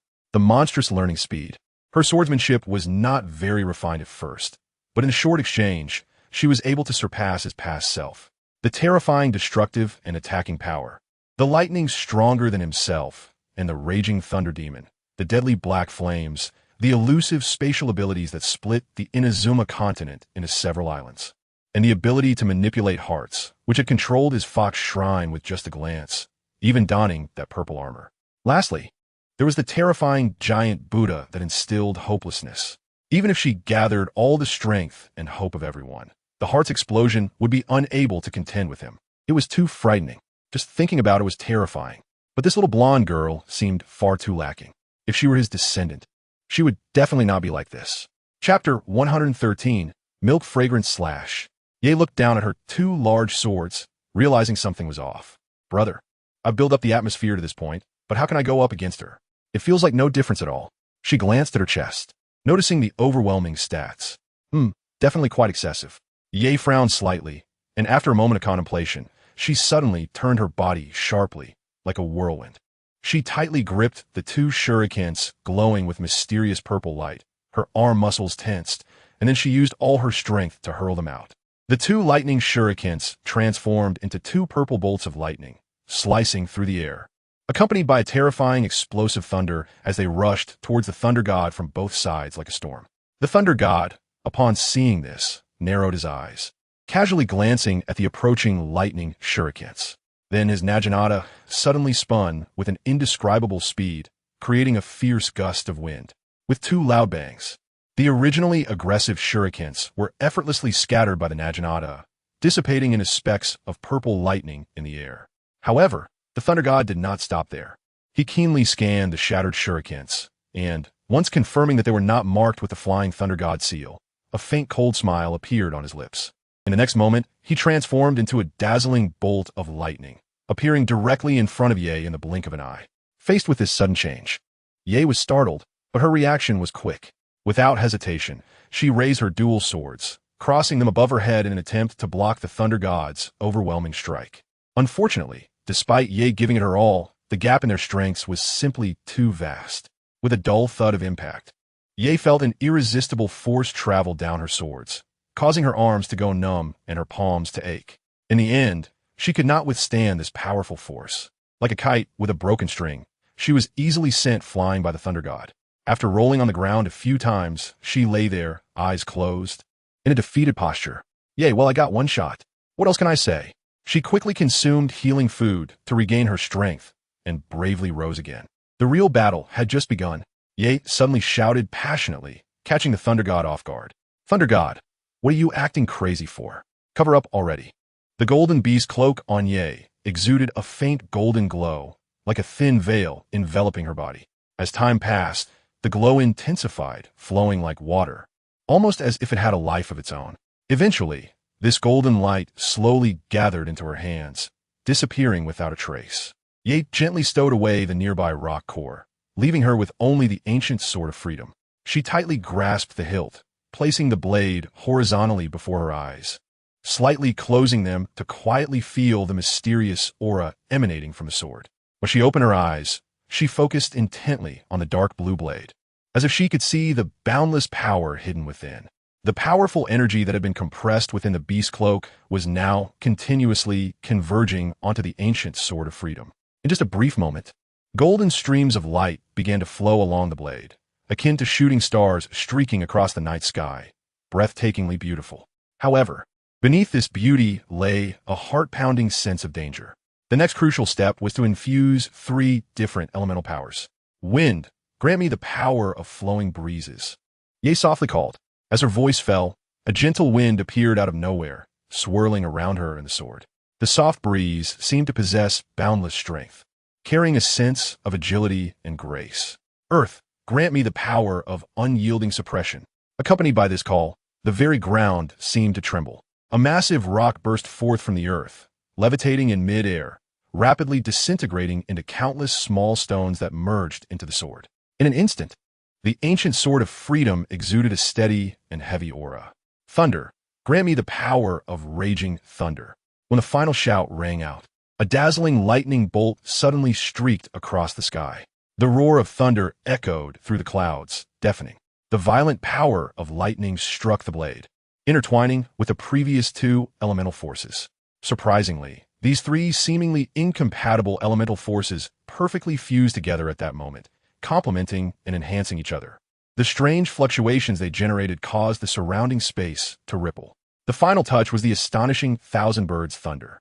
Ye, who had been quietly standing aside, instantly transformed into a bolt of lightning, dashing towards the ancient sword of freedom with incredible speed. The lightning enveloped the entire blade like a net. Under the brilliant lightning's illumination, the originally dark blade gradually transformed into the purest white, crystalline and translucent as if forged from ice and snow, radiating a holy and majestic light. The terrifying power contained within is simply beyond words. Gulme, Ing shouted, charging toward the Raiden Shogun with the sword in hand. I never expected you could reach such a level, but it is all in vain. She stared expressionlessly at Ing, who was rushing toward her like a white shadow, her eyes showing not a hint of emotion. As she twirled the naginata in her hand, it disappeared quietly like an illusion.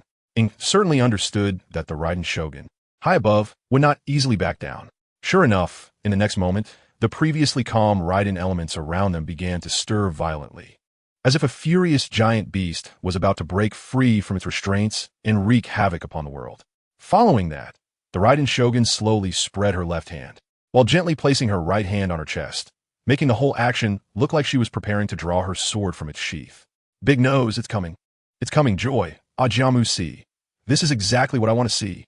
With this subtle gesture completed, the already violent thunderstorm around them surged to a terrifying extreme. At that moment, a strange energy fluctuation suddenly appeared above the Raiden Shogun's head, within the tumultuous thundercloud. Then, an astonishing scene occurred. A long sword radiating endless thunder and majesty was forcibly drawn out. Moreover, it was not from the thundercloud, but from the great thunder itself. In an instant, the previously raging thunder seemed to have finally found its true master, joyfully leaping and cheering, unleashing its most powerful force. The Raiden Shogun firmly grasped the long sword that had just appeared, and her entire aura underwent a dramatic transformation in an instant. At that moment, she was surrounded by lightning, resembling a deity who wields the power of thunder and lightning descending to the mortal realm. Even Ing, who had faced countless battles, found her breath caught in her throat, making it difficult to even gasp. However, even knowing the road ahead was fraught with danger, Ing gritted her teeth and charged fiercely toward the Raiden Shogun. Once, the mighty thunder demon that shook the entire Inazuma nation had returned. Only when she held her destined weapon did the Raiden Shogun reveal the supreme grace of a true deity. The thunder is indeed still alive, but it doesn't hinder the sword. Thus, Ing exerted all her strength, bringing her sword down, and the Raiden Shogun responded, the thunderous sword swinging down with unmatched force. Chapter 114. Ing. Running away. Everyone, immortal cells while the battle was raging in the Pure Land. The outside world was surprisingly quiet. Everyone's eyes were fixed on the situation at the execution platform. After all, such entertainment, or rather, this kind of upheaval, was truly rare in a place where their deity advocated for eternity. This melon must be tasted today. Meanwhile, Paimon was anxiously flying around. Toma, my legs are about to kneel from the strain. At that moment, the dark red substance reappeared, and in an instant, Ing, who had fallen to the ground, appeared in everyone's sight. The crowd erupted in intense cheers, clearly showing their admiration for their deity. Traveler, Paimon suddenly accelerated and charged forward, only to be intercepted by a bolt of lightning that sent her flying. Wah! The figure of the Raiden Shogun emerged in the arena, and the cheers grew even louder. She glanced at Ing and walked over with long strides. Mysterious sea fish sigh. The Raiden Shogun's legs, Garfield, big nose, is the one above getting high? Paimon had no idea how far she was sent flying by a lightning bolt, feeling dizzy, but thankfully, she was non-conductive. After a moment, she saw the Raiden Shogun approaching Ing with a fierce look, completely different from the previous Anemo Archon.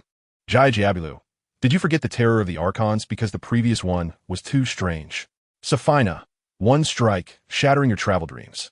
Big nose, actually, I've maxed out, just blame the opponent's stats being too high. Cook can cook. What if I pull out Zhao's dual pistols? Jiamu si. Didn't you say you don't play Genshin? Meanwhile, at the execution platform, the Raiden Shogun raised her thunderous sword, poised to strike down. Toma, kneeling in anxiety, glanced back and saw that the guards had fled, leaving behind a long spear. Heaven helps me.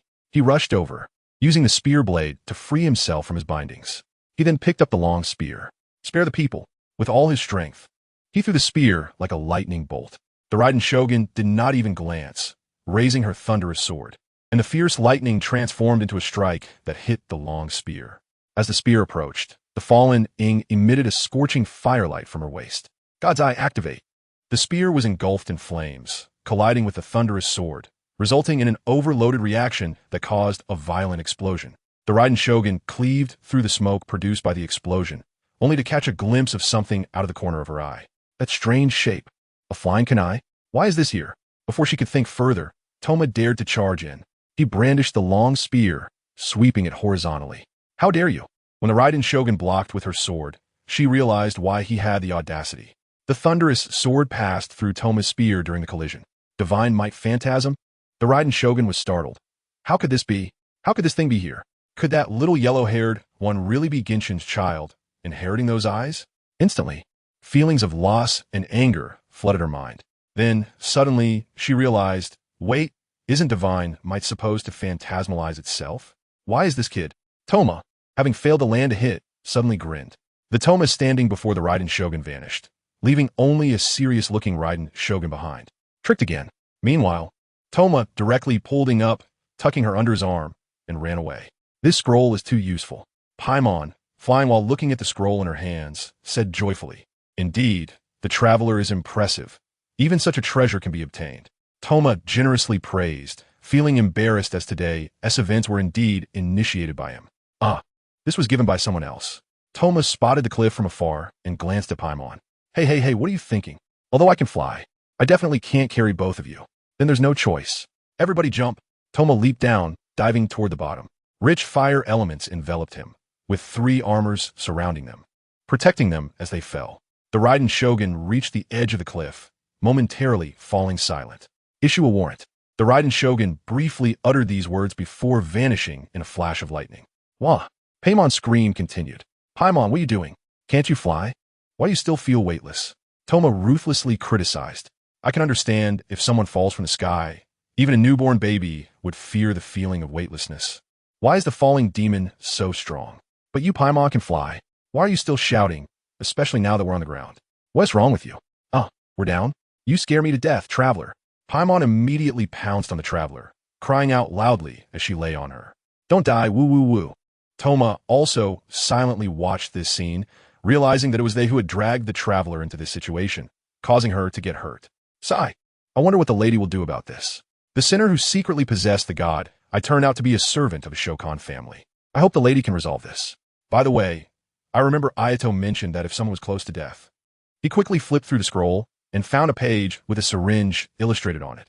Below it was written immortal cell, stating that as long as there is breath, it can heal you, and even if you were dead, it can still heal you. Toma leaned over, curious about what this scroll was. Both the dart that allowed him to quickly swap places to save the traveler and the technique to create a false clone intrigued him. He heard Paimon say it was ninjutsu, which was strange. How could he have never seen a ninja?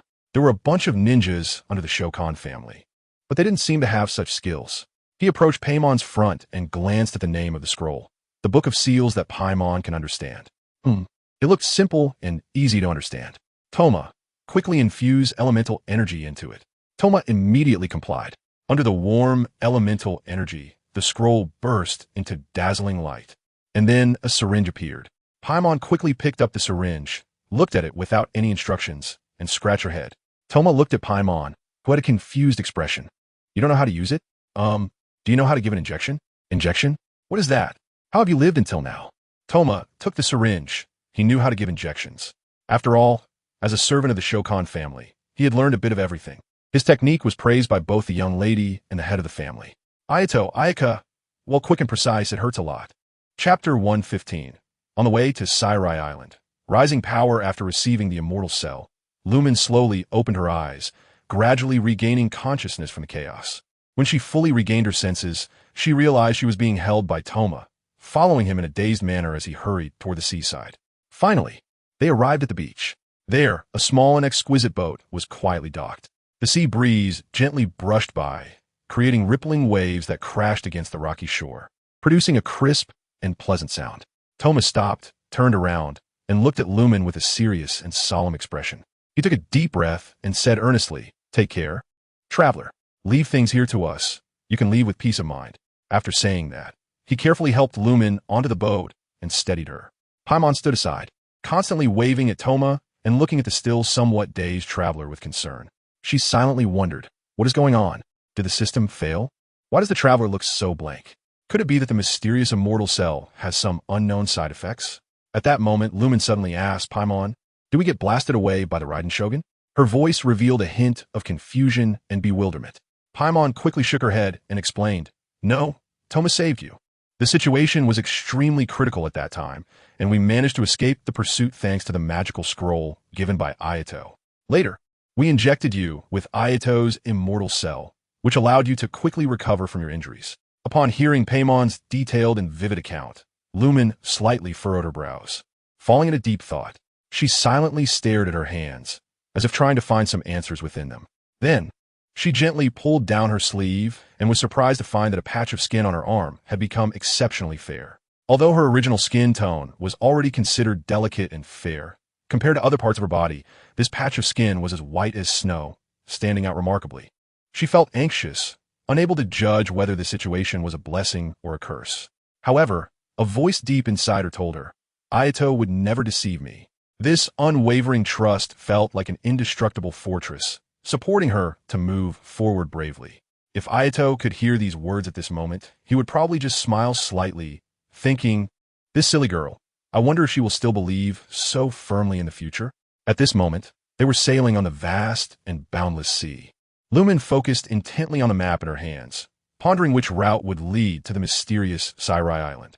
Time passed by, and, after quite a while, they still felt like headless flies, lost in the vast sea. Ultimately, they could only choose a seemingly feasible direction based on their instincts. After sailing for a significant distance, Lumen accidentally caught a glimpse of Paimon floating in the air, leisurely enjoying the beautiful sea view. Suddenly, as if struck by lightning, she jolted, standing up from her seat. Traveler, what's wrong with you? Paimon was startled by Lumen's sudden movement and hurriedly asked with concern. Paimon, I think I can fly, Lumen said, her eyes widening in confusion. All right, Paimon exclaimed, as if awakened by Lumen's reminder. Then why are we still struggling to sit in the boat? Lumen looked at Paimon helplessly, secretly criticizing this little scatterbrain.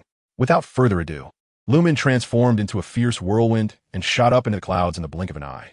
Meanwhile, the poor little boat was left behind, drifting on the turbulent sea, swaying with the waves. By the way, didn't you all know that in Inazuma, if a ship sails beyond a certain range, it will automatically return to port? Along the way, Lumen sped past like lightning, astonishingly fast.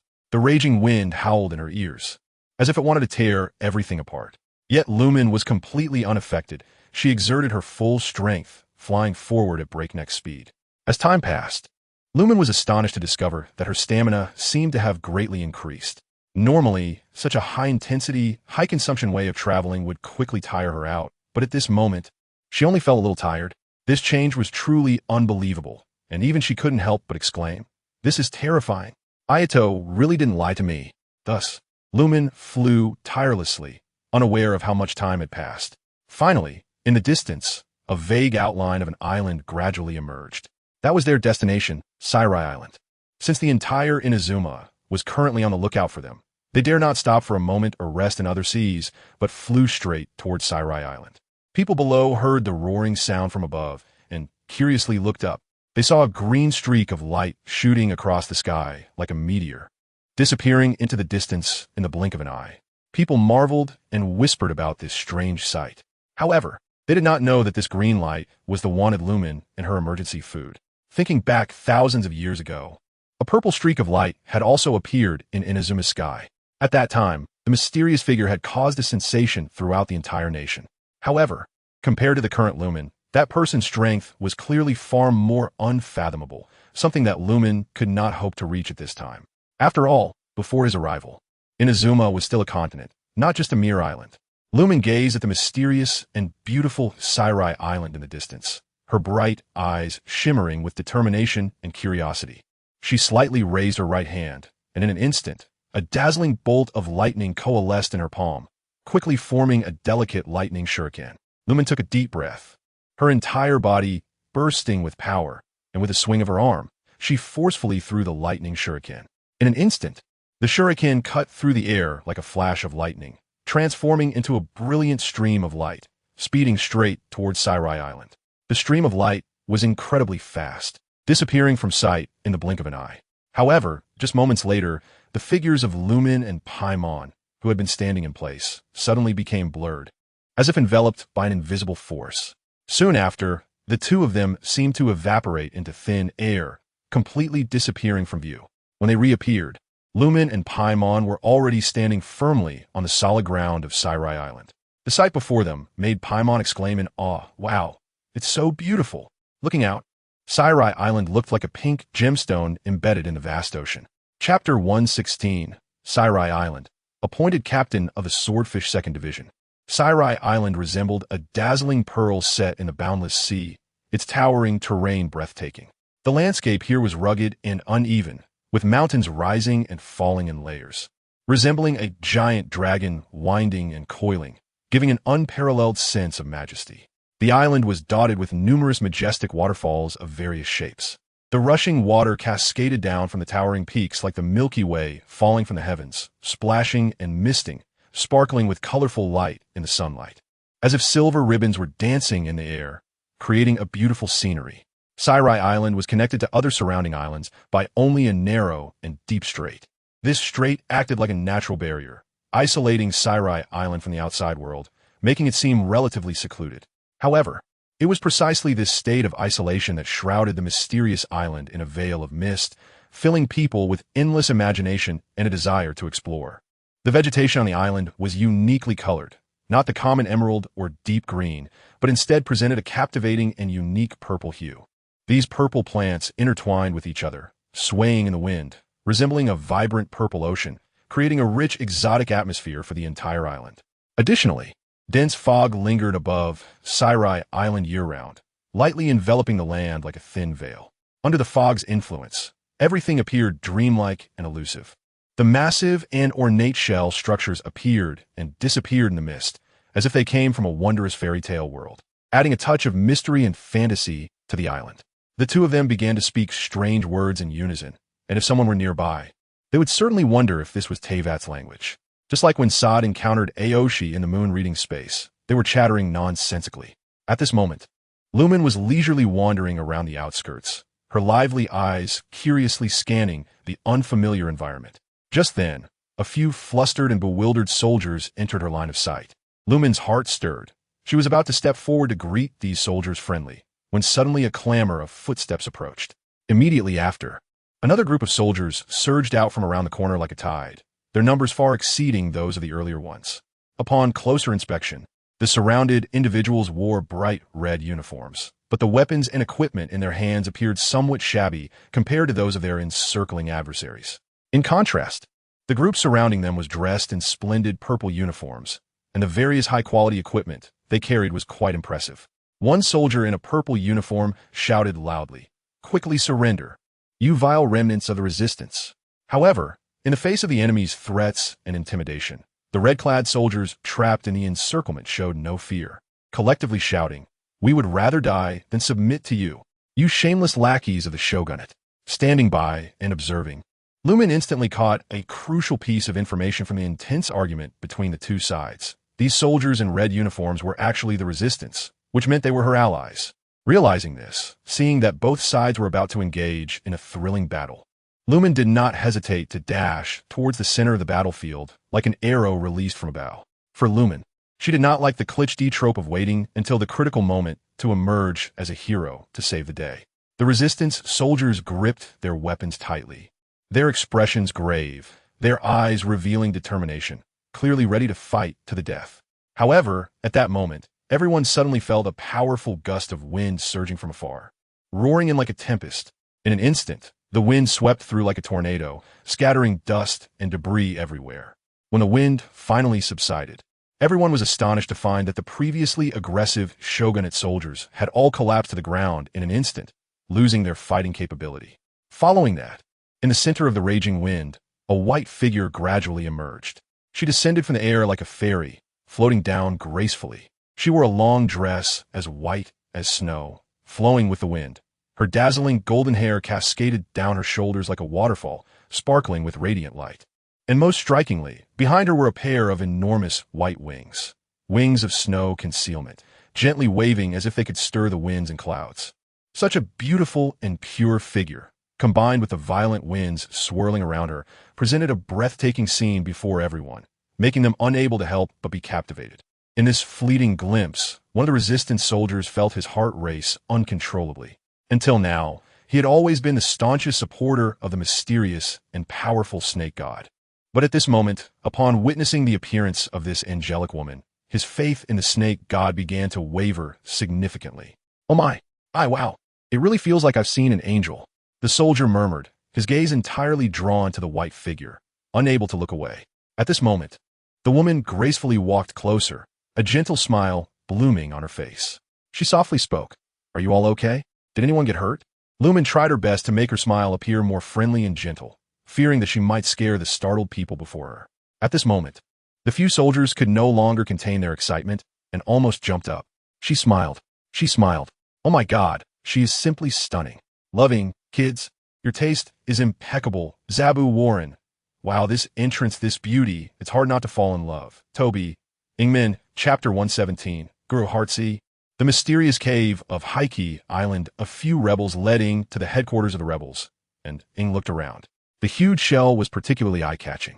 Looking at the lake, kids, I want to mention a game where you replace the deity, and others will crazily feed you seafood. Cook can cook. I use shells for the first move, I use shells for the replacement. If there's telepathy, I use shells. If there's a secret scroll, I use shells. If there's no telepathy or secret scroll, I still use shells. If there's a skill, I use shells. During the vacuum period, I also use shells. ING use shells. Good night wants good night. Feels very strong. Already been initiated. A labby. So how can I react to the shells? Jamu C. Can Genshin official give shells a skin? I think pink is also nice. Hard at ease. Still too pink. As long as they are somewhat related, dual arena players would gather around. Truly the strongest group among current Genshin players. Because they are abstract enough, being abused, have a good mindset, being abused, and have creativity, being abused. If a normal Genshin new player enters the game, the veterans help you fight monsters and farm materials. But when dual arena new players enter the game, hi, finally got played. They directly pull out the Insomnia package. And then, although you are the enemy, you are not bad. Go back and practice some more. Against me, who bears the name of Knight, you have no chance of winning. The environment is very harsh. Ordinary newcomers can hardly survive. But if you are lucky enough to survive and have decent talent to stand out, then you will encounter the 3 divine illusions. Genius is just a ticket to meet them. Ahem, back to the main topic. At this moment, a brown puppy's ear popped up. This must be the traveler. Miss Ayaka has mentioned you. It's an honor to meet you. After Ying's gaze lingered on the puppy's ear for a moment, she saw a slightly younger figure.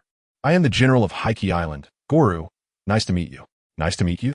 Gore looked confused. Is this Teyvat language? MHM. Nice to meet you. I am Paimon. This is the traveler. Paimon hurriedly flew over to interrupt Ying's speech. Jamu Si. So the protagonist doesn't speak. Paimon speaking has a reason. Jiajiburgen. The first letter must be capitalized. Jamu Si. Rigorous. Jiajiburgen. A lifetime of learning. Since meeting Goru, he has been like a guide. Leading Ying forward. Finally, they arrived in front of an enormous shell. However, at this moment, Ying did not notice the affectionate gazes of the soldiers behind her.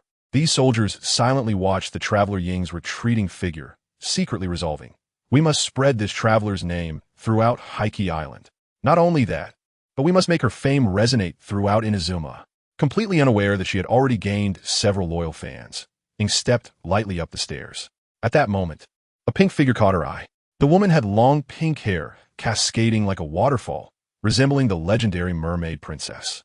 The glamorous attire she wore was dazzling and dreamlike, with every detail showcasing elegance and luxury. Looking further down, her long, beautiful legs wrapped in white stockings were simply irresistible. Sakura Blossom, he heartsy my heartsy, Rohu Fish Row, finally waiting for you. Good thing I didn't give up. Hello, traveler, I already know your name. Your courage to face thunder is admirable. Just luck. Accompany Wong to celebrate the new year. Luck sister, I'm coming. Faye says it's luck to everyone. This group of muggles really believes it. Then Heartsea babbled on for a while. Actually, it had been too long since I'd gone through the plot. I forgot everything. And I don't want to waste words, so I won't say more. Hi. Didn't expect that when you read this sentence, I had already written dozens of words. Compared to my strategy, you're still too weak, LO. In short, becoming the captain of the Swordfish 2nd Division, Tadakai, just keep touching. Ying walked lightly towards her barracks, with a gentle breeze brushing through her silky long hair. The moment she stepped into the barracks, the originally noisy scene instantly fell silent, and all the soldiers' gazes were unconsciously focused on the new officer. Before this, these soldiers had already heard that they were about to welcome a new officer of outstanding appearance. But no one could accurately describe the extent of her beauty. At this moment, when they witnessed Ying's true appearance, a wave of admiration surged in their hearts. Ying was dressed in a white dress, her figure graceful and upright, with beautiful curves. Her exquisite face was like a finely crafted artwork. Her fair skin as smooth and delicate as mutton fat jade, with a high nose and slightly upturned lips revealing a confident and charming smile. Her bright eyes, like stars, were deep and lively, as if they could see through everything. In an instant, the entire barracks was immersed in awe. The soldiers were dumbfounded, and some even couldn't help but whisper in admiration.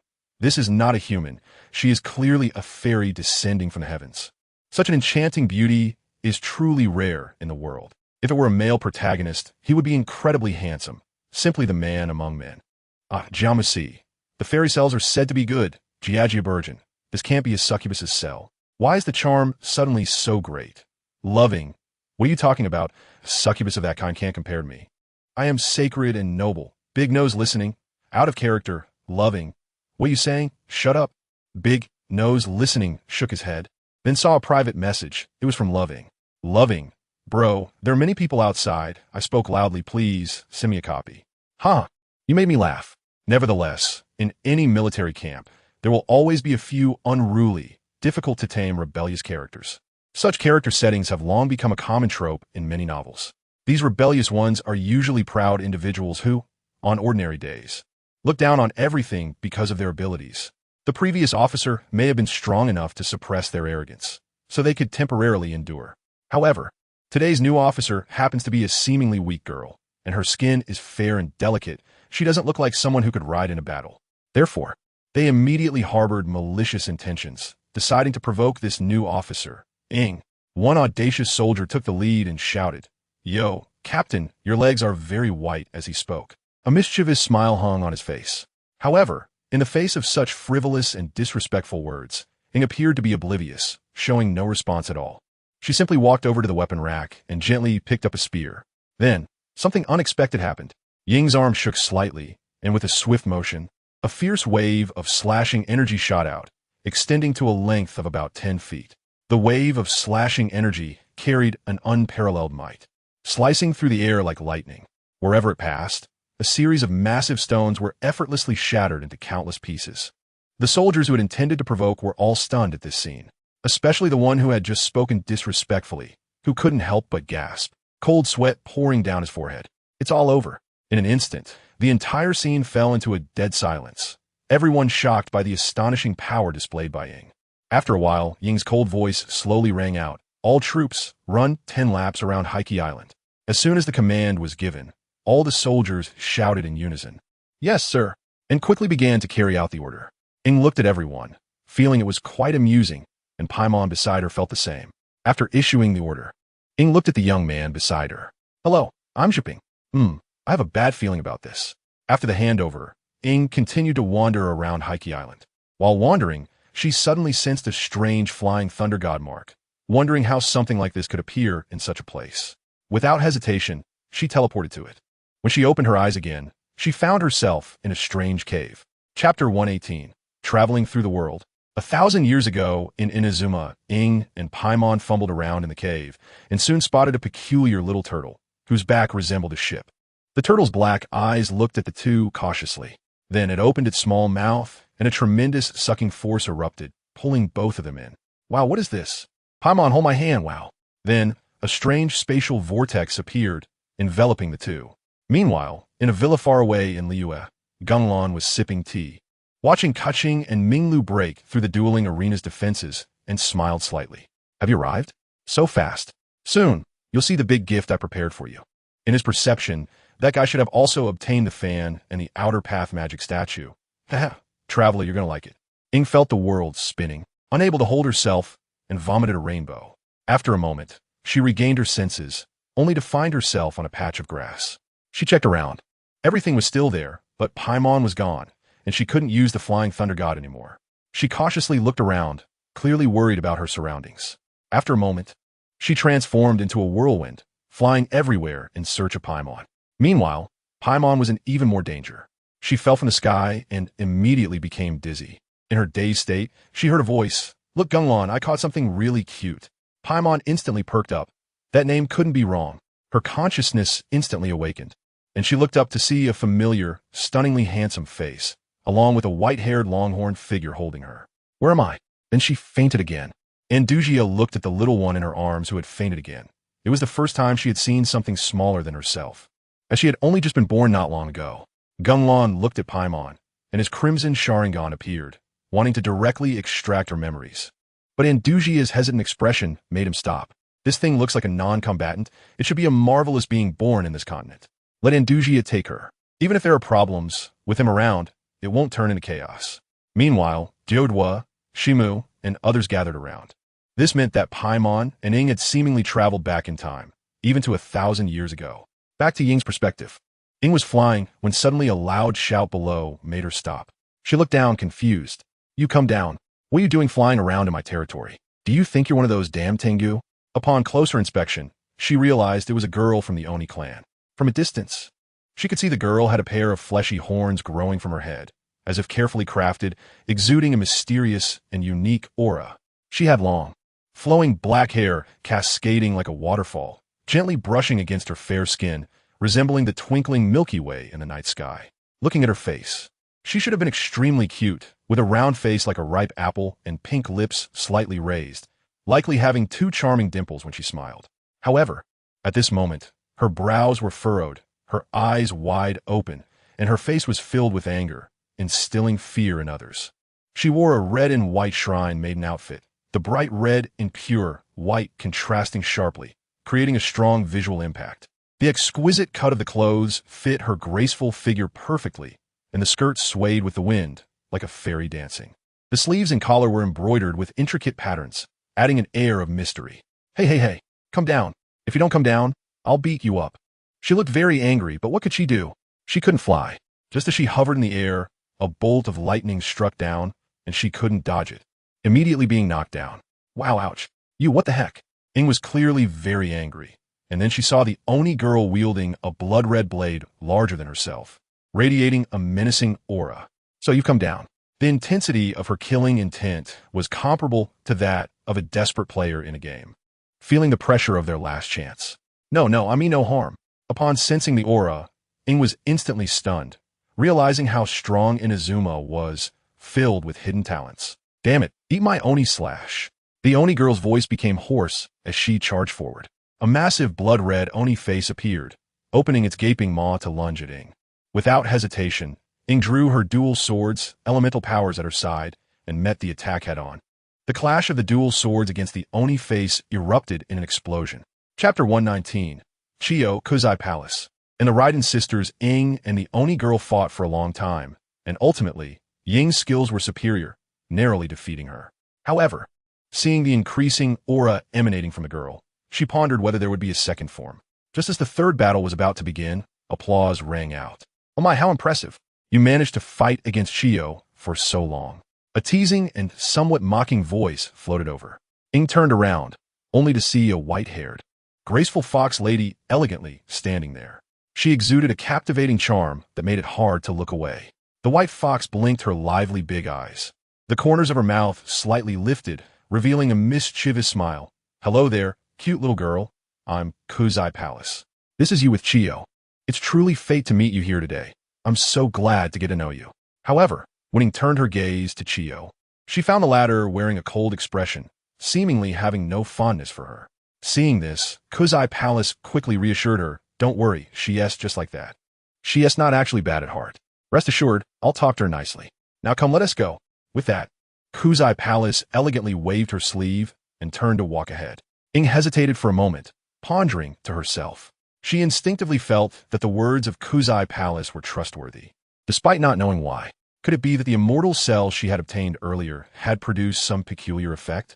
With this thought in mind, Ing no longer hesitated and quickly followed Kuzai Palace's pace. Along the way, Kuzai Palace held Chiyo tightly. Even though Chiyo occasionally bared her teeth and tried to break free to bite Ing, but was skillfully stopped by Kuzai Palace. Thus, the three slowly proceeded, leaving a long trail of footprints. Finally, they arrived beneath a cherry blossom tree. Under that tree, a figure caused Ying's heart to stop. It was the Raiden Shogun. Beneath the cherry blossom tree stood a beautiful purple-haired woman dressed in white, holding a paper umbrella. However, you can't think that just because you change your outfit for cosplay, I wouldn't recognize you. You are the Raiden Shogun. Wow, you know? Look, she's the god of thunder, Ball, my good friend. Come over, let me introduce you. Chiyo also stopped, knowing that this sly fox definitely had ulterior motives and was ready to watch the show calmly. Ing looked at that figure from a distance, afraid to approach. Just as she was about to turn and run, another figure appeared in her line of sight, exactly as she remembered, just not as extravagant in clothing, but with the same aura. God, it's the Raiden Shogun. She was so startled that her soul nearly left her body. Just as she was about to escape, she saw the Raiden Shogun glide past her, heading straight for the initial Raiden Shogun. Then, to Ying's astonishment, she took the hand of the original Raiden Shogun and sweetly called out, Sister. WTF?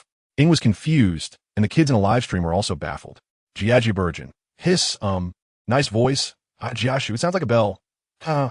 You are too interesting, little one. Kuzai Palace was laughing uncontrollably beside her. Ing felt utterly bewildered. How strange, right? I'm telling you, they're twin gods.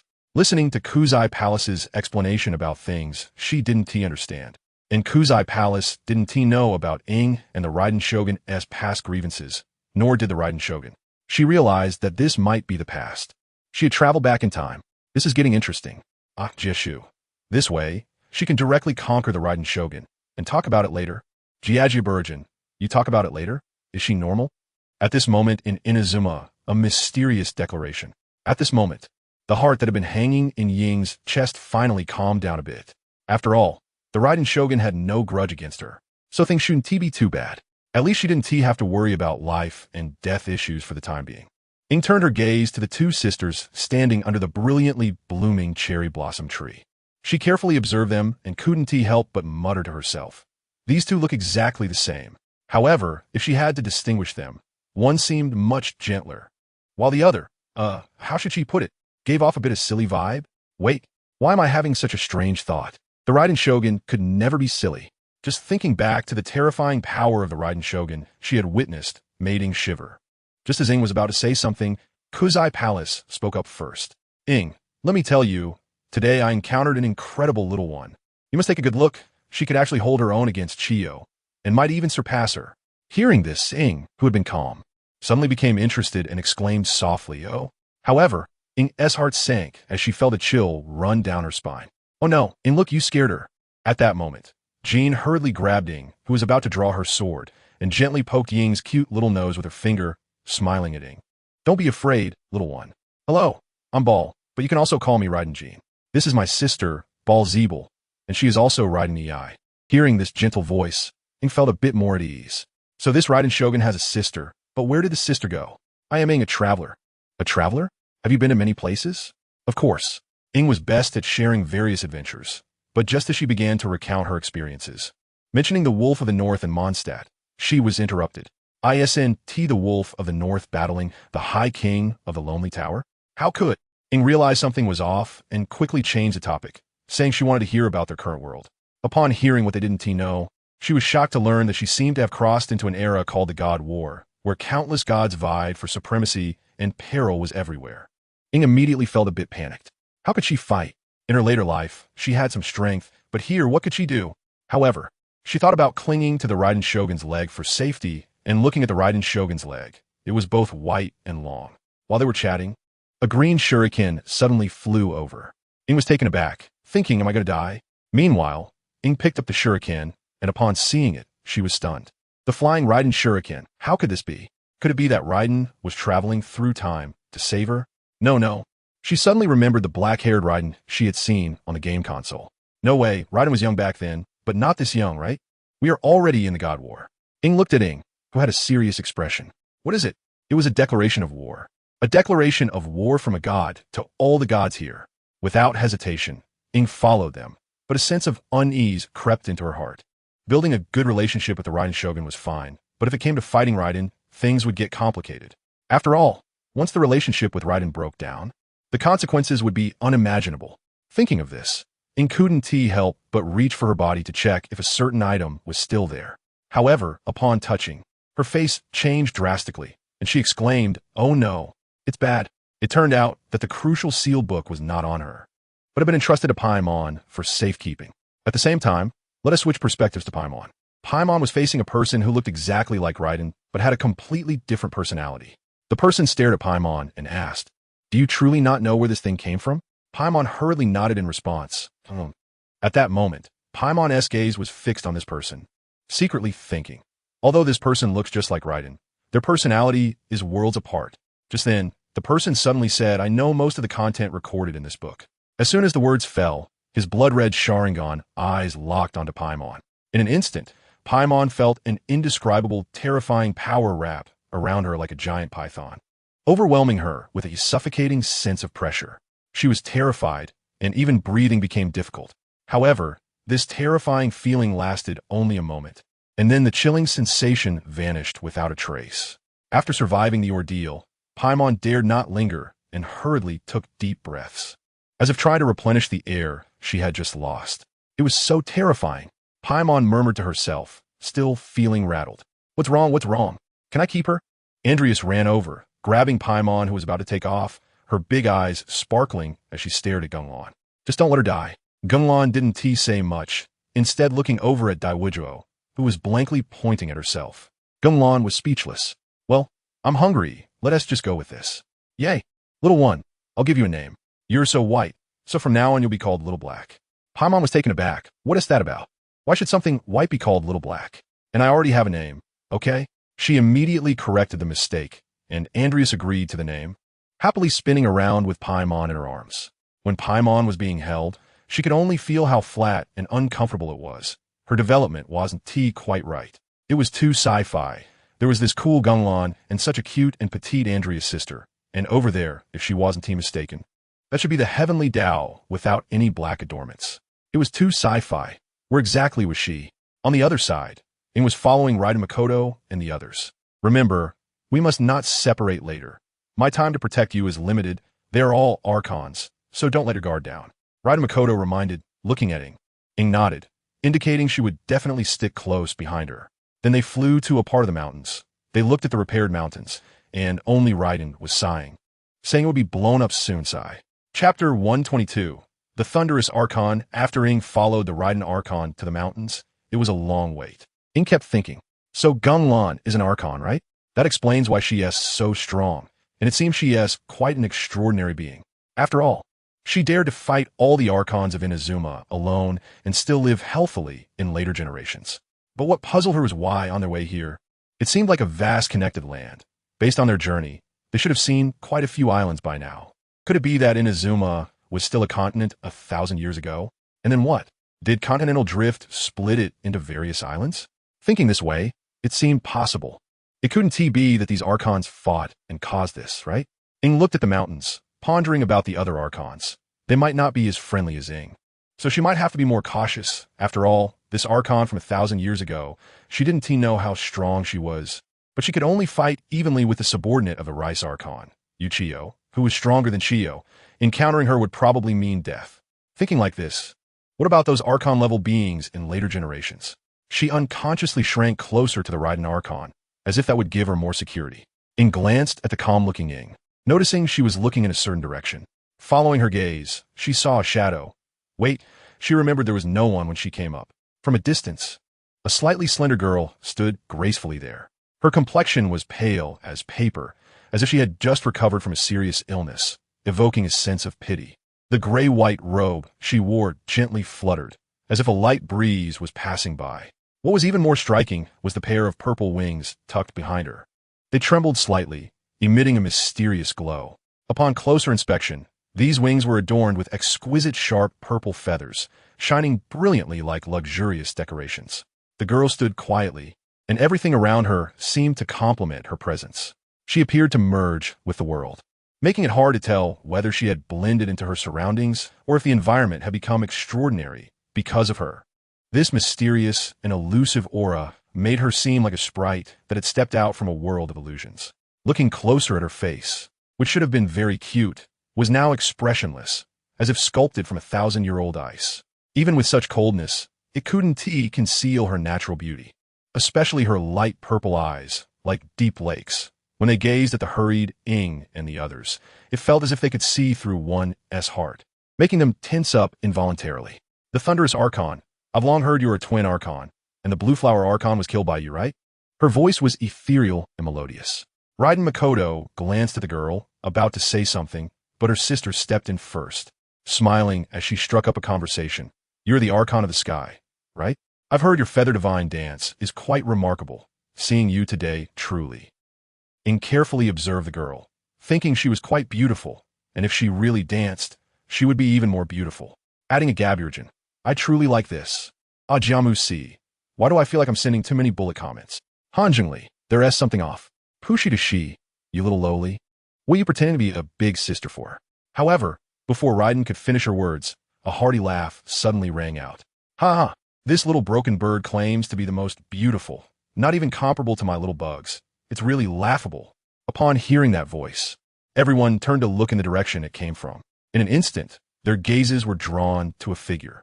A very tall and mighty person appeared in everyone's view. like a moving iron fortress. This person was entirely covered in heavy armor, as black as ink. The thick armor seemed to meld with him, perfectly fitting his robust figure and exuding an overwhelming aura. Wow, these layers of heavy armor shimmered with a cold metallic luster, evoking a sense of awe. The most special aspect was his uniquely designed armor. This armor propped up his already tall body to over 4 meters.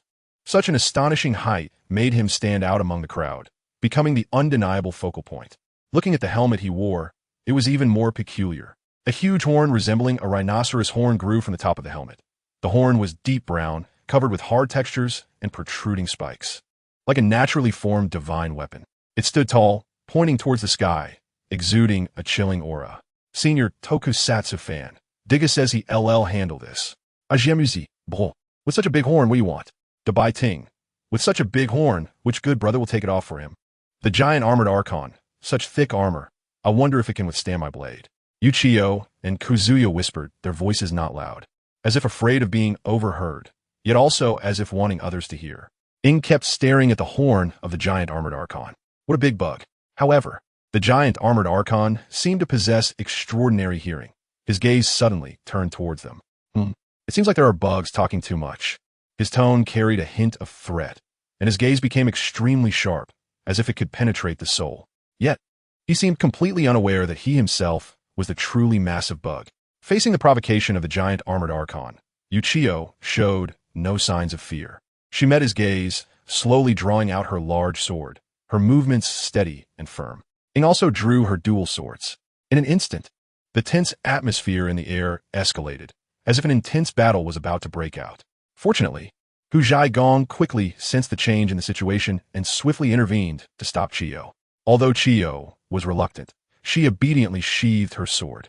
Meanwhile, Hu Zhaigong communicated a message to Chiyo with her eyes. Now is not the time.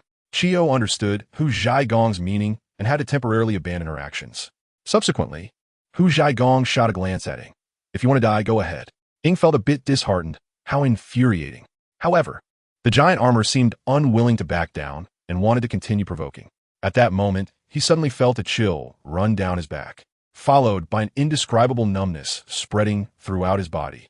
He looked around and eventually spotted Raiden standing next to Ing. Raiden's beautiful eyes were shimmering with a faint purple light, emanating a powerful aura. You've got some skills, kid. The giant armor gritted his teeth, a hint of wariness flashing in his eyes. Despite his lingering dissatisfaction, he knew this opponent was not to be trifled with, so he decided to back down. However, the nearby, sky-soaring demon god seemed dissatisfied with everything. She walked straight up to the giant armor, her face clearly showing anger, and fixed her gaze on him. The 4-meter-tall giant armor and the less than 1.5-meter-tall, sky-soaring, formed a peculiar sight, the stark height difference making it hard not to chuckle. What's wrong, little thing? Do you want to fight? Ing also looked at the adorable little girl, pondering the odds for both sides. The tense atmosphere was soon interrupted by a voice. A calm voice rang out, and a figure with a human body and a serpent's head appeared, sounding somewhat apologetic. Sorry for being late. The demon god of snake fighting. But who is the other one? Is it the thunder roar or the poison shadow? Raiden thought. Ing leaned closer to Hu Zhaigong and whispered, Who is this? This is the demon god of snake fighting Ouroboros. Wait, who? Upon hearing this name, Ing realized it was that giant snake god from Heartsea Island. Oh no! Have we run into the boss of Heartsea? If we end up fighting him later, will Heartsea never forget about her for the rest of her life? Just then, a wild laugh interrupted her thoughts. Suddenly, a thunderous roar echoed, striking the ground and kicking up a massive cloud of dust. As the dust settled, a towering, powerful creature appeared before everyone. It was covered in snow-white fur, each strand smooth and silky, inviting to the touch. Its muscular body exuded a sense of strength, as if it could easily tear apart steel or even the earth itself. It wore only a simple pair of pants. Yet this did not detract from its majesty and dominance, resembling a green giant. This creature resembled a lion, but had a distinctly human torso. Its massive and imposing head, with sharp fangs protruding from its mouth, radiated a chilling aura.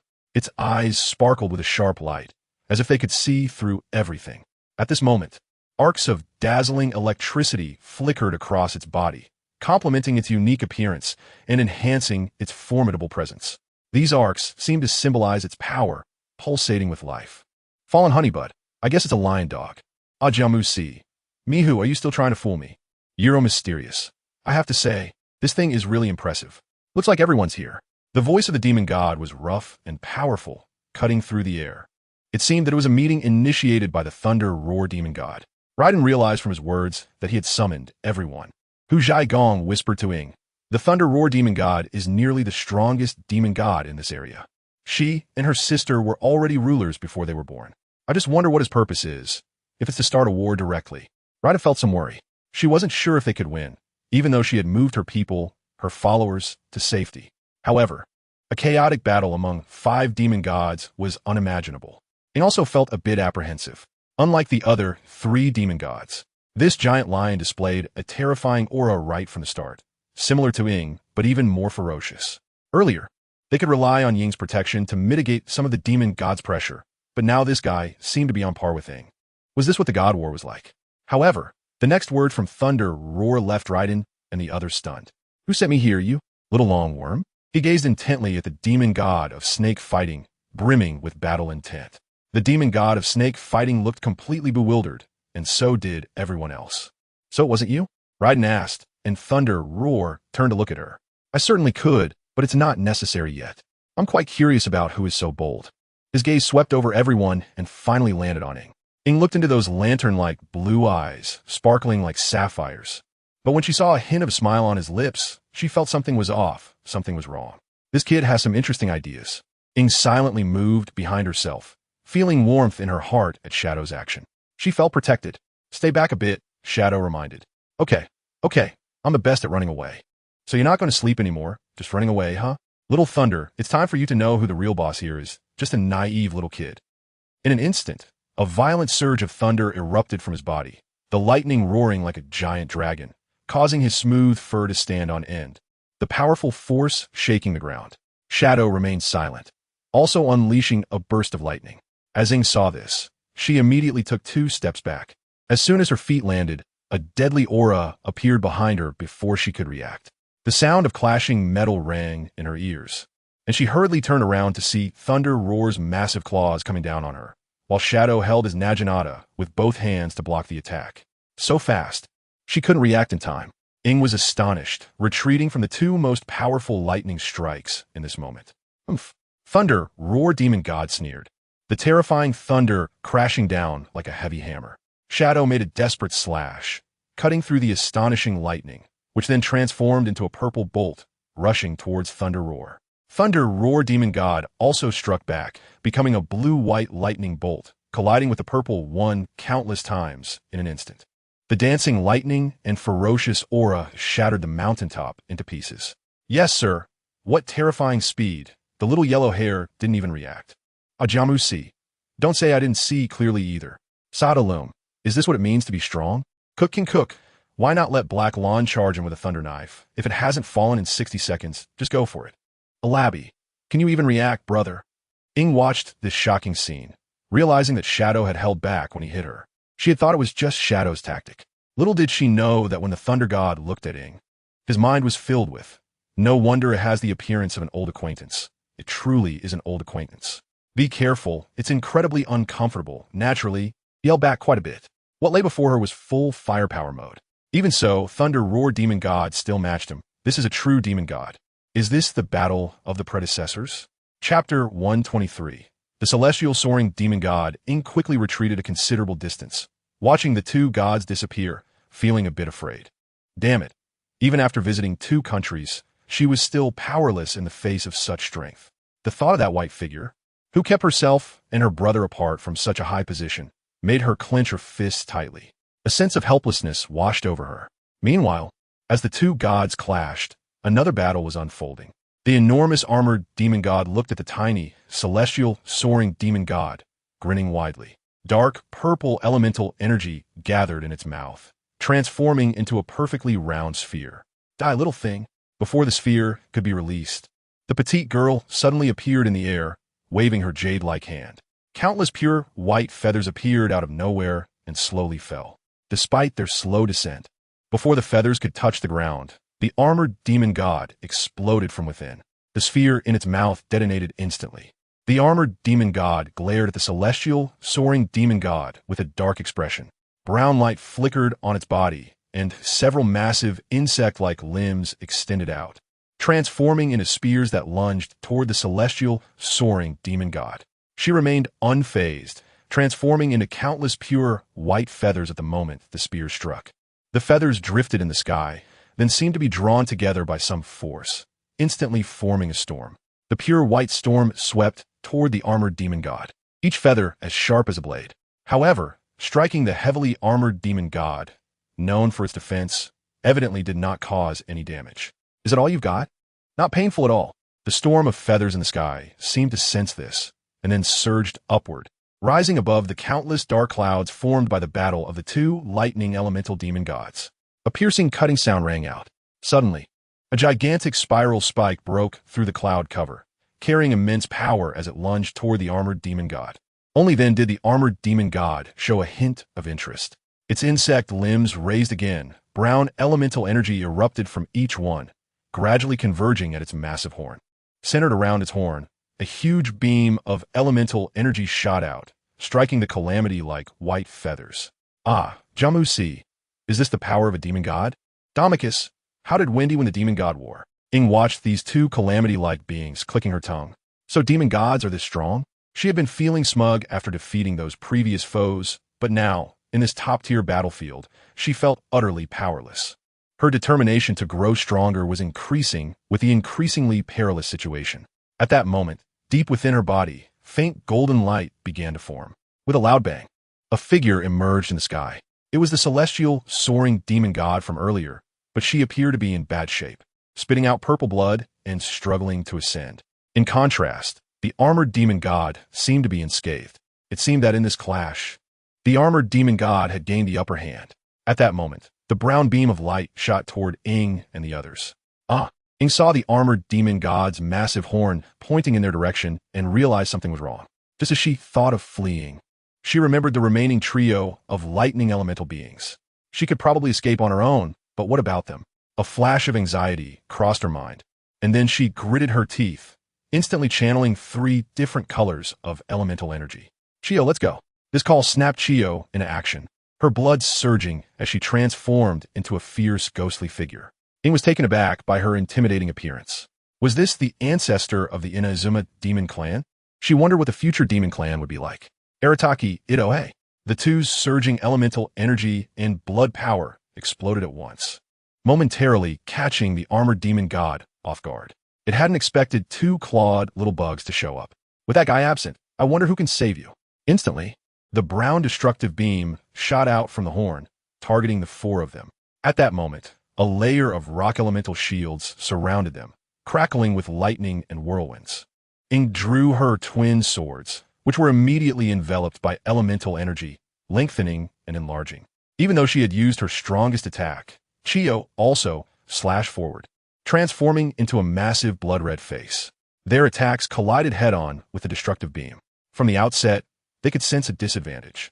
Ying's heart sank. They couldn't withstand it. Suddenly, a cute little coconut sheep emerged from Ying's body, and blue and white lightning instantly enhanced her power. Far away in the sky, a massive purple shadow streaked across the heavens at incredible speed, like a shooting star. The immense impact even churned the ocean waves. It was the complete body of Susanoo, and within the pentagonal cockpit atop the mighty god's head, several figures appeared. Uchiha, Oder, Simu, and of course Paimon. Paimon, wide-eyed, was nestled in Andusia's embrace, gazing at the rapidly passing world outside the purple hue. Little did she know, when Genglan and the others had decided to head to Inazuma, Paimon had warned that the road wouldn't be easy. Without hesitation, Genglan activated the complete Susanoo, and Paimon was left dumbfounded. Such terrifying power. No wonder it was Genglan. As she was embraced by Andusia inside Susanoo, she felt that this Susanoo was unbelievably safe. She couldn't imagine encountering any danger inside. The only threat was Andusia occasionally pinching her cheeks, which she didn't mind. Little Andusia is so cute. Meanwhile, Genglan sensed something and looked into the distance. The terrifying vision of the eternal kaleidoscope pierced through layers of mist, locking onto the battlefield. The aura of lightning had already begun to clash. Miraculously, the long knife at his waist glowed and even spoke. Then let us deliver a decisive blow. Genglan sneered coldly. The The Chidori blade, also known as Sod, continued. Just as you often say, let this world feel the power of the Uchiha, the god. Saying this, Susanoo's speed suddenly accelerated. The scenery outside blurred into a line. Yet those inside felt no discomfort. Paimon exclaimed that it was more comfortable than flying with the traveler. Meanwhile, it was barely holding off the attack under the Chidori lightning chakra, but was still pushed backward by the beam. Chiyo was drenched in sweat. She had never been afraid of anyone in her life, but now she was scared. Ing, help! On the other side, the two gods had already ventured far away. Thunderclap casually blasted a mountain, glancing at the flickering shadow. Your little ones seem to be in a bit of danger. Humph. Ing was panting lightly. Clearly, Thunderclap was strong, but it wasn't unbeatable. She was just worried about her sister. She glanced over there. If you want to go, then go. We'll fight later. I don't want my opponent to be half-hearted. Thunderclap gestured with both hands and then retracted his power. Thank you. Ing transformed into purple lightning and charged forward. What a terrifying guy. Thunderclap looked at the wound on his hand and chuckled. Chapter 124. Pet the cute little celestial soaring as soon as Ing arrived at the scene. She almost instantly turned the tide of battle, sending the armored demon god flying with a single slash. Indeed, there was a difference between demon gods. Ing looked at the appearing Ing with excitement, eager to hug her, but she missed as Ing had already appeared next to her. Sister, are you okay? Oh, of course. I'm fine. You should thank the traveler and that celestial, soaring demon god. Ing looked back at the two and said, thank you. The corners of her mouth twitched slightly, but she could only accept it. She then turned to the skyward god. Thank you for earlier. If it weren't for you restraining the giant armored god at a critical moment, I might not have made it in time. It's nothing. I was going to fight her anyway, the skyward god replied, raising her head to look at Ing. At that moment, she felt a bit uncomfortable. Why am I so short? Although she could change her size using elemental power, it didn't seem to help at that moment. Ing, on the other hand, looked at the cute little being with a frown on her face and couldn't help but reach out to touch her. The moment her hand made contact, she felt a wave of softness and touched again. The skyward god was taken aback. She touched my head. Damn it. Don't associate this with the head pats from Naruto. Head pats are such a gentle action. The skyward god felt a surge of anger, but amidst her anger, there was also a strange sensation. Ichifeoski chinaisi. I guess I'll let you touch it. Seeing that the skyward god didn't resist, Ing became bolder and slowly crouched down to match her height. Her mischievous little hand poked at the skyward god's small face. Wow, so soft. Friendly reminder. The male traveler doesn't have these storylines. I'm so young. The male traveler isn't human. The skyward god looked at Ing with confusion, thinking that this blonde girl was strange. The group of beings around her didn't even dare to approach her, yet this one dared to poke her face and touch her head. Moreover, this girl had a unique aura about her, very strange and attractive. She couldn't help but lean closer to Ing, wanted to see what was so peculiar about her. This action was quite remarkable in Ying's eyes. She let me touch her. Then, she escalated the situation by rubbing her little face. Eventually, she directly hugged the small skyward god, and at the moment of being embraced, the skyward god felt her mind go blank and her face turned red. Ah, Jamusi, wow. Is she a succubus? Can't be dragged. The celestial cells are in action. Chun-Jing. Could these cells really be succubus cells? Did I turn into a succubus in Teyvat? What's your name? I'm Morna. She stuttered as she spoke in Ying's arms. Seeing her like this, Ing liked her even more. Such a cute little kid. So sweet. Meanwhile, Hushagen and Qinya exchanged glances, wondering what was happening. In just a moment, a god was cuddled. Watching the scene, Hushagen immediately gave Ing a thumbs up, indicating her strength. Ing couldn't help but feel a bit helpless. She calmed down and felt a chill at her impulsive action earlier. She didn't expect the other party to not resist. She thought she was very charming, but she hadn't felt this way before. She wondered if it was the effect of those cells. Truly, what a great product from Brother Ran. So useful. Chapter 126, Little Duck. The shocking Susanoo, the giant armored god, shakily got up from the ground, clearly suffering significant damage from that blow. With many cracks appearing on its armor, it realized something was wrong. Where did they team up? This was problematic. Unable to fight. Just the skyward god was already tough enough, and now there was also the thunder god, who had a very strong killing intent. It was time to run. At that moment, the usually silent snake god suddenly raised its head, looking solemnly into the distance. Hey, Longworm, let us team up. No, something big is coming. Ing and the others looked curiously in that direction. What is it? Just then, a light and agile voice suddenly reached the giant armored god's ear. Hey, have you eaten? The giant armored god was taken aback. What the hell? Didn't he eat? Take a punch from me. In an instant, a massive fist appeared before the giant armored god, entirely made of water element. What a useless thing. Watch me break it. Several of its insect legs shot out like cannonballs, but what happened next shocked everyone. The enormous and highly defensive giant armored god was sent flying by that water fist, looking like it took significant damage. As the dust settled, a small figure appeared in the arena.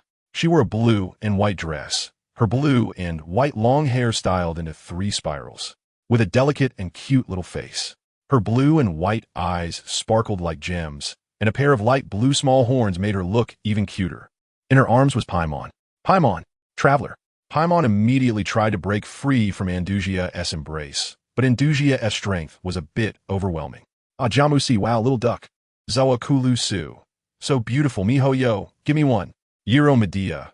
She looks very lively, not like a bland lowly. Duck Gate, trust us. You are Sister Andusia. Upon seeing this familiar figure, Ing recognized her immediately, even in a smaller form. Instantly, her eyes were filled with Andusia's image. So cute. Hey, do you know me? Andusia pointed at herself, looking at the blonde girl in the distance, and Paimon immediately looked up. Andusia, that's my friend, that's the traveler. Oh, she's the traveler? Geng really wanted to meet her. Andusia thought, tightening her hold on Paimon. Paimon got. Upon hearing the name Geng, Ing suddenly remembered how Brother Ran looked when he was younger while playing games. Uchiha Geng. She thought it was just a nickname for the old Brother Ran, but she didn't expect that was actually his name when he was young. By the way, he's coming. Andusia looked towards the sky. The others were somewhat puzzled, but they also looked up to see. Suddenly, the dark clouds in the sky began to tremble. The vast, dark clouds in the distance seemed to be split open by something, a purple line cutting through the heavens and the earth. Instantly, a massive figure flew in from the distance. Everyone's mouths dropped in shock. In the sky, an incredibly gigantic deity emerged. In the far-off horizon, a shocking and soul-stirring figure slowly appeared. With a pair of enormous wings that shielded the sky and the sun, each feather shimmering with mysterious and dazzling light, as if it could envelop the entire world. He wore an incredibly sturdy purple armor, its material as hard as iron, making one feel no urge to resist. The intricate patterns and runes on the armor emitted strange energy fluctuations, exuding an unmatched aura of authority. At his waist hung 2 gigantic swords, broad and extremely sharp, gleaming coldly, as if with a light swing, they could sever mountains and tear apart the void. Most striking was the Crow Tengu mask he wore, lifelike as if it were alive. Beneath the mask were a pair of crimson eyes, their gaze like scorching rays, piercing down at the crowd below. Under the watch of those eyes, everyone felt their hearts stop beating for a moment, their blood freezing, a sense of indescribable fear surging from the depths of their hearts. This terrifying figure was none other than the legendary, complete Susanoo. It descended upon the world like a battle god from ancient times, carrying the power and momentum to destroy the heavens and the earth, sending chills down everyone's spine. Cook King Cook, I've seen you a few times in the duel arena, but this is the first time here, and unexpectedly, it's even more terrifying. Jiajiaburgeon, are you serious about this size? Is this even human? I feel like he could treat the wind demon dragon like a dog. Jamusi, it's even bigger than Ultraman, Quadro Wubi. This is just a market fight. To all you biddy. How many patents do you have? Why do I feel a shiver when he looks at me? I'm a player. Clearly, the arrival of Susanoo has stirred up a wave of excitement. Chapter 126. Uchiha Genglan. Ing stared dumbfounded at the purple giant in the sky. For a moment, her thoughts froze. Is this something that can be countered? While everyone was doubting their lives, a small goat leaped out from Ying's body and flew directly towards Susanoo in the sky. In no time, it reached Susanoo. Just then, Susanoo in the sky began to dissipate, revealing a somewhat slender figure in the air. Dressed in purple, with the zipper pulled to the top, it gave off a sense of confidence. The figure's gaze swept over everyone. Just making eye contact with that figure brought an invisible pressure, and his pair of scarlet eyes were terrifying. Even from such a distance, it could affect people. Chio Huzai Gong was already half kneeling on the ground from the pressure. Ing stared at that figure. Is this really Brother Lan from back then? He looks quite formidable. Ing wanted to say something, but found herself unable to speak, trembling all over. Just a glance, and she couldn't resist. Suddenly, a thunderous noise came. Bastard, what are you? A blue-white lightning bolt shot toward Genglan like a cannonball, the terrifying power causing the surrounding air to tremble. Genglan didn't even look, and instantly a huge purple skeleton formed around him. exuding a frightening power that sent chills down people's spines. The formidable fist that could knock away the lightning demon god was blocked by that eerie skeleton. And Gunglon didn't even move. Gunglon glanced at the lightning demon god with disdain, and that look made the lightning demon god even angrier. "You little brat." Ugh. Before he could attack again, a massive skeletal arm extended from the skeleton, with sharp, knife-like fingertips, and it directly grabbed the lightning demon god. He felt an overwhelming force coming from that arm, which instantly crushed his bones with a crackling sound. "Bastard!" He roared in anger, lightning erupting continuously, transforming his entire being into a dazzling lightning ball once more. "Humph!" Gunglon sneered, and in an instant the giant hand squeezed even harder, completely ignoring the lightning demon god's anguished roars. "I will definitely kill you. I swear." Gunglon didn't respond, directly throwing the lightning demon god like a ball, transforming him into a streak of light that crashed into another mountain, colliding with several mountains before finally stopping. Jiajiburjin, no ability to fight back at all. Hajamusidam? So cool. Tornado might. That's just me, Peita Wong Simin, whose Chi-Chi is this. Afterward, Gunglon instantly vanished. He appeared right in front of Raiden Shogun. Ing was stunned, immediately pulling out her Naginata, ready to fight to the death. The earlier scene had already left a highly dangerous impression of Gunglon in Raiden Shogun's mind. The lightning demon god, who was evenly matched with her, was easily defeated by him. So what about herself? "Brother Lon." Ing rushed over as soon as she saw the scene. Gunglon looked at her. At this moment, he hadn't activated his Sharingan, and his emerald green eyes were strangely calm, showing no emotion, but the one unchanging thing was his absurdly good looks. Lan's friend. Wow. It's Brother Lon with normal eyes. Tuawete wow. Young Brother Lon looks like he thinks everything is trash. Wei Tong. It feels like there are stories in his eyes. Ing stared at Gunglon's face, stunned. So handsome. Considering the current situation, she immediately put away other thoughts and walked up to Gunglon, detailing her travels and emphasizing their relationship. Close friends, yes, close friends. Meanwhile, Andugia had also arrived here, holding Paimon. Ing wanted to get Paimon back, but Andugia seemed very protective, angrily clutching Paimon and turning her head away, refusing to look at Ing, saying that Paimon was now hers. So cute. Ing thought of the little duck and then the gentle big duck behind. If she could be with the duck, it would be so happy. At this moment, Gunglon spoke. "Since you are from the future, you know what is happening here." "Ah, since you reminded me, I won't hold back." He truly couldn't understand why he would take it easy. Then, a terrifying aura erupted from Gunglon, who coldly smiled. Ing was stunned. No, this Brother Lon is so crazy. Why does he keep wanting to fight? If she put it that way, what Gunglon was doing now had no conflict with everything in the future, right? In fact, if Ing knew Gunglon's true thoughts, she would be even more speechless. Gunglon traveled thousands of miles, piloting a mecha, flying who knows how far, and besides bringing Ming Lu to find family, he just wanted to defeat all the demon gods in Inazuma. After all, the quality of the demon gods in Inazuma was the strongest tier below Liyue, and after finishing with Inazuma, he would directly turn to Liyue. In the past, Gunglon didn't actually want to kill Ing and the others. He just wanted to beat them to the brink of death. But those who sought a fight, like the poison shadow demon god, he directly cut down. The later Raiden Shogun exceeded his expectations, and because the Huzai Palace was too weak, his Susanoo, originally 1,000-meter height, seemed like a little fox to play with. But when they fused, it was less than 60 meters. He was directly sent into the sea by the entire island's people, demon beasts, and demon gods' collective will. This was truly unavoidable. If it was Gunglon's own Susanoo, it would be another story, but he couldn't even bring himself to say anything about the Huzai Palace. The true MVN of this battle wasn't the exhausted Ing, but the Huzai Palace, which directly limited Gunglon's strength by more than half. But now, Ing mentioned future events, although not detailing what happened here, made Gunglon more cautious. Did it give him a feeling that something might go wrong? Now appearing is the fully unleashed, unreserved killing intent of Uchiha Gunglon. Raiden Shogun, compassionate teammates, noted. Lightning Demon God, my flying teammate betrayed me. Chapter 127, Battle. Just as Gunglon's words fell, Raiden Shogun launched her attack without hesitation. She gripped her Naginata tightly in both hands, and in an instant, a powerful force surged from within her, gathering on the blade. Then, she swung her arm fiercely, and the Naginata traced a dazzling arc in the air, accompanied by a piercing sound of breaking through the air. With this strike, a sharp cutting attack was unleashed. This strike carried a violent purple lightning power, like a giant dragon bearing its fangs and claws, roaring as it charged directly at Genglan. Wherever it passed, the air was torn apart, making crackling explosion sounds. Facing such a fierce attack, Genglan remained as steady as a mountain, standing in place without moving an inch.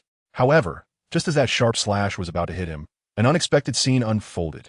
Suddenly, Genglan's figure became blurry, as if transforming into a phantom. At the same time, a huge and menacing crimson eye slowly emerged around his body. This eye emitted an eerie glow that sent chills down one's spine. Above this eye, there was a pitch-black triangular scythe-like pattern that continuously spun, exuding an air of mystery. Kawaii. Wow, the divine might has been dematerialized. Cook, so ominous. This is a person, you tell me. I hear this dead silence. I'm about to die. The sound that caused the dual arena players' hearts to stop was now also felt by the Genshin Impact players. That feeling of being unbeatable. In the blink of an eye, Genglan's figure flickered and vanished from sight like a ghost. The next moment, he appeared like lightning before Raiden Shogun's dignified and cold figure. Genglan's tightly gripped Kusanagi sword radiated a sharp cold light, slicing through the void towards Raiden Shogun with incredible speed. However, Raiden Shogun was not someone to be trifled with. Her gaze sharpened, and she effortlessly sidestepped the blow. At the same time, Genglan quickly withdrew the Chidori blade and struck down hard at Raiden Shogun again. Their movements were as swift as the wind, leaving spectators breathless. In this brief moment, they had already exchanged countless blows. Each clash of weapons sparked dazzling fireworks, accompanied by the crisp sounds of impact echoing around. As both sides engaged in fierce combat, powerful and unmatched energy surged forth like a roaring tide, sweeping in all directions. Wherever this energy went, the already shattered ground was further cut to pieces, leaving a scene of devastation. You, who was watching from a distance, felt the terrifying momentum continuously emanating from the battlefield. Her heart secretly marveling, so strong. She never expected that the usually gentle and humble Genglan would have such a violent and fierce side. It turns out that the once carefree Lan Ge was actually this crazy. Yu murmured to herself, comparing it to the youthful and reckless image of Genglan in her mind, compared to the mature, steady, and gentle persona he had now. It was like two completely different people. Thinking of this, you couldn't help but wonder what kind of experiences turned the once youthful and reckless Lan Ge into the calm and composed person he was now. However, now was not the time to ponder these questions. As she watched the battle between Genglan and Raiden Shogun escalate with no signs of stopping, you felt anxious. If she didn't find a way to stop this conflict, the consequences could be unimaginable. Worse still, she had called out in a moment of panic, which not only failed to make them stop, but seemed to have enraged Genglan, making him even more ruthless. But she gazed at her seemingly helpless hands, contemplating, with someone like me, even if I rush forward, what can I do? Even that fierce sword energy scattering around, I can only awkwardly dodge. If I recklessly rush in, I would probably be mercilessly cut to pieces in no time. If only I had powerful strength. If only I were no longer so weak. The image of that white figure once again involuntarily surfaced in her mind, her long-lost brother. Every time she recalled the moment of being forced to separate from her brother, and when she faced a strong enemy feeling helpless and powerless, her heart felt as if it was being pierced by thousands of fine needles at once. At this moment, she tightly clenched her fists, and due to excessive force, her nails dug deep in her palms, and blood slowly flowed out. However, it seemed she felt no pain, still gripping her fists tightly, as if she wanted to condense all her unwillingness and anger into this power. At the same time, waves of strong airflow generated by the collision of sword blades swept toward her like a violent storm. These airflows turned into razor-sharp gales, mercilessly cutting through Yu's body, instantly leaving shocking scars on her delicate skin. Human, the heavenly ascendant demon god, gazed at Yu, who stood defiantly in the center of the storm, filled with confusion and disbelief. It simply could not understand why Yu, who had run the fastest moments ago, did not choose to escape to save her life. Just then, a shadow appeared silently not far from Yu, like a ghost. The heavenly ascendant demon god suddenly turned around, and upon seeing the newcomer, its heart trembled. It was him. The person in front of her was indeed Uchiha Genglan. That handsome face and unique cold demeanor could not be mistaken. But if Genglan appeared here, then who was the one fiercely battling Raiden Shogun? Genglan instantly appeared before you, swinging his Kusanagi sword down at her. You snapped back to reality. No, brother. Even I am fighting too. Yu hurriedly drew out the Song of Freedom and the Green of Rock, clashing her two swords with the Kusanagi sword, and in an instant, Yu was sent flying like a broken sack. Wow! Yu struggled to get up from the ground, spitting out a mouthful of blood. The force was so overwhelming. Yu looked in horror at the approaching Geng, who still appeared cold, dragging the Kusanagi sword on the ground, making a piercing sound. Wow! Lan Ji's legs are so long and slender. Yu, what are you waiting for? Go hug his leg. You really are unyielding. After traveling through 2 countries, thinking you have defeated many strong enemies, what will you think facing the top existence on this continent? Despair? Helplessness? Yu slowly got up, looking at the figure she admired in front of her. He had saved her time and again from peril, leaving an indelible impression in her heart. Yet, the one before her, no matter how she thought, that raised long sword had already proven that this was not the gentle him. Yu gritted her teeth, her grip on a long sword becoming unsteady. It seemed that the previous blow truly hurt a lot. Just then, the slowly approaching Geng suddenly erupted into a cloud of white mist. Just like that, he disappeared? Meanwhile, the situation on Raiden Shogun's side was gradually heating up. Chapter 128, Instant Kill. Yu looked over at Morna, while Morna glanced towards Andusia, but was more focused on Paimon and Andusia's arms. Morna, can you help me with something? Huh, sure, but I'll make it clear first, I don't want to fight that guy. Morna pointed at Geng, looking quite frightened. Hearing this, you felt a bit awkward, sister, you are God. Why are you so timid? Morna replied. If you have the guts, then fight him yourself. You looked towards Ing and felt even more anxious. Originally, Ing had already engaged in a fierce battle with Raiden, and after such a long time of struggle, her stamina was already not good. However, just then, an even more powerful and ferocious enemy, Uchiha Geng, appeared to fight her. When the battle had just started, Ing felt the situation was still somewhat optimistic. The opponent's swordsmanship seemed a bit inexperienced and immature, which for someone like her, who had been through many battles and was highly skilled, was not too difficult to handle. As soon as those eerie scarlet eyes suddenly opened, the entire battle situation underwent a dramatic change. For some reason, from that moment on, no matter what exquisite techniques the shadow used to attack, they were effortlessly countered as if the opponent had foreseen them. Moreover, what shocked her even more was that, as time passed, Uchiha Geng's swordsmanship level was astonishingly improving at an incredible speed. Gradually, the situation began to develop unfavorably for the shadow. The opponent's sword techniques became increasingly fierce, and the offensive intensified, gradually pushing her into a disadvantageous position, forming a comprehensive suppression. It is known that the Raiden Shogun has always pursued the ultimate martial arts. How could she not be astonished by such a situation? Suddenly, Ying's figure flickered like a ghost, appearing right in front of Andusia. Andusia's expression darkened. Her arm muscles tensed as she was about to swing her fist at Ing. However, at that moment, Paimon, who had been held in Andusia's arms, suddenly opened her small mouth and shouted, "Don't fight. The traveler is a good person. If you hit her, Paimon won't survive, and the traveler herself definitely doesn't want this." Paimon's rapid-fire words caused Andusia to pause slightly, her previously tense fist slowly relaxing. She scanned Ing with a doubtful gaze, seeing her clear eyes without any malice, and her heart began to waver. Ultimately, Andusia still lowered the half-raised fist and did not attack Ing. Seeing this, Ing secretly breathed a sigh of relief. She looked up and down at the seemingly peaceful Andusia and, after a moment of thought, directly asked, "Sister Andusia, please help the shadow and make Geng stop." In the memories of later generations, Andusia and Geng seemed to have a good relationship. Surely there was some intrigue. Hearing Ying's question, Andusia shook her head gently, not mentioning why this person who looked taller than herself called her sister. She replied firmly, "No, once Geng makes a decision, he will execute it resolutely. I will unconditionally support everything he does." As she spoke, Andusia's gaze unintentionally drifted to Geng, who was fighting in the distance, her eyes sparkling with an indescribable light, as if that light contained endless trust and dependence. Ing was taken aback, realizing that she had fallen for him at this moment.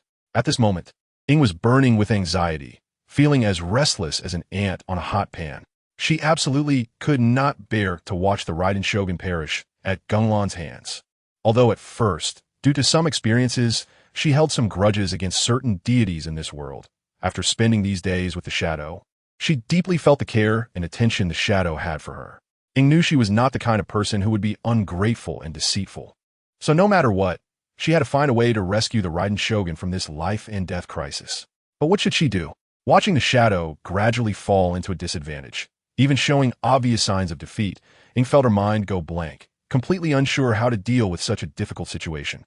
Was it only possible to activate the tailed beast mode and fight desperately for a glimmer of hope? Ing couldn't help but ponder this possibility. Just as she hesitated, a dull thud suddenly echoed. She saw the Raiden Shogun being viciously struck away by Geng, crashing heavily to the ground. Seeing this scene, Ing no longer hesitated. She gritted her teeth, her gaze firm, and decided to immediately activate tailed beast mode. Even if it cost her dearly, she would fight to protect the Raiden Shogun. All right, I'm charging in. Ing clenched her silver teeth. The tailed beast chakra within her surged forth like a raging torrent, instantly condensing into a magnificent cloak shining with brilliant golden light. She held tightly to her dual swords, forcefully merging them into one, while powerful elemental forces of wind, rock, and lightning entwined around the sword like agile dragons. At this moment, Ing unleashed the most powerful technique she could muster, containing her endless strength and determination. However, Geng was caught off guard by this, never expecting that Ing would dare to throw herself into such a fierce battle so decisively. Nevertheless, Geng did not take Ing seriously. In his eyes, her strength was insignificant, like an ant that could be easily crushed. Faced with Ying's imposing, roaring giant sword strike, Geng didn't even glance at it, casually swinging his own blade. With a crisp snap, the seemingly indestructible giant sword was easily sliced in half by the blade in Genglan's hand, like a fragile twig. At the moment the giant sword broke, Genglan's figure flickered, instantly teleporting in front of Ing. Ing was betting that Genglan wouldn't kill her due to future reasons. But clearly, she lost that bet. What did he care about what would happen next? Genglan's scarlet, eternal, Mangeki Sharingan widened suddenly, as if burning with raging flames. Just being stared at by him, Ing felt a breath of death rush towards her, sending chills throughout her body, as if her heart was about to stop beating. In an instant, Genglan's long sword transformed into a streak of lightning, slashing down with an unimaginable speed. At that moment, time seemed to freeze, and the air came to a standstill. Genglan's fierce slash contained endless power and killing intent, exuding tremendous tension.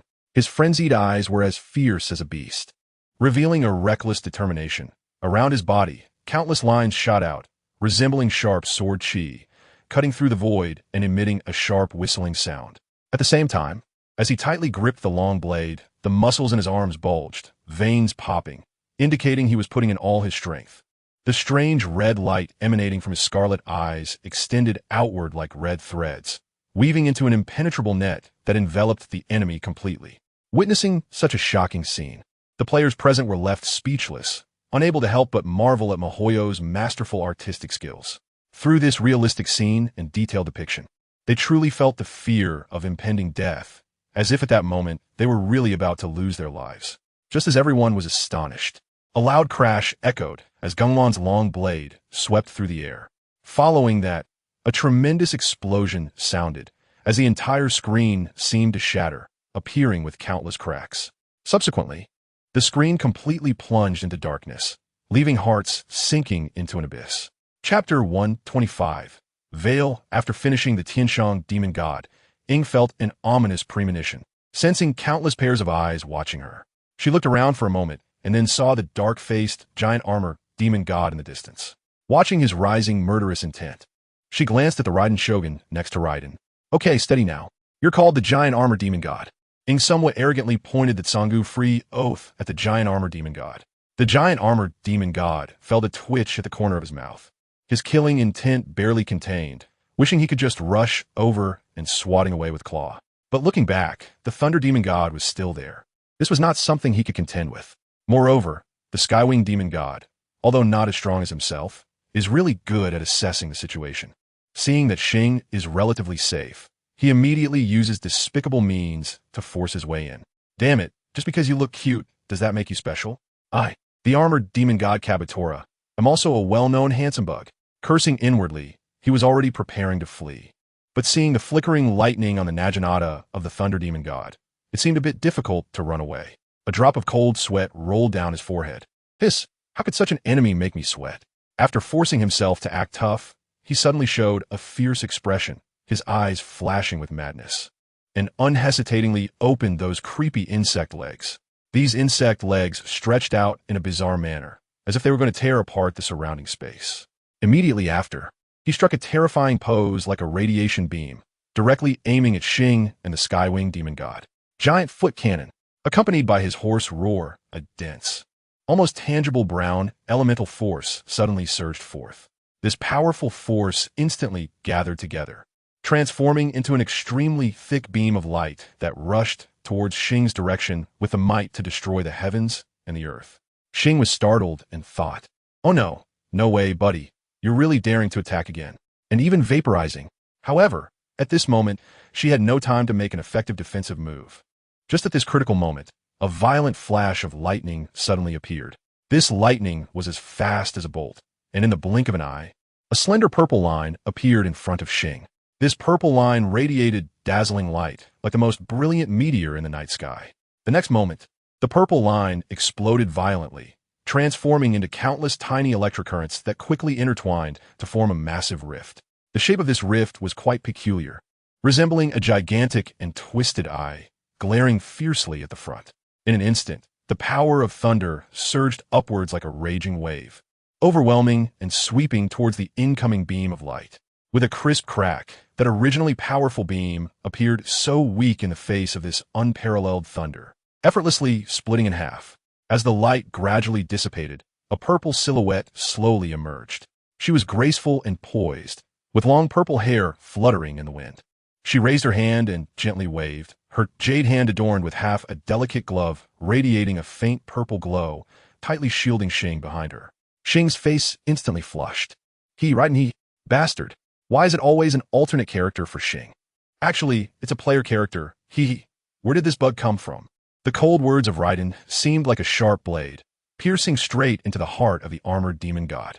Each word carried a biting chill and deep disdain, causing the armored demon god to tremble involuntarily. You dare to say I'm a bug? You ignorant little brat. Back in the day, when I dominated this continent, you probably didn't even have a shadow yet. Although he refused to back down verbally, the armored demon god felt a bit intimidated inside. After all, facing this renowned god of thunder, he still had some apprehension.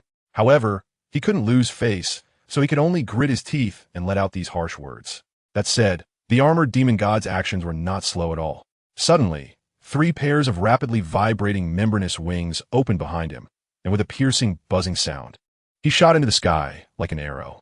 In the blink of an eye, he had already flown quite a distance. But just then, an unexpected event occurred. With a loud bang, the armored demon god, while flying rapidly, suddenly seemed to crash into an unbreakable wall, coming to a sudden stop.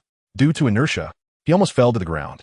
Stabilizing himself, he looked up in shock, only to see countless pure white feathers swirling in the air, densely interwoven to form an impenetrable wall, completely blocking his path forward.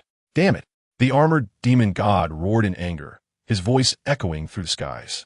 He widened his eyes, his arms bulging with veins, exerting all his strength to try to tear apart this feather wall. However, no matter how hard he tried, the feathers seemed to be enchanted, remaining completely still. Just as the armored demon god was fuming with rage, a calm, yet authoritative voice suddenly drifted into his ear, "Sever." These 2 words were like a death sentence, causing the armored demon god's heart to tremble. The next moment, he was horrified to find himself enveloped in a dense, unfathomable purple lightning. Boom! With a thunderous explosion, the massive lightning suddenly erupted in the air. The dazzling light was almost blinding, and the raging energy surged like a torrent, sweeping outwards with overwhelming force. The powerful shockwave surged forth, sending everything around flying far away, disappearing from view. Armored demon god. The aircraft has crashed, kids. Chapter 126. 5 Andoja. When the first ray of sunlight pierced through the curtain of night and gently bathed the earth, the entire world gradually awakened from its slumber, re-enveloped by warm light, dispelling the darkness and cold of the night. However, the ice god's palace located on the ice field still appeared particularly desolate. This magnificent palace had an average internal temperature low enough to instantly freeze a massive elephant into a beautiful ice sculpture. At this moment, although it looked solemn and magnificent on the outside, due to some unexpected events, the originally calm and peaceful atmosphere began to change quietly. Entering the hall of the ice god's palace, one was greeted by an astonishing sight. All the decorations seemed to be carved from crystal clear ice blocks. resembling exquisite works of art. Being in such an environment, one could feel a tranquil and mysterious aura enveloping them. Just then, a blue figure dashed past like lightning, instantly breaking the tranquility. Upon closer inspection, it turned out to be a petite woman. Despite her small stature, her speed was as fast as the wind, and in the blink of an eye, she transformed into a dazzling blue streak, charging straight towards a massive palace door made of ice crystals, clearly in a hurry to leave. Just as that streak of light was about to burst out of the palace, suddenly, a gigantic cross-shaped ice spike fell from the sky, piercing the hard ground with a sharp force, causing a dull thud that made the surrounding air tremble violently. This sudden turn of events successfully blocked the escaping streak of light. However, the woman did not give up. She quickly adjusted her direction, attempting to maneuver around the massive ice crystal and continue forward. Suddenly, a graceful and enchanting figure appeared like a ghost. She was dressed in a noble gown of blue and white, with a luxurious skirt swaying like waves, seemingly merging with the surrounding air. From a distance, she looked like a queen stepping out from the icy wilderness, cold and majestic. She casually extended her jade hand, seemingly making a casual grab, yet precisely and firmly grasped the streak of light in her palm. However, at that moment, a delicate voice came through. Oh no, it turned out to be that streak of light, which sounded like it was an unbearable pain. Clearly, that earlier grab was not as easy and comfortable as it seemed. The crowd focused their attention and saw that the snow-like woman was holding a very cute little girl. The girl was also dressed in blue and white, with a pair of blue horns growing from her head, and her unique hairstyle resembled a blue and white three-stranded spiral, cascading down both sides of her shoulders. At that moment, the little girl had a face full of reluctance, her small mouth pouted high, and her big watery eyes were filled with anger. Let me go. Let me go. I want to find Geng. The little girl struggled hard in the woman's grasp while shouting loudly. But no matter how much she fussed, the ice-like woman remained as steady as a mountain, expressionless, and even her grip did not loosen in the slightest. Oh dear little one, I promised him I would take good care of you, so you can't just run out like this. It's too dangerous outside. The woman spoke softly and tenderly to the cute little creature in her hand. If someone familiar with this woman had been present to witness this scene, they would surely be astonished, as they would have thought that the usually cold and unapproachable woman would show such gentleness, especially when speaking so patiently to someone else. No, I don't want to listen to you. Let me go. Geng must be doing something foolish. The little one continued to struggle desperately, trying to break free from a woman's hold while shouting with a crying tone. Although she was also a demon god, she was merely a newly reborn demon god who had just received the sea god's inheritance, and compared to the ice demon god in front of her, who had fought through countless killings to carve out a path for survival in this icy wasteland, her strength was like a gulf between heaven and earth. Don't worry, my little darling. That man doesn't seem like someone simple-minded or reckless. The woman gently patted the little one's head and comforted her softly. Woo-woo, it's all my fault. Why couldn't I understand him? He was so silent back then. He must have felt so bad. Now, no one can truly understand him, not even I. Every time Andusia thought of Geng's lonely and desolate appearance at that time, her heart felt like it was tightly gripped by an invisible hand, almost making it hard to breathe. She remembered gazing quietly at the peaceful and serene scene of Liyue, her yearning for a peaceful life igniting like a burning flame. At that moment, her intense desire for a peaceful life made her completely overlook Geng's feelings deep inside. Back then, she had no idea what immense suffering Geng was enduring. In Geng's eyes, she and Diwudwa were undoubtedly the most important people. But after they had experienced a glimpse of the beauty that peace brought, they cast Geng aside and started to speak for others. This behavior was, for Geng, an utter betrayal. Moreover, it seemed that even the formidable Morix had acted in a way that was unfair to Geng, which led to Geng's uncontrollable anger. However, at the most helpless and urgent moment when Geng needed help, they all maintained a silence, even ruthlessly rebutting him. At this moment, her mind suddenly flashed with the image of Geng standing alone by the sea, his lonely silhouette appearing incredibly desolate, as if the entire world had only him left, shrouded in endless sorrow and loneliness. When she heard Geng was going to attack Liyue, she widened her eyes in disbelief, anxiously looking at Geng's figure in the distance. She was convinced that Geng was doing something extremely foolish, daring to disrupt the hard-won peace. However, how could she know the immense pain Geng was enduring deep inside? As her thoughts became more chaotic, she grew increasingly anxious. tears streaming down her cheeks like a flood. The sparkling tears slid down her face, soaking her clothes. At this moment, she seemed to have lost all her strength, feeling incredibly wilted, like a delicate flower battered by a fierce wind. "Let me go. I must find him. I have to," she shouted hoarsely, struggling desperately to break free from the power that bound her. Scenes of confessing her feelings to Geng Lan kept flashing in her mind. Although she had spoken her heart out in a moment of impulsiveness and confusion, that moment truly stirred real emotions within her. Yet, Geng Lan had unhesitatingly rejected her. Not only that, but he also personally sent her to the side of this fearsome ice demon god. From the ice demon god's words, she learned that Geng Lan had resolutely chosen to face the powerful Morix alone. Even after she had done such a thing, Geng Lan still couldn't let go of her. Every time she recalled these moments, her heart felt as if it were being stabbed by thousands of fine needles simultaneously. She was filled with regret, and tears flowed uncontrollably like a fountain. She blamed herself for being so ignorant, arrogantly judging Geng Lan's actions. It was only now that she realized Geng Lan had been silently protecting and caring for her all along. "Oh God, what foolish things have I done?" she murmured to herself, her body trembling slightly from overwhelming sorrow and guilt. And now, it was already the second day, and she had no idea what was happening outside. The ice demon god wouldn't let her out, and in her impatience, she started to cry. Every time she thought of Geng Lan out there alone, trying to face the formidable Morix, her heart felt constricted with anxiety. If only she had known earlier, if only she could. "Morix, big sock. Do you know the guy killed everyone in Liyue by himself and only got his clothes a bit dirty?" After being stopped by Cocolia once more, Inazuma stood silently in her room, not knowing what to think. Geng Lan, her tears flowed uncontrollably again. Meanwhile, Cocolia, who was observing from the shadows, also felt a headache. This girl had been crying all day, gasping for breath each time, making her feel a bit pained. After all, she had the same face as her daughter, and she was the one left behind. Thinking of Geng Lan made Cocolia's feelings quite complicated. Had he gone to face Morix alone? Why on earth? Just as Cocolia was lost in thought, a golden figure slowly appeared beside Inazuma. "Sister." The golden figure gradually revealed itself to be Susanoo. "Susanoo, that's great. How did you get here?" Inazuma's voice was a bit hoarse, but it was clear that she was genuinely happy to see Susanoo. "Geng Lan pointed the way for me, told me to come and take care of you. Are you okay?" She looked at Inazuma's pale complexion and red eyes with concern. Upon hearing that name, Inazuma became even more excited.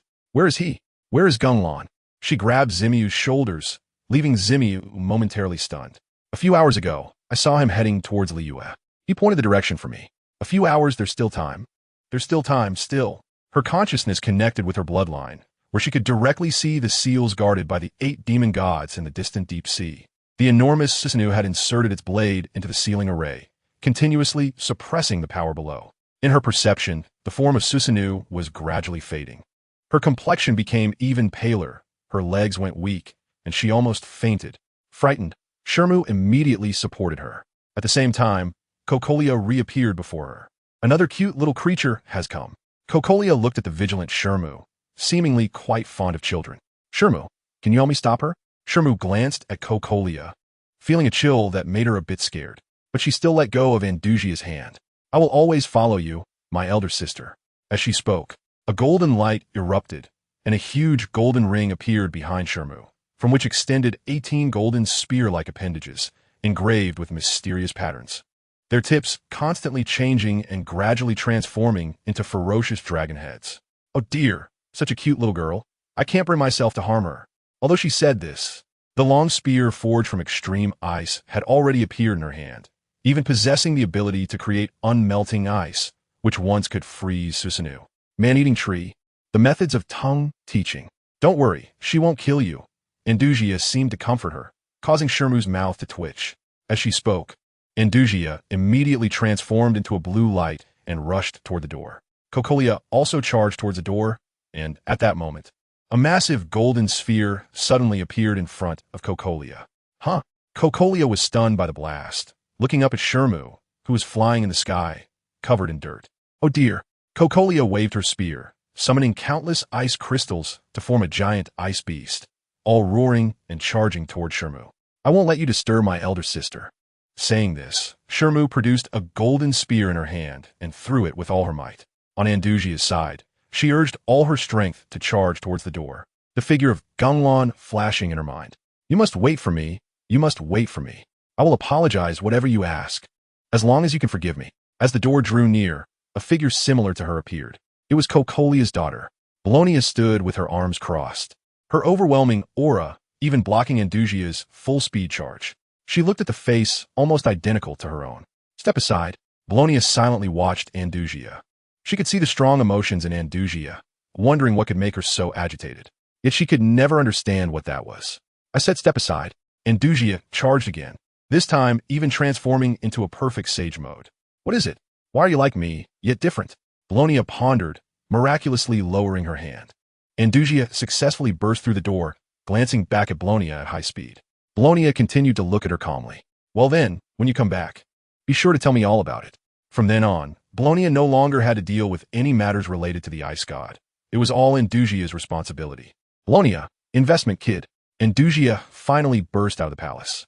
That annoying perception barrier had disappeared. She eagerly expanded her perception range to the maximum, which still covered most of the continent, including Liyue. But after a moment, her heart cooled down. Why isn't he here? Where's Gunlon? Why isn't he here? She frantically released her perception, even overextending her mental power. Yet she could not find that sun-like presence.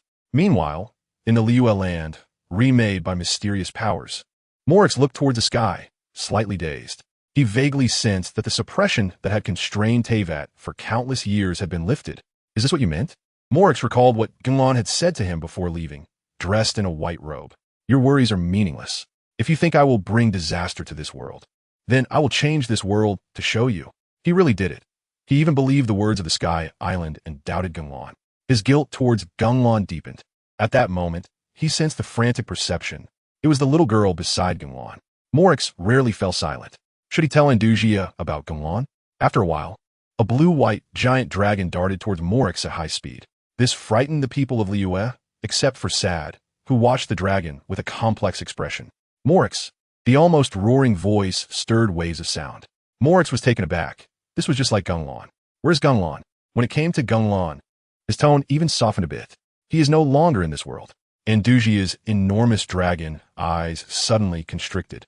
Those eyes seemingly holding the stars and the sea glaring at Moryx. I want you to pay with your life. In an instant, the entire ocean of Teyvat was stirred into a frenzy. Idurlia held little Fukulos by the sea, her expression serious. As a member of the Sky Island, although she had been demoted, she clearly sensed that the Teyvat continent had just been destroyed once. Although she did not know what that massive circular flying object was, she and all her followers had turned to ash beneath it with all their might. Yet now the sea was surging violently. Little Fukulos was a bit scared and snuggled closer to Idurlia. It's okay, Fufu. When the Canrio War starts, you won't be able to comfortably snuggle in my arms anymore. In Liyue, Moryx looked at Andusia, whose eyes were turning crimson, feeling a bit embarrassed. Liyue was recovering from its ruins. It was not suitable for conflict. Moryx was already thinking about how to resolve Gunlon's matter. When Andusia had just arrived, a phrase flashed through his mind. Don't tell her, I can never return. Moryx felt how heavy that phrase was. He evidently knew the relationship between Andusia and Gunlon, and now, if he hadn't believed the lies of the Sky Island, it wouldn't have turned out this way. He couldn't face Andusia. Sad quietly watched Andusia from his original position, while Sadmira stood beside him, fidgeting. Brother. But Sad seemed not to hear. Gunlon.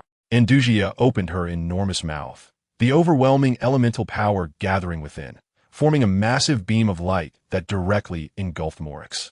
The jade shield on Moryx's body appeared, but continued to flicker under this completely overwhelming attack. At that moment, a figure appeared in the distance, resembling a mountain. That rotund body had the shape of a waterfall, but seemed to be overly well fed. It was, of course, the Tome Dragon King, just back from guarding the chasm. Before the battle began, Moryx had solemnly advised him to guard that place well. Yet after everything was done, he had seen nothing but a flash of white light. Returning to Liyue, he found his good brother being bullied by a dragon. Though from his perspective as an elemental dragon, that dragon was practically a supreme goddess. He didn't care about that. The Sigma dragon, fearless, roared as it charged up, its massive body accompanied by boundless power. Andusia glanced at the Tome Dragon King. Get lost. A furious roar accompanied by a massive surge of water erupted, as Andusia's tail struck the body of the Jotun Dragon King fiercely. The Jotun Dragon King's body. so fat that even Morix couldn't lift it, was unexpectedly sent flying by a single swipe.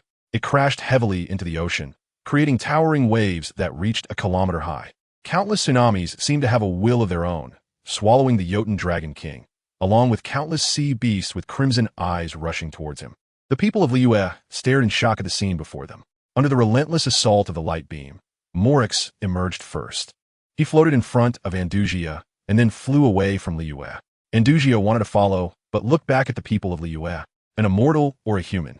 That was the life she had once dreamed of, a life without fighting, without scheming, where everything was peaceful and she could simply stay by Genglan's side, spending each day joyfully. However, it was this very peace that took Genglan away. The crimson in her eyes seemed to flicker with dark flames. The black flames that had swallowed Genglan upon their first meeting now responded to Andugia's fury. She gathered her strength once more, but this time, fierce black flames blazed above her. Morix turned back in shock. No, this girl was supposed to be gentle. How did she end up like this? If it were the old Andugia, she would have indeed sought out Morix for a one-on-one confrontation, perhaps feeling guilty afterward for breaking something. But the current Andugia was different. She had lost her most important person. At this moment, she was more relentless than any Azura. Both were mad. Morix remarked that Andugia now resembled the beautiful Genglan from back then. Had she become her likeness after he left? Such a form was not meant to live. The dragon roared. The terrifying elemental force seemed to carry an infinite desire for destruction, aimed directly at Liyue. Seeing this, Sod immediately grabbed the stunned Sadmira nearby and quickly fled. He understood Andugia's feelings very well.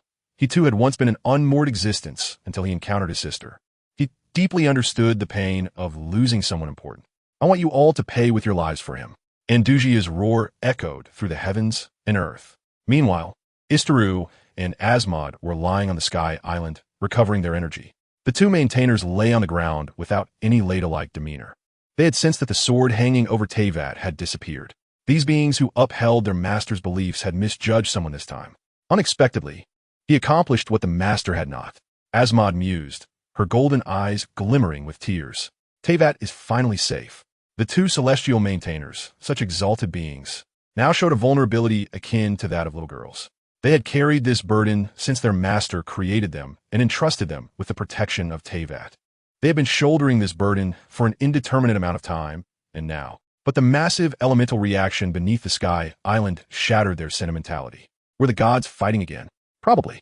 Andugia unleashed a devastating strike, and Morix instantly appeared, countless rock spires erupting from the ground to block the attack.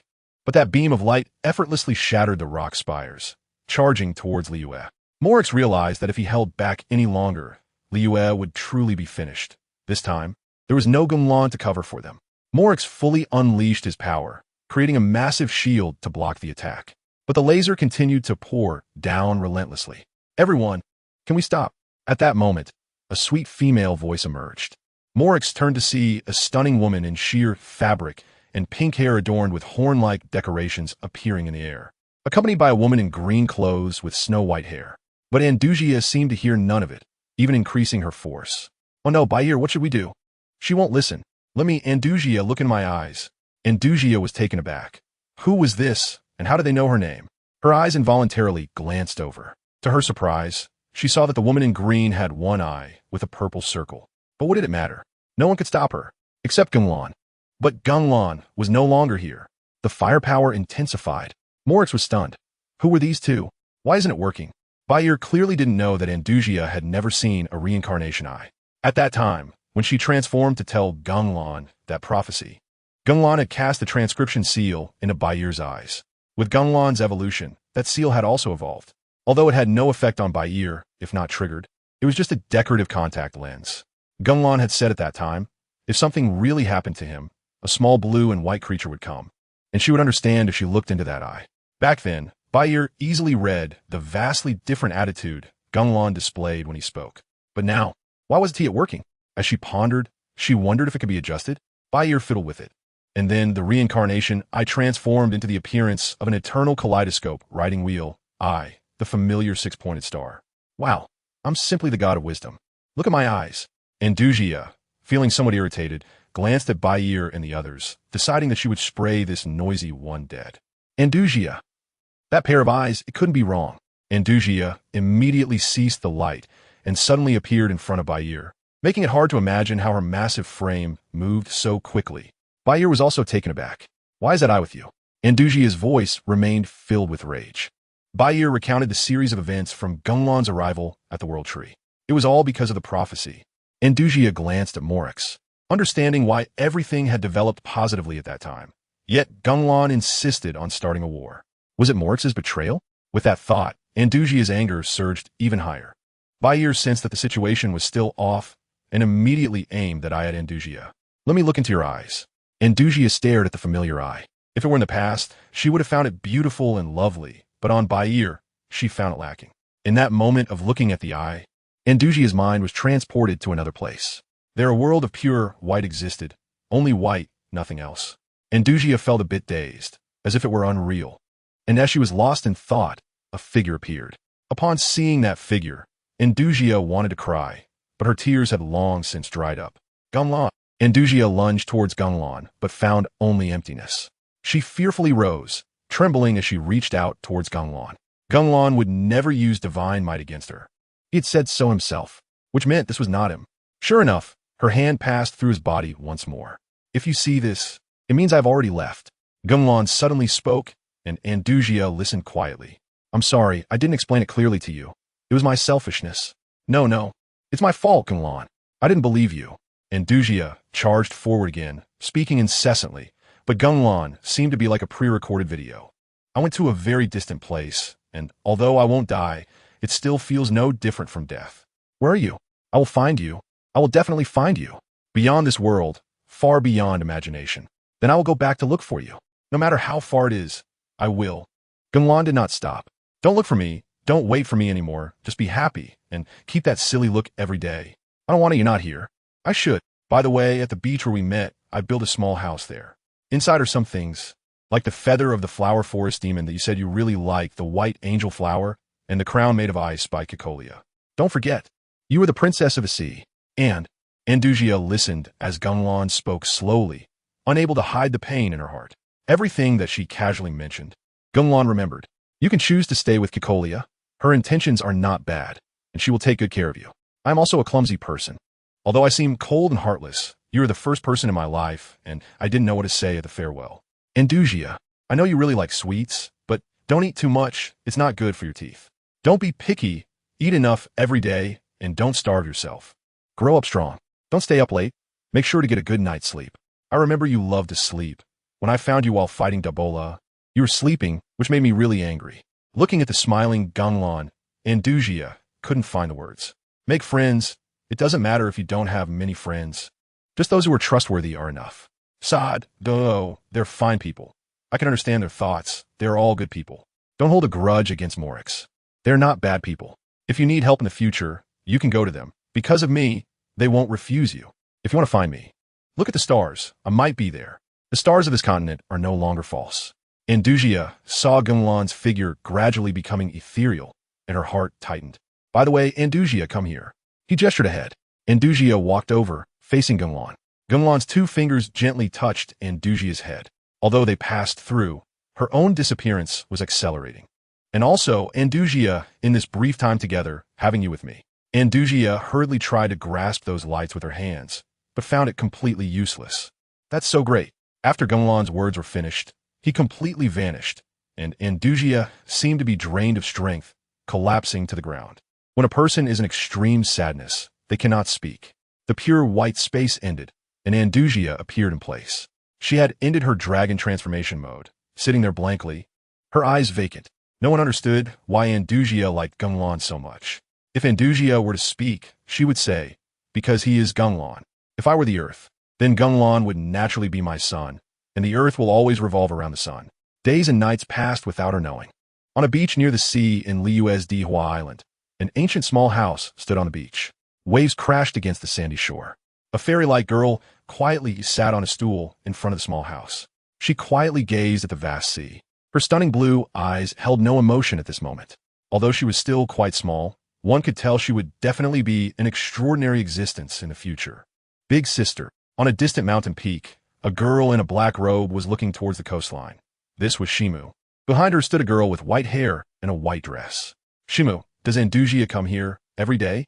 It's you, Nanning. Shimu glanced in Andugia's direction. Ever since that day, Big Sister has come here every day, sitting for most of the day, even finishing her work early. Is Andugia waiting for that adult? Yes, it is him. Thanks to the newcomer Xiao Bai for the gift. I was busy at the time. Now I'm making up for it. Although we haven't kissed, we will. Chapter 130. The sealed power, the vision entered endless darkness, but Ying's consciousness still existed. I died? Ying's voice echoed in the darkness. After a moment of pain, there was an unusual calm, but Ying still couldn't react. My brother, just like that, with a teleport slash, treated me like a small monster? What a joke. At this moment, she recalled the look Genglan had when he was on the field watching her, viewing all things as ants, just a glance. And she seemed to understand Genglan's attitude. Even if she met Genglan in the future, it would only be acquaintance. In an instant, Ying felt a chill all over her body, and a wave of fear surged in her heart. But what was the use of fear? She was dead. Ying, frustrated, swayed left and right. In the pitch black, she could see nothing, not even distinguish herself. So this is the world after death? She was somewhat reluctant to tear apart this darkness. She hadn't found her brother yet, and there were still many things she needed to do. She still had a battle with this world. Why did she fall here? Her voice gradually weakened, as if being swallowed by this boundless darkness. The darkness was like a ferocious beast, clawing and pouncing at her, giving one chills. In this pitch blackness, any sound would be infinitely amplified, making it spine-chilling.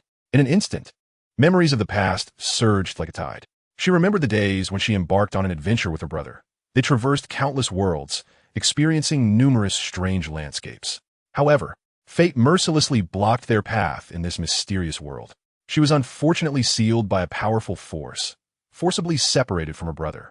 When she finally woke up from her slumber, only Paimon was by her side. Thus began their long and winding journey, moving between various countries. Along the way, she made many sincere friends, facing and solving one tricky problem after another together. Originally, life seemed to be steadily moving in a beautiful direction. However, at that fateful turning point, she reunited with her long-lost brother under the guidance of a golden-haired man named Dane. Yet this reunion was not filled with the warmth and joy she had imagined. Her brother chose a completely different path from hers, and a deep chasm lay between them. Nonetheless, she firmly told herself, no matter what, she must bring her brother back. Even if the road ahead is perilous and full of difficulties, she would never give up. But everything was ruined. She stepped into this legendary ancient battlefield of the highest caliber. Countless earth-shattering battles had taken place here, and every inch of land was soaked in blood and glory. Yet, standing here at this moment, she was just an ordinary mortal woman. She faced the terrifying demons alone. These demons possessed world-destroying, terrifying powers. As if with a mere flick of their sleeves, they could turn the entire world to ashes. Despite her exceptional skills and mastery of various mysterious techniques, everything seemed insignificant and unworthy of mention in the face of such an absolute power disparity. All along, she firmly believed that after enduring countless hardships, she could still secure a place for herself in the fantastical land of Teyvat through her own strength. She eagerly anticipated finding her long-lost brother soon, ready to confront him about why he resolutely chose to plunge into the dark depths of the abyss. However, when she truly witnessed the true forms of those Archons, she suddenly awoke from her dream, deeply realizing how naive and absurd her previous thoughts were. The terrifying power of these Archons radiated endless pressure, and their mere existence was suffocating. At that moment, she gripped her sword tightly, trying to remain calm, but her hand trembled uncontrollably. Various chaotic thoughts raced through her mind, leaving her anxious and indecisive. Her heart raced like a wild horse, almost bursting out of her chest. In that instant, she felt as small as dust, and all her previous passion and ambition dissipated in an instant, shattered into pieces by the harsh reality.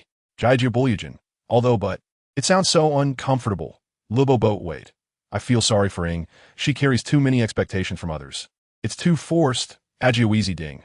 It feels like the burden on the protagonist is too heavy. Ajiamusi. This is the best kind of growth. Making her face herself. Way taming S, to be honest. Why do I feel like our old man has been getting beaten up a lot lately? Luojiaxi, you don't even look at the intensity of this dungeon.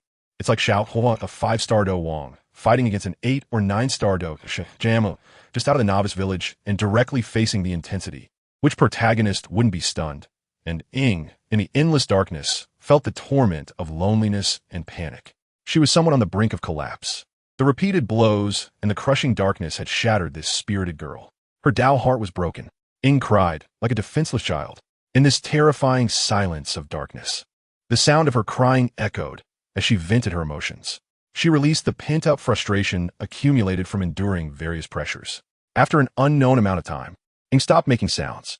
It was then that a faint golden light emerged in the darkness. Like golden threads, it radiated light, reflecting on Ying's tear-streaked face. Ying's gaze seemed hollow, her face marked with tears, looking particularly pitiful as she knelt on the ground without moving. The golden threads began to wrap around her body. Ying felt a warm power flowing into her, sensing everything about her body with confusion. She felt comforted, her spirit eased significantly. Slowly, she stood up and looked at the threads on her body. Behind her, a golden diamond-shaped lens formed out of thin air, resembling wings. Chapter 131, Golden Mist. Would escape. Ying felt this faint glow, how warm and reassuring it was. She felt warm all over, and the torment she endured in the darkness seemed to have faded. In an instant, the faint golden light suddenly brightened. The sudden glare made Ying instinctively blink. When she opened her eyes again, the surrounding darkness was gone, replaced by a place entirely golden, filled with countless glimmers. Ying was instantly delighted, finally free from the darkness. God knows how despairing it was in such a confined environment. However, this scene seemed off. Could it be that her good deeds in life were detected, bringing her to heaven? Moments later, while Ying was still pondering, a golden branch emerged from a corner of the sky. The branch bore mysterious patterns, telling of its extraordinary nature, and it was immensely large, making Ying feel like a grain of sand in its presence. Alabi, 5 consecutive branches are coming. Looking at the lake, originally, throwing a branch at 0 frames was disgusting enough. Not to mention it couldn't be interrupted, and now it could throw 5 times in a row. What's this? Good night and good night. Very scary, bro. Ying took a step back, feeling a bit scared. The enormous branch emitted a dazzling brilliance in an instant. Ying, on my eyes. When Ying regained her senses, she opened her eyes to see a pair of peculiar eyes, golden, wave-patterned eyes, adorned with 9 evenly spaced magatama. The power and mystery contained within them left Ying breathless. Ying shifted her gaze away from those eyes, then froze. What did she see? Uchiha Kengan? The being before her was actually Uchiha Kengan. No, Ying looked closely at the figure ahead. From a distance, the person stood quietly, like a striking statue. His long golden hair flowed down to his waist like a waterfall, gently swaying in the breeze, seemingly shining with the brilliance of the sun. The white robe he wore was spotless, pure as freshly fallen snow. The robe loosely enveloped his tall figure, swaying slightly with his movements, adding a touch of ethereal grace. What was most eye-catching were his bare arms. The originally smooth skin was covered in dense, dazzling golden symbols. These symbols sparkled like stars in the night sky and resembled magical markings from ancient legends, each containing boundless power and mystery. They intertwined and resonated, forming a breathtaking pattern that enveloped him, making him appear as if he were a sacred, untouchable angel descending from the heavens. Ying's mouth fell open in shock, not knowing whether to classify him as male or female. Jaiji Abulyajan, what is this? Alien League President. Oh my, oh my, oh my. Angelic form of Kengan. Shinwei jumps 5 segments. So beautiful, bro. You're a boy. Babe hot. It's out. The most comfortable one. Jiam Meyer. So sacred, so compassionate. Completely different from the aura of Black Kengan and White Kengan. How many faces do you have, Kengan? Ying stared in disbelief until the golden Kengan slowly extended his arm, raising the hand covered in golden symbols. Traveler, the performance of the gods will be led by you as the protagonist. Kengan's voice was exceptionally ethereal, yet it sounded very confusing to Ying. This shouldn't be the time for a curtain call. Pick up your sword and charge toward the pinnacle of this world once more. At that time, you will know everything. Meanwhile, Kengan spoke slowly, and then a golden light appeared in his palm, swiftly coming before Ying, who was again blinded by the intense light. Ying, I must buy anti-glare glasses in the future. At the same time, the player's perspective shifted to the battlefield in Inazuma. Morna looked at Ying, who had been completely cut down by Kengan, her pupils constricting. Did she die? A sense of impending doom surged within her. That human, she was dead? She looked at Kengan, who appeared utterly unconcerned, and a surge of inexplicable anger welled up inside her. She didn't know why, nor did she want to know why. All she wanted to do now was to give that guy a good beating. A Jiashu, wait, did this little girl fall for the protagonist just by getting a hug? Jaiji Bulyajan, simply a succubus. In an instant, countless white feathers transformed into a storm sweeping through the heavens and the earth. As soon as he began by unleashing most of his elemental power to execute his strongest move, it was clear that the heavenly winged demon god had murder on his mind. However, Geng didn't even glance at this disaster, his gaze slowly focusing on the small body of Morna. Morna, undeterred, stared directly into Genglan's eyes. "Mo second, you're done for. Kid, Sualuo men, remember that Lanji's eyes can unleash terrifying illusions." The little girl daring to look into Lanji's eyes is clearly smitten. In an instant, a feeling of vertigo washed over her, and she felt as if her body had lost all control. Then, everything went dark, and she fainted. Countless feathers in the sky transformed into pure elemental power, scattering everywhere. Following that, Geng looked towards the distant giant armored demon god and the fighting serpent demon god. The two gods, startled, exclaimed that it was bad news. They were about to flee, but after a frenzied mental calculation, they ultimately made a bold decision. The two gods planned to let Geng make a run for it, and then take the opportunity to escape while he was distracted. After all, if they tried to run alone, they definitely wouldn't outrun Geng. Just looking at his teleportation-like speed was enough to terrify them. They could only hold him back. Just as they were plotting, Geng suddenly appeared before them. In an instant, an overwhelming, terrifying aura erupted from Geng. This aura surged like a roaring tsunami and raged like a violent hurricane, sweeping in all directions and making it almost impossible to breathe. That extreme sense of oppression felt almost tangible, pressing heavily upon the two gods. They felt as if they were burdened with an immense weight, their legs weakening, and their bodies trembling uncontrollably. At that moment, Geng stood silently, yet he exuded an aura reminiscent of Ashura emerging from the depths of hell. His tall and upright figure resembled an immovable mountain. His cold and sharp gaze was like two beams capable of piercing the soul. The momentum behind him coalesced into an enormous figure of a demon god. This demon god's silhouette towered several meters high, emanating a strong scent of blood and evil power. Its crimson eyes flashed with cruelty and greed, as if it wanted to devour everything in the world.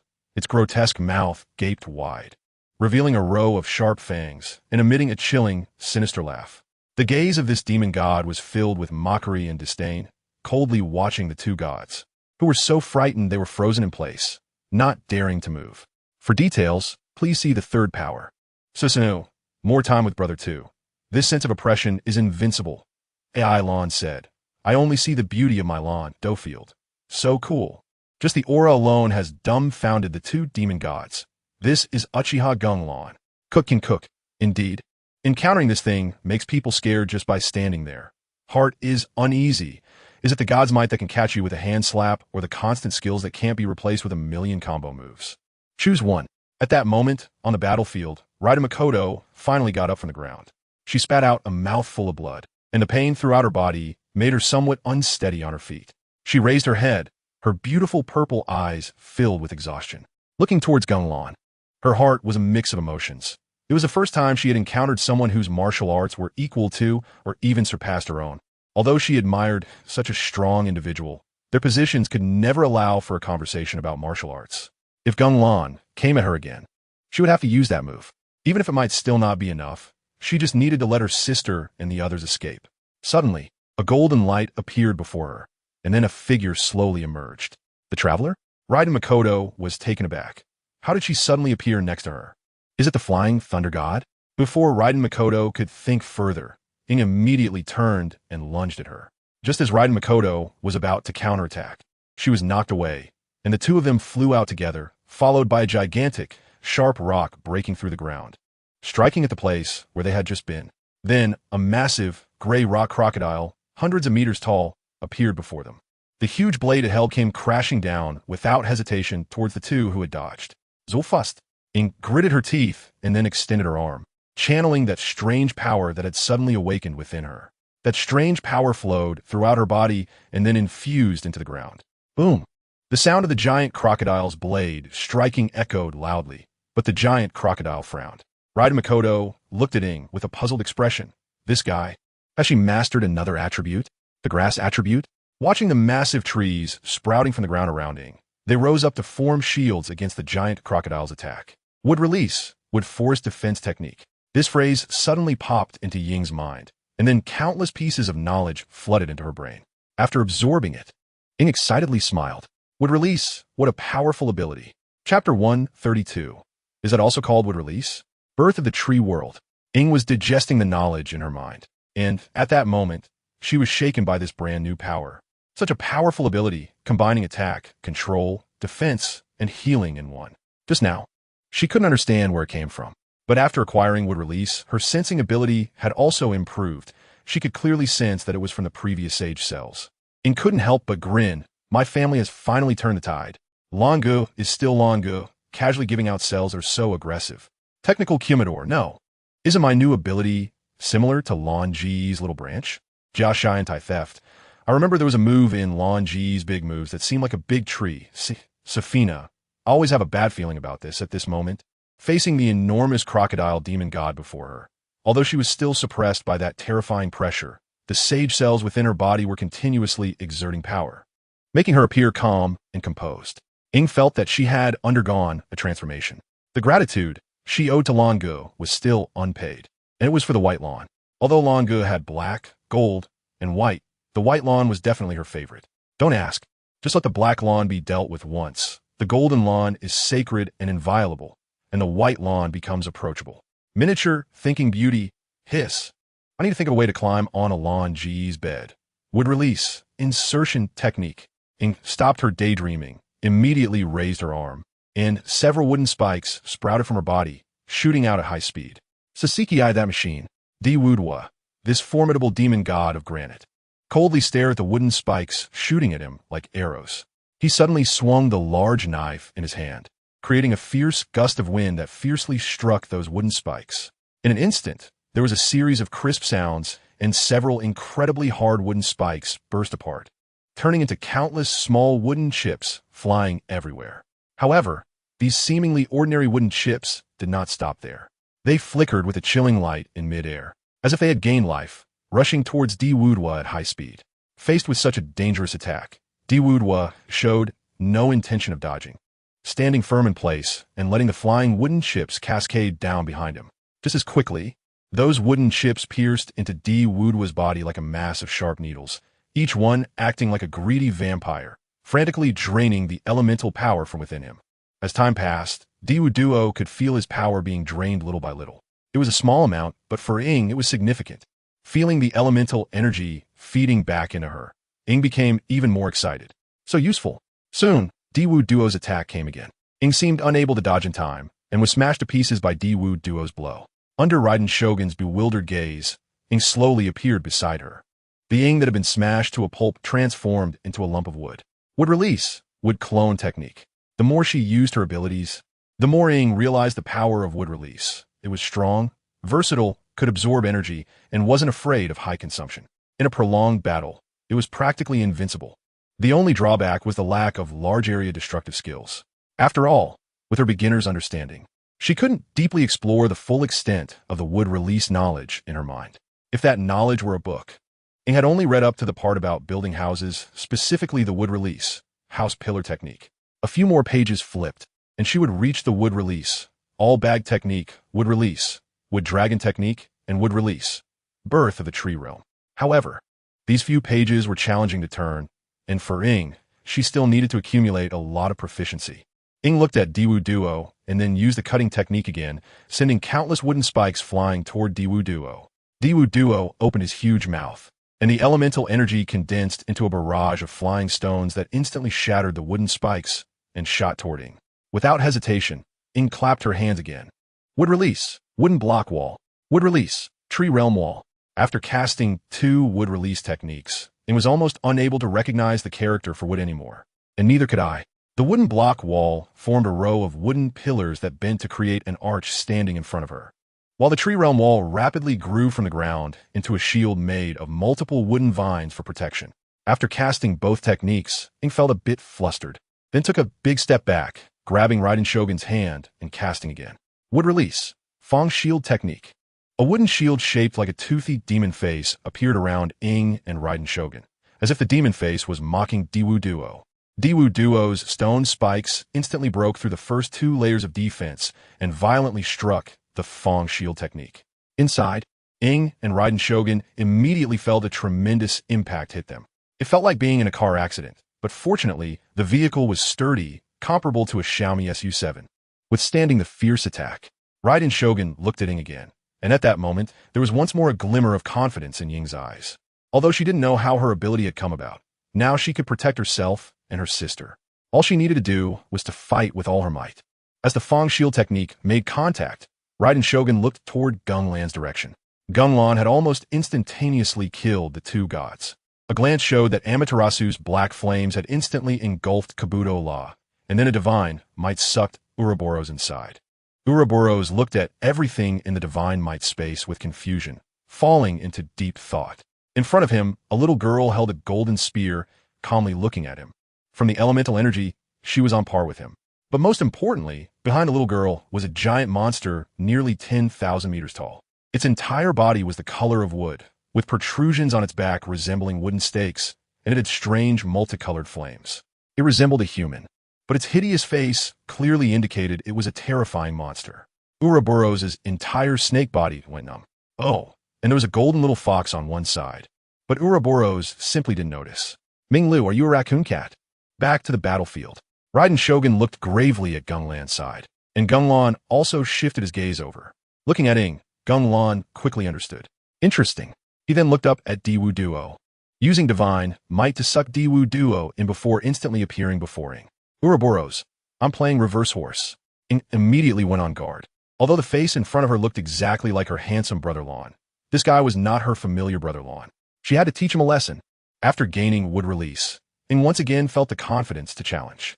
She squared her shoulders and eagerly looked at Genglan. Oh, daring to challenge me is quite good, but all I can praise you for is that. With a flick of her hand, a wind element kunai shot out rapidly. Without a second thought, Ing clapped her hands. Wood release, root explosion. Ing instantly created a giant tree with her right arm, charging fiercely toward Genglan. Oof, Genglan sneered. Not even switching places with Flying Thunder God. This can be called wood release? Ridiculous. Genglan extended both hands forward, some kind of technique, unzipping his pants. Wood release. Birth of the Tree Realm. Chapter 133.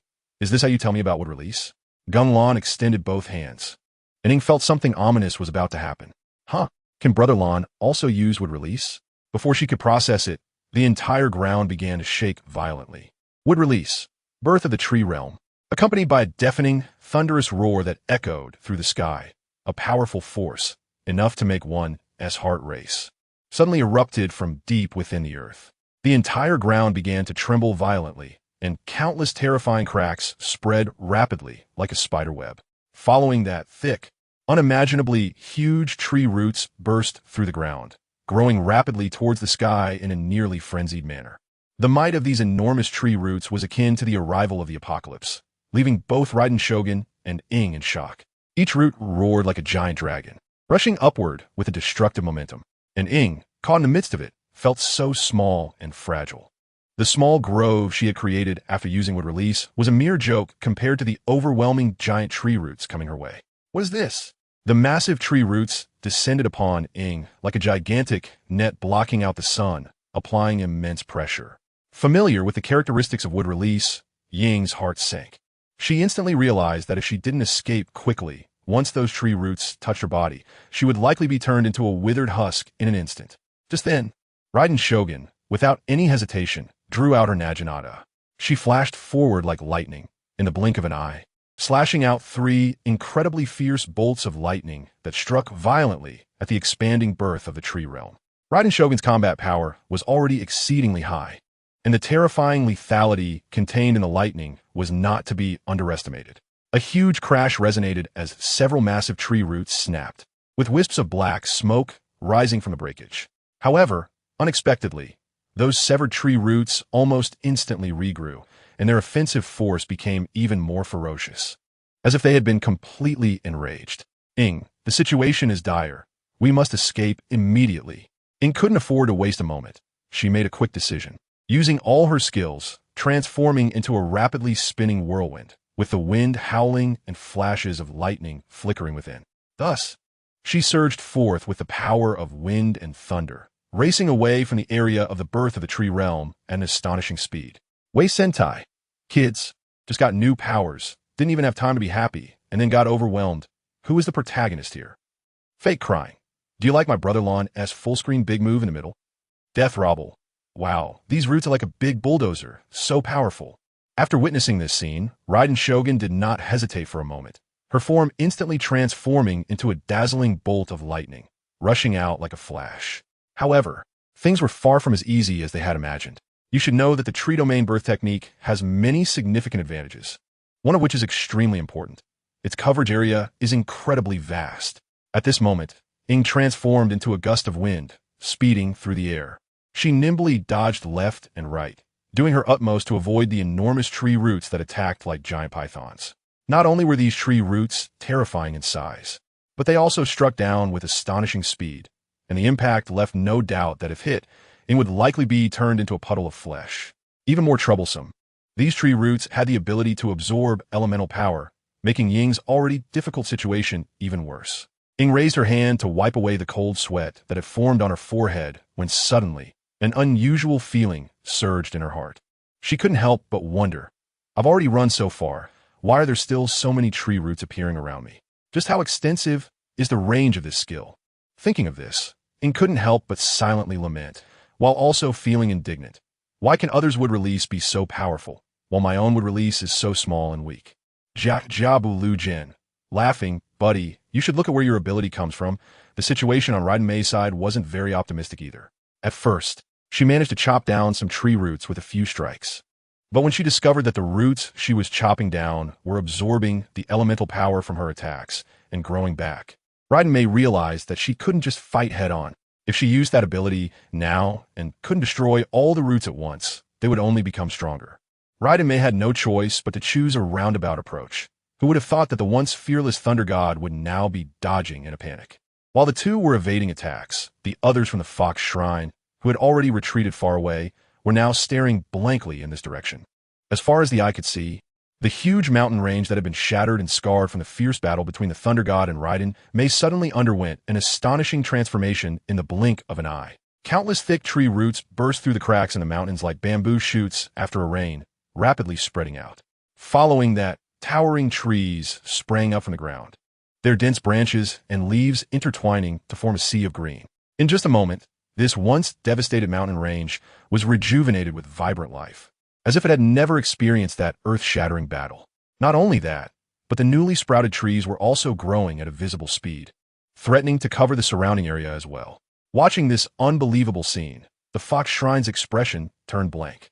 She muttered to herself, the gods, they really are monsters. It was only at this moment that she deeply realized that in the face of absolutely powerful strength, her little cleverness that she usually took pride in was utterly useless. But isn't the real sister also a god? Why haven't you used it? Yu and Chiyo looked at the worried Raiden Shogun, puzzled. Raiden Shogun remained silent, only gazing in the direction of Ing. Ing, please don't get into trouble. Uchiha Kingon crossed his arms, his Sharingan clearly seeing through the countless tree roots towards the evading figures of Ing and Shadow. Let's add a little more spice to this. With a clap of his hands, he summoned what he wanted. Wood release, wood dragon technique. Ying's figure flashed, narrowly dodging a fierce strike from a thick tree root. She was panting heavily, beads of sweat covering her forehead, and she was secretly astonished. For some reason, the attack speed of these tree roots was getting faster and faster. It was as if they possessed some mysterious power, each strike carrying greater force and speed, making Ying feel increasingly overwhelmed, and it became more difficult to cope. At that moment, a deafening, earth-shattering roar echoed through the sky. The sound was like a thunderous storm, shaking Ying's eardrums and sending chills down her spine. Amidst the countless intertwining tree roots, a giant wooden dragon suddenly emerged with a fierce visage. Its body was covered in hard, iron-like wooden scales, shimmering with an eerie glow. Its sharp claws resembled steel hooks, radiating cold light, and when its massive mouth opened, it seemed capable of devouring everything, instilling terror. The wooden dragon raised its head to the sky and let out a roar that shook the heavens. Its elongated body continued to stretch endlessly. Then, it dove down with the force of thunder, like a giant missile hurtling toward Ing, carrying world-destroying energy. What is this? Ing understood she couldn't react in time and could only try to defend, similar to when she was resisting the demon dragon at Dragonspine Snow Mountain. But the situation before her felt even more terrifying than that demon dragon. Shrinking fishtail, releasing abilities casually is comparable to a god, Hajilon, you guy. Ruomier, who thought up this Haji prefix? It's so funny, because it's private. I can't see any Yang energy. I don't know how Ing's gonna fight. Jiajiawu Jin. Wasn't he? There a little chip that came out after touching the light in that space? I feel like that thing is a Lightwing, a Jamusi. Got it, reclaiming my power. Airship coming. Are you looking for heavenly reason to get power? Cook can cook. Heavenly Llama, let us go. Clearly, Ing couldn't block it at all, let alone how terrifying the force of this thing was. It was comparable to the Origin Gyoka spraying water at full health on a rainy day. The force was truly incredible. Ing used every means available to her, just to withstand the initial strike of the wood dragon technique. But she was still too weak. How could you find a brother like this? Ying's eyes dimmed as she looked at the wooden dragon, her heart filled not with fear, but with disappointment. Boom! The wooden dragon slammed into Ing, producing a tremendous sound. Oh, Kingan saw something interesting. Chapter 134. Unsealed Power. Lone Wing, just at that critical moment, a scorching golden light like a burning sun suddenly surged forth, tightly wrapping around Ing like an indestructible shield. This mysterious and powerful force propelled Ing away at an astonishing speed, narrowly avoiding the wooden dragon's ferocious impact. There was a deafening boom that shook the heavens and frightened the heart. The massive and heavy body of the wooden dragon crashed down where Ing had just stood. In an instant, the ground cracked, dust flew, and countless large rocks soared into the sky like cannonballs, as if a rain of stones was pouring down in an apocalyptic scene. However, the wooden dragon did not stop there. It twisted and coiled its serpentine body amidst the chaotic rain of debris, its large copper bell-like eyes flashing with ferocity, spewing out waves of foul air, and continued to frantically search for Ying's trace. On the other side, the golden light that had tightly protected Ing suddenly erupted like an exploding star. After the dazzling light dissipated, Ying's figure reappeared. At this moment, Ing stood still, holding the rockwood green, despite numerous shocking wounds on her body. Her entire aura had undergone a tremendous transformation. Upon closer inspection, a pair of crimson golden feather-like objects appeared behind Ing. These feathers emitted a blazing radiance, each one looking exquisite and magnificent.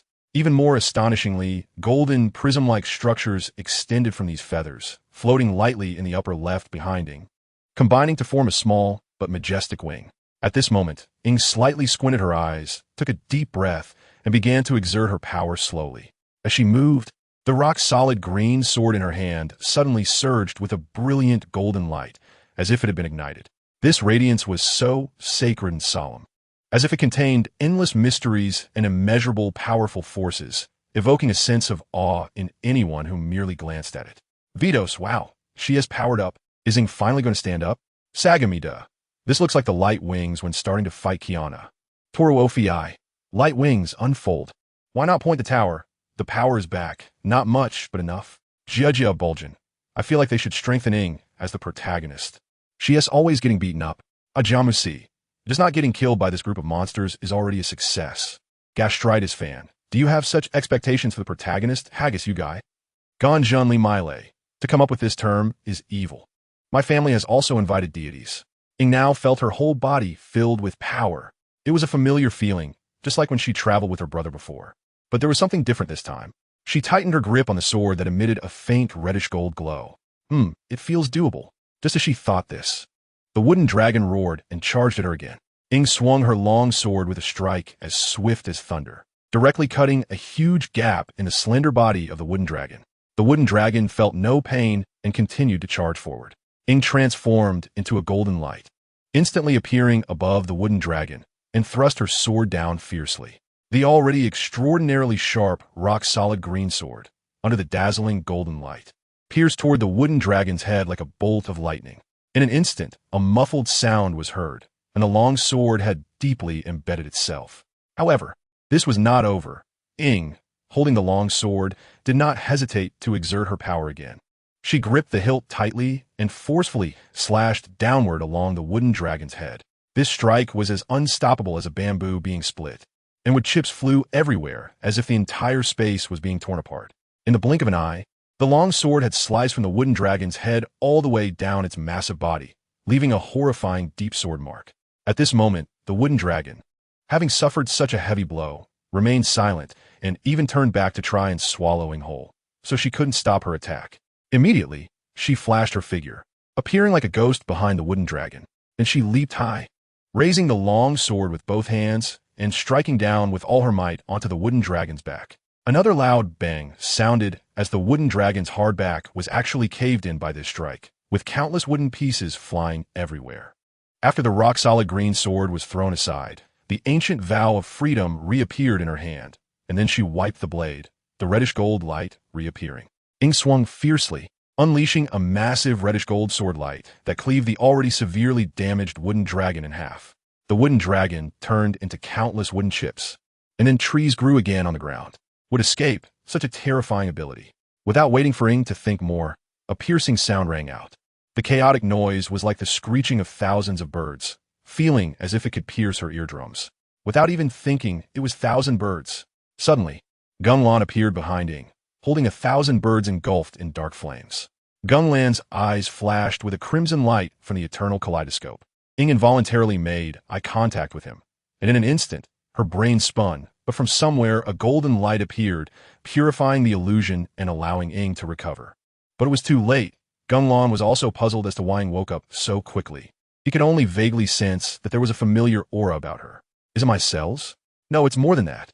Geng thrust the additive earth command 1,000 birds fiercely toward Ying's chest. Puchi! The sound of flesh being pierced echoed, and Ing was directly impaled by Geng. Ing looked at Geng in horror, seemingly unable to believe it. So fast, there was no time to react. Flanking Bailey Palace. Wait, are you saying our little yellow-haired one just showed off some moves and got taken out by Longo? Always secret. Let's rename it to Original Lon. My Longo is the real protagonist. Little Yellow Hair is a sidekick. Rumier. With this move, no matter who came, it wouldn't work. Flying Thunder God Instant Body, Illusion, Pressure, Additive Earth Command, 1,000 birds I don't even know how to dodge. Alabi. He even used Kamui. I can't forget that guy's eyes. Cooking Cook, wow kawaii. Ing wanted to say something, but her chest had already been stabbed to a bloody mess by Geng, only staring at Geng's cold blood-red eyes. Waimi si, suddenly, Geng feels like the big villain. Hajamu si. To say there's no difference between him and the villain here. Ian and Wanin, naturally evil Uchiha old ghost. Geng looked at Ing, whose life force was rapidly diminishing, seemingly still contemplating something. Then, purple Susanoo skeletal arms appeared, looking like he wanted to crush Ing into blood. Stop! Raiden Mei rushed over in a hurry. She had just broken free from the Tree Realm's descent and saw her little yellow-haired friend being slaughtered. Slaughtered. Give me back my little yellow hair. After this time together and through life and death, Raiden Mei had taken Ing as a true friend, but now she could only watch a friend die before her eyes. The 1,000 birds continued to screech, and Raiden Mei's eyes were about to split, making her feel like she could awaken the Sharingan. Geng sensed that something was wrong. Suddenly, his whole body became ethereal, and he activated Kamui. But what made him activate this ability? A figure with white hair slowly emerged from the vortex. At the same time, a figure with golden hair withdrew from meditation, glanced at the enormous golden energy tree behind, and then vanished. Chapter 135, Past, Present. Future in an instant, Geng, who was in the Kamui state, felt a sense of unreality. Then, his crimson Sharingan appeared, and he suddenly looked in a specific direction. There, a similar temporal fluctuation appeared. Jamusi, no way could it be? Xiao Rabbit doesn't destroy. Did I come too late? Weird lightning. I'm his strongest support here. After the white-haired figure appeared from the spatial fluctuation, everyone erupted in excitement. White-haired Uchiha Geng, it's you again? Again. Looking at the suddenly appeared white-haired Geng, Raiden Mei and the others were all dumbfounded. Not familiar. Did the other side use Shadow Clone again? To distinguish, the hair color and clothes were changed. How sneaky. But before Raiden Mei and the others could be ready, the white-haired Geng looked at Ing, who was lying in a pool of blood, and frowned. Wait, sleeping again? The white-haired Geng was somewhat speechless, with a book of sealing and whatnot. Why was she still so unambitious? Ing, you're amazing, you're so high and mighty, you're really strong, and you just slaughtered me in one strike. At the same time, the black-haired Geng had also been closely watching the white-haired Geng. From now on, we will directly refer to them as White Lon and Black Lon.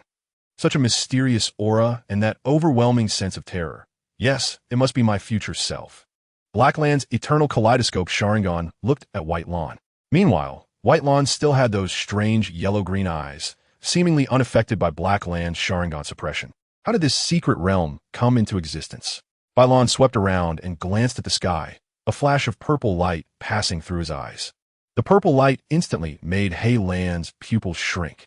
After Bylon scanned the surroundings, he gradually understood the reason. He then looked up at the sky. A purple wave-like eye appeared, and in an instant, the invisible pressure made everything around come to a standstill. Above in the sky, under the clear blue and sunny sky, a golden light suddenly descended. Then, the golden-haired figure who had met Ing in the mysterious space appeared in the sky, as if a deity had descended to the world. "It's you, how did you get here?" Bylon looked at Jean Lan with some confusion. "Everything you did to me, I will never forget." Jaiji Bolijin. Hiss. "Something's not right. Weisang I air ye." "No, that's not right." Aji Muzi. "Longa, did you betray him?" Jiatu Erda. "Aren't they all on?" Talking to himself, and then dumping himself? Hanjinli. That tone really sounds like a resentful little. At this moment, the surrounding thunder and lightning could no longer intrude. Bylon looked at Jean Lan, helplessly shrugging. "Is it my fault? You guys had ill intentions and attacked her for so long. I gave you a lesson, what's wrong with that?" Hearing Bylon's light-hearted words, Jean Lan's dignified face showed some anger. "You went too far. You should have directly assimilated me back then." Looking into Jean Lan's furious eyes, Bylon questioned, "Then why are you still using my image? I could understand using my image to deceive her back then, but what about now? This guise is indeed superior. Impressive. Aji Muzi, what are these two mumbling about?" "Luo Bingen, Riddler, get out of Teyvat." Sophie Ting. "So, actually, Jean Lan and Bylon were not happy before. Jaija Bolijin. I want to know who she is. Sophie Ting. Feels like it's our traveler. Should be a foreshadowing. Explaining later why Longo is so good to us. Minato. Hei Lan's confusion on the side is too entertaining. Bylon saw that Jean Lan wanted to say something else. Waved his hand, and then pulled Ing over. Hei Lan looked at Bylon with a serious expression. "The all phenomena haven't draw, that's too interesting." Gradually, the fighting spirit surged again. "I wonder how much progress you've made. Future me, and even more future me." Thinking about fighting with his future self, an inexplicable joy surged up, causing him to laugh uncontrollably. "Ha ha ha ha ha." Hei Lan suddenly laughed maniacally, shifting the player's perspectives to him. He spread one hand covering one of his eyes, while the other eye erupted with madness.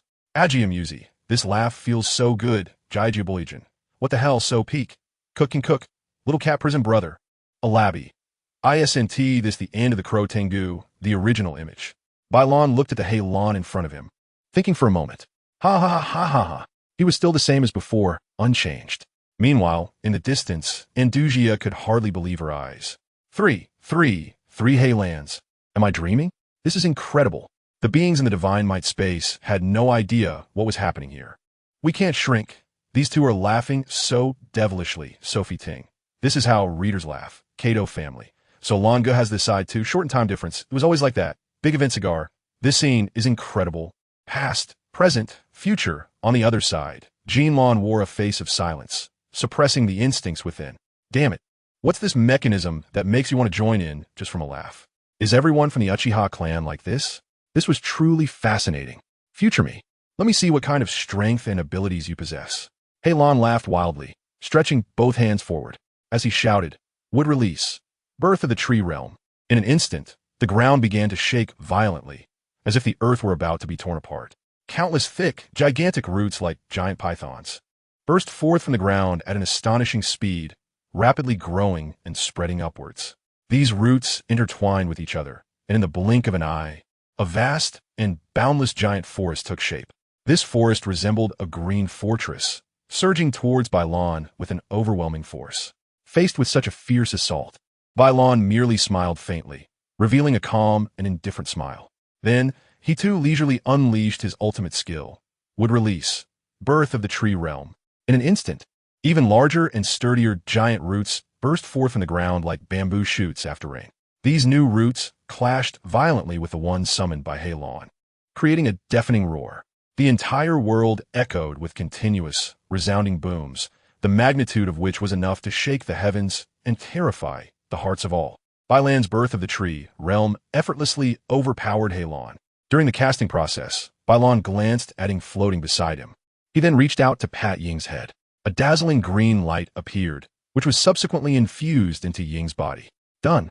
After the green light was absorbed by Ying, it seemed to resonate within her body. A sizzling sound emerged, and Bai Lan looked slowly behind him. It was He Lan, holding the Tengu of the earth, with a fierce gaze. Chapter 136. Ultimately, the past me. Happy New Year, everyone. Prison Fight is here to wish you a Happy New Year. Sorry, I can't let you have a good New Year. ING, the Tengu, burning with black flames, quickly approached, mercilessly aiming for Bai Lan's head. If this hit Ying, who was lying nearby, will be the best example. Bai Lan glanced at him, and then his form became ethereal. Divine Might. Seeing this, He Lan immediately activated his Divine Might, trying to counter the etherealization. Unexpectedly, He Lan's Divine Might had no effect on Bai Lan's Divine Might, as if they were not on the same level. He Lan's Tengu of the earth indeed passed through Bai Lan's body, while Bai Lan stretched out a large hand. A mysterious pulling force emanating. This familiar feeling made He Lan's heart tighten. Divine Might, are you using it on me? Just right. Let me see what you have in your Divine Might space. He Lan did not resist, and directly vanished into the temporal fluctuations. Bai Lan followed closely behind, leaving only Jin Lan watching over the slowly recovering Ying. Will you be an important step? He extended his hand and stroked Ying's head. The patterns on his white arm emitted a golden glow, which then flowed into Ying's body. At this moment, taking advantage of Jin Lan's distraction, Andugia quietly approached.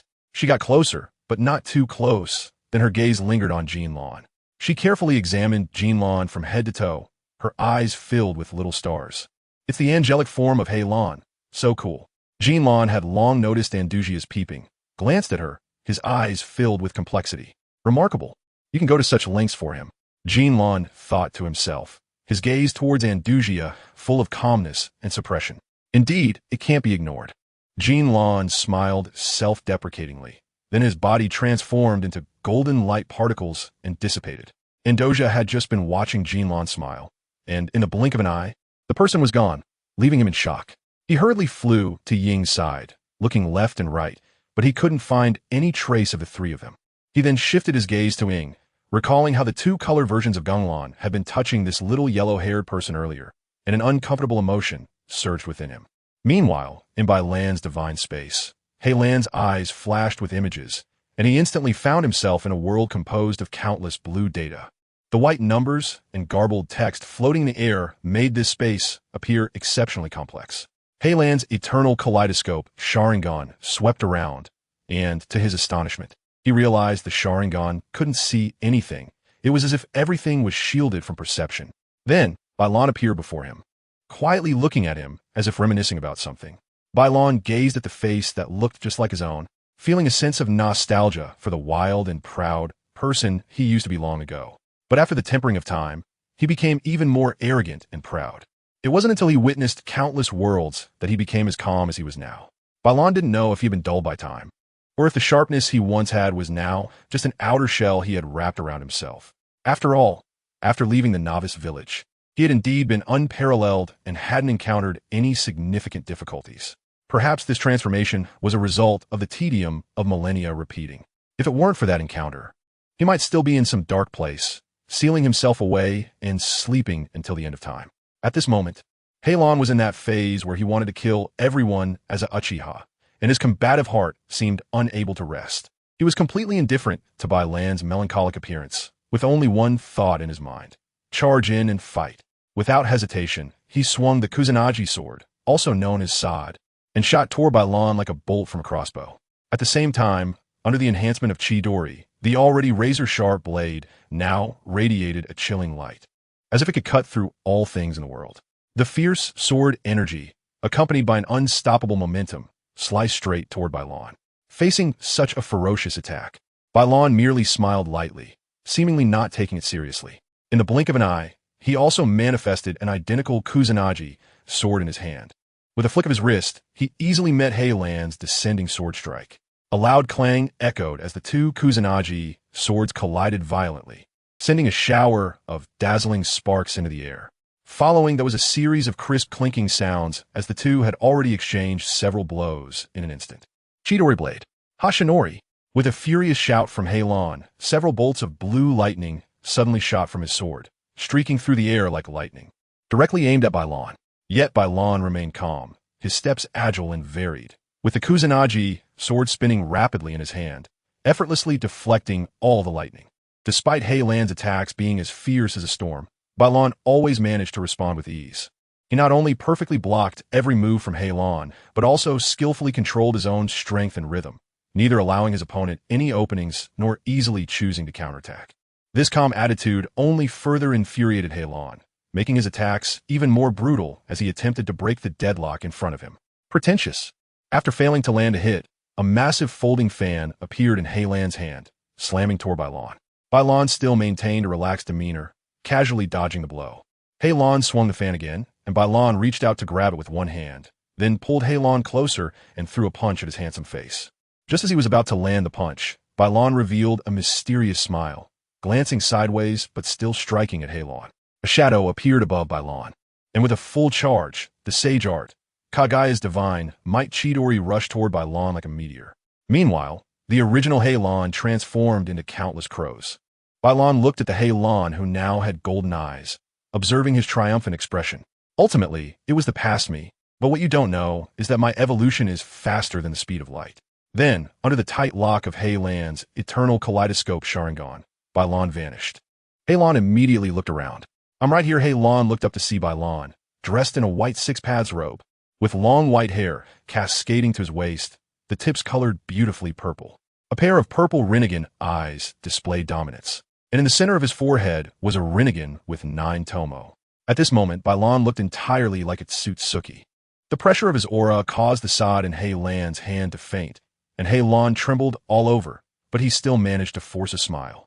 As expected of me, Bailan approached Hei Lan, quietly observing him, then gently patted his shoulder. You shouldn't lose now. Humph. Hei Lan snorted softly and then disappeared. Bailan had remained in this space. What Hei Lan didn't expect was that the six paths mode was not the end, but the beginning.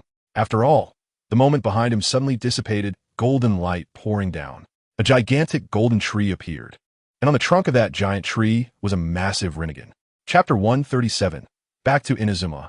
Bailan did not glance back. With a wave of his hand, everything behind him vanished. He then left the divine space.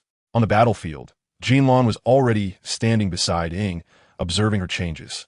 In the distance, there was a visibly angry Andoja. It seemed he noticed Bailan had returned, and Jinlan looked over.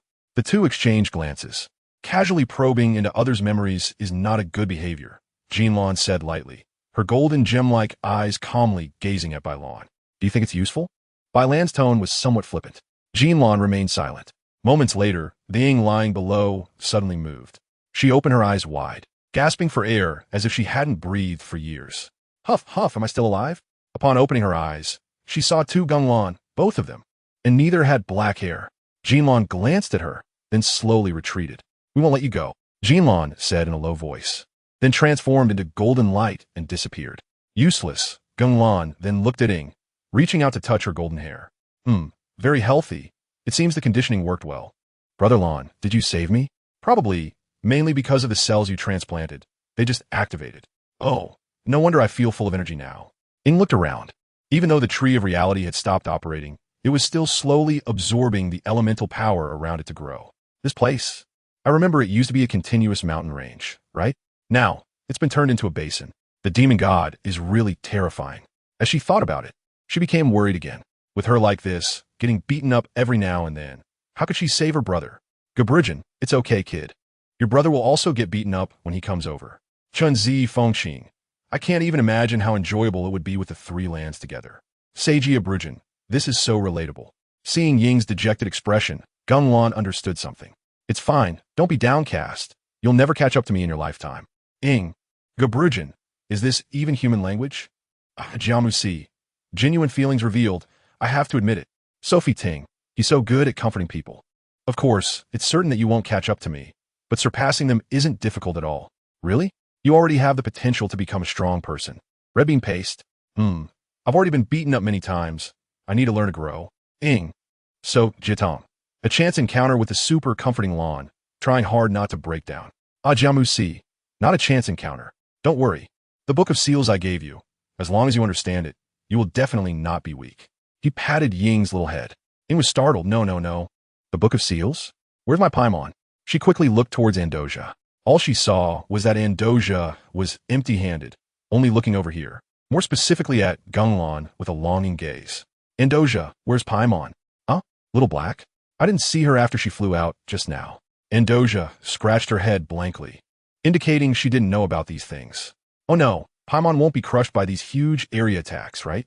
Ing panicked instantly. Paimon is her best partner. Although she jokingly calls her emergency food, it's just a joke. Gunglon looked at Ying's anxious expression and smiled gently. He was increasingly looking forward to the moment when Paimon confesses. Traveler. Just then a voice came, and Ying looked in the direction of the sound to see Morna flying over, holding something black that she didn't know what it was. I'm so glad you're okay. Morna came over worriedly to check on Ying, then looked at Gunglon. Gunglon also looked at Morna. Who is this? A flash of purple light appeared in his eyes. Oh, the heavenly flying demon god. He must have tossed the other gods into the god-s might space at that time. She might have been taken down by Geodor and Zimiu. Did she survive in this illusion? She seems to have a pretty good relationship with Ying. Should I look for her relics to give to Ying when we go out? By the way, is this your thing? Morna lifted that lump to show Ying. In Gunglon's eyes, it looked like a child showing off their little toy to an adult. But that lump, is it Paimon? It looks so much like her. Paimon, it's not an act. Really made me dizzy. Ying looked carefully at this unclear object. Paimon. In the end, she recognized it from the star-shaped hairpin and the little ring. No. Ying hugged Paimon and let out a painful wail to the sky. Why did you leave me? I haven't taken you to eat Inazuma's big meal yet. Red bean paste? Ying looked speechlessly at Paimon, who had suddenly regained consciousness, and then, with a standard backward jump throw posture, threw Paimon away. It's time to leave. I haven't said goodbye to Ying and the others yet. It doesn't matter. This is just the illusion created by that guy. It won't affect what comes next. So all the goodwill I built up was useless. That's right. No. Ying fought for her life, risking it all for what? To get close to the Raiden Shogun. No, to build a good relationship with the Raiden Shogun. So she wouldn't be cut down when she returns to the real world. You tell me, in a pure illusion, should the Raiden Shogun cut me or not? What a sin. Gunglon with golden hair. From today on, you are my enemy. It's still a bit early to call you an enemy. After all, it seems like I still have a little reward for myself. Ying recalled the time of explosive growth, hoping for a one-time deal without sleep. Okay, don't be afraid. It will be over soon. Gunglon placed a hand on Ying's shoulder, and in the widened eyes of Andoja, he vanished. In just the blink of an eye, Ying reappeared outside that cave. Wow, the familiar sunlight, the familiar Sairai Island. Zhao Shanghao. Gunglon watched Ying's excited face, sensing Ying's current fluctuations. Her journey will be much easier from now on. Synopsis. When an ordinary person becomes a red-eyed sick person and arrives in the world of Genshin Impact, just in time for the tumultuous Archon War, what will this kind-hearted person do when they pick up a weak god on the way?